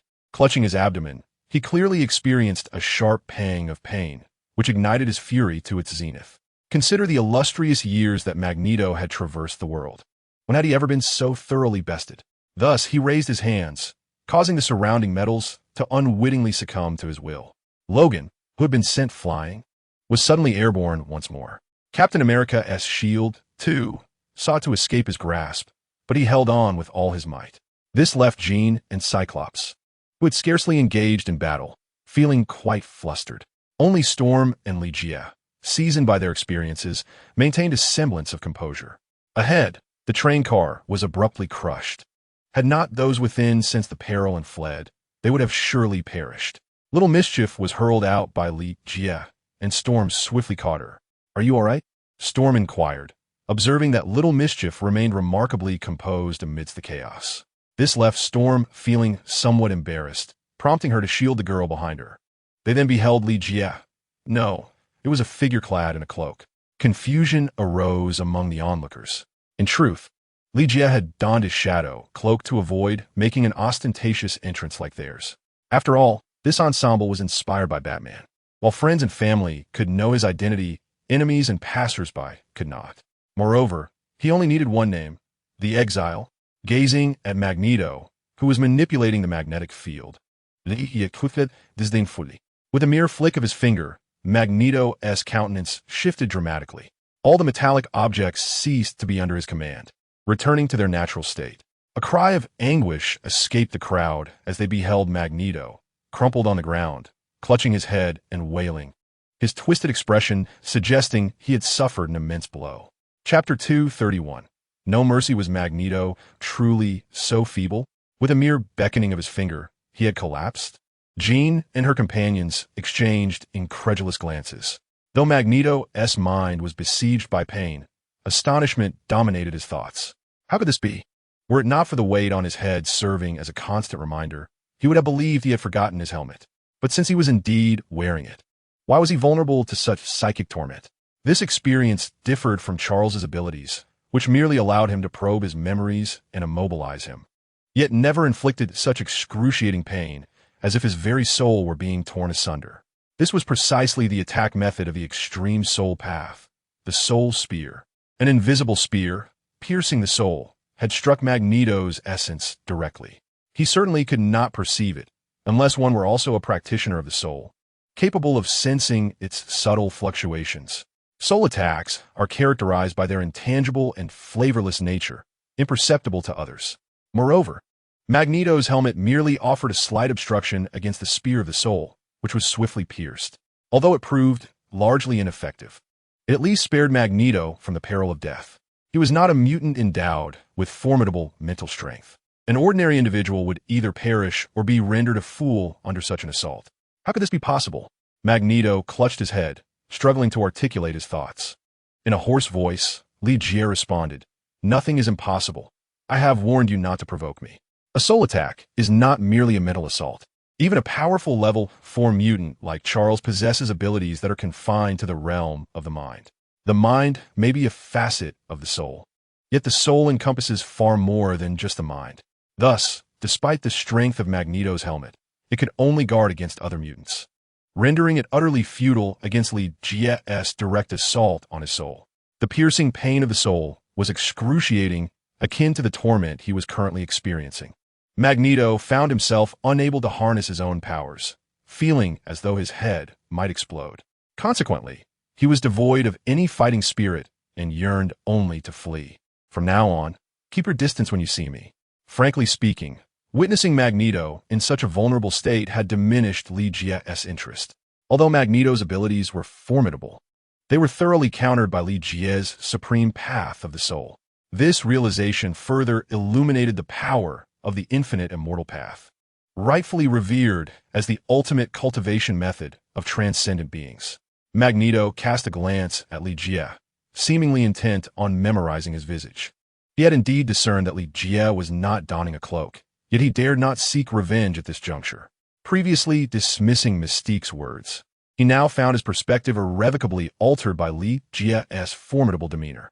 Having been somewhat narrow-minded, Magneto gritted his teeth and used the Earth's magnetic field to propel himself away. If not now, then when? Lee Jie appeared reluctant to kill him, but the longer he lingered, the greater the risk that Lee Jie might change his mind. Lee Jie watched Magneto's retreat with a hint of surprise, nodding in acknowledgement. This level of ability was commendable, yet when confronted with his own prowess, it had found no room for expression. This encounter served as a significant lesson for Magneto. He would likely refrain from provoking Lee Jie again. For good measure, Lee Jie employed a soul transmission. And do not entertain any mischievous thoughts. If I discover you have, there will be no mercy. Magneto was immediately struck with dread. What kind of ability was this? Having dealt with Charles for a lifetime, he knew full well that even Charles could not exert such degree of control. Even if he managed to locate him, it would require the use of a brainwave machine, nowhere near the terrifying capability Lee Jie exhibited. Chapter 232. The sword arrives to Lee Jie. Magneto was merely a minor episode. Despite his considerable strength, he was effortlessly subdued. Of course, Lee Jie was merely curious to experiment with the extreme soul path and to ascertain whether Magneto's helmet could withstand his soul attacks. Had Magneto chosen not to don a helmet, Lee Jie might have refrained from using him as a subject for his experiment. However, since Magneto had willingly adorned it, it was only natural for Lee Jie to proceed with his tests. Casting a glance at the beast-like mutant summoned by Magneto, Lee Jie mused that he still had one more experiment to conduct. The beast, sensing his gaze, grew anxious and contemplated fleeing. It was a matter of survival. Even though it was formidable, it was not foolish enough to disregard the fact that its master, Magneto, was retreating. Thus, fear washed over its face, compelling it to attempt an escape. Yet, Lee Jie's calm voice pierced the air. "Having committed heinous acts before me twice, you shall be punished." The beast's expression of terror deepened, and it immediately turned to flee into the distance. "Sword arrives," Lee Jie proclaimed with authority, as a sword of murderous intent descended from the heavens. Merely witnessing it, Storm and the others felt an overwhelming aura of death. "Exterminate the immortals," Lee Jie declared once more, extending his hand towards the fleeing beast. The extermination sword, traveling at superluminal speed, pierced through the beast's head, resulting in an instantaneous decapitation. With mastery over the sword, Li Jie summoned it back to his hand, pristine and unblemished by blood. Had the onlookers not witnessed the beast's demise, they might have believed the sword had merely taken a brief jaunt. A collective gasp echoed among the crowd as they gazed at Li Jie in trepidation. They could nearly affirm that the previous incarnation of Li Jie was indeed the exile. Little Mischief watched as Li Jie donned the shadow cloak, while Qin, gazing at him like a celestial being, felt certain that only he could assist her. Li Jie offered a faint smile, despite the considerable depletion of his spiritual energy. However, executing this maneuver was exhilarating and undeniably impressive. Demonstrating such prowess before two admiring women undoubtedly enhanced his appeal. Clearing his throat, Li Jie was the first to board the flying vessel. With Friday at the helm, there was no concern that the craft would lag behind their pace. The others, regaining their composure, followed suit, now even more convinced that the exile was indeed Li Jie. Having shed the shadow cloak, Li Jie regarded the astonished onlookers. You're the exile? Storm and Qin exclaimed in disbelief. Who else could it be? Li Jie replied with an easy smile. Storm immediately leaped into his embrace, prompting a tinge of envy from Qin. No one could resist the allure of a powerful man, and she was no exception. At that moment, Scott and Logan had entirely abandoned any notion of provocation. Even the notoriously unruly Wolverine dared not exhibit any reckless behavior towards Li Jie. The sight of Magneto in such a wretched state was unmistakable to all present. First, I shall escort you back to the academy, said Li Jie. The moment he spoke, his companions fell silent, not daring to utter a word. After all, who would dare to challenge him, especially when he had so mercilessly bested his long-standing rival, Professor Charles? Before him, they could not even muster a breath. Only Captain Rogers exhaled deeply, remarking, "What is this? You possess such strength, yet expect me to exert myself?" Reflecting on their previous battles left him feeling somewhat bloodied, for Li Jie was undoubtedly the strongest combatant present, yet he had merely observed their skirmishes. Come on, weren't you encouraged to be more active? After being frozen for 70 years, it's time for some serious training, Li Jie chuckled. His laziness was evident. With capable subordinates to handle matters, he preferred not to intervene directly. Chapter 233. Provide me with an explanation upon returning to the academy. Storm and her companions wore expressions of disbelief. Although they had anticipated Li Jie's formidable prowess, they had not expected it to be to such an extraordinary degree. You all should return and prepare yourselves. We will require your skills shortly. Focus on enhancing your abilities, Li Jie urged, his disappointment palpable. Despite being high-level mutants, their displayed strength did not meet his expectations. Thus, he was determined to hasten their improvement. Rest assured, Storm thought, having recognized the direction in which she needed to advance under Li Jie's guidance. The others nodded in agreement, silently spurring themselves on. While Li Jie did not expect too much from them, he at least hoped they would not be outmatched by the vampires. He playfully patted the head of the mischievous one, who protested, "Stop that. I'll become foolish." Li Jie chuckled softly and released her. As they approached Charles, he merely nodded in acknowledgement before waving his hand. The hatch slowly closed, and they were finally bound for Stark Industries. Despite having endured a sleepless night filled with battles, their spirits remained high. Charles observed the ascending craft, nodding slightly at the words of Storm and her comrades. He was astonished by the immense power of this young man, especially considering he was recently renowned as the Exile. He was not overly concerned about the troubles faced by his old friend.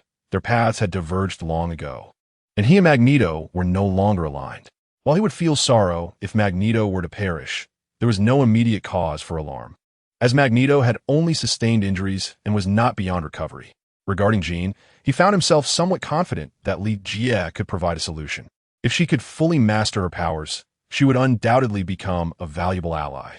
Charles harbored expectations, albeit regrettably. He could not foresee the future. The craft soared directly to the pinnacle of Stark Industries. There exists a platform for the landing of aircraft. After Li Jie and his companion descended from the vessel, the aircraft was taken over by Jarvis and departed once more. Captain America had resumed his casual attire, appearing unremarkable. Upon entering, they observed Tony making exaggerated gestures toward Li Jie. To his side, Li Jie recognized none other than Nick Fury. Fury turned to them and remarked, Captain, you owe me an explanation. What happened to the leisurely stroll you promised? Do you truly need an aircraft for a simple walk? Moreover, Agent Hand witnessed your appearance in the Arctic. If more people catch sight of you, I shudder to think how you will justify it. Rogers raised his hands in a gesture of surrender and, after a moment of silence, replied, "You should ask Li Jie." Seeing Rogers essentially throw him under the bus. Li Jie anticipated this outcome. Fury nodded knowingly. "I had a feeling it was you. Now, what exactly is going on?" Fury was aware of many intricacies, but was still unclear about the nature of the alien spacecraft that had just departed. Observing Li Jie and his companion, it seemed they were either investigating or perhaps initiating something. After all, the ice that had remained unchanged for millennia had begun to shift, culminating in the departure of the alien vessel. Thus, Fury fixed his gaze intently upon Li Jie. Chapter 234. Trouble awaits. Fury heard Li Jie's grave tone. "We are in trouble. What's the matter?" Fury inquired hastily. Rogers, equally perplexed, looked at him, wondering what trouble they faced. Li Jie spoke slowly. "As you can see, that is an alien spacecraft, a reconnaissance vessel that arrived on Earth over 20,000 years ago."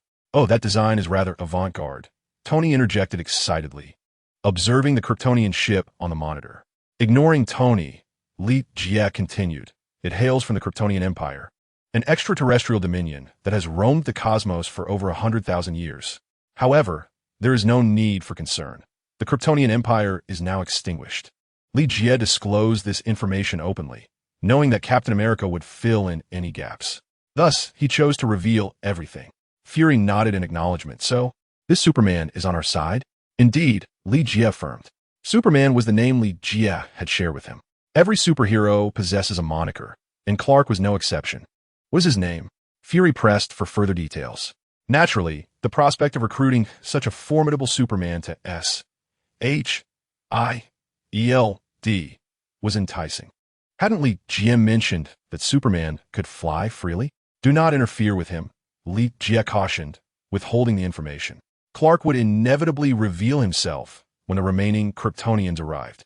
Fury's remaining eye fixated on Li Jie, who then inquired, "What exactly do you mean by trouble?" Li Jie spoke eloquently, asserting, "To my knowledge, the Kryptonians have not been entirely exterminated. At the very least, Superman is not the sole survivor. There's also the exiled General Zod. With Superman activating the Kryptonian scout ship, he is bound to notice, and thus a confrontation between extraterrestrials and humanity will ensue." Fury smirked slightly, sensing that Li Jie seemed to treat this as a cinematic spectacle. Rogers hastily interjected, "How do you know he isn't dead?" Tony and Fury also fixed their gazes upon him, eager for an answer. Li Jie replied with a smile, "Director Fury, you must be aware that I possess a communication platform." Fury nodded slowly, his expression turning grave as he remarked, "So, we must begin preparations to confront this General Zod?" This revelation ignited a sense of urgency within Fury, leading him to believe that the Avengers' initiative could be expedited. He certainly did not wish for humanity to face annihilation at the hands of the Kryptonians, even if the so-called Kryptonian Empire had thrived for 100,000 years. After all, what good is a long-standing civilization if it ultimately meets its demise? Thus, what is there to fear? Li Jie pondered for a moment before stating, "Of course, the most pressing matter is not the Kryptonian invasion." What could that be? Fury felt a twinge of annoyance at Li Jie, as he had grown accustomed to receiving unwelcome news from him. However, as the director of S.H.I.E.L.D., it was imperative that he remain informed.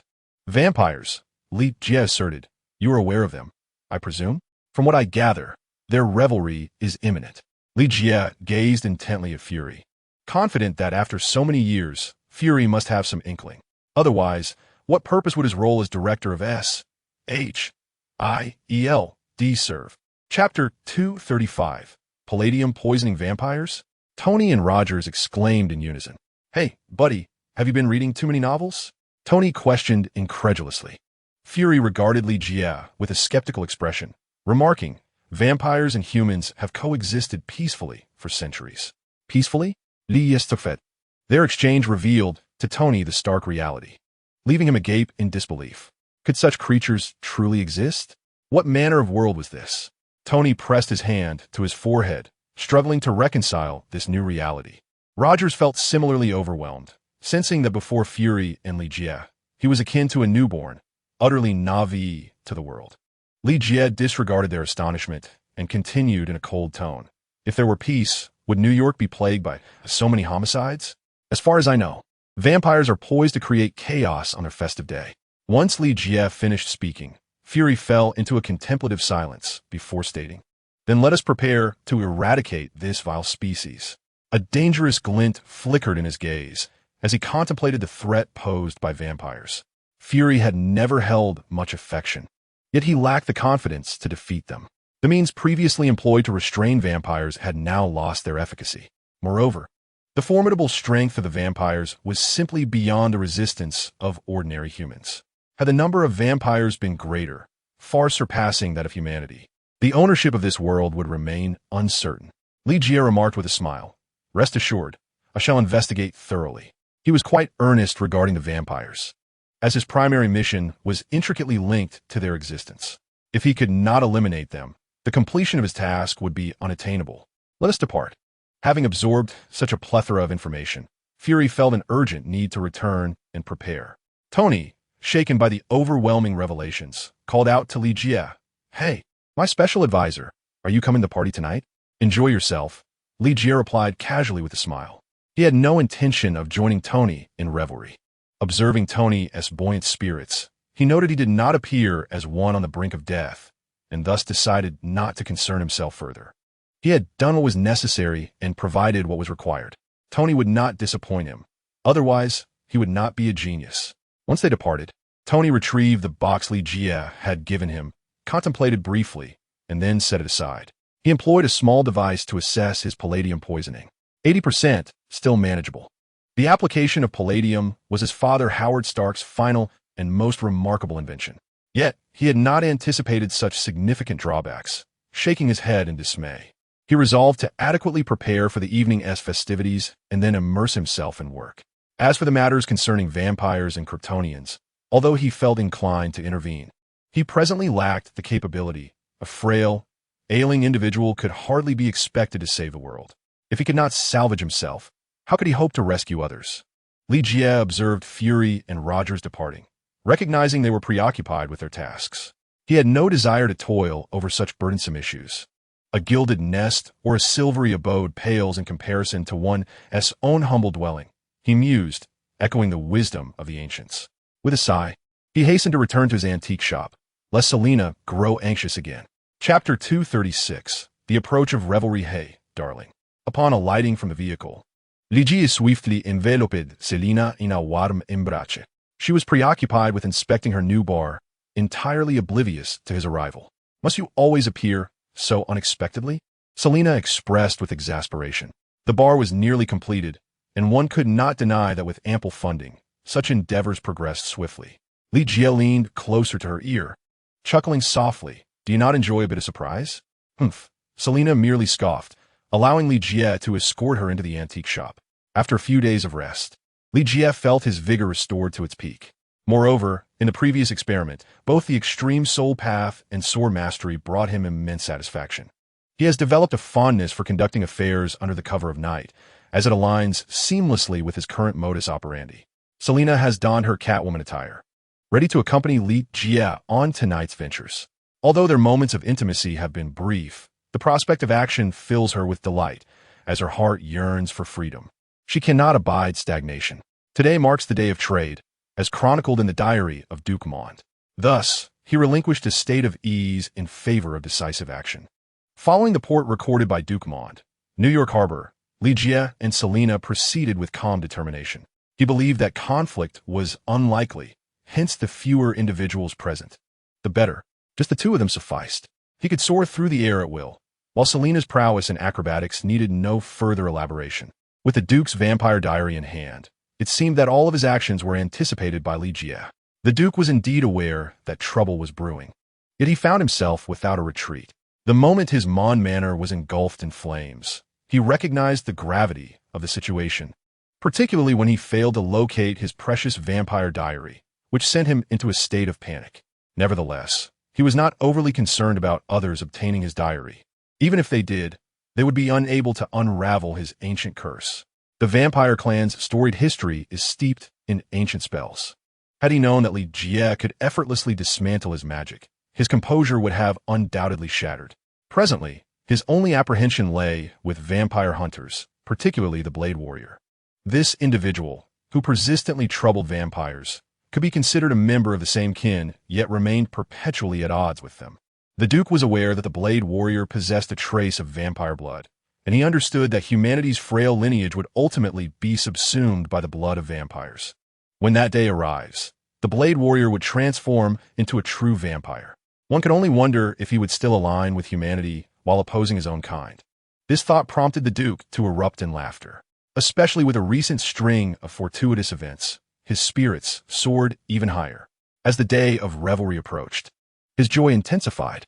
He envisioned the rise of the vampire empire, no longer coexisting with feeble humanity.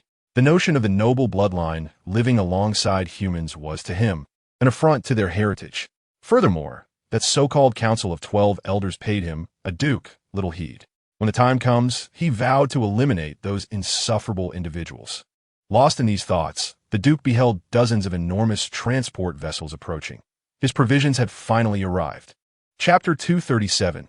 A night visit to the vampires. The Doug family has long been engaged in various underground enterprises across the American continent. Thus, the transaction with Duke Mond was the responsibility of their family. However, they were unaware of the Duke's true identity, believing him to be merely an ancient noble. His status could be traced back further than the entire lineage of the Doug family. Consequently, the Doug family refrained from investigating the Duke's identity, though the transaction itself caused them some unease. Initially, the transporters, upon hearing the sounds emanating from the large containers, assumed they contained some form of livestock. To their shock, they soon realized it was the cries of human beings. This terrified them. Despite the Doug family's numerous misdeeds, they had never engaged in human trafficking. However, after the initial chaos subsided, they regained their composure, albeit without daring to approach the containers again.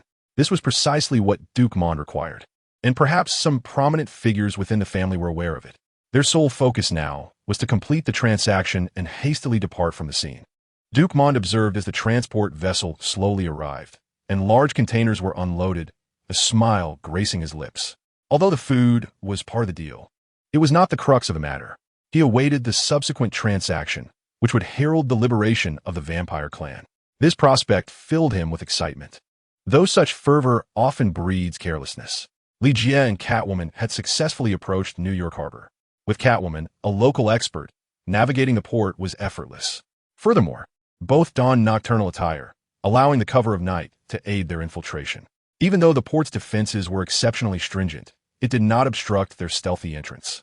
At this moment, they had reached the vicinity of the containers, which lay stacked at the harbor, awaiting the Duke's associates to transport them away.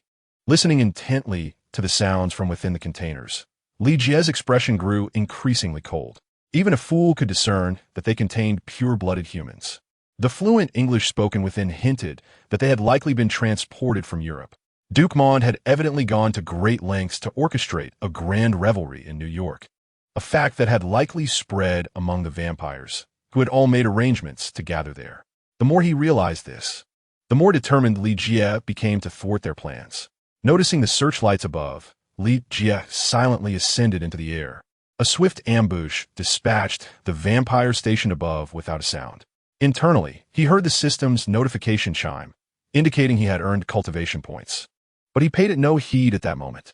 Channeling his spiritual energy, he began to observe and listen to the details of Duke Mond's dealings.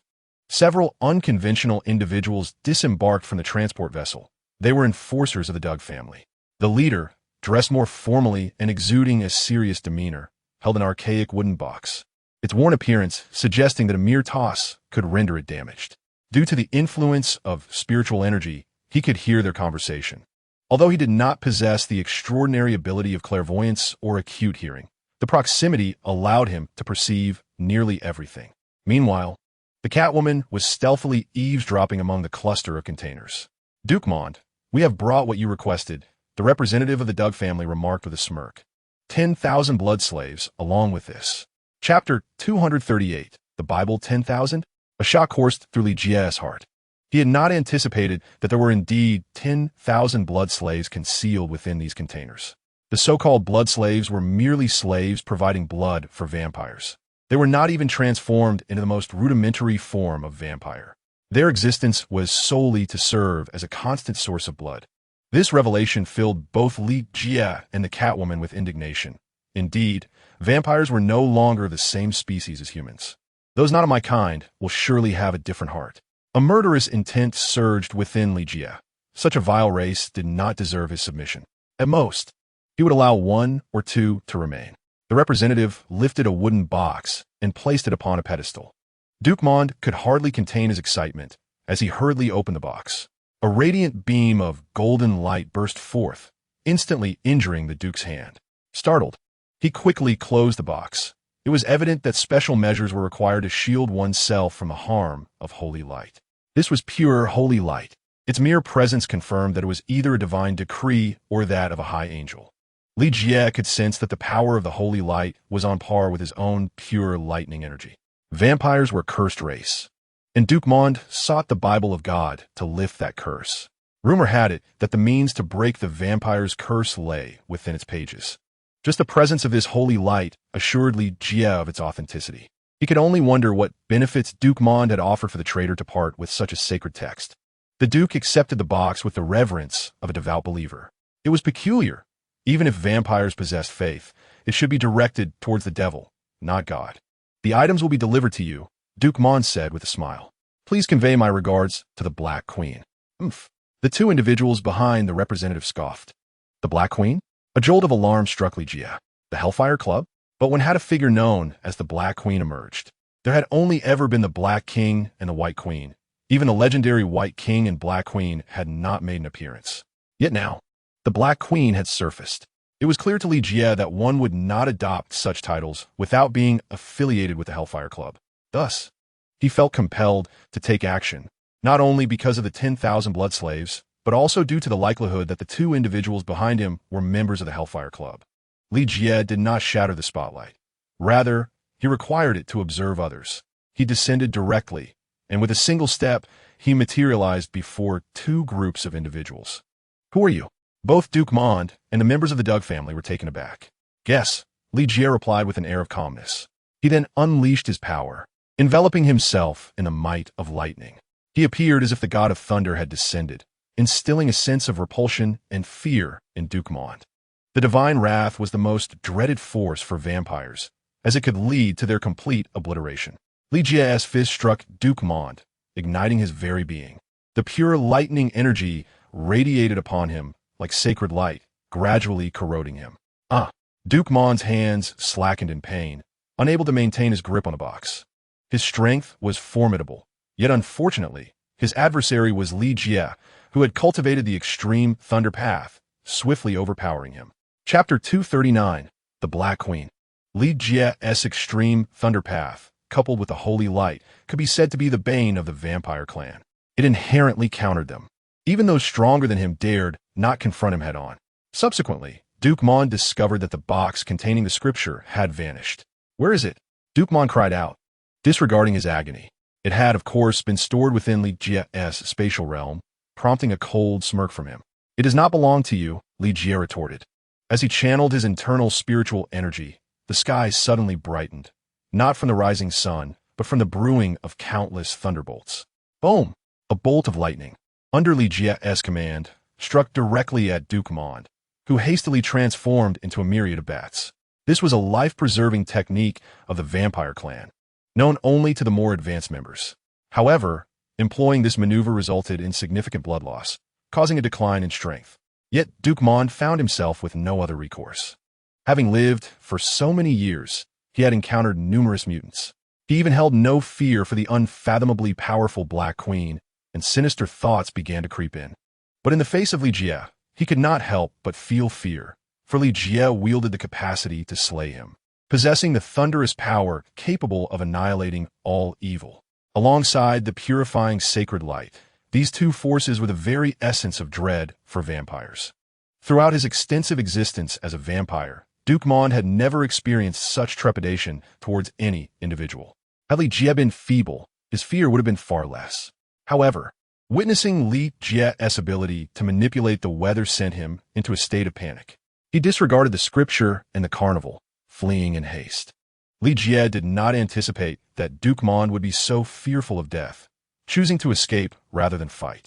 Indeed, it confirmed the adage, the longer one lives, the more one fears death. Thus, his subordinates were effectively abandoned by him.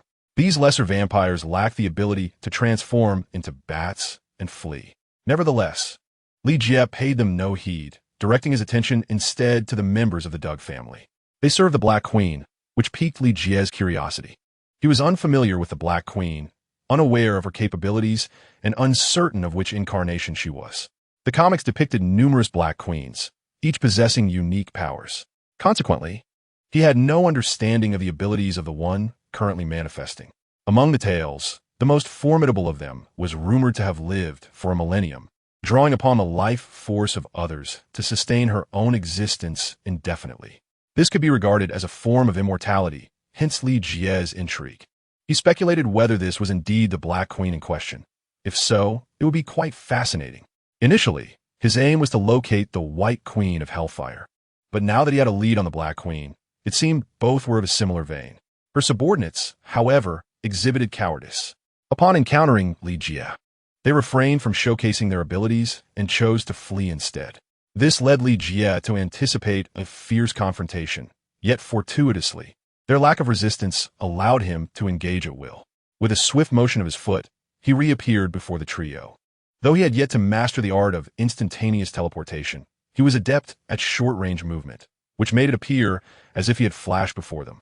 Chapter 240. Let her come to the rescue. The three exchanged glances before one of them boldly charged at Li Jie. With a mere glance, Li Jie discerned his ability. Zheng Tu? He queried. The individual possessed no extraordinary powers, merely enhanced strength, speed, and perception. To Li Jie, he was nothing more than an ordinary human, akin to Captain America, easily vanquished. Although Li Jie was not clad in an indestructible form, he was far superior in strength to this variant. With a single punch, Zheng Tu was sent flying. Had he faced other elusive mutants, he might have posed a challenge. However, Zheng Tu was merely a pawn in this game. In the eyes of others, Zheng Tu's prowess might have been deemed that of a martial arts master. Yet, to Li Jie, he appeared utterly inconsequential. As for the other mutant, he wielded a feeble flame ability, reminiscent of the street performer Chunhauren. Given that Chunhauren was a magician, Li Jie questioned whether such a minor flame could inflict any harm. Thus, with a light chuckle, he lifted the individual effortlessly. His feeble flame barely left a mark on Li Jie. It was even less formidable than the fire-wielding mutant he encountered in Gotham. That mutant possessed considerable power, and had it not been for Li Jie, he could have easily vanquished Batman and Catwoman. The impression that mutant left on Li Jie was reminiscent of Chunhauren, infused with the apocalypse virus. In contrast, this individual resembled Chunhauren before the injection, and was promptly dispatched by Li Jie. What more is there to say? Li Jie inquired, directing his gaze towards the leader. Trembling, the man stammered, I am of the Doug family. Do not deceive yourself. I have not heard of any Doug family, Li Jie retorted coldly. We are the Black Queen's faction, the man quickly asserted. Recognizing that Li Jie was no ordinary individual, he might be familiar with the notorious Hellfire. The Hellfire Club and the Brotherhood of Mutants are both organizations of mutants. Though the Hellfire Club maintains a moderate profile, resulting in fewer people being aware of it. In contrast, the Brotherhood, led by Magneto, is far more notorious. Li Jie tilted his head and smiled. Then let the Black Queen come to your rescue. Without further ado, he incapacitated the two men. One individual fled, prompting Catwoman to shout. Li Jie swiftly turned to see that the previously struck Zheng Tu had inexplicably vanished. This caused Li Jie to furrow his brow as he glanced towards the transport ship.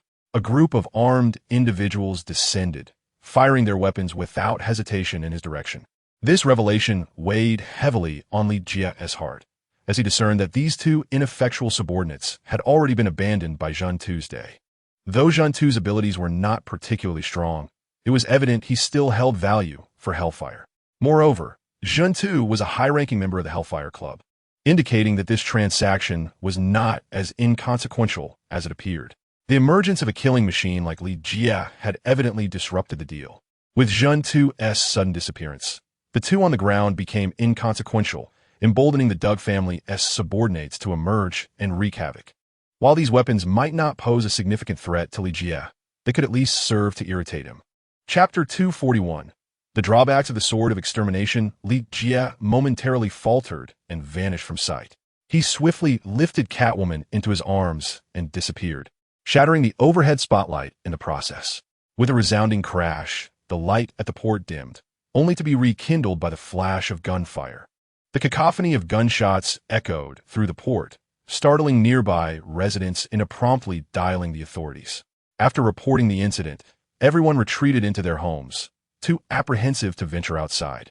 Li Jie's spiritual energy radiated outward, sensing that nearby vampires had been rendered unconscious by Catwoman. She clung to him like a koala, not hindering his movements in the least. As Li Jie channeled the power of lightning beneath his feet, the long-dormant thunder strike was awakened.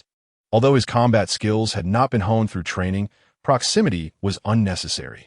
The swordsmanship he wielded flourished under such circumstances. With a flick of his finger, the murderous Su Xian's sword shot forth, guided by Li Jie's deft control, to enact his will upon the night. For the soul, illumination holds no significance. It relies on sensation rather than sight. In mere seconds, Catwoman noted the abrupt silence of gunfire. How long must we hold on? Li Yan with it. Catwoman released her grip and leapt away from him. Is it all resolved? She asked, brandishing her whip and vaulting over a nearby pole. A scream escaped her lips as she illuminated the scene with her flashlight, revealing headless corpses strewn about. Even the seasoned Catwoman was momentarily taken aback. Ha ha! Li Jie laughed heartily before dialing Fury to summon assistance. After all, there were 1,000 blood slaves at stake. Vampires were indeed a grave menace. The Su Xian sword returned to Li Jie's grasp, piquing Catwoman's curiosity. She tentatively touched it, only to be inundated by an overwhelming aura of death. Kill!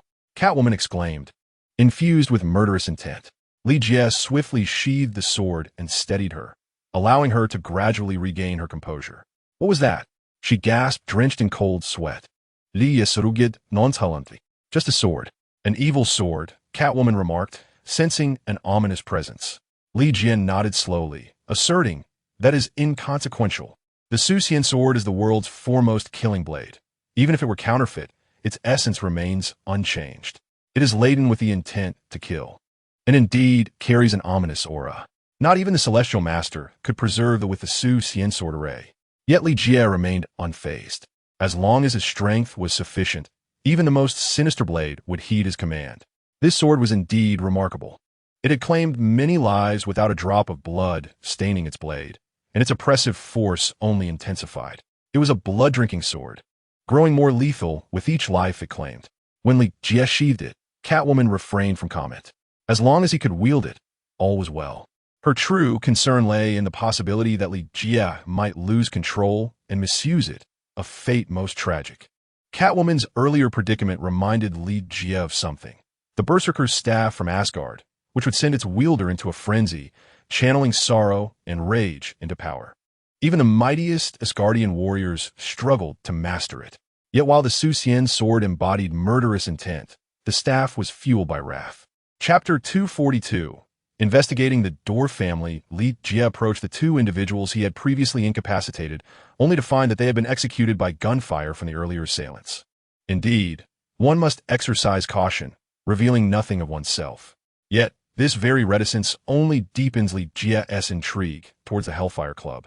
One wonders when General Ross will bring him tidings of good fortune. However, it is certain that the denizens of Hellfire harbor an intense hatred for him, given that he has disrupted their operations and claimed so many lives. The shadow cloak Li Jie Dan has drawn all attention towards the exile. He harbors no fear of the Hellfire Club, having never contemplated any negotiations with them. What he desires is their submission. Should they resist, their demise is but a swift resolution. You may return, Li Jie stated. The ensuing matters he could manage alone. There was no need for Catwoman to linger. She nodded, lifted his chin for a fleeting kiss, and with a flick of her whip, vanished into the distance. Li Jie was taken aback by how effortlessly he encountered Duke Mond. This was a formidable adversary he had long anticipated. To his astonishment, Mond was so intimidated by Li Jie's prowess that he fled without a moment's hesitation. Indeed, the vampire is a lineage forsaken by God, its inherent flaws are too significant, rendering it a lesser bloodline. While humanity may be weak, it is evidently not easily countered. Conversely, vampires, despite their strength, find themselves overpowered by methods that exploit their vulnerabilities. S.H.I.O.A.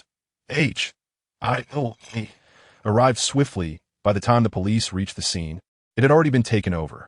A Quinjet appeared overhead, and Nick Fury descended with a grave expression. "What transpired here?" he inquired, alarmed by the sounds emanating from within a container. Li Jie casually opened one, prompting a surge of individuals eager to escape, yet he restrained them. A mass exodus would surely incite chaos. "Are they all humans?" Fury demanded incredulously e Yinglia. Li Jie affirmed, "To be precise, they're the food of vampires." Fury's ire flared, wishing he could eradicate all vampires in an instant. The throngs of blood slaves were escorted away by the police, tasked with finding accommodations for 1,000 souls, a considerable undertaking. Furthermore, ensuring the matter remained concealed from the public only heightened the challenge. Nonetheless, such difficulties are trivial in the face of national machinery. "Who are these people?" Fury lamented, gazing at the corpses strewn about. Li Jie pondered for a moment before replying. "These individuals belong to a family known as the Doherty clan. They are responsible for dealings with vampires and may possess valuable information. Please investigate and relay any findings to me." Li Jie contemplated the necessity of locating the Hellfire Club. It was evident that General Ross's influence was insufficient. Perhaps S.H.I.E.L.D. should intervene. With such a formidable force at play, locating the Hellfire Club becomes significantly more feasible. At that point, as long as Li Jie follows the clues, even the slightest lead regarding the Doug family could unveil the whereabouts of the Hellfire Club. Although Fury harbored some doubts about this matter, he nonetheless nodded in agreement, instructing capable agents to investigate the Doug family and report back with their findings. Chapter 243. The might of God. The day of reckoning for vampires is approaching, and you must muster as much strength as possible, Li Jie advised Fury. In truth, vampires are not as fearsome as they seem, much like his ability to effectively subdue Duke Mond. However, the sheer numbers of vampires present pose a significant challenge. Not everyone possesses the prowess to vanquish vampires single-handedly, necessitating numerous allies. Li Jie alone cannot confront all the vampires. Furthermore, should others fall victim to the vampire's wrath, he would be overwhelmed. While one-on-one battles may be manageable, the collective assault of an entire vampire race is far from simple to resolve. Fury nodded solemnly and remarked, "Indeed, the battle has commenced. I will ensure that support is mobilized from that end. Though the world is not teeming with superheroes, there is certainly enough to make a difference. After all, if one considers super soldiers like Captain America as superheroes, then there are many who share that distinction. However, their effectiveness pales in comparison to that of the super serum, as they often come with numerous shortcomings. For instance, the extinction virus and the centipede virus are also methods of enhancing soldiers."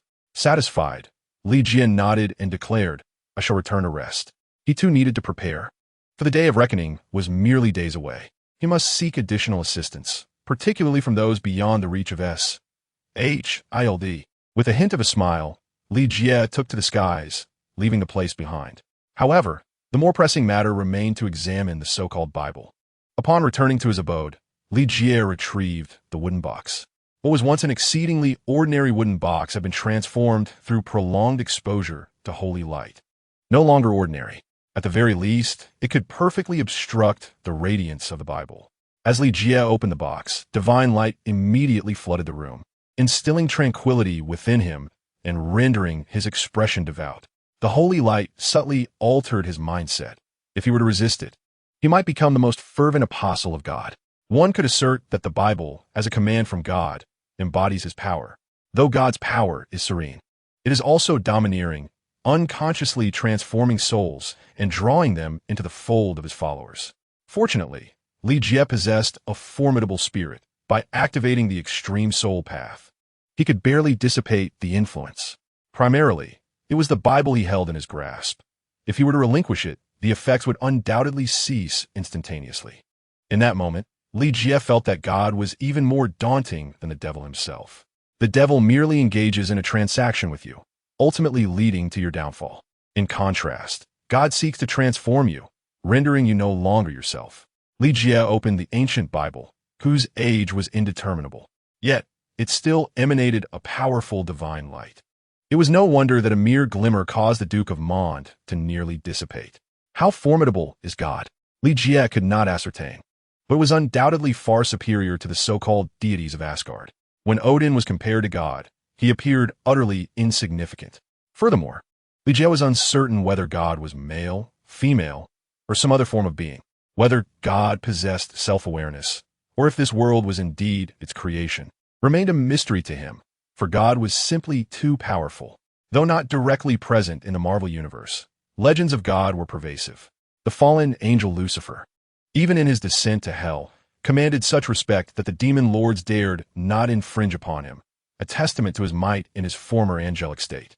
Chapter 244. The progenitor of vampires Lucifer was merely an apostle at God's side, illustrating the vastness of God's strength, which prompted Li Jie to shake his head.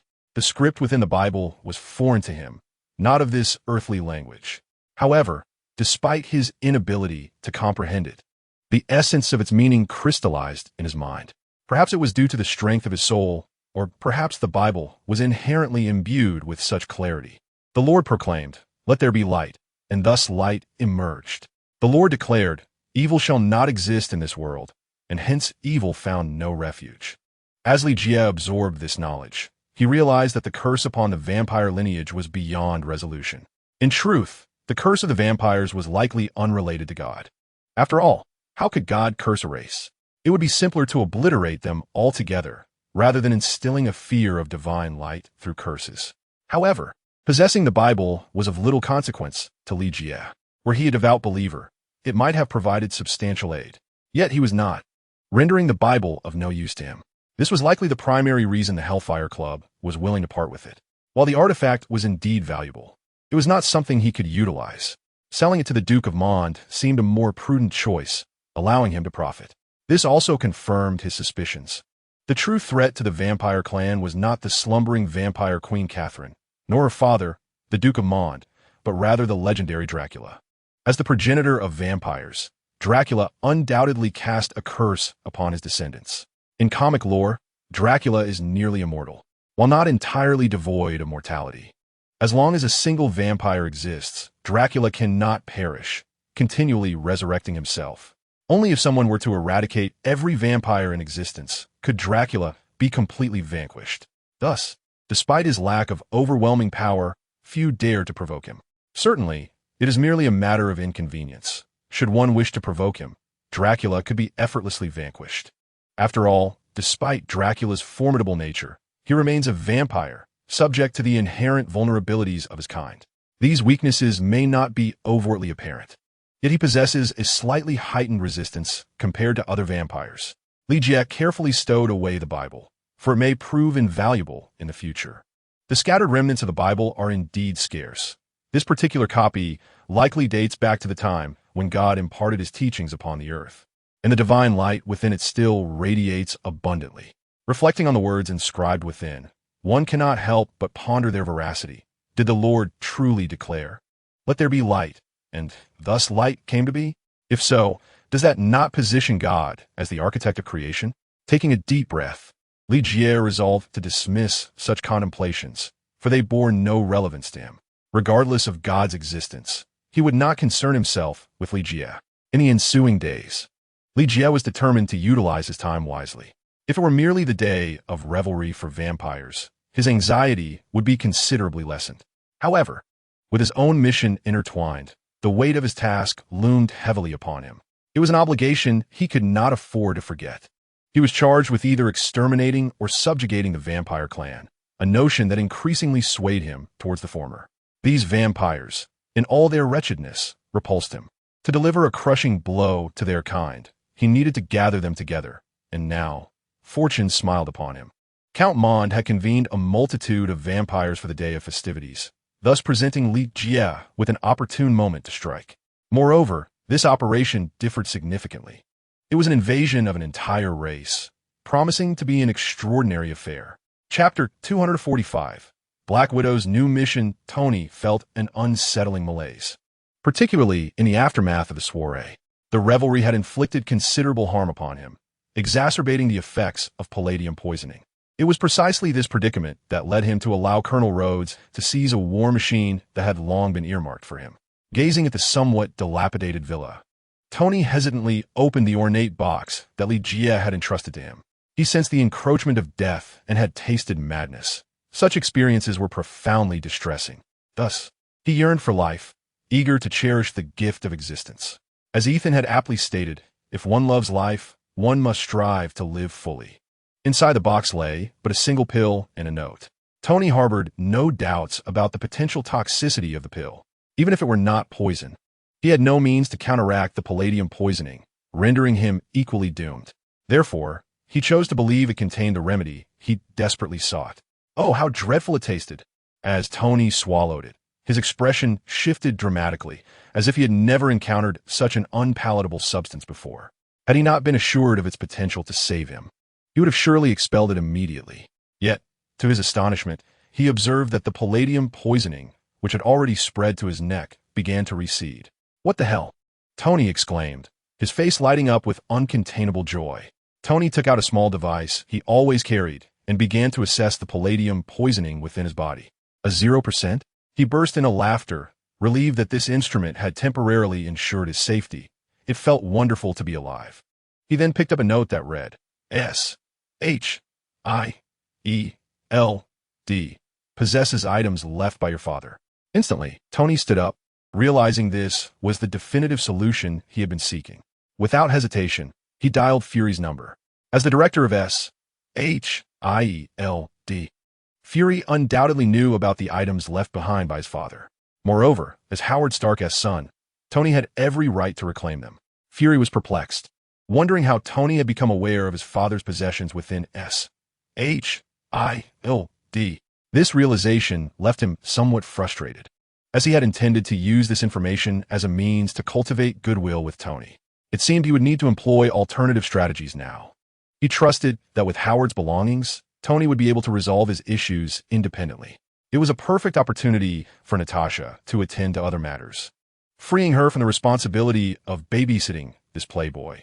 Natasha had long desired to depart, yet felt unable to leave until Tony's situation was settled. She had grown weary of his erratic personality, which often led to chaos. Consequently, she noted in her assessment of Fury that Tony's eccentric and capricious nature rendered him unsuitable for membership in the Avengers. Afterward, she vanished, particularly dissatisfied with the evening's festivities. However, as a seasoned operative, idleness was clearly not an option for her. A new task awaited Natasha: investigate the Douglas family and send her findings to Mr. Li Jie. Fury stated that time was of the essence, leaving no room for his agents to rest. Since Li Jie had insisted on personally addressing this matter, it was best left to him, provided Natasha accompanied him to ensure transparency. Reflecting on this, Fury instructed, "At that time, you will complete this mission with him. Remember to stay close." Li Jie was known for his numerous little schemes, and he possessed a wealth of knowledge. For instance, during this trip to the Arctic, he had departed without notice, accompanied by some sort of superhero.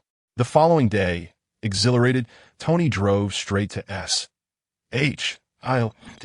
retrieving all the items left by his father, Howard Stark. However, on that very day, his secretary Natasha mysteriously vanished. A resignation letter lay on his desk, catching him off guard. He had hoped for an intimate moment with Natasha, but it appeared such opportunities had slipped away. Meanwhile, Li Jie received word from Fury that Natasha had gone ahead to investigate and would later join him. This struck Li Jie as rather peculiar. Partnering with the Black Widow was a rare fortune. Although she was a thorny rose, it did not diminish his ability to appreciate her. Selina, who observed his expression, felt a surge of annoyance and directly pinched his waist, inquiring, "Which woman is it this time?" "It's certainly not a woman. It's Fury," Li Jie lamented. During this period, Storm had incessantly contacted him, and finally, Selina managed to catch him in the act. Fortunately, his conversations with Storm were quite ordinary, as he merely advised her on how to enhance her abilities. This spared him from Selina's ire. However, by the end, even Quinn had engaged in a conversation with him over the phone, which prompted Selina's question. You must have more than just me," Selina scoffed. Li Jie, retorting, "How could that be? We are cohabiting." Selina replied with a cold smile, "The last time you kissed me, I could sense the fragrance of another woman." As she spoke, she straddled Li Jie, seemingly unwilling to relent without an explanation. Li Jie immediately panicked, recalling that he had indeed kissed Storm during their farewell. He was astonished by Selina's perceptiveness. She had noticed even that. Thus, he decided to be candid. "This is a fine tradition of ancient times," he said, mustering his courage. Selina chuckled derisively, stating, "In Huaxia, we practice monogamy. Do not attempt to deceive me." Li Jie playfully swatted her backside, exclaiming, "Who told you that? Ancient emperors had 3 palaces and 6 courtyards, with thousands of beauties in their harem, and I, destined to be a king, must naturally uphold such noble traditions." Selina fell silent upon hearing this, simply leaning in for a passionate kiss with Li Jie. Breathing heavily, she said, "If you are to be king, then I shall be queen." "Of course," Li Jie replied with a smile. Selina had not anticipated his lofty aspirations. A king must conquer not just the world, but also women. Thus, she felt less perturbed, realizing that a man as exceptional as Li Jie could hardly be hers alone. "But your harem must not be lacking in quality," she giggled. "That is certainly the case," Li Jie laughed heartily.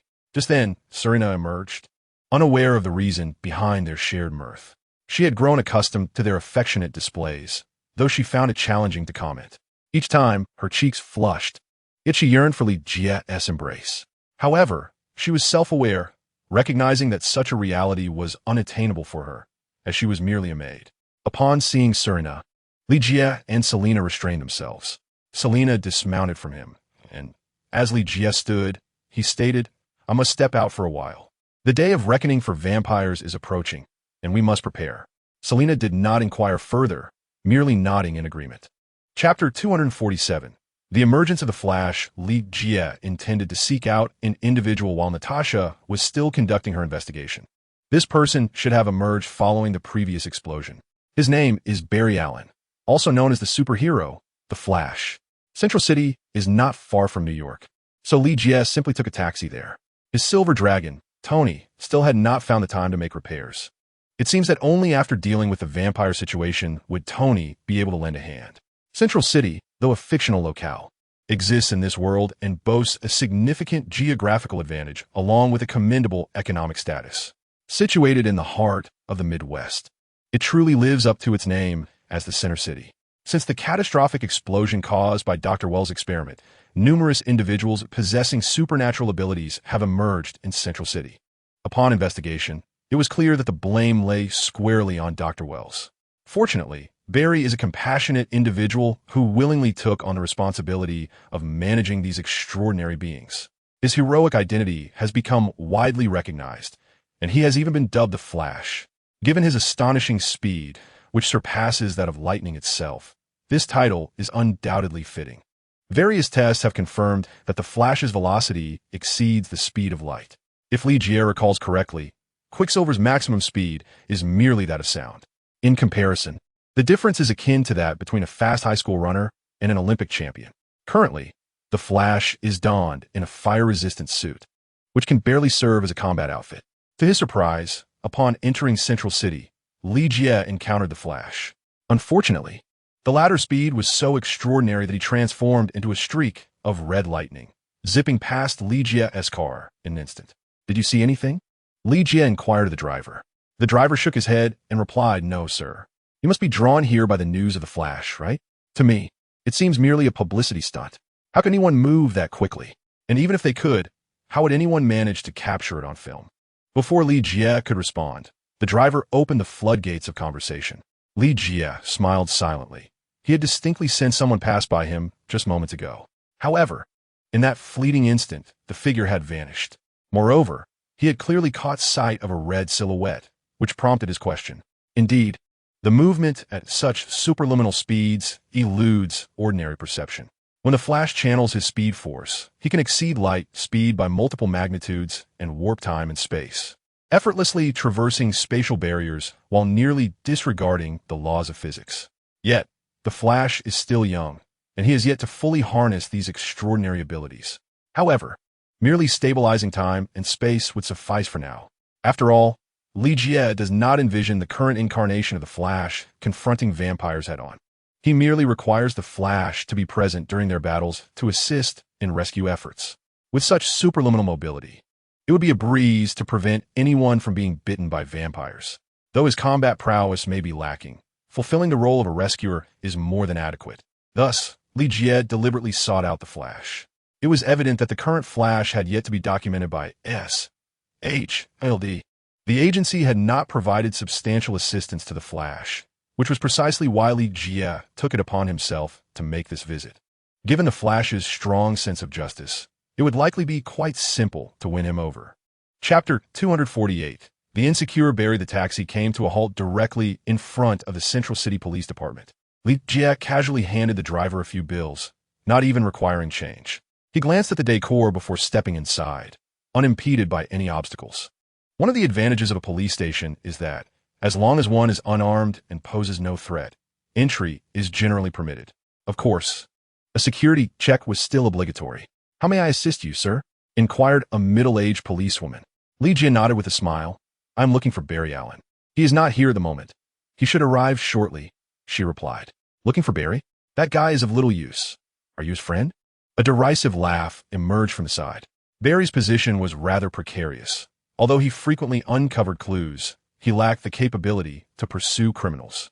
His lack of strength often excluded him from the most perilous situations. Regardless of who it was, he was typically overlooked. Li Jie replied, "Indeed, but he is not as ineffectual as you suggest." "Impossible. That scrawny fellow. I could take him down with one hand," the individual scoffed, shaking his head dismissively before leaving. A youthful man with a handsome visage entered, clearly feeling awkward upon overhearing the earlier exchange. He was Barry Allen, known for his reserved nature, which prevented him from engaging in disputes. This was quite different from most others. Had it been anyone else, a confrontation would have ensued. "Are you looking for me?" Barry inquired, gazing at Li Jie. Li Jie nodded, stating, "If you are Barry, then indeed, I am. Please follow me." Barry promptly led Li Jie to his office. Barry's office was seldom visited, with most visitors being Detective West. Within the entire precinct, West was essentially the only one who cared for Barry, being his adoptive father.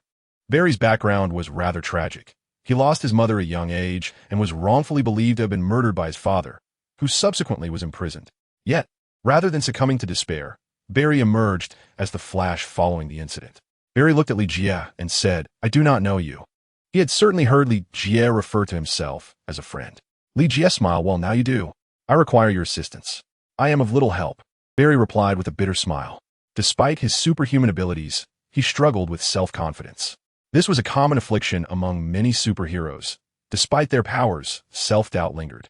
Li Jie chuckled knowingly. "With your remarkable speed, how could you possibly be of no assistance, Flash?" Barry looked up and said, "What are you talking about?" Li Jie patted him on the shoulder and replied, "Kid, since you are called the Flash, you must embody the essence of the Flash and protect them." Barry's expression shifted, and seeing Li Jie's demeanor, he realized that he was already fully aware of everything. Who had leaked the information? Barry had no idea. Thus, he could only sigh and ask, "Is there anything I can assist you with? My combat skills are lacking." Although Barry longed to confront criminals like other superheroes and engage in physical battles, he found himself unable to do so. He realized that his abilities only allowed him to run fast, with no other enhancements. Li Jie nodded and said, "You need not fight. You merely have to use your speed to protect people." Chapter 249. You like her. Although this statement left Barry feeling somewhat reluctant, he could only acquiesce. Seeing his expression, Li Jie smiled and remarked, "Abilities require training. No one is inherently strong from the start. Every superhero has undergone countless trials and battles to become formidable." Barry smiled and replied, "I will. But you haven't even mentioned what assistance you need yet." Li Jie inquired, "I need you to accompany me to New York. Do you have time?" "Of course," Barry agreed, then added, "Oh no, I still have a case that remains unsolved." "What case?" Li Jie asked curiously. Barry responded, "I don't even know your name yet. You can call me Li Jie. If you don't trust me, you could trust it." Li Jie observed Barry's demeanor and nodded inwardly. It was good to see a degree of caution. Despite being inexperienced, he possessed a hint of a superhero-esque spirit. As they spoke, Li Jie took out a batarang and placed it directly on the table. "What is this?" Barry picked up the batarang and exclaimed, "Batman?" "Indeed." Li Jie nodded with a smile. At that moment, a middle-aged black man entered, dressed in suspenders. Barry quickly concealed the batarang behind him and nervously said, "Nothing." My friend came to see me. Li Jie glanced at him and recognized the newcomer's identity. Joe West, a close friend of Barry's father, was also his adoptive father. Joe smiled, glanced at Li Jie, and said, "Since he is a friend, let us treat him well." Barry hurriedly replied, "All right, I'll step outside to chat with him." "Wait a moment, Barry." Joe stopped him, and Li Jie smiled as he exited first. Joe turned to Barry and asked, "I haven't heard of you having an Asian friend." "I just didn't mention it." Barry awkwardly chuckled, shoving his hands into his pockets. "What's in there?" Joe immediately noticed Barry's restlessness. Barry, who typically didn't have the habit of putting his hands in his pockets, said, "It's nothing, I'll head out now. Don't keep him waiting." In a moment of panic, Barry hastily dashed outside. At that moment, Li Jie found himself face to face with a black woman, possessing exquisite features despite her heritage. Even Li Jie, who typically held a preference against women of African descent, could not help but cast a few lingering glances at her. "Hey, Barry," the girl smiled at the rushing Barry. "Iris," Barry replied with a smile. Li Jie instantly recognized her as Joe's girlfriend, the object of Barry's secret affection. "Is this your friend?" Iris inquired of Barry. He quickly nodded and replied, "Indeed, a remarkable friend. Yes, quite handsome too." Iris remarked with a smile, before bidding them farewell and walking inside. Although she had come to find Barry, it was evident that he was about to leave with his friend, compelling her to seek out her father instead. Once Iris departed, Barry's expression fell. Li Jie, draping an arm over Barry's shoulder, chuckled. "Barry, do you fancy her?" "Of course not," Barry exclaimed, suddenly flustered, glancing around nervously, fearful of being overheard. Li Jie burst into laughter. "She is a beautiful girl, isn't she? I can see right through your thoughts. Is it that obvious?" Barry replied, somewhat disheartened. "Your feelings are etched upon your face," Li Jie affirmed. "However, if you like her, you must pursue her. Otherwise, you might lose her to someone else." "Don't say I didn't warn you." Barry nodded absently. Although he harbored feelings for Iris, he was uncertain whether she reciprocated them. Even if she did, he lacked the courage to confess. Thus, in the original narrative, Barry could only watch as Iris ended up with the antagonist, offering a comical blessing instead. The thought of not daring to express his feelings to Iris and witnessing their kiss left him disheartened, prompting him to flee in despair. If Li Jie were in Barry's shoes, he would undoubtedly slap himself in frustration. How exasperating it was to let his desired companion slip away, while another claimed her affections. Li Jie would have confronted the antagonist on the spot, determined to monopolize Iris for himself.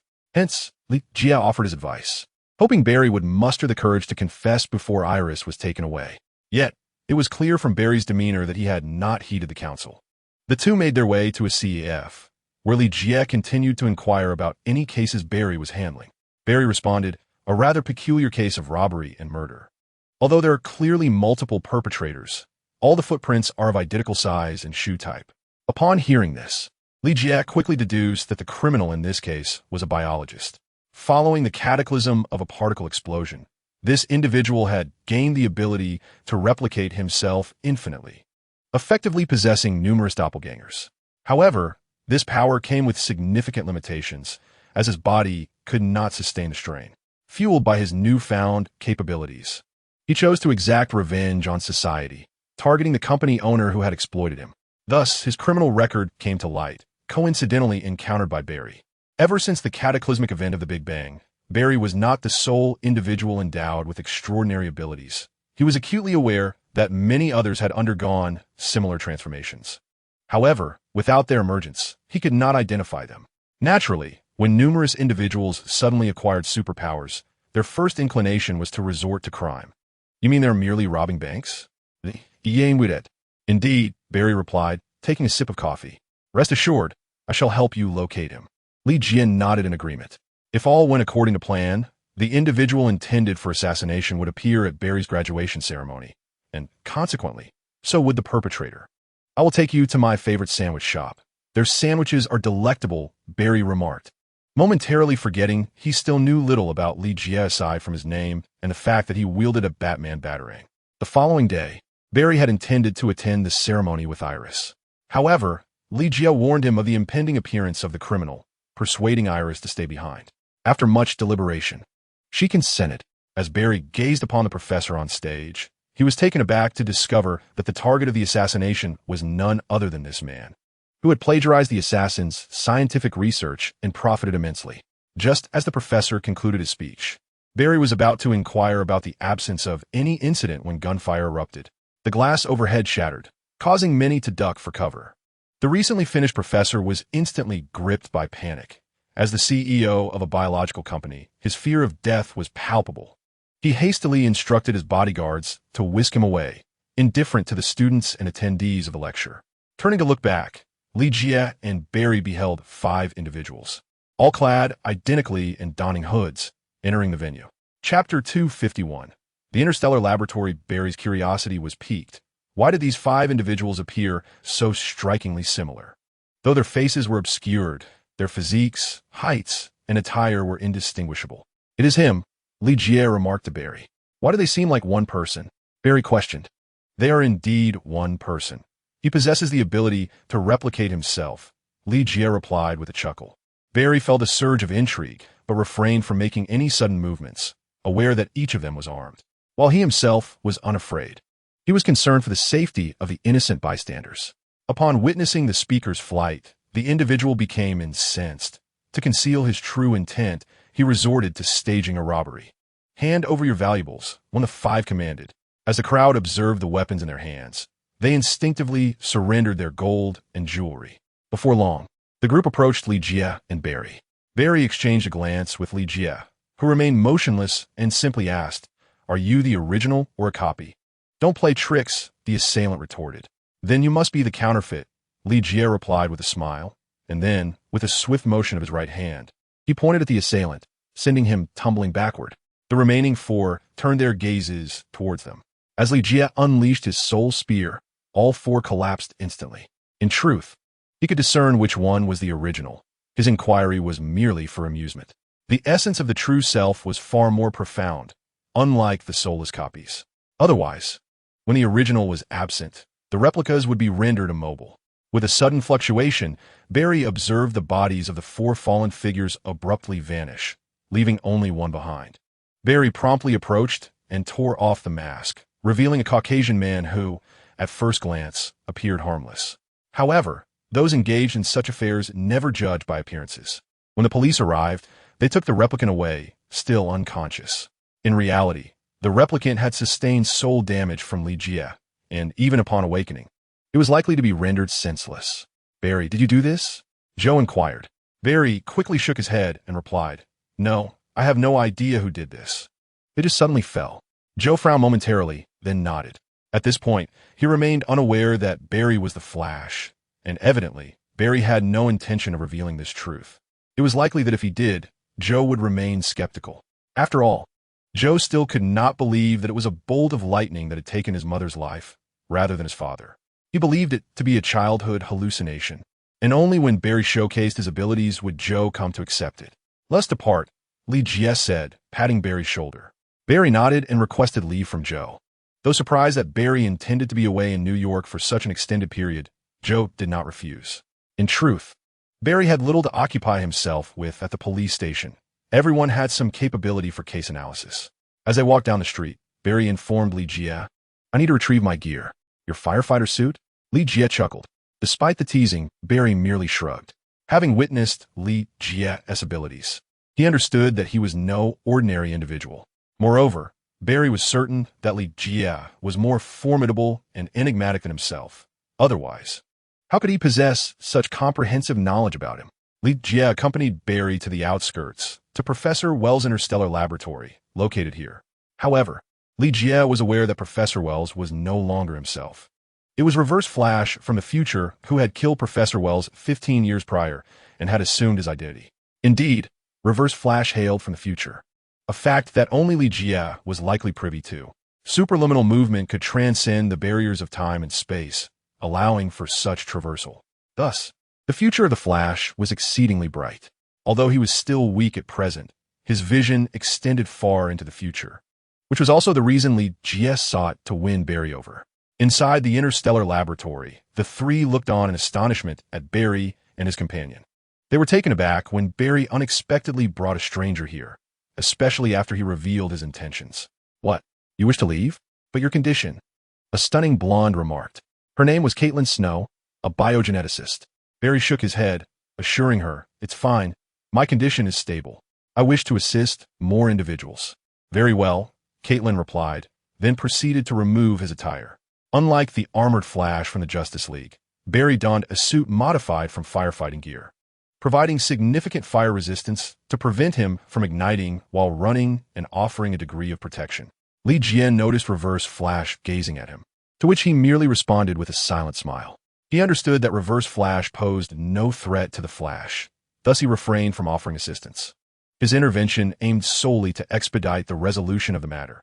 The necessary experiences must be left for the Flash to confront on his own. With his outfit in hand, Barry swiftly followed Li Jie, who had pressing matters to attend to. He had not anticipated Black Widow's promptness. Within such a short span, she had already uncovered the secrets of the Dag family. Thus, in the interest of time, Li Jie hurriedly led Barry away. It must be said that heroes often possess a narrow vision. Heroes like the Flash, Batman, and Green Arrow tend to confine themselves to a single city, whereas Marvel heroes like Iron Man have a broader perspective, likely due to their affiliations with SHIELD, often targeting international criminals and extraterrestrial threats. As Barry clutched his battle suit, SHIELD aircraft descended. The crew did not stop, but beckoned him aboard. Hurry up, someone waved from above. Li Jie, recognizing the figure, chuckled Coulson. It was the long-missed Agent Coulson, who greeted Li Jie with a smile. In an instant, the two found themselves aboard the aircraft. What is this? Coulson appeared momentarily stunned. Quick speed? He then realized. Li Jie patted Barry, who held his suit, and grinned, superluminal speed. You may refer to him as the Flash. Just call me Barry, he humbly replied. Coulson's interest piqued, and he introduced himself. I am Agent Coulson from SHIELD. After enduring numerous jests, SHIELD had finally dispensed with the cumbersome title of the Department of Homeland Strategic Defense. Thanks to the collective ribbing from Li Jie, Tony Stark, Pepper Potts, and others, this succinct term sounded significantly more pleasant. The SHIELD aircraft traveled at remarkable speed. While it did not match Barry's velocity, they arrived in New York in merely a few tens of minutes. Chapter 253. New mission. Hey boy. Upon disembarking, Li Jie noticed someone teasing him. Certainly, it is Black Widow. No one else would dare to call Li Jie by that name. Black Widow is no longer young, though Li Jie is unaware of her exact age, as it is considered impolite to inquire about a woman's age. Li Jie merely nodded in resignation, for he could not act against her. Natasha, as if she had discovered a new world, inquired of Li Jie, who is this bashful young man? It turned out that Barry had been unable to muster the courage to meet her gaze since he laid eyes on Natasha. Li Jie observed Natasha for a moment before breaking into laughter. Her combat attire accentuated her figure magnificently. No wonder Barry, this innocent lad, was too shy to look for fear of embarrassment. His name is Barry, and he possesses his own abilities, Li Jie introduced. What abilities? Natasha asked curiously as she stood beside Li Jie. They were soon to embark on their mission, and time was of the essence, leaving little room for delay. After greeting Fury at the SHIELD headquarters, they were ready to depart. Li Jie smiled at Barry. Shall you show her? Barry nodded shyly, remaining silent, and in an instant, he vanished. A loud crash echoed through the corridor. Oh, Natasha exclaimed, as she saw Barry reappear at the far end of the hallway, colliding with a transparent steel door. Ouch, Barry said, rubbing his forehead. Natasha now understood his ability and turned to Li Jie with a smile, asking, How fast can he go? Li Jie replied with a grin, faster than light. This revelation astonished Natasha. She had not anticipated anyone could achieve such incredible speed. In comparison, Captain America seemed almost slow. I must attend to a new mission, Coulson announced to the two. What mission? Li Jie would suddenly intrigued. Coulson exchanged a glance with Natasha and said, I wasn't supposed to disclose this. I understand. SHIELD has its secrets, but we are acquainted. Li Jie replied with a smile. Coulson sighed. All I can say is that I am heading to New Mexico. Li Jie immediately comprehended, offering Coulson a knowing smile before allowing him to leave. That was the very location where Thor's hammer had fallen, though he was uncertain whether it had landed or whether it was merely a disturbance. Li Jie knew that SHIELD possessed specialized instruments capable of detecting unique energy fluctuations. Thus, if Thor's hammer were to descend, or if Asgardians were to arrive, it would be detected. However, Li Jie refrained from asking further questions, as it might alarm Coulson. If it were deemed necessary for him to know, Fury would certainly inform him. Natasha held a high rank as a level 10 agent within SHIELD. Yet like Hawkeye, she primarily engaged in missions rather than internal affairs. Thus, many secrets remained concealed. Although she had the authority to access certain information, she was entirely disinclined to do so. Accompanied by the somewhat awkward Barry, the trio navigated their way without impediment. While Li Jie was hesitant to reveal the Flash to SHIELD, the necessity of his power compelled an early introduction. Barry, akin to a curious child exploring a grand estate, was captivated by the myriad wonders within SHIELD. In comparison to the interstellar laboratory, it appeared rather feeble. Chapter 254. Walking with Beauty upon encountering Fury. The trio exchanged mere glances before he instructed his subordinates to escort Barry elsewhere. Whether Barry would be subjected to research remained uncertain to Li Jie. After all, SHIELD was home to numerous eccentric scientists, undoubtedly intrigued by the unknown. Nonetheless, any examination conducted on him would be voluntary, and surely it would aid him in acclimatizing to his abilities. With Li Jie present, there was no need for concern regarding Barry's well-being. This was a point that Coulson had subtly discussed with him earlier, to which Barry had consented to make his own choices. Time was of the essence, as Fury stated. Li Jie nodded, fully aware of the urgency. Fury scrutinized him and inquired, "Why are you so fixated on the dog family?" Although the dog family posed certain issues, it was evident that the vampire matter held greater significance. Thus, Fury did not deem it imperative to investigate the dog family at this juncture unless there were unknown factors at play. Li Jie replied with a smile, "What if we could find assistance?" Fury sensed something amiss, but recognized that pressing Li Jie further would yield no answers. Fortunately, with Natasha accompanying him, he felt reassured that no complications would arise. Fury resignedly nodded and remarked, "We need to make further preparations." Naturally, the first step would be to advise the public to stay indoors that day, Li Jie casually suggested. Fury nodded in agreement and exchanged a glance with Natasha. She promptly affirmed, then turned to Li Jie, saying, "Let us move. It's best to resolve this quickly." They were heading to Europe, after all. If they did not act swiftly, time could slip away. Li Jie could only have Friday inform Selena of his well-being, as returning was not an option.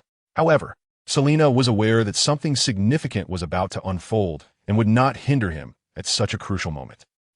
Isa had arranged for the pair to travel on a private jet. It was Li Jie's first venture into Europe, and he felt a twinge of excitement. He had not anticipated that the dog family resided so far away. Europe, a place rife with unrest, had been the subject of vampire lore since the medieval era. It seemed that Li Jie might need to prepare to awaken the vampire queen. His curiosity regarding the vampire queen was profound, and perhaps she could prove to be of great assistance. Vampires, being a society of strict hierarchy, were under the natural dominion of their queen, who wielded considerable influence over her subjects. Life and death are in Catherine's hands, which is why the 12 elder vampires in Dukemond are so fearful of her. Li Jie pondered, calculating his chances. The Duke's diary noted that if Catherine drank someone's blood first, she would develop a certain fondness for them. This is a remnant of the vampire slumber, requiring potent blood to awaken, along with dark magic and other elements. Li Jie believed he could take action. Having a vampire queen as a servant would grant him considerable prestige. A smile crept across his lips, piquing Natasha's curiosity. The aircraft they were aboard was a typical fighter jet, swift enough to ensure their prompt arrival in Europe. "What are you smiling about?" Natasha found Li Jie's grin unsettling. She had seen that expression too often. Every man who had designs on her body wore a similar smile. Snapping back to reality, Li Jie looked at her and replied, "To walk alongside beauty is, of course, a source of joy." Chapter 255. The last Black Widow. Natasha playfully arched her foot, asking, "Would you like to be even happier?" Upon seeing her lick her lips, Li Jie responded, "Certainly. Aren't you afraid your little kitty at home will strike you down?" Natasha inquired, surprised. Li Jie lifted her chin and said, "Not at all, provided you are worthy." Natasha laughed. "So you have a collecting obsession." She then swung herself onto Li Jia's lap, leaving him momentarily flustered. However, he soon relaxed, as Selena often teased him in the same manner, grasping Natasha's waist. He contemplated, who wouldn't he admire a beautiful woman? Li Jia's. Yet, it's not a matter of indiscriminate collection. There must be qualifications. Otherwise, even if he were interested, Selena would never permit it. Their conditions were clear. She must not fall short of Selena in every conceivable aspect. Natasha laughed heartily. Although she harbored feelings for Li Jia, she was not ready to fully surrender herself while he had another woman. Unless he could conquer her, rendering her oblivious to all else, that was not a possibility. For now, she merely smiled radiantly. Li Jia understood that he and Natasha had scarcely met, so it was unrealistic to expect her to immediately submit to his dominance. Yet, this ignited his competitive spirit. Natasha was right. Perhaps this was indeed a collecting obsession. Arriving in such a splendid world, to overlook such treasures and allow others to profit would be intolerable. The system itself might strike him down. Beautiful things should be claimed for oneself. Thus, Natasha was a certainty in his plans. However, sensing Li Jia's sudden grip tighten, Natasha quickly leapt off him. What I meant by being happier was not in that manner, she laughed. She also believed that Li Jia, like other men, was driven by primal instincts. To her surprise, Li Jia chuckled and replied, "That's not what I was thinking at all. I merely wished to witness the renowned Black Widow perform a dance." Natasha immediately stepped closer, nearly treading on Li Jia's foot. "You want to see me dance?" Their eyes locked, and she was instantly captivated. Li Jia maintained his composure and stated, "Of course. I presume the Red Room must have taught you that." Natasha was momentarily taken aback and inquired, "How do you know about the Red Room?" The Red Room was where she had undergone training as a child, the place where she emerged as the foremost among her peers, ultimately earning the title of Black Widow. While it sounded prestigious, it was in truth a source of immense suffering for Natasha, as all her sorrowful memories stemmed from there. It was the place she feared most and wished never to recall. Fortunately, with the passage of time, the Red Room had been obliterated. Consequently, Natasha naturally became the last of the Black Widows, and the title became her legacy. The title of Black Widow was not exclusive to one individual. When the Red Room was operational, only the strongest among each generation of trainees could claim the title. Natasha was the final Black Widow. Few were aware of this history, even within SHIELD. Therefore, she was eager to ask Li Jia how he knew. She only heard him say, "Guess." Chapter 256. The Black Widow's dance. This infuriated Natasha, who felt an impulse to strike him, yet she knew she could not overpower Li Jia. Thus, she resorted to her greatest asset. A woman's most potent weapon has never been her fists, but rather what men desire most. This is why the Red Room chose women as agents. Although their physical attributes may not match those of men, they possess advantages in other areas. Often, women are better suited to complete missions. Natasha playfully shot him a glare and teased, "Tell me, and I shall dance for you." Upon hearing this, Li Jia was taken aback. This was a tone he had never heard from Natasha before. Truly, the legendary Black Widow had a voice that was simply irresistible. Therefore, Li Jia inquired, "Is it the kind of dance that becomes more tantalizing as it progresses?" Natasha froze at this remark. A dance that becomes increasingly provocative could only refer to a striptease. This scoundrel wanted to see her perform a striptease. Natasha was instantly enraged. However, she feigned gentleness and replied, "Dream on." Natasha withdrew her leg and returned to her seat, ceasing her playful banter with Li Jia. Li Jia chuckled, pondering who would be the one to tease whom. It wasn't until they arrived in London that Natasha finally spoke. The Doug family was a criminal organization, engaging in predominantly illicit enterprises. Investigating them is straightforward, yet delving deeper proves to be quite challenging. At this juncture, Natasha had changed into civilian attire, albeit still clad in combat gear, which rendered her easily identifiable. Li Jia inquired, "Does the Doug family own a casino?" "Certainly," Natasha affirmed with a nod. Given that their enterprises were largely illicit, it was only natural for a casino to exist. Li Jia appeared to grasp the course of action he should take. Contemplating the modest sum in his account, he felt it was time for a substantial gamble. Wrapping his arm around Natasha's waist, he grinned and said, "My dear, let us indulge in some shopping for new clothes." Natasha, unperturbed by his embrace, acquiesced. Upon arriving at the shopping mall, although London is a major city, It pales in comparison to the cosmopolitan grandeur of New York. Nevertheless, acquiring exquisite garments was a simple endeavor. With ample funds, one could procure anything in such a resplendent locale. Li Jie purchased attire not only for Natasha, but also for himself, unfazed by the expenditure, confident that he would recoup his losses by nightfall. As dusk fell, London transformed into a realm of opulence and excess. The vibrant atmosphere of the day gave way to a decadent nightlife, replete with intoxicating lights and revelry. Truly, as the capital of a sunless empire, it brimmed with temptations that beckoned one toward oblivion. At the entrance of the Baishan Casino, a Lamborghini came to a halt. The attendant promptly approached as the car door opened, revealing a pair of legs adorned in black stockings and crystal-high heels. Merely gazing at those feet made the attendant's heart race. Such flawless limbs promised an equally captivating owner. Indeed, as Natasha emerged in a semi-transparent lace gown, she captured the attention of all present. However, she was draped in a jacket that concealed her most alluring features.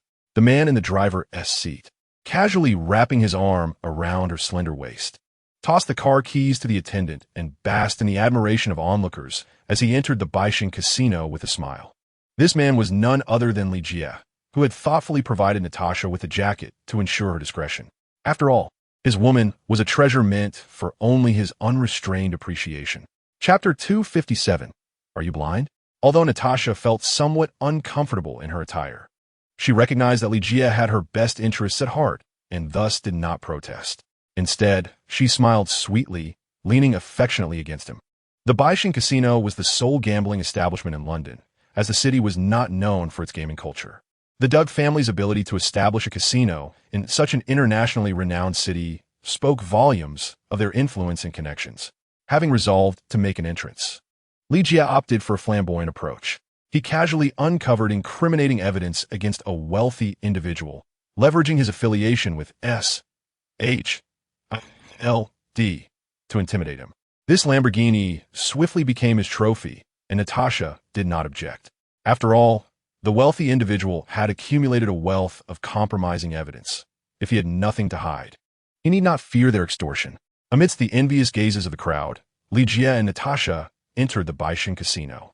A dapper and opulent young man, upon catching sight of Natasha, immediately brightened and approached her.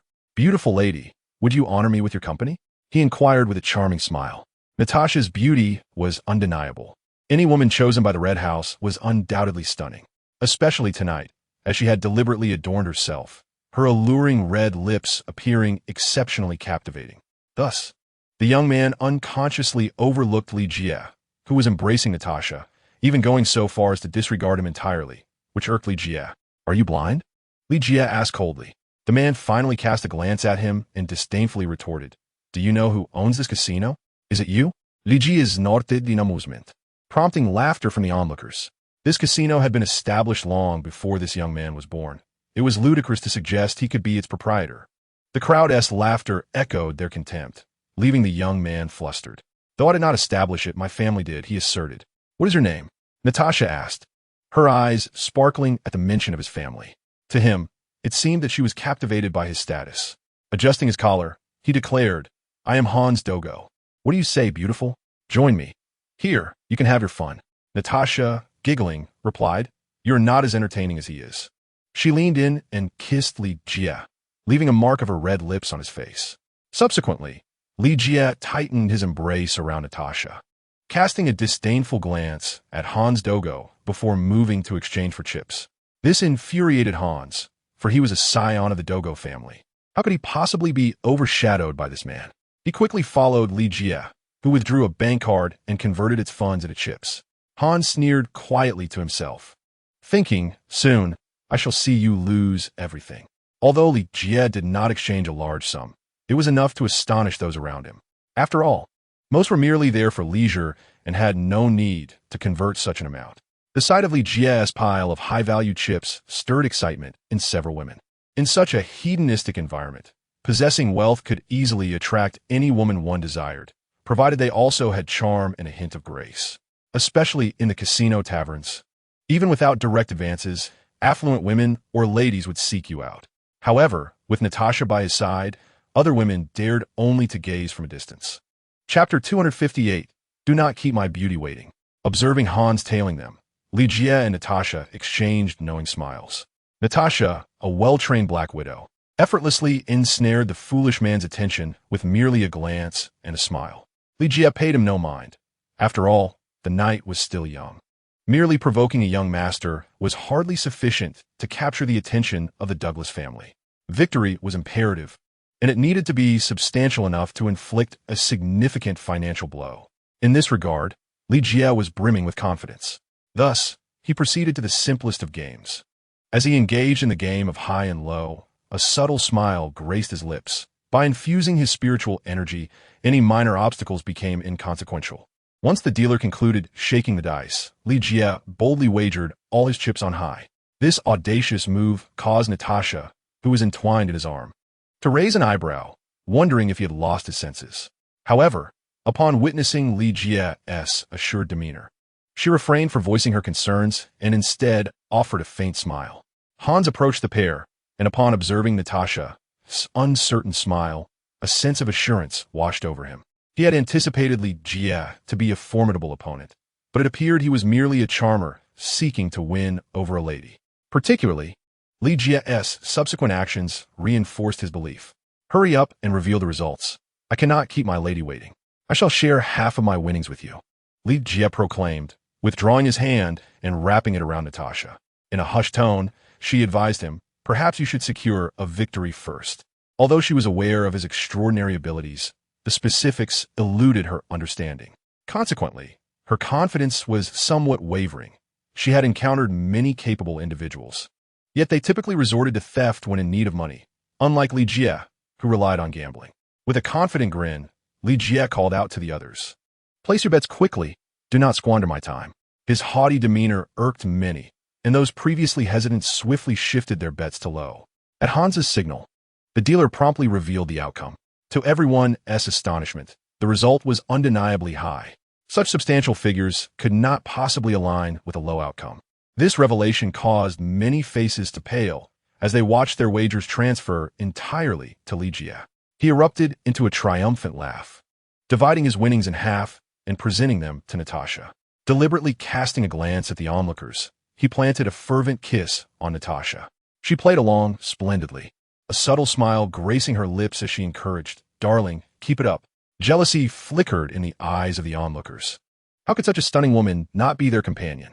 Internally, they berated themselves, convinced that this was merely a stroke of luck for Ligia, and that his fortune would not hold in the next round.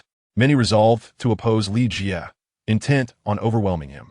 Ligia, filled with pride, had already doubled his chips with just one round. He believed that even if he were to seize the entire casino, it would be justifiable, as they had initiated the conflict. He held firm to the notion that, having amassed such wealth, the Douglas family would not permit their departure unchallenged. Moreover, sharing half with Natasha was a calculated move to ensure her support in his endeavors. If the Shield were to demand that he surrender his money for confiscation, what would he do? Although he would refuse, he must at least demonstrate some sincerity. Women, even someone like Natasha, possess a profound appreciation for material wealth.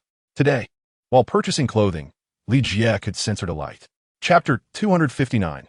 Fortunate luck with Ligia's urging, the game commenced anew. This time his bets were modest, appearing almost random. However, Natasha still chose to align her bets with his, flashing a sweet smile. Coupled with Ligia's deliberately arrogant demeanor, this only served to provoke the others present. Typically, the individuals in attendance were either affluent or of noble lineage. Even in casual play, they would wager according to the situation. Aside from Ligia and Natasha, all other participants opted to bet against the two of them. Yet, when the results were revealed, they left everyone astounded. This fellow possesses extraordinary luck, some whispered to themselves. Yet, doubts began to creep in.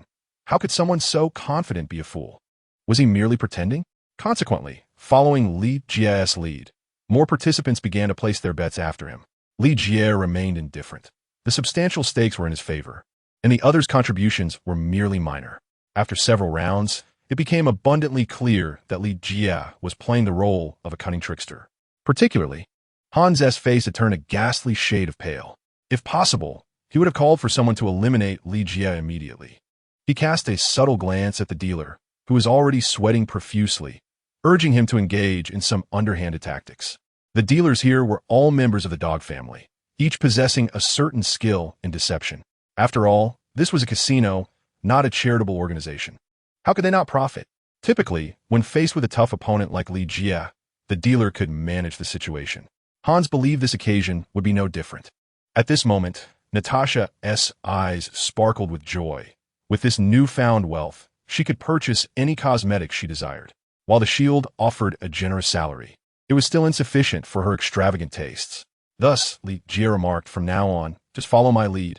Your boss seems rather impoverished." In response to Li Jie's jibe at Fury, Natasha merely laughed delicately, saying, "He is not my boss." There was no hierarchical relationship between her and Fury. She simply chose to remain with the shield. Li Jie smiled slightly, tightening his embrace around her, then turned to the visibly perturbed Hans and said, "Hurry up. What's the matter? Feeling timid?" At this juncture, the others had grown hesitant to continue betting, and the area was now crowded with onlookers. They were drawn in by Li Jie's remarkable track record, but dared not oppose him, instead opting to follow his lead in betting.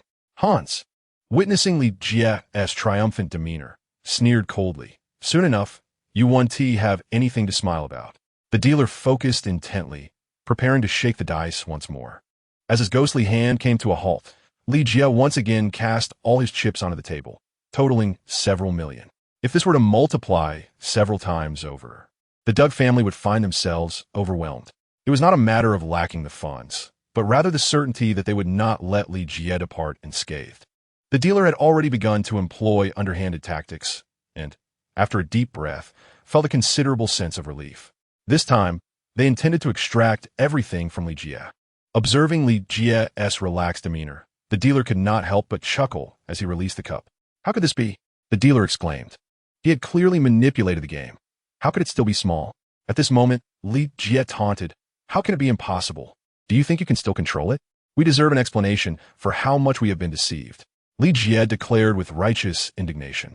Chapter 260. The gambling god. The other players who had lost began to see the logic in his words, and, coupled with their own losses, they started to stir. "I see now it was all a scam. Return our hard-earned money. No wonder I lose every day. It turns out you've been cheating us." The previously composed Hans suddenly showed signs of panic, quickly directing a glare at the dealer before stating, "How could there be cheating? This is a reputable casino."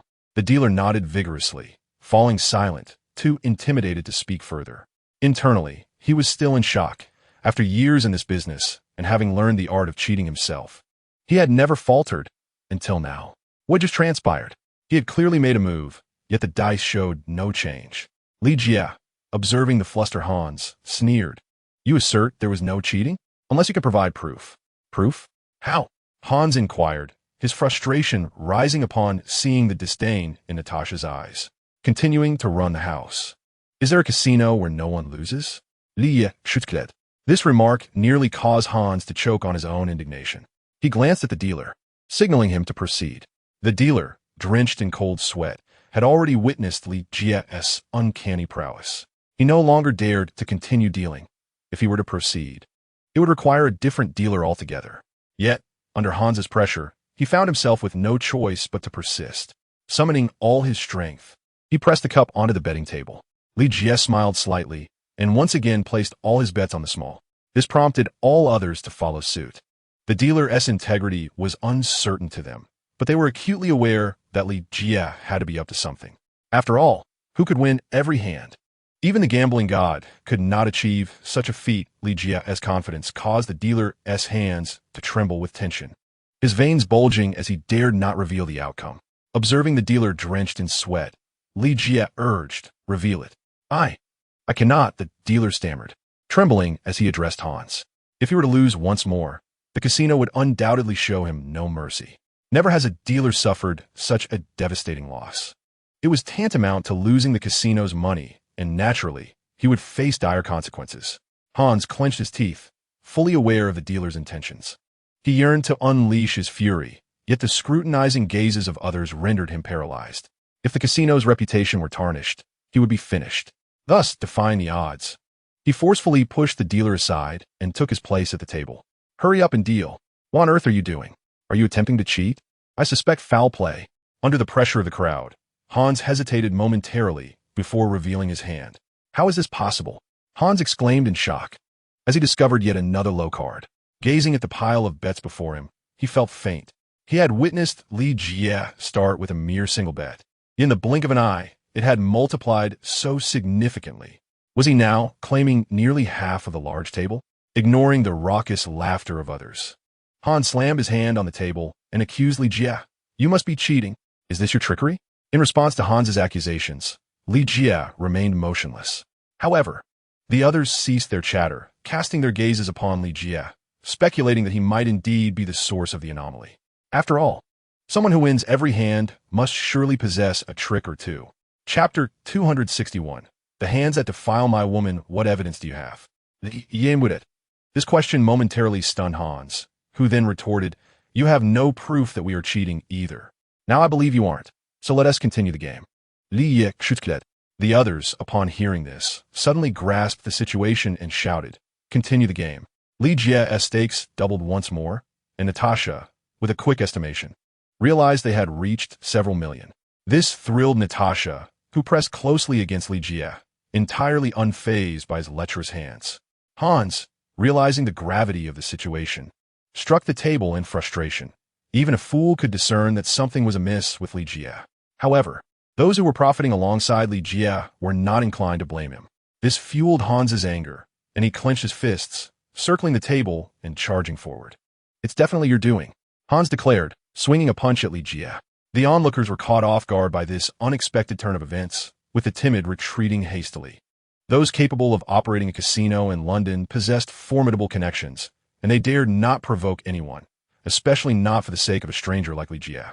Smack! Yet, they were unprepared for the fact that before Hans's fist could reach Li Jie, it had been met with a resounding slap from Natasha. The crowd stood frozen, astonished by this dramatic twist. They had anticipated Hans to commence an assault, but instead, it was the woman, Natasha, who had delivered a resounding blow. Observing the swollen right side of his face, the crowd fell into a hushed silence. It was unexpected that such a stunningly beautiful woman as Natasha could be so merciless in her retribution. Indeed, the more exquisite a woman is, the more perilous she can become. Natasha, flexing her right hand, placed it upon Li Jie's shoulder and coyly remarked, I've helped you deal with him. How shall you repay my kindness? At her words, Hans finally regained his composure. His face, now not only swollen but also a vivid shade of crimson, was a testament to his humiliation, having been so publicly mocked by this enchanting woman. In a fit of rage, he bellowed, You vile woman, I shall destroy you, and then humiliate you thoroughly. Despite the allure of Natasha's figure, he hesitated to act against her. With the slap she had delivered, she had inadvertently granted him a chance. Yet, all he could perceive was the disdain in her eyes, followed immediately by another sharp slap. The sound echoed, smack. Li Jie calmly withdrew his left hand, his voice cold as he stated, You've sullied my woman's hands. Gazing upon Hans, whose face resembled that of a swollen pig, Li Jie let out a chilling laugh. Should you dare to set your sights on my woman again, I shall render you incapable of being a man. Natasha, upon hearing this, offered a slight smile and retorted playfully, Who is your woman, you shameless cad? Her expression was so captivating that it left the onlookers entranced. The men in the vicinity were consumed with the desire to push Li Jie aside and claim Natasha for themselves. Li Jie tightened his embrace around her and said with a grin, My dear, I shall reward you splendidly later.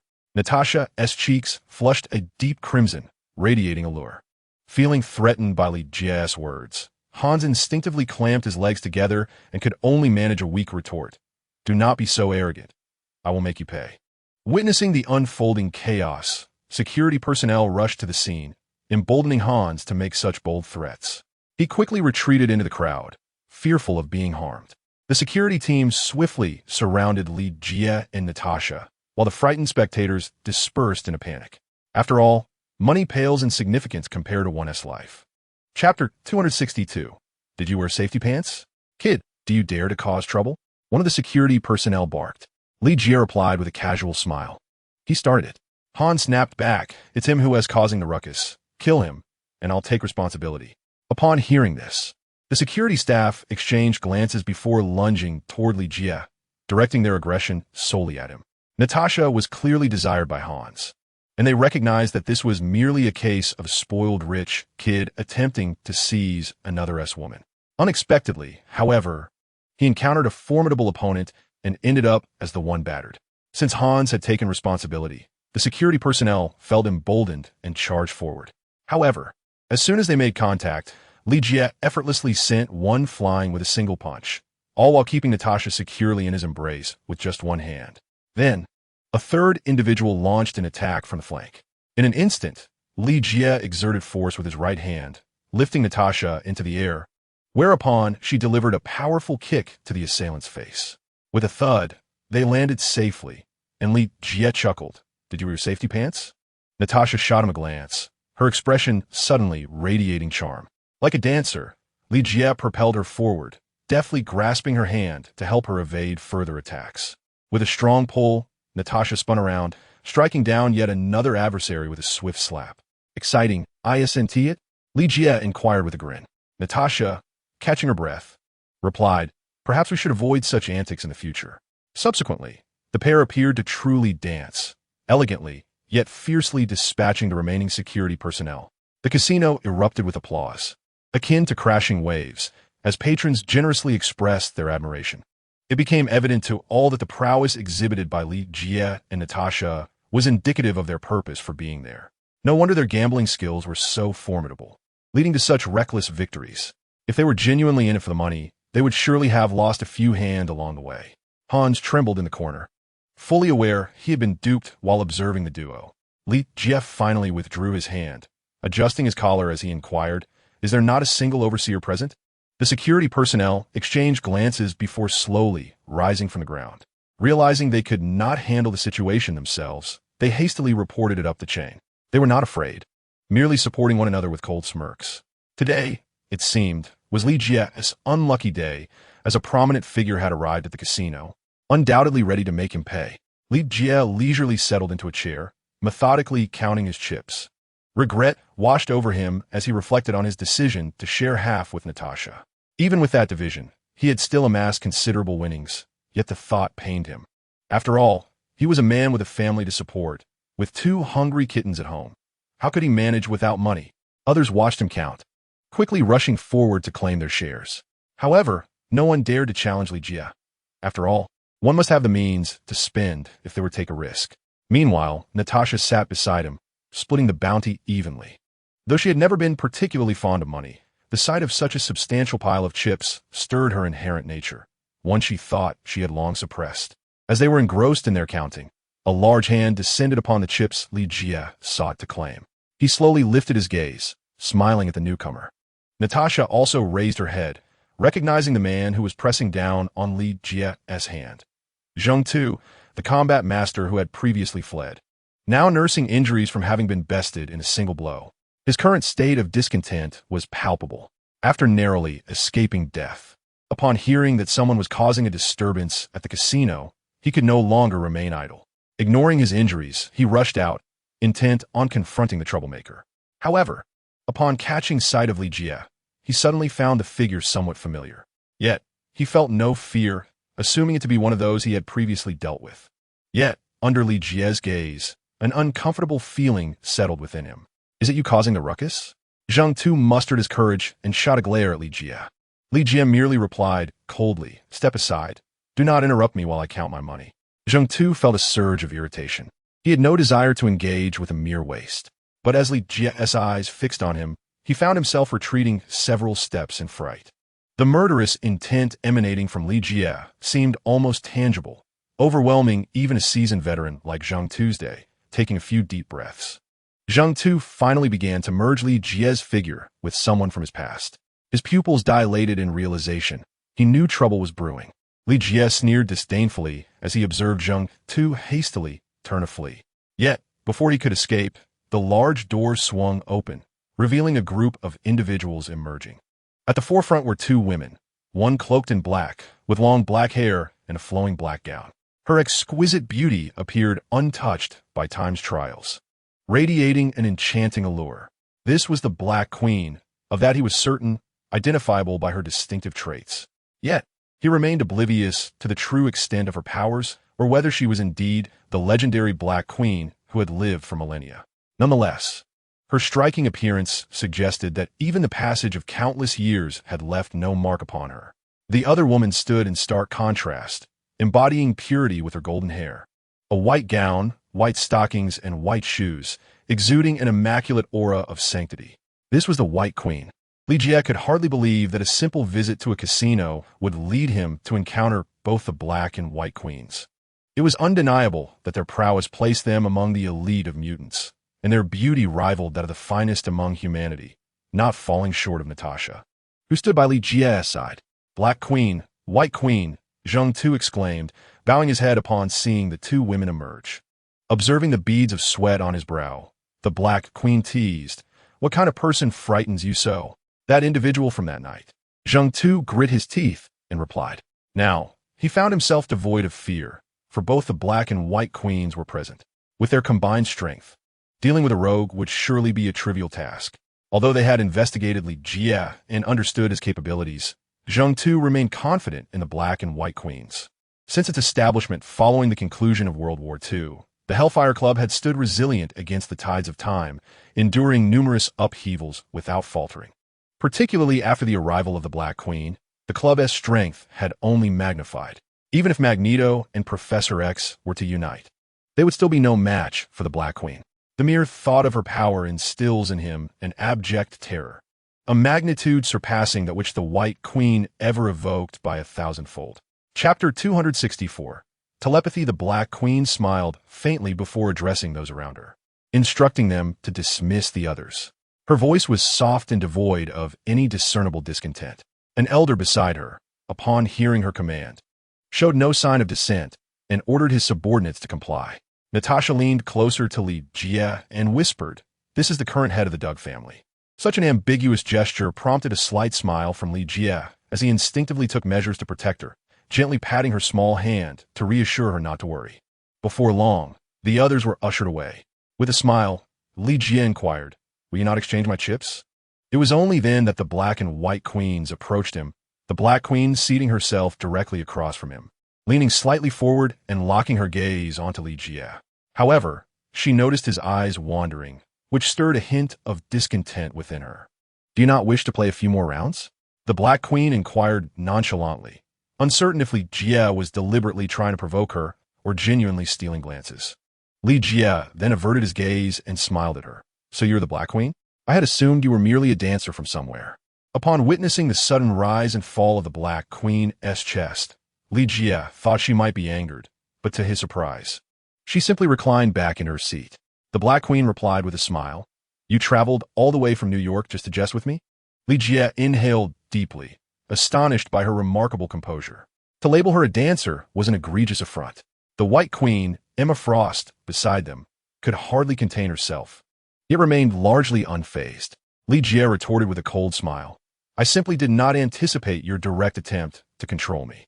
Just as the Black Queen settled into her seat, Li Jie sensed two probing forces, both emanating from the Black and White Queens, engaging in telepathy. Each possessed a degree of telepathic ability, with the capacity to control others to a certain extent akin to the powers of Jean and Charles, albeit varying in strength. Emma Frost hailed from a wealthy family, yet during her studies, she struggled with profound insecurities that awakened her abilities. Coupled with her sister's plight, Silver Fox, she became hesitant to utilize her powers. It was not until Black King Shaw found her, offering a life of abundance and inviting her into the Hellfire Club, that she began to heal. Consequently, her demeanor is characterized by gentleness, lacking in rebellion. Tragically, her sister had been slain by Stryker. Silver Fox was the first love of Wolverine, Logan. Emma possesses impressive abilities, capable of crystallizing herself and exhibiting a degree of telepathic prowess. Upon her crystallization, she gained the ability to sever the mental connections of others, allowing her to coexist peacefully with the Black Queen. However, Li Jie was not well versed in the intricacies surrounding the Black Queen. Yet, he was certain that she was indeed the woman who had lived for over 10,000 years. In Li Jie's mind, only the woman before him could truly embody the title of the Black Queen. It was evident that only this Black Queen possessed the power of mental telepathy. One cannot help but acknowledge that Black King Shao was quite adept at manipulation.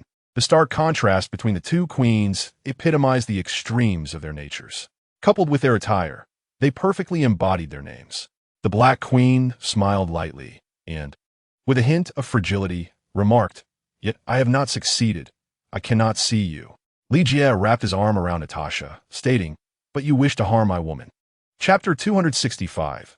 Witnessing your fate, these words startled Natasha, as she had not anticipated that they had inadvertently entered into a battle of wills.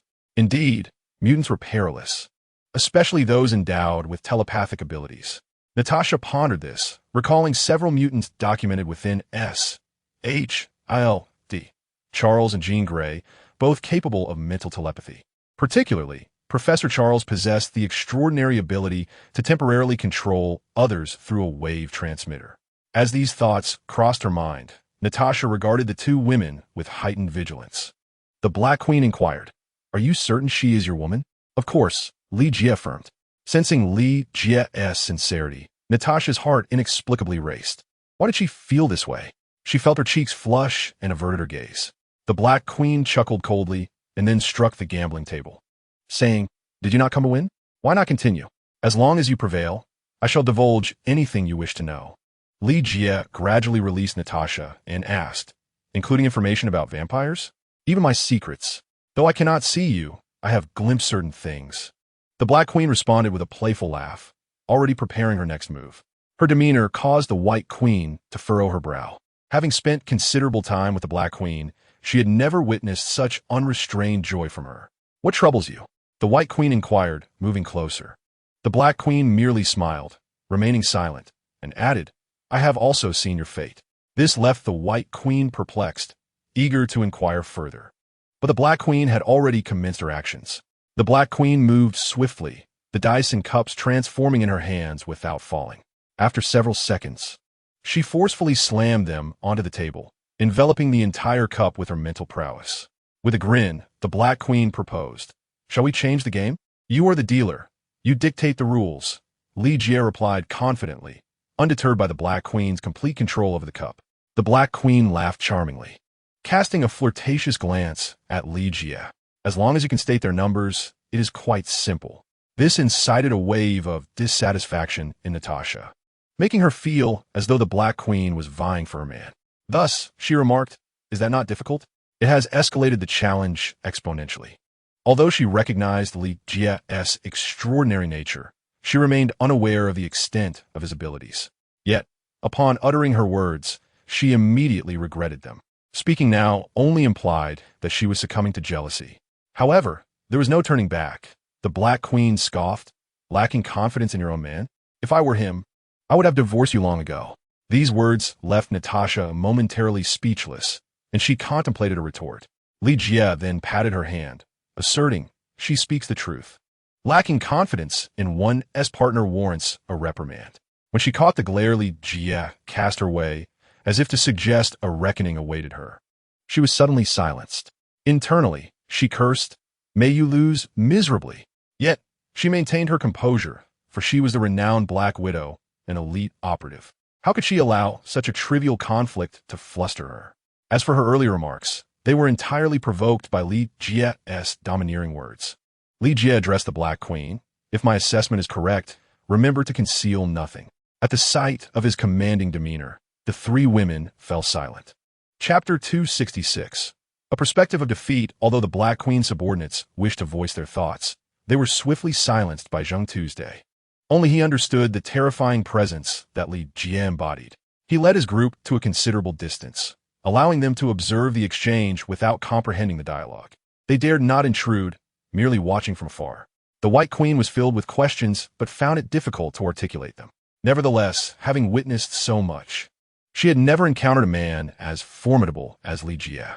Even the Black King, Shao, who had sought to recruit her, lacked such commanding presence. His was merely a display of cunning. With Shao now deceased at the hands of Magneto and the Hellfire Club nearly disbanded, it was fortunate that the Black Queen had emerged to stabilize matters. The Black Queen nodded slightly, her full attention fixed on the cup before her.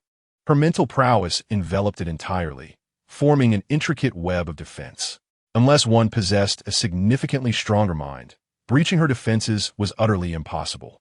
Previously, when she and the White Queen, Emma, had tested Li Jie's abilities, they realized he wielded formidable mental power.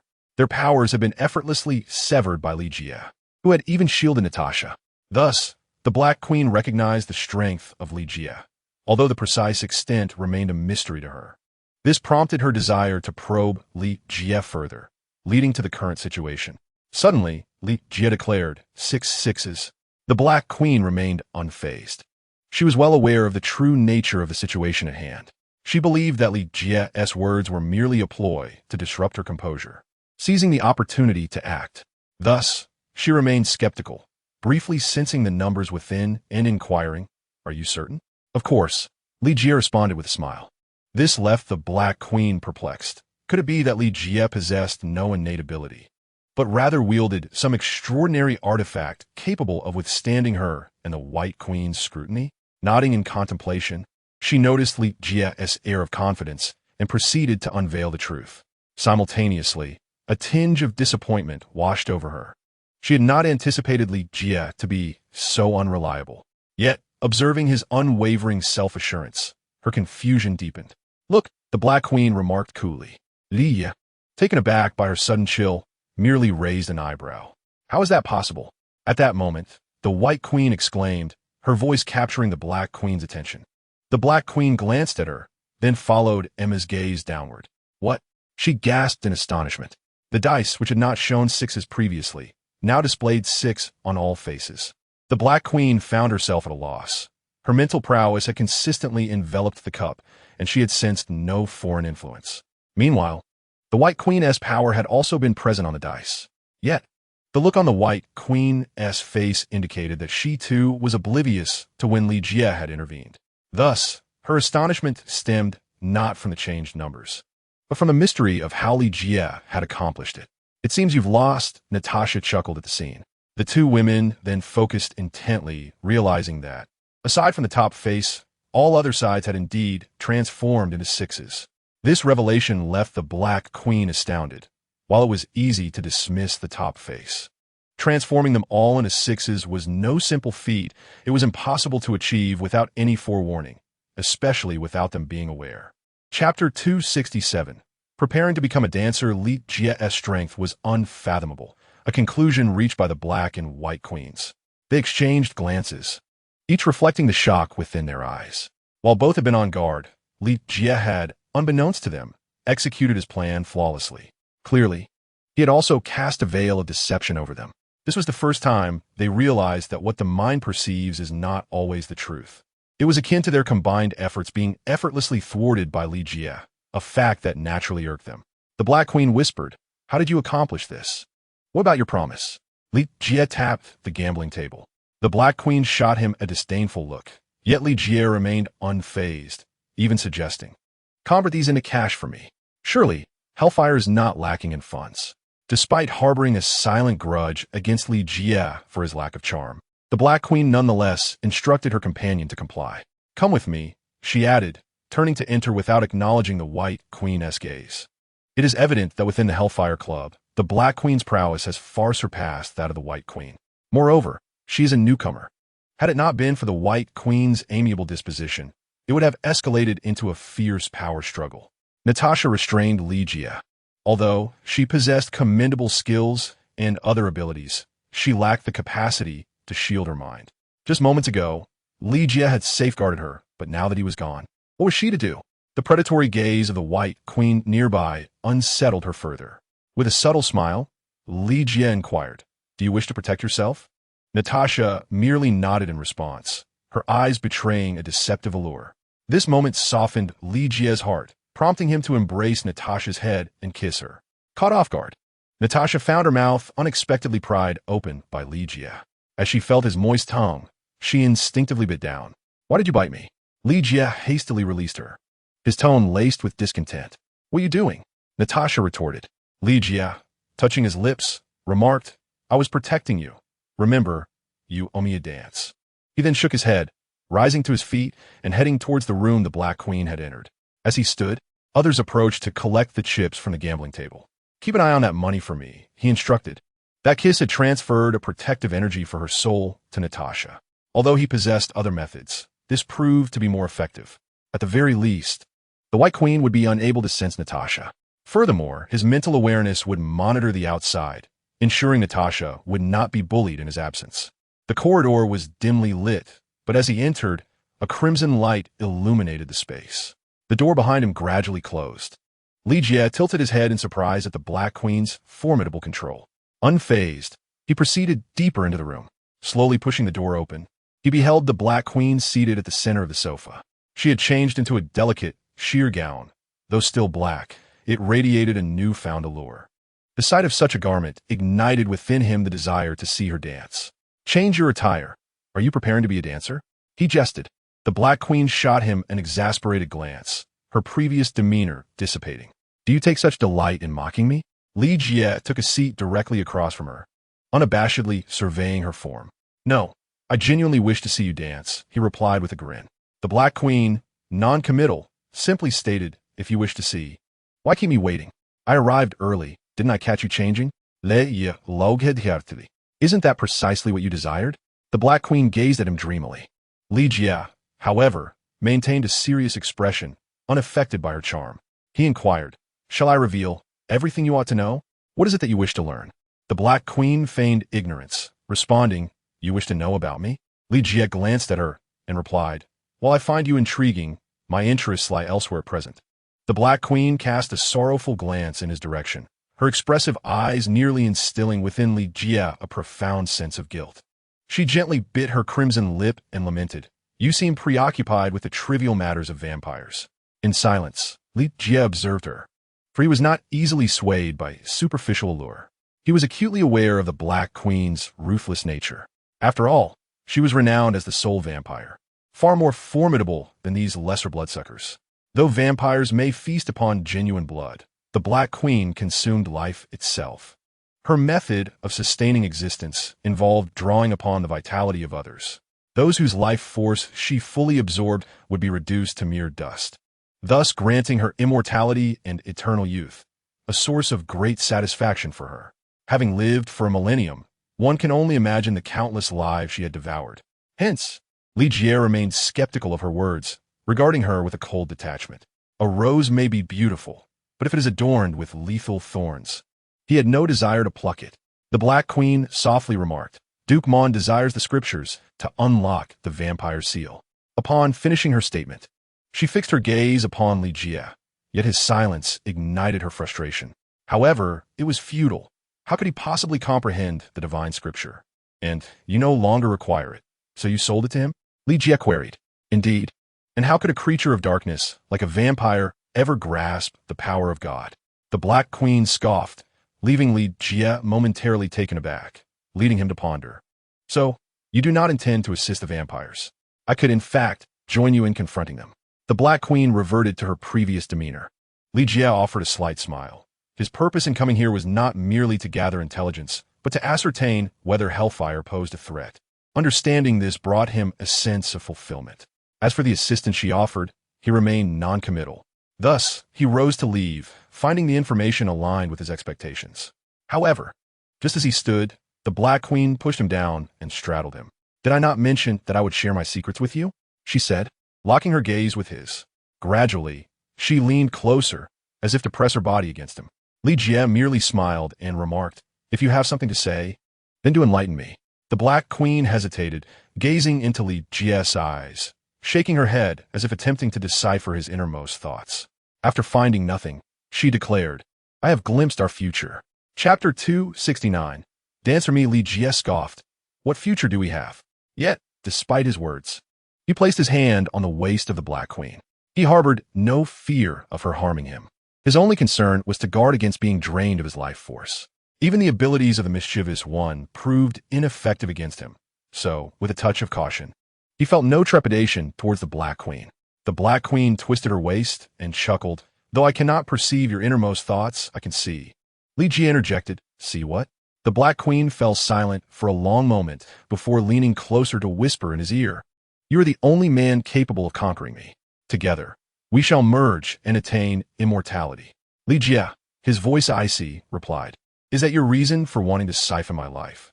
Just moments earlier, he had sensed a surge of energy from her delicate hand, akin to the abilities of the mischievous one, yet it was effortlessly thwarted by his overwhelming spiritual power. "Indeed," the Black Queen murmured, "this is why I say you can conquer me." Her powers were manageable, unlike those of the mischievous one, whose touch brought misfortune. Yet, she had never encountered anyone like Li Jie, who could interrupt her abilities. Observing the somewhat bewildered expression on the Black Queen's face, Li Jie furrowed his brow. "Do you truly need to be conquered by a man?" Seeing his skepticism, the Black Queen gazed at him with dreamy eyes and responded, "I am a woman too. Women desire to be conquered by men." At her words, Li Jie felt a flicker of temptation. It would be disingenuous to claim he did not wish to conquer the Black Queen. After all, she was a woman who had lived for an eternity. Having witnessed the rise and fall of countless civilizations, the thought of conquering her was undeniably enticing. Yet, the more intriguing a woman, the more elusive she became. Having lived for over 10,000 years, the Black Queen had encountered many individuals. However, Li Jie momentarily overlooked the fact that she must have her own desires. And the longer one remains in solitude, the greater the yearning for a powerful man to conquer them. Thus, her actions began to make sense. She had indeed seen something, but it was far from the simplicity she professed. Taking a deep breath, Li Jie declared, "I shall conquer you, but not at this moment." When the Black Queen sensed his intention to depart, she quickly inquired, "You have yet to tell me how you accomplished that?" She was still preoccupied with the earlier encounter and was unwilling to let him leave so easily. Li Jie smiled faintly, removing her hand from his person. He then drew her closer, whispering softly in her ear, "I never promised to reveal that to you." His abilities allowed him to block the Black Queen's powers, instilling him with confidence. As long as he maintained a certain distance, he believed he could avoid harm. The Black Queen, gritting her teeth, pressed, "Then tell me, what are your conditions?" Li Jie laughed heartily. "Did I not say it before? Dance for me." "Oh, right." Li Jie instinctively uttered a remark before sealing his lips. After pondering for a moment, he decided against it. After all, he could still have the Black Queen dance for him, which was a delight in itself. However, the thought of her performing an exotic dance was out of the question. Should he offend the Black Queen, she might relinquish her interest altogether, and he would be left with nothing, not even a glimpse of a regular performance. Thus, Li Jie resolved to proceed with caution, step by step, confident that the Black Queen would ultimately remain within his grasp. In Chapter 270, A Different Side of You, the Black Queen had risen from her position beside Li Jie and, upon hearing his words, inquired, "What?" Li Jie hastily fell silent and replied, "Nothing." His eyes, however, remained fixed upon her with admiration, unwilling to elaborate further. The Black Queen shot him a disdainful glance before gradually swaying her waist. The alluring dance of her exotic heritage was a refreshing spectacle for Li Jie. Although he lacked the knowledge to fully appreciate such a performance, the sheer beauty of the Black Queen's form was enough to invigorate the spirit. He mused that if this were a striptease, it would indeed be a feast for the eyes. He resolved to find an opportunity to witness the Black Queen's dance in the future. A smile graced her lips, particularly as Li Jie expressed his satisfaction. "Do you desire it?" she queried, drawing closer as she danced, her body nearly brushing against his. The proximity was undeniable. Li Jie chuckled, "Not at this moment." Rising to his feet, he remarked, "There exists a distinction between soul and spirit, which you may not perceive. However, as a sorceress, you ought to possess some understanding of the soul." This statement halted the Black Queen's dance, while she possessed some magical prowess. She had never delved deeply into its intricacies. Yet, this was a secret unknown to others, and she had never spoken of it. Those who had witnessed her wield magic had long since become souls lost to the underworld. How did Li Jie come to know this? The question left her perplexed.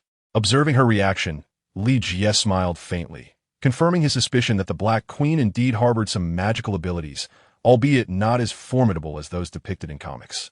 Furthermore, there remained no precise definition distinguishing her as either a mutant or a sorceress.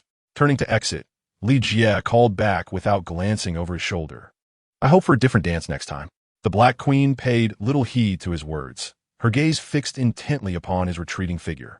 Li Jie did not lack desire towards her. Rather, the timing felt decidedly inappropriate.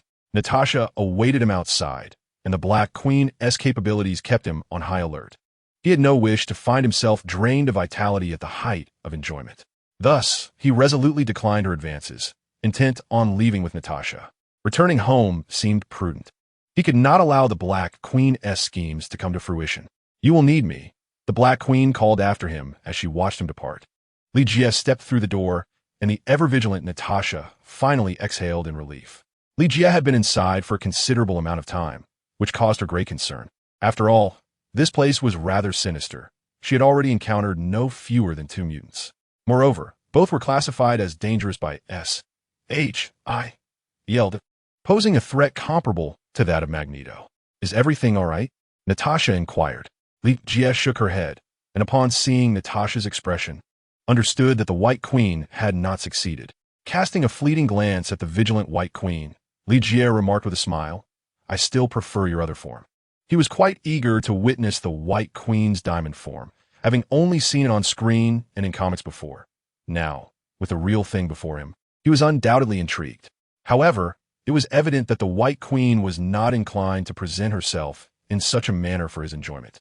Thus, she merely nodded slightly in acknowledgement of Li Jie's comment, appreciating her own diamond form as well. For what woman does not adore diamonds? Natasha, on the other hand, was somewhat baffled and hastily urged Li Jie to leave. Chapter 271. Only one room, she had no desire to linger in that place. The fresh air outside was far more pleasant. "Where's the money?" Li Jie asked, his eyes gleaming with avarice. Natasha slipped a card into his hand. Having divided her own card in half, Li Jie was not particularly concerned, as acquiring wealth was relatively simple for someone of his capabilities. However, possessing such a significant sum for the first time did stir a degree of excitement within him, prompting him to wrap his arms around Natasha's waist and toss her into the Lamborghini. Natasha, unfazed, merely asked as he settled into the driver's seat, "What are you doing in there?" Li Jie replied casually, gathering intelligence. "And you smell like her?" Natasha pressed, her skepticism evident. This caught Li Jie off guard. Was a woman's sense of smell truly that acute? Or was it a natural sensitivity to fragrances that allowed Natasha to detect the scent of the Black Queen, who had merely sat upon him? Last time, Selena had sensed it, and now Natasha was no different. Feeling a bit awkward, Li Jie cleared his throat and said, "I merely admire to dance." Natasha shot him a sidelong glance, incredulous that he had truly regarded the Black Queen as a mere dancer. Li Jie slowly began to drive, stating, "What's wrong? Have you taken a liking to me? I knew I shouldn't get too close. You might fall for me. It's all my fault. And how do you plan to extinguish that fire?" Natasha retorted, wrapping her arms around him. Li Jie drove steadily, remaining unfazed. Natasha did not push her luck too far. Mindful of the bustling highway, an accident would be undesirable. "I'll put that fire out soon enough," Li Jie chuckled, playfully tapping her thigh to signal her to remain still. He pulled into a luxurious hotel, having chosen the nearest one. Otherwise, he would have selected the finest hotel in London to make a grand impression. However, it mattered little. Li Jie simply enjoyed life without being overly indulgent. Now that he possesses wealth, it is only natural to indulge a little. Casually tossing the car keys to the waiter, he wrapped his arm around Natasha and entered. "Let us book a luxurious suite," Li Jie remarked. The receptionist glanced at the pair, smiled, and handed the keys to Li Jie, though inwardly she felt a pang of envy at the beauty of the woman beside him. If only she were so exquisite. Working here, she often witnessed stunning women embraced by men as they checked in. Thus, she merely harbored a twinge of jealousy, muttering internally. Natasha, blissfully unaware of these thoughts, found herself perturbed by the fact that Li Jie had only booked a single room. This left her somewhat disconcerted as she was pulled into the elevator. Before she realized it, she was seated on the sofa in the room. Just as she was about to speak, Li Jie entered the bathroom. "I'll shower first. You can go afterward," he stated plainly. This made Natasha grit her teeth. Shouldn't the lady be given priority? And why the sudden urge to bathe upon entering? She resolved to refuse Li Jie later, determined to show him who truly held the power in this scenario. With a cold smile, Natasha began to assess the room. It was relatively spacious, and more importantly, the sofa was ample enough to accommodate Li Jie comfortably. A chilling laugh escaped her. It served him right for only reserving one room. In Chapter 272, Natasha's habits, Li Jie soon emerged from the bathroom, fully dressed, devoid of any intentions to take advantage. Natasha, clutching her clothes, entered the bathroom. They had purchased quite a few garments that day, all collected by Li Jie. Now that he had returned, he handed them over to her, although Natasha was curious about where he had hidden them. She was far too eager to shower to dwell on such thoughts. Li Jie couldn't help but lament the complexities of women. Even a simple shower had taken her half an hour. If it weren't for the foggy silhouette visible through the glass door, he might have thought Natasha had fainted. Eventually, she emerged, not wrapped in a towel as she would have at home, but rather dressed to the nines, denying Li Jie even a small advantage. Fortunately, he had little interest in such matters. Unexpectedly, Natasha approached him, settled onto his lap, and inquired, "Where are you sleeping tonight?" Li Jie replied, "If I'm not sleeping in the bed, where else could I?" This statement left Natasha momentarily speechless. Could he not exhibit a touch of chivalry? "Then where should I sleep?" She feigned innocence. In an instant, Li Jie embraced her and chuckled. "Didn't you tell me to take it easy? Naturally, you should await my indulgence in bed." At this, Natasha held her breath and replied, "You may certainly try." Unexpectedly, as soon as she finished speaking, she found herself lifted by Li Jie and unceremoniously tossed onto the sofa. Just as she thought Li Jie was about to unleash his primal instincts, he simply remarked, "Of course, you will be sleeping on the sofa." This nearly sent Natasha into a fury, and the rejection methods she had meticulously prepared were rendered utterly useless. With determination, Natasha asserted, "No, I shall sleep on the bed, and you will take the sofa." Li Jie responded bluntly, "If you wish to sleep in the bed, you must go and book a room." In a fit of indignation, Natasha lunged towards him, her claws bared. She had never encountered such a lack of chivalry from Li Jie. To her surprise, he easily restrained her. He then chuckled, "Woman, do not play with fire." A sudden wave of anxiety washed over Natasha, forcing her to acquiesce. At last, she could settle down to sleep. Yet Li Jie still tossed the blanket onto the sofa and lay down himself. In truth, the spacious sofa was hardly different from a bed, and she felt no discomfort. He had merely been teasing Natasha. He would never be so ungentlemanly as to make her sleep on the sofa. After all, she was a woman, and a beautiful one at that, deserving of his utmost care. Seeing his demeanor, Natasha shot him a glare before sighing and lying down on the bed. Perhaps fatigue from the day had overwhelmed her, as she fell asleep almost instantly. Yet even in slumber, she appeared restless. Li Jie noticed that her left hand remained motionless beside the bed's railing, which stirred memories of her past encounters. Female agents emerging from the Red Room often handcuffed themselves to the bed to prevent escape, a practice that had turned into a habit over time. Without the handcuffs, they felt an overwhelming sense of vulnerability. Natasha was indeed one of those elite agents from the Red Room, having earned the moniker of Black Widow. Although she had gradually shed the need for handcuffs over the years, the feeling of insecurity lingered. Chapter 273. Seeking assistance, this realization softened Li Jie's heart. Such a woman deserved to feel secure. With a soft sigh, he succumbed to slumber as well. He had lost track of how long it had been since he had last slept, spending his nights in study. Though still alert, he now felt a profound weariness settle in as he finally relaxed. He slept soundly until the first rays of sunlight broke through. While it was still early for others, Li Jie felt unusually invigorated. His state markedly improved compared to the previous day. Not long after his awakening, Natasha stirred and turned to face him. Perhaps a nightmare had haunted her, as her expression bore a trace of shock. "Awake?" Li Jie inquired. Upon hearing his voice, Natasha gradually regained her composure.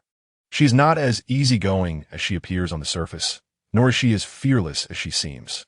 "Thank you," she said quietly. Afterward, she washed up with Li Jie and prepared to return to SHIELD headquarters. She was supposed to have departed yesterday, but somehow she was inadvertently dragged to the hotel by Li Jie. However, upon awakening, she found herself back in work mode. Only endless tasks could allow her to forget many things. This urgency to leave stemmed from the pressing circumstances. She had no time to rest. Any moment of respite would be an irresponsibility towards the citizens of New York. "Are you coming back with me?" Natasha inquired after finishing her breakfast. The plane from SHIELD was ready for departure, so she needed to know Li Jie's response. Li Jie smiled and replied, "Of course not. I still need to seek assistance. You return and prepare fury." Natasha merely glanced at him and nodded, refraining from probing further. Fury, the director of SHIELD, L.D. was a man of considerable capability, as she well knew. Li Jie shrugged. Fury was notorious for stirring up trouble. He was even bold enough to secretly research the Tesseract, something Li Jie was well aware of. However, it mattered little to him, as long as it did not endanger those around him. Subsequently, Li Jie and Natasha parted ways. She had other tasks to attend to. As a level 10 agent, Natasha's missions were invariably perilous. For instance, without Li Jie present, she would struggle to handle any adversary. Of course, her own skills were formidable. It was simply that with Li Jie around, she had no opportunity to showcase them. Natasha informed Li Jie that the SHIELD plane would be on standby for him, then blew him a kiss before departing. After exchanging greetings with nearby SHIELD agents, Li Jie drove off in a Lamborghini. Though a fine vehicle, it could not compare to his beloved Silver Dragon. In such moments, he often reminisced about his Silver Dragon. Had it not been for that loathsome fellow, he would be driving an even more impressive Silver Dragon now. As he drove, Li Jie slowly familiarized himself with London, a city that was still foreign to him. Thus, he activated the navigation system to traverse the urban landscape. His tasks were not urgent at the moment, allowing him some time to unwind. Cultivation is not solely about practice. It is equally about nurturing the heart. Experiencing the bustling world could greatly benefit Li Jie's training. Chapter 274.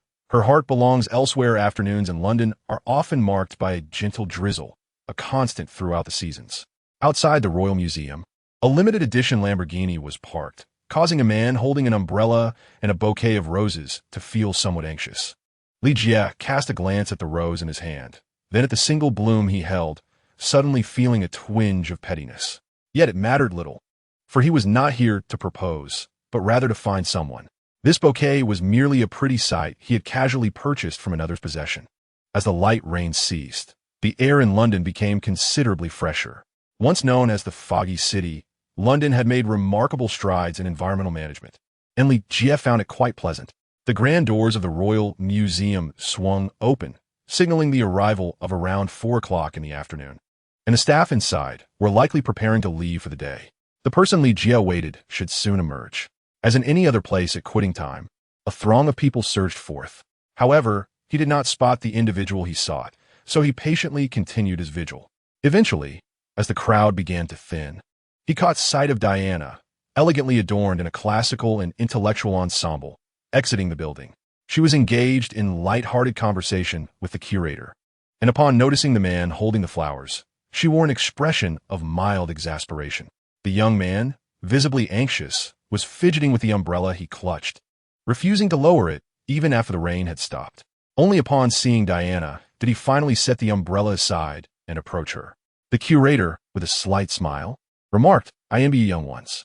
Diana, unsure of how to respond, thought it inappropriate to mention her age. The curator then took his leave, leaving Diana to face the young man alone. Diana frowned slightly as he approached. The young man presented the flowers to her, declaring, "Beautiful Miss Diana, I have admired you for a long time. Will you be my girlfriend?" She shook her head gently, replying, "I'm sorry, but I already have someone I care for." "That is impossible," he insisted.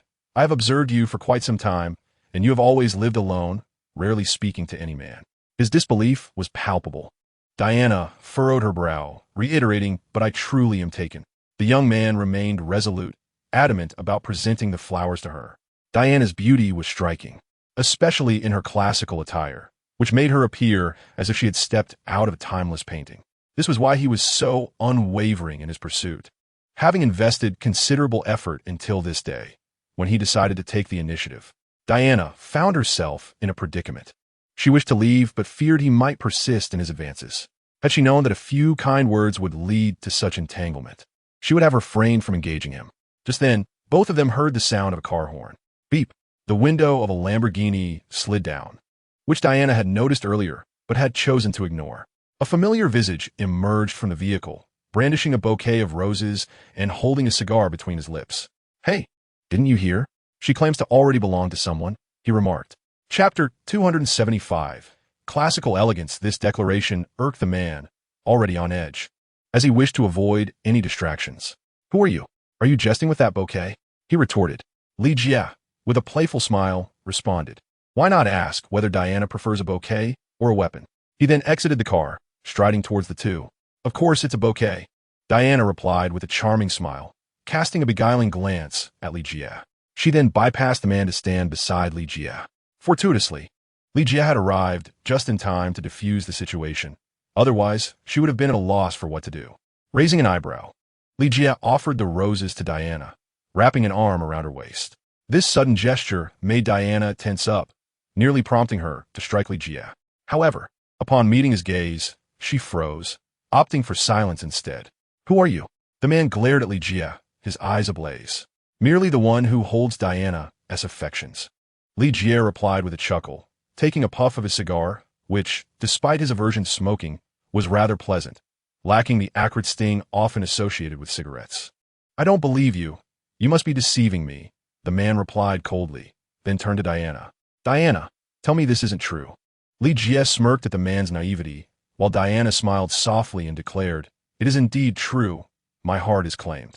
Her words were sincere, though her heart did not truly belong to Li Jie, at least not for the moment. Yet, her thoughts of the deceased man were gradually fading, surfacing only when she chanced upon his photograph. The man, seemingly struck by the revelation, offered no threats, but instead tossed the roses to the ground and departed. He recognized that Li Jie was not to be trifled with. Anyone capable of driving such an extravagant vehicle could not be of simple origin. Simultaneously, he mentally berated Diana as a gold digger, contemplating that had he also been in a Lamborghini, she would have undoubtedly chosen him. Seeing him finally leave, Diana broke into a joyful smile. You truly have a lovely smile, my dear, Li Jie remarked gently. At his words, Diana tucked a strand of hair behind her ear, concealing her nervousness. What prompted you to seek me out? She inquired. Let us discuss it in the car, Li Jie suggested, releasing her from his embrace. The sudden absence of his presence left her feeling oddly disoriented. Shaking her head, she followed him, saying, Dispose of the cigar. Li accomplit, extinguishing it and tossing it into a nearby bin.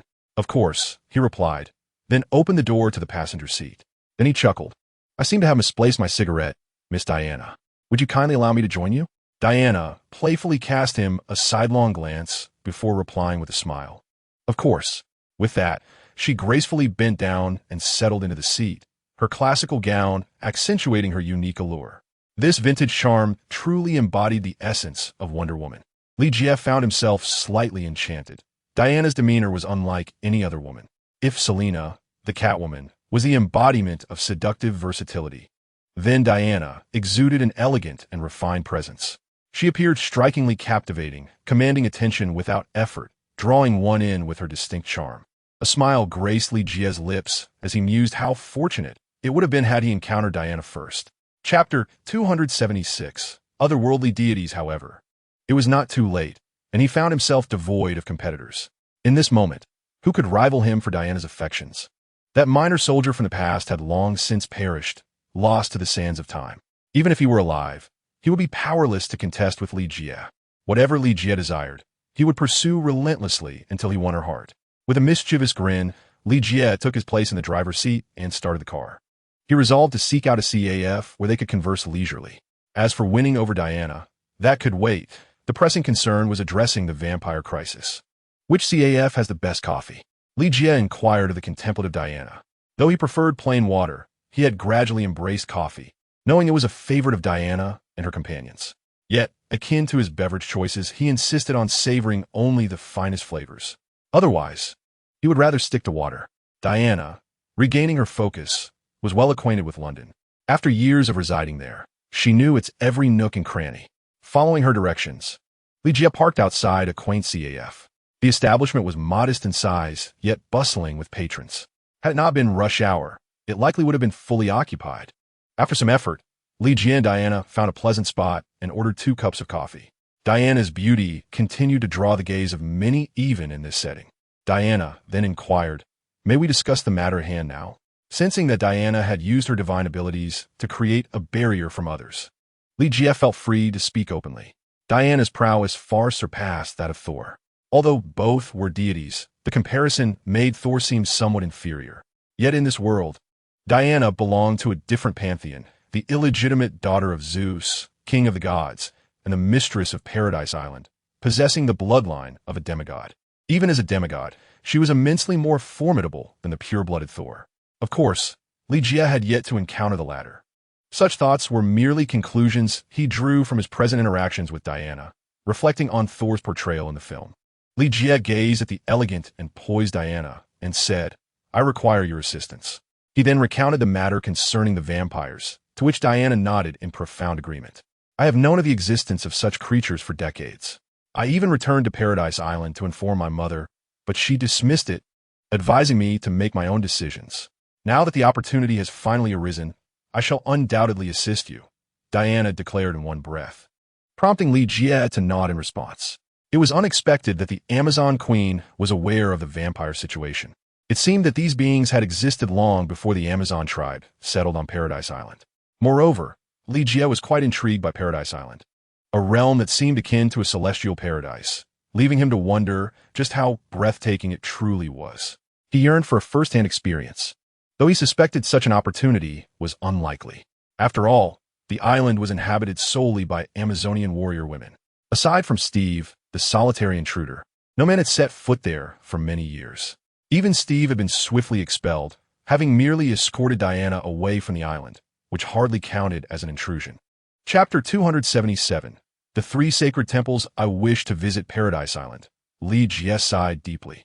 Diana merely smiled gently. "There will be an opportunity." Li Jie, "I fear the queen may not be welcoming."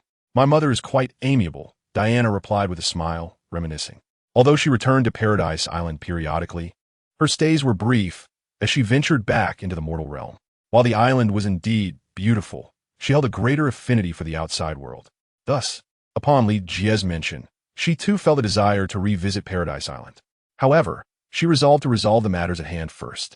To her, the threat posed by the vampires was no less significant than that of Ares, the god of war.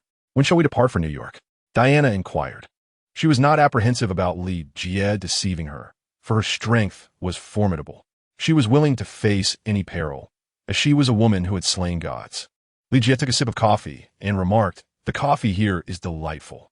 We need not rush to New York. Before that, we must find an ally." "Who?" Diana questioned. She then took a sip of her coffee and added with a smile, "Indeed, this coffee is quite enjoyable. I love coming here." Li Jie responded, "You will know in due time. However, first we need to locate a sorcerer. I wonder if that qualifies as a mage? They might share some common origins." Li Jie spoke uncertainly, as his knowledge stemmed from the diary of Duke Mond. In the days of sealing the vampire queen, a sorcerer named Edith Kaida was enlisted to assist in this formidable task. It is uncertain whether she still lives, but even if she has passed, her lineage likely endures. Such a momentous event as sealing a vampire would undoubtedly be documented. Thus, Li Jie resolved to seek out either Edith Kaida or her descendants. "A mage? I believe I know of a place where we might find one," Diana pondered aloud. Li Jie finished his coffee in one swift motion and replied, "Very well, let us depart." Diana, somewhat dissatisfied, remarked, "Such exquisite coffee deserves to be savored slowly." Nevertheless, to avoid wasting time, she too drank it in one gulp. After Li Jie settled the bill, they entered a Lamborghini. Upon glancing at the fuel gauge, Li Jie realized they were nearly out of gas after driving for some time. He first stopped to refuel, then, following Diana's directions, steered towards the heart of London. On Earth, there exist 3 sanctuaries: the Hong Kong Sanctuary, the New York Sanctuary, and the London Sanctuary. The location they arrived at was the London Sanctuary. Each of these sanctuaries serves as a nexus, a watch point over the dark dimensions. They are also bastions for mages, safeguarding the Earth and allowing for mutual communication. This foundation was established by the Supreme Sorceress, Ancient One, enabling her apprentices to protect the world. Most mages hail from Kamartaj, though there are others of varying paths, none possessing the might of the Supreme Sorceress. If they cannot match her power, they stand no chance against the formidable Doctor Strange, an entity beyond the reach of ordinary mages. Hence, Li Jie paid little heed to the other sorcerers. After all, mages share a common trait. Their magical prowess is formidable, yet they are inherently fragile. In contrast, Li Jie not only possesses great power, but is also quite resilient. Chapter 278. The Sorcerer Merlin mages, however, are quite different. Their physical forms are exceedingly vulnerable. A direct hit to their essence can lead to a swift demise, as even the formidable Ancient One was easily slain. Li Jie parked at the entrance of the London sanctuary and, upon stepping out of the vehicle, gazed up at a grand clock that imparted an overwhelming sense of authority, deterring any thought of intrusion. Each of the three sanctuaries holds equal significance. The destruction of the Hong Kong sanctuary would result in the immediate descent of the Dark Dimension. Had it not been for Doctor Strange's ultimate reversal of time, the world would have faced an invasion from Dormammu, the sovereign of the Dark Dimension. Indeed, it was the incursion of the Dark Dimension that ultimately compelled Doctor Strange to activate the Eye of Agamotto, granting him the powers to manipulate time and space. This ability is one that even Li Jie covets, for time and space are among the four fundamental attributes of the universe. Those capable of reversing time and space are invariably titans that instill awe across the cosmos. However, although Li Jie was envious, the Eye of Agamotto held no utility for him. After all, he was not a sorcerer and lacked the magical prowess to wield the eye. Moreover, the infinite celestial path was a discipline encompassing 3,000 principles. Previously, Li Jie had contemplated the cultivation of the paths of time and space, but the system had advised against it, prompting him to refrain from pursuing it forcefully. In retrospect, it was indeed wise. Without sufficient strength, forcing such cultivation could lead to dire consequences, potentially resulting in his eternal entrapment within the realms of time and space. When he eventually attained formidable power, his mastery would surely rival that of Doctor Strange. As these thoughts traversed his mind, Diana was already preparing to push open the grand door. The existence of the London Sanctum was one of the reasons Diana resided in London. After all, the Sanctum could oversee the entirety of London, alerting her to any anomalies. Hence, Diana could be regarded as a frequent visitor to the London Sanctum. Even the proud sorcerers, who were typically unwelcoming to outsiders, treated Wonder Woman with utmost courtesy. They had no choice. Even the Supreme Sorcerer dared not act disrespectfully toward Diana, let alone them.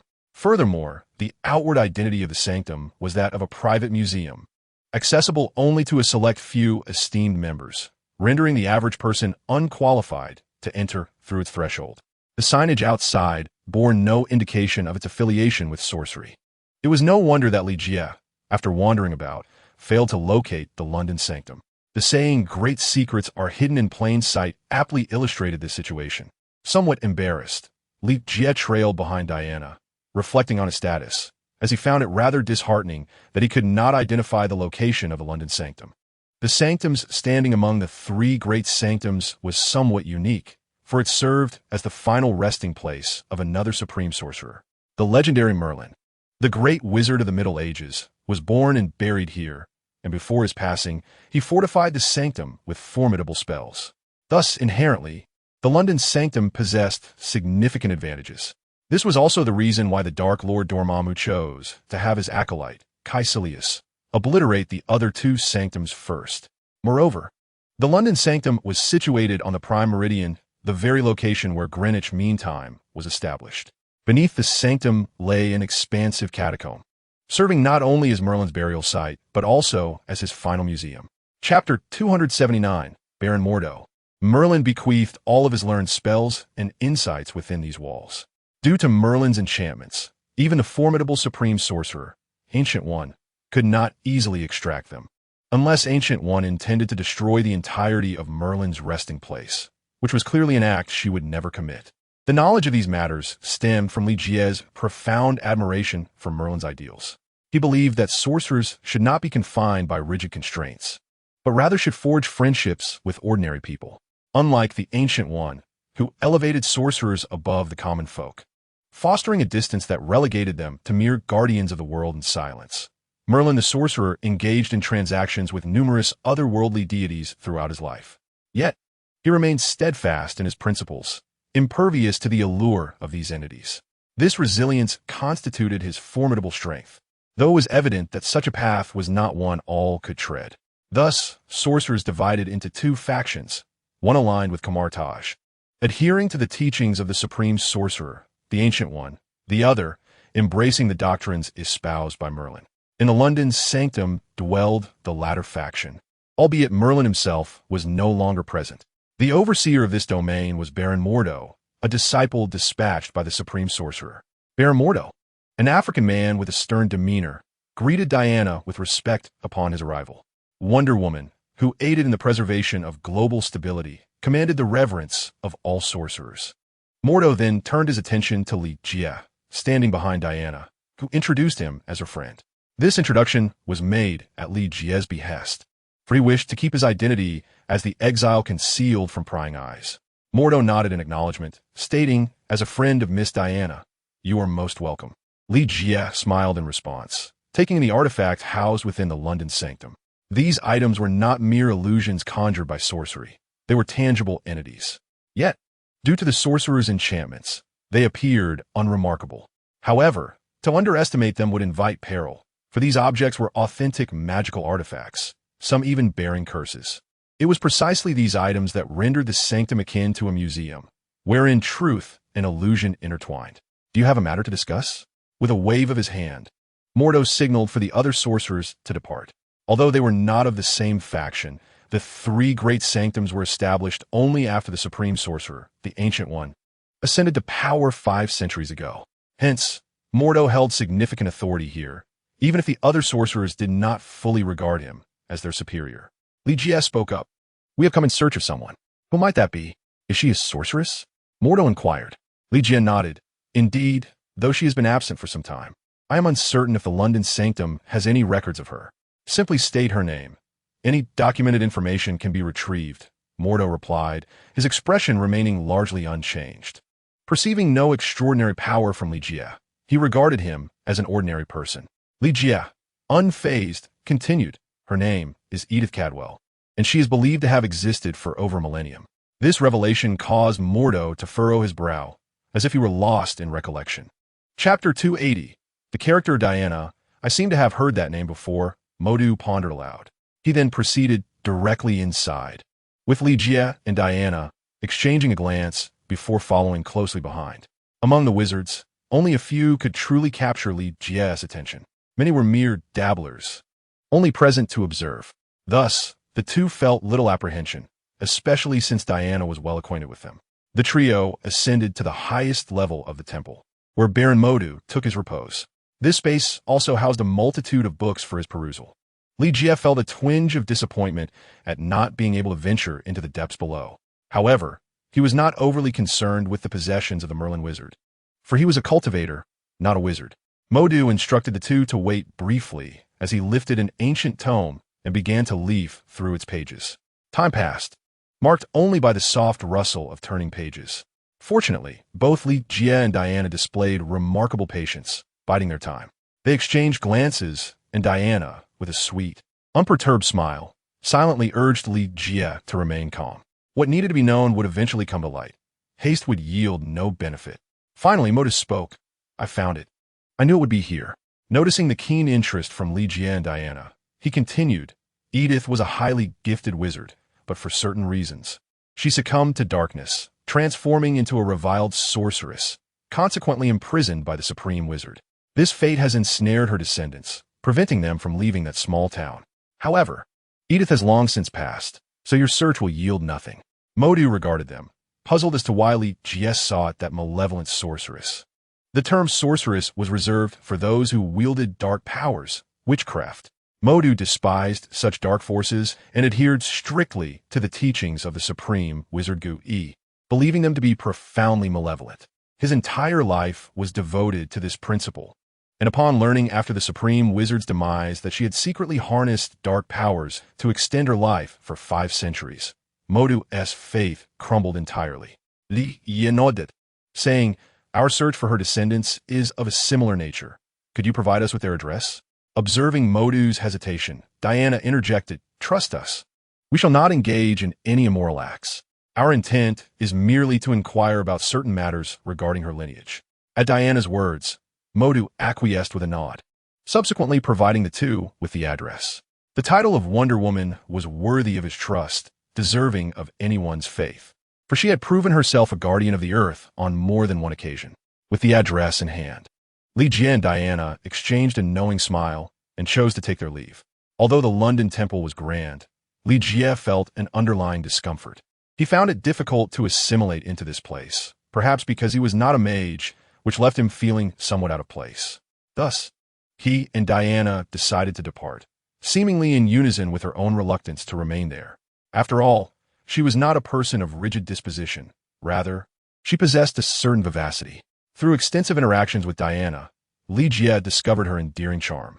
Despite her long existence, her personality remained refreshingly lively and delightful. Chapter 281.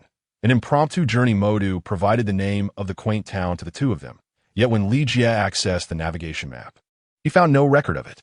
Modu had mentioned that the town was called Saint Light Town, yet despite his diligent search, Li Jie could not find any information about it. He was reluctant to inquire further, only knowing that the town must be located in the vicinity of London. Given that Catherine was the daughter of a medieval lord, it was evident that Edith must have sealed her presence in that area. As for the precise location of the town, Li Jie was at a loss, lacking any concrete records. He felt disheartened, as it seemed his visit might have been in vain. After all, with the passage of years, who could ascertain the whereabouts of the erstwhile Saint Light Town? Diana remarked, "Well, at least we know we need to search for the town. We merely need to invest our time in the quest." Li Jie nodded in agreement. They could simply inquire in each town they visited. "Shall we set off promptly?" Diana inquired with a sweet smile.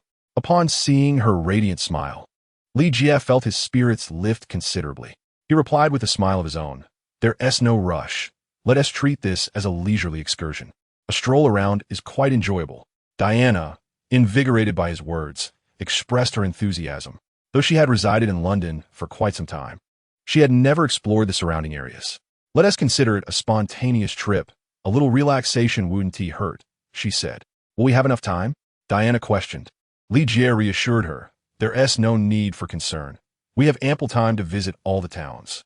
The towns surrounding London were not numerous, given that it was a major international metropolis. Even the current towns were flourishing economically. With their decision made, Li Jie drove his Lamborghini beyond the city limits. Since it was not his own vehicle, he felt no pangs of regret as he sped along. After what felt like quite some time, they finally arrived at a small town and began to inquire with passers-by. "Excuse me, might you know someone with the surname Kaida?" Li Jie asked, smiling as he approached a young and charming woman. Captivated by Li Jie's sunny smile, the young woman was momentarily enchanted, only responding with a shake of her head after he repeated his question. Li Jie nodded appreciatively and thanked her. Considering her youth, it was understandable that she might not have extensive knowledge. He would likely need to consult with older residents. Nevertheless, it was quite reasonable. He had not anticipated such fortuitous luck in encountering someone in the very first town. Thus, at present, others remain unaware, and he does not bear excessive disappointment. Let it be a journey through scenic vistas. Although the Lamborghini does not boast remarkable speed, it is not sluggish either. After the Lamborghini departed, Li Jie continued to inquire with the elder, yet the elder also possessed no knowledge. He merely nodded, revealing no peculiar expressions, and departed without further ado. Since the elder had not spoken untruths, if he too was oblivious, it likely indicated that this was indeed not the place. "I think you should inquire whether this location has undergone a name change," Diana suggested after a moment of contemplation. After all, directly asking if one knows of the Kaida family would seem rather abrupt. Li Jie pondered for a moment, then nodded in agreement, proceeding to ask another individual. Upon receiving a negative response, he resigned himself to the situation. Thus, the two set off towards their next target. After all, there were still more than 10 days remaining, and Li Jie was not in a hurry to find answers. His own matters were nearly resolved. He merely awaited Fury's success. Chapter 282. A touch of the vampire. Uncertain of how many nights had passed, Li Jie and Diana had traversed an indeterminate number of small towns. They typically traveled by night, and when exhaustion overcame Diana, she would rest while Li Jie meditated to rejuvenate his spirit. In this manner, time flew swiftly, and the day of revelry approached. Fortunately, during this period, Li Jie frequently communicated with Selina and the others, inquiring about the situation in New York. Thanks to Fury's prior arrangements, New York experienced minimal upheaval. Nevertheless, wandering the streets revealed that many individuals were troubled, likely due to the increasing presence of vampires. However, Li Jie found no progress in his own endeavors. Despite having visited numerous towns with Diana, they still had not located Edith's descendants. This incited a sense of urgency in Li Jie, as he longed to return to New York to oversee matters. After all, while the vampire revelry may not seem monumental, It held significant weight. If he and Diana were present, their chances of success would undoubtedly be greatly enhanced. Yet, he harbored no doubts regarding humanity's ability to vanquish vampires. The inherent disadvantages of vampires were far too pronounced, ensuring that humanity would ultimately emerge victorious. With technology advancing at such a pace, he believed that eradicating vampires entirely would pose no insurmountable challenge in a few decades. Li Jie resolved that if Edith's descendants remained unfound, he would simply return to New York. After all, this battle did not necessitate the vampire queen's presence. However, her involvement would serve to suppress the vampire lineage. Li Jie was also wary of potential complications. If the vampire queen were to spiral out of control, it could prove troublesome. Thus, he sought Wonder Woman's presence. With Diana at his side, there would certainly be some measure of suppression against the vampires. After all, her divine powers would undoubtedly exert a considerable influence over such malevolent beings. Li Jie hastened his pace. The Lamborghini surged forward, swiftly arriving at a place known as Rainbow Town. He mused that if a name change were to occur, this one would resonate more closely with the essence of Holy Light Town. The name Rainbow Town bears a certain significance. It is also referred to as the convergence of colors. Legend has it that one can witness a spectrum of 7 colors converging throughout the year, marking the site where a treasure was buried following the defeat of the German forces. However, after the secret was revealed, countless adventurers flocked to the area in search of the treasure, yet none have uncovered its mysteries, transforming the tale into a myth whose veracity remains uncertain. Consequently, upon their arrival, Li Jie and his companions were similarly perceived as treasure seekers. Yet, the opulence of his vehicle rendered them hard to overlook, which struck Diana as peculiar. "Something feels off," Diana remarked, puzzled. Li Jie glanced at the townsfolk outside and observed they bear a resemblance to vampires. Of course, it was merely a resemblance, for the inhabitants of this town appeared pallid, as if suffering from malnutrition. Nevertheless, their vitality was robust.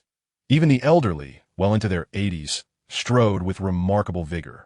Yet, their skin and complexions were unnaturally pale, reminiscent of vampires. Diana sensed no trace of vampiric essence in them, which further fueled her bewilderment. The two exchanged glances before stepping out of the car. Approaching an elderly man, Li Jie inquired, "Good sir, might I ask if this place has undergone a name change in the past?"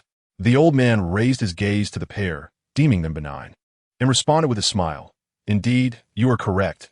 It was renamed in the very year of my birth." Chapter 283. Another Edith. Li Jie quickly pressed further. "Could you elaborate?" The elder brightened, recounting, "In the year of my birth, the town suddenly experienced a phenomenon, a convergence of colorful lights, prompting the name change to Rainbow Town. What brings you here?" "This phenomenon is quite renowned now. Many young folks like yourselves come in search of treasures." Li Jie chuckled softly, then replied, "We are here to visit relatives. I wonder if there are any families by the name of Kaida in the town?" "Koida." "Certainly." The elder nodded. "The Edith family bears that surname. I wonder if they're the kin you seek?" At this revelation, Li Jie was taken aback. Edith Kaida? How could she still be alive? Wasn't she a figure from over a millennium ago? Could it be that she, like the supreme sorceress Ancient One, harnessed the power of the dark dimension to extend her lifespan? Yet, he quickly regained his composure and affirmed, "Yes, that is indeed her. My girlfriend and I wish to meet some relatives. We have finally found them." He embraced Diana, expressing his excitement. Diana, unfazed, smiled and nodded in agreement. Observing their joyful demeanor, the elder provided them with directions. Edith's residence was notably secluded, seemingly designed to distance itself from the throngs of people. Moreover, it was situated not far from the cemetery, ensuring that few ventured there unless summoned by her. Certainly, Li Jie learned that the Kaida family now consisted solely of Edith and her grandmother. Curiously, it seemed that every child born into the Kaida lineage was a girl, which led the townsfolk to regard them as rather peculiar, resulting in minimal interaction with them. Li Jie and Diana arrived at the entrance of the Kaida residence, finding it indistinguishable from other places. However, he remained vigilant and knocked on the door. The door was promptly opened by a young African-American girl, who greeted them with a smile, though a look of confusion crossed her face upon seeing the two visitors. "May I ask who you are looking for?" she inquired. With a smile, Li Jie replied, "I am looking for Edith Kaida." "What do you want with me?" The girl before them was indeed Edith, and she questioned them with curiosity. In a mysterious tone, Li Jie responded, "We seek another Edith Kaida." "Madam, would you not invite us inside?" he added, casting a glance at an elderly woman standing behind Edith. This was Edith's grandmother, Elsie Kaida. Despite her advanced age, Elsie possessed a vibrant spirit. She exchanged a silent smile with Li Jie before instructing Edith to let the two enter. "Please, come in and take a seat," she said. Edith obediently stepped aside, allowing Li Jie and Diana to proceed within. The interior revealed nothing out of the ordinary, devoid of any artifacts relating to witchcraft. "Edith, please fetch us 2 cups of coffee," Elsie commanded, sending Edith away. Turning to the 2 visitors, she inquired, "Young ones, what brings you here?" As Edith walked further away, Li Jie smiled and asked, "Why does Edith share a name with her ancestor?" "What do you know?" Elsie responded with a hint of indifference. Li Jie glanced at the distant, puzzled Edith, signaling for Elsie to remain calm. She composed herself, albeit with a cold gaze fixed upon them. The secret was that she had stumbled upon the family diary, where she discovered the name Edith. It stated that one descendant must bear this name, which prompted her to name her granddaughter Edith. This secret had never been disclosed to anyone else. How could Li Jie possibly know? Li Jie continued with a smile. "There are rumors of a witch named Edith, cursed by a vampire, destined to serve as the vampire queen's slave for generations." Before he could finish, the expression on Elsie's face shifted, revealing her intent to act.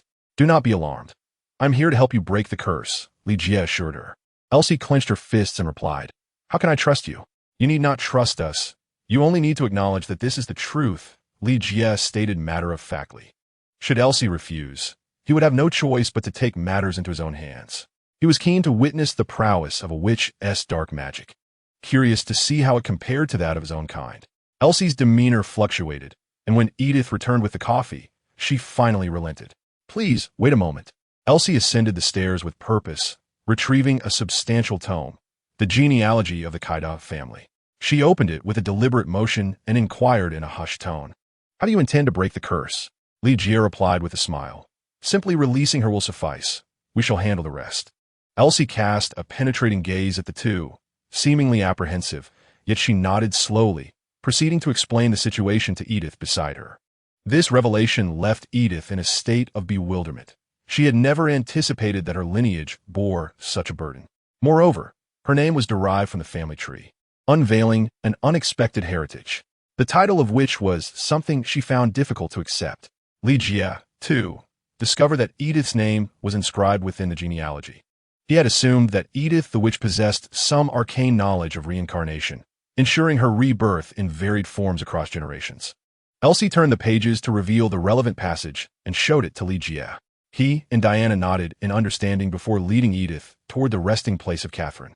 Although it was referred to as a slumber, in truth, Catherine was sealed away. The vampire elders, wary of her formidable power, had deceived her into a deep sleep, entrusting her servants to imprison her, a duty passed down through generations. Yet time has a way of altering individuals, especially the descendants of the Kaida family, who could not bear the weight of such a loathsome curse. Thus, when Li Jie proposed to assist in lifting the curse, Elsie readily acquiesced. The site of Catherine's repose had long since transformed into a cemetery for others, though the graves were situated far from Catherine herself. The group arrived beneath an ancient tree, its age indeterminate, for it was marked as the location indicated in the book. The coordinates recorded therein guided their search. "Where's the seal?" Ye Mudet. Elsie suddenly felt a pang of regret and asked, "Are you certain you wish to awaken her?" "Fear not. We are capable of resolving this," Li Jie assured calmly. "She is merely a vampire, and even if she is the queen of her kind, she must ultimately bow to us." Elsie nodded, drawing a symbol in the air. Though she was uncertain of Li Jie and Diana's confidence, their demeanor suggested they were no ordinary individuals. Such an aura could not be feigned. Having encountered many, Elsie had never seen anyone exude the same presence as Li Jie. Chapter 285. The Eerie Sarcophagus. A 7-pointed star symbol materialized upon the grand tree. It became evident why only Catherine's servants could unravel the seal. It required the incantation of a witch. With a thunderous sound, as the symbol activated, Li Jie felt the earth tremble beneath him.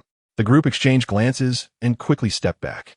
The vibrations intensified, In Li Jie's mind resonated with the long-forgotten voice of the system. Latest task, to awaken the vampire queen Catherine and compel her to submit. A glimmer of light flashed in Li Jie's eyes, aligning perfectly with his intentions. Before long, the very spot where they stood began to part as if a door had been opened. Over 1,000 years ago, such advanced technology did not exist, and thus this place of slumber was constructed from massive stones. The existence of such an exquisitely crafted resting place was indeed rare. After a brief pause to allow the air to circulate, Li Jie descended calmly. Diana followed closely behind, shielding Edith and her progeny. At this moment, Diana maintained her classical attire, showing no concern for potential mishaps. Li Jie illuminated the surroundings, revealing what appeared to be a graveyard. Countless ancient stones surrounded them, with a colossal stone door obstructing their path. Channeling his energy through the extreme thunder path, he summoned lightning in his hand and struck with a powerful fist. The seemingly impenetrable stone shattered effortlessly under his blow. Shaking his head, Li Jie regarded this ancient seal with disdain. The only challenge lay in the method of opening it. Had it been him, he would have simply found the location and obliterated it. As they stepped through the stone door, the candles along the walls ignited automatically. Li Jie's eyes brightened, sensing the intrigue of the moment. A circle of candles encircled a stone sarcophagus, yet he could not discern a mechanism for opening it. It resembled a naturally formed stone coffin, devoid of any apparent entry. At the very top of the sarcophagus was a funnel-like structure, directly leading into its interior. Elsie remarked, "Only the blood of Edith or myself can awaken her." She looked at Li Jie, hoping he would make a decision. "No need," Li Jie replied with a faint smile, squeezing a drop of his own blood and letting it fall into the funnel. The Duke of Mond did not disclose this secret to them, leading them to believe that only their family's blood could rouse the slumbering vampire queen Catherine. However, since Li Jie was aware, he had no intention of allowing them to shed blood. His purpose here was not merely to awaken her, but also to conquer her. Elsie gazed at him in confusion, unaware of the underlying mystery. As Li Jie's blood flowed into the sarcophagus, it gradually transformed into a crimson hue. An eerie heartbeat emanated from within, powerful and resonant. Li Jie felt the temperature of the entire underground tomb plummet, leading one to believe that a supernatural entity was at play. Vampires, being of a shadowy nature, appeared exceedingly pale, even their blood was cold. As the heartbeat intensified, the blood-red sarcophagus began to melt. He fought intently, sensing that he might have unleashed a monstrous entity. At this moment, Elsie and Edith finally regretted their actions. They retreated to a safe distance, eyes wide with terror as they beheld the unfolding spectacle. The vampire queen, an imposing figure, instilled a sense of pressure upon those present. Yet, Li Jie and Diana remained steadfast, observing the dissolution of the stone coffin without a hint of trepidation. Despite the grand spectacle, they felt no intimidation. In fact, Diana had not even donned her armor. In chapter 286, I Am Your Master, Han Li sensed a wave of weakness emanating from within, which posed no significant threat to him. However, this feeling of frailty gradually dissipated, and after several minutes, even Diana bore a look of seriousness. The blood of a formidable being, even a single drop, is far more precious than the entirety of an ordinary person's blood. For a vampire, it represents a substantial nourishment. Li Jie, being a strong individual, offered his essence, his vital blood, to the vampire queen. The rarity of such blood for cultivators is beyond dispute. Only the most extraordinary treasures compel them to refine it using their own essence. The expenditure of a single drop of his vital blood would require several days for him to recuperate. Fortunately, the effects were promising as Catherine's power began to swell. As the stone coffin completely vanished, Li Jie and the others finally beheld Catherine's true form. She exuded an aura of classical elegance, reminiscent of the impression Diana had conveyed. Her face, though somewhat angular, radiated authority. However, her leather attire diminished that regal presence, rendering her exceedingly alluring. Her eyes remained tightly shut, with only her twitching brows betraying the fact that she had awakened. Yet, for reasons unknown, she could not open her eyes. Perhaps the prolonged slumber had dulled her instincts. After an indeterminate struggle, just as Li Jie was about to assist her in lifting her eyelids, Catherine finally managed to open her eyes. Upon seeing Li Jie standing nearby, An overwhelming sense of familiarity washed over her. Blood, she rasped, her voice akin to a worn-out tape, a result of her silence over millennia. She slowly propped herself up, tilting her head to regard Li Jie and Diana. Diana remained vigilant, prepared for any sudden outburst. "Who am I?" Catherine hoarsely inquired, her memories gradually resurfacing. Yet the sheer volume overwhelmed her. Li Jie stepped forward and replied, "You are called Catherine." Catherine slowly lifted her gaze to him and asked, "Who are you?" "Your master." Li Jie responded with a smile. This revelation prompted a shared glance of astonishment between Edith and her granddaughter, as they had not anticipated Li Jie's intentions. Did he realize he was playing with fire? They were unaware of the full extent of the Vampire Queen's power. But the thought of her having slumbered for a millennium was terrifying enough. Catherine fell silent for a moment, then reached out and grasped Li Jie's right hand firmly. Li Jie did not sense her hostility and thus refrained from stopping her. Subsequently, a look of struggle appeared on Catherine's face, as if she were wavering on whether to drink Li Jie's blood. Ultimately, it seemed that centuries of hunger and thirst had overwhelmed her consciousness, suppressing her rationality under the nature of a vampire. "Master," Catherine pleaded with a gaze full of desperation, as if she would not act without Li Jie's consent. Li Jie exchanged a glance with Diana, both surprised by the situation. Furthermore, with his spiritual aura shielding him, he felt no fear of any tricks from Catherine and nodded in agreement. Catherine's expression brightened, resembling that of a child whose mind had not yet fully developed. She seized Li Jie's wrist and brought it to her lips, biting down with urgency. "Ah!" Edith gasped in shock. She had not anticipated that Li Jie would allow Catherine to draw his blood. As Li Jie felt his blood gradually flow into Catherine's body, the connection between them intensified. Chapter 287. Mastering control. With each sip of Li Jie's blood, Catherine's memories began to resurface more vividly. Releasing his hand, her demeanor turned chillingly cold. She had not expected this audacious man to desire to become her master. Just when Li Jie thought she might change her mind, she spoke. "I wish to take a walk." She then looked at Li Jie, seeking his approval. Due to the inexplicable bond they shared, she instinctively acted in such a manner. Li Jie nodded and gestured for Edith and Diana to exit first before following Catherine out. Li Jie's recovery ability was now remarkably strong.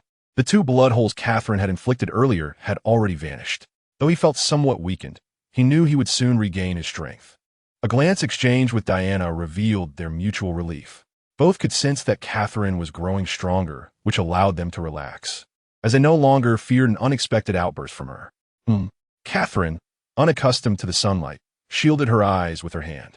Li Jie noticed that she was not harmed by the sun, and upon observing the ring on her finger, he quickly understood its purpose. It seemed that even without specialized sunscreen for vampires, she remained unafraid of the sunlight, though it made her feel uncomfortable. "May I cleanse myself?" Catherine's voice took on an ethereal quality. Now that her memories were fully restored, she comprehended all that had transpired.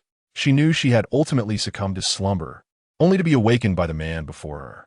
However, she remained unaware of why he had chosen to awaken her. Moreover, Catherine felt a surge of anger. The vampire elders had assured her that she would be awakened immediately, yet so much time had passed without any action. Had it not been for Li Jie's exceptionally pure blood, she might have gradually aged and perished. Blood is the very essence of a vampire's existence. Even as the vampire queen, prolonged abstinence from blood would inevitably lead to her gradual decline. However, the pressing matter at hand was not to delve into such concerns, but rather to cleanse herself. A millennium of slumber had left her cloaked in the stench of decay, while she had not perceived it in her resting place. The moment she spoke, Li Jie too became acutely aware of it. He cast a deep gaze upon her and remarked, "Address your inquiries when you are prepared." Catherine nodded in acknowledgement and followed them back to Edith's abode. "Please assist me in procuring such attire." She gestured towards her own clothing. In truth, her garments were already tattered, and, with each step, they seemed to slip further away. However, surrounded solely by women other than Li Jie, she felt little concern. Moreover, she sensed a profound connection with Li Jie, rendering her indifferent to his gaze. Edith obediently nodded. Catherine's regal aura effortlessly subdued her. Furthermore, Catherine was acutely aware of the curse residing within them, recognizing them as her subordinates. After casting another glance at Li Jie, she retreated to cleanse herself. The foul odor became unbearable, for unlike those filthy vampires, she cherished cleanliness. Thus, after a wait of a full hour, she emerged clad in the leather attire purchased by Edith, a significant improvement over her previous outfit, both in aesthetics and fit. Li Jie began to understand why so many women were enamored with leather garments. Such a figure capable of donning leather effortlessly would undoubtedly evoke envy among many women. Chapter 288. Prove it to me. Among the women present, aside from the elderly Ailsai, only Diana's figure could rival Catherine's. As for Edith, the young black girl, her physique fell short in comparison. Hence, Edith gazed at Catherine with envious eyes, yearning for a physique as enviable. Regardless of her status, she remained inherently a woman, a sentiment echoed by both Diana and Catherine. Every woman aspires to possess a flawless form. Catherine fixed her gaze upon Li Jie and inquired, "Who are you?" Her voice, now devoid of its former rasp, reflected her complete restoration. Li Jie offered no answer, merely stating, "Submit or perish." Their eyes met, as if Catherine sought to decipher Li Jie's true intentions. Diana urged Edith to distance herself, adopting a defensive stance, while she harbored no fear of Catherine. She wished to protect Edith from any potential harm. Finally, Catherine spoke. "It has always been humans who submit to me. What makes you think I would submit to you?" Li Jie smiled. "Others lack the strength. I possess sufficient power to compel your submission." As he approached Catherine, he noted her tall stature. With the high heels Edith had purchased for her, she stood eye level with Li Jie. At that moment, she met his gaze without fear, her silence icy. "Why not simply ask what you desire from me?" She finally spoke after a pause. There was undoubtedly a reason for Li Jie to awaken her. He nodded and replied, "My name is Li Jie. I seek you because your troublesome brother aims to incite a war between humans and vampires." Catherine chuckled lightly. "Do you really believe I would intervene?" "Certainly." Li Jie smiled in return. "To my knowledge, you have always wished to avoid conflict with humans." Catherine responded directly, "But that does not imply I am afraid. Would you assist him, even if he is a brother who seeks to possess you?" Li Jie asked with a soft laugh. "What do you mean?" Catherine inquired, furrowing her brow. A sense of foreboding washed over her as she recalled her brother's visage. Despite her disdain for Mond, she had never acted against him simply because he was her flesh and blood. She maintained her distance, wary of him drawing too close. She had always suspected he harbored some ulterior motives, and now it seemed her fears were confirmed. Li Jie produced a diary from his pocket and handed it to her. As Catherine perused its pages, her brow furrowed deeper with each line. The more she read, the more her emotions surged, nearly overwhelming her. Diana glanced at Li Jie, seemingly inquiring about the contents. Her brother's love letters. Li Jie chuckled softly in Diana's ear, unable to bear it any longer. Especially upon realizing her father had been murdered by Mond himself, Catherine declared fiercely, "I shall bring him to justice." The diary's repeated expressions of desire to possess her made her tremble. She had never considered Mond to be human. It appeared he had fully devolved into a beast after his transformation into a vampire. "Very well, now we have a common enemy," Li Jie chuckled. Catherine retorted with a cold smirk, "Carnival Day? I will ensure they learn their folly." Clenching her fists, she stated to Li Jie, "If you wish to conquer me, then prove it." Ding. Task completion rate, 50%. The host must strive diligently to secure Catherine's submission. Chapter 289. The Door to Space. "Then let us depart for New York," Li Jie said. With Catherine's assistance, suppressing the rebellious vampires was no longer an issue. Moreover, due to the blood bond she had absorbed, she was naturally less resistant to him. Although he had not completely conquered her yet, what remained was merely absolute power. A smile graced Li Jie's lips as he turned to see Elsie's expectant gaze. It then occurred to him to say to Catherine, "Lift their curse." "That will take a considerable amount of time," Catherine replied coldly. She was reluctant to squander her precious time before the two servants.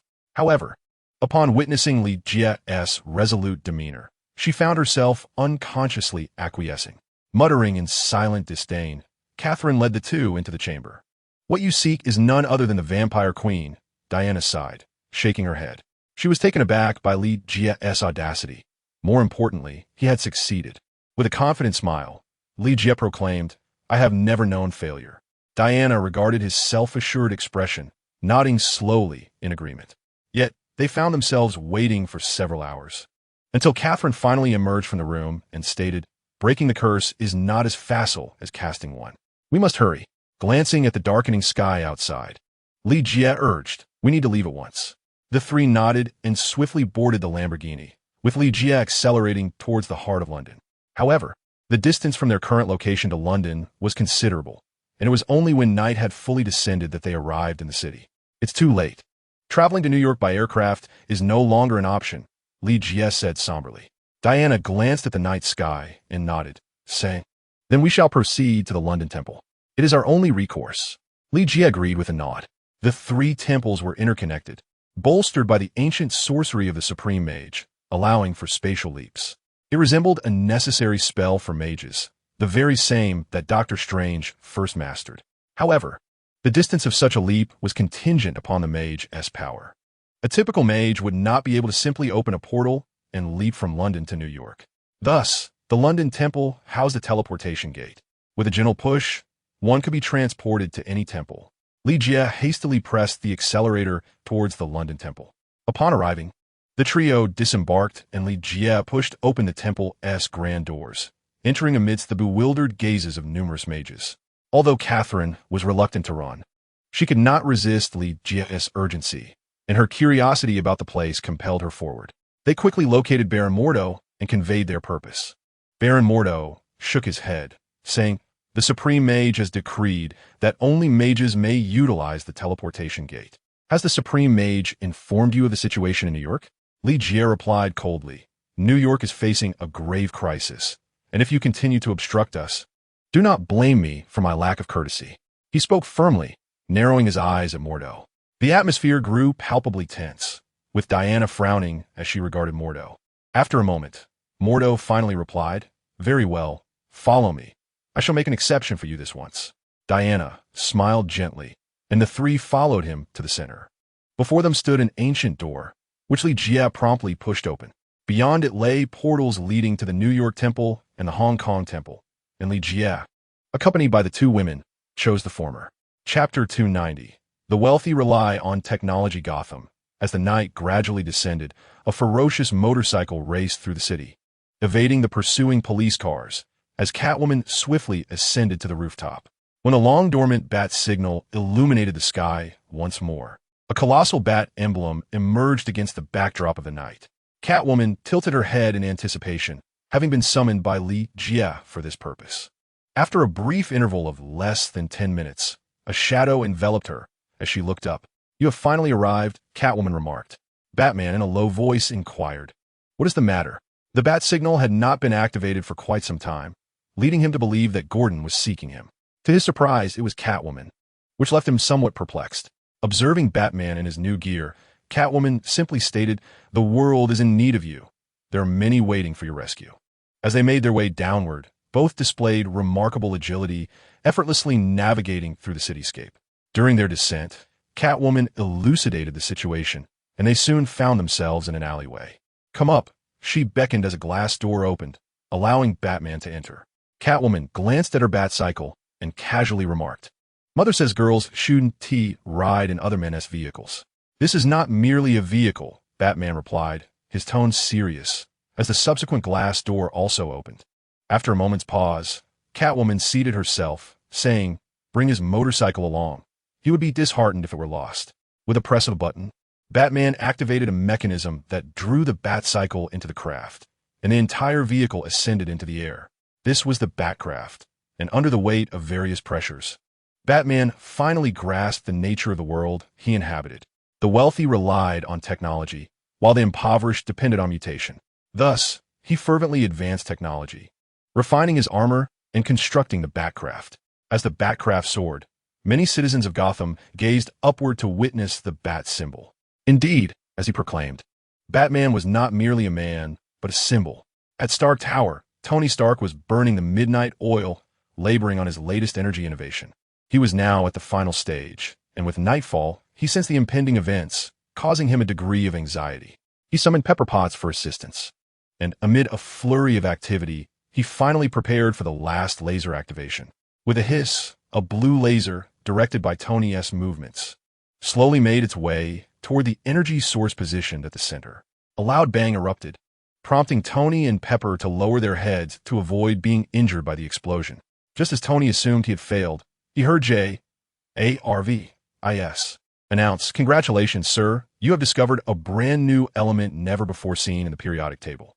Tony gasped in astonishment and then shared a passionate kiss with Pepper, continuing until she was breathless, at which point he remembered his outstanding tasks. Chuckling with delight, Tony replaced the palladium element with his newfound discovery. As he embedded the brand new nuclear reactor into his chest, an unprecedented surge of power coursed through him. "Jarvis, prepare the Mark III armor," Tony shouted. However, Jarvis cautioned, "Sir, the new energy source has yet to undergo testing. Its precise capabilities remain unknown." Tony chuckled, replying, "Experience is the finest test. Let's engage in practical application." No sooner had he spoken than the fully equipped Iron Man suit illuminated with a vibrant red glow, seemingly imbued with sentience as it lifted its head. Chapter 291. Saving the city this night in New York was unusually tranquil, yet an undercurrent of impending turmoil was palpable to all. The populace, under strict orders to remain indoors, sensed that something monumental was about to unfold. Obediently, they adhered to the command, but amidst such meticulousness, a flaw inevitably emerged. Some, undeterred by superstition, ventured into the streets. Hank was one such individual. He wished to remain homebound, yet the emptiness of his refrigerator compelled him to venture out. He reassured himself that it was merely a quick trip for a bottle of whiskey before returning. Thus, he stepped out onto the desolate streets, feeling the weight of solitude pressing upon him. Just as he contemplated retreating, a young blonde woman approached, dissipating his fears with her warm smile, stirring something within him. Even if she were a vampire, he would willingly surrender himself to her. He moved closer, only to be seized by the girl, revealing her fangs. Was she truly a vampire? Hank was taken aback by his misfortune, paralyzed by fright, utterly forgetting to resist as her teeth advanced towards his neck. In a moment of sheer terror, he screamed and shut his eyes, having only ever witnessed such creatures in films. Suddenly, a sharp crack echoed, prompting him to cautiously open his eyes. To his astonishment, the would-be assailant lay unconscious at his feet. Trembling, he saw a man clad in a blue bodysuit rushing towards him, wielding a distinctive shield. "Hey, it's too dangerous out here. Get back inside," Captain America shouted. Hank instinctively nodded, replying, "Yes, Captain." As Hank retreated, Rogers nodded approvingly, casting a glance at the awakening vampire girl, and delivered another decisive punch. Such scenes unfolded across various locales in New York. Hank was among the fortunate, rescued by superheroes, while many others who disregarded the orders faced harrowing consequences, some even losing their lives. A massive aircraft descended upon the rooftop of a towering building, from which numerous uniformed personnel emerged. In the center sat a bald elder with a serious demeanor, confined to a wheelchair. "Jean Storm, you shall head west. Logan Scott, you will proceed east." Professor Charles issued commands, attempting to minimize overlapping territories for the X-Men. Though he understood that this measure would only provide slight relief, there was little else he could do. The vampire threat had escalated to such a degree that it was only on this day of revelry that he fully comprehended their terror. Despite their numbers being significantly fewer than those of humanity, their concentration in New York was sufficient to submerge the sprawling metropolis. Should New York succumb, the repercussions for other regions were unfathomable to Charles. Hence, he took it upon himself to oversee the situation, yet after orchestrating the arrangements, he found himself at a loss. Watching the other superheroes exert their efforts, in his heart, he pondered the whereabouts of that young man who had made such fervent assurances to him. Where was Li Jie? Could he not return in time to save the city? Chapter 292. What drug was administered to Natasha ever since the vampires learned that the provisions prepared for them by Duke Mond had been seized by human forces? They could no longer contain their fury. They had endured hunger for far too long. Many had gone days without sustenance in anticipation of this day of debauchery. A mere offering of synthetic blood would not suffice to placate them. Thus, even if Duke Mond wished to impose control, it was now beyond his grasp. The vampires erupted into chaos.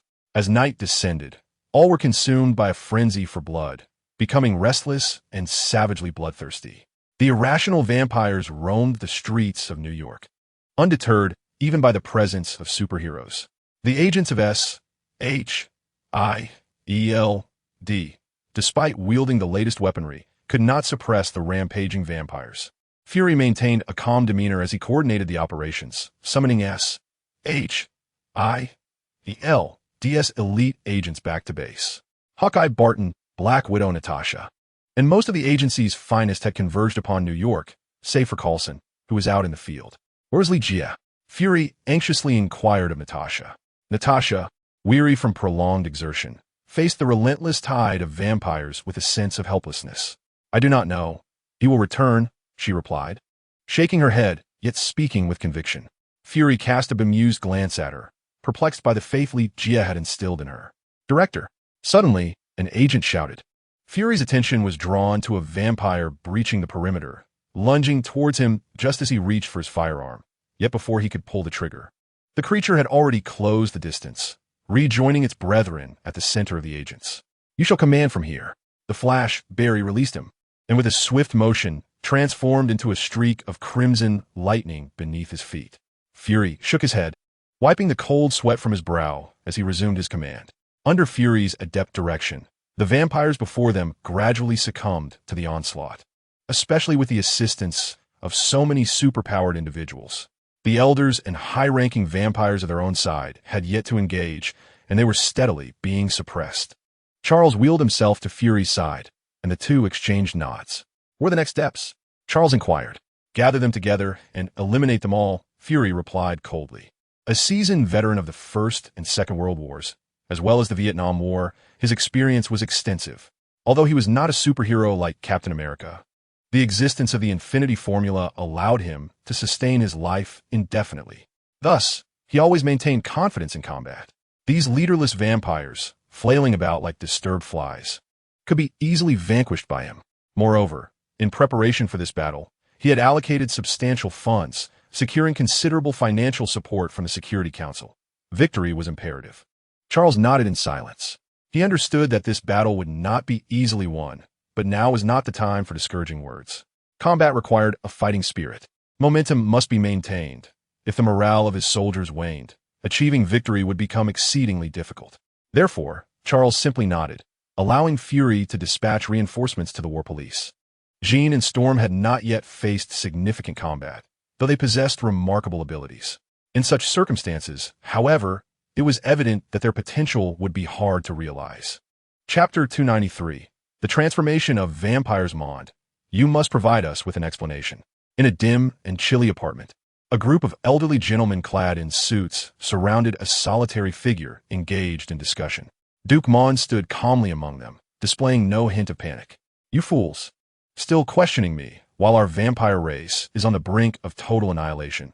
Duke Mond spoke coldly. "Do you believe that, with humanity's current technological advancements, vampires will still be alive decades from now? They have been tirelessly seeking methods to eradicate our kind, while you naively think we can coexist peacefully. Go forth and save our race. Do not become the betrayer of our lineage." He then commenced a passionate speech, and his words bore a semblance of truth. The 12 vampire elders, upon hearing this, exhibited signs of intrigue. One elder, still possessing her allure, addressed Mond. "After this matter is resolved, you will explain everything to me personally." This prompted the other elders to silently chastise her, questioning how many male vampires had shared her bed. Rumors even suggested her fondness for robust human men. The dynamics among the vampire elders were far from harmonious. Each harbored their own faction. Throughout the passage of centuries, numerous vampire elders have engaged in fierce confrontations with one another. Nevertheless, when faced with the interests of their kind, they ultimately chose to collaborate. Casting a lingering glance at Mond, the one who had led them into this dire predicament, they each departed from the scene. Each vampire elder is a marquis, a seasoned and formidable being. Upon attaining the rank of count, vampires consciously begin to harness dark energy, and each possesses a unique supernatural ability that intensifies with their strength. Furthermore, the vampire lineage is endowed with ancestral blood rituals that facilitate their propagation. The once precarious vampire faction, with the elders now joining the fray, gradually gained the upper hand. Personnel from S.H.I.E.L.D. began to sustain casualties, as did the reinforcements that had arrived. Wolverine, Logan, found himself increasingly encircled by vampires, igniting a furious rage within him as he clenched a cigar between his teeth. The vampires, exhibiting their fearless nature coupled with a bloodlust frenzy, managed to inflict several bites upon him. Had it not been for his remarkable healing abilities, rendering him nearly invulnerable, he would have faced dire consequences amidst the throng of vampires. One vampire elder set his sights on Jean, sensing power emanating from her very being. Charles instinctively raised his head, also perceiving the imminent danger surrounding Jean. This elder was extraordinarily powerful and had awakened numerous abilities. He transformed directly into a wolf, indeed, a werewolf. In the primordial era, vampires and werewolves were considered manifestations of the same creature. The shape-shifting abilities of vampires allow them to assume various animal forms, including that of a wolf. However, over time, human legends have depicted vampires and werewolves as archenemies, a narrative steeped in myth. Yet now, this vampire elder sought to demonstrate to all that vampires could indeed transform into werewolves. As a ferocious wolf lunged forward, Storm rushed to intervene, but was swiftly struck aside by a single claw. Wincing and clutching her abdomen, Storm could only watch helplessly as the vampire werewolf advanced upon Jean. At this moment, Jean was in a far more vulnerable state than Storm, particularly as this was her inaugural battle. Chapter 294, Green Goblin. Consequently, she appeared far less capable than Storm, recoiling in fear at the sight of the vampire. Yet, sensing the impending threat, she instinctively raised her hands. 10 fingers pointed towards the vampire, and a surge of telekinetic energy arose. The vampire elder cackled, "Little girl, if you're so afraid of death, you might as well cease your resistance." Initially intending to mock her upon seeing her raise her hands, he soon found himself inexplicably immobilized. Despite being mere feet away from Jean, his massive wolf form could not advance. "What have you done, mutant?" It was then that he recalled the existence of mutants. In the annals of history, mutants had surfaced long before the vampires. However, many individuals now believe that mutants only emerged in the 20th century, symbolizing a milestone in human evolution. Little do they realize that mutants have existed for millennia. Though vampires are often regarded as unclean, they consider themselves aristocrats, possessing a wealth of knowledge. Thus, they are aware of the existence of mutants. Yet this particular vampire elder, having lived for so long, encounters a mutant of such formidable strength for the first time. Moreover, it is evident that Jean is still unable to control her powers, even in her current state. She has managed to immobilize him, showcasing her extraordinary talent. This piqued his curiosity and awakened his bloodthirsty instincts. A person of such remarkable gifts, especially a beautiful woman like Jean, must possess an exquisite flavor. Consequently, he transformed back into his human form and began to approach her once more, albeit at a deliberate pace. However, Jean found herself unable to restrain him. In fact, she was now drenched in cold sweat, her abilities spiraling beyond her control, leaving her in a state of distress. Vampires possess immense power and agility surpassing that of humans, and their bodies are significantly stronger, making Jean's inability to contain him entirely understandable. He approached her with a sinister grin, but just as he reached out, he suddenly sensed an impending threat. Danger loomed. Another assailant was upon them. The vampire's heightened senses allowed him to make a swift judgment. He transformed once more, morphing into a swarm of bats, narrowly evading the attack. The vampire elder then turned his gaze toward the newcomer, who was clad in rigid armor, adorned with a demonic mask that revealed an eerie smile. Standing atop a flying device, it was Norman Osborn, now donning a variation of the Green Goblin armor. If Li Jie were present, he would undoubtedly recognize the differences at a glance. The vampire elder felt that, in comparison to this individual, the latter appeared far more vampiric, exuding an aura of malevolence. The Green Goblin's flying device, akin to a pair of aggressive hover shoes, hurtled toward him. Fortunately, the vampire's swift movements allowed him to evade injury. With a cold smirk, the vampire elder pivoted and lunged at the Green Goblin. "Since you seek death, I shall oblige." A cruel smile spread across his face, yet the Green Goblin remained motionless. Were it not for the helmet, the vampire would surely have glimpsed the smile hidden beneath. As the vampire elder closed in, a dark luminescence suddenly erupted from the Green Goblin, enveloping him in shadows. Feeling the surge of dark power, the vampire elder screamed, "How dare you ally with the demon god? You have sold your soul, you wretched fool." In terror, he hastily conjured a blood shield. forcibly draining a significant portion of his lifeblood before vanishing. Chapter 295. The battle has only just begun. His retreat left the Green Goblin shaking his head in disappointment. He had aimed to capture the vampire elder alive, but he had not anticipated such a decisive escape. Indeed, a being that has endured for centuries should not be underestimated. His intentions concerning the eradication of vampires are rather trivial. His desire to capture one alive stems solely from the hereditary affliction plaguing the Osborn family. The blood of these vampires allows them to extend their existence for so long. He firmly believes that within their essence lies the solution he seeks, yet he finds himself thwarted as they evade capture. To him, these lesser vampires hold no significance. Hence, the Green Goblin disregarded both Jean and Storm, directly boarding his flying contraption and departing. Jean promptly helped Storm to her feet, and together they made their way to reunite with the professor. Jean's telepathic senses had alerted her to hasten towards him. Following the defeat of their elder, the vampires were utterly demoralized. In a hierarchy as rigid as theirs, the fall of such a powerful figure naturally extinguished their fighting spirit. They became like frightened strays, herded together. Countless citizens, hearing the gunfire and various cries outside, hastily drew their curtains, bracing for another sleepless night in New York. For the vampires, however, the night was just beginning. The vampire elders realized they had fallen into disarray. Coupled with the significant depletion of one elder's vitality, they convened to strategize. To capture the thief, one must first seize the king, declared an aged visage with unwavering resolve, illuminated by the surrounding light. This marked the most arduous battle the vampire clan had faced in centuries. It was a trial for their kind. Only by vanquishing humanity could they reclaim the darkness. United, they resolved to confront their adversaries.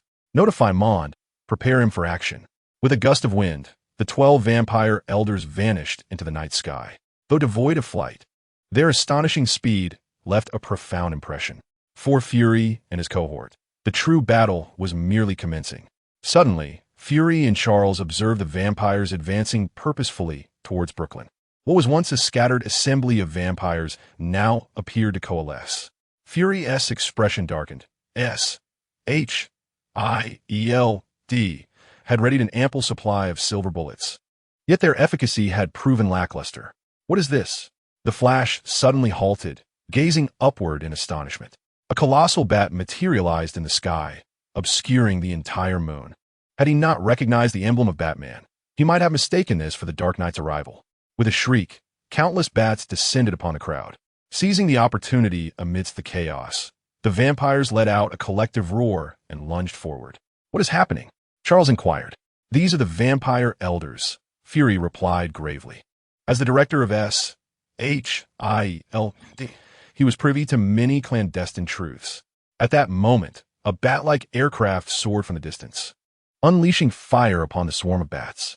Batman, exclaimed the Flash, only to be nearly knocked over by a small bat. The Catwoman nimbly leapt from the bat vehicle, just as a crimson light approached from afar. Iron Man, Tony Stark, had finally arrived, launching a missile directly at the bat horde. Chapter 296. Their enemy is our ally. Countless eyes were riveted on the battle unfolding in New York, with many taking action while others remained apathetic. Among them was Magneto, who was still recuperating from his injuries. Observing the eager Mystique, he simply shook his head. That is a matter for humanity. Their enemy is our friend, Magneto, Eric coldly asserted. Recently wounded by Li Jie, his disdain for humanity had intensified. He refrained from aiding the vampires, choosing instead to spectate for deeper reasons. In Brooklyn, the bat swarm let out a cry, descending to transform into 12 elder vampires. 2 of them had become so pale they were barely recognizable, their life force severely depleted. Blood served as the vampire's energy source. Iron Man landed flawlessly, calling out to Natasha. Clad in her uniform, "You are indeed a spy." "I'm still the best agent," Natasha retorted, delivering a swift blow to the back of his head. She then approached Catwoman, exchanging a glance before whispering something to Fury. Fury nodded and inquired, "Where are the others?" "They are on their way," Catwoman replied calmly, showing no inclination to act, much to Fury's frustration. The S.H.I.E.L.D. was currently at a loss regarding Li Jie and the others' whereabouts.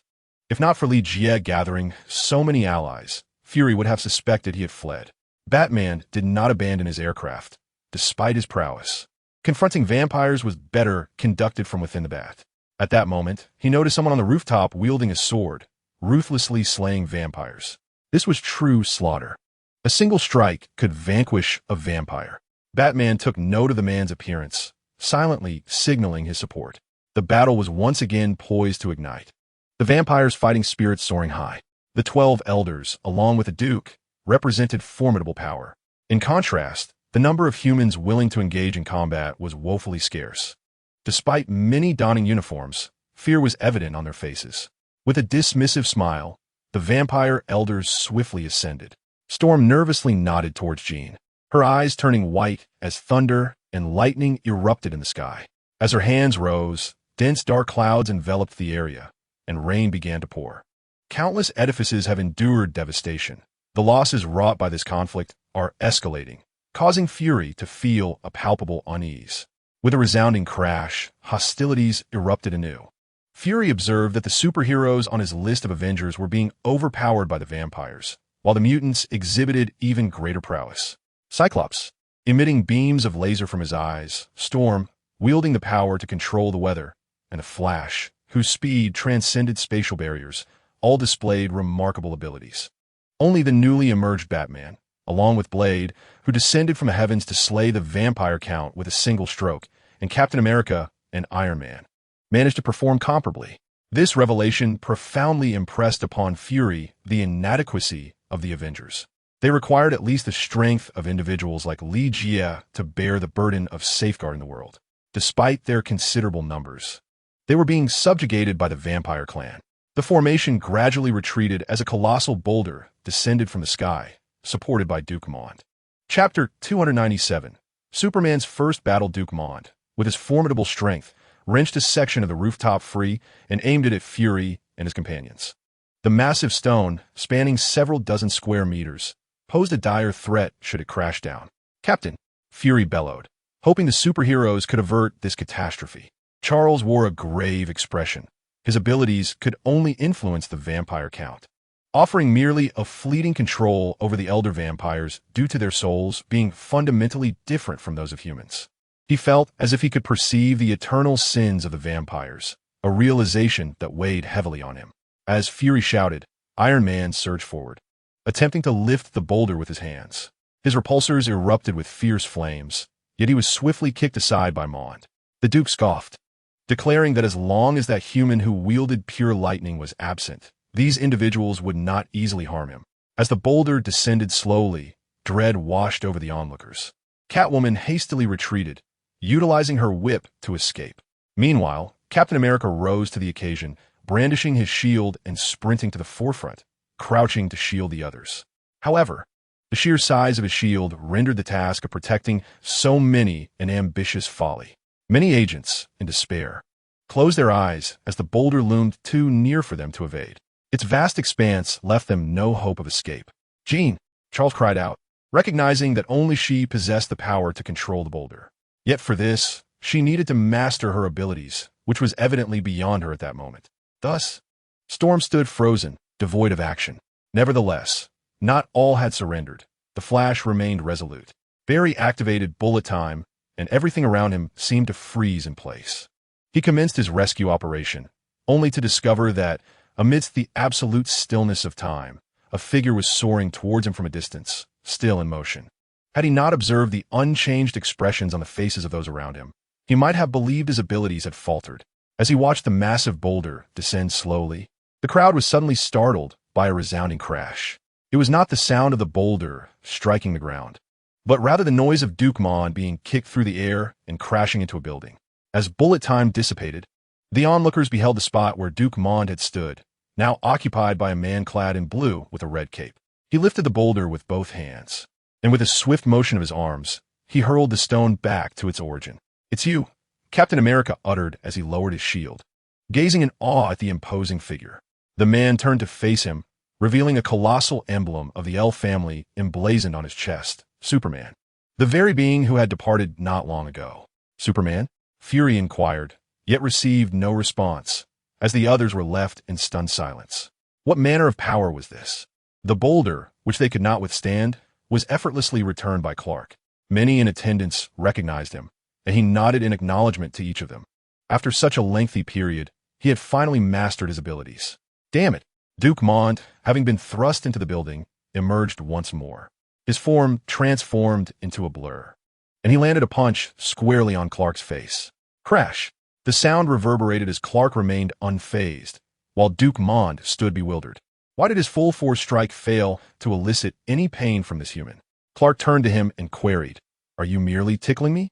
This statement sent a surge of rage coursing through Mond's mind. Such a question was utterly infuriating. This human must pay a price. Unbeknownst to him, he was not confronting an ordinary Earthling, but a Kryptonian from over 200,000 light-years away. With a forceful swing of his right fist, Superman sent Duke Mond flying once more. Then, with a powerful leap, Clark closed the distance between them in an instant. Another punch. Once again, his fist connected with Mond's face, reducing it to a battered mess despite the Duke's remarkable regenerative abilities. As Clark seized him and flung him into the air, he witnessed Clark soaring towards him again, delivering yet another brutal blow. One punch was insufficient. Another followed swiftly. It was not that Kryptonians lacked intelligence. Rather, for them, when a problem could be resolved with sheer force, there was no need for excessive contemplation. Thus, they reveled in this visceral combat style, where every strike resonated with raw power. If we solely consider intellect, the Kryptonians, endowed with more robust genes, evidently possess a swifter and more agile thought process than ordinary humans. Who is this formidable being? The cigar in Wolverine Logan's mouth finally fell to the ground in astonishment. Despite the ferocious battle moments ago, he had managed to keep it clenched. He had often been referred to as a beast, but now, in comparison to Superman, he no longer dared to accept such a title. Is this the extraterrestrial? Charles inquired of Storm. Storm, equally astonished, nodded and remarked he was clearly not this powerful before. Nevertheless, the fray continued. High-level combat raged in the skies while the battle on the ground remained unabated. Iron Man cast a glance at Superman, who soared freely through the air, inwardly contemplating the prospect of experimenting on his physique. He was not alone in this thought. Fury harbored similar intentions. Yet, they were powerless to act, merely left to ponder Superman's formidable prowess. This was also why Superman preferred to avoid public appearances. He possessed telepathy, enabling him to effortlessly discern the thoughts of others. Weak, Clark disdainfully uttered. Compared to his invulnerable form, the vampire, despite his extensive years, remained feeble. Moreover, he had basked in the sun's rays for over 30 years, and the golden sun had bestowed upon him immense strength. He seized Count Mondo and, widening his eyes, gradually emanated a crimson glow. Clang! Infrared beams. Unlike laser vision, Superman's infrared beams could reach temperatures exceeding 10,000 degrees, capable of instantaneously dissolving anything. The laser-eyed individual stood dumbfounded, mistakenly believing that Superman was the one wielding laser vision. The infrared beam struck Count Mondo, yet this extreme heat did not vanquish him. Instead, it allowed the Count to break free. Although his garments were incinerated, his poise remained intact. Superman prepared to launch another assault, but at that moment, a bell tolled from an unknown source, resonating throughout New York. Dong. Chapter 299. It must end Dong. Everyone turned their gaze toward the source of the ancient bell's sound. The unremarkable church now commanded attention. Had they known, they would recognize the church's true name, the Temple of New York. As the bell chimed, Li Jie and his companions finally emerged from behind the door. He had anticipated that traversing space would be effortless and swift. However, he had not expected it to consume more time. Although he had felt no passage of time within, he could sense its elapse. It must end. Li Jie sighed softly. With his stride, he led the trio directly to the heights of the temple. Diana soared forth, positioning herself between the two clashing parties. With a sudden, forceful rise of her arms, they collided with a resounding impact. The violent shockwave propelled all the vampires backward. Both parties ceased their combat, rendered speechless before the presence of Diana. He has returned. Natasha looked up towards the New York temple, a gentle smile gracing her lips. Catwoman crouched on a nearby lamppost, her alluring red lips whispering a rhetorical question. Who could have anticipated this? Two women indeed. Yet, with the latter part of her thought. Her tone turned sharp. Though she was aware of the multitude of sisters she would gain, she was not prepared for an immediate influx of several. Moreover, while she had at least encountered Diana and was familiar with her existence, the identity of the woman beside Li Jie, clad in tight leather like herself and draped in a black cloak, remained a mystery. At some point, Catherine had acquired a black cloak that now billowed around her as she floated alongside Li Jie, accentuating her unparalleled queenly aura. You have finally returned. Otherwise, we could not have held on much longer. Fury sighed in relief. Despite his uncertainty regarding Li Jie's enigmatic nature, he had observed that the man had never tasted defeat. Moreover, he had been eagerly awaiting Li Jie's return. While he did not place all his hopes for victory solely on Li Jie, he felt a deep-seated belief that he could indeed lead them to triumph. Baron Mon glanced at Li Jie's familiar silhouette and growled, "You dare to show your face again? Once I deal with this fool, you'll be next." Li Jie, disinterested, did not bother to raise his gaze and merely instructed Catherine, "Let us proceed." Catherine looked at him in surprise and asked, "Are you not afraid that my strength might overpower you? No matter how strong you are, you must ultimately submit to me," Li Jie replied with an air of authority. Catherine, upon hearing this, extended her right hand and gently pressed down into the void below. The vampires let out anguished cries, feeling as if their very blood was ablaze. Since their transformation into vampires, they had long lost the sensation of warmth in their blood. Yet now, they felt it boiling and igniting within them. Their strength gradually waned, all siphoned away by this woman. Only the elder vampires managed to withstand the oppressive force of her bloodline. This stark hierarchy among vampires is crucial. Higher-ranking vampires possess the power of life and death over their lesser counterparts, a truth that extends far beyond mere intimidation. This display of power caught the attention of Duke Mond. His pupils constricted sharply. He could never forget that figure, even if turned to ashes. Moreover, it was Catherine in leather, the embodiment of his deepest desire. Chapter 300. You continue to disappoint me, Catherine, Duke Mond murmured. Catherine merely regarded him with a cold, impassive gaze, her emotions unreadable. "My dear brother, you have truly let me down." The Duke of Mond suddenly regained his composure and coldly remarked, "Catherine, why do you stand with a human? Hurry and eliminate him, and together we shall forge a vampire empire." Li Jie let out a derisive laugh, his voice hoarse as he replied, "A vampire empire? And what then? Will Catherine be your queen?" "Apologies, foolish simpleton, she is my servant." At these words, the Duke of Mond felt a surge of blood rage, his eyes widening in disbelief. He glared at Li Jie with a murderous intent. Had looks been lethal, Li Jie would have perished countless times. Catherine, too, displayed an almost palpable killing intent. "Mond, I have cared for you in countless ways. Yet you have committed acts that have left me disheartened. I shall not spare you," she said, shaking her head gently before hurling the Duke's journal at him. Upon seeing his journal, the Duke's expression shifted dramatically. With a gaze filled with malice directed at Li Jie, he now comprehended the full scope of the situation. It was no wonder Catherine had been awakened by Li Jie. Her murderous intent stemmed from him acquiring her journal. He had thought it destroyed, yet it had been deciphered instead. The Duke had intended to awaken Catherine himself after the day of revelry, following the success of his scheme. And as Li Jie had suggested, make her his queen.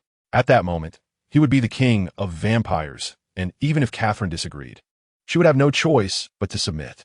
However, he had not anticipated that this cloaked figure before him would ruin everything. "Sister, you must believe me. This human has deliberately ensnared me," the Duke exclaimed hastily, drawing the attention of others who turned to look at Catherine.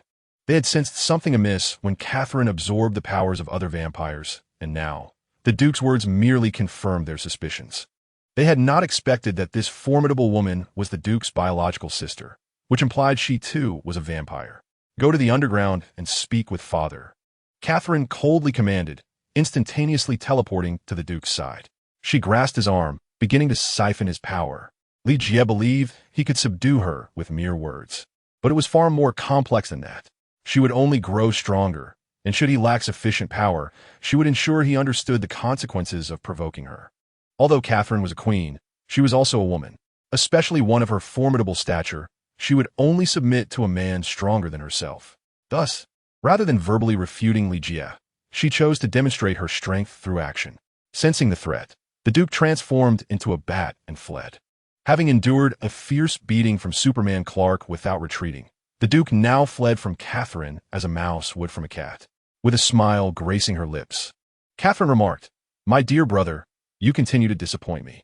She then swiftly pursued Li Jie, lightly proclaiming, "If you can eradicate these vampire elders, I shall pledge my allegiance to you." Upon hearing her words, Li Jie cast a glance at the vampire elders below and let out a cold, mocking smile. The other vampires had been rendered powerless by Catherine, becoming mere extensions of her essence. Consequently, they were left vulnerable, easily captured by humans. Chapter 301, The Radiance of Holy Light Mission Issued. Phase 2 Task. Personally eliminate the 12 great elders of the vampires and completely conquer the Vampire Queen. Catherine. Mission Reward. A loyalty level of 100% from Catherine. Li Jie surveyed the mission rewards and nodded in satisfaction. A loyalty level of 100% signified that he could place complete trust in Catherine, free from the treachery that often accompanies such relationships. He had no desire for his companion to spend her days plotting his demise. That would be far too exhausting. Now, with the system's assistance, his burdens were significantly alleviated. With Catherine by his side, he possessed a formidable weapon against the vampires. Among their kind, vampires often proved deadlier than humans, for only vampires understood the vulnerabilities of their own kind. Much like Blade, who possesses half-vampire lineage, he could easily discern their weaknesses and vanquish them. Only the remaining 12 great elders continued to resist stubbornly. The vast vampire empire harbored more power than just their presence. However, these 12 great elders represented the most formidable strength of the vampire race. Li Jie descended swiftly, waving his hand to the others. "I can handle this alone," he stated with a tone that conveyed his disdain for the 12 elders. Those aware of Li Jie's strength gradually retreated. The agents also received directives from Fury to step back. "Kid, Catherine has already left. I advise you against courting death," a reasonably attractive female vampire elder intoned. She was one of only 2 female vampire elders, having survived for several centuries. Once a noble in the Middle Ages, she had accepted the embrace of Duke Mon to obtain the vampire's prolonged lifespan and eternal youth, ultimately becoming his plaything. Dressed in leather attire, it was only upon seeing Catherine today that she comprehended why Mond favored such garb. Li Jie did not even lift his eyelids, replying effortlessly, "A group of foolish beings unworthy of anything but hiding in the shadows. The Master has sent me to punish you." Master? If such a being existed, then the human pretenders would have long since faced retribution. The elder retorted disdainfully, "You dwell in dark corners. Thus you cannot behold the radiance of the Master." The others exchanged glances, bewildered at how Li Jie had transformed into a devout adherent. Diana was utterly perplexed. Having spent the past few days in the company of Li Jie, she had failed to notice any peculiarities in his demeanor. "Then let your master punish me," he proclaimed. "For mere words are nothing but empty boasts." The vampire elders were seething with fury, continually invoking the name of the Lord, a chant that grated on their nerves. With a cold smirk, Li Jie ascended into the air. The Lord declared, "Let there be light," and thus light came into existence. He intoned reverently, and within him, an unparalleled sanctity erupted forth. The blinding radiance resembled a divine manifestation, compelling countless devotees who beheld it to kneel in fervent supplication, crying out for the Lord's favor. The vampire elders, overwhelmed, found a brilliance more unbearable than the harshest sunlight. This holy light threatened to reduce them to mere ashes. Fortunately, they possessed their own countermeasures, coalescing their powers into a blood shield that temporarily obstructed the divine illumination. Yet, the blood shield could only provide momentary reprieve as the holy light shone upon them once more. Chapter 302. Let us unite. The brilliance sought to obliterate them. Despite their fierce resistance, Li Jie sensed it was time to withdraw, having tested the power of the scripture. He noted the scripture's glow dimming slightly and hastily retracted his energy. Such a potent force, wielded against vampires, seemed a trivial undertaking. Even he could easily dispatch them. His intentions had merely been to explore the scripture's might. Now, the vampire elders regarded him with palpable terror, as if he were a messenger of the divine. "Who are you?" one elder stammered, trembling with fear. This provoked doubt within him, for never had anyone commanded such intense holy light. Gazing at the battered vampire elders, he continued to deceive them. The Lord, in his magnanimity, has allowed your wretched kind to exist, yet you dare to defy him. Thus, he has sent me to redeem you. Begone. The vampire elders snarled, their expressions darkening. After exchanging glances, they slowly encircled Li Jie. Little one, if you would but submit to us, we may spare your life, offered a female elder who had spoken earlier. At this juncture, the others began to move, surrounding the vampires once more. Wolverine, growing increasingly impatient, unsheathed his claws, eager to rend the elder before him. The vampires, undeterred by their threats, scarcely cast a glance in their direction, fixated instead on Li Jie, exuding an air of mutual destruction. Li Jie sensed this intent, but remained unperturbed. Countless sought his demise, yet none were capable of achieving it. None had yet to be born who could. Moreover, he possessed the perfect means to subdue the vampires. The thunder of extreme rage surged forth, a force so pure that it could annihilate all evil in existence. Even the malevolent deities lurking in the endless abyss of darkness would tremble before this cataclysmic divine thunder. A bolt of violet lightning descended from the heavens, striking Li Jie. In an instant, he transformed into a scion of thunder, causing the vampire elders to reveal expressions of dread. They had already drained too much of their blood essence from the scriptures, prompting their initial desire to surround and slay Li Jie. Yet, they were unprepared for the existence of such a force that could completely counter them. Despite their long lives, they remained unfamiliar with the essence of thunder. However, their vampiric instincts allowed them to sense the looming threat of death emanating from Li Jie. Should he succeed in slaying them, it would indeed be their end. Even though the vampire elders possessed the ability to resurrect, they were certain that if Li Jie were to strike them down, resurrection would be impossible. Let's confront him together, Li Jie taunted. At his words, they all felt a shiver run through them, exchanging glances before launching themselves at him in unison. As the vampire elders charged forth, Li Jie smirked coldly and unleashed the essence of thunder around him. A surge of lightning radiated from him, sending the attacking vampire elders hurtling back. It was as though they were consumed by flames. Their flesh was reduced to ash in an instant. If Li Jie were to strike again, they would be utterly obliterated. Chapter 303. The Blood Refinement Formation. Li Jie suddenly felt an urge to completely subjugate them, as having such subordinates would be advantageous, provided they could be restrained. Thus, he declared in a chilling tone, "Submit or perish." Submit? You may be capable of annihilating a race, but do not presume you could defeat it. One vampire elder retorted coldly, still exuding an air of defiance despite having lost half of his corporeal form.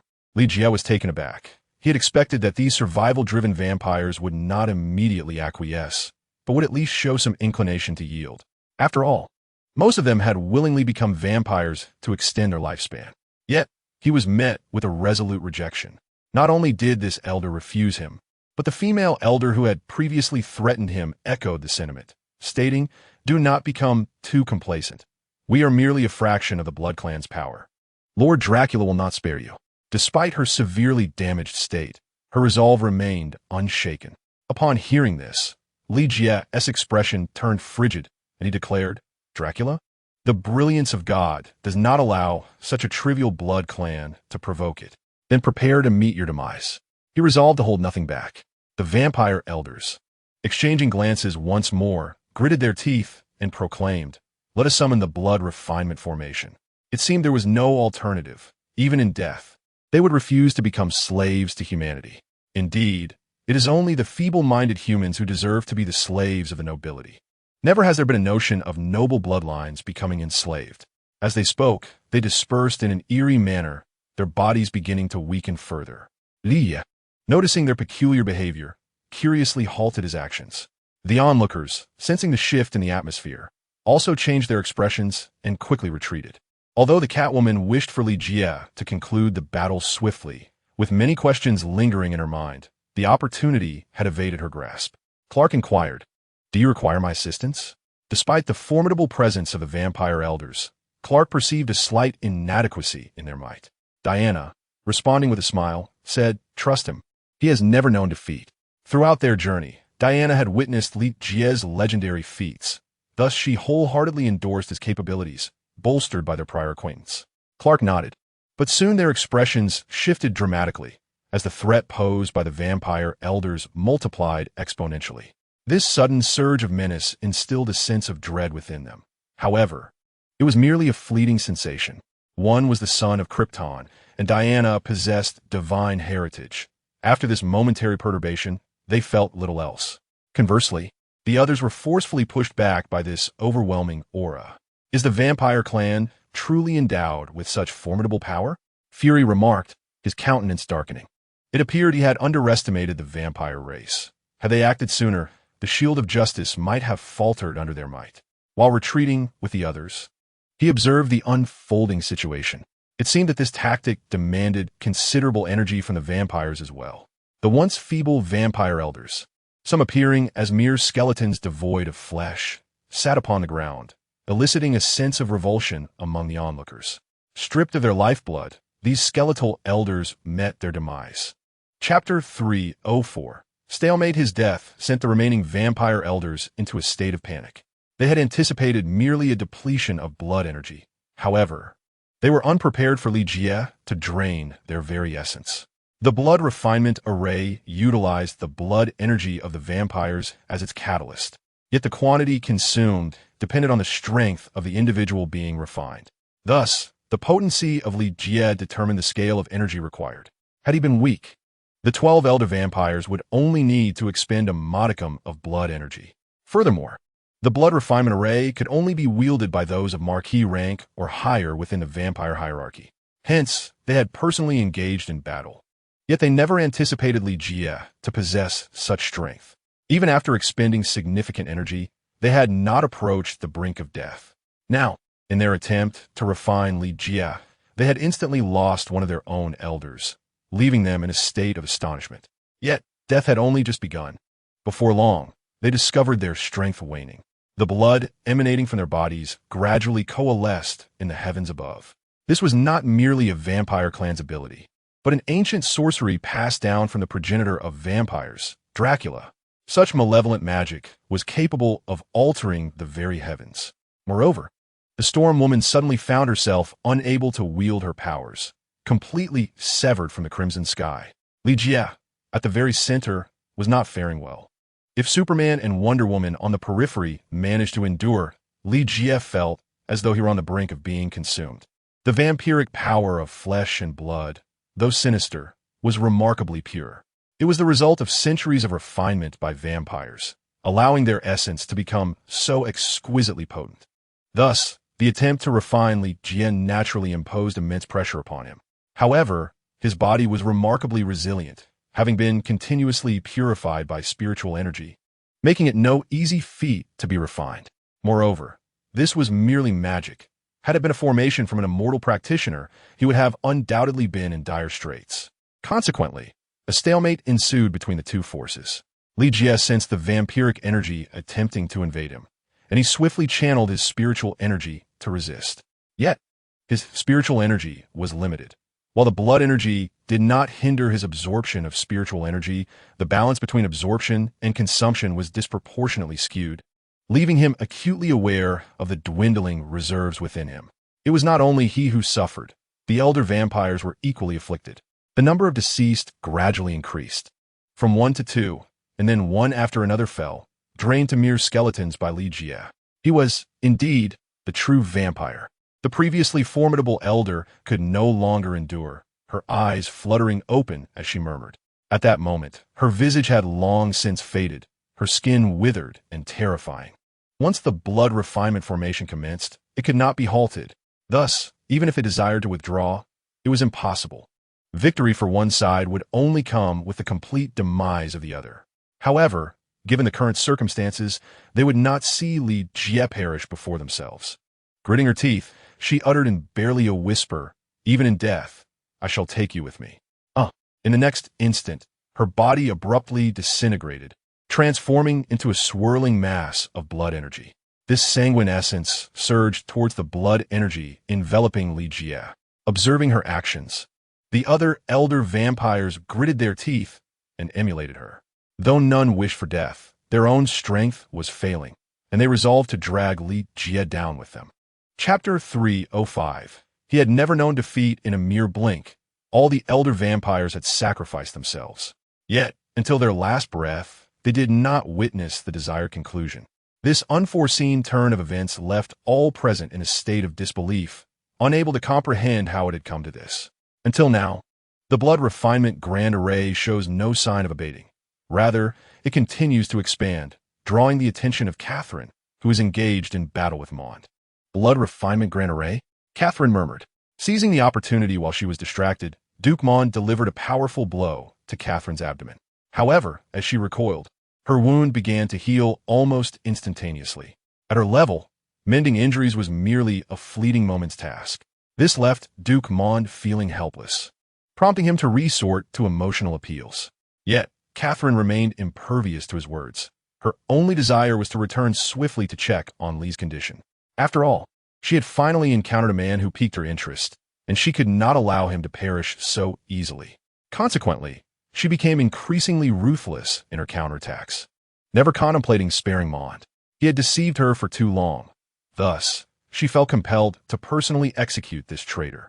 Fury observed that the battle had subsided. Aside from the blood-red sky, everything else had come to an end. He hastily instructed his agents to conduct a final cleanup operation, ensuring that the citizens of New York would not be delayed in their affairs the following day. The casualties from this conflict were substantial, yet the outcome was relatively favorable.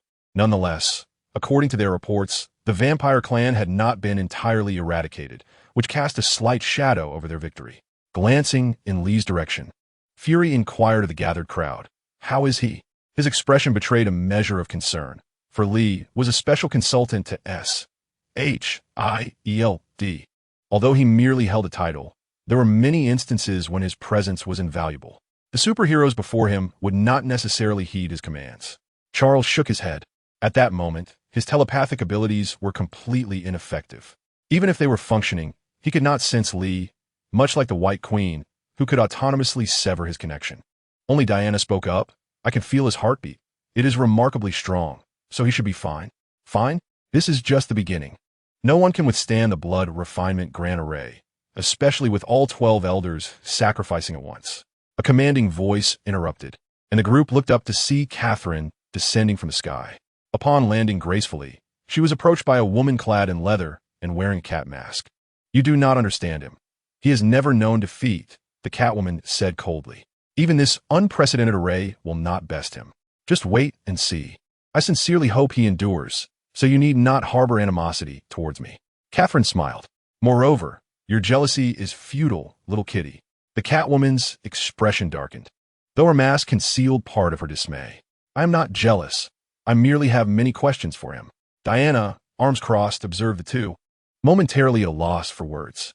Fortunately, the Catwoman realized she could not confront Catherine alone, so she pulled Diana alongside her, asking, "When do you think Lee will emerge?"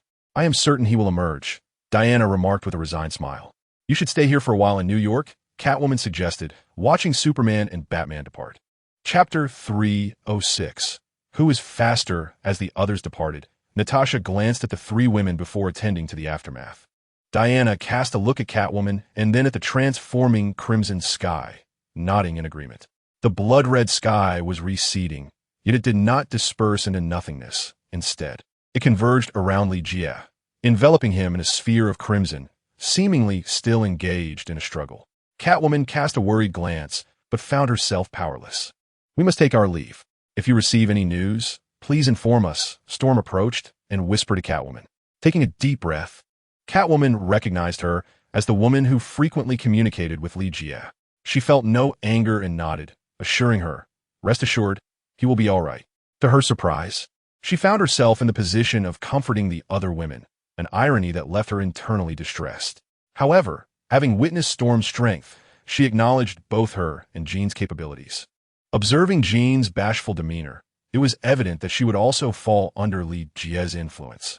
As the crowd gradually dispersed, the debris scattered across the ground bore witness to the brutality of the recent battle, yet everything else seemed to retain its usual tranquility. "I advise against disturbing that crimson sphere," Catherine called out to the SHIELD personnel. At that moment, the research team from SHIELD attempted to approach the blood sphere encasing Li Jie. However, upon nearing it, one individual lost their sanity, only regaining clarity after enduring a severe beating. What is happening? Fury regarded Catherine with a hint of apprehension. After all, she was the queen of the vampire clan, and her previous displays of effortlessly dispatching vampires showcased her formidable nature. They continued their internal conflict. Despite the elder's demise, their bloodlust persisted, leaving it uncertain whether Li Jie could endure. Catherine stated calmly, as if she were aware of Fury's intentions. You should abandon any thoughts of research. This matter eludes scientific explanation. Your priority should be to cordon off this area and prevent anyone from approaching. The consequences of proximity are evident. Fury, upon hearing this, nodded with resignation, instructing his team to secure the perimeter and dispatch agents for surveillance. Without their own people present, Fury felt a deep sense of unease. I will guard him here, Catwoman declared to the other two women. She then mounted her Batbike, preparing to return and change her attire. Will you join me? Diana inquired, smiling as she glanced at her. Should she leave like this, worry would gnaw at her. Although she and Li Jie were merely friends, after spending over 10 intimate days together, her once dormant heart began to stir anew. At present, she merely harbors a slight affection for Li Jie, captivated by his personal charm and martial prowess. As for reaching the level of Catwoman, that remains a distant possibility.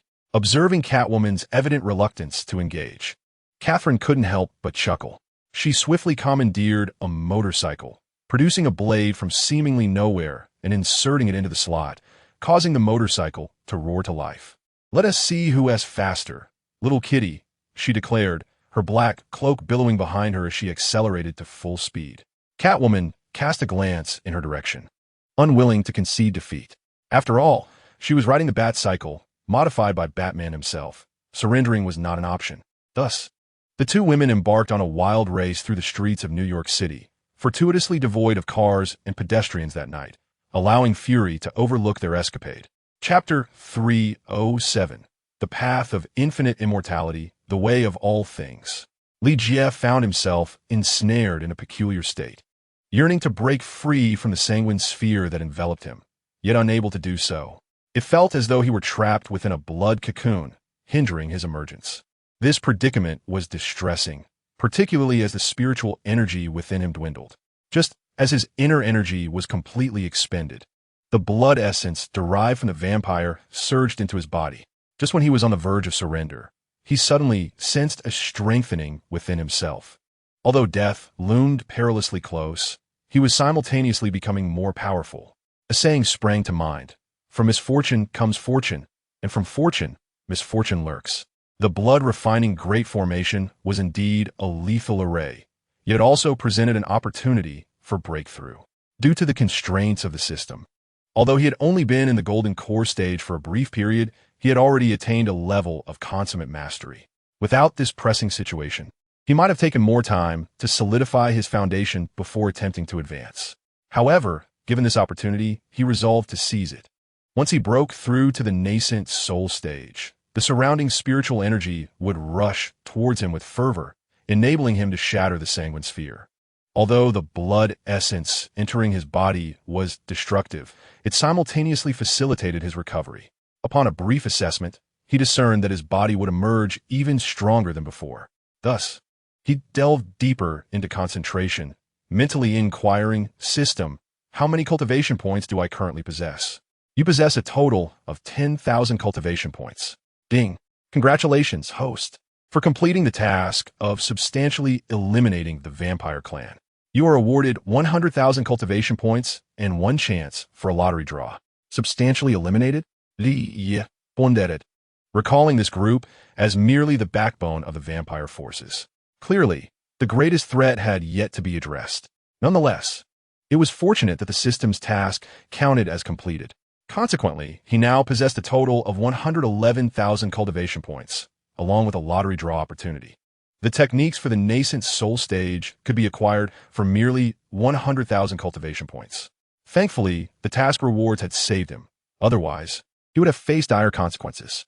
Indeed, earning cultivation points was a formidable challenge, as he had previously expended all his points on elixirs for cultivation. This has led to a significant deficiency in his cultivation points, a lesson he must remember. Next time, he must ensure he has sufficient points to purchase the necessary techniques. Otherwise, he will regret it profoundly. I will purchase the next stage of the technique, Li Jie stated solemnly. Subsequently, the system underwent a transformation, directly transporting him into the realm of the infinite celestial path. Li Jie primarily focused on this path, and due to its formidable nature, he was unable to cultivate any other techniques. Moreover, he had never contemplated studying alternative methods. No other technique, regardless of its rank, could compare to the infinite celestial path, which was said to encompass all 3,000 avenues of existence. Before him lay the vast array of these avenues, awaiting his selection, the path of extremity, the path of death, the path of time, the path of space. Although he yearned to cultivate them, they could not extricate him from his current predicament. Thus, he inhaled deeply, realizing that these formidable techniques must be reserved for later study. With resolve, he addressed the system, exchanged for the path of all things. Do you confirm the purchase of the path of all things? Confirmed, Li Jie bellowed, and in that instant, he felt the world before him begin to shift. Upon opening his eyes, the blood sphere transformed from a mere orb into a potent force, which he could effortlessly absorb, merging it with himself. Under his gaze, the power of the blood gradually fused with his body, enhancing his strength. Chapter 308, Breakthrough to the Nascent Soul Stage. The path of all things is renowned for its ability to integrate all elements. Since all things in the world share commonalities, those who cultivate this path can attempt to merge all forms of power. Naturally, success hinges on the cultivator's physical prowess. Therefore, to pursue the path of all things, one must possess a robust physique. Fortunately, the blood essence of the vampire is the perfect substance for strengthening the body. However, without breaking through to the nascent soul stage, he could only comprehend the path of all things, unable to cultivate it. This was his greatest challenge, and with the limited time he had, he could not focus on comprehending his soul. Ah, the lottery opportunity. A thought flashed through Li Jie's mind, and he instantly recalled the lottery. Each draw promised valuable rewards, tailored to his current stage. It could be said that the lottery was perfectly suited to every phase, determining the rewards based on his strength. Thus, Li Jie shouted without hesitation, "Begin the lottery!" Before him appeared a colossal spinning wheel, and he began to silently pray. When the wheel finally came to a halt, the pointer landed on a prize that made him exhale in relief, the entry pill. This item increases the user's probability of breaking through to the nascent soul stage by 80% and is a top-tier elixir. Just as he had anticipated, it was indeed a remarkable treasure, precisely what he needed in his current situation. Without a moment's hesitation, Li Jie retrieved the entry pill. Earlier, he had also glimpsed the breaking pill, which was crucial for advancing from the nascent soul stage to the out-of-body stage. Upon breaking through to the nascent soul stage, the cultivator's nascent soul remains quite fragile, confined within the body and capable of exerting only a slight influence through spiritual awareness. It is only upon reaching the out-of-body stage that a cultivator can experience the liberation of the soul, allowing the nascent soul to traverse the external world for a brief period. Comprehending this, Li Jie promptly ingested the nascent soul pill. True to its name, it assists cultivators in accessing the threshold of the nascent soul stage. However, the moment he swallowed the elixir, an immense surge of spiritual energy flooded his body, instantly replenishing his internal reserves.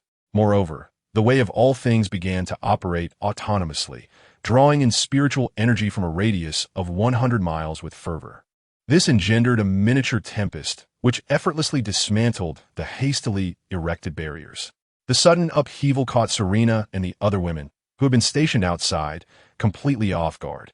"How is this possible?" Catherine exclaimed in astonishment, retreating in haste. The citizens of New York, accustomed to the architecture, were taken aback as the structure was unexpectedly compromised, resulting in significant traffic congestion. As this was a crucial thoroughfare, encircling Li Jie's blood sphere did little to obstruct the road. "I told you he would succeed," Serena declared with a triumphant laugh. The storm intensified, and Li Jie sensed a similar tempest brewing within his dantian. Crack! Time lost its meaning as he entered a state of seclusion during the breakthrough. He heard a resounding crack, and the once impenetrable golden elixir finally developed a fine fissure. This heralded the commencement of Li Jie's breakthrough. As long as the golden elixir could be expanded, leading to a successful transformation into the nascent soul, his success would be assured. Crack! More fissures emerged, the once solid golden elixir now riddled with cracks.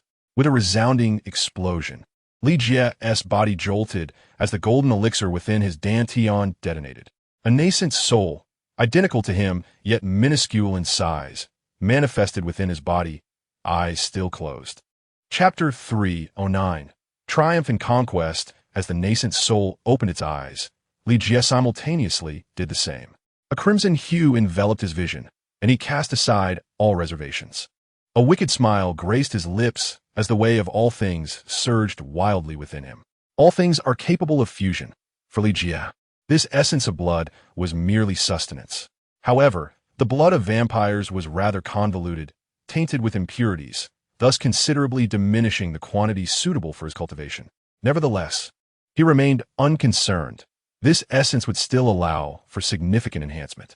After an undetermined passage of time, he finally absorbed all the blood essence, feeling an unparalleled fortitude coursing through his body. It felt akin to the strength he once possessed as a superhero, though he was uncertain of the specifics. Gazing at the blood cocoon before him, Li Jie extended his hand and struck it with a powerful punch. The onlookers, who had been intently observing the blood sphere, were taken aback as it shattered under his force. Then a fist emerged from within, and with a tearing sound, the sturdy blood sphere was ripped apart as if it were mere parchment. Fury, having received the news, rushed over. For the matter of Li Jie was currently his greatest concern in New York. However, upon witnessing Li Jie, drenched in blood, stepping forth from his sphere, a sense of trepidation washed over everyone. The shadow cloak that had once adorned him was utterly destroyed, yet now, he possessed such power and had no intention of concealing it. Of course, the journalists were unable to capture this moment. They had been kept at a distance by S.H.I.L.D. agents and could only photograph a vague silhouette. Catherine inhaled deeply, gazing incredulously at Li Jie. She had sensed the lifelessness within the blood sphere and believed him to be dead, yet he had successfully broken free. Moreover, the power emanating from him felt increasingly formidable. Diana regarded him with solemnity. Li Jie exuded an aura reminiscent of the war god Ares. This, of course, was merely the essence radiating from him. Ding! Congratulations, host, on completing the task and successfully conquering Catherine. Task reward: loyalty at 100%. Observing the fervent gaze Catherine cast upon him, Li Jie realized his success. Conquering them was indeed quite intriguing. How do you feel? Fury inquired cautiously. Witnessing Li Jie's formidable demeanor, the other agents held their weapons, hesitant to approach. Fury was also concerned about Li Jie losing his rationality. After all, even a slight proximity could cloud the minds of others. While Li Jie remained at the center of it all, Li Jie assessed the situation and replied, "Splendid." He then leaped from the blood sphere, crashing to the ground and creating 2 deep craters. "Are you certain?" Fury remarked with a slight smirk upon observing the scene. Li Jie nodded, saying, "I merely need to acclimate." He continued on his path, gradually returning to normalcy. His strength had amplified significantly, necessitating time for him to master it. "Would you like to clean up and then come to my office?" Fury suggested, relieved to see Li Jie appear untroubled. "Le yismiled relic." There is no need for inspection. With a flicker of his aura, the stains on his body vanished, as if he had undergone a cleansing bath. Fury shook his head, astonished that Li Jie had grown even stronger. He then arranged for Li Jie to receive new clothing. With that settled, they would head directly to the office. He had much to discuss with Li Jie. Chapter 310. Even cultivators keep up with the times. Please return and wait for me. Li Jie instructed Selena and the other 2 women. Observing their harmonious demeanor, he couldn't help but smile. Selena nodded obediently. After such an extended period, although she still retained her wildness, she had transformed into a compliant Catwoman in Li Jie's presence.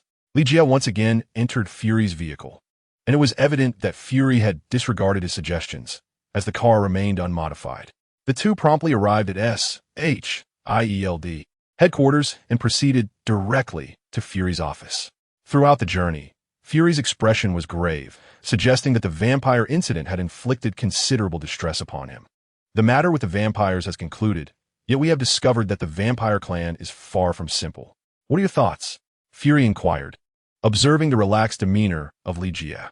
Li Jie casually responded, there's an ancient saying in Huaxia. When soldiers come, generals will block. When water comes, earth will cover. Even if the progenitor of vampires, Dracula, were to appear, he would not stand a chance against me. Your strength has grown so formidable? Fury asked, his eyes widening in surprise. Li Jie smiled slightly. What do you think? Fury, momentarily at a loss for words, retrieved a photograph from his drawer and handed it to Li Jie. Do you recognize him? This individual also seemed to be targeting the vampires, though he did not exert much effort. Li Jie took the photograph and was astonished to see the Green Goblin. Norman Osborn has swiftly transformed into the Green Goblin. He recalled the malevolent power that enveloped Norman and nodded. Leave this matter to me, but do not attempt to recruit him. He is rather unique. Fury nodded in acknowledgement, though it was clear he was not one to easily relent. Turning to the next page of the photograph, Fury continued, do you know what this is? Li Jie tilted his head to take a look and raised his eyebrows. Let me see. Although he was fully aware of what it was, he refrained from disclosing his knowledge to enhance his credibility regarding his earlier statements. The image Fury provided depicted a colossal pit with a hammer positioned at its center. It appeared that the pit had been created by the hammer's impact, which S.H.I.L.D.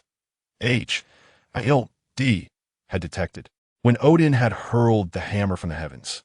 S.H.I.L.D.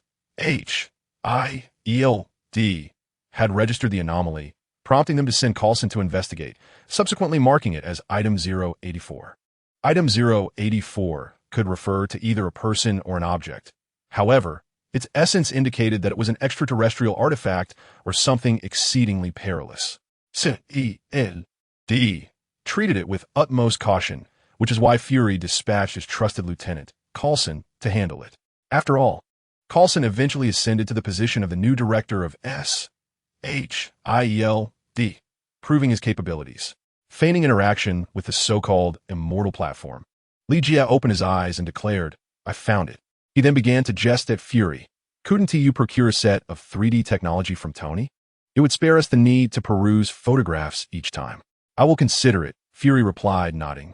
The importance of virtual printing technology was undeniable. Although S.H.I.L.D.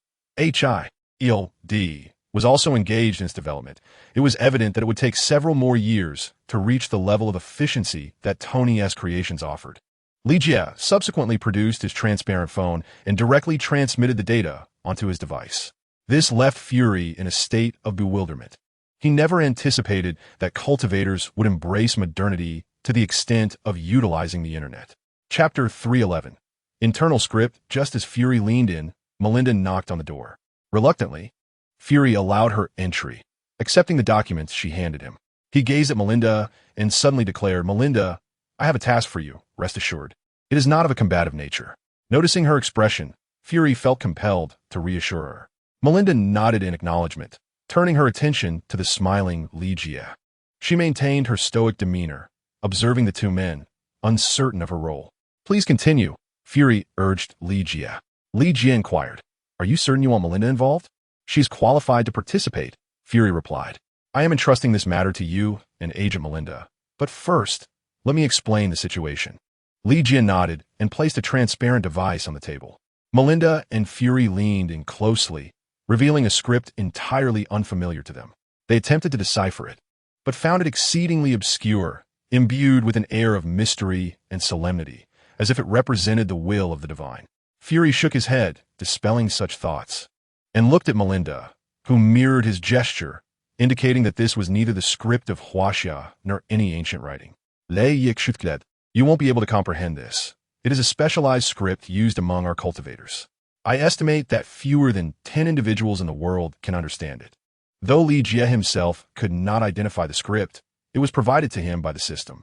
He had exchanged these messages with the system to ensure their authenticity. More critically, he aimed to instill confidence in Fury and his team, as he too wished to ascertain his worthiness to wield the hammer of Thor.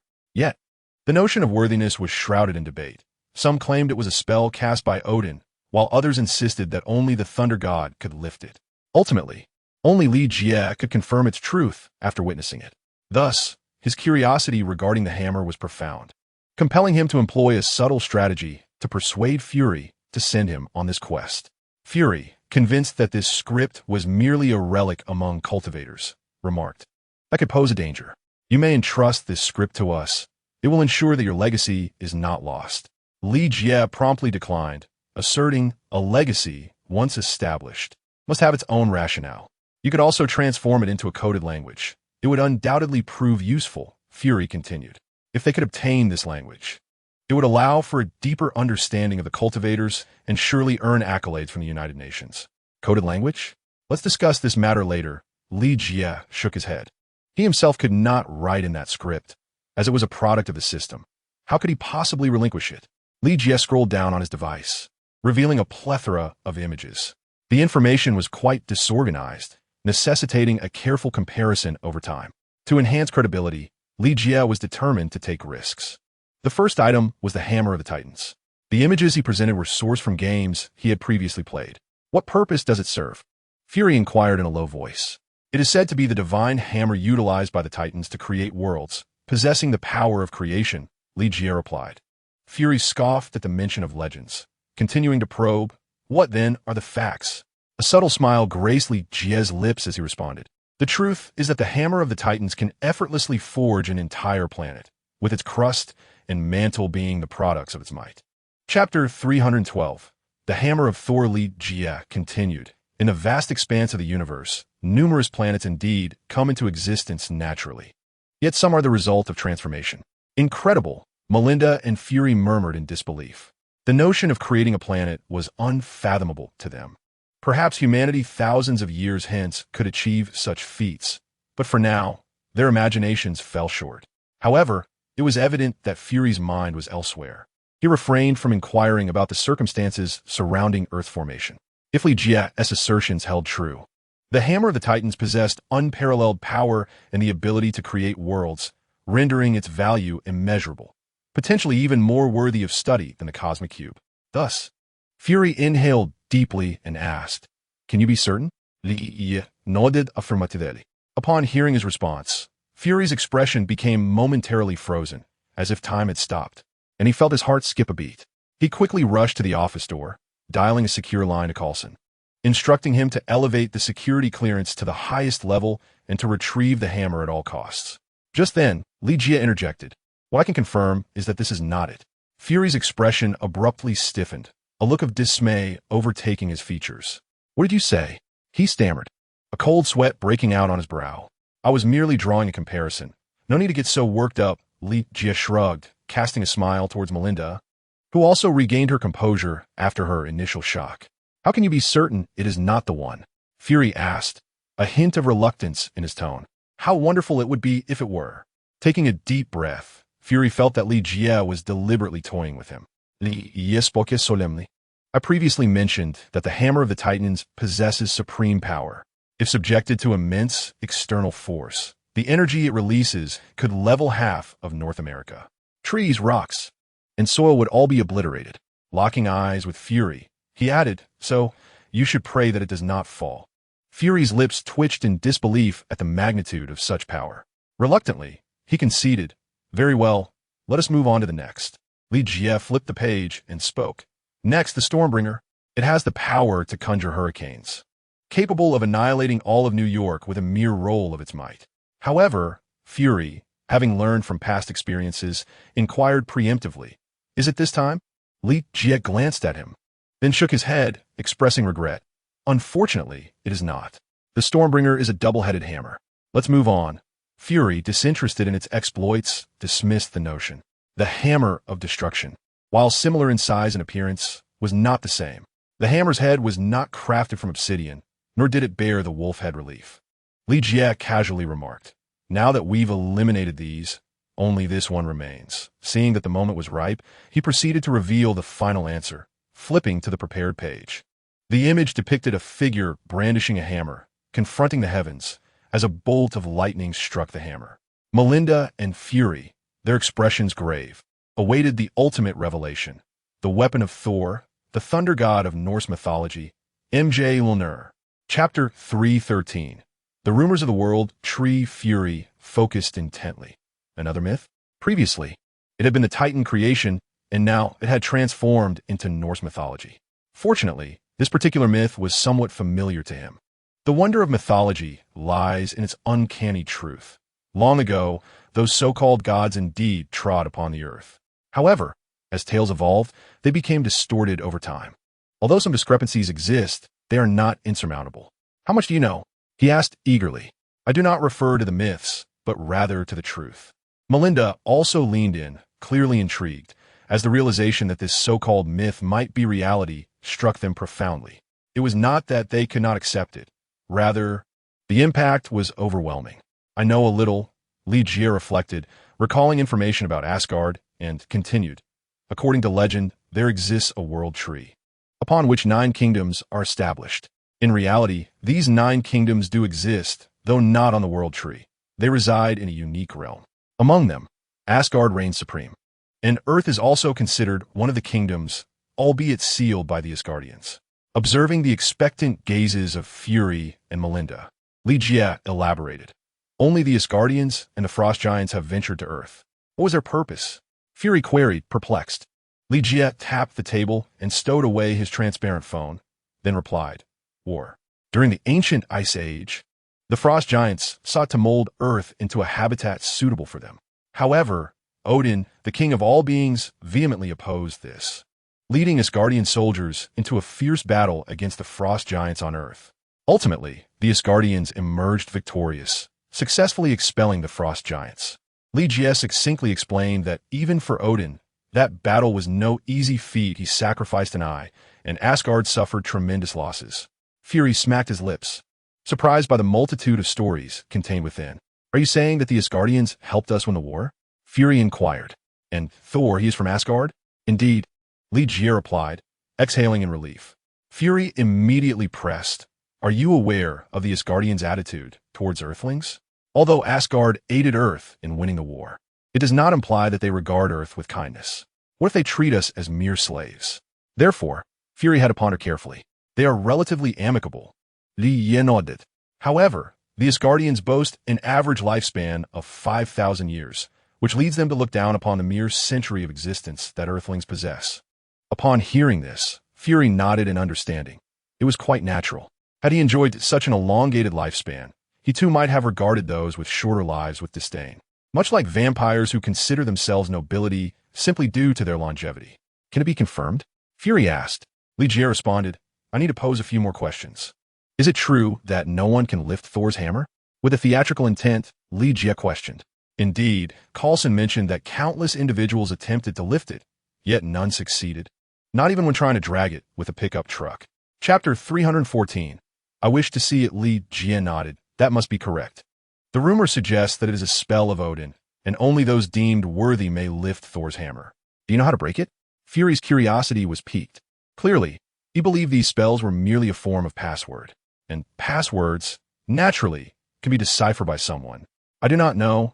Li Jie decisively shook his head. The notion of worthiness is quite elusive. In Li Jie's view, Odin intended for only Thor to wield this hammer, hence the enchantment. Thor's hammer was forged by the Allfather Odin using the core of a dead star, and only the god of thunder, Thor, is worthy to lift it. The core of a dead star? Fury questioned, realizing his ignorance regarding such extraterrestrial matters. Thankfully, Li Jie was there to alleviate his discomfort. A dead sun, Li Jie succinctly explained. Fury grasped the concept. Planets have lifespans, much like humans, existing within cycles of birth and death.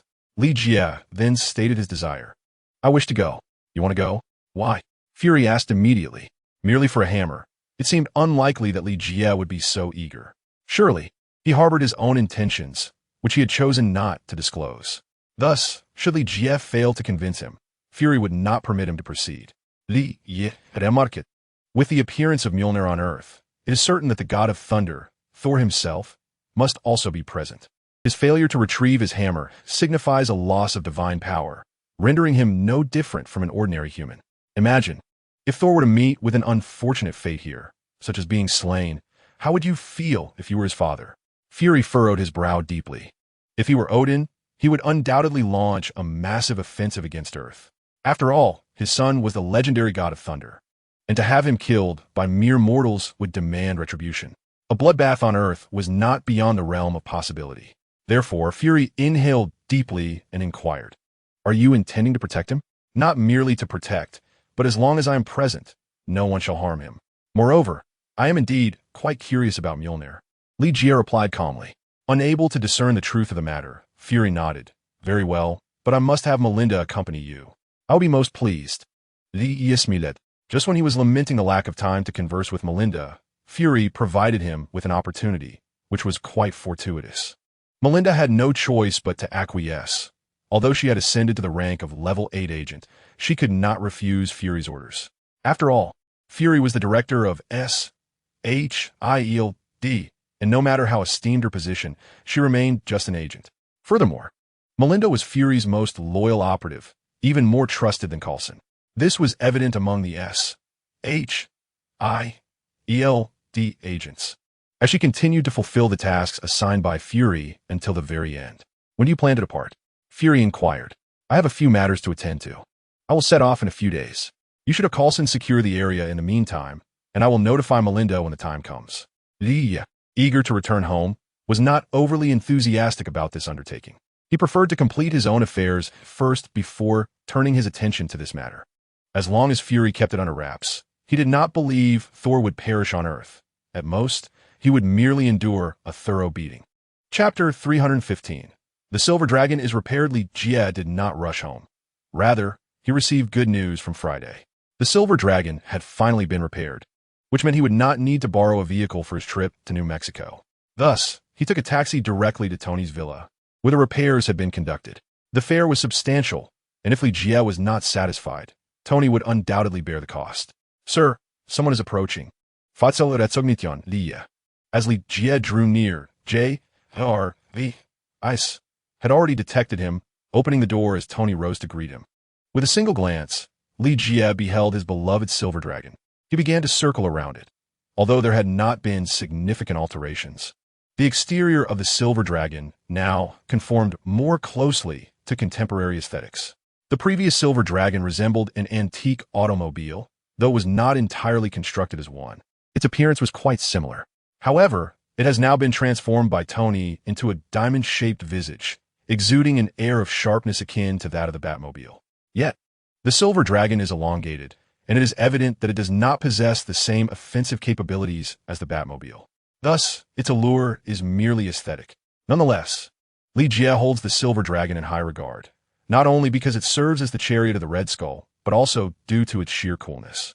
"I have made numerous modifications to it, far beyond what meets the eye," Tony remarked with a smile as he observed Li Jie circling the Silver Dragon. Li Jie lifted his gaze to meet Tony's eyes and then noticed the flat panel inside the vehicle. Much like a smart car, it could be operated by artificial intelligence. Fury's vehicles are capable of this, let alone Tony's. He is renowned as the godfather of the arms industry, the most brilliant genius in America. And Li Jie happens to have Friday, which allows for complete autonomous driving. Excellent, Li Jie nodded, as this was precisely what he desired. "I must admit, this car is quite astonishing. It possesses a strong sense of nostalgia," Tony said, shaking his head, clearly fond of the Silver Dragon. "If only." Tony looked at Li Jie and nodded. Li Jie immediately shook his head. No, this is mine." Disappointed, Tony nodded. He was not one to covet another's treasure. However, his curiosity extended beyond Li Jie's vehicle. He was equally intrigued by Li Jie himself. Having recently resolved his own matters, he began to delve into the concept of cultivation. He was unwilling to be perfectly countered by Li Jie's spiritual energy and wished to devise some form of anti-Li Jie armor. Yet he currently had no leads, so he decided to abandon the thought. "Come on, let us give it a try," Tony said as he hopped into the passenger seat, and Li Jie, with keen interest, took his place in the driver's seat. Tony promptly fastened his seatbelt and began. "This vehicle took me a full 7 days to restore. Ever since the Vampire War, I have been diligently repairing it, not only restoring, but also adding numerous enhancements. I want to even charge you for it." Tony chuckled, leaving Li Jie feeling a bit vexed. 7 days, you say?" "Indeed, you spent a whole week on it," Tony replied, nodding his head. Li Jie tugged at the corner of his mouth. Why was it that his breakthroughs always seemed to take 7 days? During his breakthroughs, he completely lost track of time. especially within the blood sphere, where his sole focus was on survival, rendering him oblivious to the passage of time. Perhaps only after cultivating the way of time could he gain a proper grasp of it. Chapter 316. Hovering technology. It was at this moment that Li Jie noticed a row of buttons beside the steering wheel. What is this? Han Lei incuried, seeing a red button and curiously pressing it. People like them always seem to favor marking crucial buttons in red.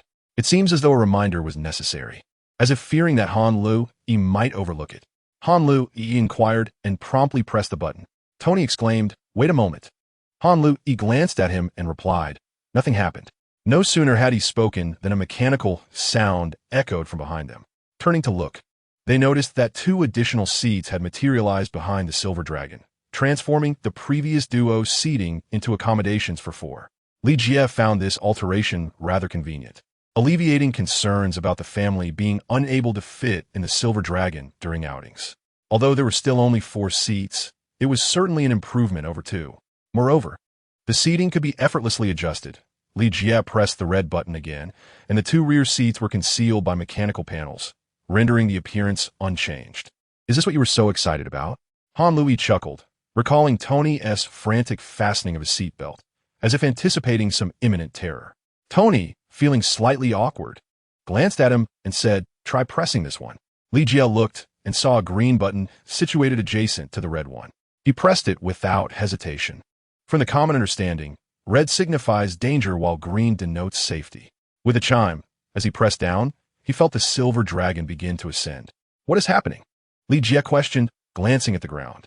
He observed the tires of the Silver Dragon stabilizing. Then jets of air were released from the center of the tires, causing the vehicle to hover. "It's merely a hovering technology. There's nothing remarkable about it," Tony declared with pride. Li Jie nodded, feeling a tinge of joy. Although he wasn't flying himself, the experience was undeniably exhilarating. At that moment, Tony remarked, "It seems that the foolish little one has misconfigured the buttons, reversing their colors." The foolish little one he referred to was his intelligent mechanical arm. The portrayal in the film made it evident that while it possessed some intelligence, it was indeed rather clumsy. Thus, Li Jie could understand why Tony had been so startled. Had he not secured his seatbelt, he might have been easily ejected from the hovering Silver Dragon. Gripping the steering wheel, Li Jie pressed the accelerator, eager to discover the speed at which the Silver Dragon could travel while hovering. Like a jet propelled by nitrous, the Silver Dragon surged forward. The ferocious velocity tousled Tony's hair. He pressed a button to lower the protective cover, transforming it from an open-top vehicle. He laughed heartily. The speed during hovering is astonishingly rapid, exceeding the rotational speed of the tires by more than double. No matter how swiftly the tires spin, they have their limits. But the jets do not. How high can this go? Li Jie pondered, reveling in the thrill of the experience, his curiosity piqued by this question. The maximum altitude reached is approximately 10 meters. After all, this is not an aircraft, and the propulsion I have installed is insufficient to elevate it further. Tony provided precise figures, and then Li Jie attempted to elevate the Silver Dragon. The Silver Dragon has now become remarkably intelligent, capable of executing commands with the assistance of Friday. Chapter 317. Distinctive Elegance. It soared to about 10 meters before Friday indicated a lack of power. Li Jie then instructed it to descend and inquired about its energy source. Tony opened the panel, revealing a compact nuclear reactor housed within, comparable in size to the one embedded in his chest, emanating a powerful energy. The reactor's energy could sustain the Iron Man suit for 10 hours, while a larger reactor could power New York City for an entire year. Thus, with this nuclear reactor providing energy, a replacement would not be necessary for at least 2 years. Tony proudly spoke of his creation. Prior to becoming Iron Man, his most esteemed invention might have been Jarvis or the Jexaline missile. However, after donning the Iron Man mantle, his crowning achievement is undoubtedly this diminutive reactor. He could assert that he alone in the world could produce such a device, which is why he felt such pride. If he were to discover that another individual had also managed to create a nuclear reactor, he would likely be left in disbelief. Yet, that individual has yet to surface, and Li Jie deemed them inconsequential. If Ivan Vanko could be considered a genius, then Tony is nothing short of a prodigy. Their levels of talent are simply incomparable. Accordingly, Li Jie decisively abandoned Tony at the vehicle, instructing him to find his own way back while he hurriedly piloted the Silver Dragon back to Hell's Kitchen. The Silver Dragon, in its ostentatious appearance, once again captured the attention of onlookers as it entered Hell's Kitchen, marking yet another instance of its captivating presence. However, many of the criminals merely admired it from afar, too intimidated to harbor any ulterior motives. After all this time, they were well aware of the antique shop's formidable background. Any thoughts of extortion they might have entertained were swiftly quelled by a group of individuals who had previously educated them on the matter. They dared not make any further moves, opting instead to observe with subdued respect.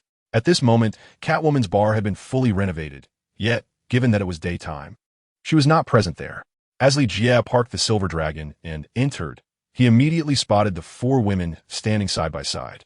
However, Selina instinctively stepped back a pace, positioning herself behind Catherine. It appeared that in such a brief span, this little vampire had already become the attendant to the Vampire Queen. Even within the antique shop, Catherine remained clad in leather, draped in a black cloak. Meanwhile, Selina donned a flowing black gown, her diamond necklace exuding an air of nobility. Diana, dressed in a classical pale yellow gown, complemented her sweet smile, rendering her extraordinarily enchanting. Li Jie found himself momentarily taken aback, but he quickly regained his composure. These women would all belong to him in time. He had ample opportunity to observe them. You were inside for a full 7 days. And I even wagered with someone on whether you were still alive, Selina remarked with a laugh before inquiring if he was hungry.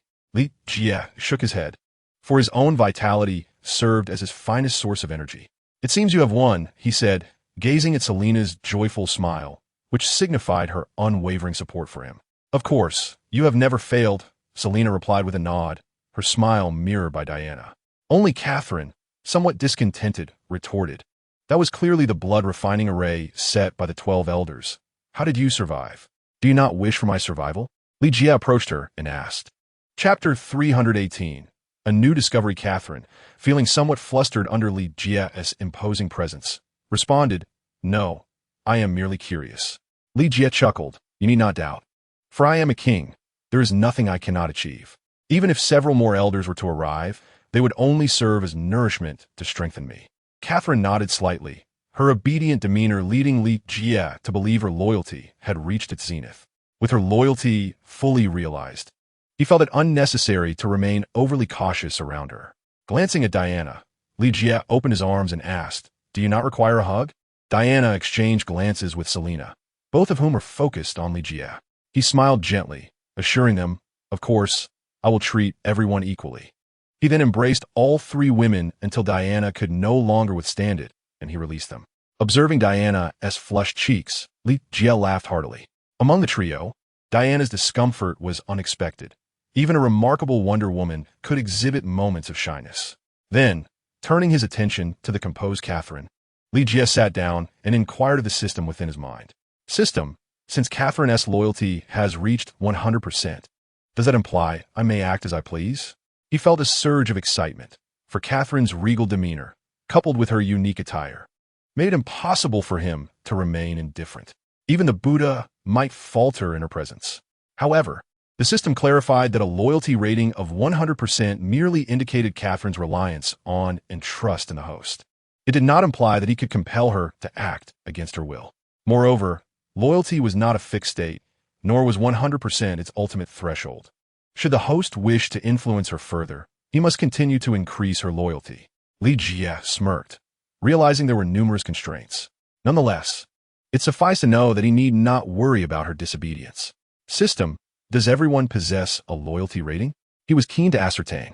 The system responded, Only specific individuals will unlock the loyalty attribute. For others, it depends on the host's management.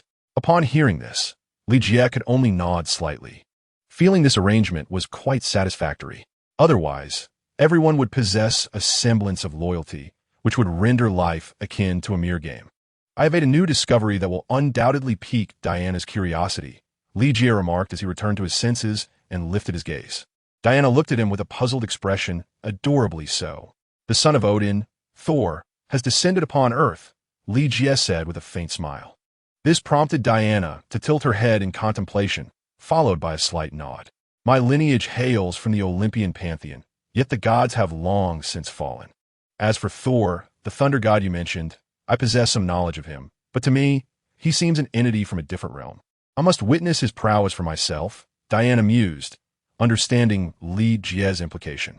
Li Jie nodded subtly. Diana's abilities were remarkable, despite her only being of half-divine blood. Indeed, Zeus appeared to surpass Odin in strength. Yet, even such a formidable Zeus had succumbed, leaving Li Jie somewhat unsettled. Fortunately, Tony had modified the silver dragons into 4, otherwise, matters would have been quite challenging.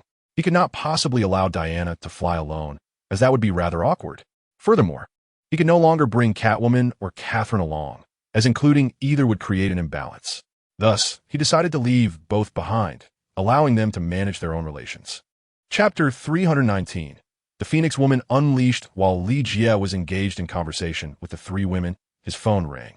Noticing it was Storm calling, he did not hesitate to answer. "Hello, what's the matter?" Li Jie inquired with a smile.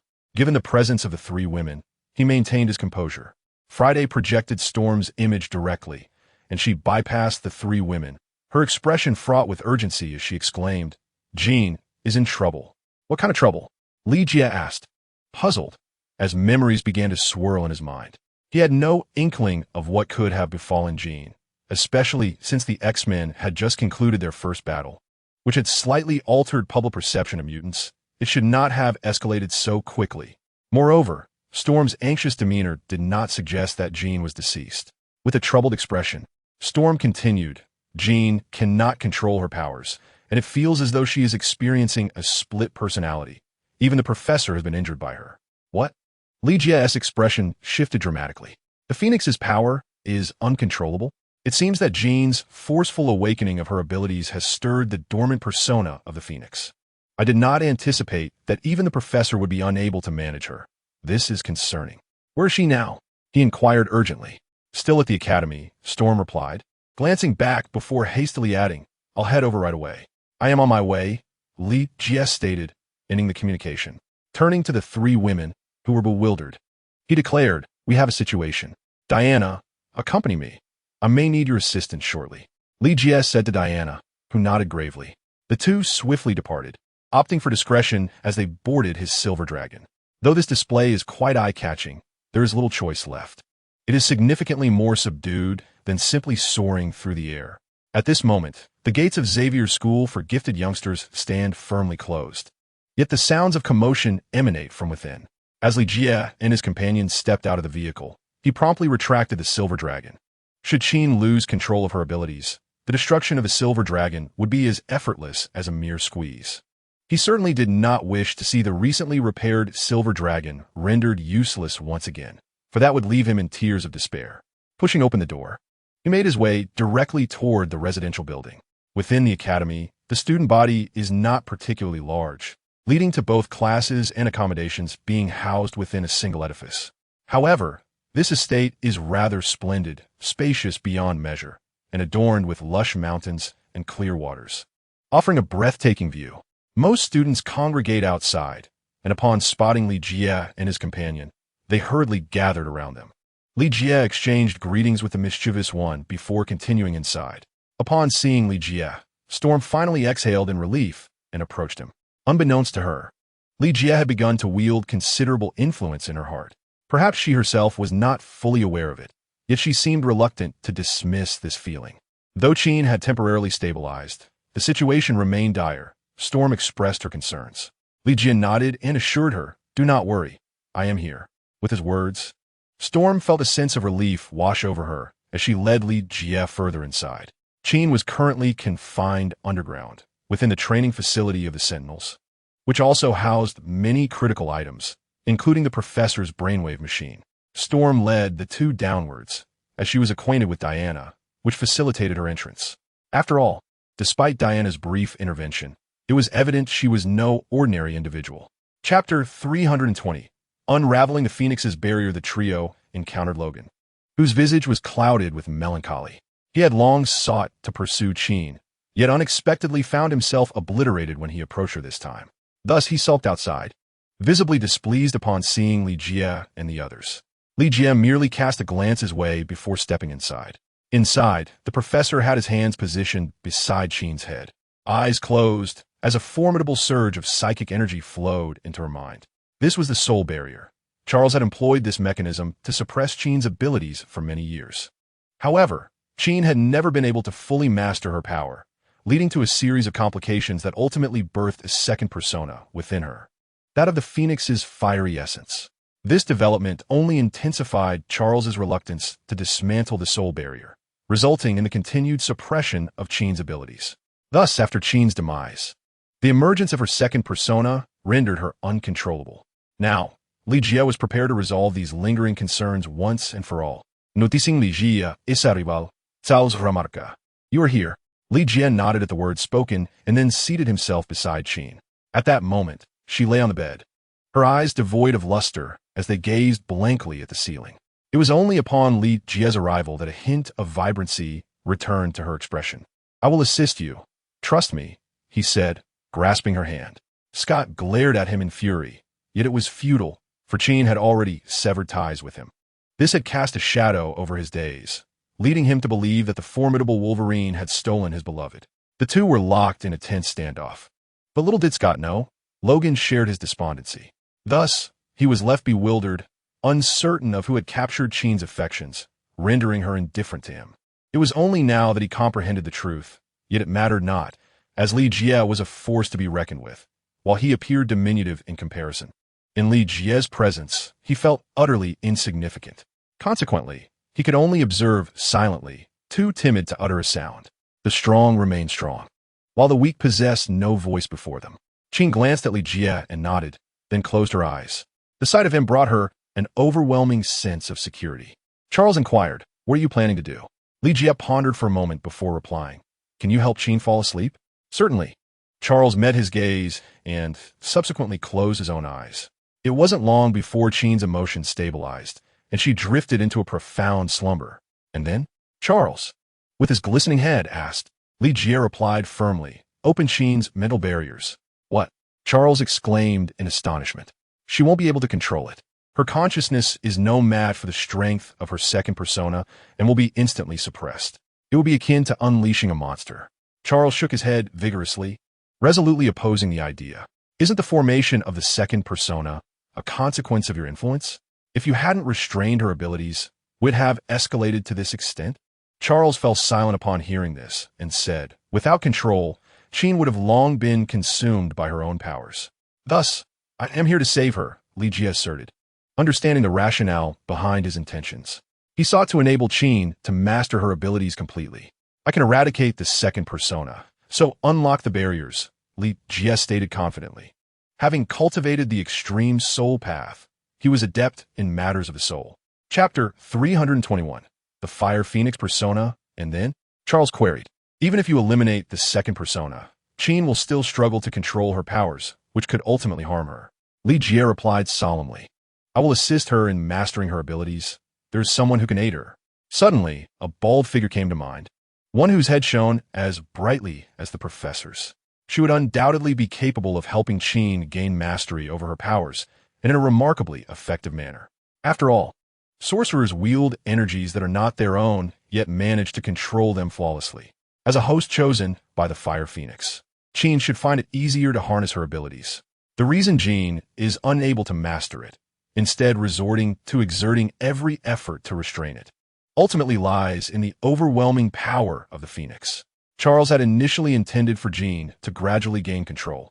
However, he soon discovered that even the slightest release would instantaneously shatter her mental barriers, compelling him to entirely seal off her abilities.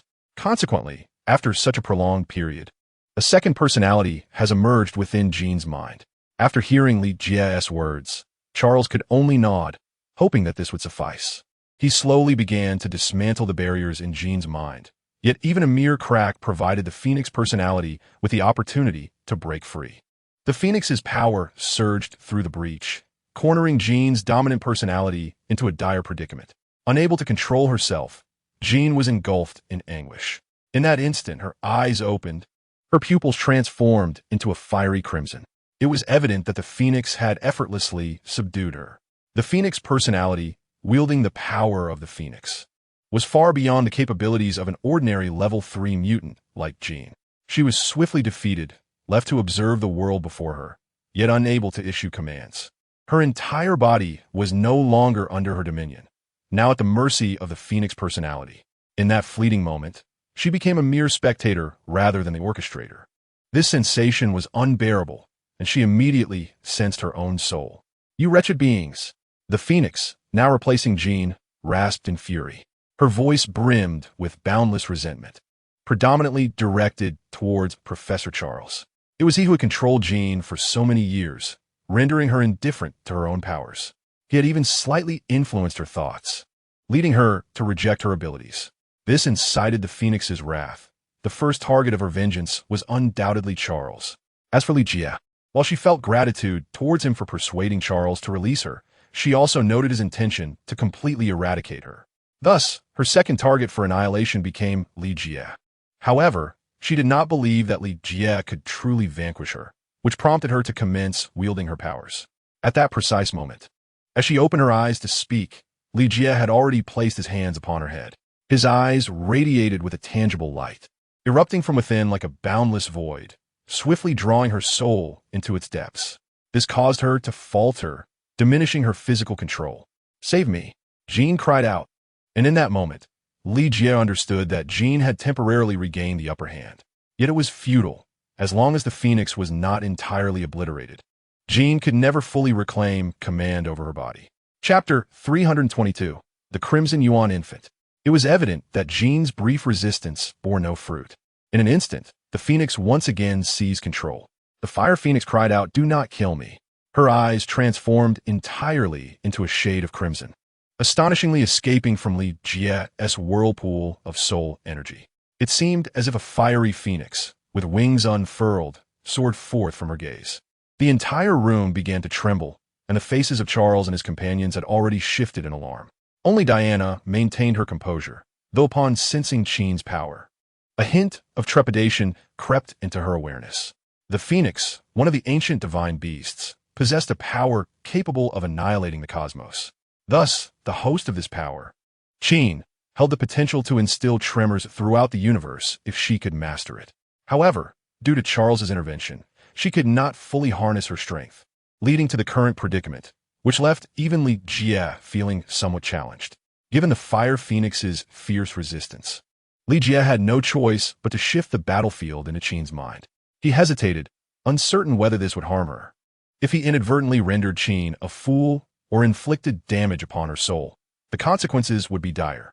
Sensing Li Jie's internal conflict, Qin summoned all her strength to reclaim control over her body. With a quivering voice, she pleaded, "Save me, or else kill me." A shock coursed through Li Jie's heart, and he was reminded of a desperate last stand. Qin had once controlled Wolverine, Logan, to take her own life. A tragic culmination. Though she could not direct him now, she could still manipulate others at will. The unpredictable nature of the Phoenix's power was something Li Jie could not guard against. Thus, he decisively employed the extreme soul path, infusing his soul energy into Qin's eyes like a tangible spear. He then summoned his nascent soul, which appeared relatively feeble yet was shrouded in a crimson hue. "What is this?" The others marveled at the blood-colored figure that materialized upon Li Jie's chest, astonished. "I do not know, but I feel a power akin to divine strength. Immensely formidable," Diana remarked in disbelief. "It resembles his soul, but how could the soul possibly detach from a body?" Charles stated gravely. His ability was telepathy, and while it did not pertain to the soul, he possessed a certain understanding. He could perceive the strength emanating from the nascent soul, which drastically altered his expression. If he were to pit his abilities against Li Jie, he would undoubtedly be overpowered. Suddenly, he realized that Li Jie could resolve the personality of the Fire Phoenix. "This little figure is identical to him," Storm exclaimed, observing closely. If the crimson markings on the figure were to be polished away and magnified countless times, it would indeed resemble Li Jie. They were all baffled by how this was achieved. Even Diana, possessing demigod blood, gazed in astonishment at the unfolding scene. Li Jie's nascent soul directly entered Qin's body. Thus, she was drawn in directly, and the Fire Phoenix let out a roar. She yearned to struggle to her feet, but her abilities were restrained by Li Jie, and her body was forcibly pinned to the bed. As Li Jie's primordial spirit entered, everything around her that had been under her control gradually stabilized, and the entire room ceased to sway. Chapter 323. Sea of Consciousness. Li Jie's primordial spirit penetrated into Qin's sea of consciousness. Every person possesses a sea of consciousness. However, for some, it is a realm of chaos, while for powerful individuals like Qin, it is remarkably clear. As he traversed a veil of white mist, Li Jie finally beheld Qin. She swiftly directed her soul towards him, exclaiming, "Save me." Han Li sensed the fluctuations of her soul and revealed a cold smile. Unbeknownst to the Fire Phoenix, the extreme soul path could leave a mark on other souls for the purpose of identification. Currently, Qin's mind harbored two souls, engaged in a struggle for dominance. Furthermore, Li Jie had marked her, allowing him to easily distinguish between the two, despite their apparent similarity. As the Fire Phoenix's soul leapt toward him, it bore a human-like smile. She could condense into a soul akin to a primordial spirit, which Li Jie had not anticipated. Thus, a cold smile crept across his face as a long spear materialized before the primordial spirit. The spear was blood-red, exuding an ominous aura. This left the Fire Phoenix momentarily stunned, and she cried out, "What are you doing?" She initially thought Li Jie was merely trying to frighten her, but as she saw the spear rushing toward her, she realized he was not jesting. The Fire Phoenix's expression shifted, and she began to evade. However, the blood-red spear, conjured by the extreme soul path, seemed to have locked onto her, flying directly in her direction. Although the soul was formidable, it was evident that the Fire Phoenix lacked means of defense, and she was swiftly struck. She cried out in pain, and her soul state immediately dispersed. Here, within Qin's mind, the Fire Phoenix could be considered a half-sovereign, while Li Jie was the true outsider. Thus, the Fire Phoenix quickly regained her composure. Li Jie looked around, yet he could not discern the location of Qin's soul. "Qin?" Li Jie called out, utilizing the power of the soul. The force of his soul spread across the entire sea of consciousness, but he discovered that her sea of consciousness was vast, extending further in an instant. If relying solely on force, the Fire Phoenix was far superior to him. Regrettably for her, she, like Qin, could not fully harness her abilities. After all, Qin was the true host of the Phoenix power, while the Fire Phoenix was merely her secondary persona, making it easy for Li Jie to render her non-existent. The Fire Phoenix promptly opted to retaliate. In her domain, Li Jie, the outsider, would not accomplish anything. "Qin is dead. You shall remain here to accompany her," the Fire Phoenix declared vehemently. In a state of profound anxiety, Qin, unaware of her confinement, found herself utterly helpless. Having never encountered the power of the Phoenix, her mastery over it paled in comparison to that of the Fire Phoenix. A glint of ruthlessness flickered in the Fire Phoenix's eyes, as she resolved to keep Li Jie eternally imprisoned here, ensuring that no one could thwart her. "Even if you perish, Qin shall remain unscathed," Li Jie remarked with a cold smirk. Unless Qin herself desires death, there are few in this universe capable of extinguishing her life. Upon hearing his words, the Fire Phoenix revealed her true fury. The entire realm of consciousness transformed into a fiery crimson, causing the onlookers to change countenance as they beheld the unfolding spectacle. Li Jie's body began to tremble, while Qin's visage showed signs of disintegration, blood seeping forth as if she were a volcano, brimming with latent power. Chapter 324. The Enraged Diana. "Qin," exclaimed Cyclops, suddenly alarmed. He had harbored feelings for her for quite some time and had nearly pursued her. Thus he was deeply concerned.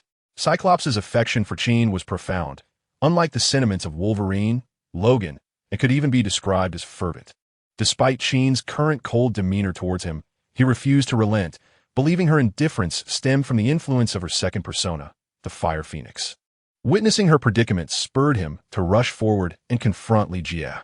Qin's condition was terrifying, as if she were on the verge of being consumed by Phoenix power. Coupled with Cyclops' long-standing disdain for Li Jie, who had effectively stolen Qin away from him, he sought to intervene. However, he was instantly repelled by Diana. In a fleeting moment, had shed her classical gown for her battle attire. Her poised and fierce appearance instilled a sense of awe among the onlookers. For they were not merely facing a mutant, but a deity. They were acutely aware of Diana's true identity, which she had never sought to conceal. "Do not approach. I will handle this," Diana declared with a resolute demeanor, her words laden with confidence in her ability to confront Li Jie. This exchange prompted the X-Men to exchange glances, as Storm swiftly intervened to restrain Wolverine, who had unsheathed his claws, intent on attacking Diana. He cared not for her divine status. He was determined to strike. Fortunately, Storm managed to hold him back, for his combat prowess would only serve to be subdued by Diana. Moreover, the adamantium that adorned him could very well be dismantled by her. Yet, Storm could only impede one individual, and having restrained Wolverine, she could not prevent Cyclops from advancing. Ignoring Charles's urgent pleas, Cyclops' inner darkness was magnified by the influence of the Fire Phoenix, whose voice echoed incessantly within him. He believed that all of this transpired due to Li Jie. Thus he resolved to eliminate him. The capabilities of Cyclops, naturally, require no elaboration. Even Charles could not prevent him from adjusting his visor, unleashing 2 beams of laser light. Furthermore, he dialed it up to maximum intensity, clearly intending to dispose of Li Jie. This provoked a furious reaction from Diana. Despite her gentle and amiable nature, it did not imply a lack of temper. She was, after all, a goddess walking among mortals, possessing the bloodline of Zeus, the king of the gods, and a princess of the Amazonian tribe. No one had ever dared to show her disrespect. Enraged, she widened her eyes and removed the shield strapped to her back. The Amazonian shield effortlessly thwarted Cyclops' assault, leaving no trace of the laser attack upon it. This incited great irritation in Cyclops, yet he found himself devoid of alternatives. His sole means of attack lay within those eyes. His prior research had nearly cost him his eyesight. Charles placed his finger to his temple, attempting to harness Cyclops' power, but found himself unable to do so. At that moment, a thunderous command resonated. Return. It was the voice of Wonder Woman Diana, who, unwilling to remain in a stalemate, decided to demonstrate her might. Thus, she invoked her divine power, instantly suppressing Cyclops' abilities, as if he had suddenly lost his powers. Chapter 325, The Composed Jean Grey. The laser beams that had previously erupted from his eyes abruptly ceased, leaving Cyclops in a state of bewilderment. His powers had completely failed? Why could he not wield them? Only Charles discerned that Cyclops' abilities had been subdued by Diana's divine strength, not rendered ineffective, but rather constrained. It could not merely be described as inhibition. Diana had suppressed his very genetic makeup with her divine prowess. After all, a mutant's powers stem from genetic mutations. The more formidable the genes, the more potent the abilities. However, at that moment, Cyclops' mutant genes were entirely restrained by Diana's divine force, rendering him akin to an ordinary human, unable to manifest his abilities. If Diana wished to eliminate this mutant, it would be a simple task. Step back, Diana commanded, causing Cyclops to involuntarily retreat. Her authoritative gaze then fell upon Wolverine, instantly quelling any rebellious thoughts within Logan. Even in the face of Magneto, he had never experienced such trepidation. He was a born warrior, possessed of formidable fighting spirit, yet now he found himself retreating for the first time. And before a woman at that. Even if she were a goddess, he believed she should not inspire such fear. At the moment of confrontation outside, profound changes were occurring within Jean's mind. Her consciousness transformed into a blazing sea of fire, from which a fiery phoenix soared towards her. It radiated an overwhelming force of destruction, as if intent on incinerating everything in existence. However, with a mere glare, Li Jie perceived the phoenix's essence, causing it to clutch its head in anguish. A soul attack? The phoenix cried out, hastily retreating. Although they were both in a spiritual state, it did not imply that they could easily launch assaults, especially for someone like Li Jie, whose gaze evoked a sensation of imminent disintegration within her soul. The phoenix retreated swiftly, aware that there was no escape. Thus, when it reappeared, another figure, identical to its essence, stood before it. Jean? Li Jie inquired. Observing Jean's composed demeanor, he recognized that success had been achieved. Although slightly bewildered, Jean remained unflustered and urged Li Jie, "You need not concern yourself with me. Eliminate her? Humph. You vile woman. Even at this moment, you side with outsiders." The phoenix roared, its voice reminiscent of a creature far removed from humanity. "If you possess the courage, then kill me.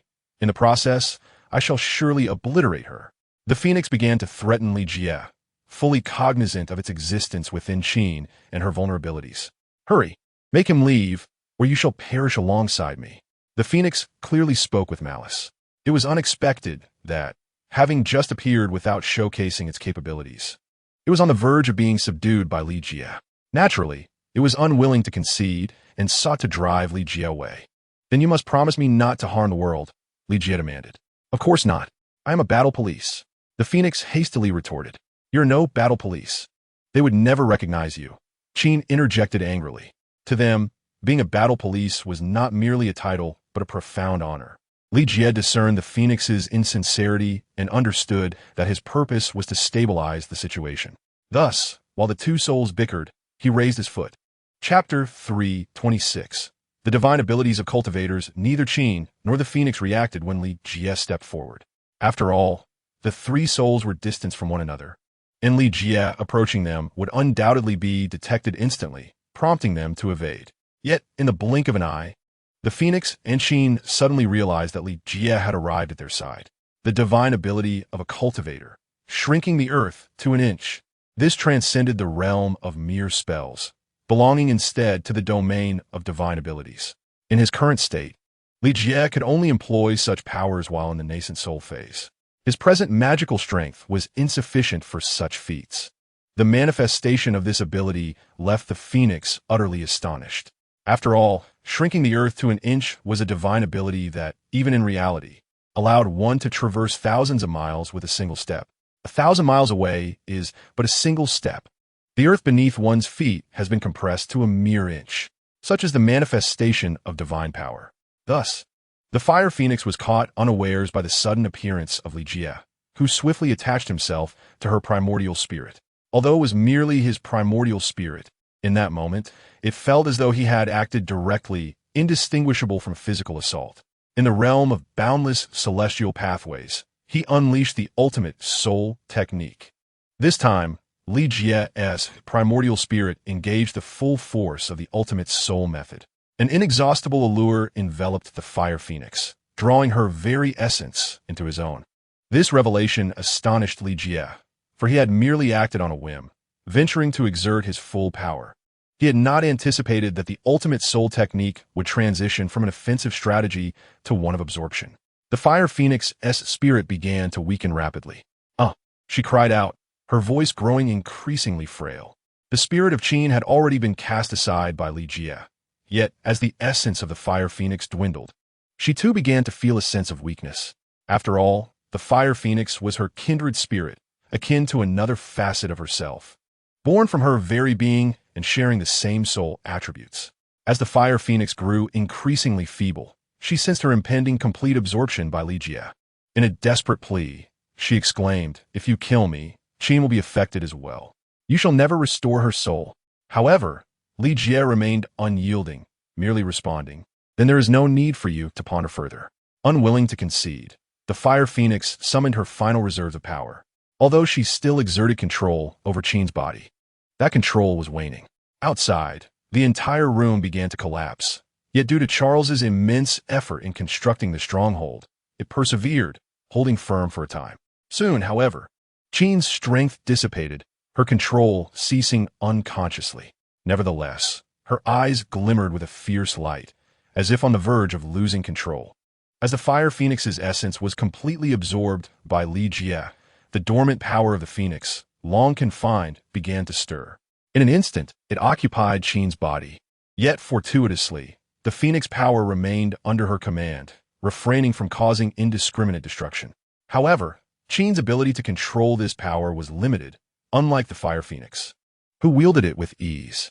Even the fire phoenix herself could not fully master the phoenix power. Li Jie felt his own essence strengthen immeasurably. Had he not cultivated the ultimate soul technique, he would have been no match for the fire phoenix.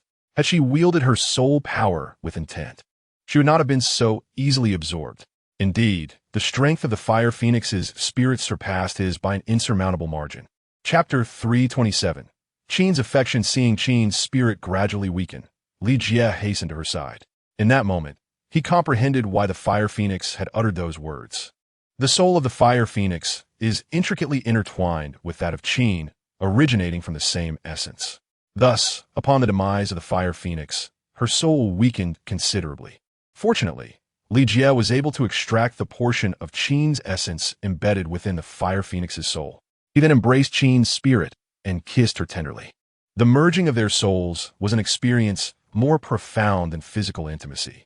Though to the outside observer, nothing seemed amiss. Qin's face gradually flushed with a hue distinctly different from the volcanic red of before. A pure essence of soul energy flowed from Li Jie into her, gradually fortifying her previously frail spirit. Her soul became significantly stronger than it had been. From that moment onward, the Fire Phoenix ceased to exist. Only Qin Gray remained. At that instant, Qin felt an inseparable bond with Li Jie, as if they were one entity. She no longer cast glances at Cyclops or Wolverine. Her heart was solely devoted to Li Jie. She surrendered herself to him, and he felt her submission. After imparting the essence that belonged exclusively to Qin, Li Jie reluctantly withdrew from her.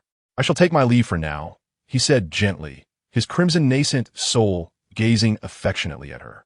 Qin nodded obediently, her temperament not inclined towards volatility. Li Jie smiled, and within the depths of her consciousness, he could easily glimpse some of her innermost memories. However, out of respect for their budding connection, he refrained from delving too deeply. Yet, even a fleeting glance revealed that Qin was also a figure deserving of sympathy. In this world, the unfortunate outnumber the blissful. Subsequently, Li Jie exited Qin's body, ignoring the external confrontation, and seamlessly returned to his own form. Once he departed, Qin took control of her body, opening her eyes to gaze gently at Li Jie. She understood that he had glimpsed fragments of her memories, but she was unfazed. Rather, it deepened her affection for him. Li Jie, despite the difficulty of moving his body, found that after a brief separation, he had grown somewhat stiff. Should the nascent soul remain detached from its body for too long, it could lead to death, leaving only the soul to wander. This serves as one of the perils of astral projection. After all, he was merely a nascent soul cultivator. Only with greater mastery could one freely traverse the realms of existence. Upon witnessing Qin awaken, he took her hand, igniting a fierce glare from Cyclops, who yearned to confront Li Jie. Yet, under the control of Diana, he was completely immobilized. "What have you done?" Cyclops shouted. "This is my choice. I love him." Qin replied softly, her eyes brimming with affection as she gazed at Li Jie. Having undergone such a profound merging of souls, an inexplicable connection blossomed between them. This made Diana a bit irate, compelling her to withdraw her divine powers, though she could not fathom the source of her vexation. Her anger intensified upon witnessing Li Jie grasping the instrument, prompting her to avert her gaze from him. Why was she exhibiting such juvenile behavior? Diana pondered internally. Observing Diana's displeasure, Li Jie offered a faint smile and reached for her hand. However, Diana subtly resisted, unwilling to succumb to him so easily. Chapter 328. The terrifying Jean Grey. "No, I cannot believe it." Cyclops, in a frenzy, removed his glasses. He had once vowed never to take them off, for his powers were beyond his control, reliant solely on these spectacles for regulation. Yet, in this moment of madness, he disregarded it all, indifferent even if his abilities were to obliterate the entire academy. Cyclops opened his eyes, and there he beheld Jean's furious gaze. Diana had relinquished her divine power, and he felt no restraint. Yet, his powers still faltered. It was only upon meeting Jean's eyes that he comprehended the truth. Jean's anger triggered a transformation within the laboratory, causing Diana's expression to shift. She cast a glance at Li Jie, signaling that they needed to depart swiftly, ideally to find a way for Jean to regain control over her abilities. Li Jie nodded slowly and grasped Jean's hand. Fortunately, he was able to soothe her emotions, aiding her gradual stabilization. "Relax, take a deep breath. In moments like this, deep breathing is essential," Li Jie advised. Deep breathing serves as an effective method for emotional regulation, allowing one to maintain composure. "I must take Jean away from here," he instructed the remaining members of the team. At that moment, Cyclops seemed like an ordinary person, unable to approach them. Charles spoke solemnly. "I hope you can assist her." "Of course," Li Jie replied promptly. There was little left to discuss. Jean's predicament had escalated beyond Charles's capacity to manage. He was merely a level 4 mutant, with telepathic abilities that paled in comparison to Jean's. Thus, aiding her was a daunting task, and merely avoiding her wrath was a significant feat in X-Men. The Last Stand, Charles was utterly atomized by Jean's powers. leaving no trace behind. Even Magneto, Eric, could only stand trembling, incapable of resistance. Therefore, Jean could be regarded as the most formidable mutant without contest. This was the might of the Phoenix Force, one of the universe's most potent energies. Presently, only Li Jie and Diana were unafraid of Jean's power. While Li Jie was not entirely a match for Jean in her uncontrolled state, her ability to exert even a modicum of control over her powers rendered her less fearsome. Storm said, "I hope you take good care of her." Of course, Li Jie nodded once more, gently stroking Storm's head. He reassured her not to worry, as he would handle everything. Subsequently, amidst the gazes of the onlookers, Li Jie and Diana shielded Jean and proceeded toward the exit of the academy.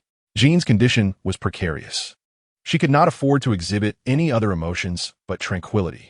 Only such serenity could prevent her abilities from spiraling out of control.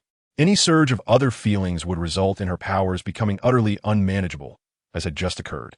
The Phoenix Force was capable of governing all things in existence, rendering them atomic. Even the abilities of mutants were perfectly subdued by Jean. The other students cast worried glances at Jean upon seeing her.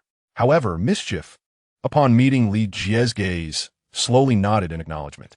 Li Jie borrowed a vehicle from the academy, as he dared not risk using his silver dragon, should it be destroyed.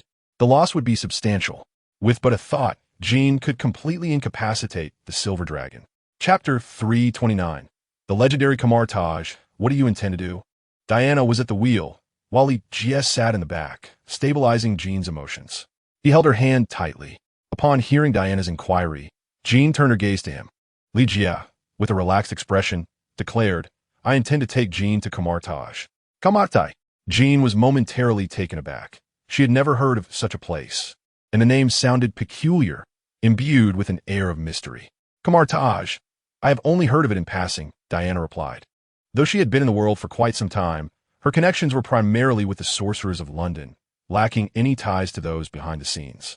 For instance, she had merely heard of the Ancient One, without any true understanding of her might. She could only speculate about the Ancient One's strength based on her legendary deeds, which were said to instill fear across the multiverse and among the cosmic demons. Yet, to what extent the Ancient One's power reached, Diana could not ascertain. After all, the Ancient One was referred to as the Supreme Sorcerer, the foremost magician on Earth. So, we are heading to the Sanctum in New York? Diana felt a hint of excitement. Meeting the legendary Ancient One would finally reveal the true extent of her power. Although she was the daughter of Zeus and bore the bloodline of a demigod, she did not consider herself invincible. Just like when she encountered Superman, Clark, whose strength was at least on par with hers. As for Li Jie, during their first meeting, she had perceived him as merely adequate, with his only remarkable skill being his control over lightning. However, the current Li Jie had grown formidable to the point where Diana could not discern his full potential. Moreover, seated behind her was Jean, whose inner power commanded her respect. If Jean could master her abilities completely, Diana might not even stand as her equal. She felt that her demigod bloodline was indeed rather feeble. Indeed, the New York Sanctum possesses a direct portal to Kamar Taj, sparing us the arduous journey to Tibet. Li Jie remarked with a light-hearted chuckle that all three major sanctums provide direct access to Kamar Taj. After all, these sanctums were established by the Ancient One and are intrinsically linked to Kamar Taj.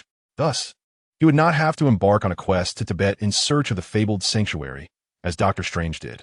Be careful not to destroy the New York Sanctum, Diana quipped, a slight smile gracing her lips. Jean might lose control of her powers, and should she inadvertently demolish the entire sanctum, it would be no small matter. The three sanctums serve to protect the Earth and monitor the multiverse. They also act as a barrier against the Dark Dimension. The Dark Lord Dormammu is unable to invade the Earth solely due to the existence of these sanctums. If any of the sanctums were to be destroyed, the Dark Dimension could descend upon the Earth, potentially leading to its consumption by darkness. This is why Diana urged Li Jie to exercise caution. Rest assured, as long as Jean remains composed, all will be well. Li Jie nodded in agreement. Should this plan fail, he would have no choice but to resort to flying to Tibet. Diana drove swiftly, and soon the trio found themselves before the grand entrance of a New York sanctum. Isn't this a museum? Jean inquired, recognizing the place, yet unaware of its true nature. It was the legendary New York Sanctum. Li Jie chuckled, and took the lead in knocking on the door. Chapter 3:30. The Supreme Sorcerer. The doors of the New York Sanctum creaked open slowly. To Li Jie's surprise, a few individuals were already waiting for them at the entrance, including Baron Mordo, whom they had met previously, along with a portly gentleman. "You've arrived," Baron Mordo greeted. "Were you waiting for us?" Li Esquintet questioning. Baron Mordo offered a slight smile before gesturing to the stout man beside him, saying, "This is Wong." Li Jie nodded, recognizing Wong as the guardian of the library in Kamartaj. Wong smiled and said, "The Supreme Sorcerer is aware of your arrival and has sent me here to greet you." The Supreme Sorcerer, the Ancient One, had instructed him to show respect to Li Jie and his companions. Li Jie glanced at Diana, who slightly shook her head, indicating that she had not conveyed any prior information. Li Jie nodded, surprised to discover that the Supreme Sorcerer possessed some foresight. Jean, momentarily stunned, finally regained her composure upon Li Jie's introduction. "I am Jean Grey," she announced. She had anticipated that this museum, situated in the heart of New York, was actually a sanctuary for sorcerers. Moreover, the officials were completely oblivious to this fact, leaving mutants unaware of the existence of sorcerers. Indeed, neither Jean Grey nor Charles possesses any knowledge of the existence of sorcerers in this world. Even Nick Fury remains oblivious to such beings. This illustrates the profound depth of the sorcerer's concealment. Had it not been for the subsequent emergence of Doctor Strange, the world would likely have continued to regard sorcerers as mere figments of imagination, non-existent in reality. Reflecting on this, Li Jie recalled his fleeting encounter with the Black Queen, who, after all, is adept in the arcane arts and could indeed be considered a sorceress. "Follow me. The Supreme Sorcerer has awaited your arrival for quite some time," Wong said with a smile. Li Jie nodded and, accompanied by the two women, proceeded onward. The title of Supreme Sorcerer holds great significance and honor among the inhabitants of Kamartaj, which is why they refer to the Ancient One as such. The grand doors of the sanctuary closed once more, opening only for visitors or significant events. The Christmas decorations in New York bear a striking resemblance to those in the London sanctuary, with layouts being largely similar. However, the atmosphere feels considerably lighter. As this place is not built upon the grave of the sorcerer Merlin, the group did not linger for at present. The Christmas festivities in New York remain under the dominion of the sorcerers of Kamartaj. It was only after Doctor Strange's arrival that this festive season transformed into his domain. Without hesitation, the five approached a portal. Like that in the London sanctuary, this door, when pushed open, would lead to two other sanctuaries, as well as the legendary Kamartaj. Yet Li Jie understood that this was no mere legend. The legacy of sorcery stretches back through the ages, and the Ancient One is but the latest in a long line of supreme sorcerers, each possessing formidable magical prowess. Curiously observing everything, Jean followed the others inside. "Is this portal stable?" Li Jie inquired. "Rest assured, it has been crafted by the Supreme Sorcerer herself, employing the principles of spatial law," Wong replied confidently, though he too was somewhat unsure. The laws of magic are far from straightforward. The Ancient One utilizes only a minor aspect of it. Li Jie nodded, his understanding of these laws still somewhat limited, associating them vaguely with the concept of the Way of Heaven. The group pushed open the door leading to Kamartaj and stepped inside. Chapter 3:31. The Bald Ancient One in the legendary land of Tibet. Where sorcerers reside, known as Kamartaj, the environment remains primal and classical. Upon hearing the call of her disciple, the Ancient One stood up and approached the portal, using her magical powers to maintain the stability of the space. She felt a twinge of confusion as to how such a potent and uncontrollable force could manifest within the portal. However, she did not dwell on it for long, as shortly thereafter, 5 individuals emerged from the transport. Among them were 2 of her most esteemed disciples, Wong and Mordo, while she recognized only 2 of the remaining 3. Exiled, Li Jie, alongside the formidable Wonder Woman, Diana, has garnered a reputation that even the Ancient One has heard of, even while situated in Kamartaj. Furthermore, during the recent vampire conflict, Li Jie and Diana utilized the portal of the London Temple. The only unfamiliar face among them is the tempestuous red-haired woman, brimming with unstable power. "Didn't you claim it was stable?" Li Jie remarked with a smirk. This comment elicited an exasperated glance from Diana, as if he were intentionally rubbing salt into an open wound. Due to it being Qin's inaugural experience with spatial teleportation, she was exceedingly anxious. The Phoenix Force, uncontrollable in her grasp, nearly obliterated the entire passage. It appears that without the presence of the Supreme Sorcerer, the Ancient One, the five of them might have been lost in the void of space. Wong felt somewhat awkward, yet upon seeing the Ancient One, he bowed his head slightly. "Master," they both exclaimed, as Li Jie and the others turned their attention toward her. Not particularly tall and completely bald, this was the Ancient One. Though seemingly ordinary, the power she harbored was formidable and should not be underestimated. Indeed, she wielded her abilities with remarkable finesse. If she wished to remain unnoticed, one would merely perceive her as an ordinary individual. Bringing Qin to her was, without a doubt, the wisest decision regarding power control. "Supreme Sorcerer, I am Li Jie," he said respectfully. "I am Diana," she added, now adorned in a classical gown, exuding an air of noble grace. Truly, as a princess of the Amazons, Li Jie found her attire far more captivating than her battle garb. The Ancient One smiled gently. "I am aware of your identities. Welcome to Kamar Taj."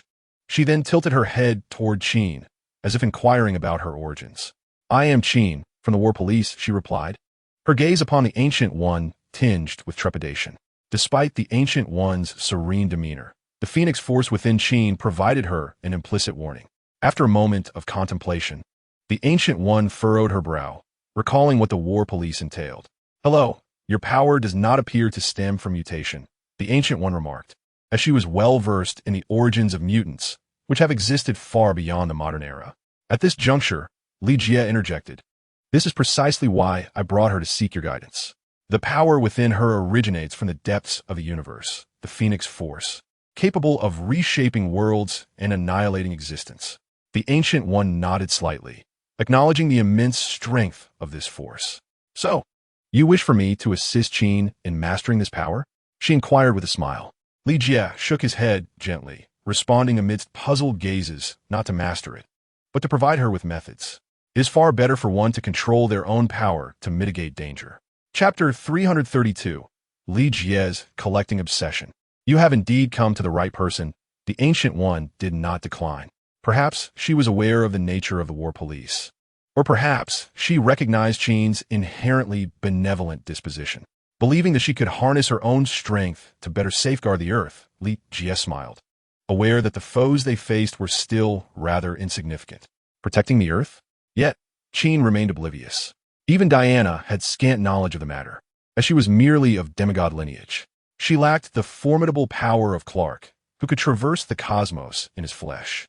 Although the notion of crossing the universe may seem exaggerated, Superman indeed possesses the ability to manifest in the vastness of space through sheer force. Conversely, while Wonder Woman Diana could soar through the skies, she was unable to navigate freely in the cosmic realm. Thus, she was largely unaware of the enemies that lurked in the universe against Earth. If one does not seek knowledge, Superman too would remain uninformed. Aside from the Supreme Sorcerer Ancient One, none of the other superheroes grasped the peril that Earth faced. Li Jie, however, was acutely aware of this, which brought solace to Ancient One. Indeed, Earth is but a mere speck within the multiverse, surrounded by myriad entities capable of effortlessly obliterating it. Ancient One spoke solemnly, pondering the fate that awaited after her departure, having lived long enough already. In Qin, she perceived the potential for such power, a force that could instill awe throughout the multiverse. With numerous adversaries threatening Earth, it was imperative to unite and stand together, Li Jie remarked with a smile. As for whom to ally with, he believed it would be best to form his own team. Neither the Justice League nor the Avengers aligned with his vision.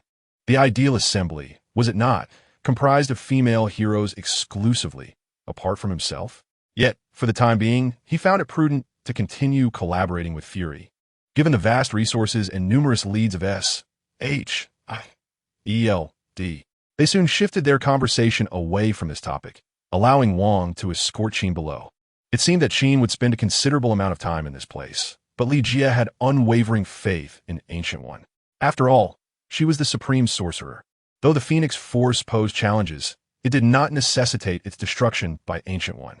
It merely required imparting the means for Qin to master it, simplifying the process significantly. "Go forth. I anticipate the surprises you will bring me," Li Jie said, grasping Qin's hand with a smile. She nodded, then rose on her toes to plant a kiss upon Li Jie's lips. Blushing, she fell silent and hurriedly followed Wang. Watching Qin's youthful demeanor, Li Jie laughed heartily. It was this version of Qin that he cherished more, rather than the earlier infatuation based solely on her beauty, which had merely ignited his collecting obsession. Reflecting on his collecting tendencies, Li Jie came to a realization. While others hoarded various items, be it treasures or extraordinary beings from the cosmos, his collection consisted solely of stunning women. From the moment he laid eyes on Selena, it seemed that none of the women he admired could escape his grasp. With a silent chuckle, Li Jie glanced at Diana beside him. He had ample reasons to take Diana with him, believing that future opportunities for interaction would abound. He looked at Li Jie and said, "I wish to speak with you privately." Diana nodded slightly, and then followed Baron Mordo to tour Camartage. Li Jie and Gu Yi also departed from the location. It seemed Gu Yi had some clandestine matters to discuss. Chapter 333. The Lord of Hell. As Li Jie and Gu Yi walked and conversed, those around them merely nodded in respect before hastily departing. Gu Yi remarked, "Mr. Li Jie, your prowess is exceptional." "You too, Master," Li Jie replied with a slight smile, well aware of Gu Yi's capabilities. Gu Yi continued with measured steps and a grave tone. "During our last battle, I sensed the presence of an interdimensional demon." Li Jie frowned and inquired, "A demon? From the vampire war?" "Indeed," Gu Yi confirmed, "though it is but a minor demon, it has clearly violated our realm." Her voice bore an undertone of menace. The formidable reputation of the Supreme Sorcerer stems from Gu Yi's countless victories over demons, instilling fear among them and deterring their incursions into Earth. The audacity of a demon to appear here, even if only through its essence imparted to others, constitutes a transgression. Li Jie stated, "I know who it is. Leave this matter to me." He had pressing matters to attend to regarding Norman Osborn, for he had devised a plan he was reluctant to let Gu Yi disrupt. If his instincts were correct, Gu Yi would swiftly eliminate this demon, setting an example to deter others across the multiverse. Gu Yi regarded him and nodded slightly, having faith in Li Jie's strength. "Moreover, the Lord of Hell has manifested on Earth. Do you understand why?" Gu Yi continued, as she, being Earth's guardian, found such knowledge to be quite natural. However, the adversary's power was formidable, as the Lord of Hell is a significant force. Though there are multiple hell dimensions, each lord within these realms is a powerful entity. Hence, Gu Yi was reluctant to confront this being herself, believing Odin should be the one to address this issue. "Perhaps," Li Jie mused, furrowing his brow. Gu Yi likely referred to Mephisto, the deceiver. With a soft sigh, Gu Yi lamented, "Earth is becoming increasingly perilous. I cannot predict when I might no longer be here." As she uttered these words, an aura of despair emanated from her. Though her lifespan had not yet reached its conclusion, she seemed weary of existence. Perhaps she had become acutely aware of her actions, leading to such a despondent mindset. "That is why I aspire to cultivate strong protectors for Earth. Yet, alas, my disciples." Gu Yi shook her head, expressing her disillusionment. Among the sorcerers of Camartage, few were capable of standing out, leaving her devoid of confidence that the next Supreme Sorcerer could safeguard the planet. This uncertainty was the very reason she clung to life. There simply were no worthy successors. "You can live for a long time, as long as you desire," Li Jie remarked thoughtfully. "The power of the Supreme Sorcerer is formidable. With such an entity in existence, the Earth's protective strength is significantly enhanced." Ancient One smiled gently, shaking her head as she replied, "I have lived long enough. I have even forgotten how long it has been. Centuries, perhaps. I have lost track of my true name, and I fear that soon I shall lose myself entirely." Li Jie gazed at her and said, "In your current state, you would inevitably become lost, even without taking any action. Your turmoil merely stems from the source of your power. Many sorcerers I have encountered draw energy from the dark dimension. As long as one can master it, that energy becomes one's own, unaffected by allegiance. Power is lifeless, but humans are alive, as long as one remains true to oneself, no matter the source of power. One shall not become lost." Chapter 334. Preparing to depart. The Ancient One had existed for an extensive period, rumored to be a Tibetan maiden. Yet, after ascending to the status of Supreme Sorcerer, her ability to draw energy from the dark dimension rendered her lifespan seemingly infinite. Much like those demonic beings, she was not immortal, but her life was protracted. Consequently, she had forgotten her own name burying the secret of her longevity deep within her heart. Even sorcerers cannot live for centuries. They, like mortals, have a finite lifespan. Although ailments may be rare among them, they cannot bestow eternal life. Thus, the longevity of Supreme Sorcerer Ancient One remained a mystery to others. Many sorcerers speculated in hushed tones, puzzled over what allowed her to endure for centuries. When the Ancient One heard Li Jie's words, she was taken aback. You know? She inquired in astonishment. Her aura was expertly concealed, rendering it imperceptible to others that she had absorbed power from the dark dimension. Otherwise, the sorcerers who spent their days in her company would have long since uncovered her secret.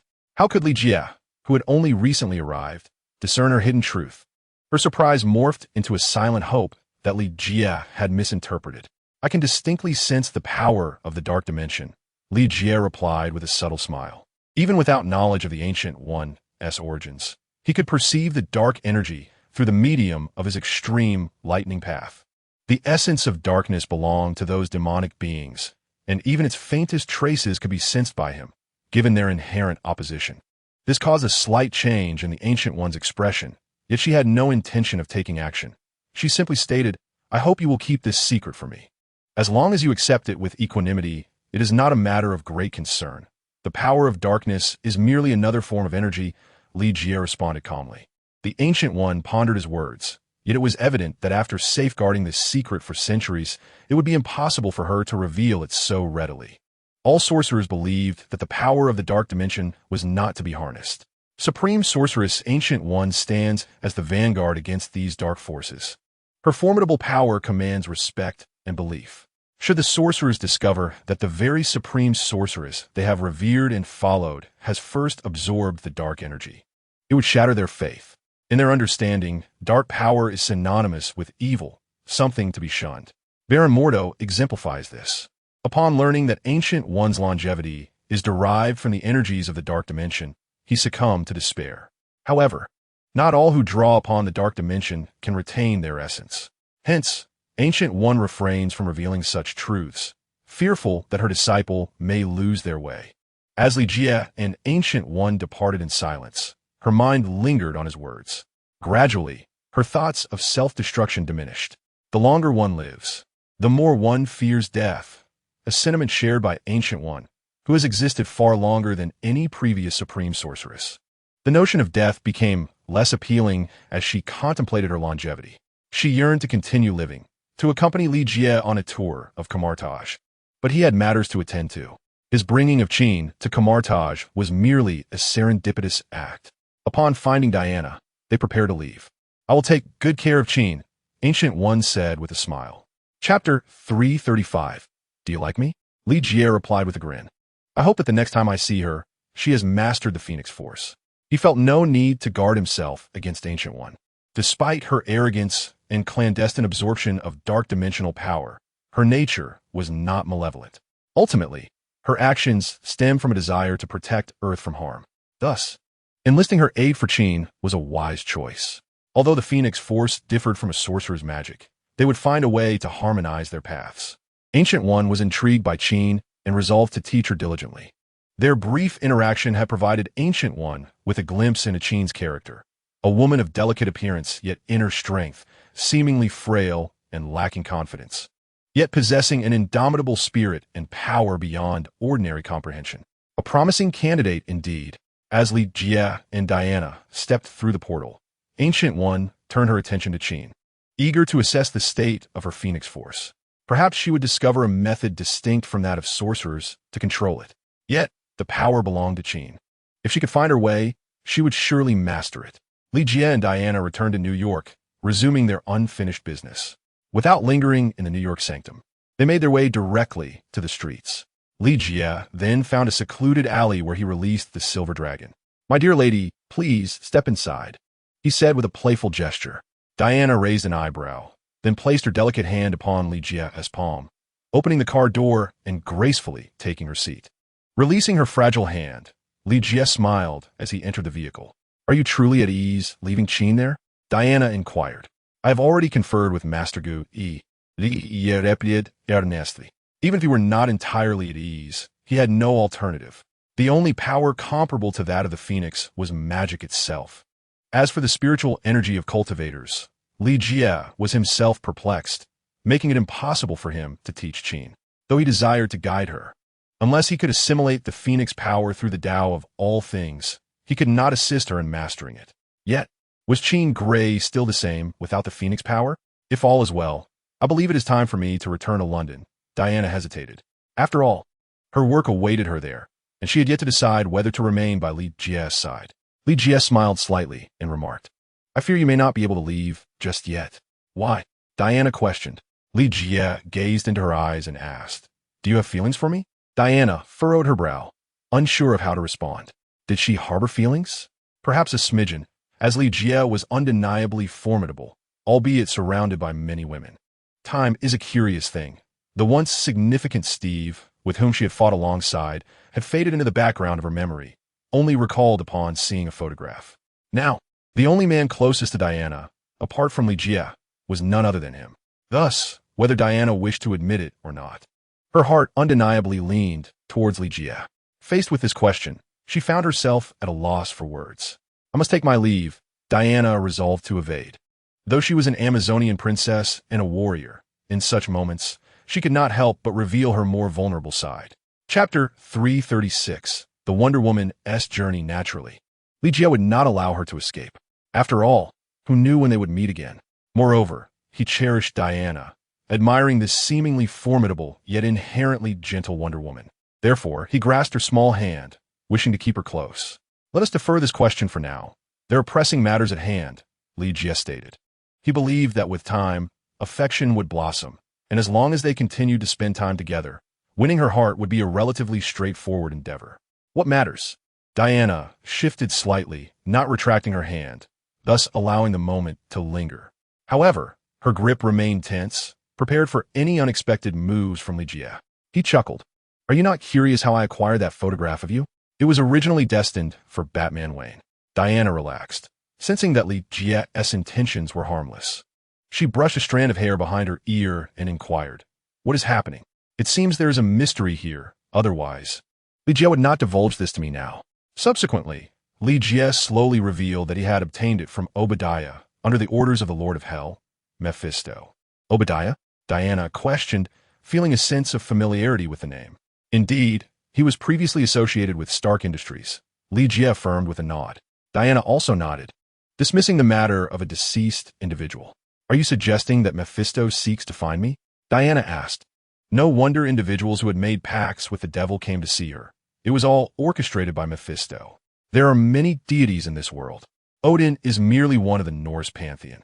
Diana, on the other hand, belongs to the Greek pantheon. As for Mephisto, he is also rooted in Norse mythology, which is why, to him, Diana, the extraordinary warrior from the Greek lineage, would be considered an alien deity. Moreover, this world encompasses more than just these two pantheons. Li Jie was unsure of the exact number, but to him, so-called gods were merely individuals with greater power. For cultivators, whether divine or mortal, they could easily crush anything. In the ancient times of the cultivators, many claimed to be gods, yet none could rival them. Thus, Li Jie held no reverence for these so-called gods. Even if God were to arrive, his stance would remain unchanged. Therefore, Li Jie had no reason for fear, calmly stating, Indeed, to me, you are an alien deity. My understanding is limited to Odin and his kind. He did not elaborate on why this was the case, as it was a fusion of two worlds. Although their memories did not reveal the origins of each other, deep within, they were unaware of one another's existence. Hence, Mephisto desired to meet Diana, but she was not inclined to oblige. As for Mephisto's intentions, Li Jie was uncertain. However, for a devil, what more could there be than transactions? Now that Mephisto's power has manifested in New Mexico, I intend to investigate, Li Jie stated with a smile. Beautiful lady, will you accompany me? Seeing Li Jie firmly grasping her hand, Diana could only respond with a cold snort. Then let us go and see. Chapter 337. In search of Thor's hammer, Li Jie chuckled. He was not going to meet Mephisto. Perhaps he had already slipped away. His true destination was Thor's hammer. He merely used this pretense to lure Diana along. After all, they were both in New Mexico, where Diana would undoubtedly sense the aura of hell, though whether she would encounter Mephisto remained uncertain. Li Jie activated the Silver Dragon, wasting no further time. Should Thor, the god of thunder, have already descended and found himself in New York, pursuing romantic escapades, it would be quite unfortunate if he missed this opportunity. The Silver Dragon, swift in its flight, arrived first at the headquarters of S.H.L.D. Nick Fury, not entirely at ease with the thought of him venturing alone, insisted that Melinda accompany him. This arrangement, ostensibly for protection, could just as easily be interpreted as surveillance. Of course, the true nature of their roles was understood by both Fury and Melinda. It had been Li Jie who proactively suggested his participation. Thus he had little choice but to acquiesce to Fury's stipulations. Li Jie refrained from entering the premises, opting instead to call Melinda outside. Before long, she emerged, exuding an air of cool confidence. In truth, she felt a profound sense of frustration and discontent. Li Jie had long ago promised her power, yet inexplicably, she had not divulged this matter to Fury. This left Melinda perplexed. Was she disloyal to Fury? Certainly not. She was among his most trusted agents. In S.H.I.E.L.D. Even Coulson may not have garnered the same level of trust from Fury as she did. Otherwise, Fury would not have entrusted her to accompany Li Jie to New Mexico. Her loyalty to Fury was unwavering, as expected of any agent. Yet, she had concealed this matter, driven by her desire for power. She could not fathom why Li Jie possessed such a unique allure. Fortunately, she now had the chance to spend time with him, as high-ranking agents rarely had the opportunity to engage with him outside of missions. Otherwise, their interactions might be misconstrued by others, which is a constant reality for agents, often beyond their control. However, upon Melinda's descent, she noticed another woman aboard the Silver Dragon. This sparked a flicker of annoyance within her, for they were on a mission, not a leisurely outing. Yet, when she beheld Wonder Woman, Diana, within the vehicle, her irritation waned. Melinda was well aware of Diana's formidable abilities. After all, she was a demigod, vastly superior to any mere mortal. Even Captain America would find himself outmatched in her presence. Melinda's frustration deepened, particularly given that the Silver Dragon accommodated only 2 seats. "Hey, why the long face?" Melinda replied, her expression cold. "How am I supposed to sit? On the trunk?" Li Jie glanced back at the Silver Dragon and responded with a smile. "This is merely one form it takes. After Tony repaired it last time, the Silver Dragon is no longer limited to just 2 seats. With that, he pressed a red button, and with a mechanical whir, 2 additional seats materialized in the rear of the vehicle. Having only 2 seats was indeed insufficient. Now, with 4 seats, it was ample for a family outing. Melinda said nothing more and promptly opened the door to take her seat. "No need to see Fury again. Let us proceed directly," she stated. "Have you prepared the aircraft?" Li Jie chuckled, stating that a flying vehicle was unnecessary. Despite the considerable distance separating New York from New Mexico, he resolved to pilot the Silver Dragon there. Chapter 338, The Power from Hell. He had yet to witness the true speed of the Silver Dragon, especially since it had been modified by Tony Stark. Powered by a nuclear reactor, its velocity would undoubtedly see significant enhancement. Moreover, the Silver Dragon's striking appearance attracted a crowd at the entrance of S.H.I.E.L.D. as onlookers gathered to catch a glimpse, causing the agents to feel an unwarranted sense of anxiety, fearing that their headquarters had been compromised. Now, Li Jie boldly deployed the jet function, transforming the Silver Dragon into a jet-powered automobile, which lifted off the ground and elicited gasps from the crowd. Although the technology in this world was highly advanced, with the existence of super serums and Iron Men, such modifications remained a rarity. However, after their moment of fascination, the spectators dispersed, merely satisfied with a fleeting glance. With Iron Man's presence, a modified car seemed trivial, leaving Li Jie unconcerned about potential traffic. Even in the event of congestion, the Silver Dragon could simply soar above the throngs. It was noteworthy that the Silver Dragon could fly at an altitude exceeding 10 meters. While not comparable to an aircraft, it was still significantly superior to other vehicles. Furthermore, its speed was remarkable. Li Jie felt it approached the threshold of sound. Although it could not match the velocity of an aircraft, the difference was negligible, and the pressure was far less than that experienced at higher altitudes. As they journeyed seamlessly, time slipped away until they finally crossed into New Mexico. Li Jie and Diana engaged in light conversation, ensuring that Melinda was not neglected. For she was originally meant to accompany him, with Diana joining the expedition later. The moon shone beautifully in the night sky, and Diana smiled as she gazed upward. Tonight was a full moon, and in another realm, Li Jie might have pondered the existence of werewolves. Yet, in this world, regardless of the moon's distance, if werewolves existed, they would merely be victims. Moreover, werewolves and vampires shared a common origin. Advanced vampires could even transform into werewolves. Melinda also glanced up and remarked, "We have entered New Mexico. We should hurry to find Coulson." Li Jie did not respond directly, but inquired, "What have you considered? Once you agree, we must establish a contract." "A contract?" Both Melinda and Diana questioned. "Indeed. It is essential to ensure that you will not act against me," Li Jie replied calmly. He could bestow power upon Melinda, yet if she were to turn against him, it would be an exercise in futility. Thus, he sought to forge a pact that would guarantee her loyalty. Although he had no desire to control her, Li Jie understood that S.H.I.D. would ultimately meet its demise. In passing, gathering a few individuals should not be excessive, right? Li Jie has already made a decision. He too shall establish an organization. Merely relying on the Avengers, and perhaps an additional Justice League, does little to resolve the crises facing the Earth. Thus, Li Jie resolved to take matters into his own hands. Melinda clenched her teeth and affirmed, "I agree." Li Jie smiled slightly, for he was not surprised by her response. Melinda had already witnessed his formidable power. At that moment, Diana furrowed her brow and remarked, "I sense the presence of dark magic. This emanates from a force of hell." Li Jie cast a glance at the rearview mirror as he spoke. Chapter 339, Ghost Rider. Johnny Blaze. Li Jie's words sent a chill through Melinda. She instinctively wrapped herself tighter. It was nighttime, and though the weather was fair, the temperature had dropped significantly. Coupled with Li Jie's mention of hellish power, a sense of fear began to take hold of her. She was unafraid of battle, yet the thought of such supernatural forces filled her with trepidation. Moreover, if what Li Jie said was true about hell, did such a place truly exist? In the past, Melinda would have dismissed such notions, yet after experiencing numerous wonders, she found herself compelled to believe. Even the legendary hammer of Thor had manifested.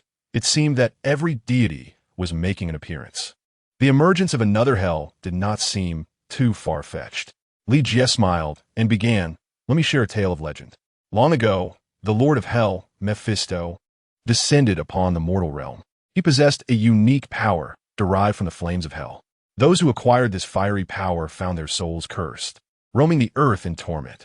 Clearing his throat, he noticed both women were raptly focused on him.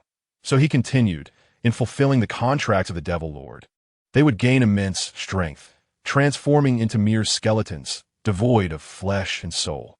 They are known as Ghost Riders." Melinda raised an eyebrow and inquired, "Ghost Riders?" "Indeed, and the most fascinating aspect of the legend is that sometimes it is indeed true." "What do you mean?" Both Diana and Melinda asked in confusion. As if in response to their queries, the distinct sound of a motorcycle echoed in the distance. They instinctively turned to look, and to their astonishment, a uniquely designed motorcycle, wreathed in flames, approached them. Where the motorcycle had passed, traces of fire were left upon the ground. Looking up, they beheld a figure clad entirely in black, with only a skull for a head, engulfed in flames. Reflecting on Li Jie's previous words, it became evident. Was this not the Ghost Rider? Melinda gasped in disbelief. "Indeed, the Ghost Rider, Johnny Blaze," Li Jie said, narrowing his eyes. The silver dragon was swift, yet the Ghost Rider's motorcycle was equally fast, seemingly gaining ground. Johnny, a rather ordinary name, once thrived as a motorcycle stunt performer. However, when his father fell gravely ill, he found himself compelled to strike a Faustian bargain with the demon Mephisto. The infernal being promised to heal his father, a prospect that filled Johnny with joy and prompted him to elope with his beloved. Yet, while Mephisto honored the agreement, he cunningly manipulated the terms. He indeed restored Johnny's father to health, but with a cruel twist, he ended the man's life himself. Thus, through this ill-fated transaction, Johnny was transformed into the Ghost Rider, bound to Mephisto's will, compelled to carry out his nefarious tasks. As the Ghost Rider, a soul sold to the devil, he appeared devoid of any resistance. On a fateful mission, he encountered Li Jie and his companions. The Ghost Rider, a demon walking among mortals, sought to punish wicked souls, believing inherently in the malevolence of humanity. As he laid eyes upon Li Jie and his friends, he sensed sin within them, leading him to approach with the intent of eliciting their repentance, forcing them to confront their own transgressions and face the consequences thereof. Chapter 340. The power of the Ghost Rider. The Ghost Rider would not relent until all were vanquished. Naturally, the outcome of the confrontation hinged on Li Jie's words, determining who would emerge victorious. Li Jie instructed Friday to seize control, executing a deft drift to bring the silver dragon to a halt. He leapt from a vehicle, turning to Diana and declaring, "Allow me to handle this." Diana, already brimming with anticipation, though lacking the combative spirit typical of the Amazonian lineage, was nonetheless eager to engage the Ghost Rider. With a nod, she cautioned, "Be careful. He bears the scent of the devil. He is a Mephisto, the very demon in pursuit of you." Li Jie chuckled, acknowledging her words. Yet, they remained unaware of the true reason behind Mephisto's interest in her. Maintaining a prudent distance from the silver dragon, Li Jie sought to prevent any further damage. After a moment's contemplation, he called out to Diana, "Please ensure the silver dragon's safety." "Rest assured," she replied with a smile, producing her Amazonian shield from seemingly nowhere.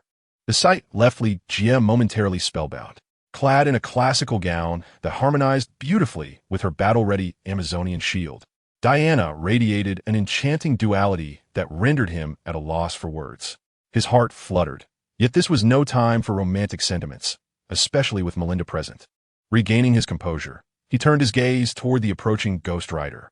The skeletal figure of the Ghost Rider cloaked his body beneath tattered garments, leaving only his skull exposed, from which fiery eyes blazed forth.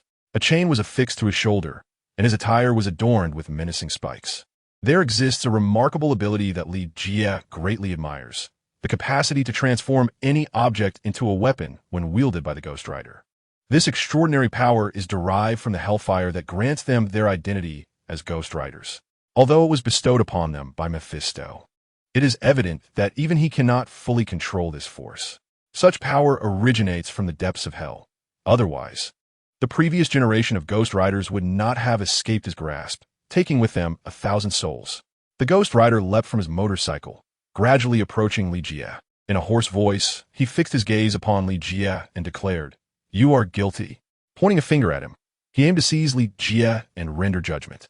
Li Jie, with a cold smirk, retorted, "I do not consider myself guilty. You should simply leave." With that, he crackled with electric energy and delivered a powerful punch toward the Ghost Rider. With a resounding impact, the Ghost Rider was sent flying. Yet, astonishingly, he rose unscathed from the ground. Li Jie's punch possessed considerable strength, comparable to that of a Kryptonian. Even if it did not quite match, the difference was negligible. Had it struck anyone else, it would have undoubtedly shattered their bones. However, the Ghost Rider, seemingly impervious, stood up again, demonstrating his formidable resilience. "The hellfire is indeed a precious gift. You are guilty," the Ghost Rider shouted again, as he removed the chains from his shoulders and swung them menacingly towards Li Jie. Intrigued by this encounter, Li Jie engaged him in combat, eager to ascertain the true extent of the Ghost Rider's prowess. Chapter 341. The solution. With a swift kick to the Ghost Rider's skull, he was once more sent flying, his head crushed in the process. This sight elicited a gasp from Melinda, who observed from a distance. Although the Ghost Rider was reduced to a mere skeleton, the shattering of his bony form was still a striking spectacle. Both Diana and Melinda had unwavering faith in Li Jie's strength, thus remaining unperturbed as they watched. Diana's only concern was ensuring the wildly flailing chains did not strike Silver Dragon. Before long, flames ignited once again upon the Ghost Rider's form. Remarkably, his skeletal head began to heal autonomously. Indestructible, Li Jie had lost count of how many times he had shattered the Ghost Rider's body, yet with the aid of hellfire, it swiftly restored itself. This was akin to possessing a cheat code. Li Jie felt a growing frustration. Notably, the Ghost Rider lacked a soul. Johnny Blaze, having forged a pact with the devil Mephisto, had already sold his soul, leaving him devoid of it. Thus, Li Jie's extreme soul path proved ineffective against him. For the first time, the extreme soul path had lost its potency. As the formidable Ghost Rider, Johnny Blaze is but an empty vessel. Although he exists, his soul is absent. It is known that the Extreme Soul Path is a spell capable of overcoming even the likes of Phoenix's Jean Grey. Upon witnessing the indestructible Ghost Rider, even when his body was dismantled to no avail, Li Jie felt a surge of genuine fury. No longer holding back, he began to channel the mystical energy within him. The sky abruptly transformed.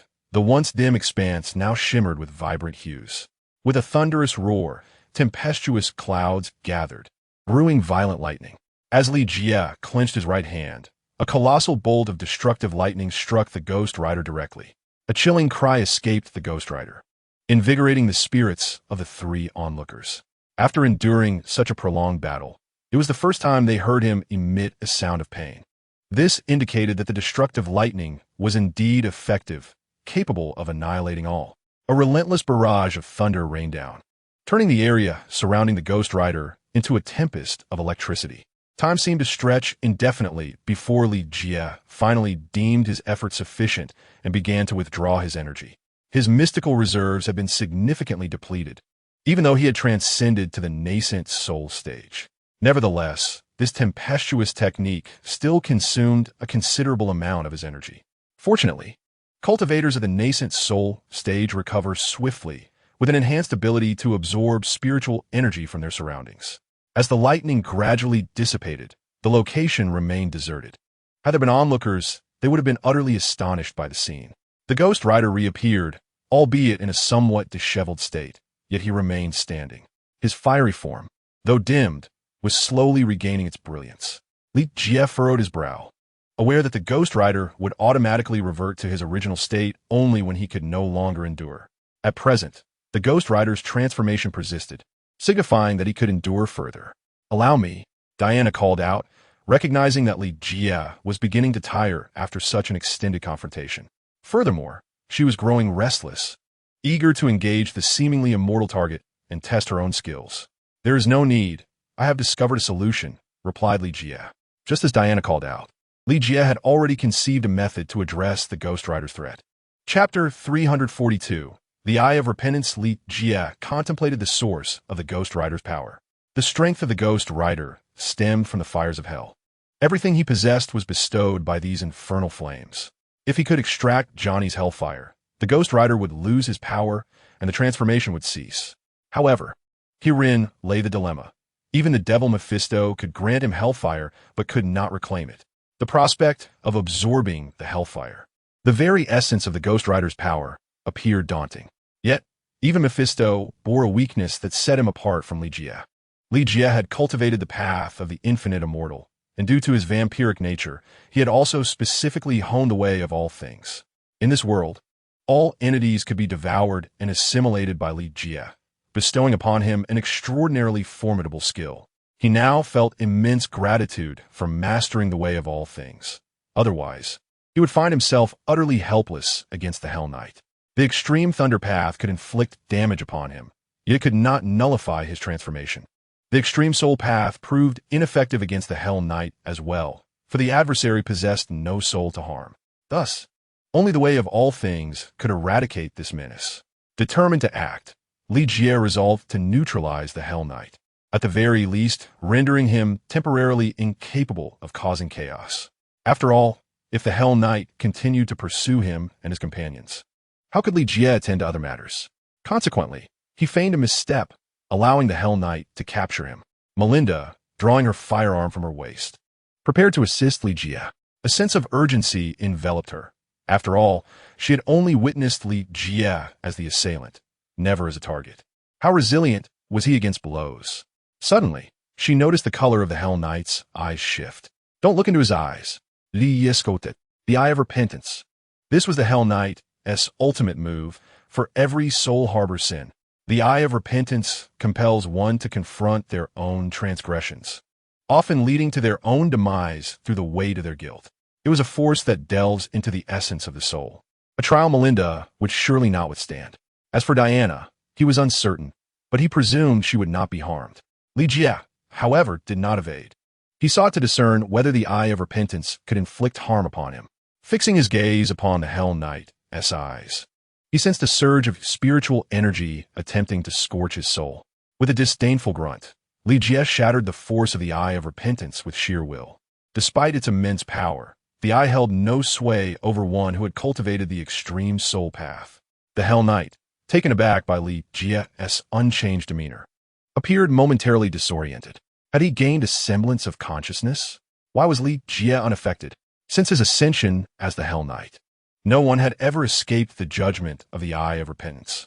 As he grappled with his confusion, Li Jie unleashed the Way of All Things. Though it bore the name of All Things, it was a force that consumed the very essence of the world for his own utilization. Li Jie was uncertain whether the abilities he absorbed would transform into spiritual energy, augmenting his strength. Yet he was certain that consumption was the right course of action. This way was originally intended for devouring cultivators, but the circumstances of this world were markedly different. Li Jie felt his power surging, intertwined with the essence of hellfire. He realized his body possessed a saturation point, limiting his capacity for infinite consumption. However, this saturation was notably high, and as his physique improved, so too would his capacity for absorption. Yet, the strength bestowed upon him by the vampire had reached its limit. He would need to explore alternative methods. Chapter 343. Absorbing the hellfire, the Ghost Rider felt his power gradually waning, the flames enveloping him slowly dissipating. The might of the hellfire, through Li Jie's hand, was steadily merging into his own being. What manner of power is this? Blaze Johnny had already returned to his normal state after the transformation of the Ghost Rider. Now, he looked upon Li Jie with a sickly visage. Terror etched across his features. He had never encountered such a formidable presence as Li Jie. It was one thing to be unable to defeat him, but another to feel the sheer dread emanating from him. The Ghost Rider's ultimate move, the Eye of Penitence, proved ineffective against Li Jie, as if he possessed no soul at all. Of course, it was not that he lacked a soul. Rather, his soul's power was far too potent for the Ghost Rider to perturb. Moreover, Li Jie did not perceive himself as guilty. A smile graced Li Jie's face as he spoke. The power of God. God? Johnny murmured, only to be unceremoniously cast aside by Li Jie. Johnny was indeed a pitiable figure, yet Li Jie felt no compassion for him. As the saying goes, those who evoke pity often possess traits that are deserving of disdain. Li Jie sensed the hellfire surging within him, vibrant and unyielding. However, he was not yet capable of wielding it. He had merely absorbed it into his body. Mastery over it would require the cultivation of the Tao of all things, allowing him to seamlessly integrate the power of hellfire. Yet, Li Jie had no desire to transform into the ghastly visage of the Ghost Rider. Thus, he aimed to eradicate all its undesirable aspects through the Tao of all things. The skeletal appearance may seem impressive to others, but Li Jie would not allow himself to assume such a form. It was simply too abysmal. What he esteemed in the Ghost Rider's abilities was the capacity of the hellfire to transmute objects into weapons. Imagine if he could transform the silver dragon into the Ghost Rider's hellish chariot, ablaze yet impervious to destruction. How magnificent that would be. This was Li Jie's ultimate aspiration. Thus he dismissed Johnny and cast him aside. As the Ghost Rider vanished, his motorcycle reverted to its original state, merely an old bike, hardly worthy of mention in contemporary times. The hellfire within Johnny had not been entirely absorbed by Li Jie. When he attempted to consume the last vestiges, he found himself unable to do so. Consequently, Johnny remained weak but had not lost the hellfire. It would gradually rejuvenate, and inevitably, he would revert to the Ghost Rider. It was as if he were ensnared by an inescapable fate, with the hellfire eternally residing within him. Yet, it was also true that Mephisto could not extract his power, making it unsurprising that Li Jie could not absorb it completely. Li Jie approached, ignoring the lifeless Johnny. With a flick of his hand, he conjured a swirling emerald flame. Hellfire! Oh! Diana gasped, her eyes sparkling with delight as she regarded the flames in Li Jie's grasp. Is it beautiful? Li Jie inquired. Diana nodded. Indeed, it is beautiful. By the way, you won't transform into that form he just had, will you? It is unlikely. I certainly do not wish to transform into such a ghastly figure, Li Jie remarked with a chuckle. Should I become that way, it would signify my metamorphosis into a Ghost Rider.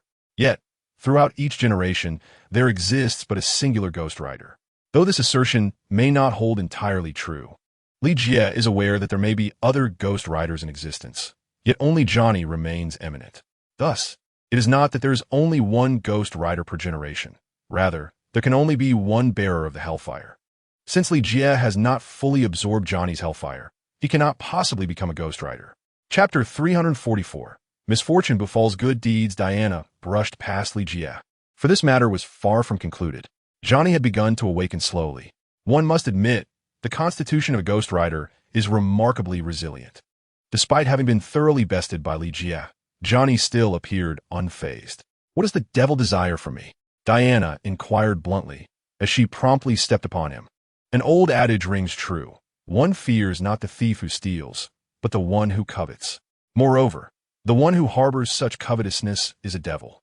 Thus, Diana felt a surge of irritation, yearning to deliver a sound thrashing to the demon that fixated on her. Consequently, she cast aside any semblance of a ladylike demeanor and stepped directly upon him. Johnny, momentarily bewildered, had no inkling why the devil sought Diana. He was merely existing in a state dictated by the Ghost Rider, devoid of any thoughts of his own.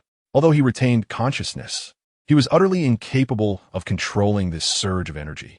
Thus, upon encountering the embodiment of sin, he charged forth without hesitation. Particularly, the sin fire emanating from Li Jie was potent enough to eclipse his own hellfire. Witnessing Johnny's perplexed expression, Diana felt her frustration mounting. However, before she could utter another word, a fierce wind began to swirl around them. A sense of impending danger gripped Diana's heart as she perceived an unprecedented intensity of hellish energy. Li Jie stood resolute before the silver dragon, raising his voice to call out, "Come forth, Mephisto. Do you believe your petty tricks can instill fear in anyone, Mephisto?" Melinda had long since accepted the existence of such entities, as the emergence of the Ghost Rider had already shattered her worldview. Now, with Li Jie invoking the name of Mephisto, the devil of myth, she found herself incredulous. Could such a figure truly materialize?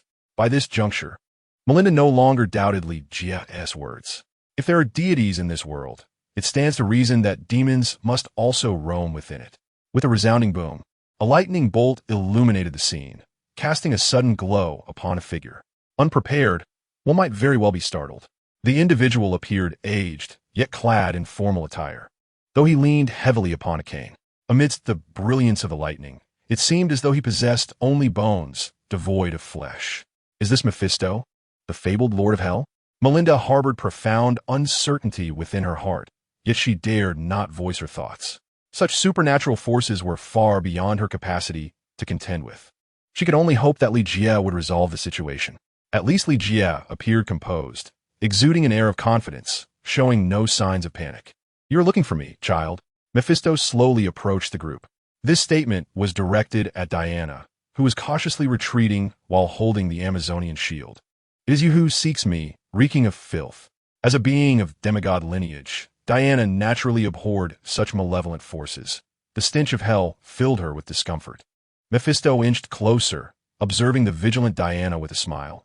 "Fear not, for devils are not demons. We never initiate conflict." Li Jie echoed this sentiment. Indeed, devils merely engage in transactions with mortals, often leading to dire consequences. The toll could be severe, as evidenced by Johnny's plight.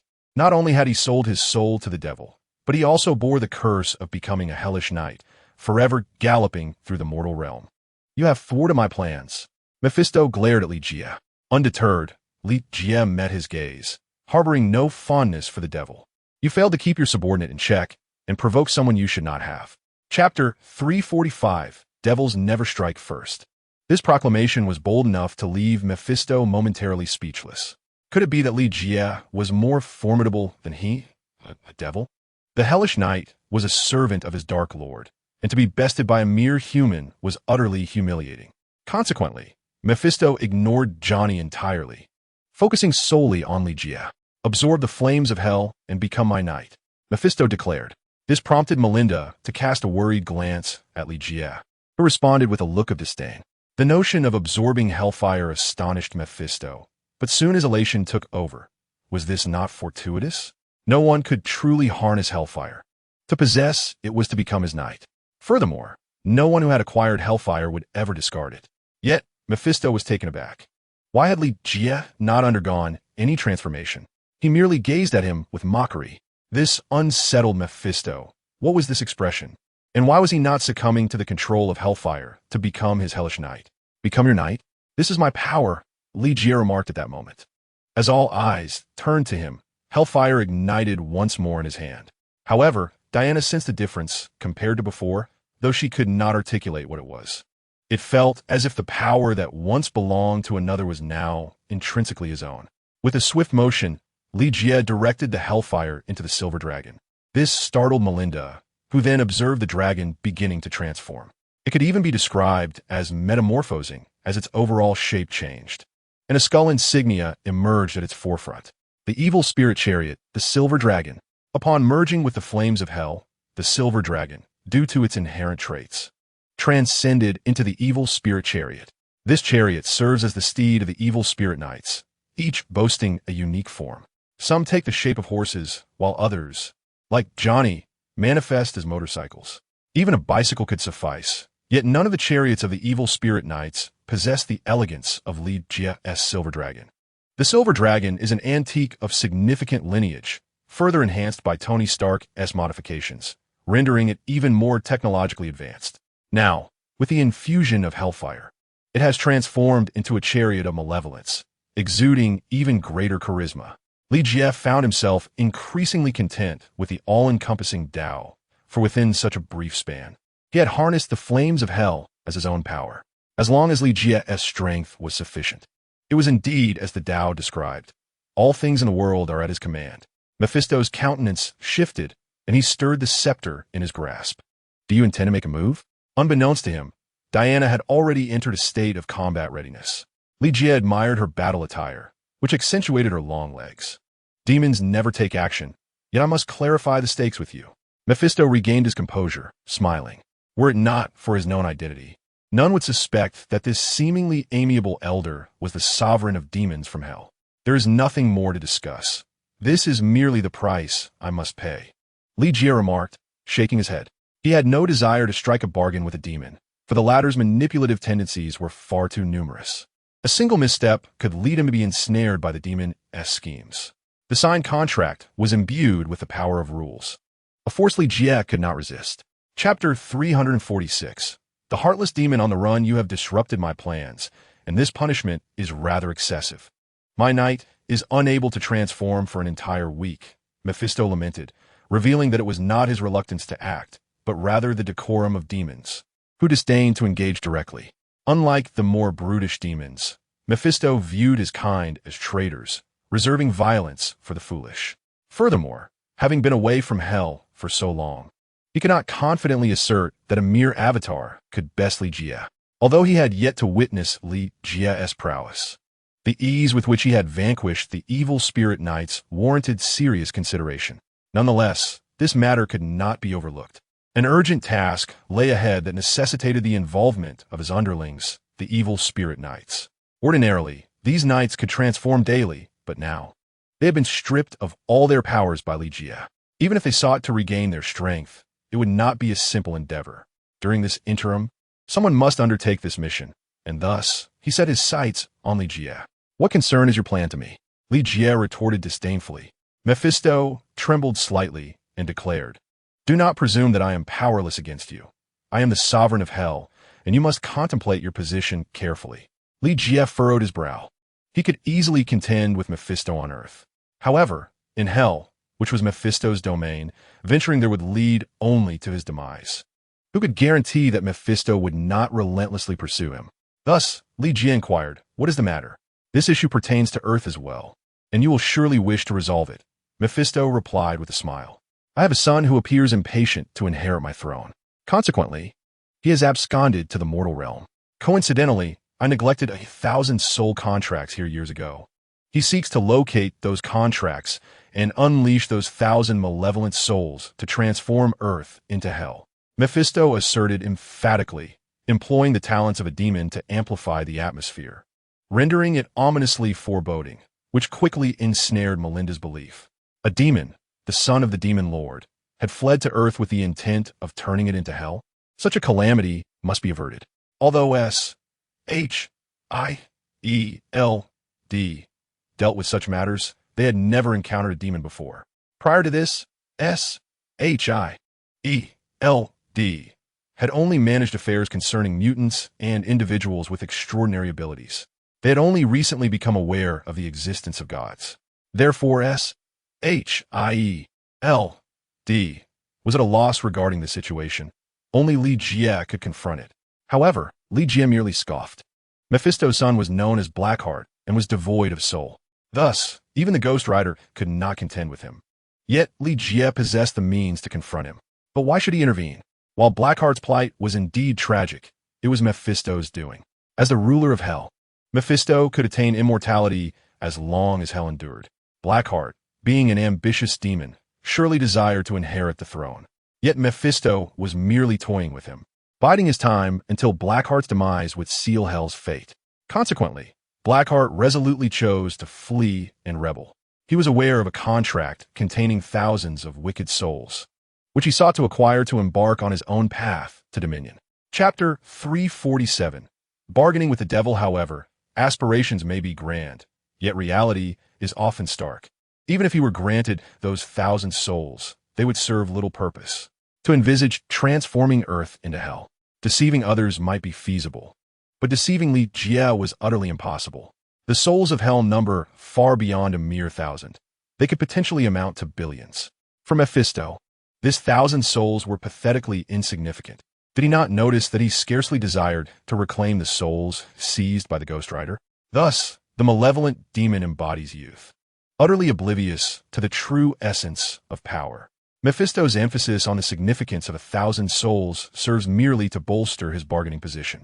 Yet, Li Jie remains unconvinced. As the sovereign of hell, acquiring 1,000 souls is but a trivial endeavor. Hence, what relevance does this hold for me? A smirk of derision graces Li Jie's face. I am neither a deity nor a savior. Considering the presence of Melinda and Diana, Li Jie refrains from uttering more extreme remarks. Undoubtedly, whatever he articulates at this juncture is merely to engage in discourse with Mephisto. He comprehends that he has now become embroiled in the paternal game among the lords of hell. If I were God, you would likely be the first to suffer misfortune. The Almighty would never permit the lords of hell to tread upon the earthly realm, even for a mere respite. It is noteworthy that the dimensions of hell are manifold, and Mephisto is but one of its many lords, with others such as the fallen angel Lucifer. Therefore, the Almighty shall not allow the demons of hell to wreak havoc upon the mortal realm. Mephisto chuckles coldly and proclaims, "Thus, I propose a transaction with you." What is the devil's forte? It lies in beguiling the heart and enticing the deepest desires of mankind, coupled with engaging in deals, only to betray in the shadows. However, devils are also the staunchest adherents of contracts. Once a pact is forged, they will adhere to it scrupulously. A transaction with you? Li Jie grimaces, though internally he feels a stir of intrigue. Should he establish a contract favorable to himself, he need not fear Mephisto. Moreover, with Diana being a demigod, she is perfectly positioned to govern him. Indeed, provided we enter into a contract, I shall consider this matter settled. Mephisto grins. Li Jie retorts with a cold laugh. I have no desire to barter with the devil. Mephisto instantly discerns the underlying implication. Disinterest does not equate to impossibility. It merely depends on the price to be paid. As long as you assist me in reclaiming that 1,000 souls and eliminate the malevolent demon, you may claim whatever reward you desire. Mephisto entices with a voice laced with temptation. Any price? Li Jie inquires, contemplating the implications of his words. The 1,000 souls are of little consequence. The paramount issue is to eradicate the malevolent demon. Li Jie suspects this demon is a mere scrap picked from the refuse by Mephisto. Otherwise, why would he wish to eliminate him so fervently? Even a tiger does not consume its offspring. Such is the nature of devils. Nevertheless, Li Jie has resolved to acquiesce. While devils may indulge in petty schemes, they possess their share of valuable offerings. Very well, when the need arises, I shall demand a soul. Li Jie states coldly. Once a person perishes, their soul invariably descends into hell, wherein Mephisto reigns over them. I cannot guarantee that the soul you seek resides within my dominion.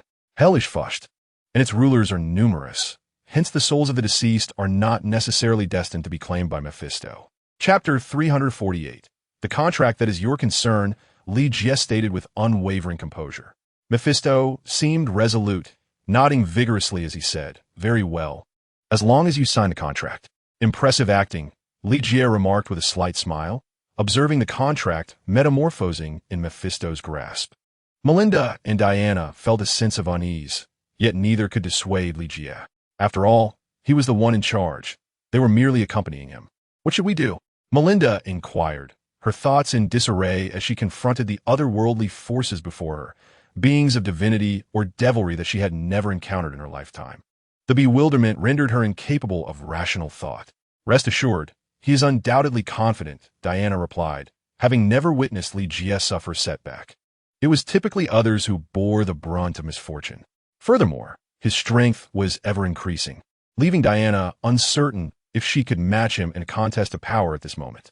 Li Jie extended his hand, seemingly intent on seizing the contract. Mephisto smiled faintly, preparing to hand it over, only for Li Jie to retract his hand just in time, nearly allowing the contract to tumble to the ground. What is the matter? Mephisto asked darkly. While demons may often refrain from direct confrontation, it does not imply they lack the strength to defend themselves against Li Jie's whims. Even with a demigod like Wonder Woman nearby, he remained unfazed. He was, after all, the sovereign of hell, a figure as renowned as Lucifer himself. You ought to ensure that you are not playing tricks, Li Jie smiled. Although demons may formally engage in contracts, they are prone to employing underhanded tactics, as Johnny had discovered the hard way. Thus, Li Jie felt compelled to caution him against deceit. Finding no opportunity to ensnare Li Jie, Mephisto clenched his teeth and adjusted the contract before finally handing it over. I hope you have not been duplicitous.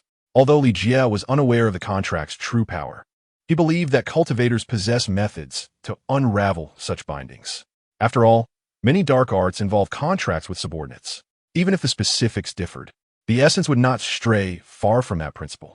Upon receiving the contract and perusing its contents, he found no deceit. The terms merely stipulated that he would assist Mephisto in reclaiming 1,000 souls and eliminating the malevolent demon, in return for a single soul that had fallen into hell. In essence, this meant that should Li Jie wish to spare a life, that individual could not perish, regardless of their own desires. While demons cannot resurrect the dead, they possess the ability to refuse acceptance of souls. Thus, when the time came, the soul would belong to Li Jie, granting him dominion over all, despite the seeming disadvantage. Was this truly characteristic of Li Jie? With resolute determination, he boldly inscribed his name upon the contract. May you fulfill this swiftly. My son has already ventured to Earth. Mephisto chuckled ominously. He himself was oblivious to the whereabouts of the 1,000 souls, let alone the malevolent demon. All he knew was that those 1,000 souls resided within a singular individual, the elder malevolent knight, who had ultimately liberated himself from Mephisto's grasp. Transforming into a wisp of black smoke, Mephisto vanished entirely. Moreover, he imposed upon Li Jie a deadline. He must locate the 1,000 souls within 7 days. Failing to do so would render the contract's power ineffective, and he firmly believed that such an outcome would be far from advantageous. The nullification of the contract's power would signify that neither party would reap benefits, and it would result in punitive measures directed at Li Jie, for it was he who had breached the agreement. Chapter 349. Thor's earthly girlfriend as he gazed at the vanishing figure of Mephisto. Li Jie paid little mind to the malevolent knight beside him. Their paths were not adversarial. Thus he harbored no intent of malice against Johnny. Diana regarded Li Jie, astonished that matters had resolved in such a manner. How could you enter into a contract with him? She questioned, for she held no fondness for demons. Mephisto had once cast his eye upon her, and though the exact nature of his intentions remained unclear, it had instilled in her a wariness of the devil. The dichotomy of demons and deities was inherently adversarial. In the celestial realm, Diana could amplify her powers, yet in the depths of hell, her strength would wane. This natural enmity rendered her averse to Mephisto. The contract is equitable. There is nothing amiss, Li Jie replied with a smile. Once a soul departs, it must descend to hell. How can you make such demands? Diana inquired, perplexed. For a soul, descending to hell may indeed be the most favorable choice. For heaven is a realm reserved solely for angels after their demise. Every individual harbors sin, making it impossible for anyone to ascend to paradise, not even a priest. What if it were you who perished? Thus, I wish to prevent the demise of those dear to me. Li Jie spoke with deep emotion. He then boarded the silver dragon, leaving Diana standing in contemplation for considerable time before she sighed and followed suit. Powered by a nuclear reactor, the Silver Dragon roared to life once more with a clear objective in mind, to first seek out Thor's hammer. After all, the contractual time frame spanned 7 days. There was no urgency. As for Thor, it remained uncertain when Odin had cast him down. Perhaps he was already on Earth, and thusly Jie felt compelled to reach him first. He was acutely aware of the location of the Thousand Souls, and he had no intention of yielding to Mephisto. Although breaching the contract was not an option, alternative solutions existed.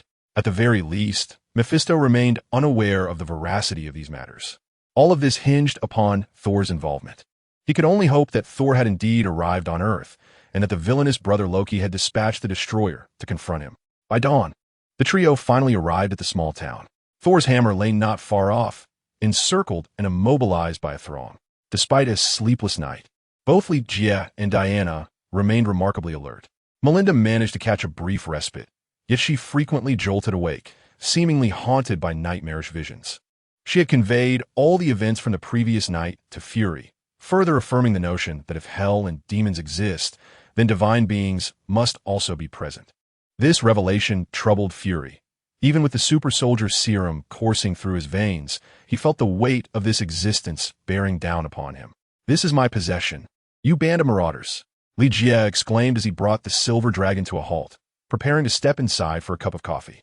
However, the uproar nearby caught his attention. A multitude of individuals clad in black, unmistakably agents of S.H.I.E.L.D., were causing commotion. With a mere glance, Li Jie discerned the situation. The striking woman raising her voice was none other than Jane, Thor's girlfriend. It appeared that Thor had indeed made his presence felt on Earth. The item they had confiscated was the astronomical report they had prepared. "Consider it a requisition, miss. We shall return it to you once this matter is resolved," one agent, donning sunglasses, remarked casually, blocking Jane and Professor Eric from entering. Chapter 350. The arrogant Thor. "No, you must give it back to me," Jane shouted in frustration, yet she found herself powerless, merely a typical college student confronting formidable opponents. Each agent was impeccably attired, exuding an aura reminiscent of law enforcement. Although they were not police officers but S.H.I.E.L.D. operatives, their authority surpassed that of ordinary officers. Thus, Jane could only raise her voice in hopes of garnering assistance. Yet few dared to intervene, recognizing the threat posed by the agents. Li Jie observed that Jane had her merits. Aside from her ordinary status, she possessed several admirable qualities. However, her mere humanity diminished his interest. While he appreciated beauty, he sought capability over mere aesthetics. Her focus on astronomy did not inspire any romantic inclination in him. Yet, unbeknownst to him, someone else was captivated. At that moment, a blond man charged towards the S.H.I.E.L.D. agents, forcefully pushing through the crowd in an attempt to reclaim Jane's belongings. "Oh, Thor, why are you back?" Jane gazed at the man who boldly proclaimed himself as the god of thunder, feeling speechless. Given the events of the previous night, they had bid farewell to Thor, only to find him reappearing unexpectedly. "I've come to help you retrieve your possessions. Do not touch my friend's things," Thor bellowed. Li Jie folded his arms, intrigued, while Melinda's expression shifted. Could this truly be Thor, the son of Odin, the king of the gods? Yet he seemed so ordinary, almost a brash fool, lacking any semblance of reason. Are the gods truly so arrogant and self-important? This thought sent Melinda into a momentary spiral of despair. However, upon glancing at Diana beside her, she realized that the latter surpassed Thor in countless ways, at least in terms of approachability. The bystanders merely witnessed Thor charging at the agents of S.H.I.L.D., only to be subdued almost instantly. Though his combat skills were commendable, he was, in this moment, merely a mortal stripped of divine power, as Odin had already deprived him of his abilities before casting him down. Without acknowledging his own faults, he would never reclaim the mighty Mjolnir. It is worth noting that the agents of S.H.I.E.L.D. were seasoned combatants, trained through rigorous experiences. Their fighting prowess was hardly inferior to that of Thor, and with their numerical advantage, they easily overpowered him. Thor, feeling indignant, shouted defiantly with his hands bound, "Release me, I am Thor, son of Odin, the king of the gods. You dare to offend me. Li Jie furrowed his brow. Unable to conceal his disdain for Thor's current demeanor, he projected an air of arrogance, utterly lacking in humility and grace. It was no wonder Odin deemed him unfit to be a ruler. In Li Jie's view, his character rendered him unworthy of kingship. At best, he could serve as a warrior, perhaps even a loyal subordinate. Do you truly consider yourself a god? Or are all deities as insufferable as you? As far as I am aware, Odin is a being of great humility, unlike your ostentatious self, Li Jie remarked, striding forward with the two women in tow. Diana, arms crossed, regarded the captured Thor with no hint of sympathy. She was unfamiliar with the god of thunder, as they belonged to entirely different pantheons. How dare you speak of my father? He is a great king, she retorted, only to be met with Li Jie's dismissive response. Yet, he has a foolish son. He scoffed. Despite Thor's considerable strength, his disposition was truly off-putting. As the trio approached, Melinda promptly produced her badge. Agent Melinda, the agents of S.H.I.E.L.D. felt a shiver run down their spines and responded with respect. Recognizing the significance of the three, Jane hastily approached, ignoring Thor entirely. Could you please return my belongings? She implored anxiously. Li Jie nodded and addressed the agents. Those items are of no use. Return them. The agents exchanged glances, while Jane's face flushed with embarrassment. Those items had been painstakingly acquired. How could they be deemed useless? Observing their reactions, Li Jie smiled. Now that we understand his identity, they hold little value. However, the results of your research remain invaluable. Continue your diligent work. He cast a glance at the professor, aware that this individual would later assist the trickster god Loki in opening a portal. This revelation eased Jane's spirit somewhat, yet the agents merely exchanged glances. Turning their attention back to Melinda, it appears that Li Jie's words are generally ineffective, particularly given that the highest-ranking agent present is Melinda. She coldly remarked, Mr. Li Jie is now the supreme commander, and Director Fury has issued the orders. Her demeanor remained frigid, addressing Li Jie as Mr. rather than agent, for after all, he is merely a part-time agent, with his primary occupation being that of shopkeeper. The agents then proceeded to unload the items that had just been placed on the vehicle. Li Jie approached Thor, who was still restrained by several agents. Crouched on the ground, unable to utter a word, Thor could only glare at Li Jie, his face flushed with indignation as he watched Li Jie approach slowly. Release him. He is, after all, the formidable god of thunder.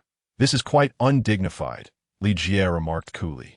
This left the others momentarily stunned, internally questioning Li Jie's sanity for believing the ramblings of what they perceived to be a madman. They all considered Thor to be delusional.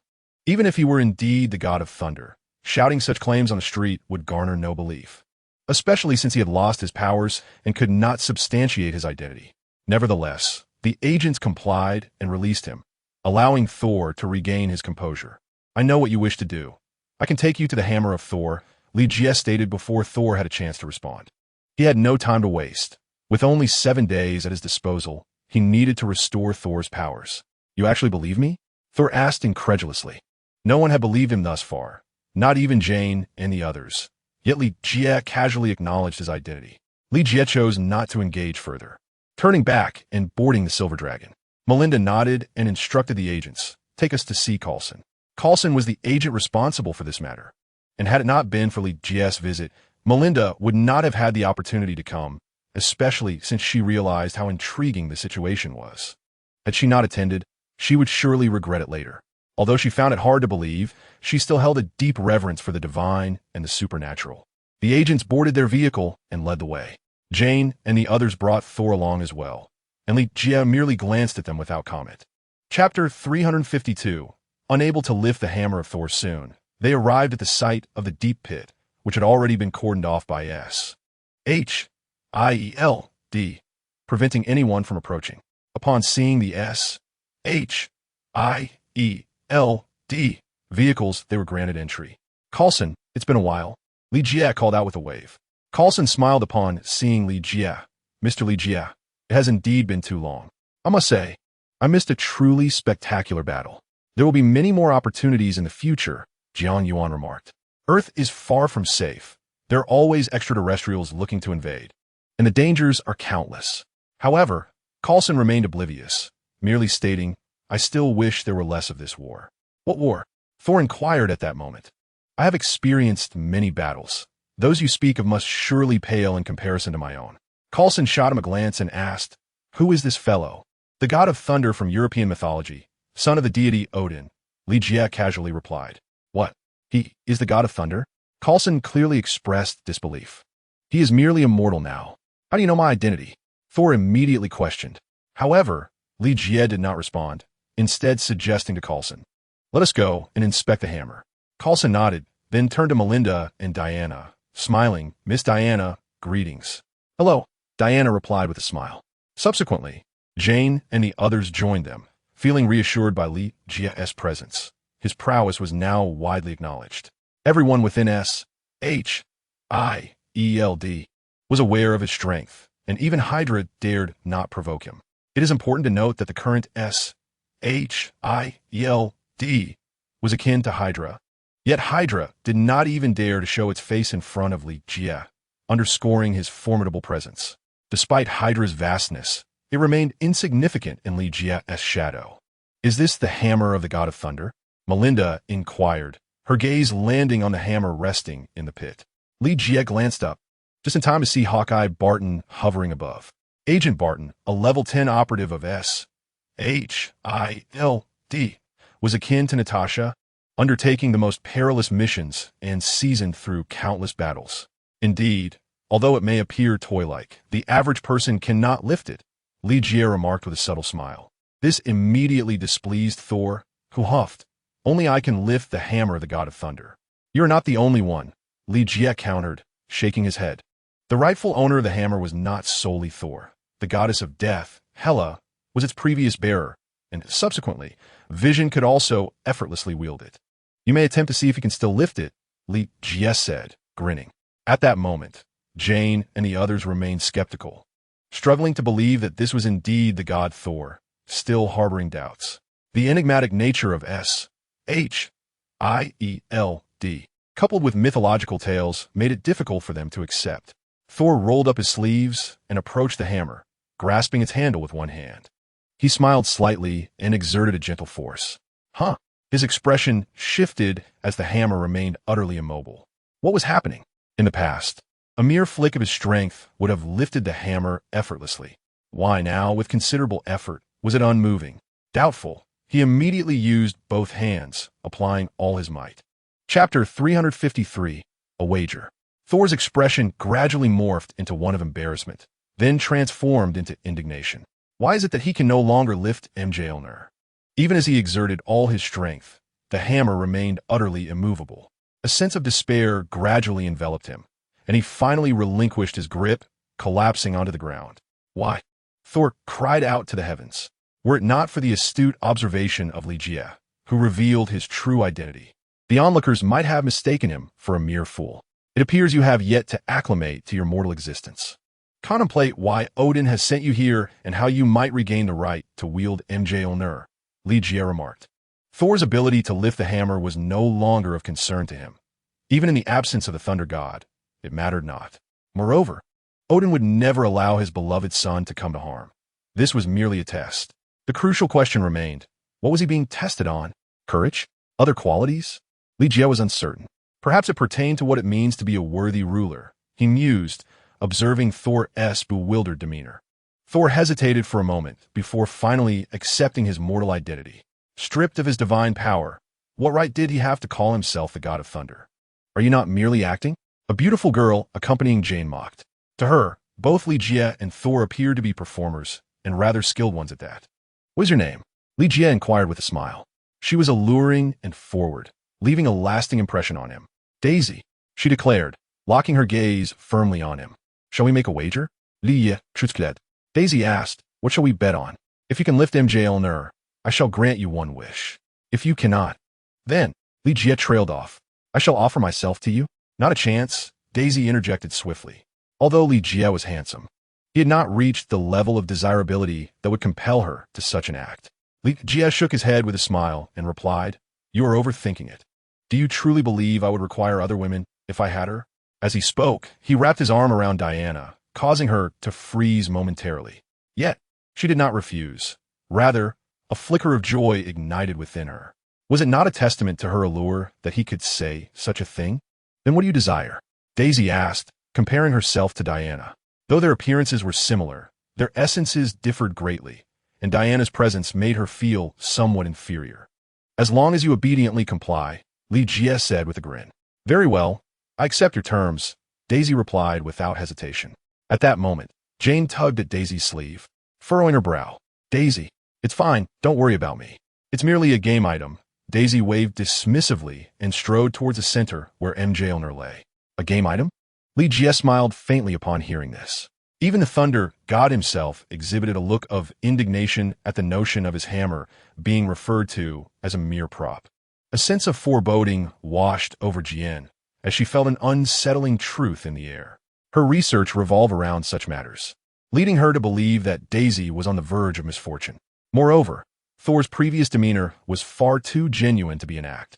A grown man on the brink of tears could not possibly perform with such authenticity. Thus, she sensed that Daisy was destined to face hardship. Chapter 354.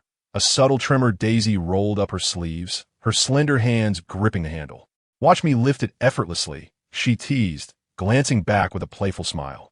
Li Jie gestured for her to exert herself, but Daisy frowned in response. Without needing his cue, she endeavored to lift it herself. However, the experience was far from what she had anticipated. Despite her considerable effort, the hammer of Thor remained steadfast, as if anchored to the ground, refusing to budge. What's going on? Daisy's expression shifted, yet she remained immobile. What do you think? Li Jie inquired with a slight smile. I concede defeat. Daisy replied with a hint of frustration, astonished that such an object could be so formidable. Was this truly the hammer of Thor? Even now, she struggled to believe it.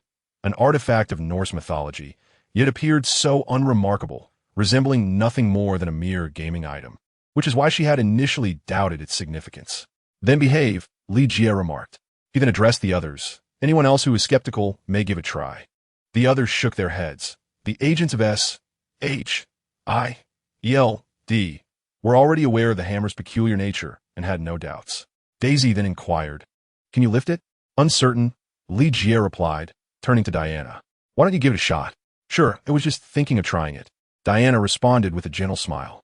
She was not lacking in divine artifacts, adorned as she was with an array of impressive gear. Yet, her curiosity piqued.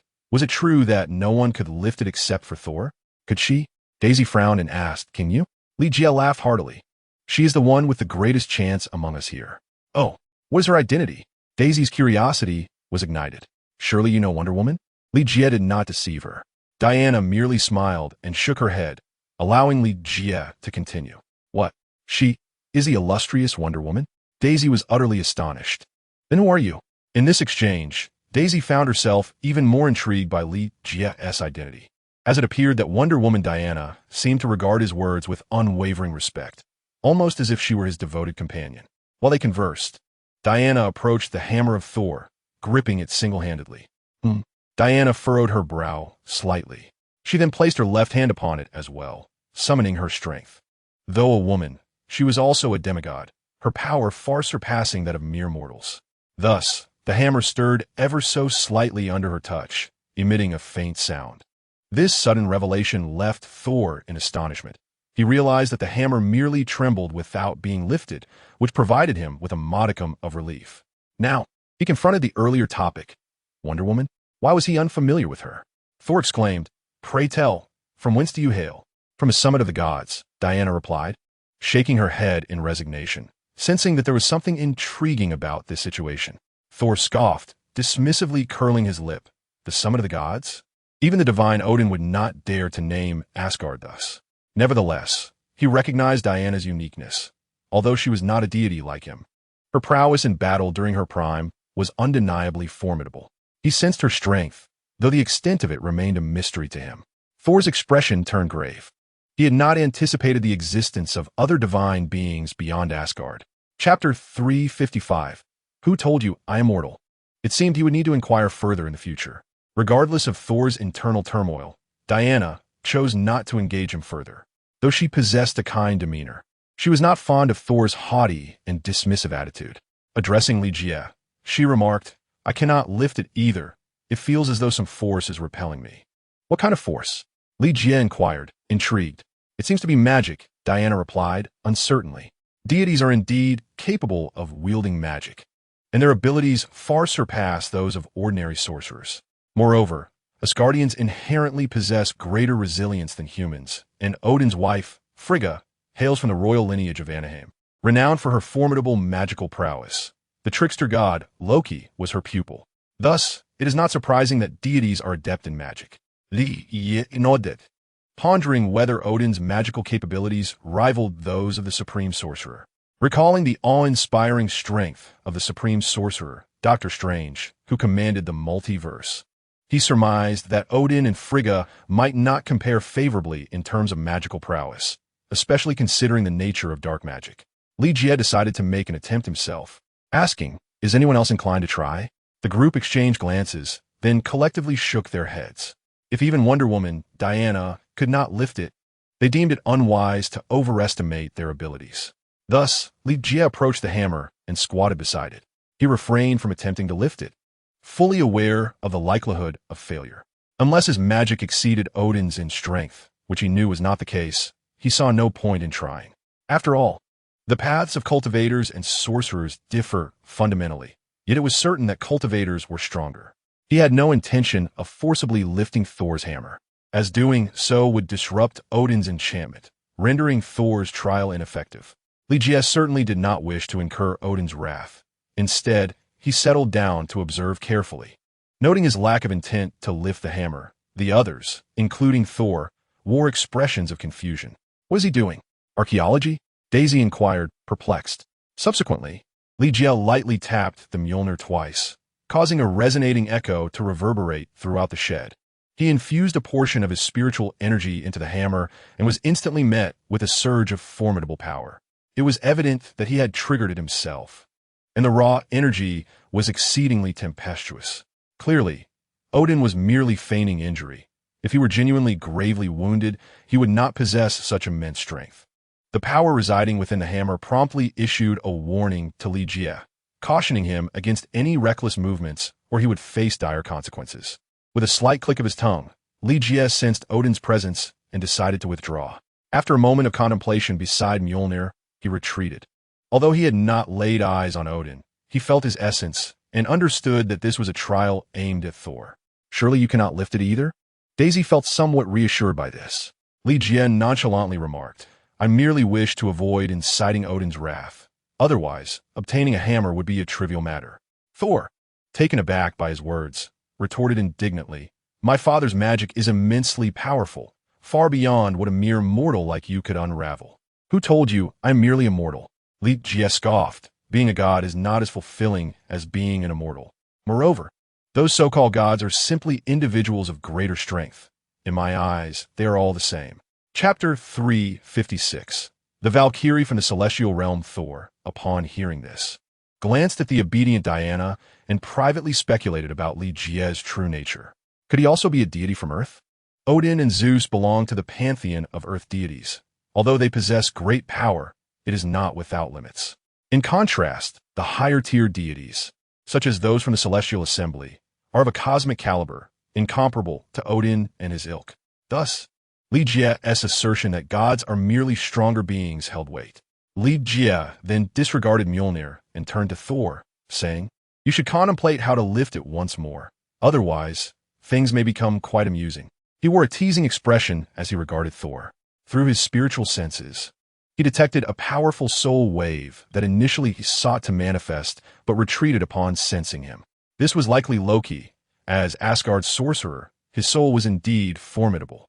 It seemed fate would not grant him the opportunity to meet Loki, who, after all, was a minor antagonist and had caused the Avengers considerable trouble.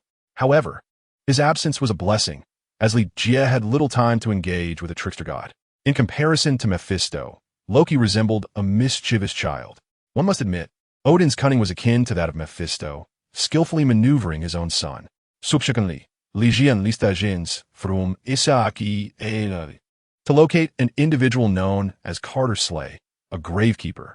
He is the first generation of the Ghost Rider, originally a Texas lawman. However, One fateful day, driven by greed, he found himself ensnared.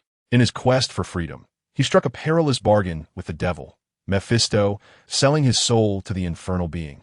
Naturally, those who barter their souls with the devil do not meet favorable ends. Thus, he became the Ghost Rider, roaming the earth until Mephisto demanded that he retrieve 1,000 souls. It was only upon realizing the immeasurable power of these souls that he understood he could never surrender them to Mephisto, leading him to escape and become the first Ghost Rider to do so. Mephisto, in his despair, witnessed his Ghost Riders ultimately turning against him. Although they had forged a pact with the devil, their infernal powers, the Hellfire, did not belong to Mephisto, enabling them to break free from his dominion while retaining the ability to wield Hellfire. At present, those 1,000 souls from the Vatican remain in the hands of Carter Slade. Therefore, finding him equates to locating those 1,000 souls. Such a task of searching for individuals could easily be delegated to S.H.I.E.L.D. Li Jie, however, was oblivious to his precise location. In such a vast expanse, he had little desire to conduct a thorough search. More importantly, S.H.I.E.L.D. had detected a peculiar energy that mirrored the essence present when Thor descended, coinciding with the appearance of the god of Thunder's hammer. Hence, it could be surmised that something or someone from the celestial realm had arrived. Naturally, Li Jie understood that it was Thor's 4 horsemen who had come down this time. Of the quartet, 3 held little significance for him. Yet the one who captured his attention was the Valkyrie of Asgard, Sif. In mythology, she is Thor's wife. However, reality diverges, for she favors the strong, and Thor embodies strength, thus she follows him. Li Jie had always been receptive to beautiful women, harboring no ulterior motives other than a desire to encounter this warrior maiden from the heavens. Chapter 357. The Rainbow Bridge of Asgard. Upon detecting this energy, S.H.I.E.L.D. Ages did not linger. Their gaze turned directly to Li Jie, who suddenly realized that he was the supreme commander of this operation.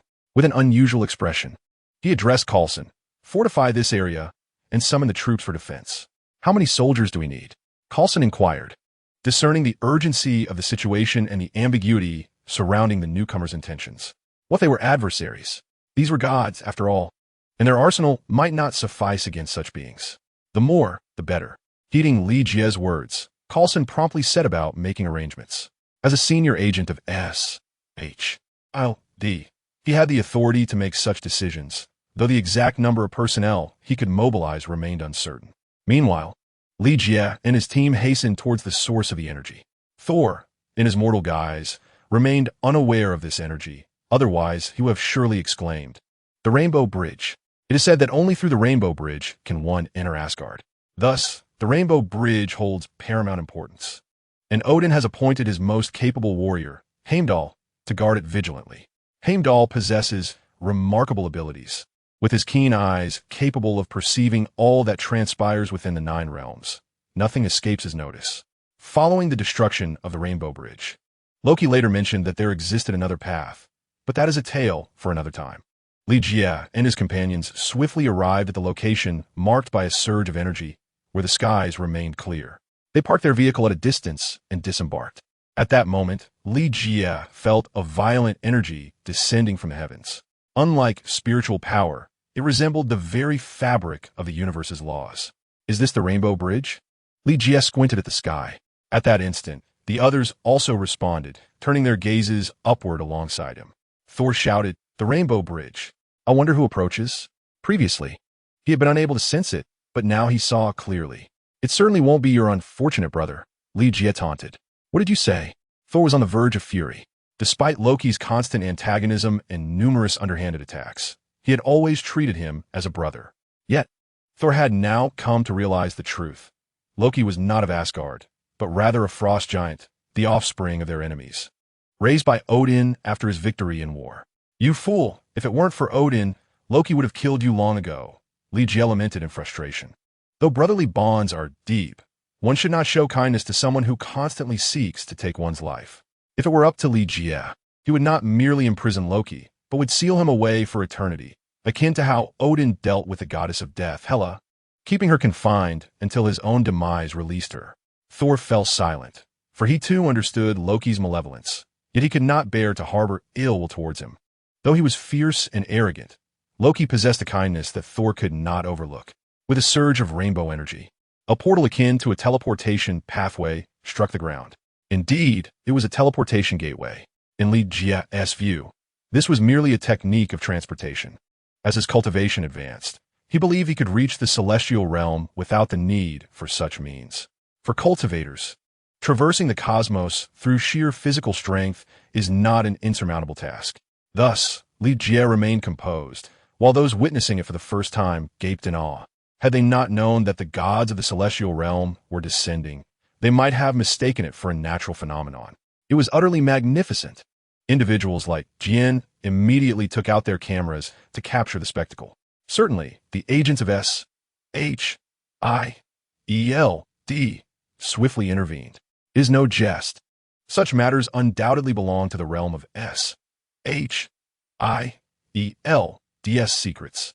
Even an elevation to level 10 would be inconsequential. A living, breathing level 10 secret stood right beside them, with Li Jie unharmed. Hence, Coulson surmised that, if not at level 10, the classification would be exceedingly high. After all, this matter pertains to the divine and is destined to remain concealed from many, ensuring that its existence is shrouded in secrecy. The team soon realized this and promptly assured that they would refrain from unnecessary chatter. Initially, they had contemplated sharing photographs on social media, but they quickly took the initiative to delete them. The transmission was swift. Within mere seconds, the rainbow bridge vanished, gradually retreating into the skyline as Heimdall closed the portal. If the rainbow bridge remained open, its power could obliterate the Earth. This illustrates the extraordinary might of the rainbow bridge, far surpassing any atomic bomb or nuclear weapon. As long as Heimdall kept the bridge open, humanity would face annihilation. Indeed, the entire planet could erupt without the need for celestial warriors to descend for battle. For figures emerged at the location illuminated by the rainbow bridge, and Thor, with keen eyes, recognized them.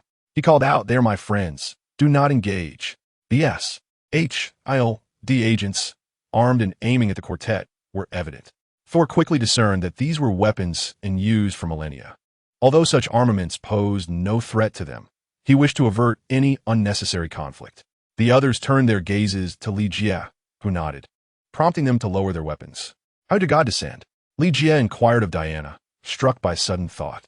Diana shot him a glance, clarifying that it was hardly so grand a spectacle. Gods do not tread upon the earth lightly. Deities like Zeus reside upon Olympus, lost in indulgence. Thus, Diana hesitated to delve into such topics, despite Zeus being her father, as her upbringing on Paradise Island left her with little fondness for Olympus. Li Jie merely chuckled in response. Meanwhile, Melinda remained close by, cautiously observing the approaching quartet, despite Li Jie's assurance that they were not foes. Her nature as a warrior compelled her to remain vigilant. Among the 3 men and 1 woman, Li Jie dismissed the men entirely, unable even to recall their names. His sole focus was on the Valkyrie, Sif, whose name resonated with that of his beloved, prompting a subtle smile from him. Perhaps he was the only one present who grasped the significance of this connection. Not quite. Melinda understood as well, being of Chinese descent herself. Thor stepped forward unimpeded by the SHIELD agents. "Thor, they have not harmed you, have they?" Sif shouted boldly and rushed forward, weapon in hand. Chapter 359, The Warrior Goddess Sif. Li Jie observed Sif closely. Unlike the gentle features of humans, she possessed a more formidable appearance, exuding a wild beauty. In battle, her presence would undoubtedly be even more striking. Li Jie noted her attire, the shield of an Asgardian warrior complemented by a longsword. Though her outfit could not compare to Diana's divine armor, it certainly surpassed the gear found on Earth. Moreover, it appeared quite refreshing. Like Diana's, her attire revealed what was necessary while concealing what should remain hidden. "Sif, Volstagg, Thor," they called out, and one by one, they acknowledged Thor. Sif soon caught Li Jie's gaze. He nodded calmly, yet Sif merely frowned. Her straightforward nature led her to favor only powerful warriors like Thor. Strength mattered, and at that moment, Li Jie seemed rather frail to her. While Li Jie maintained a commendable physique, one that appeared slender in clothing yet fit without, Sif perceived a lack of power in him. Had she known the true strength concealed within his form, she would have been astounded. Li Jie remained indifferent, believing that the warrior goddess of Asgard was not so different from humans, save for a disparity in demeanor. Yet, could Sif's charm truly surpass that of Diana? He glanced at Diana, who did not comprehend his gaze. She merely nodded slightly as Thor approached with the 4 warriors of Asgard. The misunderstanding had been resolved, and the agents of S.H.I.E.L.D. had holstered their weapons. "This is Sif," Thor introduced to Li Jie and the others. Li Jie nodded and replied. Li Jie, extending his hand, but Sif only acknowledged him with a nod, showing no inclination to shake hands. Li Jie smiled faintly, gaining a new understanding of the prideful nature of Asgardians. Previously, he had merely heard of their arrogance without witnessing it firsthand. Now, having encountered Thor and Sif, he recognized their formidable pride. Even Thor, now mortal, retained an air of superiority. Seeing Li Jie treated in such a manner, Diana furrowed her brow and coolly introduced herself. "Diana," Thor promptly interjected. This is a deity from another realm, the Wonder Woman Diana." "Olympus?" Sif inquired. Diana offered a curt nod, though she had a kind disposition. She was currently returning Sif's demeanor in kind. This left Sif somewhat displeased, yet she refrained from comment. "What exactly is Olympus?" Thor inquired, perplexed by his unfamiliarity with the matter. "You spend your days embroiled in battles, so it is no wonder you remain oblivious," Sif remarked, subsequently elucidating the situation, which granted clarity to all present. Thor's gaze towards Diana brimmed with fervor for combat. Nevertheless, he acknowledged that, should conflict arise, he would be no match for Diana, even in a multitude of 10. Moreover, Diana possessed the ability to fly, while Thor relied on his hammer to attain such heights, an evident disparity. The ultimate outcome of a confrontation remained uncertain, contingent upon individual prowess. Chapter 360. Preparations for war. Enough idle chatter. It is time to prepare for battle, Li Jie declared, observing their conversation with a sense of urgency. He had little time to indulge in their incessant banter, as his schedule was quite demanding. With a sigh, he instructed Coulson and the others to ready themselves. The army had already arrived, poised for action. Coulson stated solemnly, "We must remain vigilant." "What weaponry do we have at our disposal?" Li Jie inquired further, to which Coulson responded, "Heavy tanks and fighter jets are ready for deployment." "Very well." Li Jie nodded thoughtfully, stroking his chin. At once, Sif and the others questioned, "What battle?" "We have come to escort Thor back to Asgard." Sif, already discontent with Li Jie, found his interruption of their reminiscence particularly irksome. Observing the valiant warrior goddess, Li Jie shook his head, concluding that her reliance on brute strength had left her deficient in rational thought. The Asgardians were incomparable to the Kryptonians, while the latter also favored physical confrontation. They were undoubtedly capable of intellectual prowess. Kryptonians possessed remarkable intelligence, far surpassing that of humans, a result of their cerebral development. However, they adhered to the belief that if a problem could be resolved with force, then intellect was unnecessary. This belief rendered them perpetually reliant on sheer physicality. Reflecting on the Kryptonians, Li Jie contemplated their extraordinary physiology, capable of absorbing solar energy to enhance their strength. This was a tremendous advantage, as long as sunlight was available. They were in a constant state of empowerment. How he wished to possess such a trait. Alas, the Asgardians did not share this gift. They seemed inherently less cerebral. Warriors they were, Thor and Sif alike, all of them fierce combatants. "Do you truly believe Loki would spare you?" Li Jie took Loki? The expressions of Sif and the others shifted dramatically. They had descended from the heavens, yet had overlooked the significant threat posed by Loki. With Odin gravely wounded and in a deep slumber, and Thor, his eldest son, cast down to earth, Loki had assumed the mantle of king of the heavens, effectively manipulating the unfolding events. Sif promptly relayed this information to Thor, whose demeanor grew grave. "That fiend." Thor clenched his fists tightly. "When I find him, I shall ensure his teeth are shattered. First, you should regain your strength. Only then can you boast of wielding the mighty Mjolnir." Li Jie remarked with a cold smirk before instructing his men to escort Thor to the legendary hammer. "Where are you taking him?" Sif and the others exclaimed in alarm. "We've just met. We haven't even had a chance to share a drink. And you're whisking Thor away? What about his Mjolnir?" Li Jie retorted. suggesting that Thor ought to reflect on what it truly means to be a ruler. Only then did Sif and the others calm down, glancing at Li Jie with concern. You claim Loki will not spare us. What manner of threat will he unleash? How should I know? Li Jie replied, though he was aware of the looming danger. Revealing his foresight would only complicate matters. The future is ever-changing, and with the convergence of two worlds, he himself could not predict the unfolding events. Sif, gritting her teeth, regarded him with disdain, feeling he was no warrior. Thus, her irritation towards him grew. Li Jie instructed them to stay on standby, stating, I may require your assistance shortly. Chapter 361. War Machine. At his words, Sif and her companions nodded in agreement, not rejecting Li Jie's proposition. In their eyes, with Thor rendered powerless, only they could engage in battle. Of course, there was also the formidable Wonder Woman, Diana.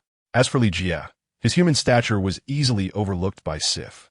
A tense silence enveloped the group as Thor attempted to awaken his hammer, while Li Jie made his way to the command base. This makeshift setup consisted of several small tents, but was adequately equipped with advanced technology to monitor the impending conflict. Before long, they detected the familiar energy signature once more. They are coming. With this exclamation, everyone sprang into action. The Rainbow Bridge descended from the heavens, appearing for but a fleeting moment before vanishing, leaving behind a stationary war machine. Li Jie recognized it instantly from his memories and hastily ordered a drone to capture images of the contraption for analysis. The military responded swiftly, dispatching a drone under manual control. Meanwhile, far from Earth, Odin had succumbed to slumber, oblivious to the turmoil, while his wife, Frigga, remained by his side, neglecting state affairs. Thus, Asgard temporarily fell under Loki's dominion. With Odin's demise imminent and Thor rendered mortal, Loki would ascend as the king of Asgard. With powers seemingly at his fingertips, Loki reveled in his triumph. Yet, his contempt for Thor had only deepened. He not only wished for Thor's mortality, but sought his demise. Seizing Odin's scepter, Loki summoned the war machine known as the Destroyer from the heavens. This is the pinnacle of Asgard's might, the guardian of Odin's treasury. Even the frost giants would be annihilated in an instant upon confronting the Destroyer. Therefore, even if Loki were to awaken it, the Destroyer, lacking Odin's influence, could only unleash a fraction of its formidable power. However, this portion of strength is still sufficient to obliterate Thor and his companions. It is a pity for those four friends, despite Thor's dire situation. They remain steadfast in their loyalty. If that is the case, they shall accompany him to the grave. Loki, observing the scene before him, felt the Destroyer's gaze align with his own. Thus, he commanded the Destroyer to advance towards the quaint village where Thor once lingered. Due to the actions of S.H. D. in the military, the townsfolk had long been dispersed. Yet Jane and her companions, in the name of science, resolutely refused to leave, even at the cost of their lives. Having opened a portal to another realm, how could they so easily close it? Who among them would willingly depart upon discovering the existence of true deities? Li Jie did not urge them to leave, for they still held considerable value, particularly Jane, the Thunder God's erstwhile girlfriend. Now, Li Jie had set his sights on the Infinity Stones, coveted by none other than Thanos himself. Although he was a cultivator, he was certainly not averse to acquiring valuable treasures. Indeed, it was the Destroyer. Disdainfully. This contraption is termed the Destroyer. Drones swiftly arrived at the scene, relaying the situation regarding the Destroyer. Witnessing this towering war machine, all present gasped in astonishment. Chapter 362. The power of the Destroyer, its sheer size and metallic sheen rendered everyone unnerved. Without prior preparation, they would have undoubtedly suffered catastrophic losses. Does this thing possess any special features? Coulson inquired from side. Oh, indeed, it is quite formidable, Li Jie replied nonchalantly. The ensuing words left the attendees speechless, unsure of how to respond. The Destroyer is indeed Asgard's elite force, but fear not. For Loki is not Odin and will certainly be unable to unleash its full might. At most, a mere tenth of its potential. Li Jie's statement alleviated some tension among the group, relieved that Loki could not wield the Destroyer's complete power. Otherwise, it was uncertain whether the military could contend with it. Observing their slight relaxation, Li Jie refrained from disheartening them. Did they truly believe that a weakened Destroyer would be an easy adversary? even if it could not unleash its full strength. The destroyer was not an entity they could vanquish. The efficacy of their weaponry against it remained in doubt. However, he chose not to voice these concerns, instead allowing them to confront the harsh reality. They would soon come to understand the stark disparity between Earth and Asgard. Deploy the tanks. Do not send ordinary soldiers to their doom, Li Jie remarked indifferently. He had no desire to squander time with incremental probing. He would employ heavy weaponry without hesitation. The current armaments, the conventional ones, were far from the powerful weapons crafted from cosmic cubes or the like. They were utterly ineffective. A fleet of tanks was dispatched. And do not be misled by the seemingly slow speed of the tanks. That was merely a cinematic illusion. In combat, the velocity of tanks was indeed quite rapid. A sluggish pace would merely provide an opportunity for retaliation. Soon, the tanks approached the vicinity of the destroyer. Drones hovered at great heights, observing the scene with clarity. And at Li Jie's insistence, they flew high to avoid detection by the destroyer.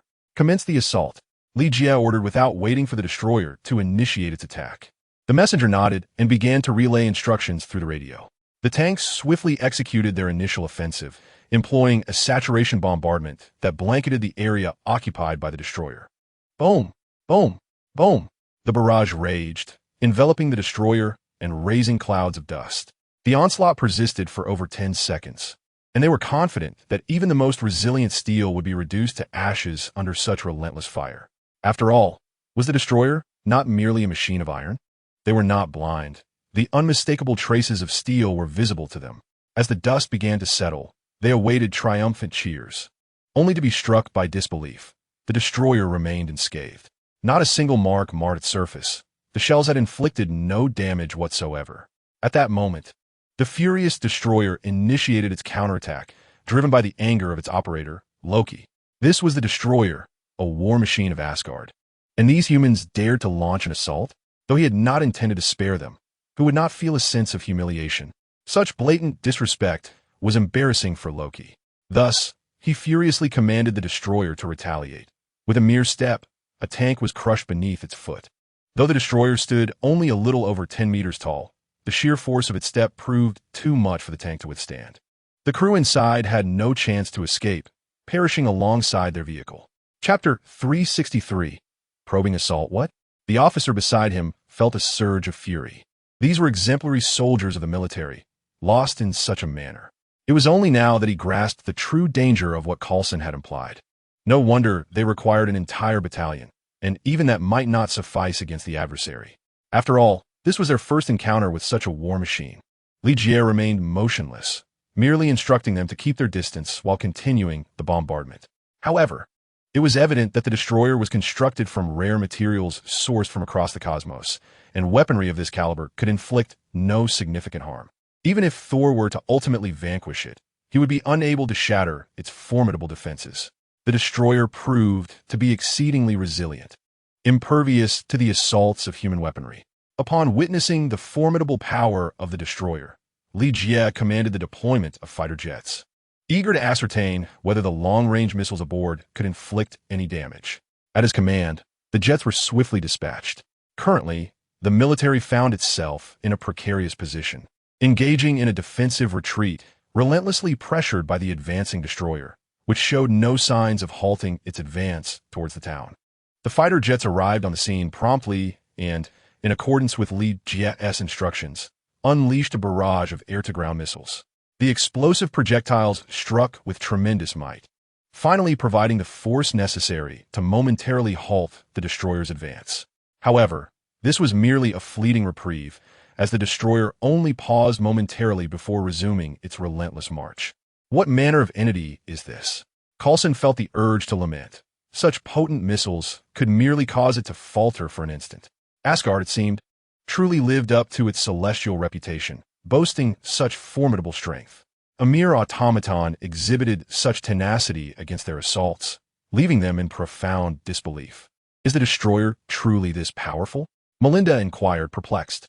It appears to lack offensive capabilities, Coulson remarked. Li Jie cast a sidelong glance at him, as if mocking his ignorance. Unbeknownst to them, Loki may have overheard, as the destroyer suddenly turned its gaze toward the fighter jets, and its visor abruptly vanished. It was as though a crimson flame was brewing within. With a mere tilt of its head, it unleashed a terrifying beam that pierced the jet, resulting in a catastrophic explosion. Coulson's complexion drained of color, and Li Jie began to suspect whether Coulson's words had been heard by the destroyer. Observing the creature's newfound offensive capability, Coulson instructed the fighter jets and tanks to maintain a considerable distance.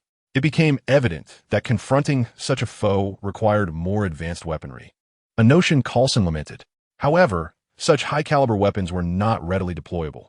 Their potential for destruction was too great to utilize without dire necessity. Thus, the battalion's strength was insufficient to impede the destroyer's relentless advance. Thankfully, they were not solely reliant on military forces to counter the destroyer. Melinda glanced at Li Jie, relieved by his presence. Otherwise, the prospect of relying on Thor for a turnaround seemed bleak. At present, Thor was incapable of wielding even his hammer, let alone engage in combat. In a bid to motivate Thor, this battle was broadcasted live, allowing him to witness the onslaught of the destroyer. Although it could not replicate the immediacy of personal experience, it nonetheless served as a significant impetus for him.